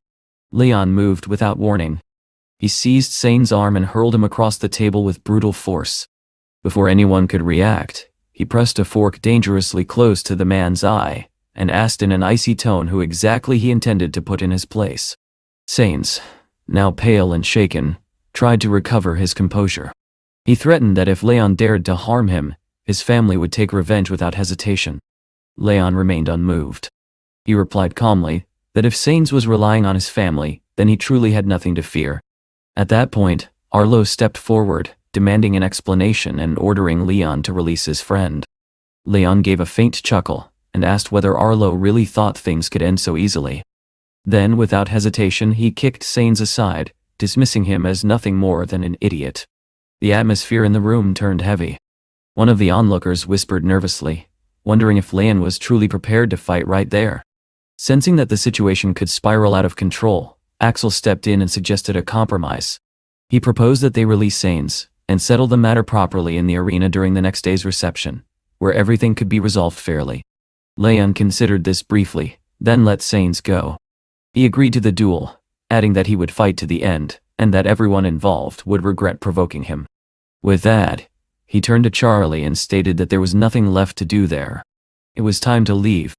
As Leon and his group departed, Arlo turned to Axel in frustration, demanding to know why he had done nothing. Axel replied calmly that they were outnumbered in that moment, and that there was no benefit in escalating the situation prematurely. He then asked Sainz if he was all right. Sainz admitted with some reluctance that he had underestimated Leon and that the man was far stronger than expected. Axel nodded, observing that Leon was clearly well prepared. There was no need to act rashly now. Tomorrow would be different. Outside, as they walked away, Walker remarked that Leon had acted somewhat impulsively. He reminded him that Axel was highly talented and had trained in sports since childhood. Charlie added a note of caution, warning that despite Leon's abilities, this opponent was not to be taken lightly. At that moment, Leon's phone rang. A calm female voice introduced herself as the eldest daughter of the Hua family. She informed him that she was aware of his presence on the island, and invited him to meet her in room 1616 of their hotel. Leon agreed. Turning to Charlie, he said that he had urgent matters to attend to, and asked him to take care of Ivy and Emmy. He then got into the car and left, while Charlie reminded him to stay cautious. Meanwhile, in the hotel room, Shala sat with his sister, expressing doubts about whether Leon would agree to cooperate. He warned that a refusal could negatively impact their business. His sister Dana remained composed. She assured him that Leon would arrive soon and asked him to leave, stating that she would handle the conversation personally. Shala agreed and left. Dana, left alone, reflected that someone who had reached Leon's level could not be easily pressured. Soon, there was a knock on the door. When Leon entered, Dana greeted him respectfully, bowing slightly and expressing her admiration. She offered him tea brought specially from her hometown and invited him to try it. Then she began to explain that their financial group was already working in the field of chip development, and wished to collaborate with his company. Leon listened and replied calmly that while Ling Corporation was doing well, its scale could not compare to their financial group. Dana then shifted the proposal. She revealed that her family planned to establish a biological laboratory, and was willing to offer him a 50% share. Leon, however, repeated that he was not the person in charge. Dana studied him carefully, convinced that he was not being entirely honest. Deciding to change her approach, she reached out and gently touched his hand, attempting to persuade him more directly. She assured him that he was the one making decisions, and that their side was willing to satisfy any of his demands. Leon raised an eyebrow and asked what exactly she meant. Dana's tone softened. She hinted that she could offer him something others could not, suggesting not only business advantages, but also personal udovostvia beyond anything he had experienced. Leon's expression turned cold. He acknowledged that she was attractive, but stated plainly that he had no interest in her. He added that his own girlfriend was far more beautiful. With that, he turned and walked toward the exit. Dana, unwilling to accept rejection, grabbed his hand and asked whether he truly felt nothing. She stepped closer, embracing him, and pleading for him to forget about all other women. Leon immediately pushed her away and told her bluntly that she should see a doctor, implying that she clearly was not listening to him. Stunned and humiliated, Dana stood frozen as he left the room. After he was gone, she called her grandfather and reported that they had a serious problem, as Leon had refused their offer. Her grandfather responded calmly, saying that it was not critical, and that the important thing was to find a way to benefit from the situation. Dana assured him that she understood and promised to take further action. Meanwhile, Leon walked down the corridor, reflecting on what had just happened. He found it troubling that someone was willing to go so far, even to the point of offering themselves, for the sake of a project. It made him wonder just how significant this matter truly was, and how deeply it affected the Hua family. As he approached his room, he concluded that they would not give up so easily. At the same time, Jamie appeared in the corridor with a friend, both of them clearly drunk and looking for trouble. Lenny, a private entrepreneur, asked where the guy was, pointing out that this was the perfect chance to teach him a lesson. Jamie admitted he did not know where Leon was, but suggested they find his girlfriend first. She would surely know his whereabouts. Lenny scoffed, remarking sarcastically that a girl like her had no business being with someone unknown.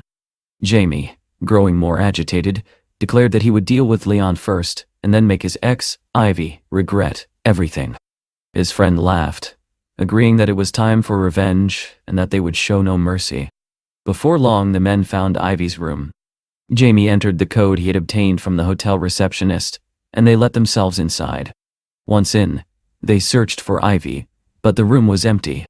Lenny wondered if they had the wrong room, but Jamie insisted he had booked it himself and would have been notified if she had left.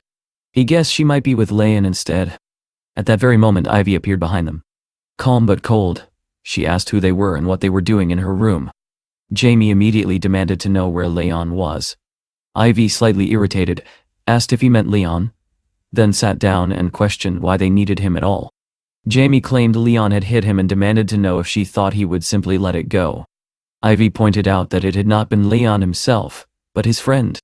Jamie snapped, asking how she could defend him in such a situation.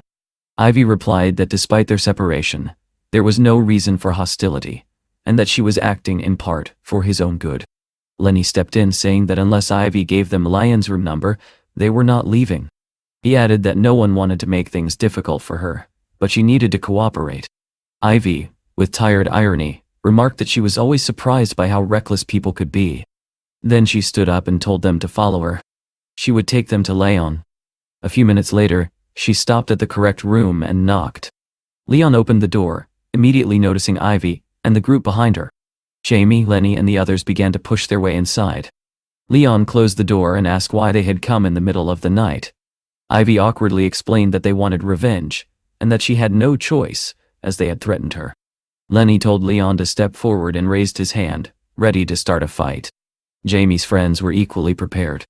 Leon, however, mocked them, saying there were too many of them, and it would be hard to decide whom to hit first. Lenny threatened that they would beat him so badly he would forget his own name. Without warning, one of the men lunged forward. Ivy watched closely. In an instant, Leon struck him straight in the face. The man collapsed in pain. Lenny stiffened, realizing that this had been his strongest fighter. Leon calmly remarked that the man had no skill and invited the next opponent. The fallen man quickly apologized to Lenny, admitting they could not handle Leon. He even suggested they were now even. Before he could say more, Leon stepped forward and kicked him hard in the stomach, deciding he had spoken too much. Then, with a cold tone, Leon demanded to know who they thought he was, bursting into his room, only to try and escape afterward. Lenny immediately began apologizing, calling it a misunderstanding and asking for forgiveness. Leon reminded them that Jamie had been extremely rude earlier that day. Without another word, Leon physically forced Jamie and his friends out of the room and ordered them to leave. After closing the door, Leon noted that no one would disturb him anymore. He turned to Ivy and admitted he could not understand what she had ever seen in someone like Jamie. Ivy stepped forward, embraced him, and sincerely said there was no one better for her than him. Leon admitted he liked hearing that. Ivy added that she was happy with him, and could not imagine leaving. Leon replied that he was always glad to see her. In that quiet moment, he kissed her, something he had clearly wanted to do for a long time. They withdrew into the bedroom and spent the rest of the night together. The next day, Leon woke up at noon.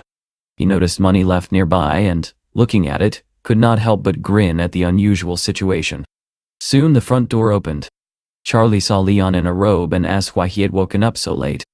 Walker then noticed red stains on the sofa and, shocked, asked what had happened and why there seemed to be blood everywhere, even near the entrance. The friends exchanged amused looks. Demi remarked that Leon had simply had a great night, which explained everything. Charlie added that he had seen similar marks on the bed and jokingly called him a bandit. Demi, clearly impressed, said Leon looked incredibly cool. These comments irritated Leon, and he told them that the jokes were enough. After a moment, he calmed down and suggested that it was time to move on and go to lunch. Sometime later, the group headed to the hotel's top-floor restaurant. Leon and Charlie were dressed sharply, drawing attention from those around them. They entered, planning to eat while discussing important matters. Soon, a group of attractive girls approached Charlie and asked if they could sit with him. He politely refused. Undeterred, they left him their contact information, suggesting he call them whenever he felt bored, as they would gladly keep him company. After that, Demi turned to Leon and said she wanted to ask him something. With a hint of confusion, she wondered why the women around them were looking at her so strangely, and even asked if they might actually like her as well. Walker immediately laughed, explaining that those women were not admiring her, but were simply jealous, unable to understand what was so special about her to be sitting beside them. In response, Leon lightly tapped her on the cap and asked whether she had slept well, since she was asking such odd questions. Shifting his attention back to business, Leon asked Charlie about the exact time of the evening banquet on the cruise liner. Meanwhile, Demi suggested that they continue their live broadcast for the day to attract even more viewers. Leon agreed, noting that they had nothing else planned, and that a joint stream sounded like a good idea. Soon, the group arrived at the coastline.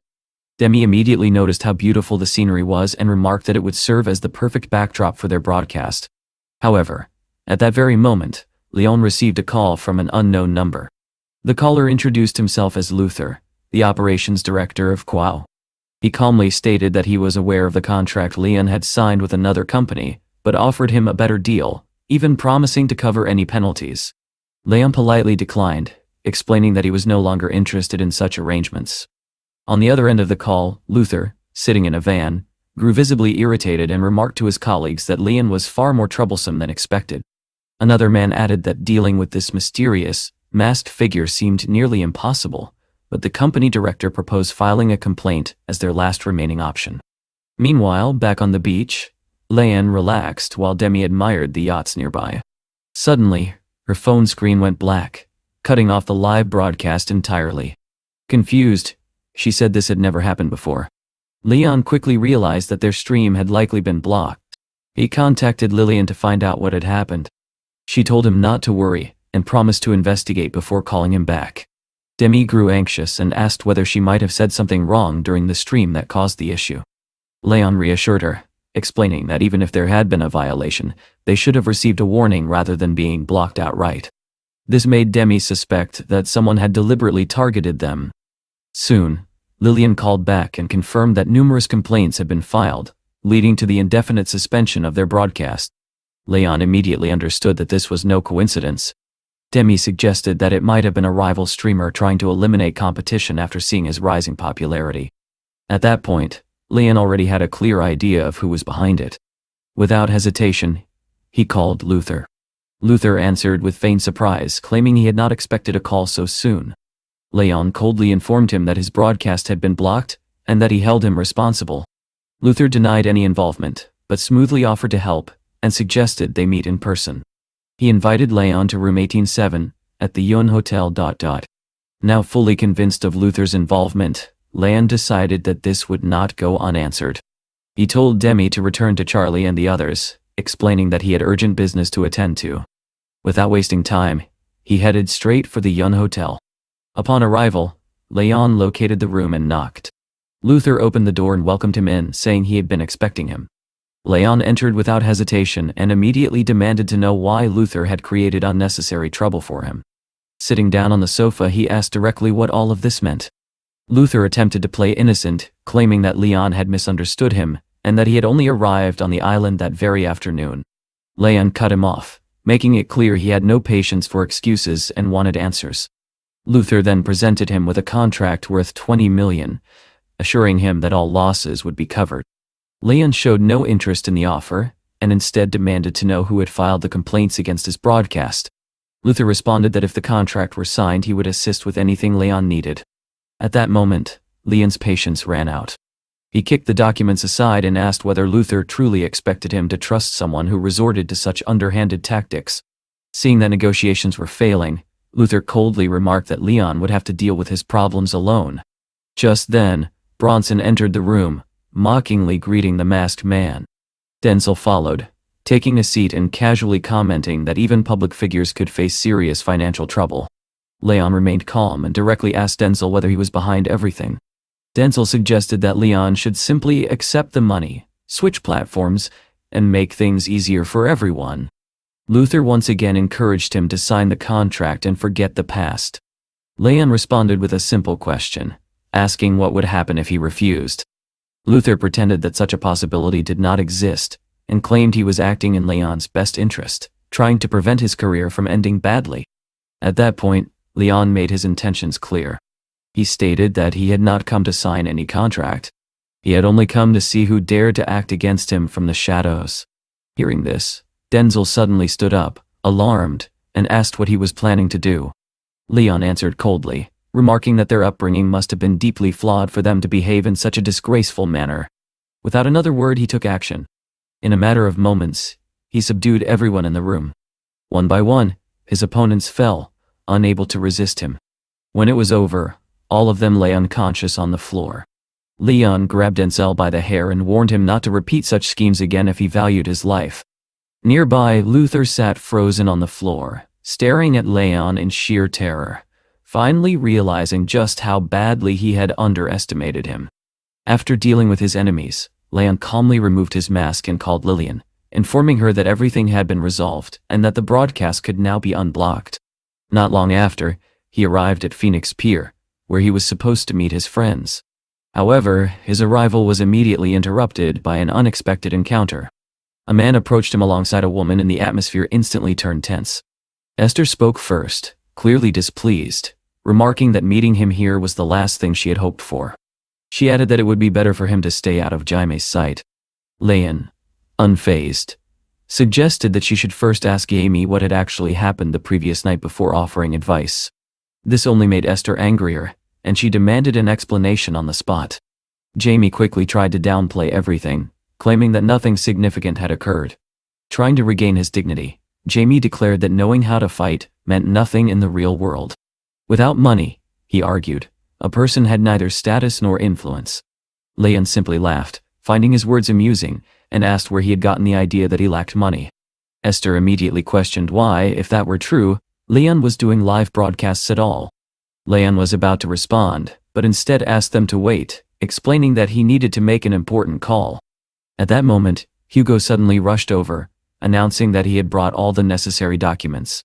Esther greeted him warmly, clearly pleased to see him, but Hugo paid her no attention.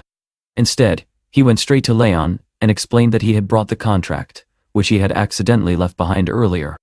Jaime, still doubtful, asked Hugo whether it was true that Leon was planning to buy a plane, unable to believe that someone he considered just a streamer could afford such a thing. Hugo responded irritably, dismissing the remark as nonsense, and confirming that Leon had already decided to sign the contract. Turning to Leon, he asked where it would be most convenient to finalize everything. Leon calmly replied that they could sign the documents right there. He added that he would soon contact the finance department and arrange the transfer of funds. Hugo, confident in Leon's reputation, even stated that they could deliver the goods in advance without worrying about payment. Hearing this, Jaime and Esther were left completely stunned. In that moment, they realized that Leon was far wealthier than they had ever imagined. Leon glanced at Jaime and asked with quiet irony whether he still believed that a streamer could not have money. Without giving him time to recover, Leon turned and headed toward the liner. The flight attendants greeted him warmly as he boarded. Once inside, he calmly instructed the staff not to allow Jaime and Esther on board, explaining that the place was too prestigious for them. Jaime tried to protest, asking for another chance, and insisting they should not be judged for a single mistake. Leon coldly responded by asking who had given him the right to make demands, reminding him that it was his ship. Shocked and confused, Jaime and Esther asked if the liner truly belonged to him. Leon offered no answer and simply walked away, leaving them behind in disbelief. Meanwhile, the celebration on the cruise ship was already in full swing. Music filled the air as guests laughed, danced, and enjoyed themselves. Demi, sitting with Leon's friends, immediately noticed his arrival and pointed out that he had finally joined the party.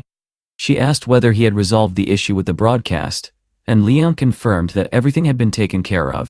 Walker then revealed that even greater entertainment was planned. Surprised, Leon asked if there would be another event. Walker explained that every year they held a competition. Arlo's group hosted their celebration at the stern, while their own took place at the bow. In the end, whichever side attracted more girls would be declared the winner. He admitted that they had lost the previous year because Charlie had not shown up, and expressed hope that Leon would help them win this time. Leon turned to Charlie and asked about the schedule. Charlie explained that once they were out at sea, there would be a dance party, followed by an auction, and later an arena event featuring a duel between Leon and Axel. Hearing this, Leon noted that time was short, and asked whether everything was ready for the pool party. Walker raised his glass and declared that they already had wine and a good mood, which was all they needed. Leon then called Hugo again, confirming that the payment had already been transferred, and adding that everything needed to be finalized before 6 o'clock. As the liner moved across the water, he watched the lively scene with quiet satisfaction. Soon, Arlo approached him and asked why he was standing aside, wondering if he found the party boring. Leon replied calmly that the main event had not even begun yet. Arlo pointed out that most of the girls had already gathered on his side of the ship, leaving Leon's group at a disadvantage. Leon simply told him not to worry, hinting that something far more exciting was about to happen. With a confident smile, Arlo announced that the liner would soon set sail and invited Leon to join them at the stern before leaving with Axel. After they were gone, Charlie asked whether they had come just to show off, and Leon confirmed that they had. Walker, puzzled by his calm attitude, asked why he was not concerned about losing. Leon only replied that he had a surprise prepared, and that they simply needed to wait. Meanwhile, on the other side of the ship, Arlo remarked to Axel that Leon seemed overly confident, suggesting that he must have something planned. Axel doubted that Leon could organize anything in such a short time, noting that the only possible way would be by helicopter. At that very moment, the sound of rotors filled the sky. Several helicopters appeared overhead, each carrying a luxury sports car suspended beneath it. Arlo and Axel stared in disbelief, unable to comprehend what they were seeing. All around the ship, guests pointed upward, excitedly discussing the spectacle unfolding before them. Leon calmly instructed his friends not to stand idle and to ensure that the cars were carefully lowered onto the deck. One by one, the vehicles were placed aboard the liner, drawing even more attention from the crowd. Charlie approached him in amazement, asking whether he had truly arranged all of this. Leon's actions spoke for themselves. Once everything was ready, Leon took the microphone and addressed the guests. He announced that a special drawing would take place later, and that the grand prize would be none other than the 3 luxury sports cars now displayed before them. The atmosphere on the ship instantly erupted with excitement. Almost immediately after the cars were delivered, the spectacle escalated even further. From the hovering helicopters, bundles of cash began to rain down onto the deck. It was presented as a small gift from Leon to the guests, but the effect was anything but small. The girls on the liner burst into excitement, laughing and rushing to collect the scattered bills, completely captivated by the sudden windfall. On the opposite side, Arlo watched the scene unfold with growing tension. He quietly told Axel that people were already drifting away toward Leon's side, and if they did nothing, defeat was inevitable. He added that any chance for revenge would now have to wait for the arena. Axel nodded, fully understanding. At that moment, Walker called out to them with a grin, inviting them to stop standing around and come join the fun, reminding them that they were always welcome. However, Arlo and Axel, clearly offended, turned and walked away without a word. Walker chuckled and jokingly told Leon to imagine their expressions if they ever discovered that even the plane belonged to him. Not long after, Leon received a call from Elizabeth, who asked how things were going. He calmly informed her that an investment of $280 million from the VA family had already been transferred to his account. He added that she did not need to trouble him frequently with such matters, as Tanyan was more than capable of handling everything. Meanwhile, Demi excitedly announced that their live stream had already surpassed 9 million viewers, and was quickly approaching 10 million. Leon was genuinely surprised and asked how such numbers were possible. Demi simply reminded him that it was a pool party, and events like this naturally attracted massive attention. Around them, the atmosphere shifted as guests in elegant evening attire gathered on the deck, dancing under the lights. Demi noticed that some of them looked overly formal for the setting, which made them stand out awkwardly. At the same time, Leon spotted Arlo, Axel and their group nearby, watching him closely. Walker observed that Axel seemed to attract no attention from the women, and jokingly asked whether he was only good at fighting. Just then, a woman approached Arlo. It was Dana. Arlo greeted her warmly, and invited her to sit beside him, emphasizing how pleased they were to have her. Dana acknowledged his politeness, calling him a gentleman. He then extended his hand, inviting her to dance. However, Dana glanced around, clearly searching for someone else. Her true purpose soon became evident. She approached Leon and asked if she could invite him to dance, admitting that she had wanted this for a long time. Walker and the others immediately laughed, recognizing it as a direct slight against Arlo. Demi nudged Leon, hinting that he should accept. Taking his hand, Dana was visibly delighted when he agreed. The musicians began playing a soft piano melody, and couples moved on to the dance floor. She asked why he seemed hesitant, assuring him she only wanted to dance, and had no intention of hiding anything. Leon responded calmly, warning her not to involve him in her schemes, and reminding her that nothing had changed regarding their previous discussions. After a short while, Dana admitted she was tired and asked to stop. However, Leon did not release her. Instead, he held her firmly and remarked that the music was too beautiful to waste. Realizing she could not leave, Dana found herself forced to continue dancing until the end of the piece. She tried to remain polite, saying it was an honor to dance with him and expressing hope that they might do so again. Leon replied that there would certainly be another chance with the next song. Then, tightening his grip slightly, he spun her effortlessly across the floor, making it clear he had no intention of stopping. Dana grew increasingly exhausted, slowly realizing that she had made a mistake by approaching him. When the music ended, Leon calmly asked the musicians to play the piece again. At that moment, Dana finally understood. This was not a dance, but a deliberate lesson. Exhausted, she apologized and admitted she could no longer continue. Nearby, her brother Shala watched with concern, realizing that she was no match for Leon, and that he might have to intervene himself. Before anything else could happen, Arlo stepped forward. He remarked that Leon had truly surprised him, especially with his apparent connections to the VA family. Leon replied calmly, noting that Dana's legs were hurting and suggesting that Arlo might have shown her more consideration before the auction. Arlo's expression hardened. He demanded that Leon show at least basic politeness, emphasizing that the absence of open conflict did not mean fear. He then declared that they would meet again at the auction, where he intended to claim everything Leon desired. Leon seemed genuinely amused. He asked whether Arlo truly believed he even needed the auction, explaining that he had no intention of buying anything, and that Arlo was free to take whatever he wanted.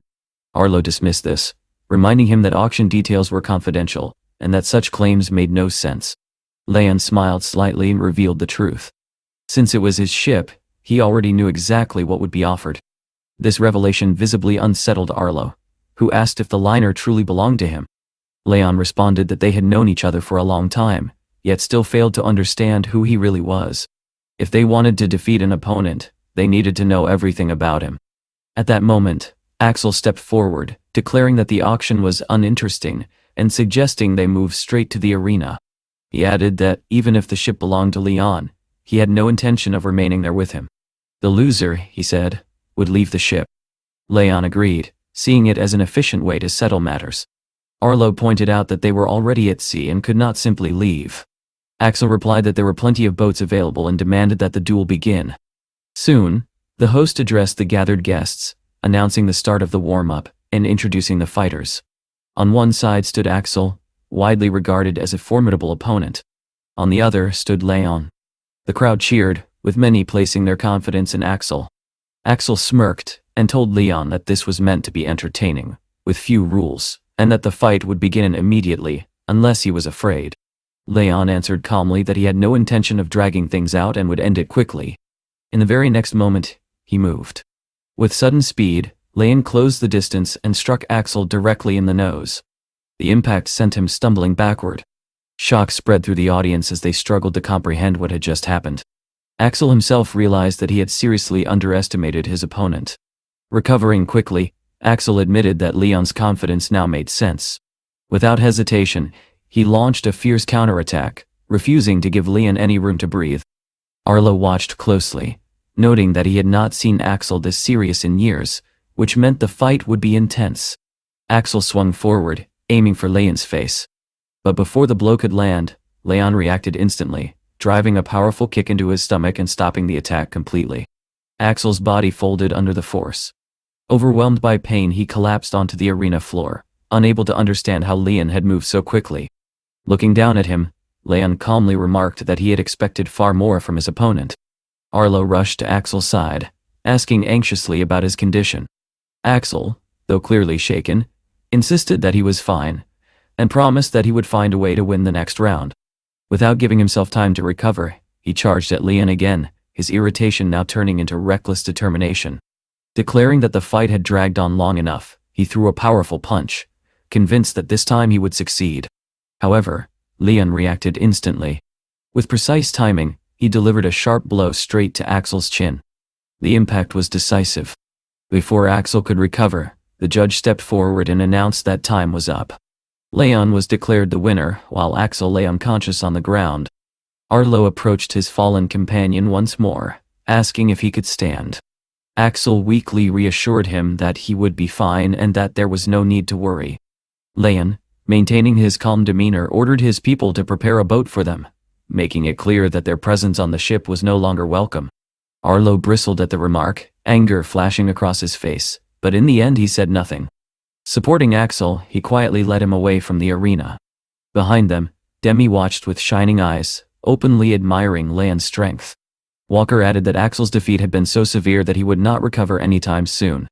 Later that day, after everything had settled, Leon returned to the hotel to rest. But his break was short-lived. Soon Sean called him with urgent news.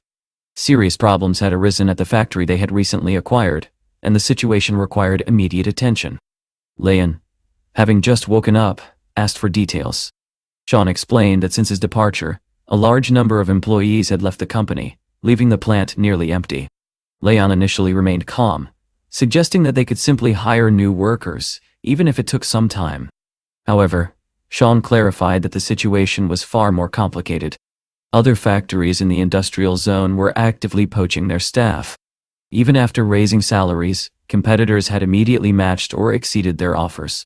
Realizing the seriousness of the situation, Leon quickly prepared to leave and asked Sean to wait for him at the office. On the way, he decided to consult Charlie first. When Charlie opened the door, he was surprised to see Leon awake so early. Looking around, Leon noticed that Charlie had not slept at all, and there were still girls resting on his bed. Without wasting time, Leon asked if he could use Charlie's plane, explaining that he needed to fly to Shanghai urgently and that his own aircraft had not yet arrived.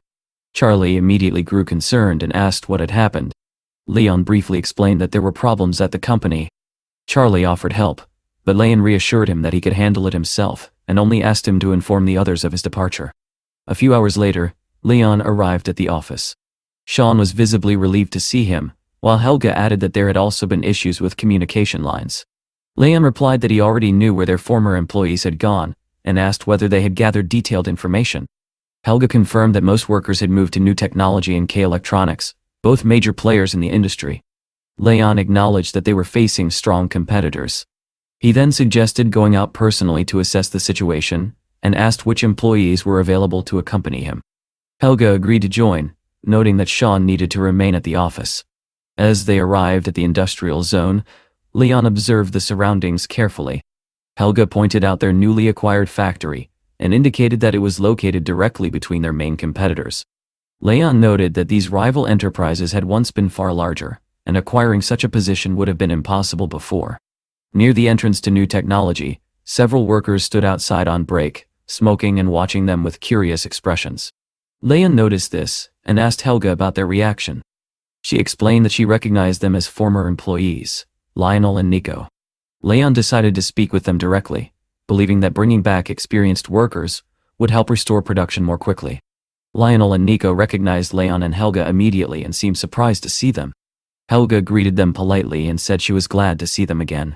She reminded them of their previous discussions about the factory's future and explained that the company planned to resume production soon. She added that management was willing to offer higher wages and better conditions to bring them back. Lionel, however, remained unmoved. He explained that the factory had changed ownership and that everyone had families to support, so they had chosen stability elsewhere. Helga acknowledged this but reassured them that the company was serious about rebuilding. Lionel shook his head and replied that they were being paid more where they were now, and that previous promises had only misled people. When Helga mentioned that she had come with the company's leader, implying that this time things would be different, Lionel dismissed it entirely. He stated coldly that it did not matter who she came with, and asked them to leave. Realizing that persuasion would not work here, Leon and Helga decided to visit K Electronics next. As they entered the factory grounds, Leon immediately noticed the scale of the operation. The place was bustling with activity, confirming its strength. Helga soon pointed out another familiar face. It was Rudy, a former employee. She approached him and greeted him politely, expressing surprise at seeing him there. Rudy asked bluntly why they had come. Helga explained their plan to restart production and invited him to return with a higher salary. Rudy reacted sharply, accusing such companies of exploiting workers and warning them not to mislead people again. However, one of his colleagues suggested that they should at least hear the offer, hinting that better terms might be possible. Rudy dismissed the idea, stating that life was more stable at their current workplace. There were no unnecessary complications, and it was better to continue as they were. The other workers agreed, and the group quickly dispersed. Left standing there, Helga admitted that the situation was extremely difficult. Competitors were offering very high wages, making it hard to win people back. Leon then explained the underlying strategy. He pointed out that competitors were not paying everyone equally, but only offering high salaries to key individuals in order to influence the rest. He added that once they drove their rivals out of the market, those benefits would disappear, and workers would be left with nothing. Following such tactics, he said, would only derail their own long-term plans. After considering the situation, Leon asked Helga to gather the contact details of all department heads. He then made a call to Mr. Wang from New Technology, introducing himself as the new owner of Tong Electronics. Wang replied that he was currently on a business trip and could not say when he would return. Leon remained polite, saying that he understood and would wait for his call, hoping they could discuss important matters in the near future. Helga remarked that such behavior seemed rather rude, as she had expected their rivals to show Leon more respect. Without reacting emotionally, Leon simply moved on. He called Mr.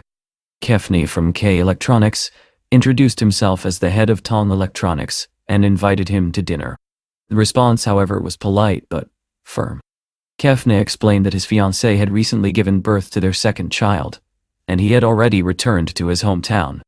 Leon accepted the refusal calmly, saying that he understood. Helga, observing this exchange, noted that this kind of response at least felt more respectful. She then suggested returning to their plant for another inspection, but Leon declined. He said there was nothing more to see there. At that moment, something seemed to click in his mind. Turning to Helga, he asked her to contact Elizabeth and assemble a team of engineers to begin building a road.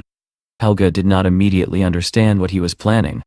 Leon explained only that he treated others the same way they treated him, and that to carry out his plans, he would need a strong and capable team. Helga agreed to handle it the next day. Leon thanked her and without wasting time, left to take care of other matters. His next stop was Rosalind's home. He decided to discuss business with her directly. When she opened the door, she was visibly surprised by his unexpected visit.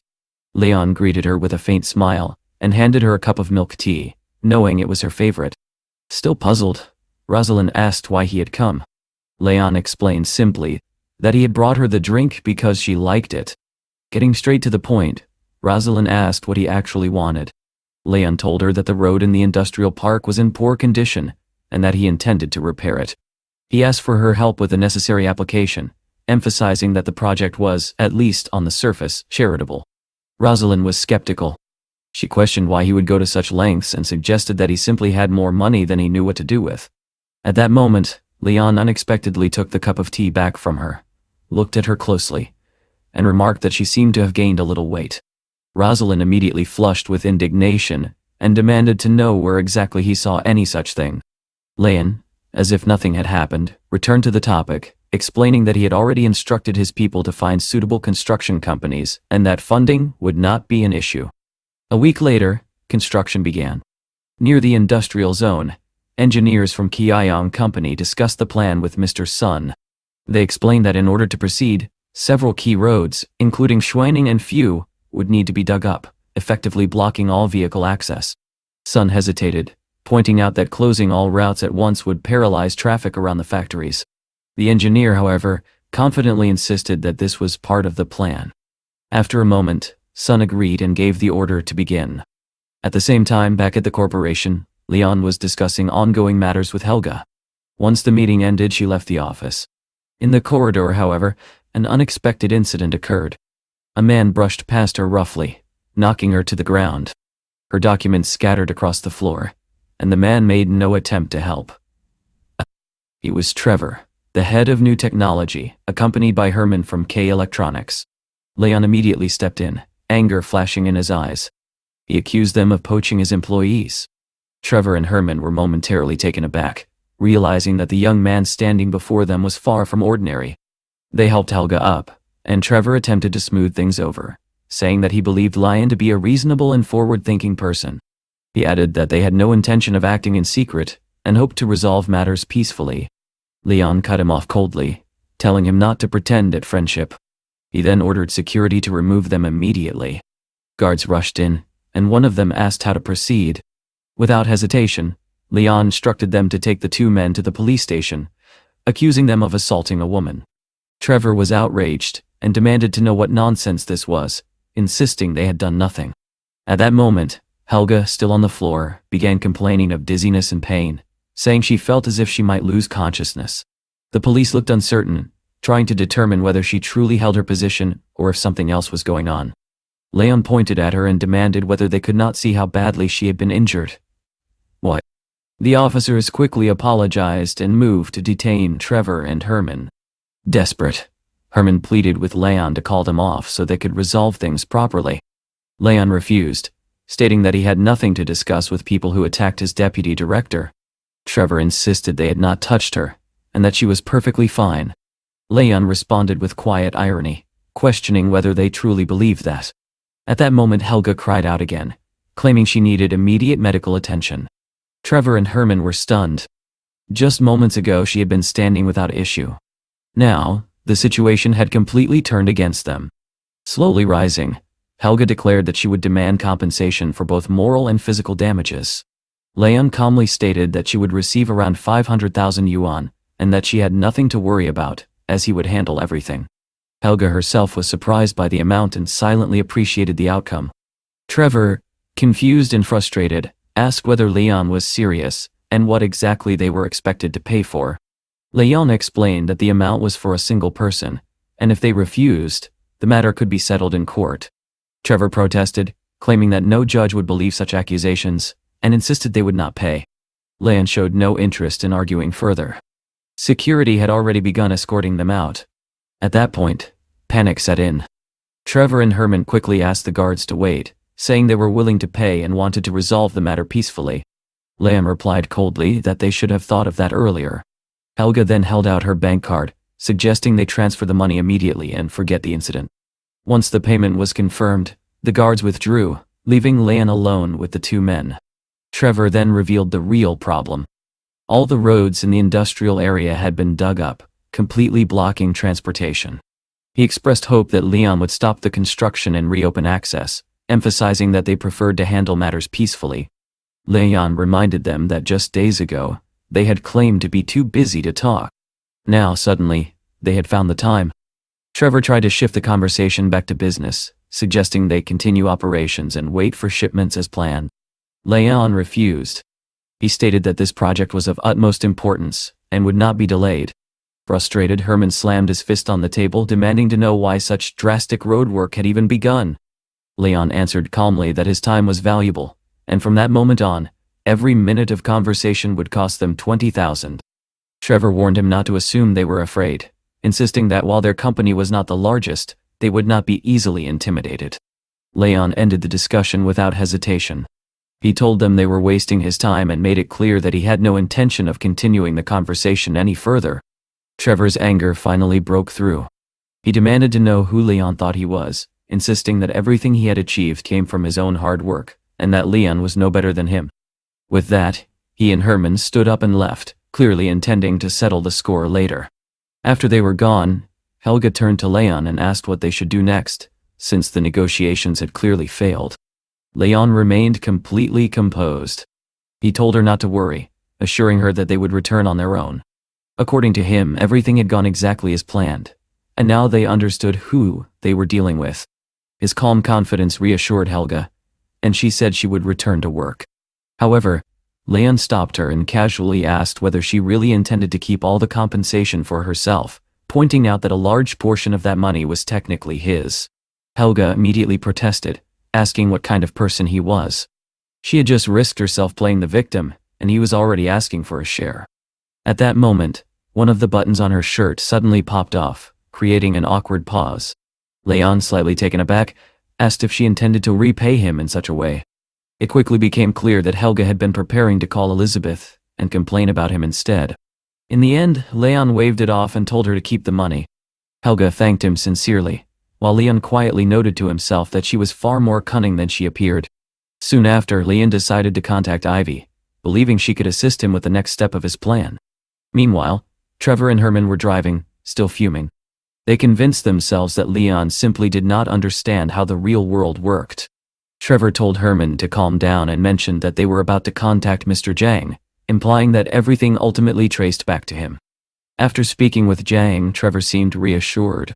He declared that they had spent years building their business, yet no one respected them. If others refused to show respect, then they would force it. In his mind, anyone who opposed them would soon regret it. At the construction site, the road work continued as planned. Workers operated machinery while the engineer assessed progress. After some time, he concluded that they had done enough for the moment, as traffic had already been effectively blocked. The foreman agreed and suggested giving the workers a break. It was at that moment that Trevor and Herman arrived. Without hesitation, Herman ordered the workers to stop and leave.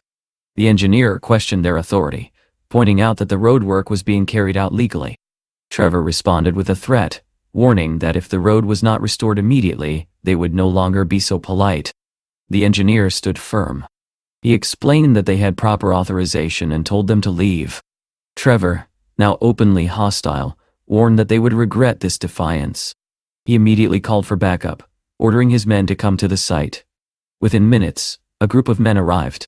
Seeing the situation escalate, the engineer asked if they truly intended to use force. Trevor gave them one final warning, but the engineer refused to back down, stating that work would continue unless ordered otherwise by his superiors. Without further words, Trevor stepped forward and kicked the engineer in the stomach. The man fell to the ground stunned. Even then, he insisted that Trevor would be held accountable, as the work was entirely legal. At that critical moment, a voice interrupted the confrontation. Ivy had arrived, accompanied by a cameraman who was recording everything. The situation changed instantly. The engineer, quick to understand, instructed his team to lie down. One by one, the workers dropped to the ground, pretending to be seriously injured. Ivy immediately addressed Trevor, accusing him of gathering people to violently disrupt a charitable construction project. Herman attempted to deflect, claiming it was all a misunderstanding and that they had only been talking. Ivy pointed out the obvious contradiction. Dozens of workers were lying on the ground, and yet he was calling it a simple conversation. Trevor tried to block the camera and urged Ivy to stop filming, promising to explain everything. Ignoring him, Ivy turned to the engineer and asked him to describe what had happened. He claimed they had been working legally when they were suddenly attacked. He added that he had suffered a concussion and even mentioned his pregnant wife, further strengthening the narrative. Trevor, losing control, ordered his men to seize the camera. But Ivy stepped in front of it and warned him that damaging it would be illegal. Trevor snapped back, claiming she was the one breaking the law and that she had no right to lecture him. At that very moment, the sound of sirens filled the air. Police cars arrived and quickly surrounded the area.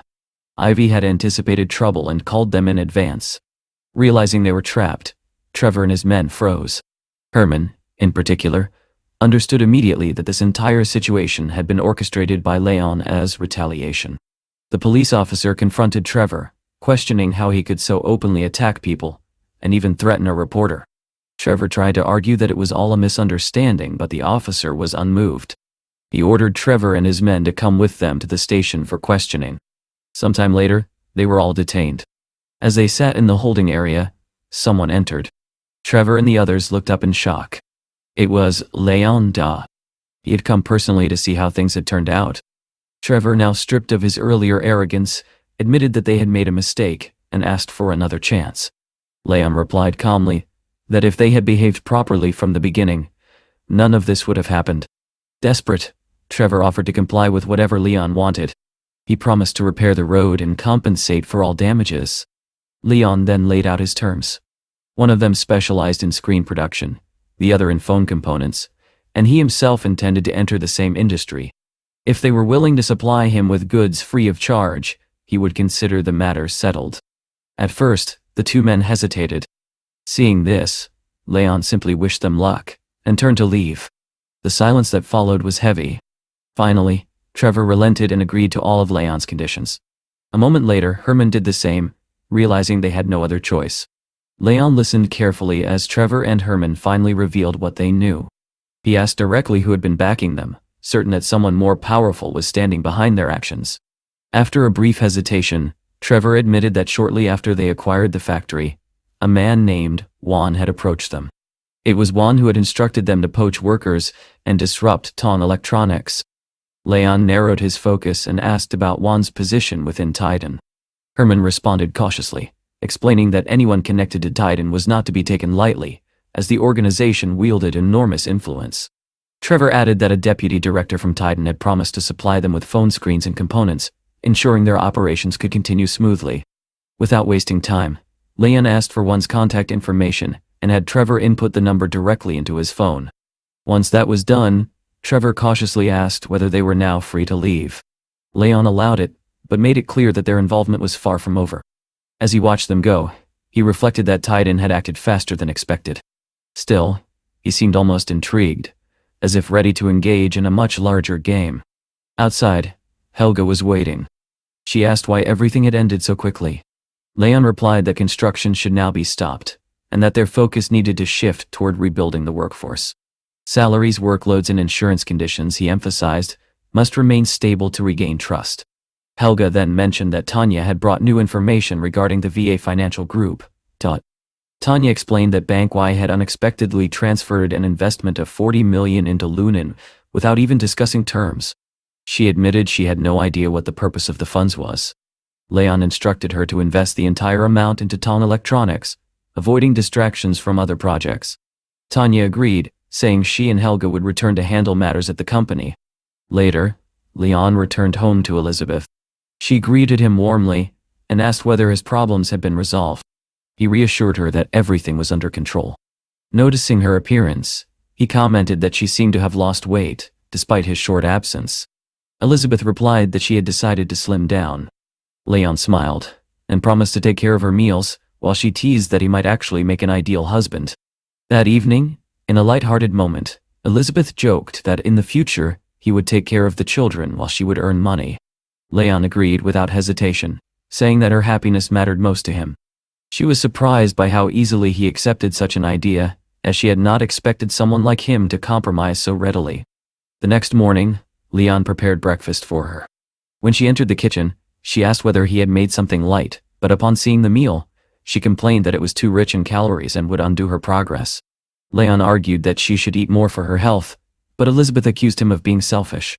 Despite the playful disagreement, she soon reminded him that her mother wanted to invite him to dinner. Leon agreed, saying he was free that evening. Just then, Demi called, asking when he planned to go live again. Leon explained that he wanted to do a broadcast focused on social support and helping farmers, though he had not yet decided on the details. Elizabeth encouraged him to go ahead and said she would drive him to work. At the construction site, work was still underway. The engineer greeted Leon warmly and thanked him for his concern regarding the previous day's incident, assuring him that no serious injuries had occurred. Leon instructed him to ensure the road was built to the highest standard, without cutting corners. Not far away, Vivian was already trying to resolve the staffing crisis at the factory. She confronted Lionel and Rudy, questioning why they were interfering with recruitment efforts. They responded dismissively, claiming that their own factory offered better conditions, and that no one was interested in returning to Tong Electronics. Vivian pointed out that they were misleading potential workers by exaggerating benefits. However, Lionel insisted that they had done nothing illegal and encouraged job seekers to join their company instead. One worker asked about food and additional pay, and Rudy confidently confirmed such perks. Persuaded, the worker agreed to join them and others began to follow. Watching this unfold, Vivian grew increasingly frustrated. It became clear that they were losing every potential hire. Just then, Leon appeared behind her. She greeted him respectfully, relieved to see him again. He calmly told her that she was doing well, and that things would improve over time. Lionel noticed Leon's presence and immediately grew defensive. Leon accused them of lacking principles, pointing out that deliberately stealing workers was unethical. Rudy responded sharply, warning that as long as their factories remained side by side, Tong Electronics would never recruit a single employee. Leon addressed the former workers once more, offering them a chance to return. But Lionel refused outright, claiming that Tong Electronics had failed to pay properly in the past. His words stirred doubt among the crowd, and people began to turn away from Leon's company entirely. Vivian, unable to hold back, accused Lionel of lying. But Leon stopped her, telling her not to get emotional. He said that if people did not want to return, he would not force them. With that, he calmly left with Vivian. Once they were away, Vivian admitted that the situation was dire. Without workers, the factory could not operate at all. Leon reassured her once again, promising that the problem would soon be resolved. For now, he asked her to accompany him to inspect the factory. Inside, Vivian explained the production capacity. With 6 production lines, each capable of assembling a phone in 12 minutes, they could produce nearly 10,000 units per day, under full staffing. Leon listened carefully, and then instructed her to remain on site over the next few days, assuring her that the staffing issue would be handled very soon. At that time, Trevor and Herman returned to their own plant, only to find an unexpected scene waiting for them. Rudy and Lionel were already there, surrounded by a growing number of workers. Trevor frowned, confused, and asked where all these people had come from and what they wanted. Lionel explained that Tong Electronics had posted a new recruitment notice, and was still trying to recover. Rudy added confidently that they were experts at pulling workers away, and that those people would not remain loyal for long. But instead of approval, Trevor's expression darkened. Without warning, he struck Lionel and demanded to know who had given him the authority to act like this. Lionel, stunned, reminded him that he had been following orders. Trevor snapped back, calling them useless and declaring that everything they had done had only made matters worse. He then delivered the final blow. All the workers they had lured away from Tong Electronics had been fired. The announcement caused immediate chaos. Workers gathered around demanding answers. Some complained that they had originally intended to go elsewhere, but had been persuaded to join, and now they had lost everything because of that decision. Rudy tried to calm them, claiming these were internal issues and not their fault. But the damage had already been done. Seeing no other option, Lionel suggested that Tong Electronics might take them back, given their experience. Moments later, the entire group stood outside Tong Electronics, calling out to Leon and asking to be rehired so production could resume. Vivian watched the scene unfold in disbelief and turned to Leon, asking whether he intended to accept them back. Instead of answering directly, Leon asked for her opinion. She hesitated, then explained that from a business perspective, rehiring them made sense. However, on a personal level, she did not trust people who had already chosen to leave once. Leon listened and then made his decision. He told her that she could handle recruitment as she saw fit. Lionel stepped forward, trying to regain favor. He spoke confidently, claiming that Tong Electronics was the better choice, and that under Leon's leadership, the company would surely thrive.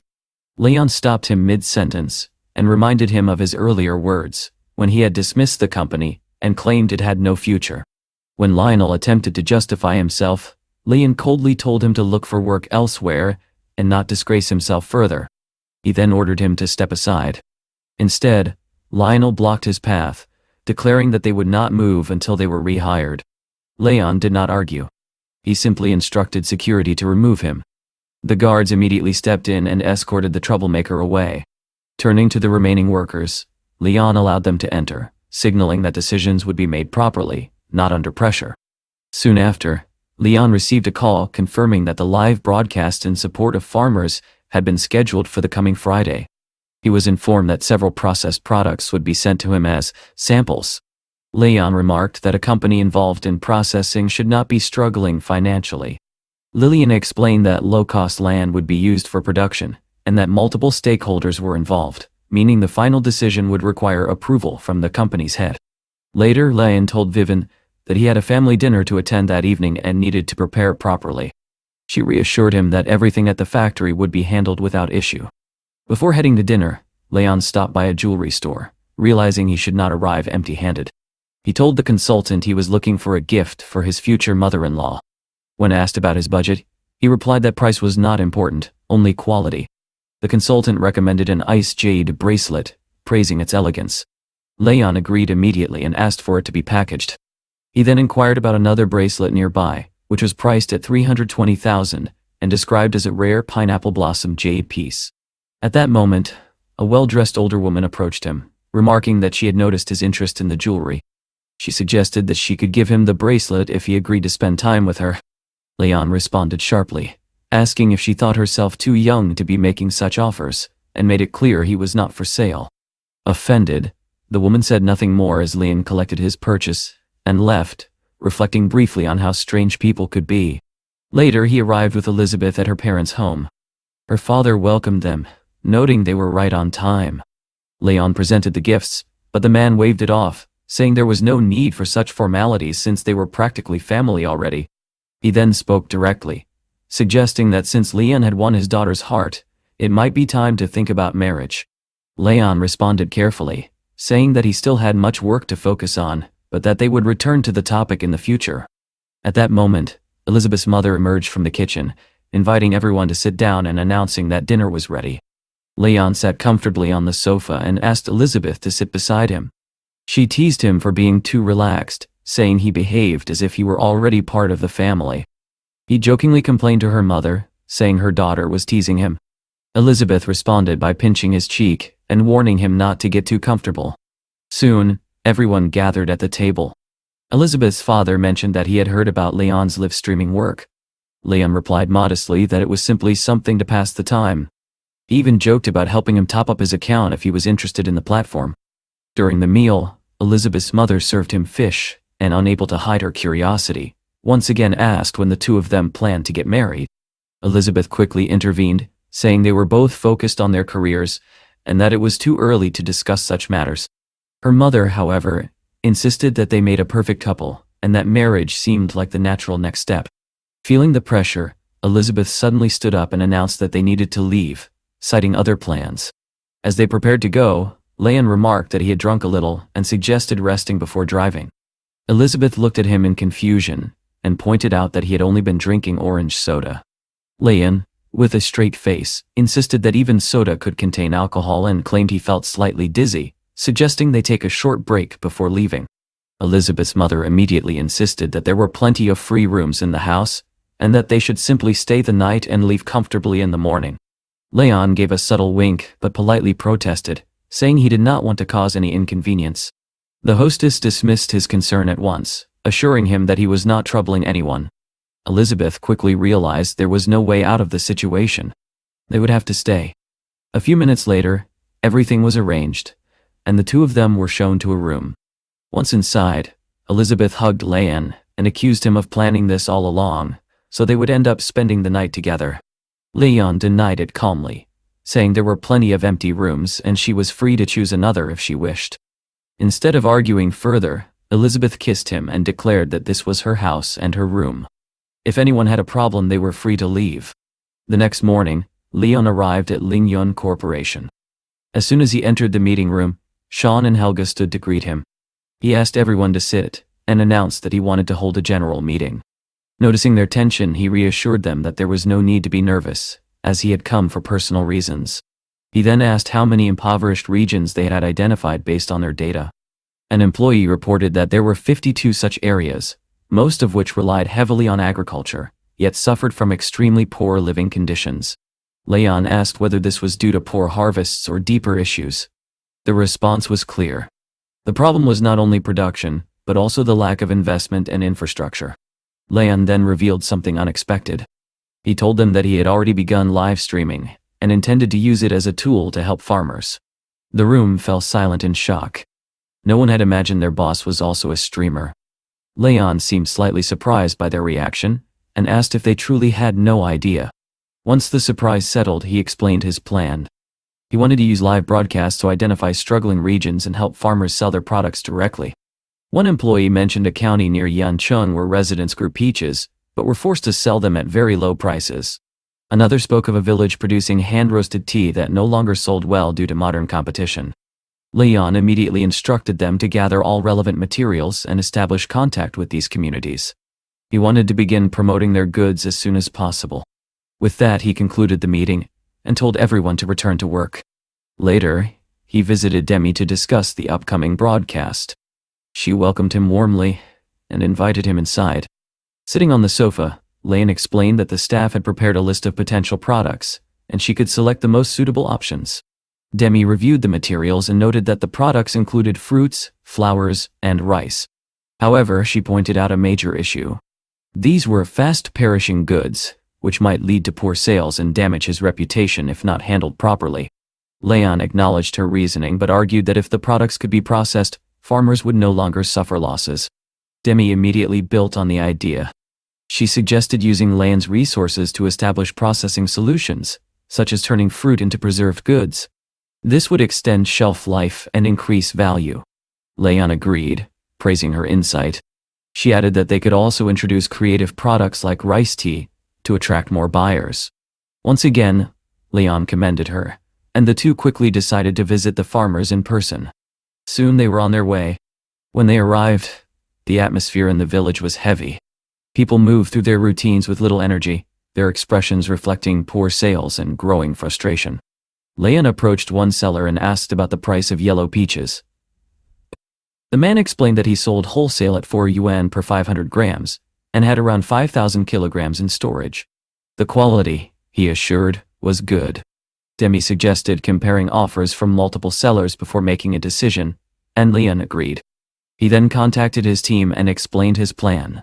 He intended to purchase the peaches and process them into preserves, allowing the product to last longer and improving profitability for the farmers. At that moment, a woman approached them and offered her own peaches at a lower price. She claimed she could sell for around 3 yuan per 500 grams, with further discounts for larger quantities. Demi recognized that this was a very competitive price, and suggested they at least inspect the goods. Leon, however, grew suspicious. He questioned whether this was a trick, suggesting that she might be trying to offload low-quality produce. The woman reacted with indignation, insisting that her peaches were of excellent quality and that he could inspect them himself. After a brief hesitation, Leon agreed to take a look. In the warehouse, the woman showed them crates of peaches. Demi examined them carefully and even tasted one, confirming that it was sweet and of good quality. Yet Leon remained cautious. He could not understand why such good fruit was being sold so cheaply. The woman explained that the peaches had been harvested earlier and would soon spoil if not sold. Lowering the price was her only option to avoid losing everything. Just then, other sellers arrived and began accusing her of undercutting the market. They pointed out that everyone else was selling at 4 yuan, while she had dropped her price to 3, disrupting the balance. The woman stood her ground, firmly stating that her pricing was her own business and that no one had the right to interfere. One of the villagers stepped forward and reproached the woman, accusing her of thinking only of herself and harming everyone else by lowering the price. But her husband answered firmly that at the current rate, no one would buy their peaches, and in 10 days the entire harvest would rot. Another seller, still angry, insisted that even if the fruit spoiled, they would never allow prices to drop like that. The woman, her voice tense but resolute, added that they needed money for their son's education, and no amount of arguing would change their decision. At that point, Leon stepped in and told everyone to stop shouting. He made it clear that he had not come to exploit them, but to buy their products fairly. In his view, a price of 3.2 yuan per 500 grams was reasonable for everyone. The man in the hat looked at him in disbelief and asked if he truly intended to purchase at that rate. Leon confirmed it calmly, explaining that they were preparing a charity broadcast and that this price struck the right balance. The atmosphere shifted instantly. Relief spread across the faces of the farmers, who finally saw a way forward. They eagerly asked when the goods would be collected, assuring him that everything was stored properly and ready for delivery. Leon replied that he would arrange transportation soon, but first needed to confirm the total volume with his partner. Demi immediately began recording the quantities offered by each seller. The farmers promised to prepare everything without delay and thanked Leon for his support. When Demi calculated the total, she estimated that the volume would reach nearly 1 million kilograms. Even she found the number staggering. Leon, however, remained unbothered. If the goods did not sell, he said lightly, they could always consume them or donate them to those in need. Demi looked at him with admiration, calling him an incredible person. Lane responded with a small smile, joking that there was nothing he could not handle. Soon, they returned to the corporation to finalize the next steps. Helga reported that the cannery had calculated production costs. With each can holding 500 grams, they could produce around 1 million cans. The cost per can would be about 5 yuan, and the selling price around 6 to 1. Leon quickly calculated the figures, but Demi raised a concern. A pack of 6 cans would cost nearly 30 yuan, while the market price for similar products was closer to 20. Leon acknowledged that this complication had not been fully considered.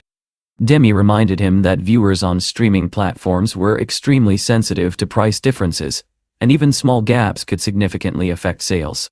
After a moment's thought, Leon suggested focusing on superior quality, ensuring that customers would feel the higher price was justified. Demi agreed and took responsibility for refining the presentation and strategy. She also mentioned that they could film the harvesting process the next day to strengthen authenticity. Not long after, they arrived in Shuanghang City to inspect the cannery and meet its director, Leroy Dai. He welcomed them warmly, and Leon apologized for the delay, blaming traffic. At the same time, Demi began the live broadcast, enthusiastically introducing viewers to the fresh yellow peaches. The factory staff quickly examined the fruit and confirmed its excellent quality. However, elsewhere in the city, trouble was already brewing. A powerful local figure named Ryan was on his way, furious after hearing that outsiders had entered his territory to buy fruit. He demanded to know who dared interfere with his business. When he arrived, Ryan confronted Leon directly, ordering him to stop and questioning who had given him permission to operate there. Leon calmly asked what the issue was. Ryan made it clear. In Shuanghang, only his group had the right to conduct such business. He revealed that they had long controlled the supply chain, purchasing fruit from villagers at low prices. At that moment, everything became clear. A nearby seller quietly warned Leon not to escalate the situation, and suggested resolving it calmly or involving the authorities if necessary. He even tried to reassure Ryan, saying the village would not sell to others. Ryan responded with violence. He kicked the man to the ground and declared that all produce in the area belonged to him. He threatened severe consequences for any farmer who dared to sell elsewhere. Leon did not tolerate it. Without hesitation, he stepped forward and struck Ryan across the face. The surrounding men froze in shock. No one had ever dared to challenge their leader like that. Enraged, Ryan demanded to know if Leon had a death wish. In response, Leon delivered another blow, knocking him to the ground. The illusion of Ryan's authority shattered instantly. His subordinates hesitated, unsure of what to do. Ryan, humiliated, shouted at them to attack. Leon stood calmly and warned them to think carefully before acting. If they chose to escalate things, the consequences would be severe. Despite his warning, a few men rushed forward. Leon moved swiftly, striking one of them so hard that he collapsed unconscious. He then looked around at the others and asked coldly who would be next, even mocking them for hesitating. The tension broke. One of the men quickly claimed it had all been a misunderstanding and announced they were leaving. Within moments, Ryan and his group retreated, climbing into their car and driving away. As calm returned, Leon turned back to Demi and told her to continue the broadcast. She smiled, noting that his popularity was rising rapidly, and that viewers were already flooding the comments with admiration. Leon simply said that with the issue resolved, he would return to Zhanhai, while she stayed behind to oversee operations. Demi agreed confidently, promising she would handle everything. With that, Leon got into the car and left, leaving the next phase of the plan in motion. At that moment, Vivian called him, her voice tense as she immediately reported that the situation at the Tong electronics plant had taken a serious turn. The equipment had broken down, and production could not even begin. Despite the urgency in her tone, Leon remained calm. He told her not to panic, and assured her that he was on his way. Not long after, Leon arrived at the workshop, determined to understand the cause of the sudden shutdown. He asked Vivian for a clear explanation, and she quickly outlined the problem. The soldering equipment, the reflow oven, and the entire surface mount line had all malfunctioned. According to the mechanic, the situation was extremely complex, and repairing the machines might not even be possible. In his opinion, the only solution was to replace the equipment entirely. Leon's expression remained composed as he asked who had made this assessment. Vivian pointed to a man nearby, introducing him as Rupert, the newly appointed technical director. Rupert stepped forward, greeted Leon, and explained his findings. He stated that repairing the machines would be costly, inefficient, and would shorten their lifespan. He suspected that unstable power supply had caused key components to burn out. Additionally, he suggested that the equipment might already have been outdated, with hidden defects surfacing all at once. Vivian added that the number of failures was unusually high. Replacing everything would take at least a month, delaying production significantly. Leon listened carefully before instructing the mechanic to continue inspecting every machine to ensure there were no further hidden issues. Then he asked Vivian to follow him into the office. Once inside, Vivian lowered her head, and through tears, said that he could scold or punish her as he saw fit. She insisted that the responsibility was hers. Leon, however, looked at her with quiet surprise, and asked why he should blame her at all. He told her firmly that she was not at fault. Still, she continued to cry, saying that it was her duty to take responsibility in such situations. Leon gently wiped away her tears, thinking that she was still too quick to shoulder blame. He explained that something about the situation did not feel natural. Too many systems had failed at once. To him, it was clear that someone had orchestrated the breakdown. Yet Vivian continued to blame herself, unable to let go of the guilt. Leon reassured her again, softly telling her that she did not have to carry everything alone. Overwhelmed by his kindness, Vivian suddenly leaned forward and kissed him, moved by the care and understanding he had shown. But at that exact moment, there was a knock at the door, and someone called for Leon. Startled, Vivian quickly hid under the table while Leon allowed the visitor to enter. Rupert stepped inside, holding documents he had prepared. He explained that he had organized all the technical findings and invited Leon to review them. As he spoke, he glanced around the room and asked where Vivian had gone, since she had entered with Leon earlier. Thinking quickly, Leon casually replied that she had stepped out to the restroom and would return shortly. Under the table, Vivian remained completely still, trying not to make a sound. Leon discreetly nudged her with his foot to keep her quiet, but in response, she lightly pinched his leg. The sudden pain made Leon react involuntarily, drawing Rupert's attention. When asked what had happened, Leon brushed it off, saying everything was fine, and suggested that Rupert leave the materials and return later. After Rupert exited, Leon extended his hand toward the hidden girl and told her she could come out. As she emerged, he casually remarked that she smelled pleasant. Blushing slightly, Vivian admitted that she had worn perfume specifically for him. Returning to the matter at hand, Leon explained that the situation was not isolated. The issues at other factories had already been resolved, which confirmed his suspicion that someone was deliberately targeting them. In his view, the real mastermind was Wan of Titan, who was using indirect methods to create chaos. Vivian pointed out that Titan was a global giant, far more powerful than their company. However, Leon dismissed the concern, stating that the character of the opponent mattered more to him than their size. He then asked Vivian about her writing skills. She explained that she had experience from working on a school newspaper. Seeing an opportunity, Leon instructed her to review the materials and write an article in the third person, implying that the incidents were caused by Titan.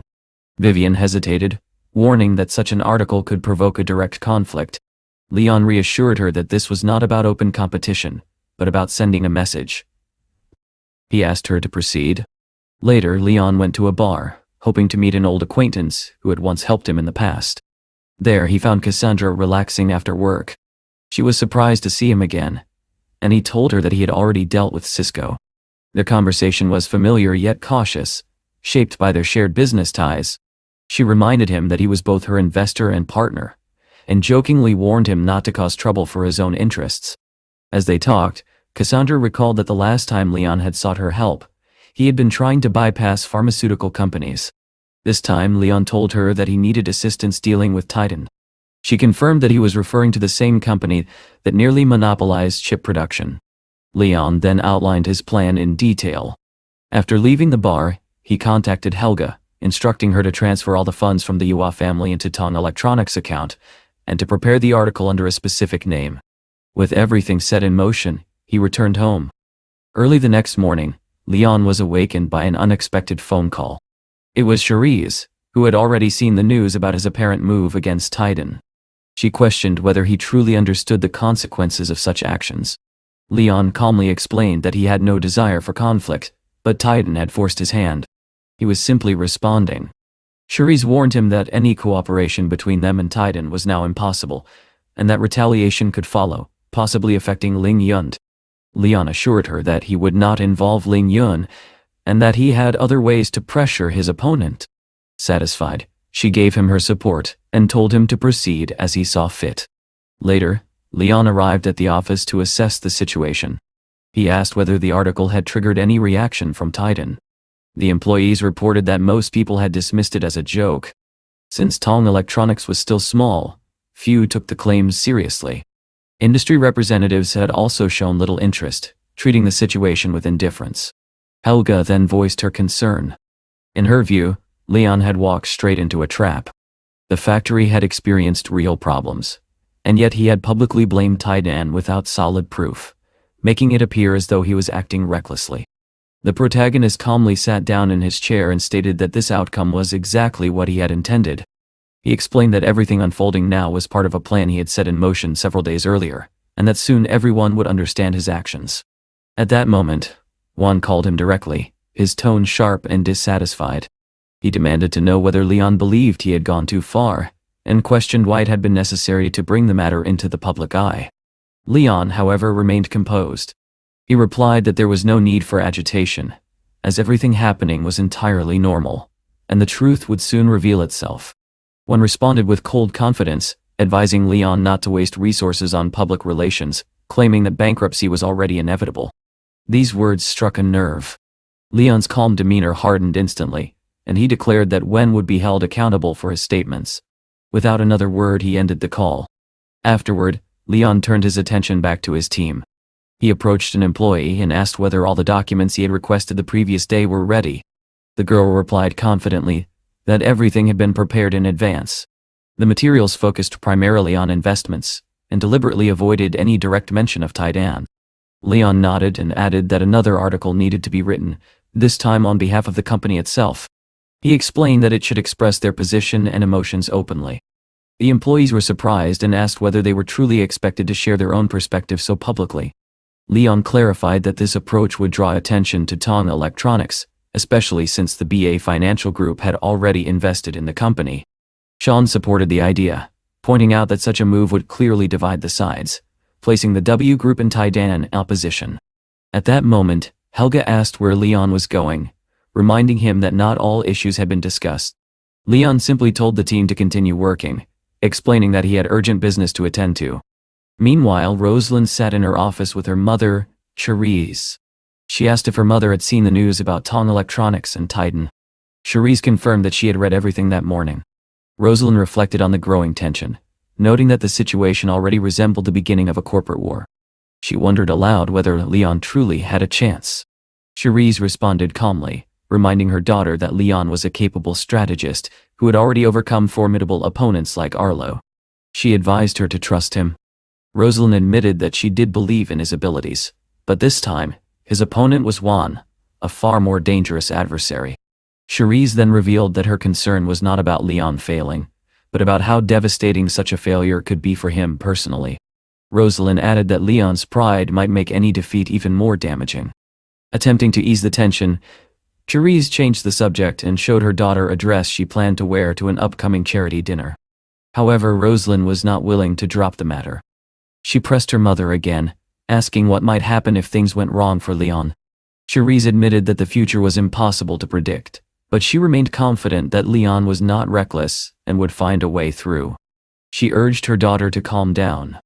After a moment of reflection, Rosalind confessed that she was uncertain which side public opinion would favor and how people would interpret the situation. She noted that the complexity of events was increasing, making everything more difficult to assess.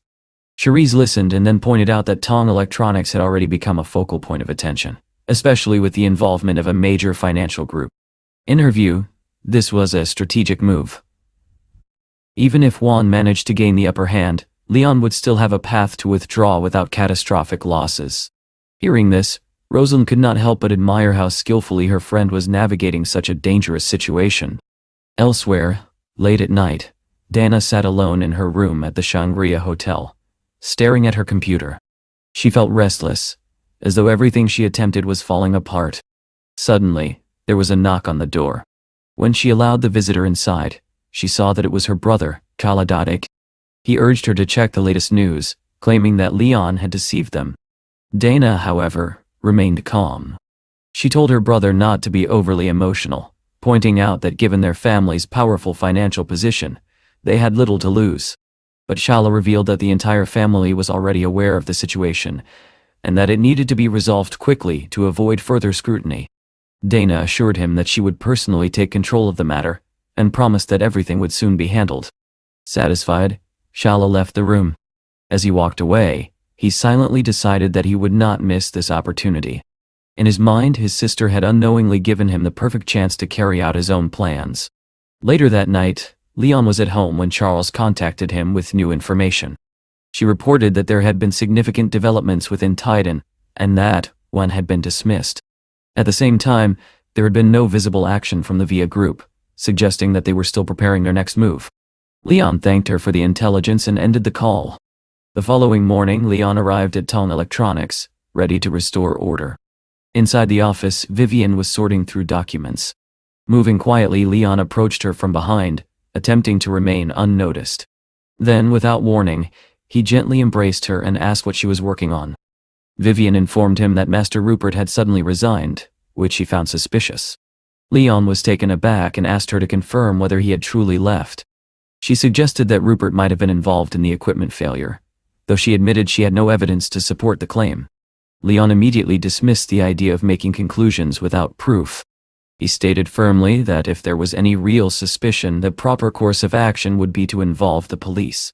Vivian then added that she had already taken precautions by ordering new equipment and installing surveillance cameras throughout the facility, ensuring that such incidents would not go unnoticed again. The protagonist praised Vivian for her actions, noting that she had handled the situation with competence and completed every task effectively. Hearing this, the girl's face lit up with relief and happiness, and she sincerely thanked him for recognizing her efforts. At that moment, Leon's phone rang. He frowned slightly, surprised, as he had not been expecting any calls. When he saw the unfamiliar number, his caution only grew. After answering, the caller introduced himself as Otto, the CEO of Taiwan. He explained that he wanted to discuss the events of the past few days. Leon's response was immediate and firm. He stated that he had no intention of discussing anything. Otto, however, continued, suggesting that they had much in common in business, and that it would be wiser to resolve their differences and cooperate. Leon calmly countered that if reconciliation had truly been the goal, there would have been no attempts to provoke conflict in the first place. Trying a different approach, Otto mentioned his father, Nestor, implying that the name alone should carry weight. He then revealed the true purpose of his call. He wanted Leon to retract what he called false statements that had been circulating online. Leon's tone turned cold. He said that his decision had already been made and that he had no interest in speaking with him further. If anything needed to be discussed, Otto could take it up with his father. The dismissal stung. Without another word, Otto ended the call. Soon after, an employee approached Leon with an update. She reported that all preparations for the upcoming live broadcast had been completed. The products included boxes of canned yellow peaches and packages of tea. However, she added that Demi had expanded the list, bringing the total purchase cost to nearly $100 million. Leon raised an eyebrow at the figure, clearly skeptical. He questioned whether such a price could possibly be justified. The employee admitted that it seemed excessive and confirmed that the cost was indeed inflated. She added that she often watched similar broadcasts, where popular streamers sold comparable products for about 20% less. Leon considered this carefully. While he acknowledged the concern, he argued that their products had distinct advantages and might still justify the price. The girl responded honestly, pointing out that most buyers cared less about quality and were more attracted to lower prices. Hearing this, Leon remarked with dry irony that all they could do was hope customers would still be willing to buy. Sensing that she might have offended him, the girl asked nervously if her words had upset him. Leon reassured her calmly. He explained that even if some goods remained unsold, they could simply be distributed among employees as bonuses. This immediately brightened her mood, and she enthusiastically declared that he was the best leader. However, Leon made his position clear. He would not lower the price, as doing so would damage the company's reputation. Moreover, since they were working with farmers, it was important to honor the agreement and ensure the suppliers earned fairly. The employee nodded, fully understanding his reasoning, and promised to support him during the live broadcast. As she left the office, she crossed paths with Tanya, who soon entered and reminded Leon that Lezin's listing ceremony was scheduled for the next day. Leon flipped through the documents in mild surprise, asking how everything had been completed so quickly. Tanya explained that while the process had taken time, the final decision had been made suddenly due to his busy schedule.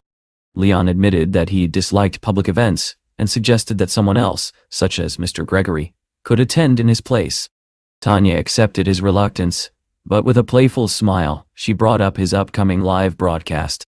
Leon seemed slightly taken aback that the news had spread so widely. Then Tanya asked whether she could arrange for several girls to join the broadcast. Leon paused, having expected a more serious format. In response, Tanya teasingly lifted the hem of her dress and asked for his opinion.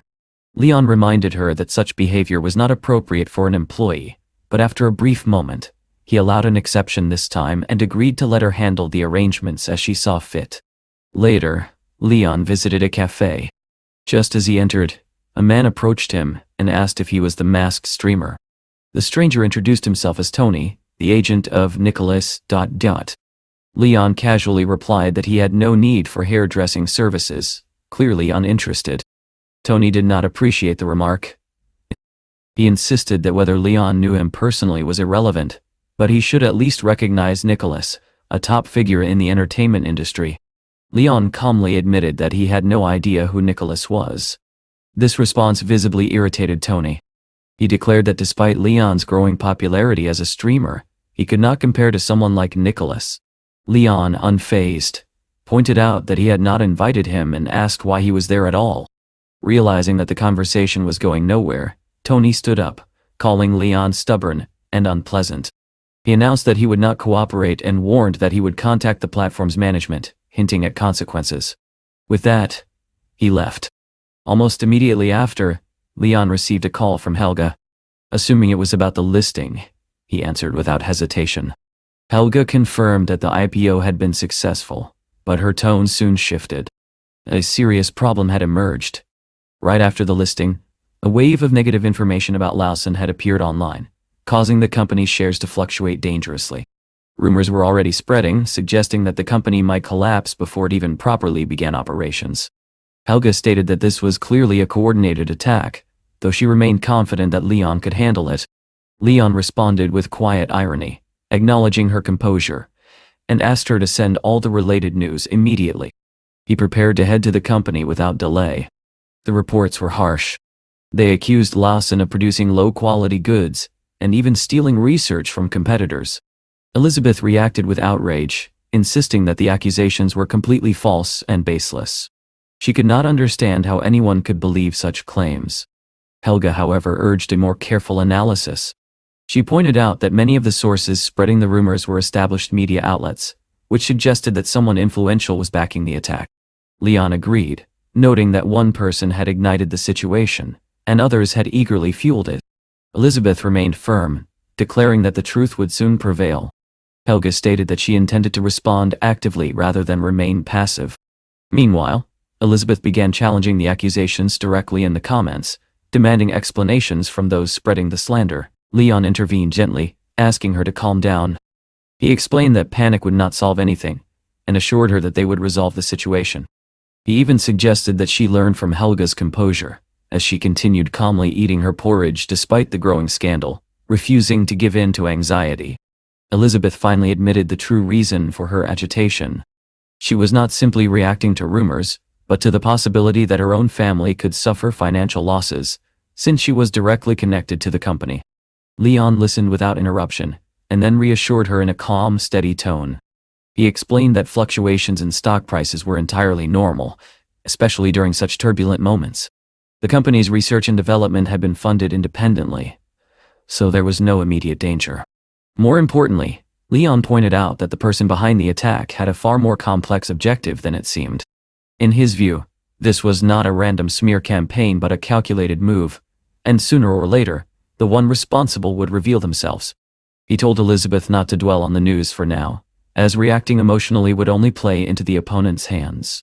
Sometime later, Leon and Elizabeth arrived at a hospital where Charlie and Walker were already waiting. Charlie greeted them warmly, clearly pleased to see them together, and joked that his friend was incredibly fortunate. Leon handed him the bags he had brought along, casually admitting that he had not been sure what would be appropriate. As they talked, Walker recalled Leon's past as a cardiac surgeon, and asked whether it was truly possible to extend a person's life, even slightly. Leon answered honestly that one could only do what was within human limits. The best doctors and treatments could help, but nothing could defy those limits completely. The group then entered the hospital and headed for the elevator. Charlie pressed the button for the 18th floor, but nothing happened. Confused, he tried again, even selecting another floor, but the elevator remained unresponsive. It quickly became clear that something was wrong. At the same time, they noticed that the stairway entrance was locked, making the situation even more unusual. Elizabeth, trying to lighten the tension, mentioned a story she had read about mysterious secrets hidden on hospital upper floors. Leon gently dismissed her remark, telling her not to let imagination take over, and suggested that they find a staff member to clarify the situation. Soon a nurse approached them and demanded to know why they were there. She explained that the floor was restricted and reserved only for relatives of hospital management.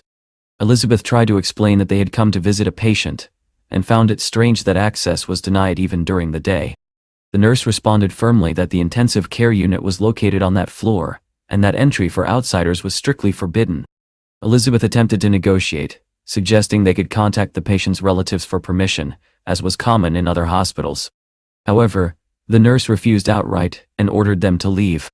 At that moment, a doctor hurried over and told the nurse to stop. He appeared displeased with her behavior.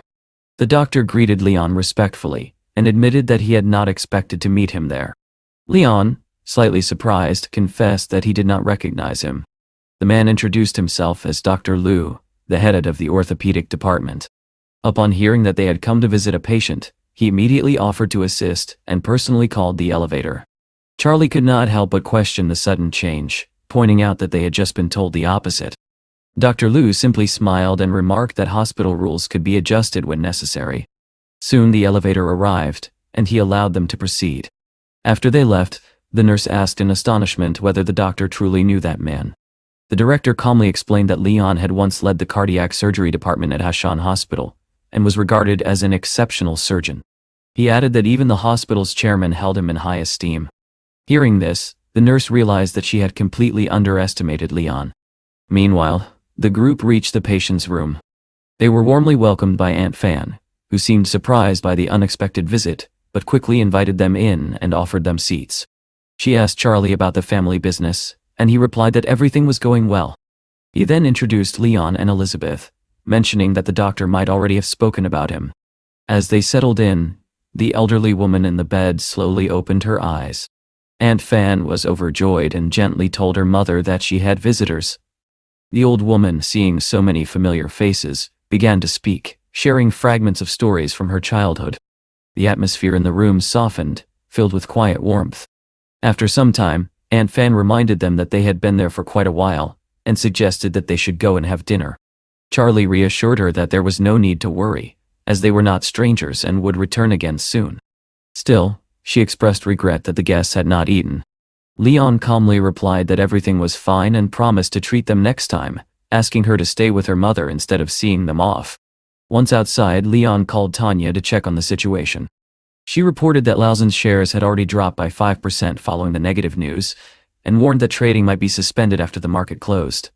Leon, however, remained composed and told her not to worry, emphasizing that the situation was still under control. Charlie then asked what had happened. Leon explained that the Lunan project had entered the market, but someone had deliberately tried to drive the stock down. Charlie laughed lightly, remarking that such a drop during a listing was rare, and that only Leon could end up in such a situation. He then asked what Leon planned to do next. Leon replied that his priority was to understand the true intention behind the attack. Walker, more cautious, pointed out that losses could reach tens of billions within days. Leon dismissed the concern, calling it insignificant.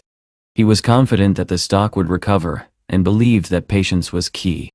For now, the most important thing was to wait for the enemy to reveal themselves. Elizabeth then voiced her belief that only Titan could be behind such a coordinated move.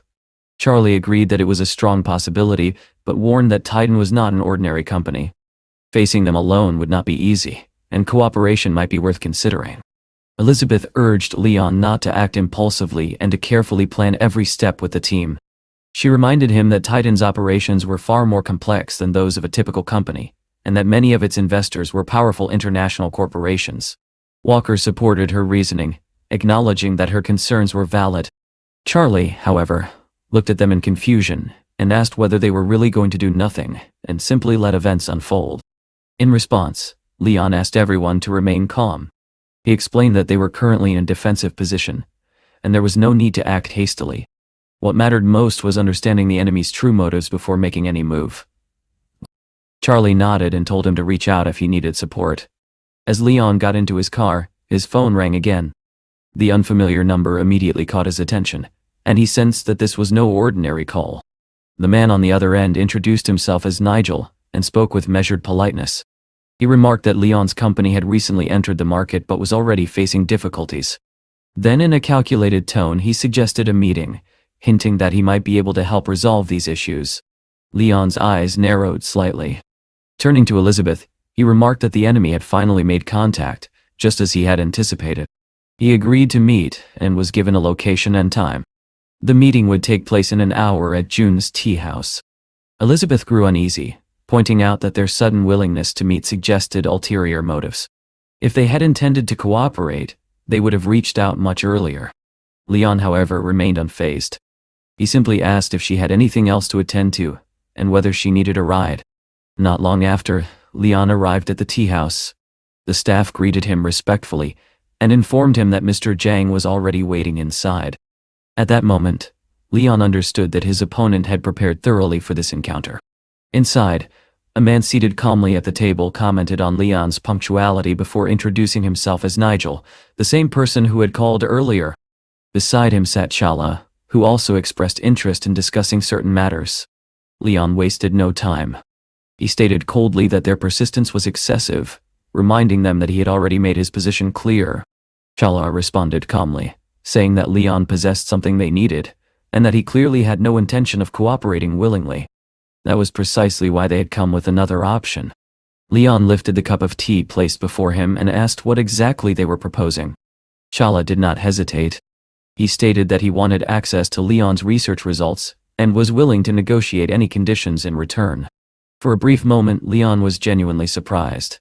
Shala continued, praising him as a genius in the pharmaceutical field, particularly in biological purification. Leon quickly saw through the flattery and recognized the cunning behind the offer. Without hesitation, he declined, stating that he had no interest in such an arrangement.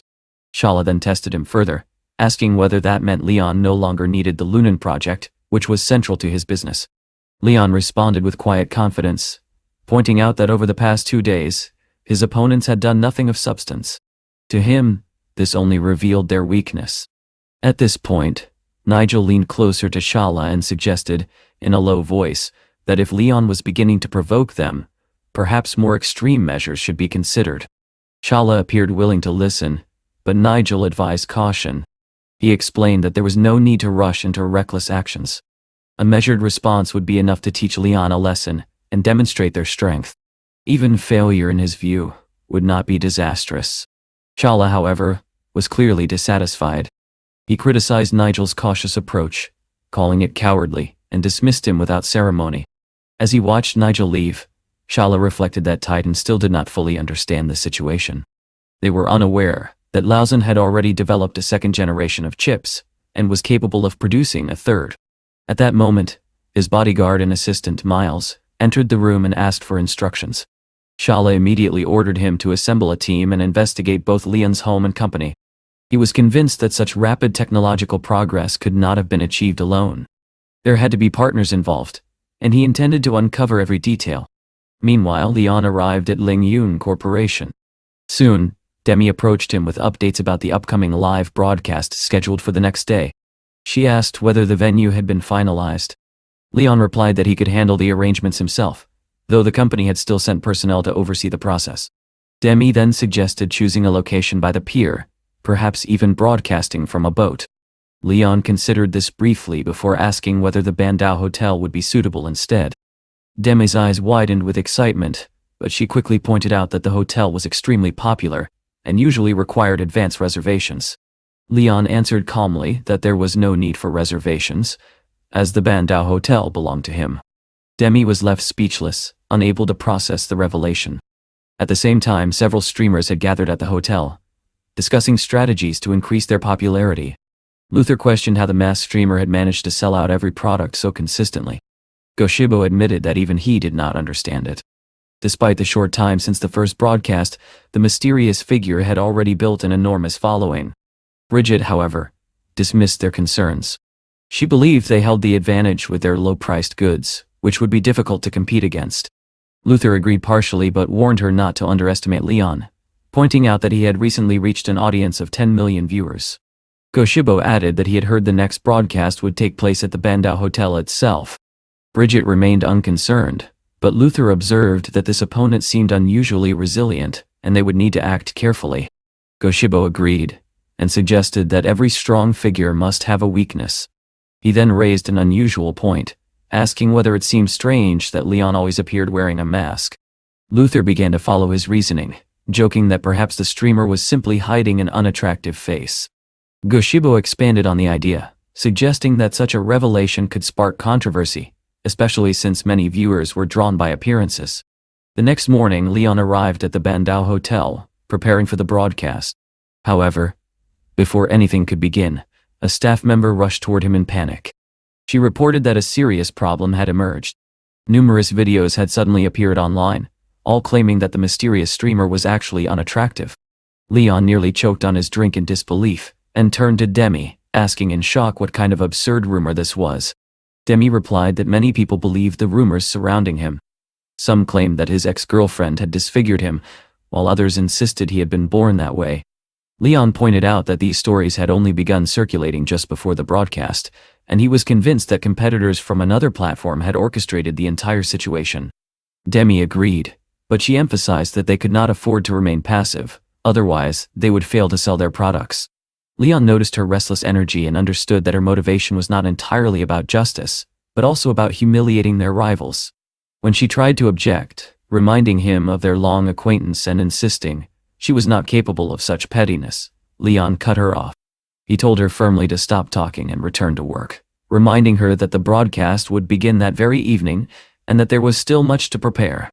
Soon after, Leon put on his black mask and dark glasses. At that moment, the manager approached him from behind.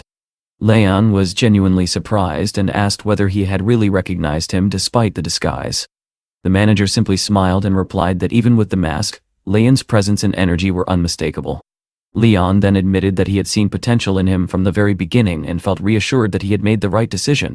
The manager mentioned that he had not visited the Bandao Hotel in a long time and was planning to give instructions to the idle staff.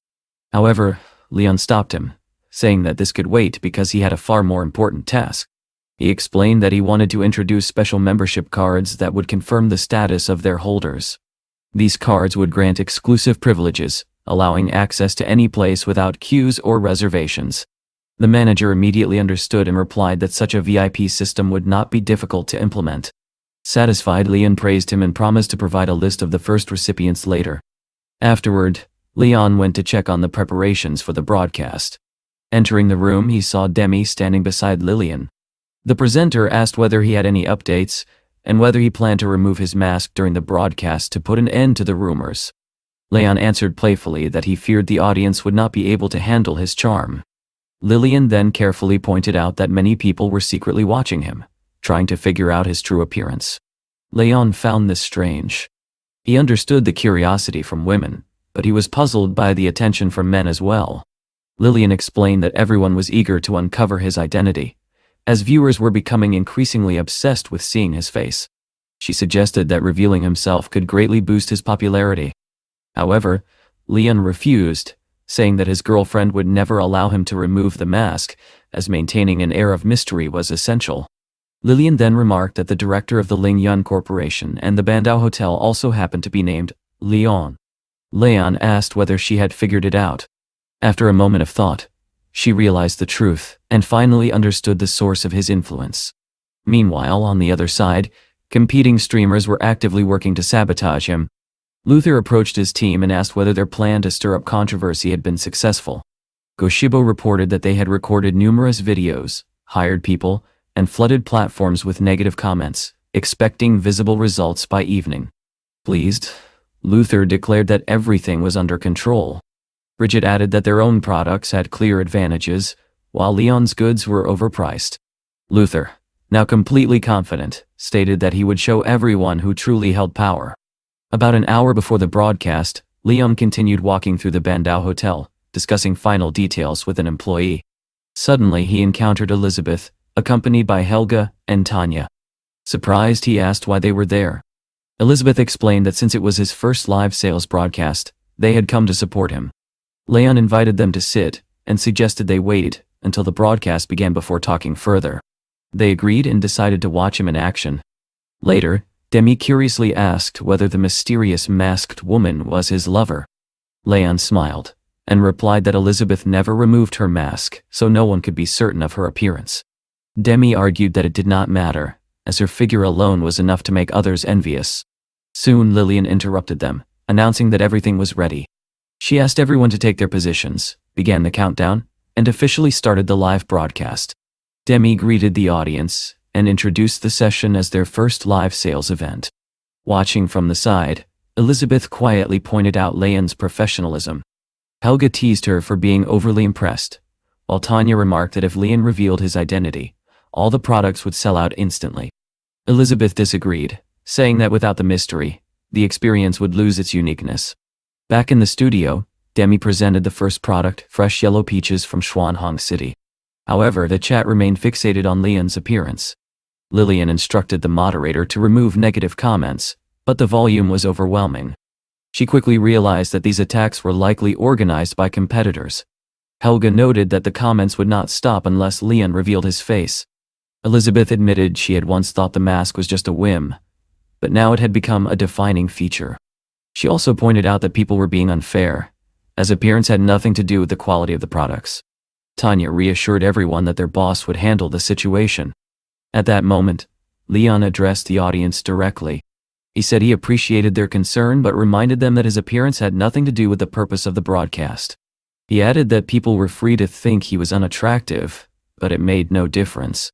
Then, to shift the atmosphere, he displayed the keys to a car worth $26 million and confidently declared that even his critics would eventually buy his products. To further surprise everyone, Leon turned the camera toward Elizabeth and introduced her as his girlfriend, implying that he already possessed everything others desired. He dismissed the haters, saying they could continue posting negative comments for small rewards, while he remained content with his life. Lillian was impressed by how effortlessly he regained control of the situation. Tanya noted that she had expected nothing less.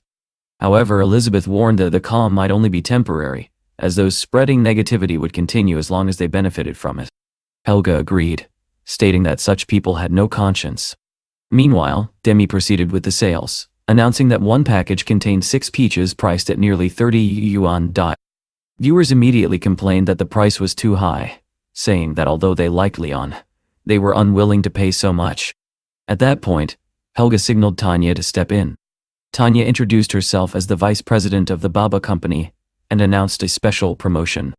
She explained that every customer who placed an order would receive a 10 yuan taxi coupon as a bonus, encouraging viewers to support the broadcast. Despite their efforts, Lillian soon noticed that sales were dropping, and it became clear that viewers were not eager to buy the yellow peaches. Realizing that insisting on the same product would only worsen the situation, she suggested switching to other goods. Following her advice, Demi introduced the second product of the broadcast, rice from the northeastern region, emphasizing that it was exclusive to their platform. She highlighted its distinct color and announced that 5 kilograms would cost 30 yuan. However, when Lillian checked the sales chart again, she grew alarmed. The numbers were far below expectations. Shortly after, Lan received a detailed report on current sales and product performance. After reviewing it, he understood that if nothing changed, the broadcast would end in failure, with almost no buyers. At the same time, in the broadcast room of the Four Seasons Hotel, Bridget had already started her own stream, while Goshibo and Luther observed from the side. Luther asked about their competitors' performance, assuming they must be far ahead. Goshibo replied confidently that the masked man's sales were extremely poor, and that their efforts were effectively crushing him. Satisfied, Luther said this was exactly what he had expected and ordered them to continue. Goshibo added that emphasizing the high price of Leon's products would further damage his image. But Luther made it clear that his goal was not just to compete, but to completely destroy his opponent's broadcast and humiliate him so thoroughly that he would never return.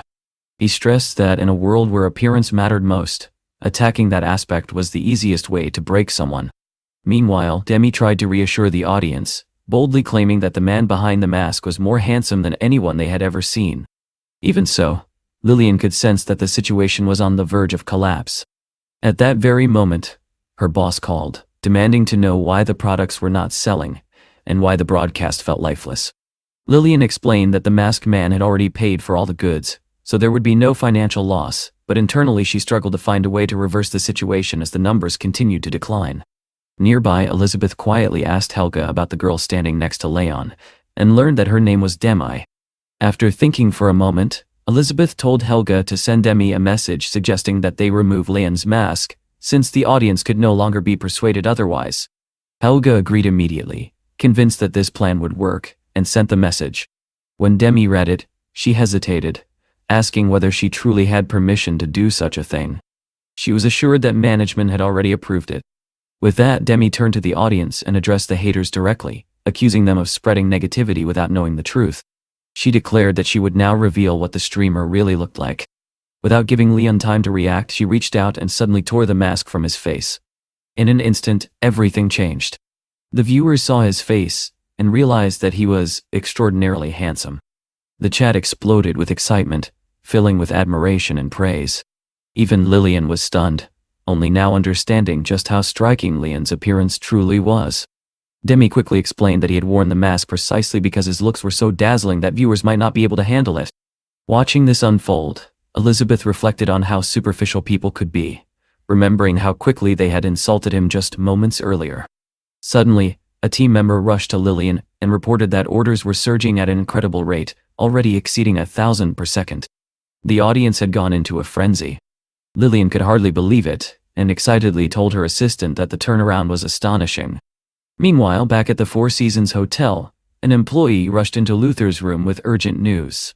He reported that the situation had completely reversed, as the masked man had revealed his face and turned out to be incredibly handsome. Goshibo demanded proof, and the employee handed him a tablet. As they watched the broadcast, both men froze in shock. When Luther asked about the sales, he was told that orders were flooding in at a staggering pace. Overwhelmed, Luther collapsed to the floor, unable to comprehend how everything had gone so wrong. But the bad news did not end there. The employee added that the hired haters had started going live themselves, demanding refunds and causing chaos, which only made the situation worse for Luther's side. It became painfully clear that their entire plan had failed. Later that evening, Demi thanked the viewers and officially ended the broadcast.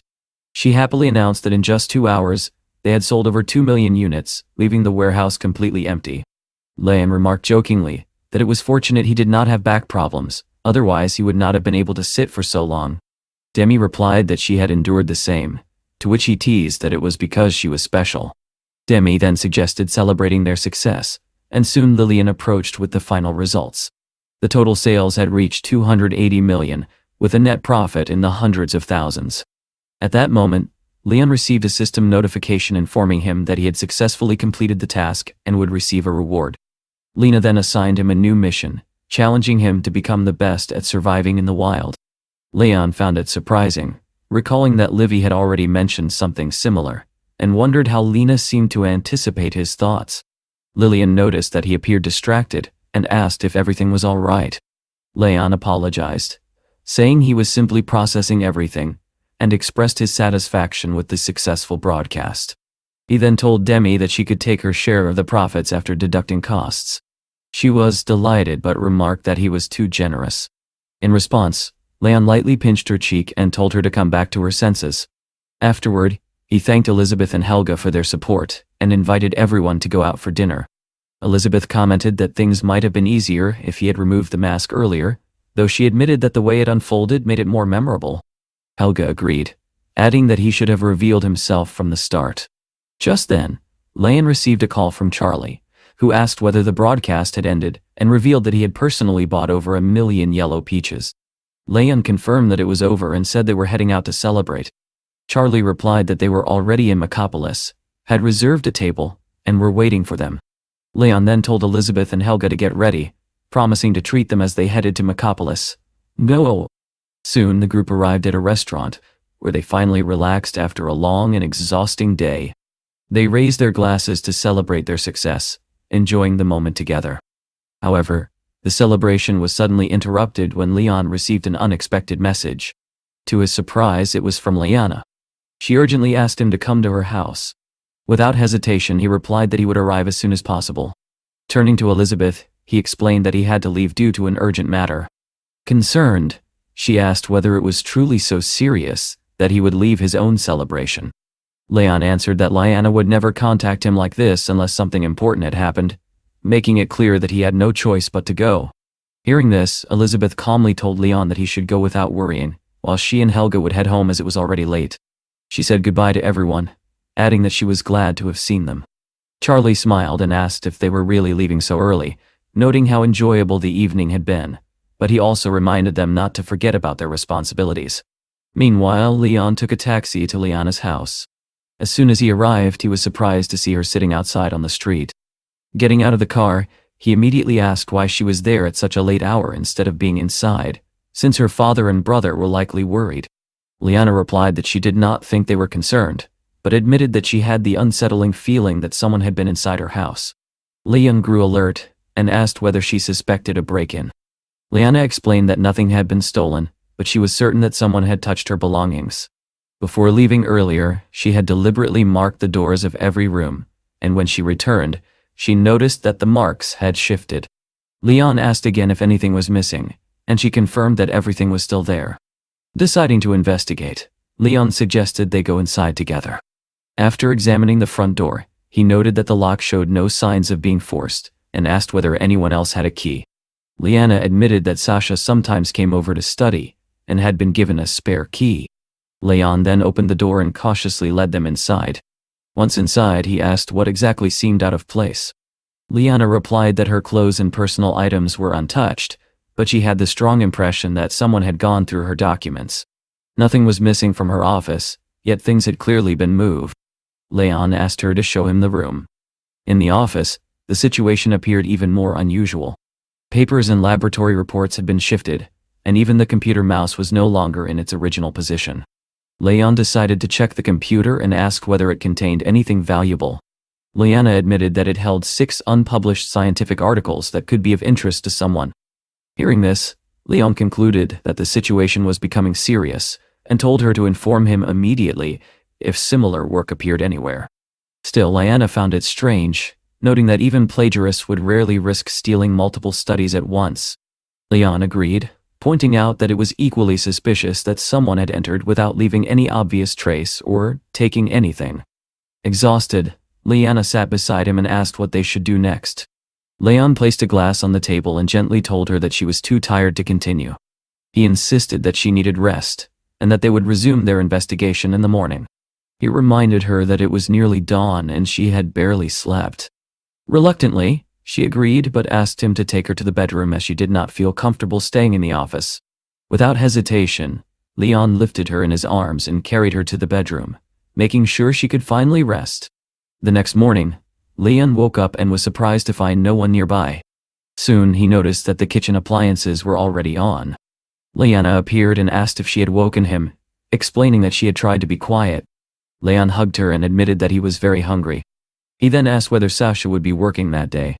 Liana replied that Sasha had worked the night shift and now had a day off. Leon decided to call her and invited her over. About an hour later, there was a knock at the door.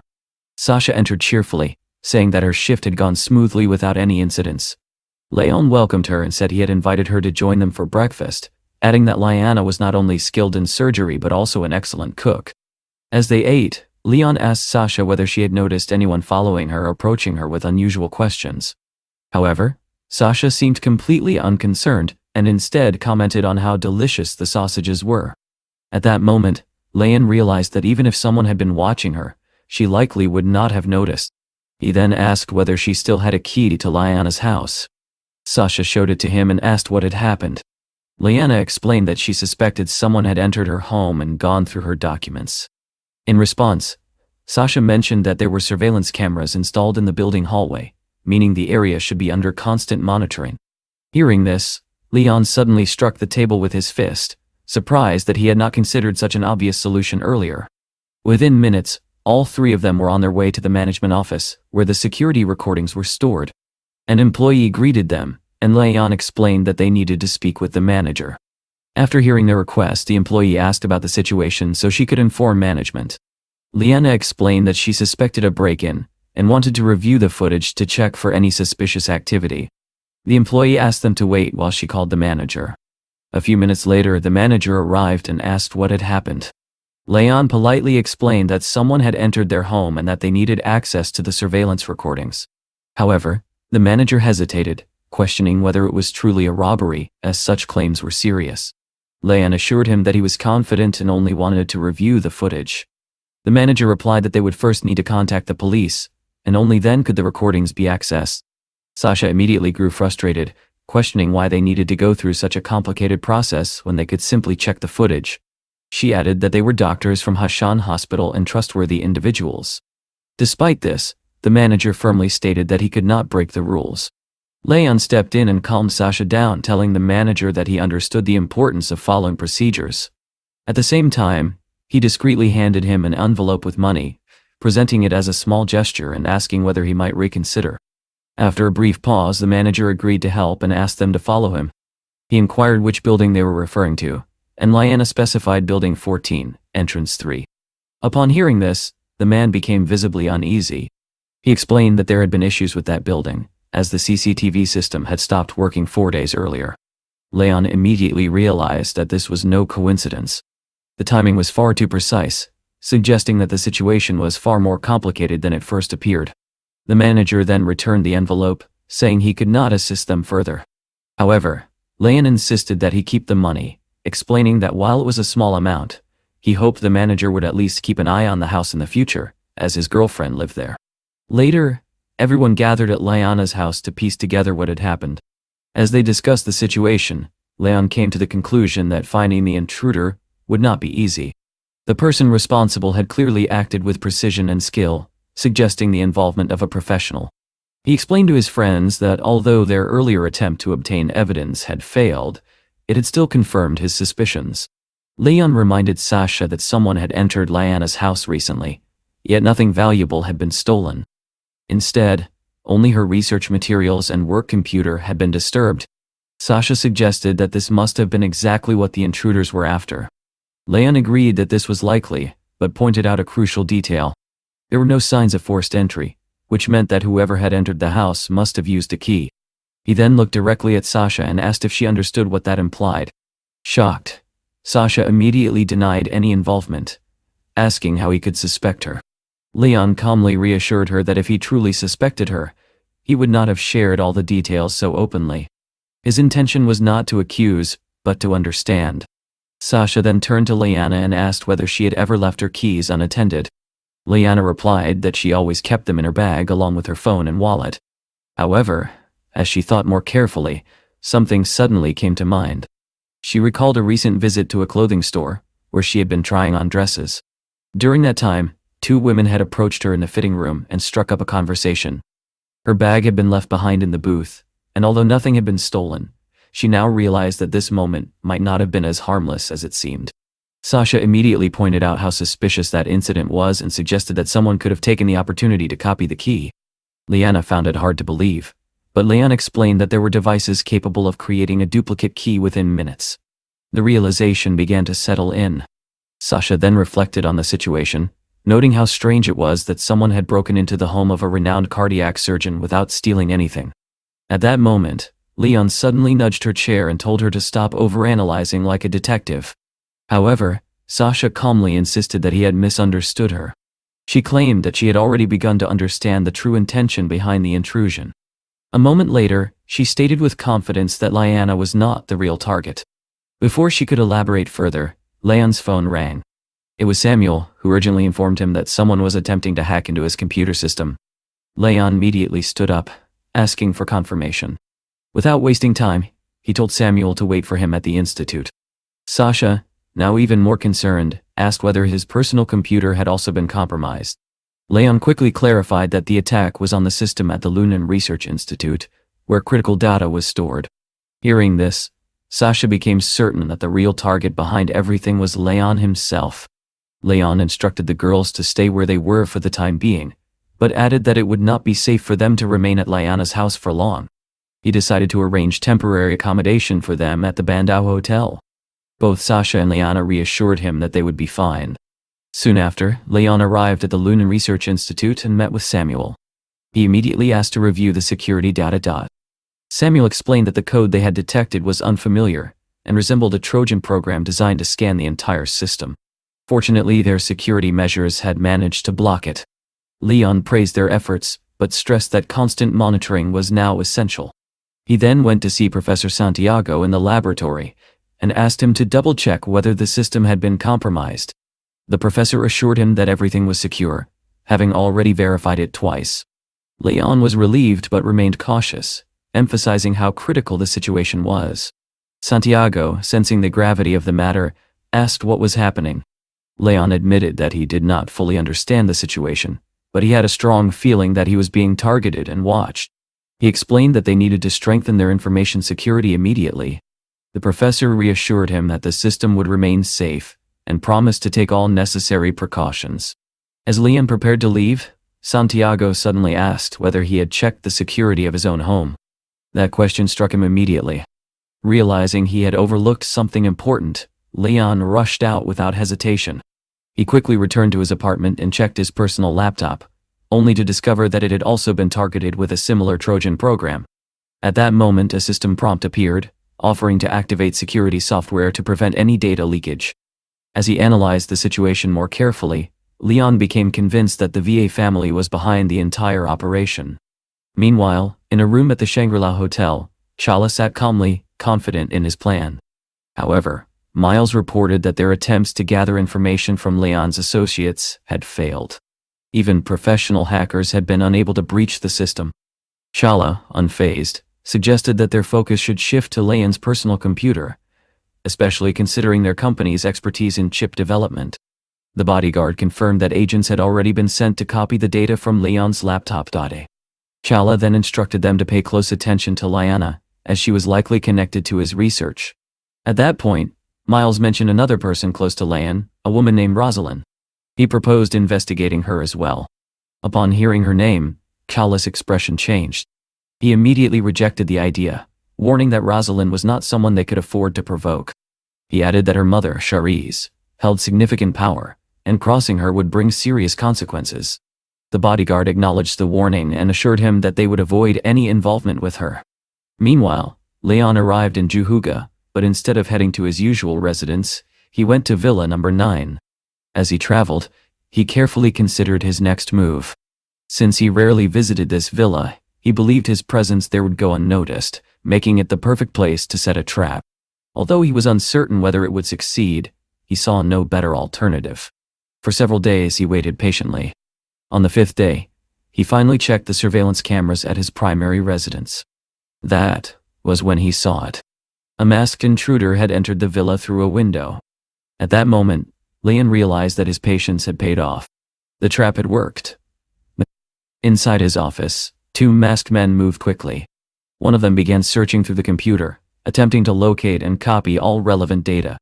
The other warned that they only had 5 minutes before they needed to leave. The first man replied confidently that everything would be ready in 3 minutes, and that the data transfer would soon be complete. However, everything changed in an instant. The man working at the computer suddenly froze, his expression turning pale as he realized the truth. They had walked straight into a trap. Without hesitation, he jumped to his feet and urgently told his partner that they needed to leave immediately. The 2 intruders rushed toward the window, hoping to escape before Leon noticed anything. But at that very moment, Leon appeared and delivered a powerful kick, straight to one of their faces. The masked man crashed to the floor in pain, and any hope of escape vanished. Leon stepped into the room calmly, positioning himself in front of them, as if he had been waiting all along. He looked at them coldly, and asked what they had been thinking when they broke into his villa, believing they could leave unnoticed. One of the attackers, still shaken, demanded to know how he had discovered them so quickly. Leon replied that the moment they accessed his computer, everything became clear. Their actions had not only exposed them, but had also amused him. Realizing they had no other option, the intruders pulled out knives. One of them tried to negotiate, saying they were willing to settle things peacefully if Leon let them go. Leon responded with quiet disdain, asking whether they truly intended to threaten him with such weapons. The man lunged at him, but Leon effortlessly intercepted his hand and drove his knee into the attacker's stomach, dropping him instantly. Without pause, he turned to the second man and struck him hard across the face, sending him to the ground as well. With both of them subdued, Leon demanded answers. He wanted to know who had sent them, and how much they had already discovered about him and his circle. The attackers refused to speak, insisting that even if he handed them over to the police, it would not help him. Leon remained composed. No. He remarked that their silence likely meant They had failed to obtain anything of value. Then, without warning, he opened a drawer and took out a scalpel. Holding it calmly, he asked whether they understood just how sharp such a tool could be, especially one like the Black Dahlia. The mere mention of it terrified them. They called him insane, but Leon's expression did not change. He coldly told them to address him properly and reminded them that time was running out. Under pressure, one of the men finally broke. He admitted that they had been sent by Shala, and their mission was to obtain all of Leon's research and materials. Hearing this, Leon quickly assessed the situation. It suggested that Shala's position within the VA family was not as dominant as Dana's, and that this operation had likely been carried out independently. The mercenary confirmed that Shala and Dana were not on good terms, and that the plan had indeed been initiated by Shala alone. Leon then asked where Shala was. The man admitted he did not know, explaining that their only contact had been Shala's bodyguard, Miles. Sensing hesitation, Leon pointed the scalpel toward him and accused him of stalling. He ordered him to contact his employer immediately. Terrified, the man agreed. He took out a walkie-talkie and pretended to report success, telling his boss that the job was done and arranging a meeting at Zhanghai Wharf in 30 minutes. As soon as the message was delivered, Leon struck without hesitation, knocking both men unconscious. With the information he needed secured, he left them behind, deciding to deal with them later. Soon after, Leon arrived at the Yanu Pier, where he encountered Miles. The bodyguard was clearly surprised, admitting that he had not expected Leon to track him down so quickly. Leon replied calmly that he had known about them for some time and had simply been waiting for them to reveal themselves. He informed Miles that the mercenaries were already in his custody and that now it was his turn to answer. Leon offered him a deal. If he revealed Shala's location, he would be allowed to leave.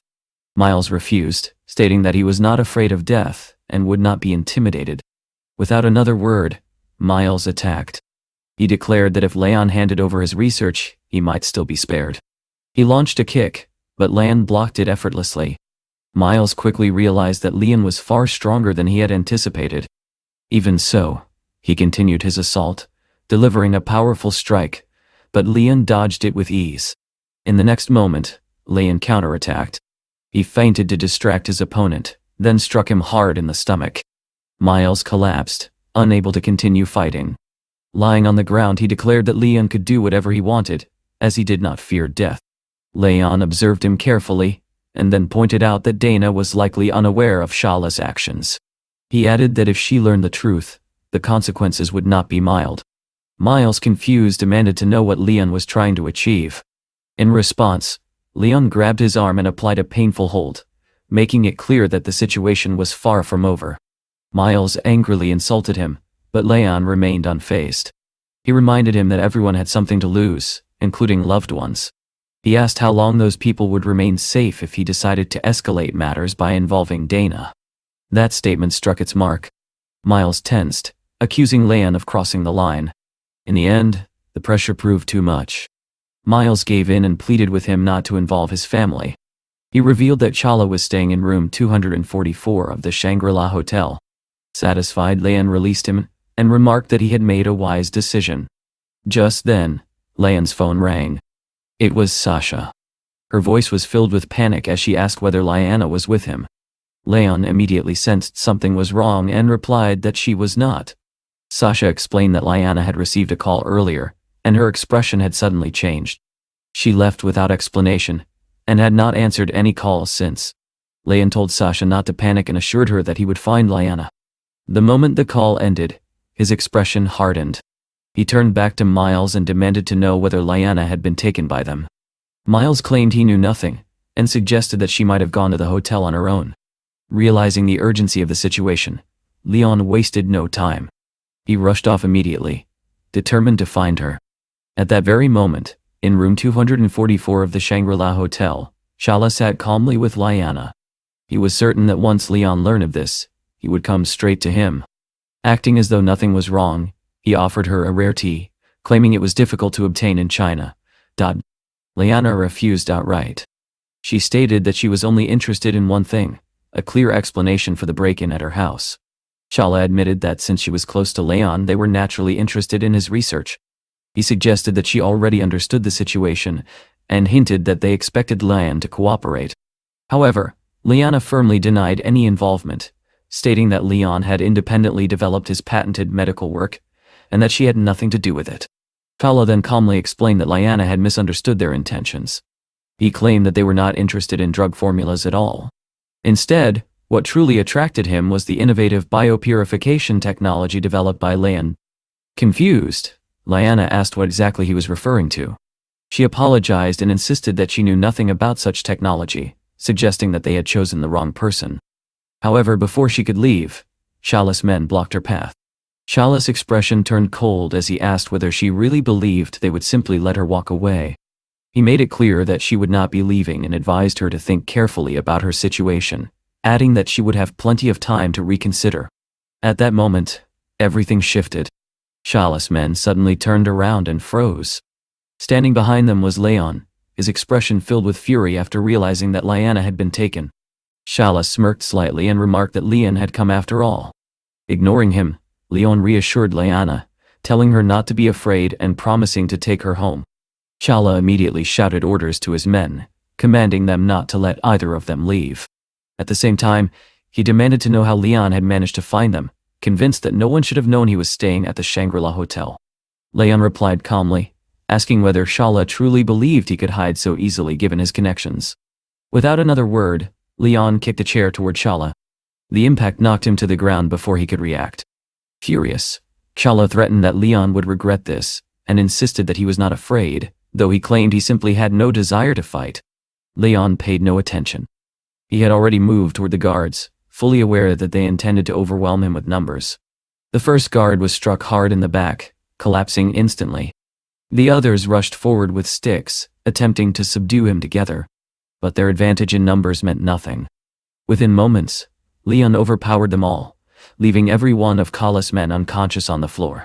Seeing this, Chala tried to justify himself. He claimed that he had only wanted Leon's research, and had no intention of harming anyone. But Leon's anger had not subsided. He made it clear that Chala would regret ever interfering with him. Desperate, Chala dropped to his knees and begged for mercy, swearing that he would never interfere again. Leon responded with a sharp blow to his face, making it clear that forgiveness was no longer an option. Chala fell to the ground, pleading for his life and insisting that Leon's presence there had been accidental. Leon struck his leg, and Chala screamed in pain, quickly changing his tone and claiming he had only been joking. Leon ignored his words entirely. He was moments away from breaking Chala's leg when the door suddenly burst open. Dana entered and immediately ordered him to stop. She apologized to Leon, admitting that the situation was her fault for failing to control her brother. At once, Chala began crying, begging his sister to save him. Dana turned to Leon and asked for mercy, hoping he would spare her brother. After a brief pause, Leon agreed, saying that out of respect for her, he would let Chala go. He also reminded her that she had already invested a significant amount in their cooperation, leaving him little room to refuse. However, in the very next moment, Leon pressed his foot down hard on Chala's knee. The man screamed in agony. Dana was shocked, and demanded to know what he was doing, as they had already reached an agreement. Leon replied calmly that he simply needed to release some of his anger, and that now he was satisfied. He added a final warning, telling Dana that her brother would only bring her trouble in the future if she did not deal with him properly. As Leon prepared to leave with Liana, one of Dana's subordinates asked whether they were really going to let them walk out so easily. Dana sat down calmly and asked her people whether any of them were capable of stopping Leon. No one answered. At that moment, Chala, still writhing in pain, demanded revenge. But Dana's patience had run out. She sharply reminded him that she had already warned him not to interfere. Chala tried to justify himself, claiming he had only wanted to help her. Dana responded with cold irony, remarking on what a thoughtful younger brother he had been. Then her tone changed completely. She told him not to worry, saying she had a way to relieve his pain, and if there was an afterlife, he could visit her there. Before anyone could react, she pulled out a gun, placed it against his head, and fired. Silence filled the room. Without hesitation, Dana ordered her subordinates to remove the body, clean the blood, and restore the room to perfect condition. Within an hour, everything was spotless. When her assistant reported that the task was complete, Dana calmly stated that announcements would be sent out, claiming that her brother had tragically fallen into the sea. When the assistant suggested that the family might blame Leon, Dana dismissed the concern. She explained that if the truth about Shala's actions came to light, the family might turn against Leon, but since her plans were still incomplete and her brother had proven useless, his death did not trouble her in the slightest. Later, Leon returned to the Bandau Hotel with Liana. Overwhelmed with relief, she embraced him, grateful that he had not abandoned her. The next morning, Leon woke early and reflected on everything that had happened. He felt a sense of relief, believing that the problem with Shala had finally been resolved. Seeing how exhausted Liana had been, he quietly left the room so as not to wake her, allowing her to rest. When he went down to the restaurant, he realized that he had not eaten the previous day. As he sat down, the manager approached him and reported that he had already followed through on his earlier instructions. Over the past few days, 20 different parties had expressed interest in cooperation. Leon was surprised by the speed of these developments and invited the manager to sit. The man reminded him that it was Leon who had set these plans in motion. Leon encouraged him to continue, confident that even greater success lay ahead. Soon after, Ivy called and informed him that registration for the Wilderness Survival Program had officially opened.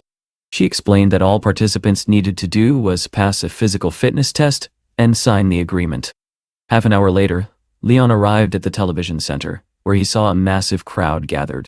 The sheer number of participants surprised him, as it was clear that many were eager to test themselves in such a challenge. At that moment, Ivy stepped forward to address the participants. Nearby, someone whispered that the rumors were true, and that the program's director was exceptionally beautiful. Ivy soon approached Leon with a smile, expressing her happiness that he had decided to participate. Elsewhere, a man quietly informed Orlando that there might be a problem, as someone had already approached the director. The blonde, clearly irritated, remarked that their closeness made it difficult for anyone else to get her attention.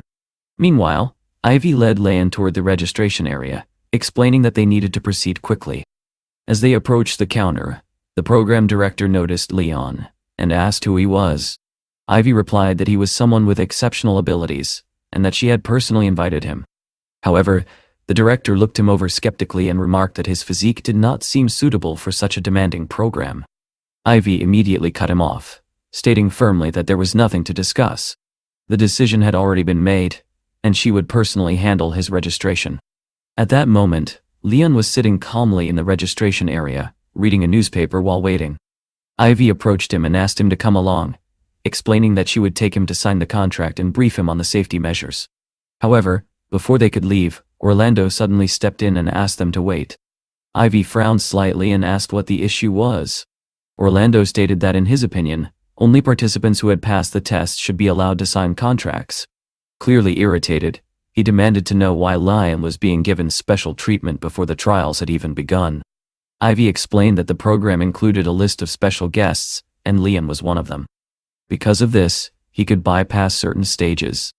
Orlando was not satisfied. He questioned why he himself had not received such an invitation. Ivy's patience ran out, and she replied sharply that if he had not been invited, it simply meant he did not meet the requirements. Unwilling to back down, Orlando asked on what basis this special list had been formed. Ivy clarified that all candidates had undergone prior physical assessments, and selection was based on those results.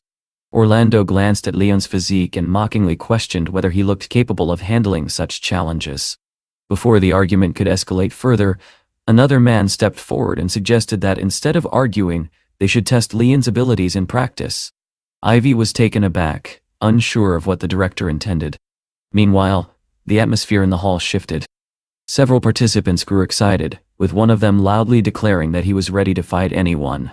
Others quickly joined in, realizing that if they could defeat Leon, they might also gain direct entry into the program.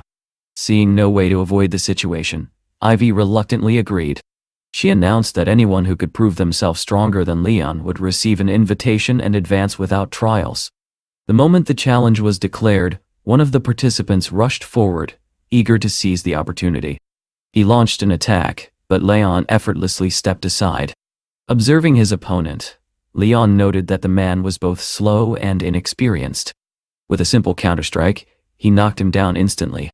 The crowd fell silent, confused by how easily someone who appeared physically stronger had been defeated. Nearby, an assistant quietly warned Orlando that Leon seemed to possess genuine combat skills, and that he should be cautious. Orlando dismissed the warning, insisting that the outcome had been nothing more than luck. A second challenger stepped forward, announcing his turn. He charged at Leon, but the result was no different. Leon calmly moved aside and the man stumbled past him, completely unable to react. Watching this, Ivy thought that the participants were only embarrassing themselves. Even the director began to realize that Leon's special invitation had not been given without reason. Ivy finally put an end to the spectacle. She stated that if someone lacked confidence in their abilities, they should not challenge others recklessly. Then she turned to Leon and said it was time to leave, making it clear that she would not waste any more time on pointless confrontations. As they headed toward the exit, Leon briefly turned back and asked the director whether he wanted to test himself, remarking that he did not seem particularly capable. The man declined, choosing not to engage. With that, Leon and Ivy left the area. Inside another hall, Ivy began showing Leon around. At the same time, a girl named Linda noticed him and pointed him out to her sister, commenting that he seemed to have received a special invitation as well. Her sister, Leah, who was a blogger, explained that Leon appeared to be experienced and not an ordinary participant. Linda became intrigued and suggested that having someone like him on their team would be beneficial. However, another well-known blogger, Theodore, approached them and dismissed the idea. He confidently stated that with their own abilities, they did not need anyone else and could easily secure first place. Meanwhile, Leon sat down beside Ivy and asked whether everyone present had also received special invitations. Ivy explained that many of them were professionals from other programs and should not be underestimated. Hearing this, Leon realized that the show was far more serious than he had initially thought. Ivy further revealed that the competition would take place on an isolated island, making it a true test of survival. Leon picked up the information booklet and asked whether it was really that intense. Ivy reassured him that all necessary safety measures had been put in place. After considering everything, Leon signed the contract. Ivy smiled and told him that participants were now free to leave for the time being. She added playfully that if he won first place, she would personally accompany him. Leon replied that it would be an honor to have such a beautiful companion. Afterward, he headed outside, where he noticed a large crowd of people who had not been able to register. As he walked away, someone called out to him. Turning around, he saw Linda approaching. She expressed her relief that he had not left yet, and said she wanted to talk. Linda asked whether he had received a special invitation. Leon looked at her, and silently observed that her physique seemed too fragile for such a demanding competition. She quickly clarified that she was not a participant, but her sister Leah was. She then introduced them. Leah extended her hand and proposed that they form a team. However, to her surprise, Leon immediately refused.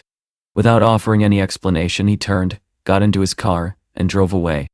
Leah stood there in shock, unable to understand his reaction. Linda, on the other hand, remarked that she found him incredibly impressive.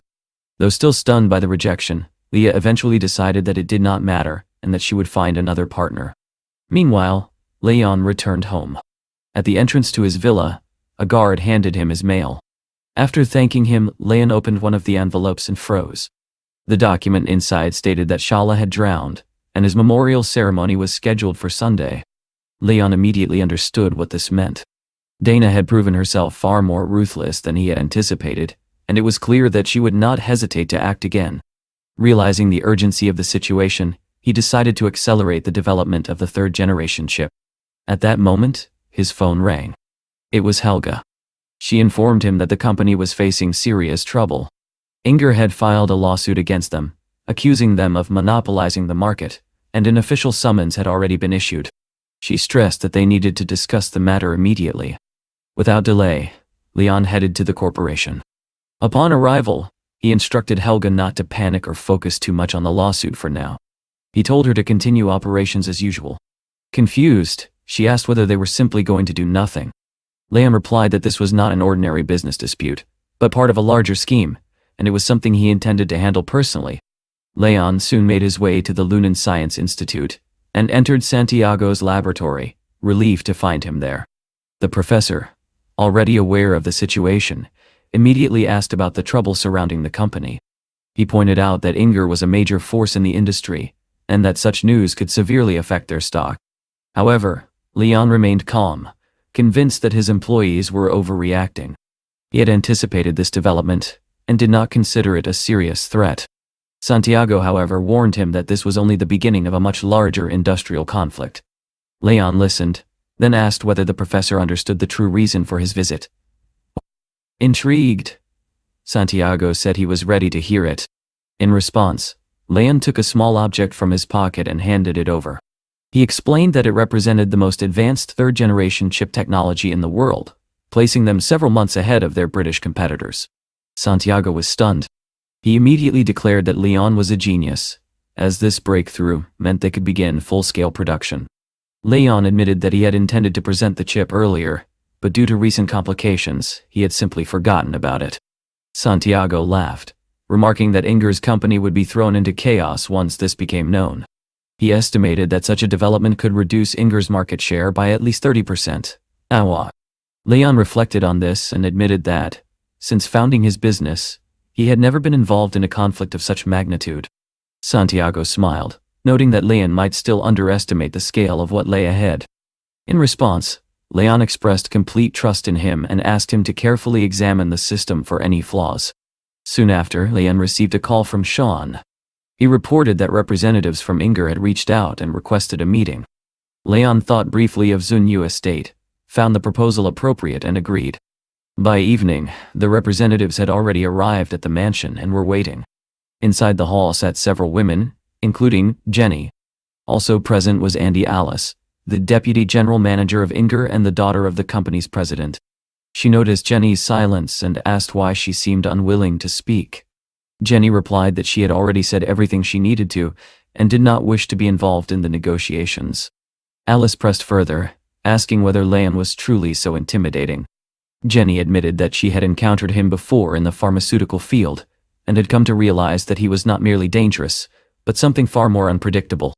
Alice, however, dismissed her concerns, arguing that while Leon might possess medical expertise, their current field was technology, where he posed no real threat. Jenny remained unconvinced and silently hoped that Leon would not direct his anger toward her. At that moment, Leon entered the mansion.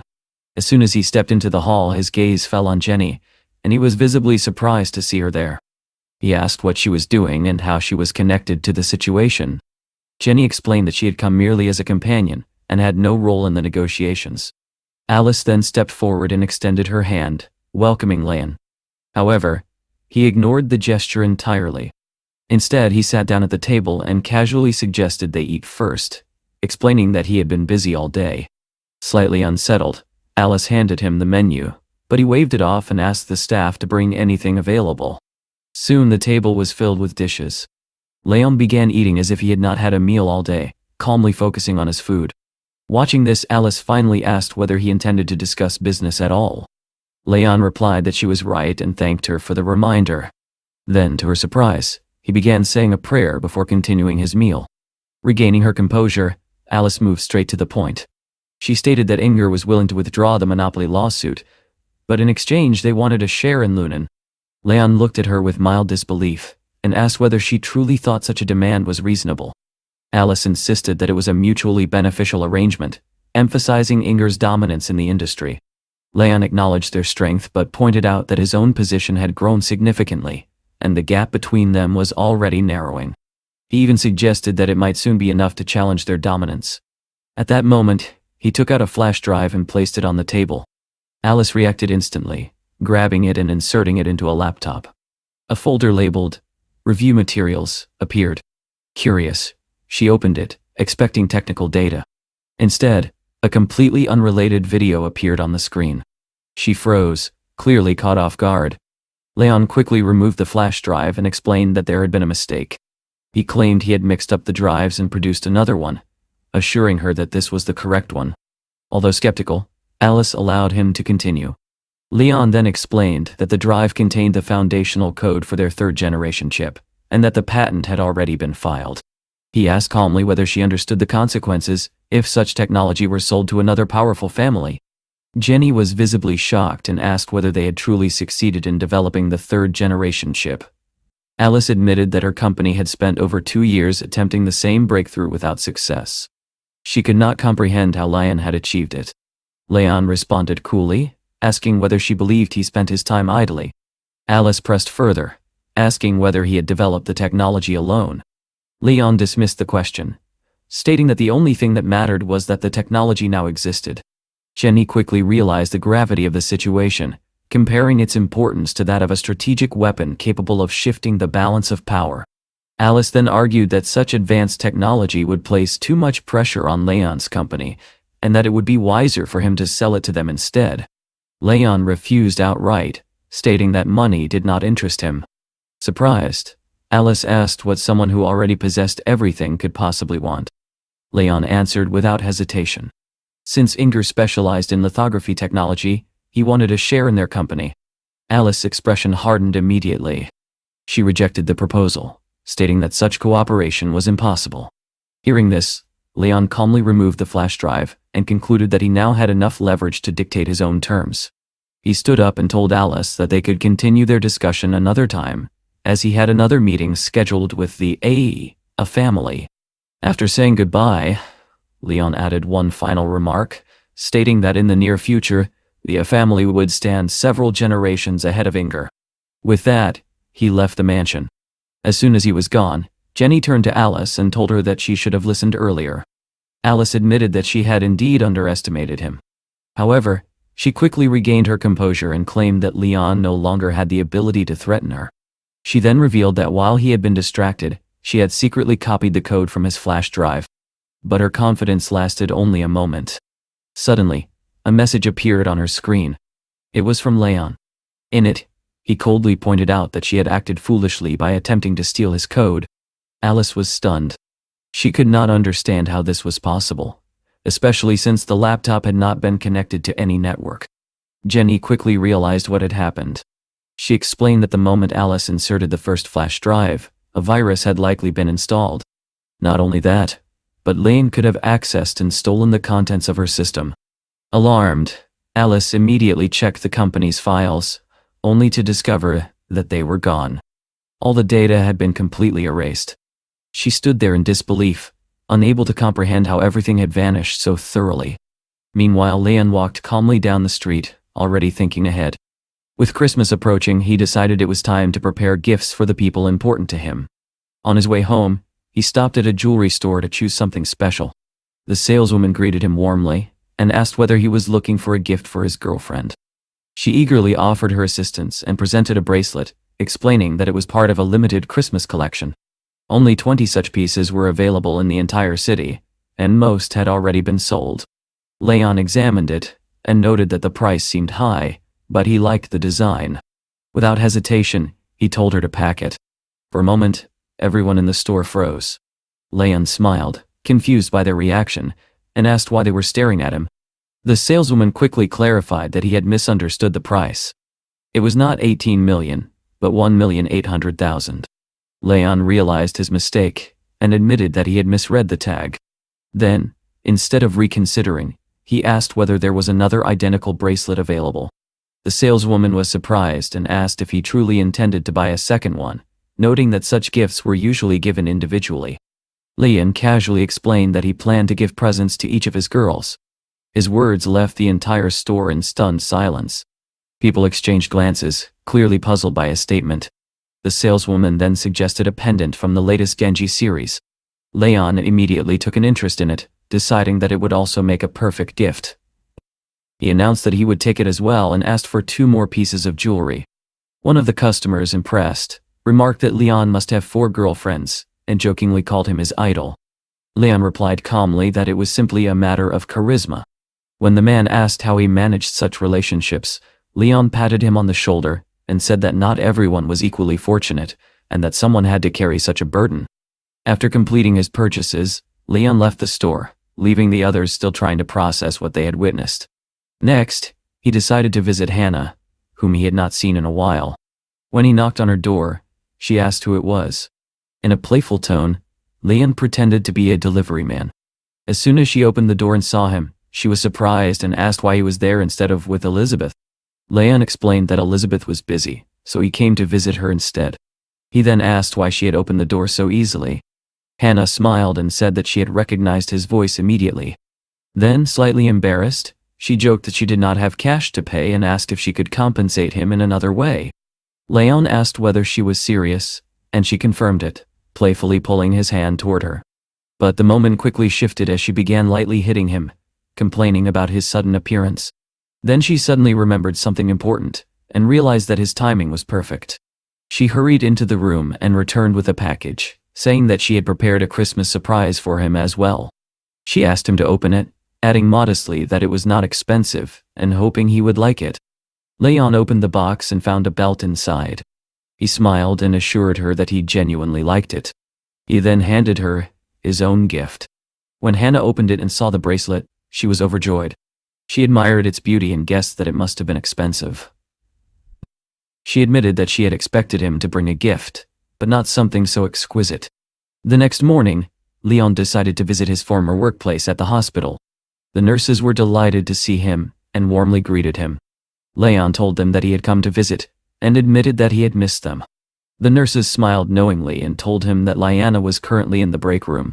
He asked them not to mention his arrival, as he wanted to surprise her. At that moment, Liana stepped out of the elevator and entered the break room, intending to rest quietly. Suddenly, she sensed someone behind her. Before she could react, Leon gently covered her eyes. Instead of being startled, she immediately asked if it was him.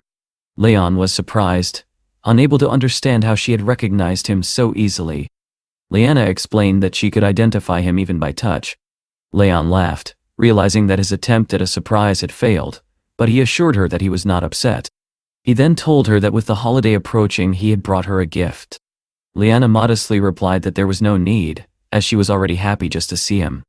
Leon ignored her protest and embraced her warmly, thinking about how humble she was and how much she deserved.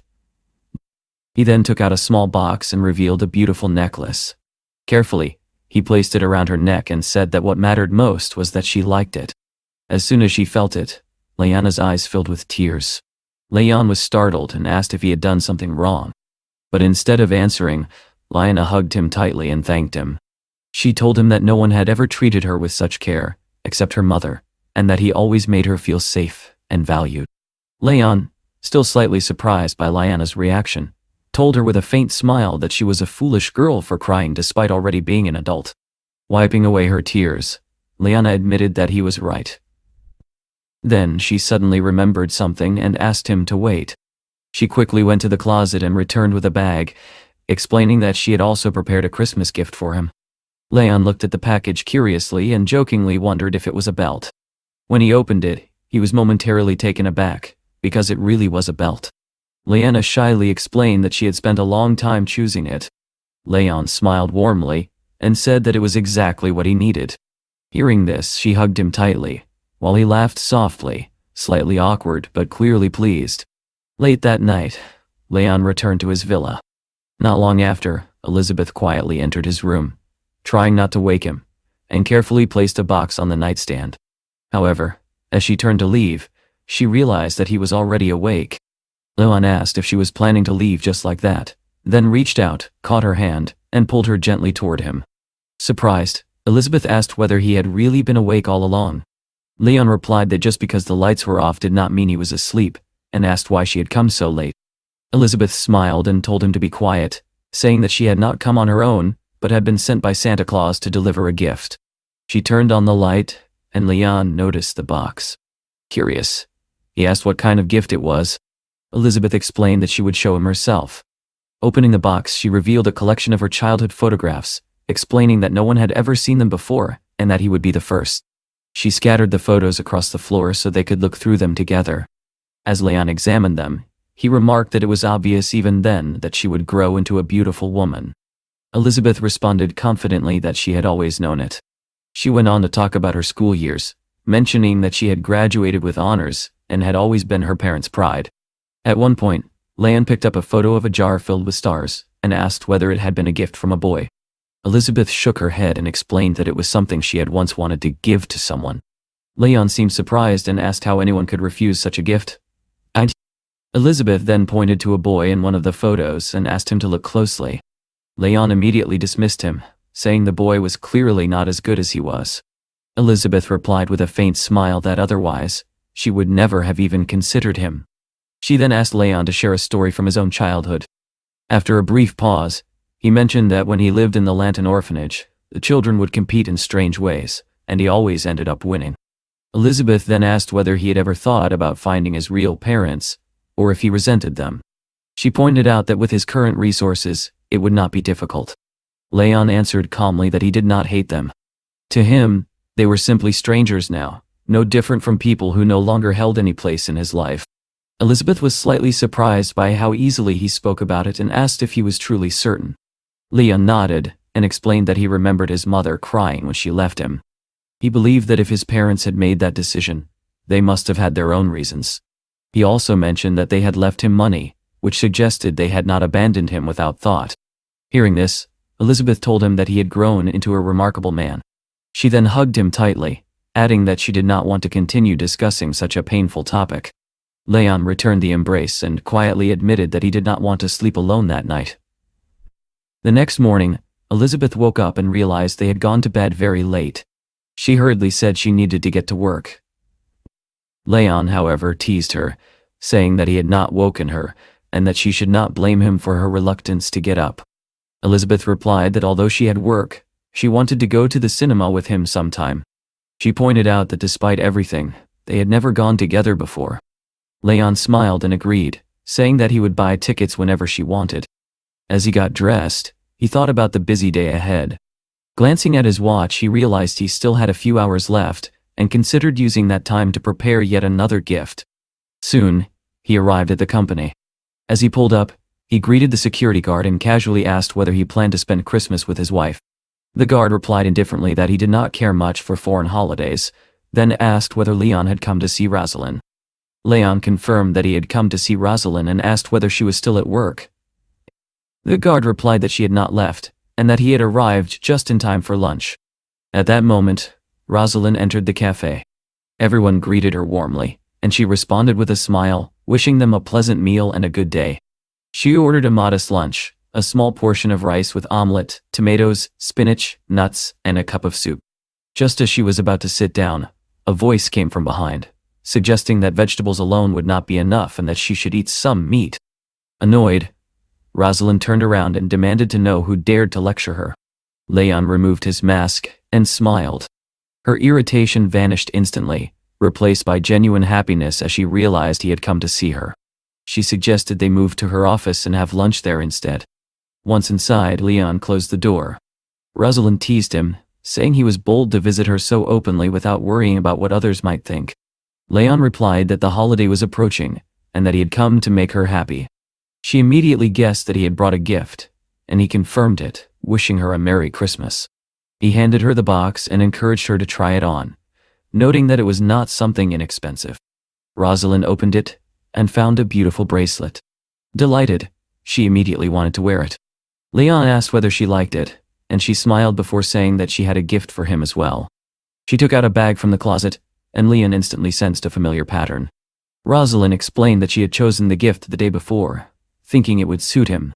When he opened it, he found a belt. For a moment, he wondered silently how many more such gifts he would receive. But outwardly he smiled and said that his old belt had just broken, and that this came at the perfect time. Rosalind was pleased, believing she had made the right choice. That evening, keeping his promise, Leon went to the cinema with Elizabeth. As they arrived, she asked if he would buy her popcorn. Leon replied that he would buy anything she wanted and asked her to wait. When he returned, he was carrying an enormous portion of popcorn. Elizabeth looked at it in disbelief and asked whether he intended to eat all of it himself. Leon joked that he would even eat her share, leaving nothing for her. She lightly hit his shoulder, calling him foolish, and the two of them entered the hall together. As the film began, they watched attentively. During an emotional scene, Elizabeth could not hold back her tears. Leon noticed and asked why she was crying. She replied that the moment was too touching, but worried that her makeup would be ruined. Suddenly, a man in the cinema stood up with a bouquet of flowers and approached his girlfriend, clearly intending to propose. Elizabeth whispered that it was incredibly romantic. Leon agreed, saying that Christmas was a perfect time for such gestures. Elizabeth nodded, saying that any woman would be happy to receive such a proposal. However, the scene took an unexpected turn. The girl refused the proposal, stating that money alone was not enough, and walked out, leaving the man standing in confusion. The audience began to laugh, And the man, embarrassed, apologized and tried to downplay the situation. He then walked over to Leon, handed him the bouquet and told him he could keep it. Seizing the moment, Leon took out a small box and handed it to Elizabeth, wishing her a Merry Christmas.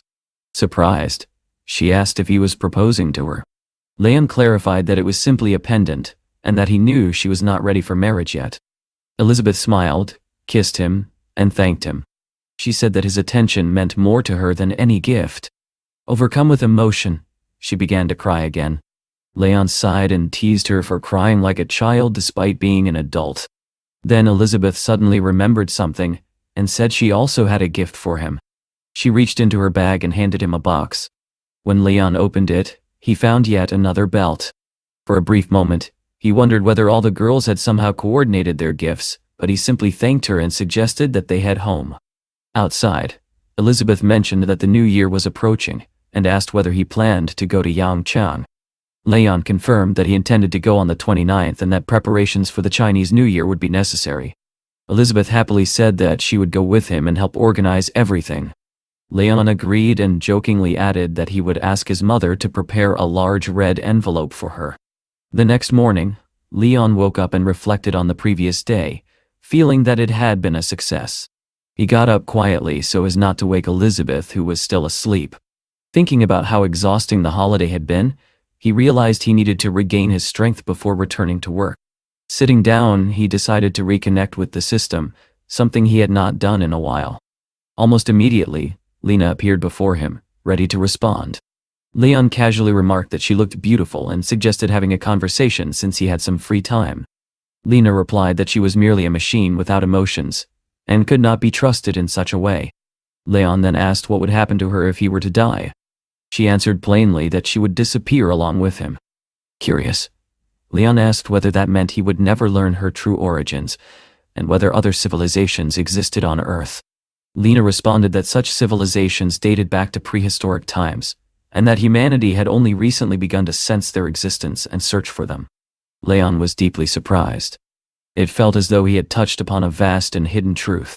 The realization lingered in his mind, filling him with curiosity. After a moment, he told Lena that was enough for now and dismissed her. Left alone, he quietly reflected on her words, preparing himself for whatever challenges lay ahead. A peaceful new year, and vanished. Linny and Ji Qingyan swung by to visit his family. Mother Wang looked at the bags in their hands and sighed happily. Goodness, you two bought so much again. How's Ning Yu doing? Linny asked. She and her boyfriend still good? Mother Wang beamed. Called me just yesterday, said things are going great. I've met the boy a few times myself. Decent character, bit impulsive, but nothing like how mature you turned out. Ji Qingyan burst out laughing. Linny's ears went red. What's so funny? Is Mom wrong? She patted his back, still grinning. No, you're the picture of maturity. Never impulsive. Not even a little. His phone buzzed in his pocket. He picked up, and a voice came rushing through before he could even say hello. President Linny, this is Wu Teo. Are you back in Yangchang yet? There's something I need to talk to you about. I'm back, Linny said. What's going on? You know the orphanage. It's out in the suburbs, right? The city just released a new zoning plan. They want to turn that whole area into an economic development zone. Linny's face brightened.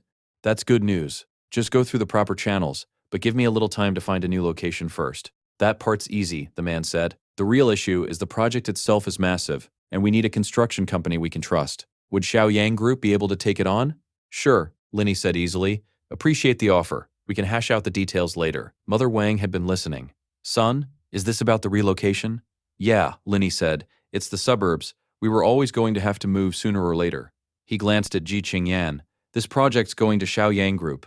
We should carve out time to go over the details. She flipped her hair back. Fine, I'll head to the office tomorrow, call a meeting, get it moving. Linny looked over at his mother, and the worry on her face was impossible to miss. Relocating is a good thing, he said gently. Why the long face? Didn't anyone give you a heads up before all this? A few people came by, Mother Wang admitted, but they weren't exactly pleasant about it. And you don't know how expensive it is to buy a place in the city. If we have to move, what happens to the kids? Linny crossed over and put a hand on her shoulder. You don't need to worry about any of that. Your daughter-in-law's got it handled. He softened his tone, and honestly, moving into the city means these kids get exposed to a lot more of the world. It'll be better for them in the long run. I'll deal with the schools myself. Mother Wang wiped her eyes, half laughing at herself. Guess I've got no choice but to lean on you two.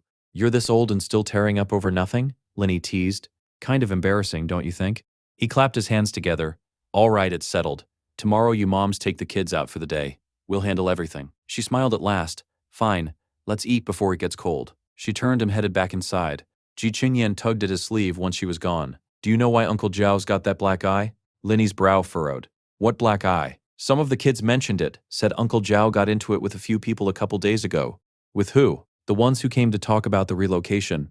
Couldn't agree on a fair price, so it got physical. She lowered her voice. There are cameras around the orphanage. You should pull the footage tomorrow, see if you can catch who it was. His jaw tightened, anger creeping into his expression. These people really don't know when to quit. The next morning, sunlight poured over the entrance of the Xiaoyang Group subsidiary in Yangchang, where two neat rows of employees stood waiting to greet Linny and Ji Qingyan. President Ji, President Linny, Lu Zhu, head of the negotiations team, stepped forward first. Any issues at the company lately? Ji Qingyan asked. None at all, Lu Zhu said quickly. Profits are strong this year. Everything's stable. Good. Let's talk in the conference room. She turned to him. Have finance bring the ledgers. I want to look them over. Right away, President Ji. Inside the conference room, Ji Qingyan pored over the books while Linny lounged nearby, thumb scrolling through some game on his phone. The main reason we're here, she said, all business now, is the land east of Honu Road. It's about to become a new economic zone. You've probably already heard. Lu Zhu's stomach dropped, though he kept his face neutral. We have. The project's already been handed to us. Total value's under 20 billion. First step is staffing up. If approval comes before the Lunar New Year, we could break ground next year. President Ji, you have my word. We'll handle this project properly. Linny glanced up from his phone, catching something in the man's tone. Landing a project like that should be good news. Why do you look like someone died? Lu Zhu shifted uncomfortably. It is good news, President Linny. It's just, this one's a bit of a hot potato. Not easy for Xiaoyang Group to take on cleanly. Why's that? This project's already caught Fifth Master's attention. Lu Zhu's face went visibly pale. If we push ahead and take it, there's going to be trouble between our two sides. No question. Who is this Fifth Master? Ji Qingyan asked. Is he really that powerful? Linny set his phone down, studying Lu Zhu more closely. Sounds like it from your reaction. If we really take this project, Lu Zhu said, it's going to make life difficult for us in the local construction scene going forward. Ji Qingyan frowned.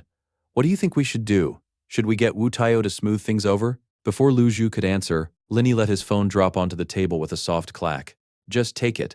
Everyone looked at him. A 20 billion project's already been handed to us, Linny said flatly. We can handle something this small ourselves. President Linny, Lu Zhu said carefully, are you certain you want to take this on? Linny slapped his palm on the table. You think it's risky? Fine, we do it anyway. Lu Zhu put his head in his hands. Then this won't be simple. He might come looking for me tonight, honestly. Why tonight? Tonight's his 60th birthday banquet. Half the city's been invited, myself included. I don't even know if I should show up. Linny's mouth curved into a confident half-smile. Why wouldn't you? I'll come with you. Ji Qingyan's voice dropped, worried. All right, that's enough business for today. She turned to Lu Zhu. Pull together our project history, past and current, anything over 10 billion. We're meeting with Wu Taiyou to go over specifics. Understood. I'll get right on it. She reached for Linny's hand. I should come with you tonight. No need, he said. You showing up won't change anything. A beat, then a small smirk. Better use of your time, go check the security footage, see if you can spot the men who roughed up Uncle Zhao. You really don't want me there? He leaned in and murmured something against her ear that made her flush scarlet. I want you, he said, especially tonight. She pinched his hand, cheeks burning. You're impossible. Out in the hallway, Lu Zhu was waiting when Linny stepped out. President Linny, shouldn't you prepare a little before tonight? Prepare what? Linny asked, glancing down at himself. It's Fifth Master's 60th birthday. Everyone attending will be dressed formally. Isn't this a little casual? Linny stomped a foot lightly against the floor, more amused than annoyed. If he behaves himself tonight, I'll let him have his birthday. His voice hardened, eyes sharpening, but if he pushes his luck, I'll let tonight be his funeral instead. Lu Zhu felt a chill run down his spine. President Linny really was terrifying when he wanted to be. Back at the orphanage, sunlight spilled warm and golden across every corner. Ji Qingyan stepped inside, and Mother Wang, seated with a basket of vegetables in her lap, looked up. Daughter-in-law, you came back alone? Where's my son? He's got a business dinner tonight. I didn't tag along, so he dropped me here first. She set her bag down and moved to help with the vegetables, but Mother Wang waved her off immediately. No, those soft hands of yours weren't made for this. Then, remembering something, she gestured toward the house. Oh, Ningyu's here, waiting for you inside. Ji Qingyan thanked her and made her way to a room with a simple, red-painted wooden door. Ningyu spotted her and yanked off her headphones, practically bouncing. Sister-in-law, you're back. Where's my brother? Business dinner. He didn't come with me. Ji Qingyan set her bag down on the table. Oh, right, I wanted to ask you something. Ning Yu's eyes went wide. Do you know where the orphanage's security cameras are? I do. They're in Mom's room. She hesitated. But nothing ever really happens around here, so Mom barely touches the computer, not even sure if the cameras still work. The two of them headed into Mother Wang's room and made straight for the desk. It's strange, Ning Yu said, clicking around. Mom actually had these turned on today. I thought half of them were broken. Ji Qingyan smiled. Must have replaced them recently. Probably, Ning Yu said, running a hand through her hair. My brother's given this place so much money, Mom must have upgraded everything. And look how clear the picture is. Not bad at all. Pull up Saturday's footage, Ji Qingyan said. Ning Yu clicked away for a moment, then frowned. That's weird. It only lets me search from Sunday onward. Storage limit, maybe? Didn't save the older clips? There might be a backup drive somewhere. Ning Yu started digging through drawers, coming up empty, then turned to the bookshelf behind her, and stopped short. Sister-in-law, come look at this. What is it? Just look. Ning Yu pointed at a folded square of red silk, its pattern sharp and elegant. Ji Qingyan lifted it carefully. This is Suzhou brocade, she said, eyes widening. I think I've heard of that, Ning Yu said, unsure. It's expensive. If you sold this blanket, you could probably get over $1 million for it. Ji Qingyan turned it over in her hands, delighted. Ning Yu's jaw dropped. No way it's worth that much. My mother's from Suzhou. She taught me all about this fabric. $1 million would actually be selling it short. On a good day, this could go for $1.5 million. Oh my God. Ning Yu stared at the bundle. Good thing I showed you. I had no idea we had something this valuable lying around the house. Ji Qingyan set her hands on her hips. Wait, didn't you say you wanted to show me something? Was it this? I really didn't know what it was, Ning Yu admitted. Then her expression shifted, softer. It's a good thing because this is what my brother was wrapped in when he was brought to the orphanage. Ji Qingyan's mouth fell open. Seriously? Ning Yu nodded and carefully unfolded the fabric further. It's true, Mom told me. She hesitated, then pulled the whole bundle out into the light. If you want to see, I'll show you properly. It's fine. Nothing's going to break. Be careful with it, Ji Qingyan said, worry creeping into her voice. This is the only thing your brother has from back then. It's sturdy, Ning Yu reassured her, laying the brocade flat on the table. They both leaned in and stopped. Tucked inside the fabric was an old letter sealed with a distinctive yellow wax stamp, aged but unmistakably formal. Sister-in-law, this is so weird, Ning Yu murmured. It's actually glued shut. Ji Qingyan picked it up gently. That's a wax seal. People used them a long time ago. Ning Yu's eyes lit up. Do you think it says something about my brother's real identity? We should open it. I don't dare, Ji Qingyan said, shaking her head. Mom would be upset. It's fine. Worst case, she scolds me. I'll take the blame. Ning Yu reached for the letter just as a voice cut through the room. Daughter-in-law, time to eat. Neither of them had heard the door open. Mother Wang stood there, studying them. What are you two up to? Ning Yu held up the letter, sheepish. We found this. We were just looking at the blanket. And then this was inside. Mother Wang took the letter, her expression unreadable. You two really know how to dig things up. Ning Yu straightened. Mom, this letter's been sitting here for over 20 years, never opened. Her tone turned serious. It was written for my brother. I never felt right reading it myself. I figured I'd give it to him once he got married. I didn't expect us to stumble onto it first. Her face brightened. But Mom, my brother and sister-in-law are basically already family. Why not just open it now? Mother Wang waved her hands, shaking her head. No, your brother isn't even here. We can't open it without him. Ning Yu wrapped her arms around her mother, wheedling. Let's just read it. If it's nothing important, we'll hand it to him quietly so it doesn't upset him. Mother Wang gave her a look that said she wasn't fooled for a second, but after a moment, she sighed. Fine. But there's no next time. Ning Yu's whole face lit up. Yes. Do we have scissors? I'll get them. Ji Qingyan turned the letter over in her hands. I want to keep the seal intact if we can. Ning Yu returned moments later with scissors, and Ji Qingyan carefully cut along the edge of the envelope, careful not to disturb the wax. Inside, neat handwriting filled the page. Dear Mrs. Wang, hello. I am a mother who could not fulfill her duty, who had no way to give her son a mother's full love. This failure is a debt I will carry my whole life. After making inquiries and learning of your orphanage, I made the decision to send my son to you. I beg you, raise him to be a good person. He doesn't need wealth or status. If he can simply live an ordinary life peacefully and happily, marry, have children of his own, that will be enough. Though he comes from a prominent family, I believe his nature is good, and he will be devoted to his adoptive parents for the rest of his life. If he ever asks about me, tell him I had an accident, and that I passed away. Signed, Chin. Silence settled over the room. Ning Yu and Ji Qingyan looked at each other, stunned. What does this even mean? Ning Yu finally said, calling out toward the door. Mom, this letter's written for you. It's not even really about my brother. I thought there was some huge secret in here. Her face fell with disappointment. Mother Wang took the letter back, reading it again slowly, one hand at her chin. If I'd known, I would have opened this years ago. But it's strange. Whoever wrote this only signed a surname, no given name at all. Ji Qingyan turned the thought over carefully. If it wasn't for something she truly couldn't avoid, she never would have given him up. And she didn't even leave her full name, just enough to prove she existed. Mother Wang forced a smile, trying to shift the mood. All right, enough of this. Food's ready. We're just waiting on you two. A hand landed on her back as Ning Yu gently steered her toward the door. Mom, my sister and I need to talk a little more. We'll be right there. Once her mother was gone, Ning Yu quickly folded the brocade away and pulled a hard drive out from a nearby box, fumbling under the desk. Found it, they plugged it in and pulled up the footage. On screen, 3 men stood talking, and 2 minutes in, the scene erupted into violence. 2 young men, faces twisted with rage, rushed in and beat a middle-aged man to the ground. Cut this clip and send it to my phone, Ji Qingyan said. I'll pass it along to him. Outside a small hotel, sunlight blazed down over a lot lined with expensive supercars. Linny walked alongside a man in a sharp suit. Nice place, Linny commented. Rich people everywhere. His phone buzzed. He pulled it out, opened the message. The fight footage. His expression shifted, serious now, edged with tension. Let's head inside first. Take a look. They walked into the lobby together, and the receptionist greeted them warmly. Sir, may I see your invitation? President Liu stepped forward and handed it over. This way, please, she said, then hesitated, stopping them. You may enter, sir, but this gentleman cannot. He isn't dressed appropriately. Linny blinked, mildly surprised. Lu Ju, beside him, went into a small panic. President Linny, there's a mall nearby. Let me take you to get something more suitable, or you won't get in tonight. Linny shrugged, already turning to leave. No need. I'm not going in. If anything happens, just call me. President Linny, please. Lu Ju looked stricken.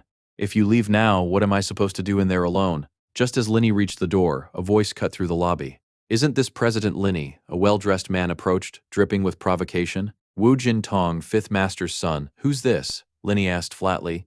Lu Ju stepped up quickly, positioning himself between them. Mr. Wu, long time no see. Our President Linny's returned to Yangchang. I brought him to the banquet, but they wouldn't let him in without proper attire. Wu Jintong smirked. Let them through. They're basically the guests of honor tonight. Wouldn't want the party to be dull, would we? The receptionist bowed quickly. Understood, sir. Lu Ju forced a smile. Mr. Wu's just joking. We're nobody important. Wu Jintong's tone sharpened as he turned to Linny. You're the one running Xiaoyang Group, aren't you? So it's you who snatched the new economic zone project. He gave a mocking thumbs up. Not bad. A young outsider with real nerve, coming here to play king in our territory. Impressive, honestly. Linny closed his eyes for a beat, steadying himself, then reached out and shoved Wu Jintong lightly aside. Don't stand in the doorway. I'm hungry. There's a banquet waiting.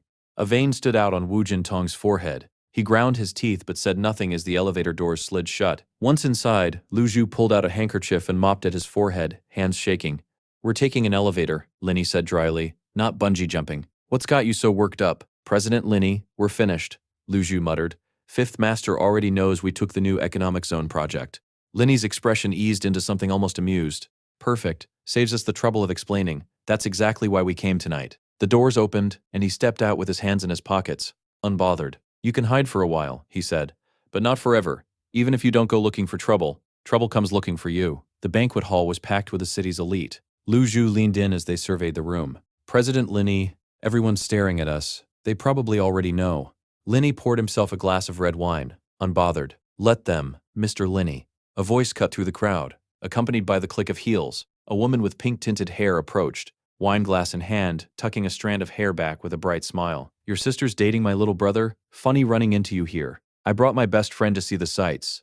A blonde woman in a white dress rushed over, flustered. Bing Bing, what are you doing? Before Bing Bing could respond, the woman yanked her aside. We need to leave, right now, or you'll bring trouble on yourself. What's wrong with you? Bing Bing protested. He's just a friend. Besides, my brother and his sister are basically engaged. They'll probably marry within the year. She turned back to Linny. They stole business from 5th Master. That's a serious problem. Walking off now would just be rude. Linny sipped his wine, quietly impressed. Not a bad girl. Once Ningyu married into that family, she probably wouldn't have it too hard. The lights dimmed dramatically, and the crowd erupted. 5th Master has arrived. All eyes turned to a man in red, Wu Tianfu himself. Lu Ju leaned in and whispered, President Linny, that's him.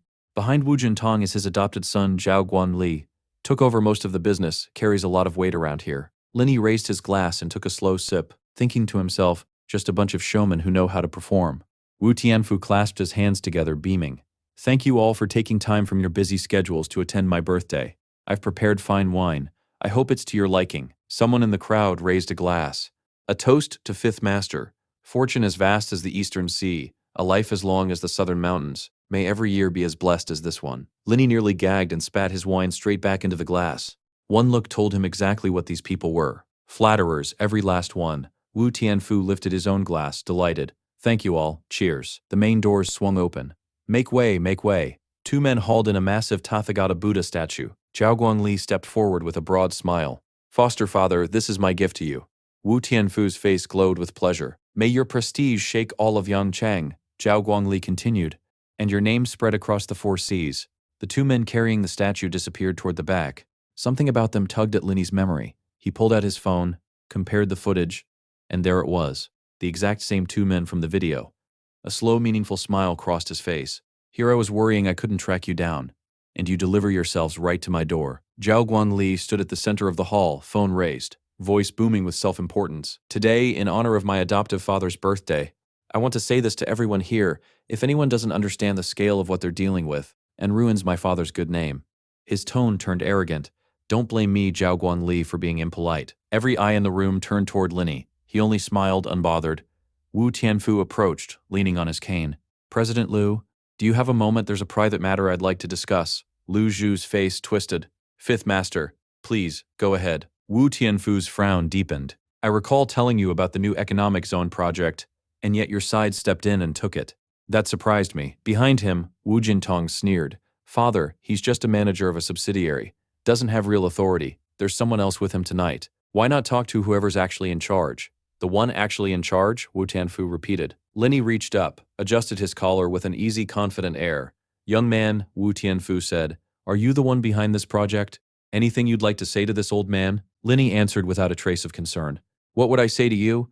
Honestly, I'm far more interested in talking to the 2 men standing behind you. Wu Tianfu turned, glaring. Who? Linny pointed directly at the 2 men who'd just carried in the statue. Wu Tianfu's expression darkened further. You 2, come here. They shuffled forward, visibly uneasy. Yes? What is it you want to say to them? Wu Tianfu demanded. Linny's anger flared, his jaw tightening. A few days ago, they went to Lantan Orphanage and hit my father. Am I wrong?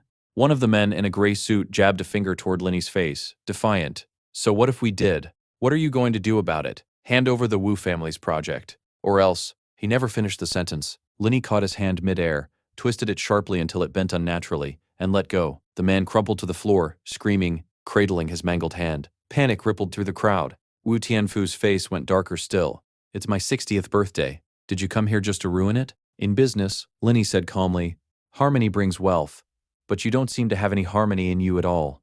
His eyes turned cold. If I'm in a good mood, you can still have your birthday tonight. If I'm not, his voice dropped, edged with menace. Tonight will be your funeral instead. He stepped closer, clapped a hand on Wu Tianfu's shoulder like an old friend. Times have changed, old man. Then, sharper, restrain yourself. Wu Jintong lunged forward with a wild swing, snarling, how dare you talk to my father like that? Before his fist landed, Linny slapped him. One clean, light-looking strike that sent him sprawling across the floor, face contorted. Zhao Guanli roared, some brat from Shanghai comes to Yangchang acting like a king? You think I'm someone to be pushed around? He pulled a knife from somewhere and charged. Bing Bing screamed. Mr. Linny, watch out. Zhao Guanli thrust the blade toward Linny's stomach with a smug grin. But before it could land, Linny caught his wrist, wrenched the knife free, and threw him to the ground. In the same motion, he pressed the blade to Wu Tianfu's throat. The old man froze. Still want that project? Linny asked, almost pleasant. Fury burned in Wu Tianfu's eyes, but he had no move left. Fine, he ground out. I concede. The new economic zone is yours. Satisfied, Linny tossed the knife aside. Be smart about it. Don't even think about pulling something behind my back. He straightened, hands sliding into his pockets. I may be in Shanghai, but dealing with a group like yours only takes one phone call, so don't get any ideas. Wu Tianfu's expression hardened. Understood. Linny turned and walked off. Let's go. What are you all standing around for? Wu Tianfu touched his throat where the blade had rested, grinding his teeth. Just who is this man from Shanghai that he'd dare get physical here? The next day dawned clear and bright, sunlight scattering through thin clouds. Mr. Linny, Lu Zhu said, is this settled now? Wu Tianfu won't dare cause us trouble again, right? They're just a bunch of people who've never actually seen the real world, Linny said. Leave it be. Relief flooded Lu Zhu's face. Hearing you say that puts my mind completely at ease. By evening, the click of heels announced a familiar voice. Mr. Linney. Bing Bing held up her car keys, smiling. Let me drive you home. It's on my way. Let's go, Linney said easily. Street lights lit the road as her car sped through the city. Mr. Linney, she said, glancing over. If there's no issue between your sister and my brother, they might get married as soon as next year. As for the betrothal gifts, does your family have any requirements? No requirements, Linney said. Both sides are well off. If those two get married, money's not going to be a problem for them. Skip the formalities. Something still has to be given, Bing Bing insisted. Our family will offer 1,000,001 yuan, if that's agreeable to you. Fine, Linney said. Small matter. And if your company ever needs anything, just call Ji Qingyan at my company. My name's enough to open the door. Bing Bing smiled warmly. All right. The car pulled up outside the orphanage gates. Linney stepped out and waved. Thanks. Bing Bing touched her own cheek once he was gone, a little dazed. How can a man be this handsome? Inside, a voice greeted him. You're back? Ji Qingyan helped slide off his coat. How'd it go at the company? Any problems? He turned, wrapping an arm around her waist. All handled. From now on, the core business shifts to Yangcheng. Relying only on real estate in Shanghai would slow everything down. Don't judge traditional industries by IT standards, she said, smiling. They just move slower by nature. His phone rang. He answered. I'm not in Shanghai. Isn't the shoot supposed to start in 2 days? Why are you rushing me already? The woman on the other end spoke quickly. I'm not rushing you to come back. It's the production team. They want to negotiate. They're hoping to use Wangjiang port for filming, and on the fee, we can only offer around 300,000. Linney rubbed his forehead. Compared to what I've got planned, why don't you just save that money for gas? Thank you, President Linney, the voice said, relieved. I'll find a way to repay the favor. 2 days later, sunlight glittered across the water at Wangjiang port, the whole place arranged neatly. Buzzing with more activity than usual, Linney rubbed his chin, taking it all in. Quite a crowd. Handsome, handsome. 2 women came jogging over, waving. Do you remember me? We met before at the TV station, one of them said. I even wanted to recruit you for my team. We'd have gotten way better results together. No, Linney said flatly. You're too small, she pouted, hand on her chest, feigning offense. I'm not small, I'm 23. He glanced pointedly at her chest. I meant your measurements, not your age. If you weren't so good-looking, she huffed, I'd have decked you already. She shook it off and gestured to the woman beside her. Anyway, the one actually teaming up with you isn't me. It's my sister. This is Leia Jia, and that's Huang Yunheng. They're both competing this round. I just came to see them off. Figured I'd sightsee in Shanghai while I'm at it. Their combat skills are solid, but their wilderness know-how is pretty thin. The 3 of you together could pull some serious results. Linney rubbed the back of his neck. Sure, whatever works. Being alone out there wasn't exactly appealing anyway. The first sister turned to Leia Jia. It's almost time. Get on the boat, find a hotel and wait for us to get back. Don't wander off. I know, Leia Jia said, then flashed a grin. Go get him, sis. A voice rang out from behind them. Move aside, move aside. The crowd parted, and Li Chensing strode through, dressed to the nines, radiating star power. The moment she spotted him, the first sister's whole demeanor shifted into full fangirl mode, shoving her own sister out of the way. Oh my god, is that Li Chensing? Leia Jia blinked. You know him? Of course I know him. He's the #1 A-list star in the country. Huge in the industry. If you don't recognize him, you're seriously out of touch. She stared, practically starstruck. How did this show land someone that famous? Leia Jia asked, genuinely surprised. Her sister just sighed, dreamy-eyed. Please, don't even ask. After the day's filming, Li Jialer turned starry-eyed. You have to help me.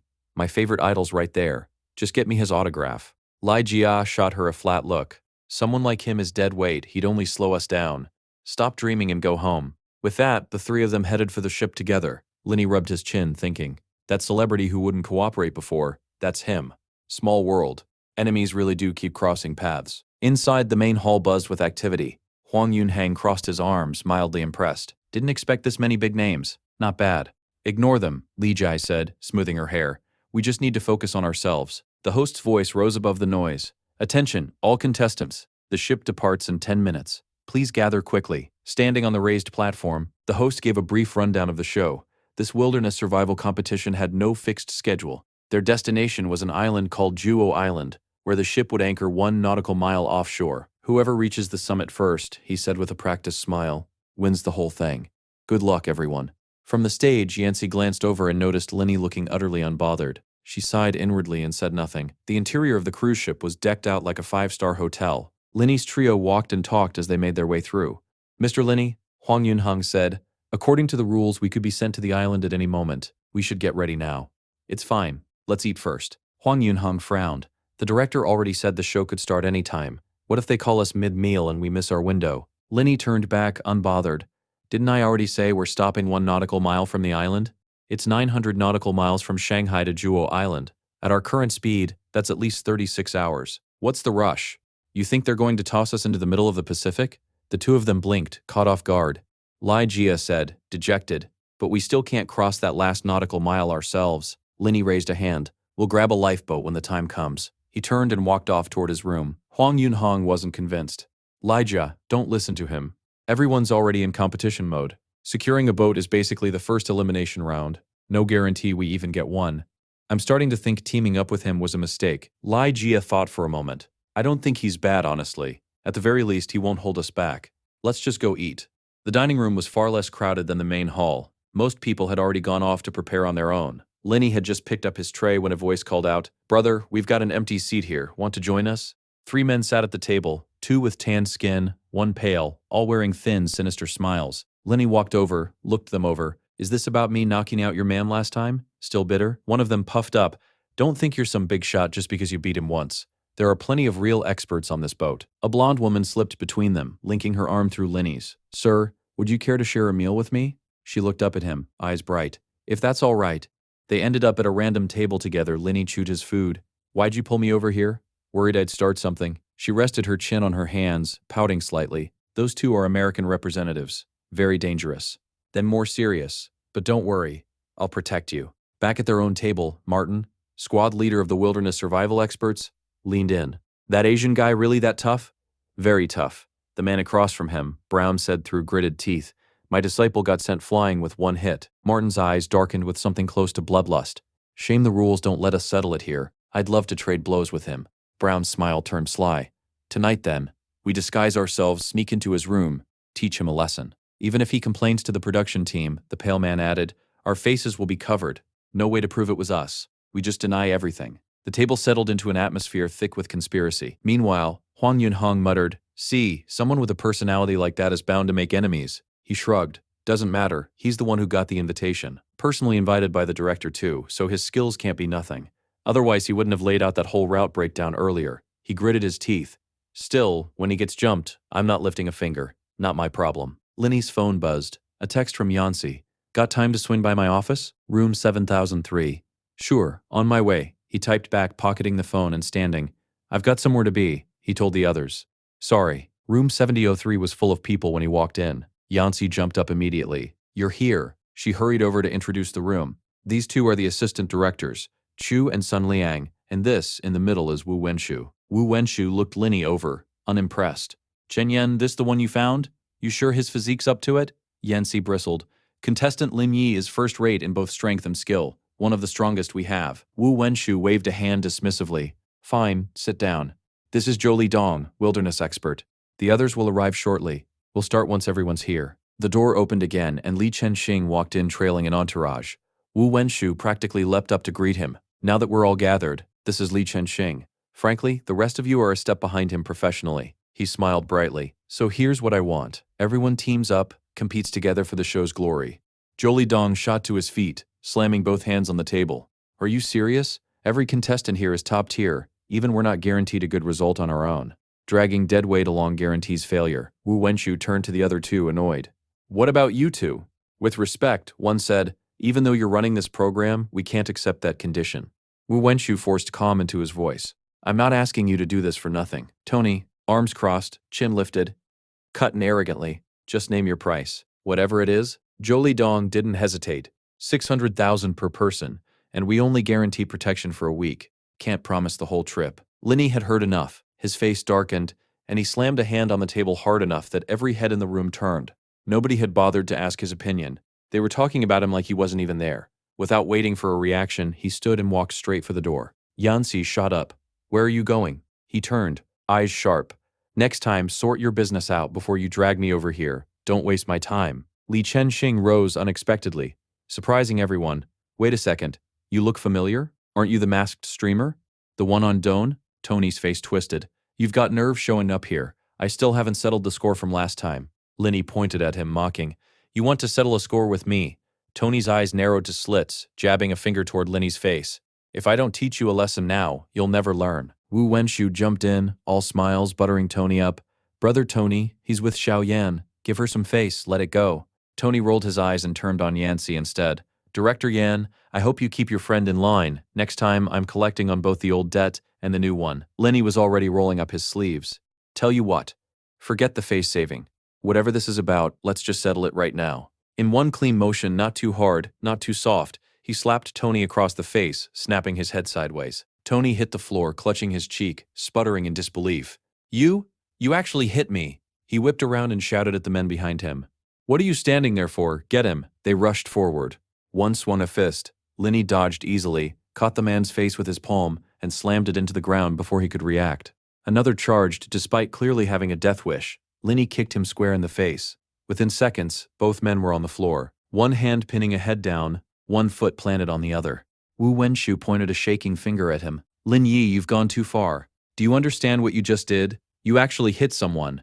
I'm revoking your qualification to participate. Yancy rubbed her temples at a total loss for words. Linny calmly straightened his clothes. So, you're saying I'm out? He walked out without waiting for an answer, ignoring Wu Wenshu's furious shout behind him. I'll use my authority as station head to disqualify you permanently. Linny paused at the door, tilted his head with a smirk. Don't come crawling back to me later. We'll see how this goes. Wu Wenshu didn't bother chasing him. He rushed to Tony's side instead. Mr. Tony, I'm so sorry, I never expected this to happen. One side of Tony's face was already swelling red. He jabbed a finger angrily. I want that Lin Yi thrown off this boat, now. That's a bit difficult, Wu Wenshu said carefully. We're at sea, but I've already revoked his qualification. He turned to Yancy. Director Yan, restrict his movements. Keep him out of public areas. Understood. Station Head Wu, Yancy said quietly. Just then, someone burst in, panicked. Station Head Wu, something's wrong with the ship. It's changed course. Wu Wenshu rushed to a window staring out at the sea. What? Everything was fine. Why would it change course? Who authorized this? Yancy's voice was soft. It's Lin Yi. She lifted her chin, expression turning serious. You disqualified him, so he ordered the ship to turn back. Wu Wenshu scoffed, though something in his gut twisted. Nonsense. What authority does he have to order the ship around? Yancy looked at him like he was being deliberately obtuse. Because this ship belongs to Lin Yi. All the color drained from Wu Wenshu's face. What? What did you just say? This ship belongs to Lin Yi, Yancy repeated evenly. He's not just a popular streamer, he owns Wangjiang Port. If he hadn't agreed to participate, they never would have rented us this boat. What we're paying wouldn't even cover the fuel. Wu Wenshu broke into a cold sweat. But we signed a contract. Breach of contract means triple compensation. Do you really think he can't afford triple? Yancy cut in, arms crossed. The ship's already turning around, which means filming's on hold. You need to go apologize. She walked off, leaving him standing there in a panic. Yancy, wait. You two get along. Go tell him not to turn the ship back, or I'll fire you. She turned, eyes cold. Fire me if you want. It won't change anything. But the fact that filming's derailed, that's on you. His eyes rolled back slightly, veins standing out from sheer panic. He scrambled after her. Don't go. Which room is Lin Yi in? I'll go find him myself. Night fell, the moon rising bright and full. Outside room 999, Wu Wenshu hovered, hands clasped together pleadingly. Mr. Lin, sorry to bother you. Linny opened the door, not remotely surprised to see him standing there. What do you want now? President Lin, that was my mistake earlier. Please don't hold it against me. His face crumpled as he raised both hands, pleading. Aren't we in a partnership here? You can't just unilaterally break the contract either. Linny touched his own neck, unimpressed. I'm taking my boat home.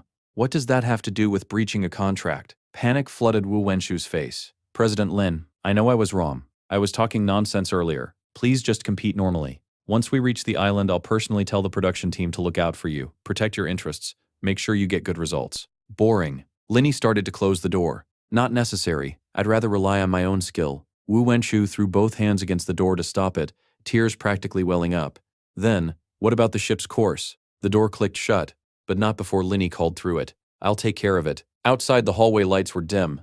Wu Wenshu trudged along, muttering to himself. You really can't afford to cross a real power player. Then he spotted Tony ahead, holding an ice pack to his cheek. Mr. Tony, he said quickly, jogging over. Tony ground his teeth. You need to deal with that Lin Yi properly. Wu Wenshu placed a hand solemnly over his chest. I've had time to think it over. My approach earlier was a bit hasty. A person should be generous of spirit. No need to make a big deal of this. Tony's eyes went wide. Excuse me? Station head Wu. You're just going to let it go? Wu Wenshu didn't answer, he simply waved a hand and walked off. Mr. Tony, I've got other matters to attend to. I'll take my leave. See you around. The ice pack hit the floor with a thud. Tony's frown deepened. Way too full of himself. Just because he's got some internet clout, he thinks he's got real skill? The bright moon lit the whole sky. Footsteps outside drew Li Chenxing's attention away from the TV screen. Game controller in hand, he frowned at Tony. What happened to your face? Wu Wenshu couldn't handle that guy, Tony said, seething, and now he's letting him compete anyway. Li Chenxing rested his chin on one hand, thoughtful. He already knew the other man was some kind of internet celebrity. He leaned back, a sly gleam in his eye, a faint smile curling up. The station's probably worried about pissing off that whole crowd once we're back on land. They won't push it too hard. He shrugged. There are plenty of people on this boat. Find a few, teach him a real lesson. Tony's face lit up. He gave a thumbs up and headed for the door, delighted. Good idea. Let's go see who's willing to take the job. The moonlight that night was especially bright, the luxury yacht slicing smoothly through the waves. Linny stood outside on deck, taking in the night sea. A woman's voice came from behind, and he turned. Mr. Lin, you've been disqualified. The woman had a striking face. The actress Zhao Yinyin. He looked at her blankly. Not really. Aren't I still standing right here? Who are you, anyway? Her eyes suddenly welled with tears. She dabbed at them with a handkerchief, voice thick with grievance. My name is Zhao Yinyin, an actress from the same company as Li Chenxing. The company sent a few people to compete on this show, but they wouldn't bring me along. Said it was because I'm a woman. Linny barely glanced at her, eyes still on the horizon. Your company's really something, bullying the weaker one like that. Zhao Yinyin rested a hand on her chin, smiling brightly now. I wanted to ask, have you found a teammate yet? Could you take me along? He tilted his head. No, that caught her off guard. You're too weak, he added, a hint of mockery in his tone. Her expression crumpled and she went quiet. Then suddenly she lunged forward and grabbed his arm, hand pressed to her chest with sudden confidence. Brother, don't leave. I know I look thin, but I work out regularly. I can keep up. I promise. Please, take me with you. Linny gently pried her hand off his arm. Regular training and wilderness survival are two completely different things. Find someone else. He walked off, leaving her standing there, face falling, unsure what to say. The hallway outside was unusually quiet. A room card beeped against a lock, and the door clicked open. Martin and Brown slipped inside, eyes widening as they scanned the room, mouths falling open. Where'd he go? One of them muttered. What's up with this room anyway? The other said. It's way nicer than ours. More furniture, too. Martin rubbed his chin. Favoritism from the production team? Compared to us, he's definitely something special. Brown muttered, hands in his pockets. He got a private invitation after all. A sound from the door made them both go rigid. Wait, someone's coming. Light, confident footsteps entered the room. Linny crossed his arms, unbothered. Impressive that you two managed to sneak in here quietly. The group broke into arrogant laughter. Surprised? We're here to teach you a lesson. Get on your knees, apologize, strip down, and crawl out of here. Even if we go one at a time, we'll still win eventually. Linny stared at them, unimpressed. You mean the two of you? Then, without warning, he stomped a foot and closed the distance to Brown in an instant, slapping him with just enough force that he couldn't react in time. He shook out his wrist afterward. Brown, indignant, sputtered, You call that a sneak attack? You'd call that a sneak attack? Linny replied evenly, already swinging a kick at the remaining man rushing toward him. This time I'll do it properly. Out in the open. The kick landed and Linny retracted his leg. Both men now lay flat on the floor. Martin, terrified, threw both hands up in surrender. Mr. Lin, can't we talk this through? We know we were wrong. Linny's eyes turned cold. If apologies fixed everything, what would be the point of any of my skills? Moments later, Martin found himself thrown bodily into the hallway alongside the others. Linny, splattered with their blood, dragged one of them along as he stepped out the door. Yancy was seated at her computer when a knock startled her. She opened the door and blinked in surprise. Why are you here? Some idiots tried to start something in my room, Linny said. Ended up beating them instead. Now the whole place is a bloody mess, unlivable. Anger flashed across her face. Who were they? Tell me, I'll disqualify them right now. Linny walked in, grabbed a towel to wipe his hands. Just a bunch of nobodies, not worth the trouble. No real threat. Yancy crossed over, helped slide off his jacket. Do you want me to run you a bath? Before she'd even finished the sentence, he scooped her up. A roguish glint lit his eyes. Together. Wait, put me down, she stammered, flustered, cheeks flushing as she leaned into his chest despite herself. What do you mean, together? He carried her straight into the bathroom, ignoring her protest entirely. Why not? The bathroom's the simplest place for this kind of thing. Elsewhere, in room 4018, two men sat in an atmosphere cold enough to drop the temperature. Jones, a dark web assassin, sat on the bed. What did they say? Irwin, who'd just taken the call, answered, Targets Lin Yi, from Shanghai. They want him captured alive and brought back to the States. If that's not possible, kill him on the island. He can't be allowed to make it back to Shanghai. Bounty's 4 million. Jones nodded slowly. Then I'll get ready. We should be landing on the island soon. At 4 a.m., a voice crackled over the ship's speakers. Attention, all contestants, please head to the side of the ship to collect your lifeboats and prepare to land on the island. Yancey jolted upright at the announcement and shook Linny awake. Get up, quick, it's time to go ashore. Linny, not a stitch of clothing on him, gave a sluggish yawn and grumbled. What kind of insane hour did they pick for this? Not letting a person sleep. Yancey quickly laid out clothes for him. That's the whole point of the show, for effect. Hurry up or you won't get a boat. Let's see how you plan to reach that island. Linny let her dress him, adding lazily, the whole ship's mine, technically.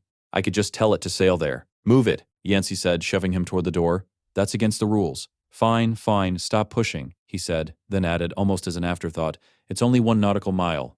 Worst case, I swim it. Are you insane? She snapped. You're not worried about sharks. Everyone had already gathered at the lifeboat station by the time Linny arrived. He surveyed the scene, thinking, these lunatics move fast. Huang Yunhong, clearly annoyed, said, Mr. Lin, you're late. Sorry, Linny said, rubbing the back of his head. Overslept. Outwardly, Lai Jia kept her tone even. It's fine. Let's just get ready. Off to the side, Zhao Yinyan stood frozen, scanning the crowd as if looking for someone. Linny watched her for a moment, then walked over. Hey, come with us. We'll take you to the island. Her whole face lit up. Really? You'll really let me come along? She bowed repeatedly, overwhelmed with gratitude. Thank you. I thought I'd have to go straight home. Footsteps approached. Spotting Zhao Yinyan, Huang Yunheng's jaw tightened. Mr. Lin, who is this? Is this your boat?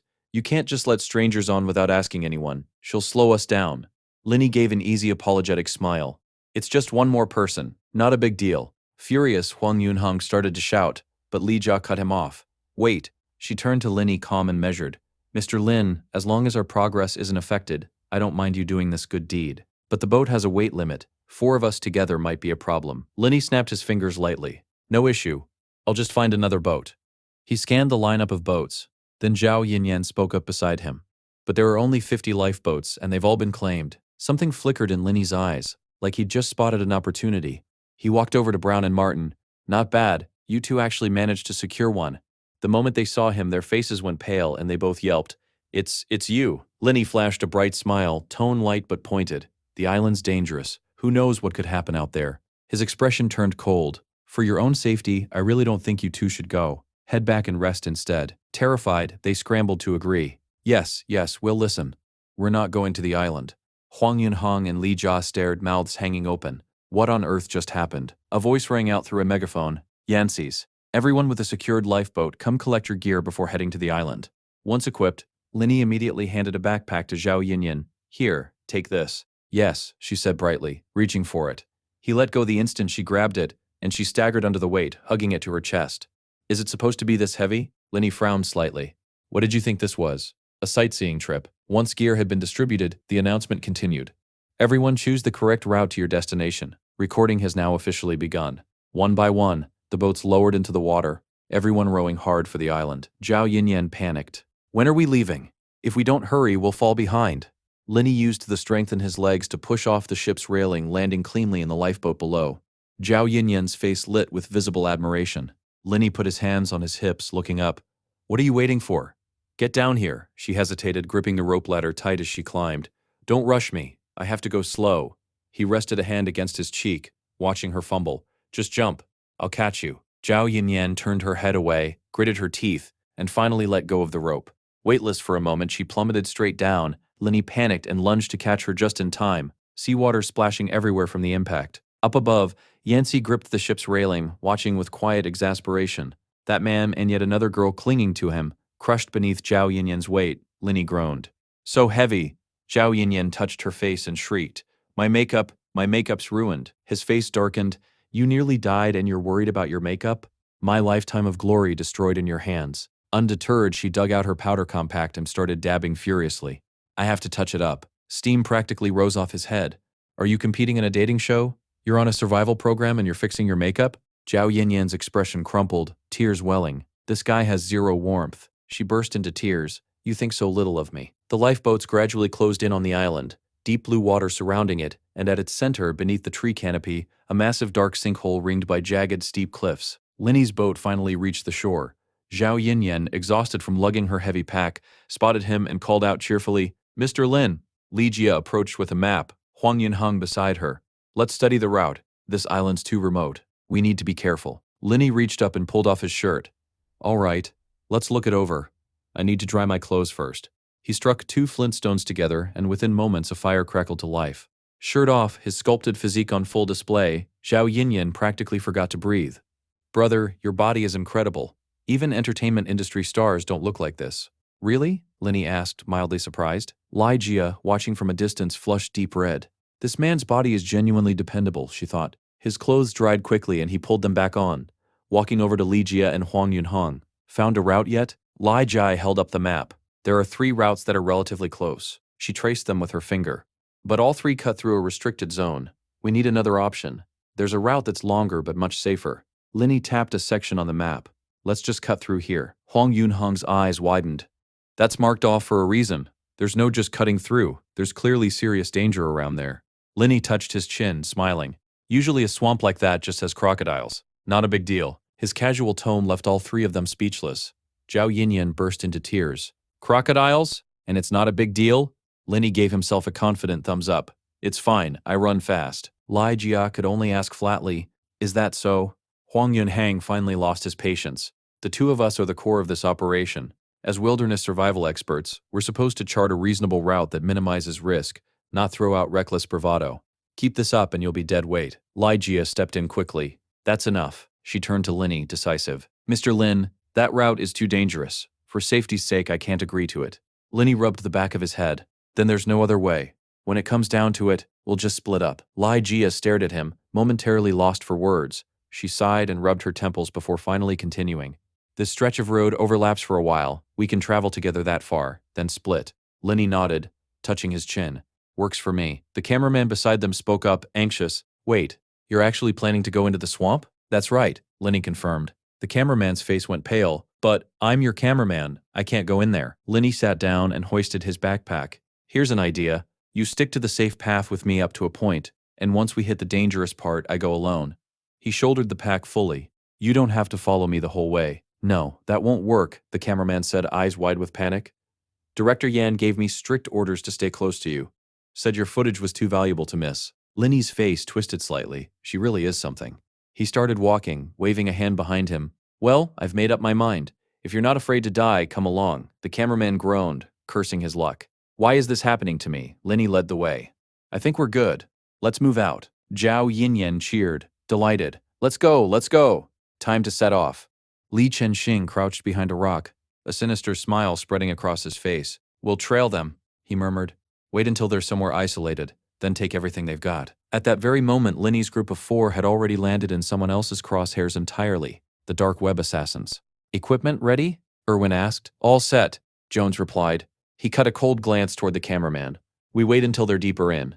Shake the stragglers loose first, that way no one sees anything." A pause. "Just wish the terrain gave us better angles." "They've got numbers on their side," Irwin reminded him. "If you can't take him alive, kill him." Jones nodded once. "I know." The island's vegetation grew thick and unbroken. As Linny's group approached the edge of a lake, tension crept into every face. Zhao Yinyan let out a sudden scream. "Ah!" Linny spun around. "What's wrong?" she pointed, trembling, at a spider clinging to a branch overhead. "There's a huge spider. It's bigger than my hand." Linny raised his knife, matter of fact. "Cover up. Everything except your eyes. Get bitten out here and you won't enjoy the rest of the trip." From behind, Li Jia spoke up, frustrated by their pace. "Shouldn't we move faster? I keep feeling like danger's watching us." Huang Yunhong turned to look back the way they'd come. "Agreed. There could be snakes ahead. We need to be careful." Linny closed his eyes, unbothered. "Relax. Even if there are snakes, they're not venomous around here. Just don't let the bugs land on you." That only made Huang Yunhong angrier. "How can you possibly know that? What if some wild animal jumps out at us?" Linny turned, matching his tone. "This is a deserted island.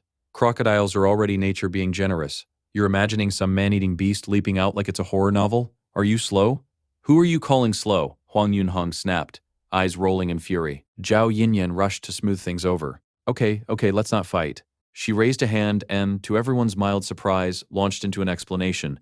From a biological standpoint, both animal and plant chains trace back to the jungle. Lower organisms tend to stay outside that range. Linny blinked, genuinely caught off guard. She actually knows her stuff. Zhao Yinyan said nothing more, just gave a small smile and kept walking. It's the same pattern with humans, really. The wealthy live near the center, the poor live further out. Same logic. She stopped abruptly. Wait, rustling sounds surrounded them from every direction, footsteps growing louder. Li Chenxing emerged at the head of a group, and for a moment everyone froze, an unlikely place to cross paths again. Zhao Yinyan raised a hand in greeting. Li Chenxing, you're here too. He waved back. All easy, charm. We wanted to talk to you all about something. Our supplies are running thin, and your team's got 2 women along. Mind sharing a bit? Zhao Yinyan's mouth fell open. Excuse me? Linny's eyes hardened.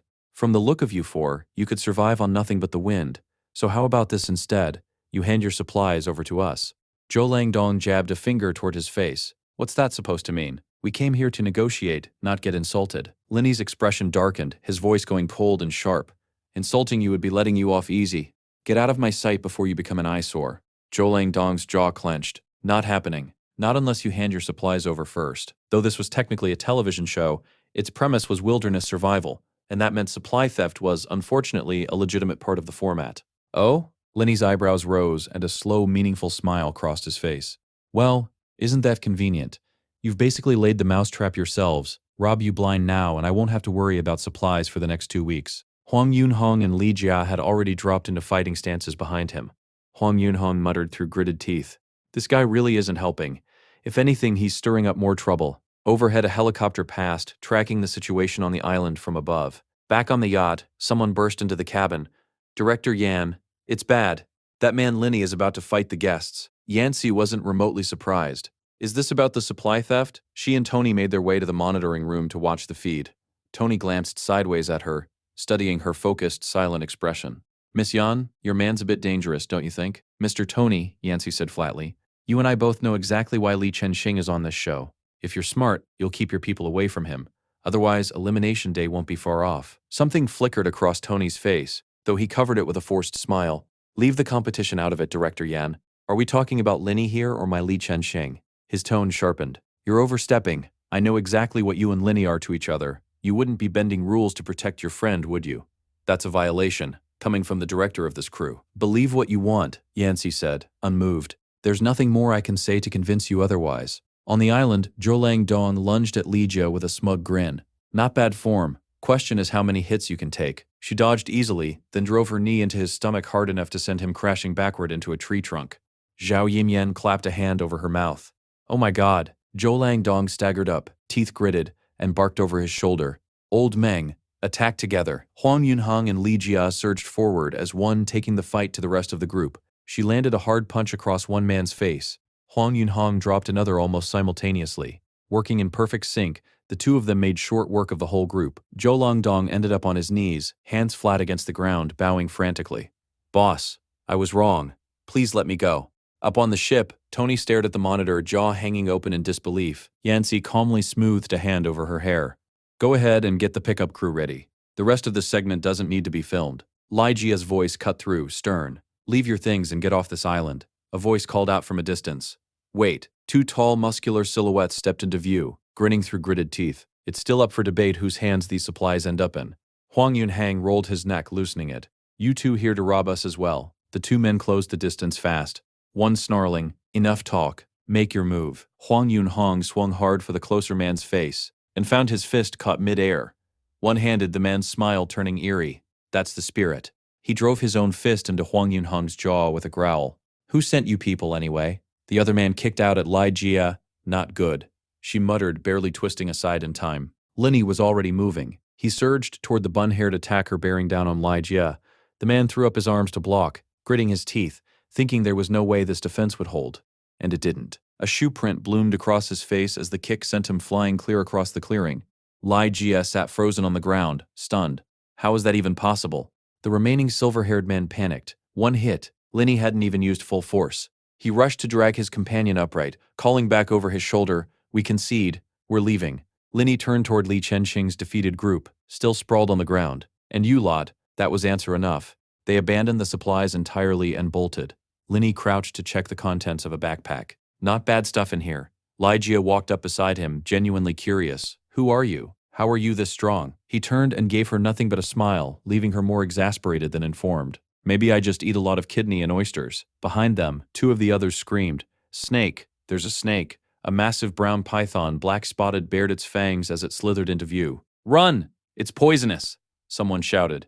Lenny leveled his knife calmly, unbothered. "Why run?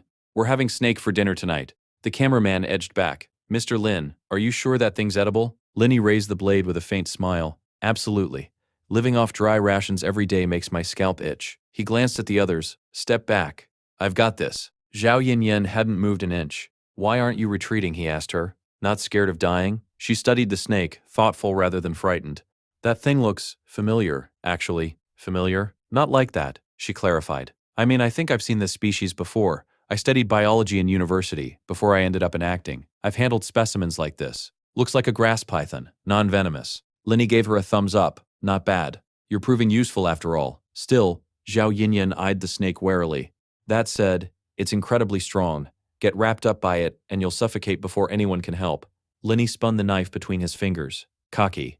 "Then step back and watch a master at work." He threw the blade in one fluid motion. It sliced clean across the python's neck, severing its head from its body. The corpse hit the ground with a heavy thud. Both women flinched, half in fear, half in awe. Zhao Yinyan's eyes lit up. "The books say the species tops out around 1.8 meters, but this one's got to be at least 2.1. Bringing it back to a biology institute would actually count as a real contribution." Lenny rubbed his chin, thinking it over. Probably tied to the local ecosystem. Higher oxygen levels, larger animals. Made sense. Lai Jia shivered. "Another one's coming." Then, more urgently, "There's a swamp ahead. We can't keep going together from here." "Mr. Lin," she pressed, "are you really planning to go through the swamp? You won't reconsider the route?" "No," Lenny said simply, smiling. "Then this is where we split." She extended a hand. "It's been a pleasure walking this far with you. Hope to see you at the finish." Lenny turned to the cameraman. "You go with them. If it gets to be too much, drop out. Don't push yourself." The cameraman gestured hopefully toward Ligia's group. "So I could go with them instead?" "No," Lenny said flatly, then jabbed a thumb at his own chest.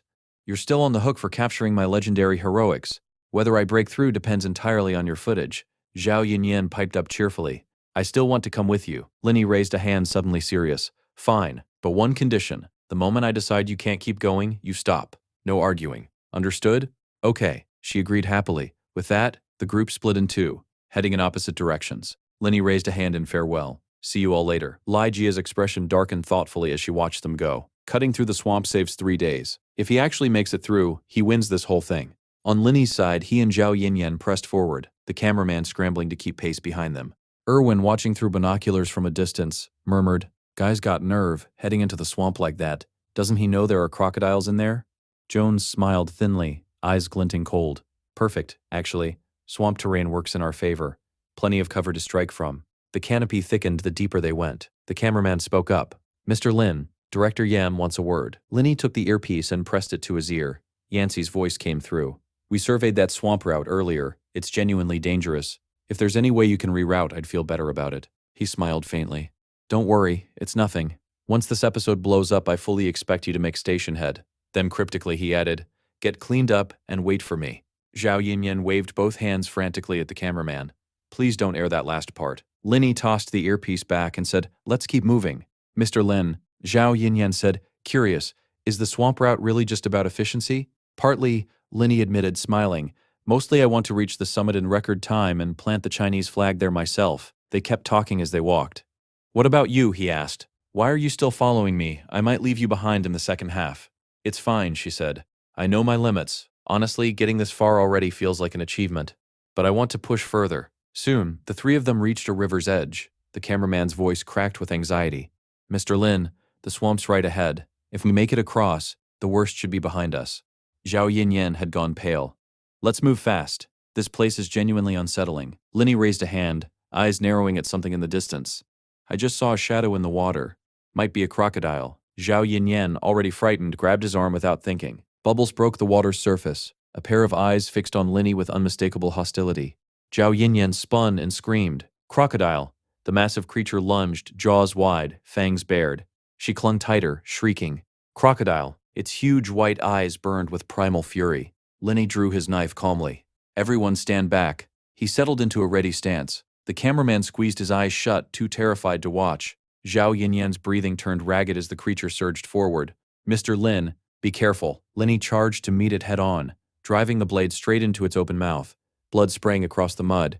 Then, barehanded, he seized its jaw and forced it wider, muscles straining, teeth gritted, something dark and dangerous flickering in his eyes. A surge of raw energy building inside him. With a final wrench, he tore the crocodile's jaw apart with his hands alone. Both witnesses stared, utterly stunned. Zhao Yinyan could only gasp. He fought a crocodile barehanded. Is that even physically possible? Lenny spun the knife once and drove it hard into the creature's skull, drawing a final roar before it went still. He exhaled. Done. Then his head tilted back slightly, some instinct flaring. Not good. Killing intent. A gunshot cracked. The bullet tore into his back. Who? Before he collapsed, he caught a glimpse of two figures flickering at the tree line, then vanishing. Zhao Yinyan ran to him, sobbing. Mr. Lin? Mr. Lin? Lenny pressed a hand to the wound, jaw clenched against the pain. Don't worry, I'm not dying. A heavy silence fell, then the whir of helicopter blades. Yancy scrambled down a rope ladder, sprinting toward him.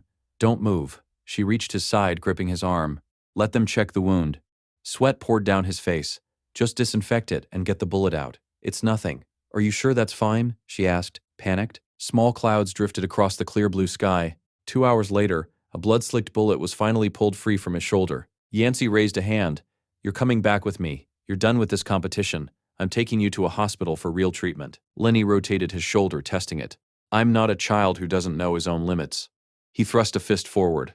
If I don't find out who those two shooters were, they'll just target someone else next. At that point, there won't be a show left to film. This is beyond what I can control, Yancy said, worry creasing her face.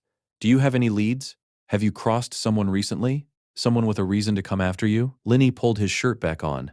My guess, they disguised themselves and slipped into the production crew to get onto the island, then waited for me to let my guard down. Panic flooded her expression. In your current condition, you can't keep competing. If that wound gets infected, take me back with you, she insisted.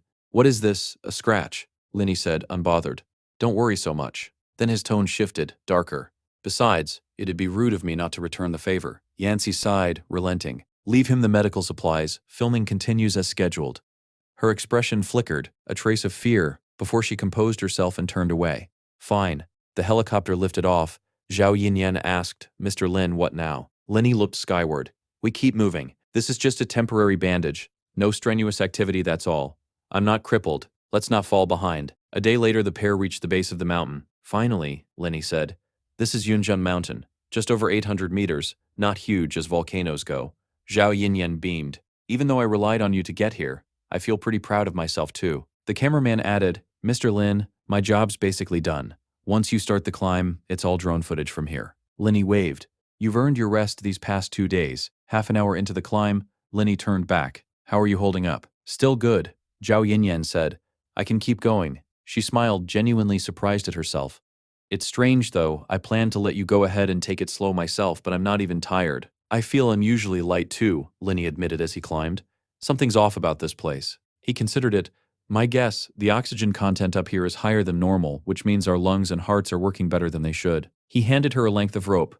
Tie this around yourself. Safer that way. Lenny took the lead, Zhao Yinyan following behind, gripping the rope.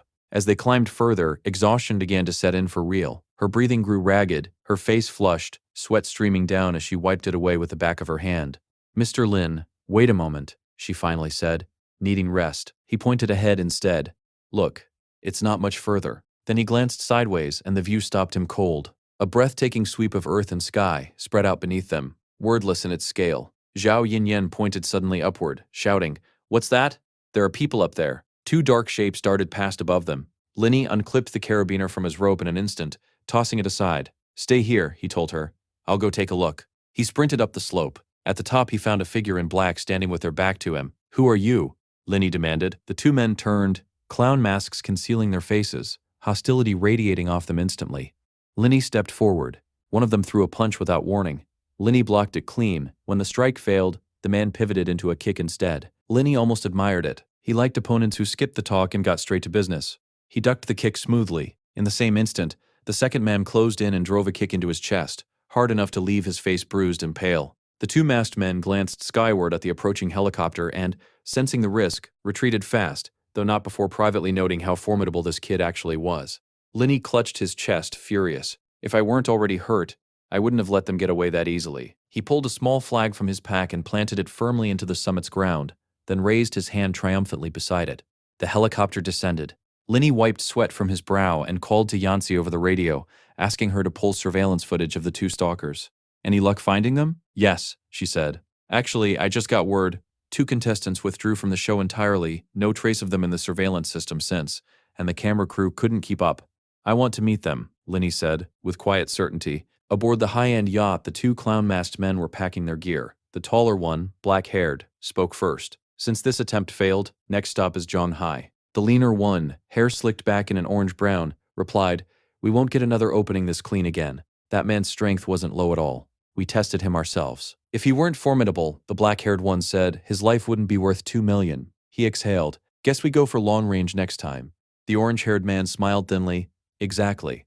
A knock sounded at the door, then it burst open entirely. Both men startled. It was Linny. You? The orange-haired man managed, stunned. Without hesitation, Linny drove a kick straight into his face, leaving it bruised and swollen. Hands in his pockets now, he said flatly that he'd already dug up their backgrounds. Dark web assassins. Both of them. I don't know what you're talking about, the orange-haired man protested. I'm just a cashier, not an assassin. Don't accuse us of things we didn't do. Linny's voice sharpened. I don't make accusations without proof. If I found my way here, I already know everything. Save us both the trouble. Tell me who hired you. The orange-haired man's hand crept behind his back, a silent signal to his partner, while his other hand waved placatingly. Sir, you've really got the wrong idea. His voice softened. Do we really look like the men you're after? Behind him, the black-haired man slowly slid open a drawer. Linny stomped one foot, pivoted and kicked backward in the same motion, driving the strike straight into the black-haired man's skull, knocking him out cold. He grabbed the unconscious man by the collar, trying to sneak a gun, that trick's beneath you. He hauled open the window and tossed him straight into the sea. Then he sat down, calm as ever, and asked the remaining man again. Who sent them? He pulled out a knife, letting it catch the light. This yacht belonged to him, he pointed out. No one was coming to help. No matter what happened here, the orange-haired man wouldn't get off as easy as his partner had. If he wanted to die, it would be slow, and it would hurt. Not unless he gave up the name behind all this. The orange-haired man's face drained to a sickly purple, fear-naked on his features. The one who contacted us was Lucy, he blurted. Andy's bodyguard and driver. Who's Andy? Linny pressed. General manager of Inger, the man said quickly. It's almost certainly him. He must have ordered Lucy to arrange it. Linny let out a slow breath. So this is about the 3.0 chip technology. A cornered dog jumps the wall. He thought, if I die, they figure the tech never reaches a rival. Fair enough logic, from their side. He walked to the door and told Yancy he'd already arranged people to keep watch on the man. She said she'd handle the rest. He could go if he had other business. Gently, she reminded him to actually get his wound looked at properly at a hospital. Back at the company, Ji Qingyan sat in her office. A glass of water was set gently in front of her, and she looked up to find Linny standing there. Rest a little, he told her. She jumped up and hugged him immediately. Why are you back? He smiled, teasing. Hey, a little decorum. This is the office. Keep up appearances. Then she noticed something. What's wrong with your shoulder? It looks bulky. Linny quickly moved to cover it. Ah, it's nothing. Something's clearly wrong, she said, unconvinced. Let me see. She lifted the edge of his shirt and found bandages wrapped across his torso. Worry flooded her face. What happened? Why is your shoulder wrapped like this? Not wanting to alarm her further, he kept it light. Wilderness survival. Took a minor hit during a stunt, that's all. He added, small thing really. Don't make it a bigger deal than it is. Besides, I still brought home the championship. He wrapped his arms around her waist. She leaned into him, prompting a surprised sound from him. Looking up, she said softly, It doesn't matter what place you finished in. As long as you came back to me safe, that's enough. A knock sounded at the door. She pulled back quickly. Come in. Shi Zhao stepped inside and lit up at the sight of Linny. President Lin, you're back. He explained he'd come to report to President Ji, and it was fortunate Linny happened to be here too. I've been away, Linny said. How's the team been holding up? Anything I should know? Shi Zhao handed over a stack of documents. Everything's stable, especially on the electronics side, ready to ship. The one open item is the phone's name. We're waiting on your call for that. Linny flipped through the papers. How's Lunson doing? Stock still holding steady? Very good, Shi Zhao said. Price is climbing. There's one more thing, Linny said. Take care of it for Uncle Quan. Lunson's finished development on the 3.0 chip. Pick a release date. Start building hype. I want a launch that shakes the whole industry. Understood, Shi Zhao said. Something this big could shift the entire market. This could take Lunson global. Linny rose from his chair. Coordinate the group's affairs with President Ji directly. I've still got things to handle. Thank you for trusting me with this, President Lin, Shi Zhao said as he left. Ji Qingyan, still worried, called after him.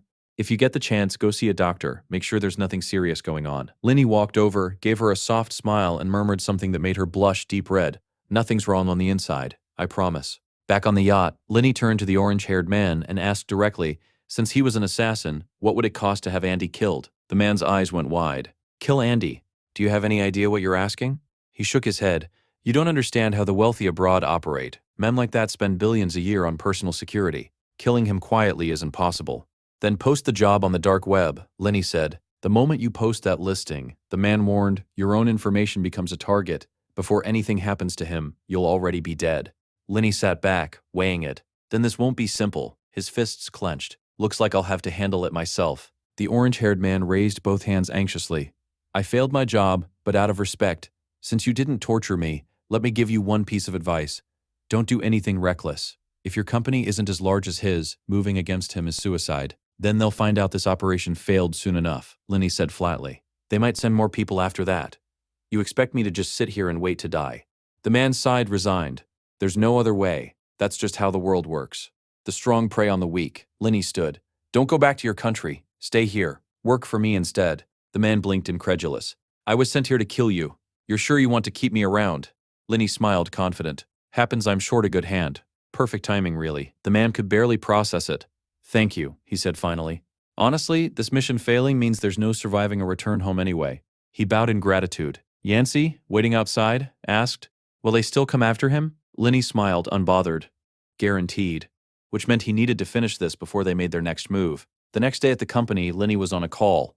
The voice on the other end complained. If he'd already developed the 3.0 chip, why hadn't he told her sooner so she could have helped fight for better terms? He just smiled. You don't need to worry about that part. Sit back and watch the show. Let the official channels and the press handle it. A knock came at the door. Someone's here, he told her. I'll call you back. He hung up. An assistant entered. President Lin, Andy Alice is outside asking to see you. Linny rested his chin on one hand, smiling faintly. Send her in. Andy Alice walked in with a bright greeting. President Lin, it's been a while. Linny rose. Have a seat. Not that long, really. What brings you here? She said pleasantly that she thought they should renegotiate terms around the 3.0 chip. Didn't we already cover this? Linny asked. Is there really more to discuss? Of course there is, she said gently. Lunson simply doesn't have the infrastructure to fully leverage technology this advanced on its own. If we partnered, it would be a genuine win-win. You're a smart man, President Lin. Surely you see that. His expression hardened. Last time we met, I laid out my terms, and your side agreed. We can't meet those conditions, she admitted. But I've come with sincerity this time. The more he listened, the angrier he became. Get out. If you're not agreeing to my terms, what exactly is this sincerity supposed to be? Have your father call me directly. Otherwise, this afternoon I'm meeting with Company A instead. President Lin, please. Andy Alice started. Panicked. He cut her off, pointing at the door, voice rising. Out. She realized there was nothing more to say. Understood. She left. Linny leaned back in his chair, satisfied. Now the leverage is mine. Fools trying to outmaneuver someone who plays with a cheat code without even measuring their own strength first. His phone rang. He answered smoothly. Mr. Andy, a pleasure to hear from you. Hello, Mr. Lin, Andy replied, mildly surprised Linny had guessed who it was so easily. We're hoping this round of talks goes smoothly for both sides. Smooth or not, I couldn't say, Linny said coolly. What I can say is a few days ago I was shot while filming a program. Hasn't exactly put me in a good mood. That's terrifying to hear, Andy said, feigning concern. The production crew's security really should have been tighter. Couldn't agree more, Linny said. Honestly, security in this city isn't what it should be. Makes a man nervous. His tone shifted, edged with menace. Your daughter, for instance, she might not make it out of Zhonghai alive. If you touch my daughter, Andy snapped, I will not let this go. Linny didn't flinch. I'll say this once. If she so much as sets foot in the airport, I guarantee she won't make it onto the plane. Test me if you don't believe it. He hung up. Outside, the sky stretched clear and blue. About 10 minutes later, Xi Zhao entered. President Lin, Inger and Company A have both reached out about discussing the 3.0 chip. Who's leading those talks on their end? Linny asked. Originally, they said they'd send a vice president, Xi Zhao said, but Inger just called. Their president, Andy, is coming to Zhonghai personally to discuss things. Linny smiled faintly. Good. I'll meet Andy myself. For Company A, send Yuan and Tian. Xi Zhao handed over a draft. President Lin, the phone brand needs finalizing soon. The team's put together some proposals. Since you're free, take a look when you can. At home that evening, Linny let himself in, kicking off his shoes as he stepped through the door. Ji Qingyan sat on the sofa, snacking, and lit up the moment she saw him. You're back. The new phone's ready to launch, he said, dropping down beside her, but we still haven't settled on a name. He gently touched her leg. Help me think of one. She brightened. How about Wu Ye? Huh? Why that name? She flushed slightly, because that's the month we met. Felt memorable. He reached over and ruffled her hair, smiling. Deal. Let's go with that. Ji Qingyan tilted her head at him. It's only a few days until Lunar New Year now. Do we have any plans?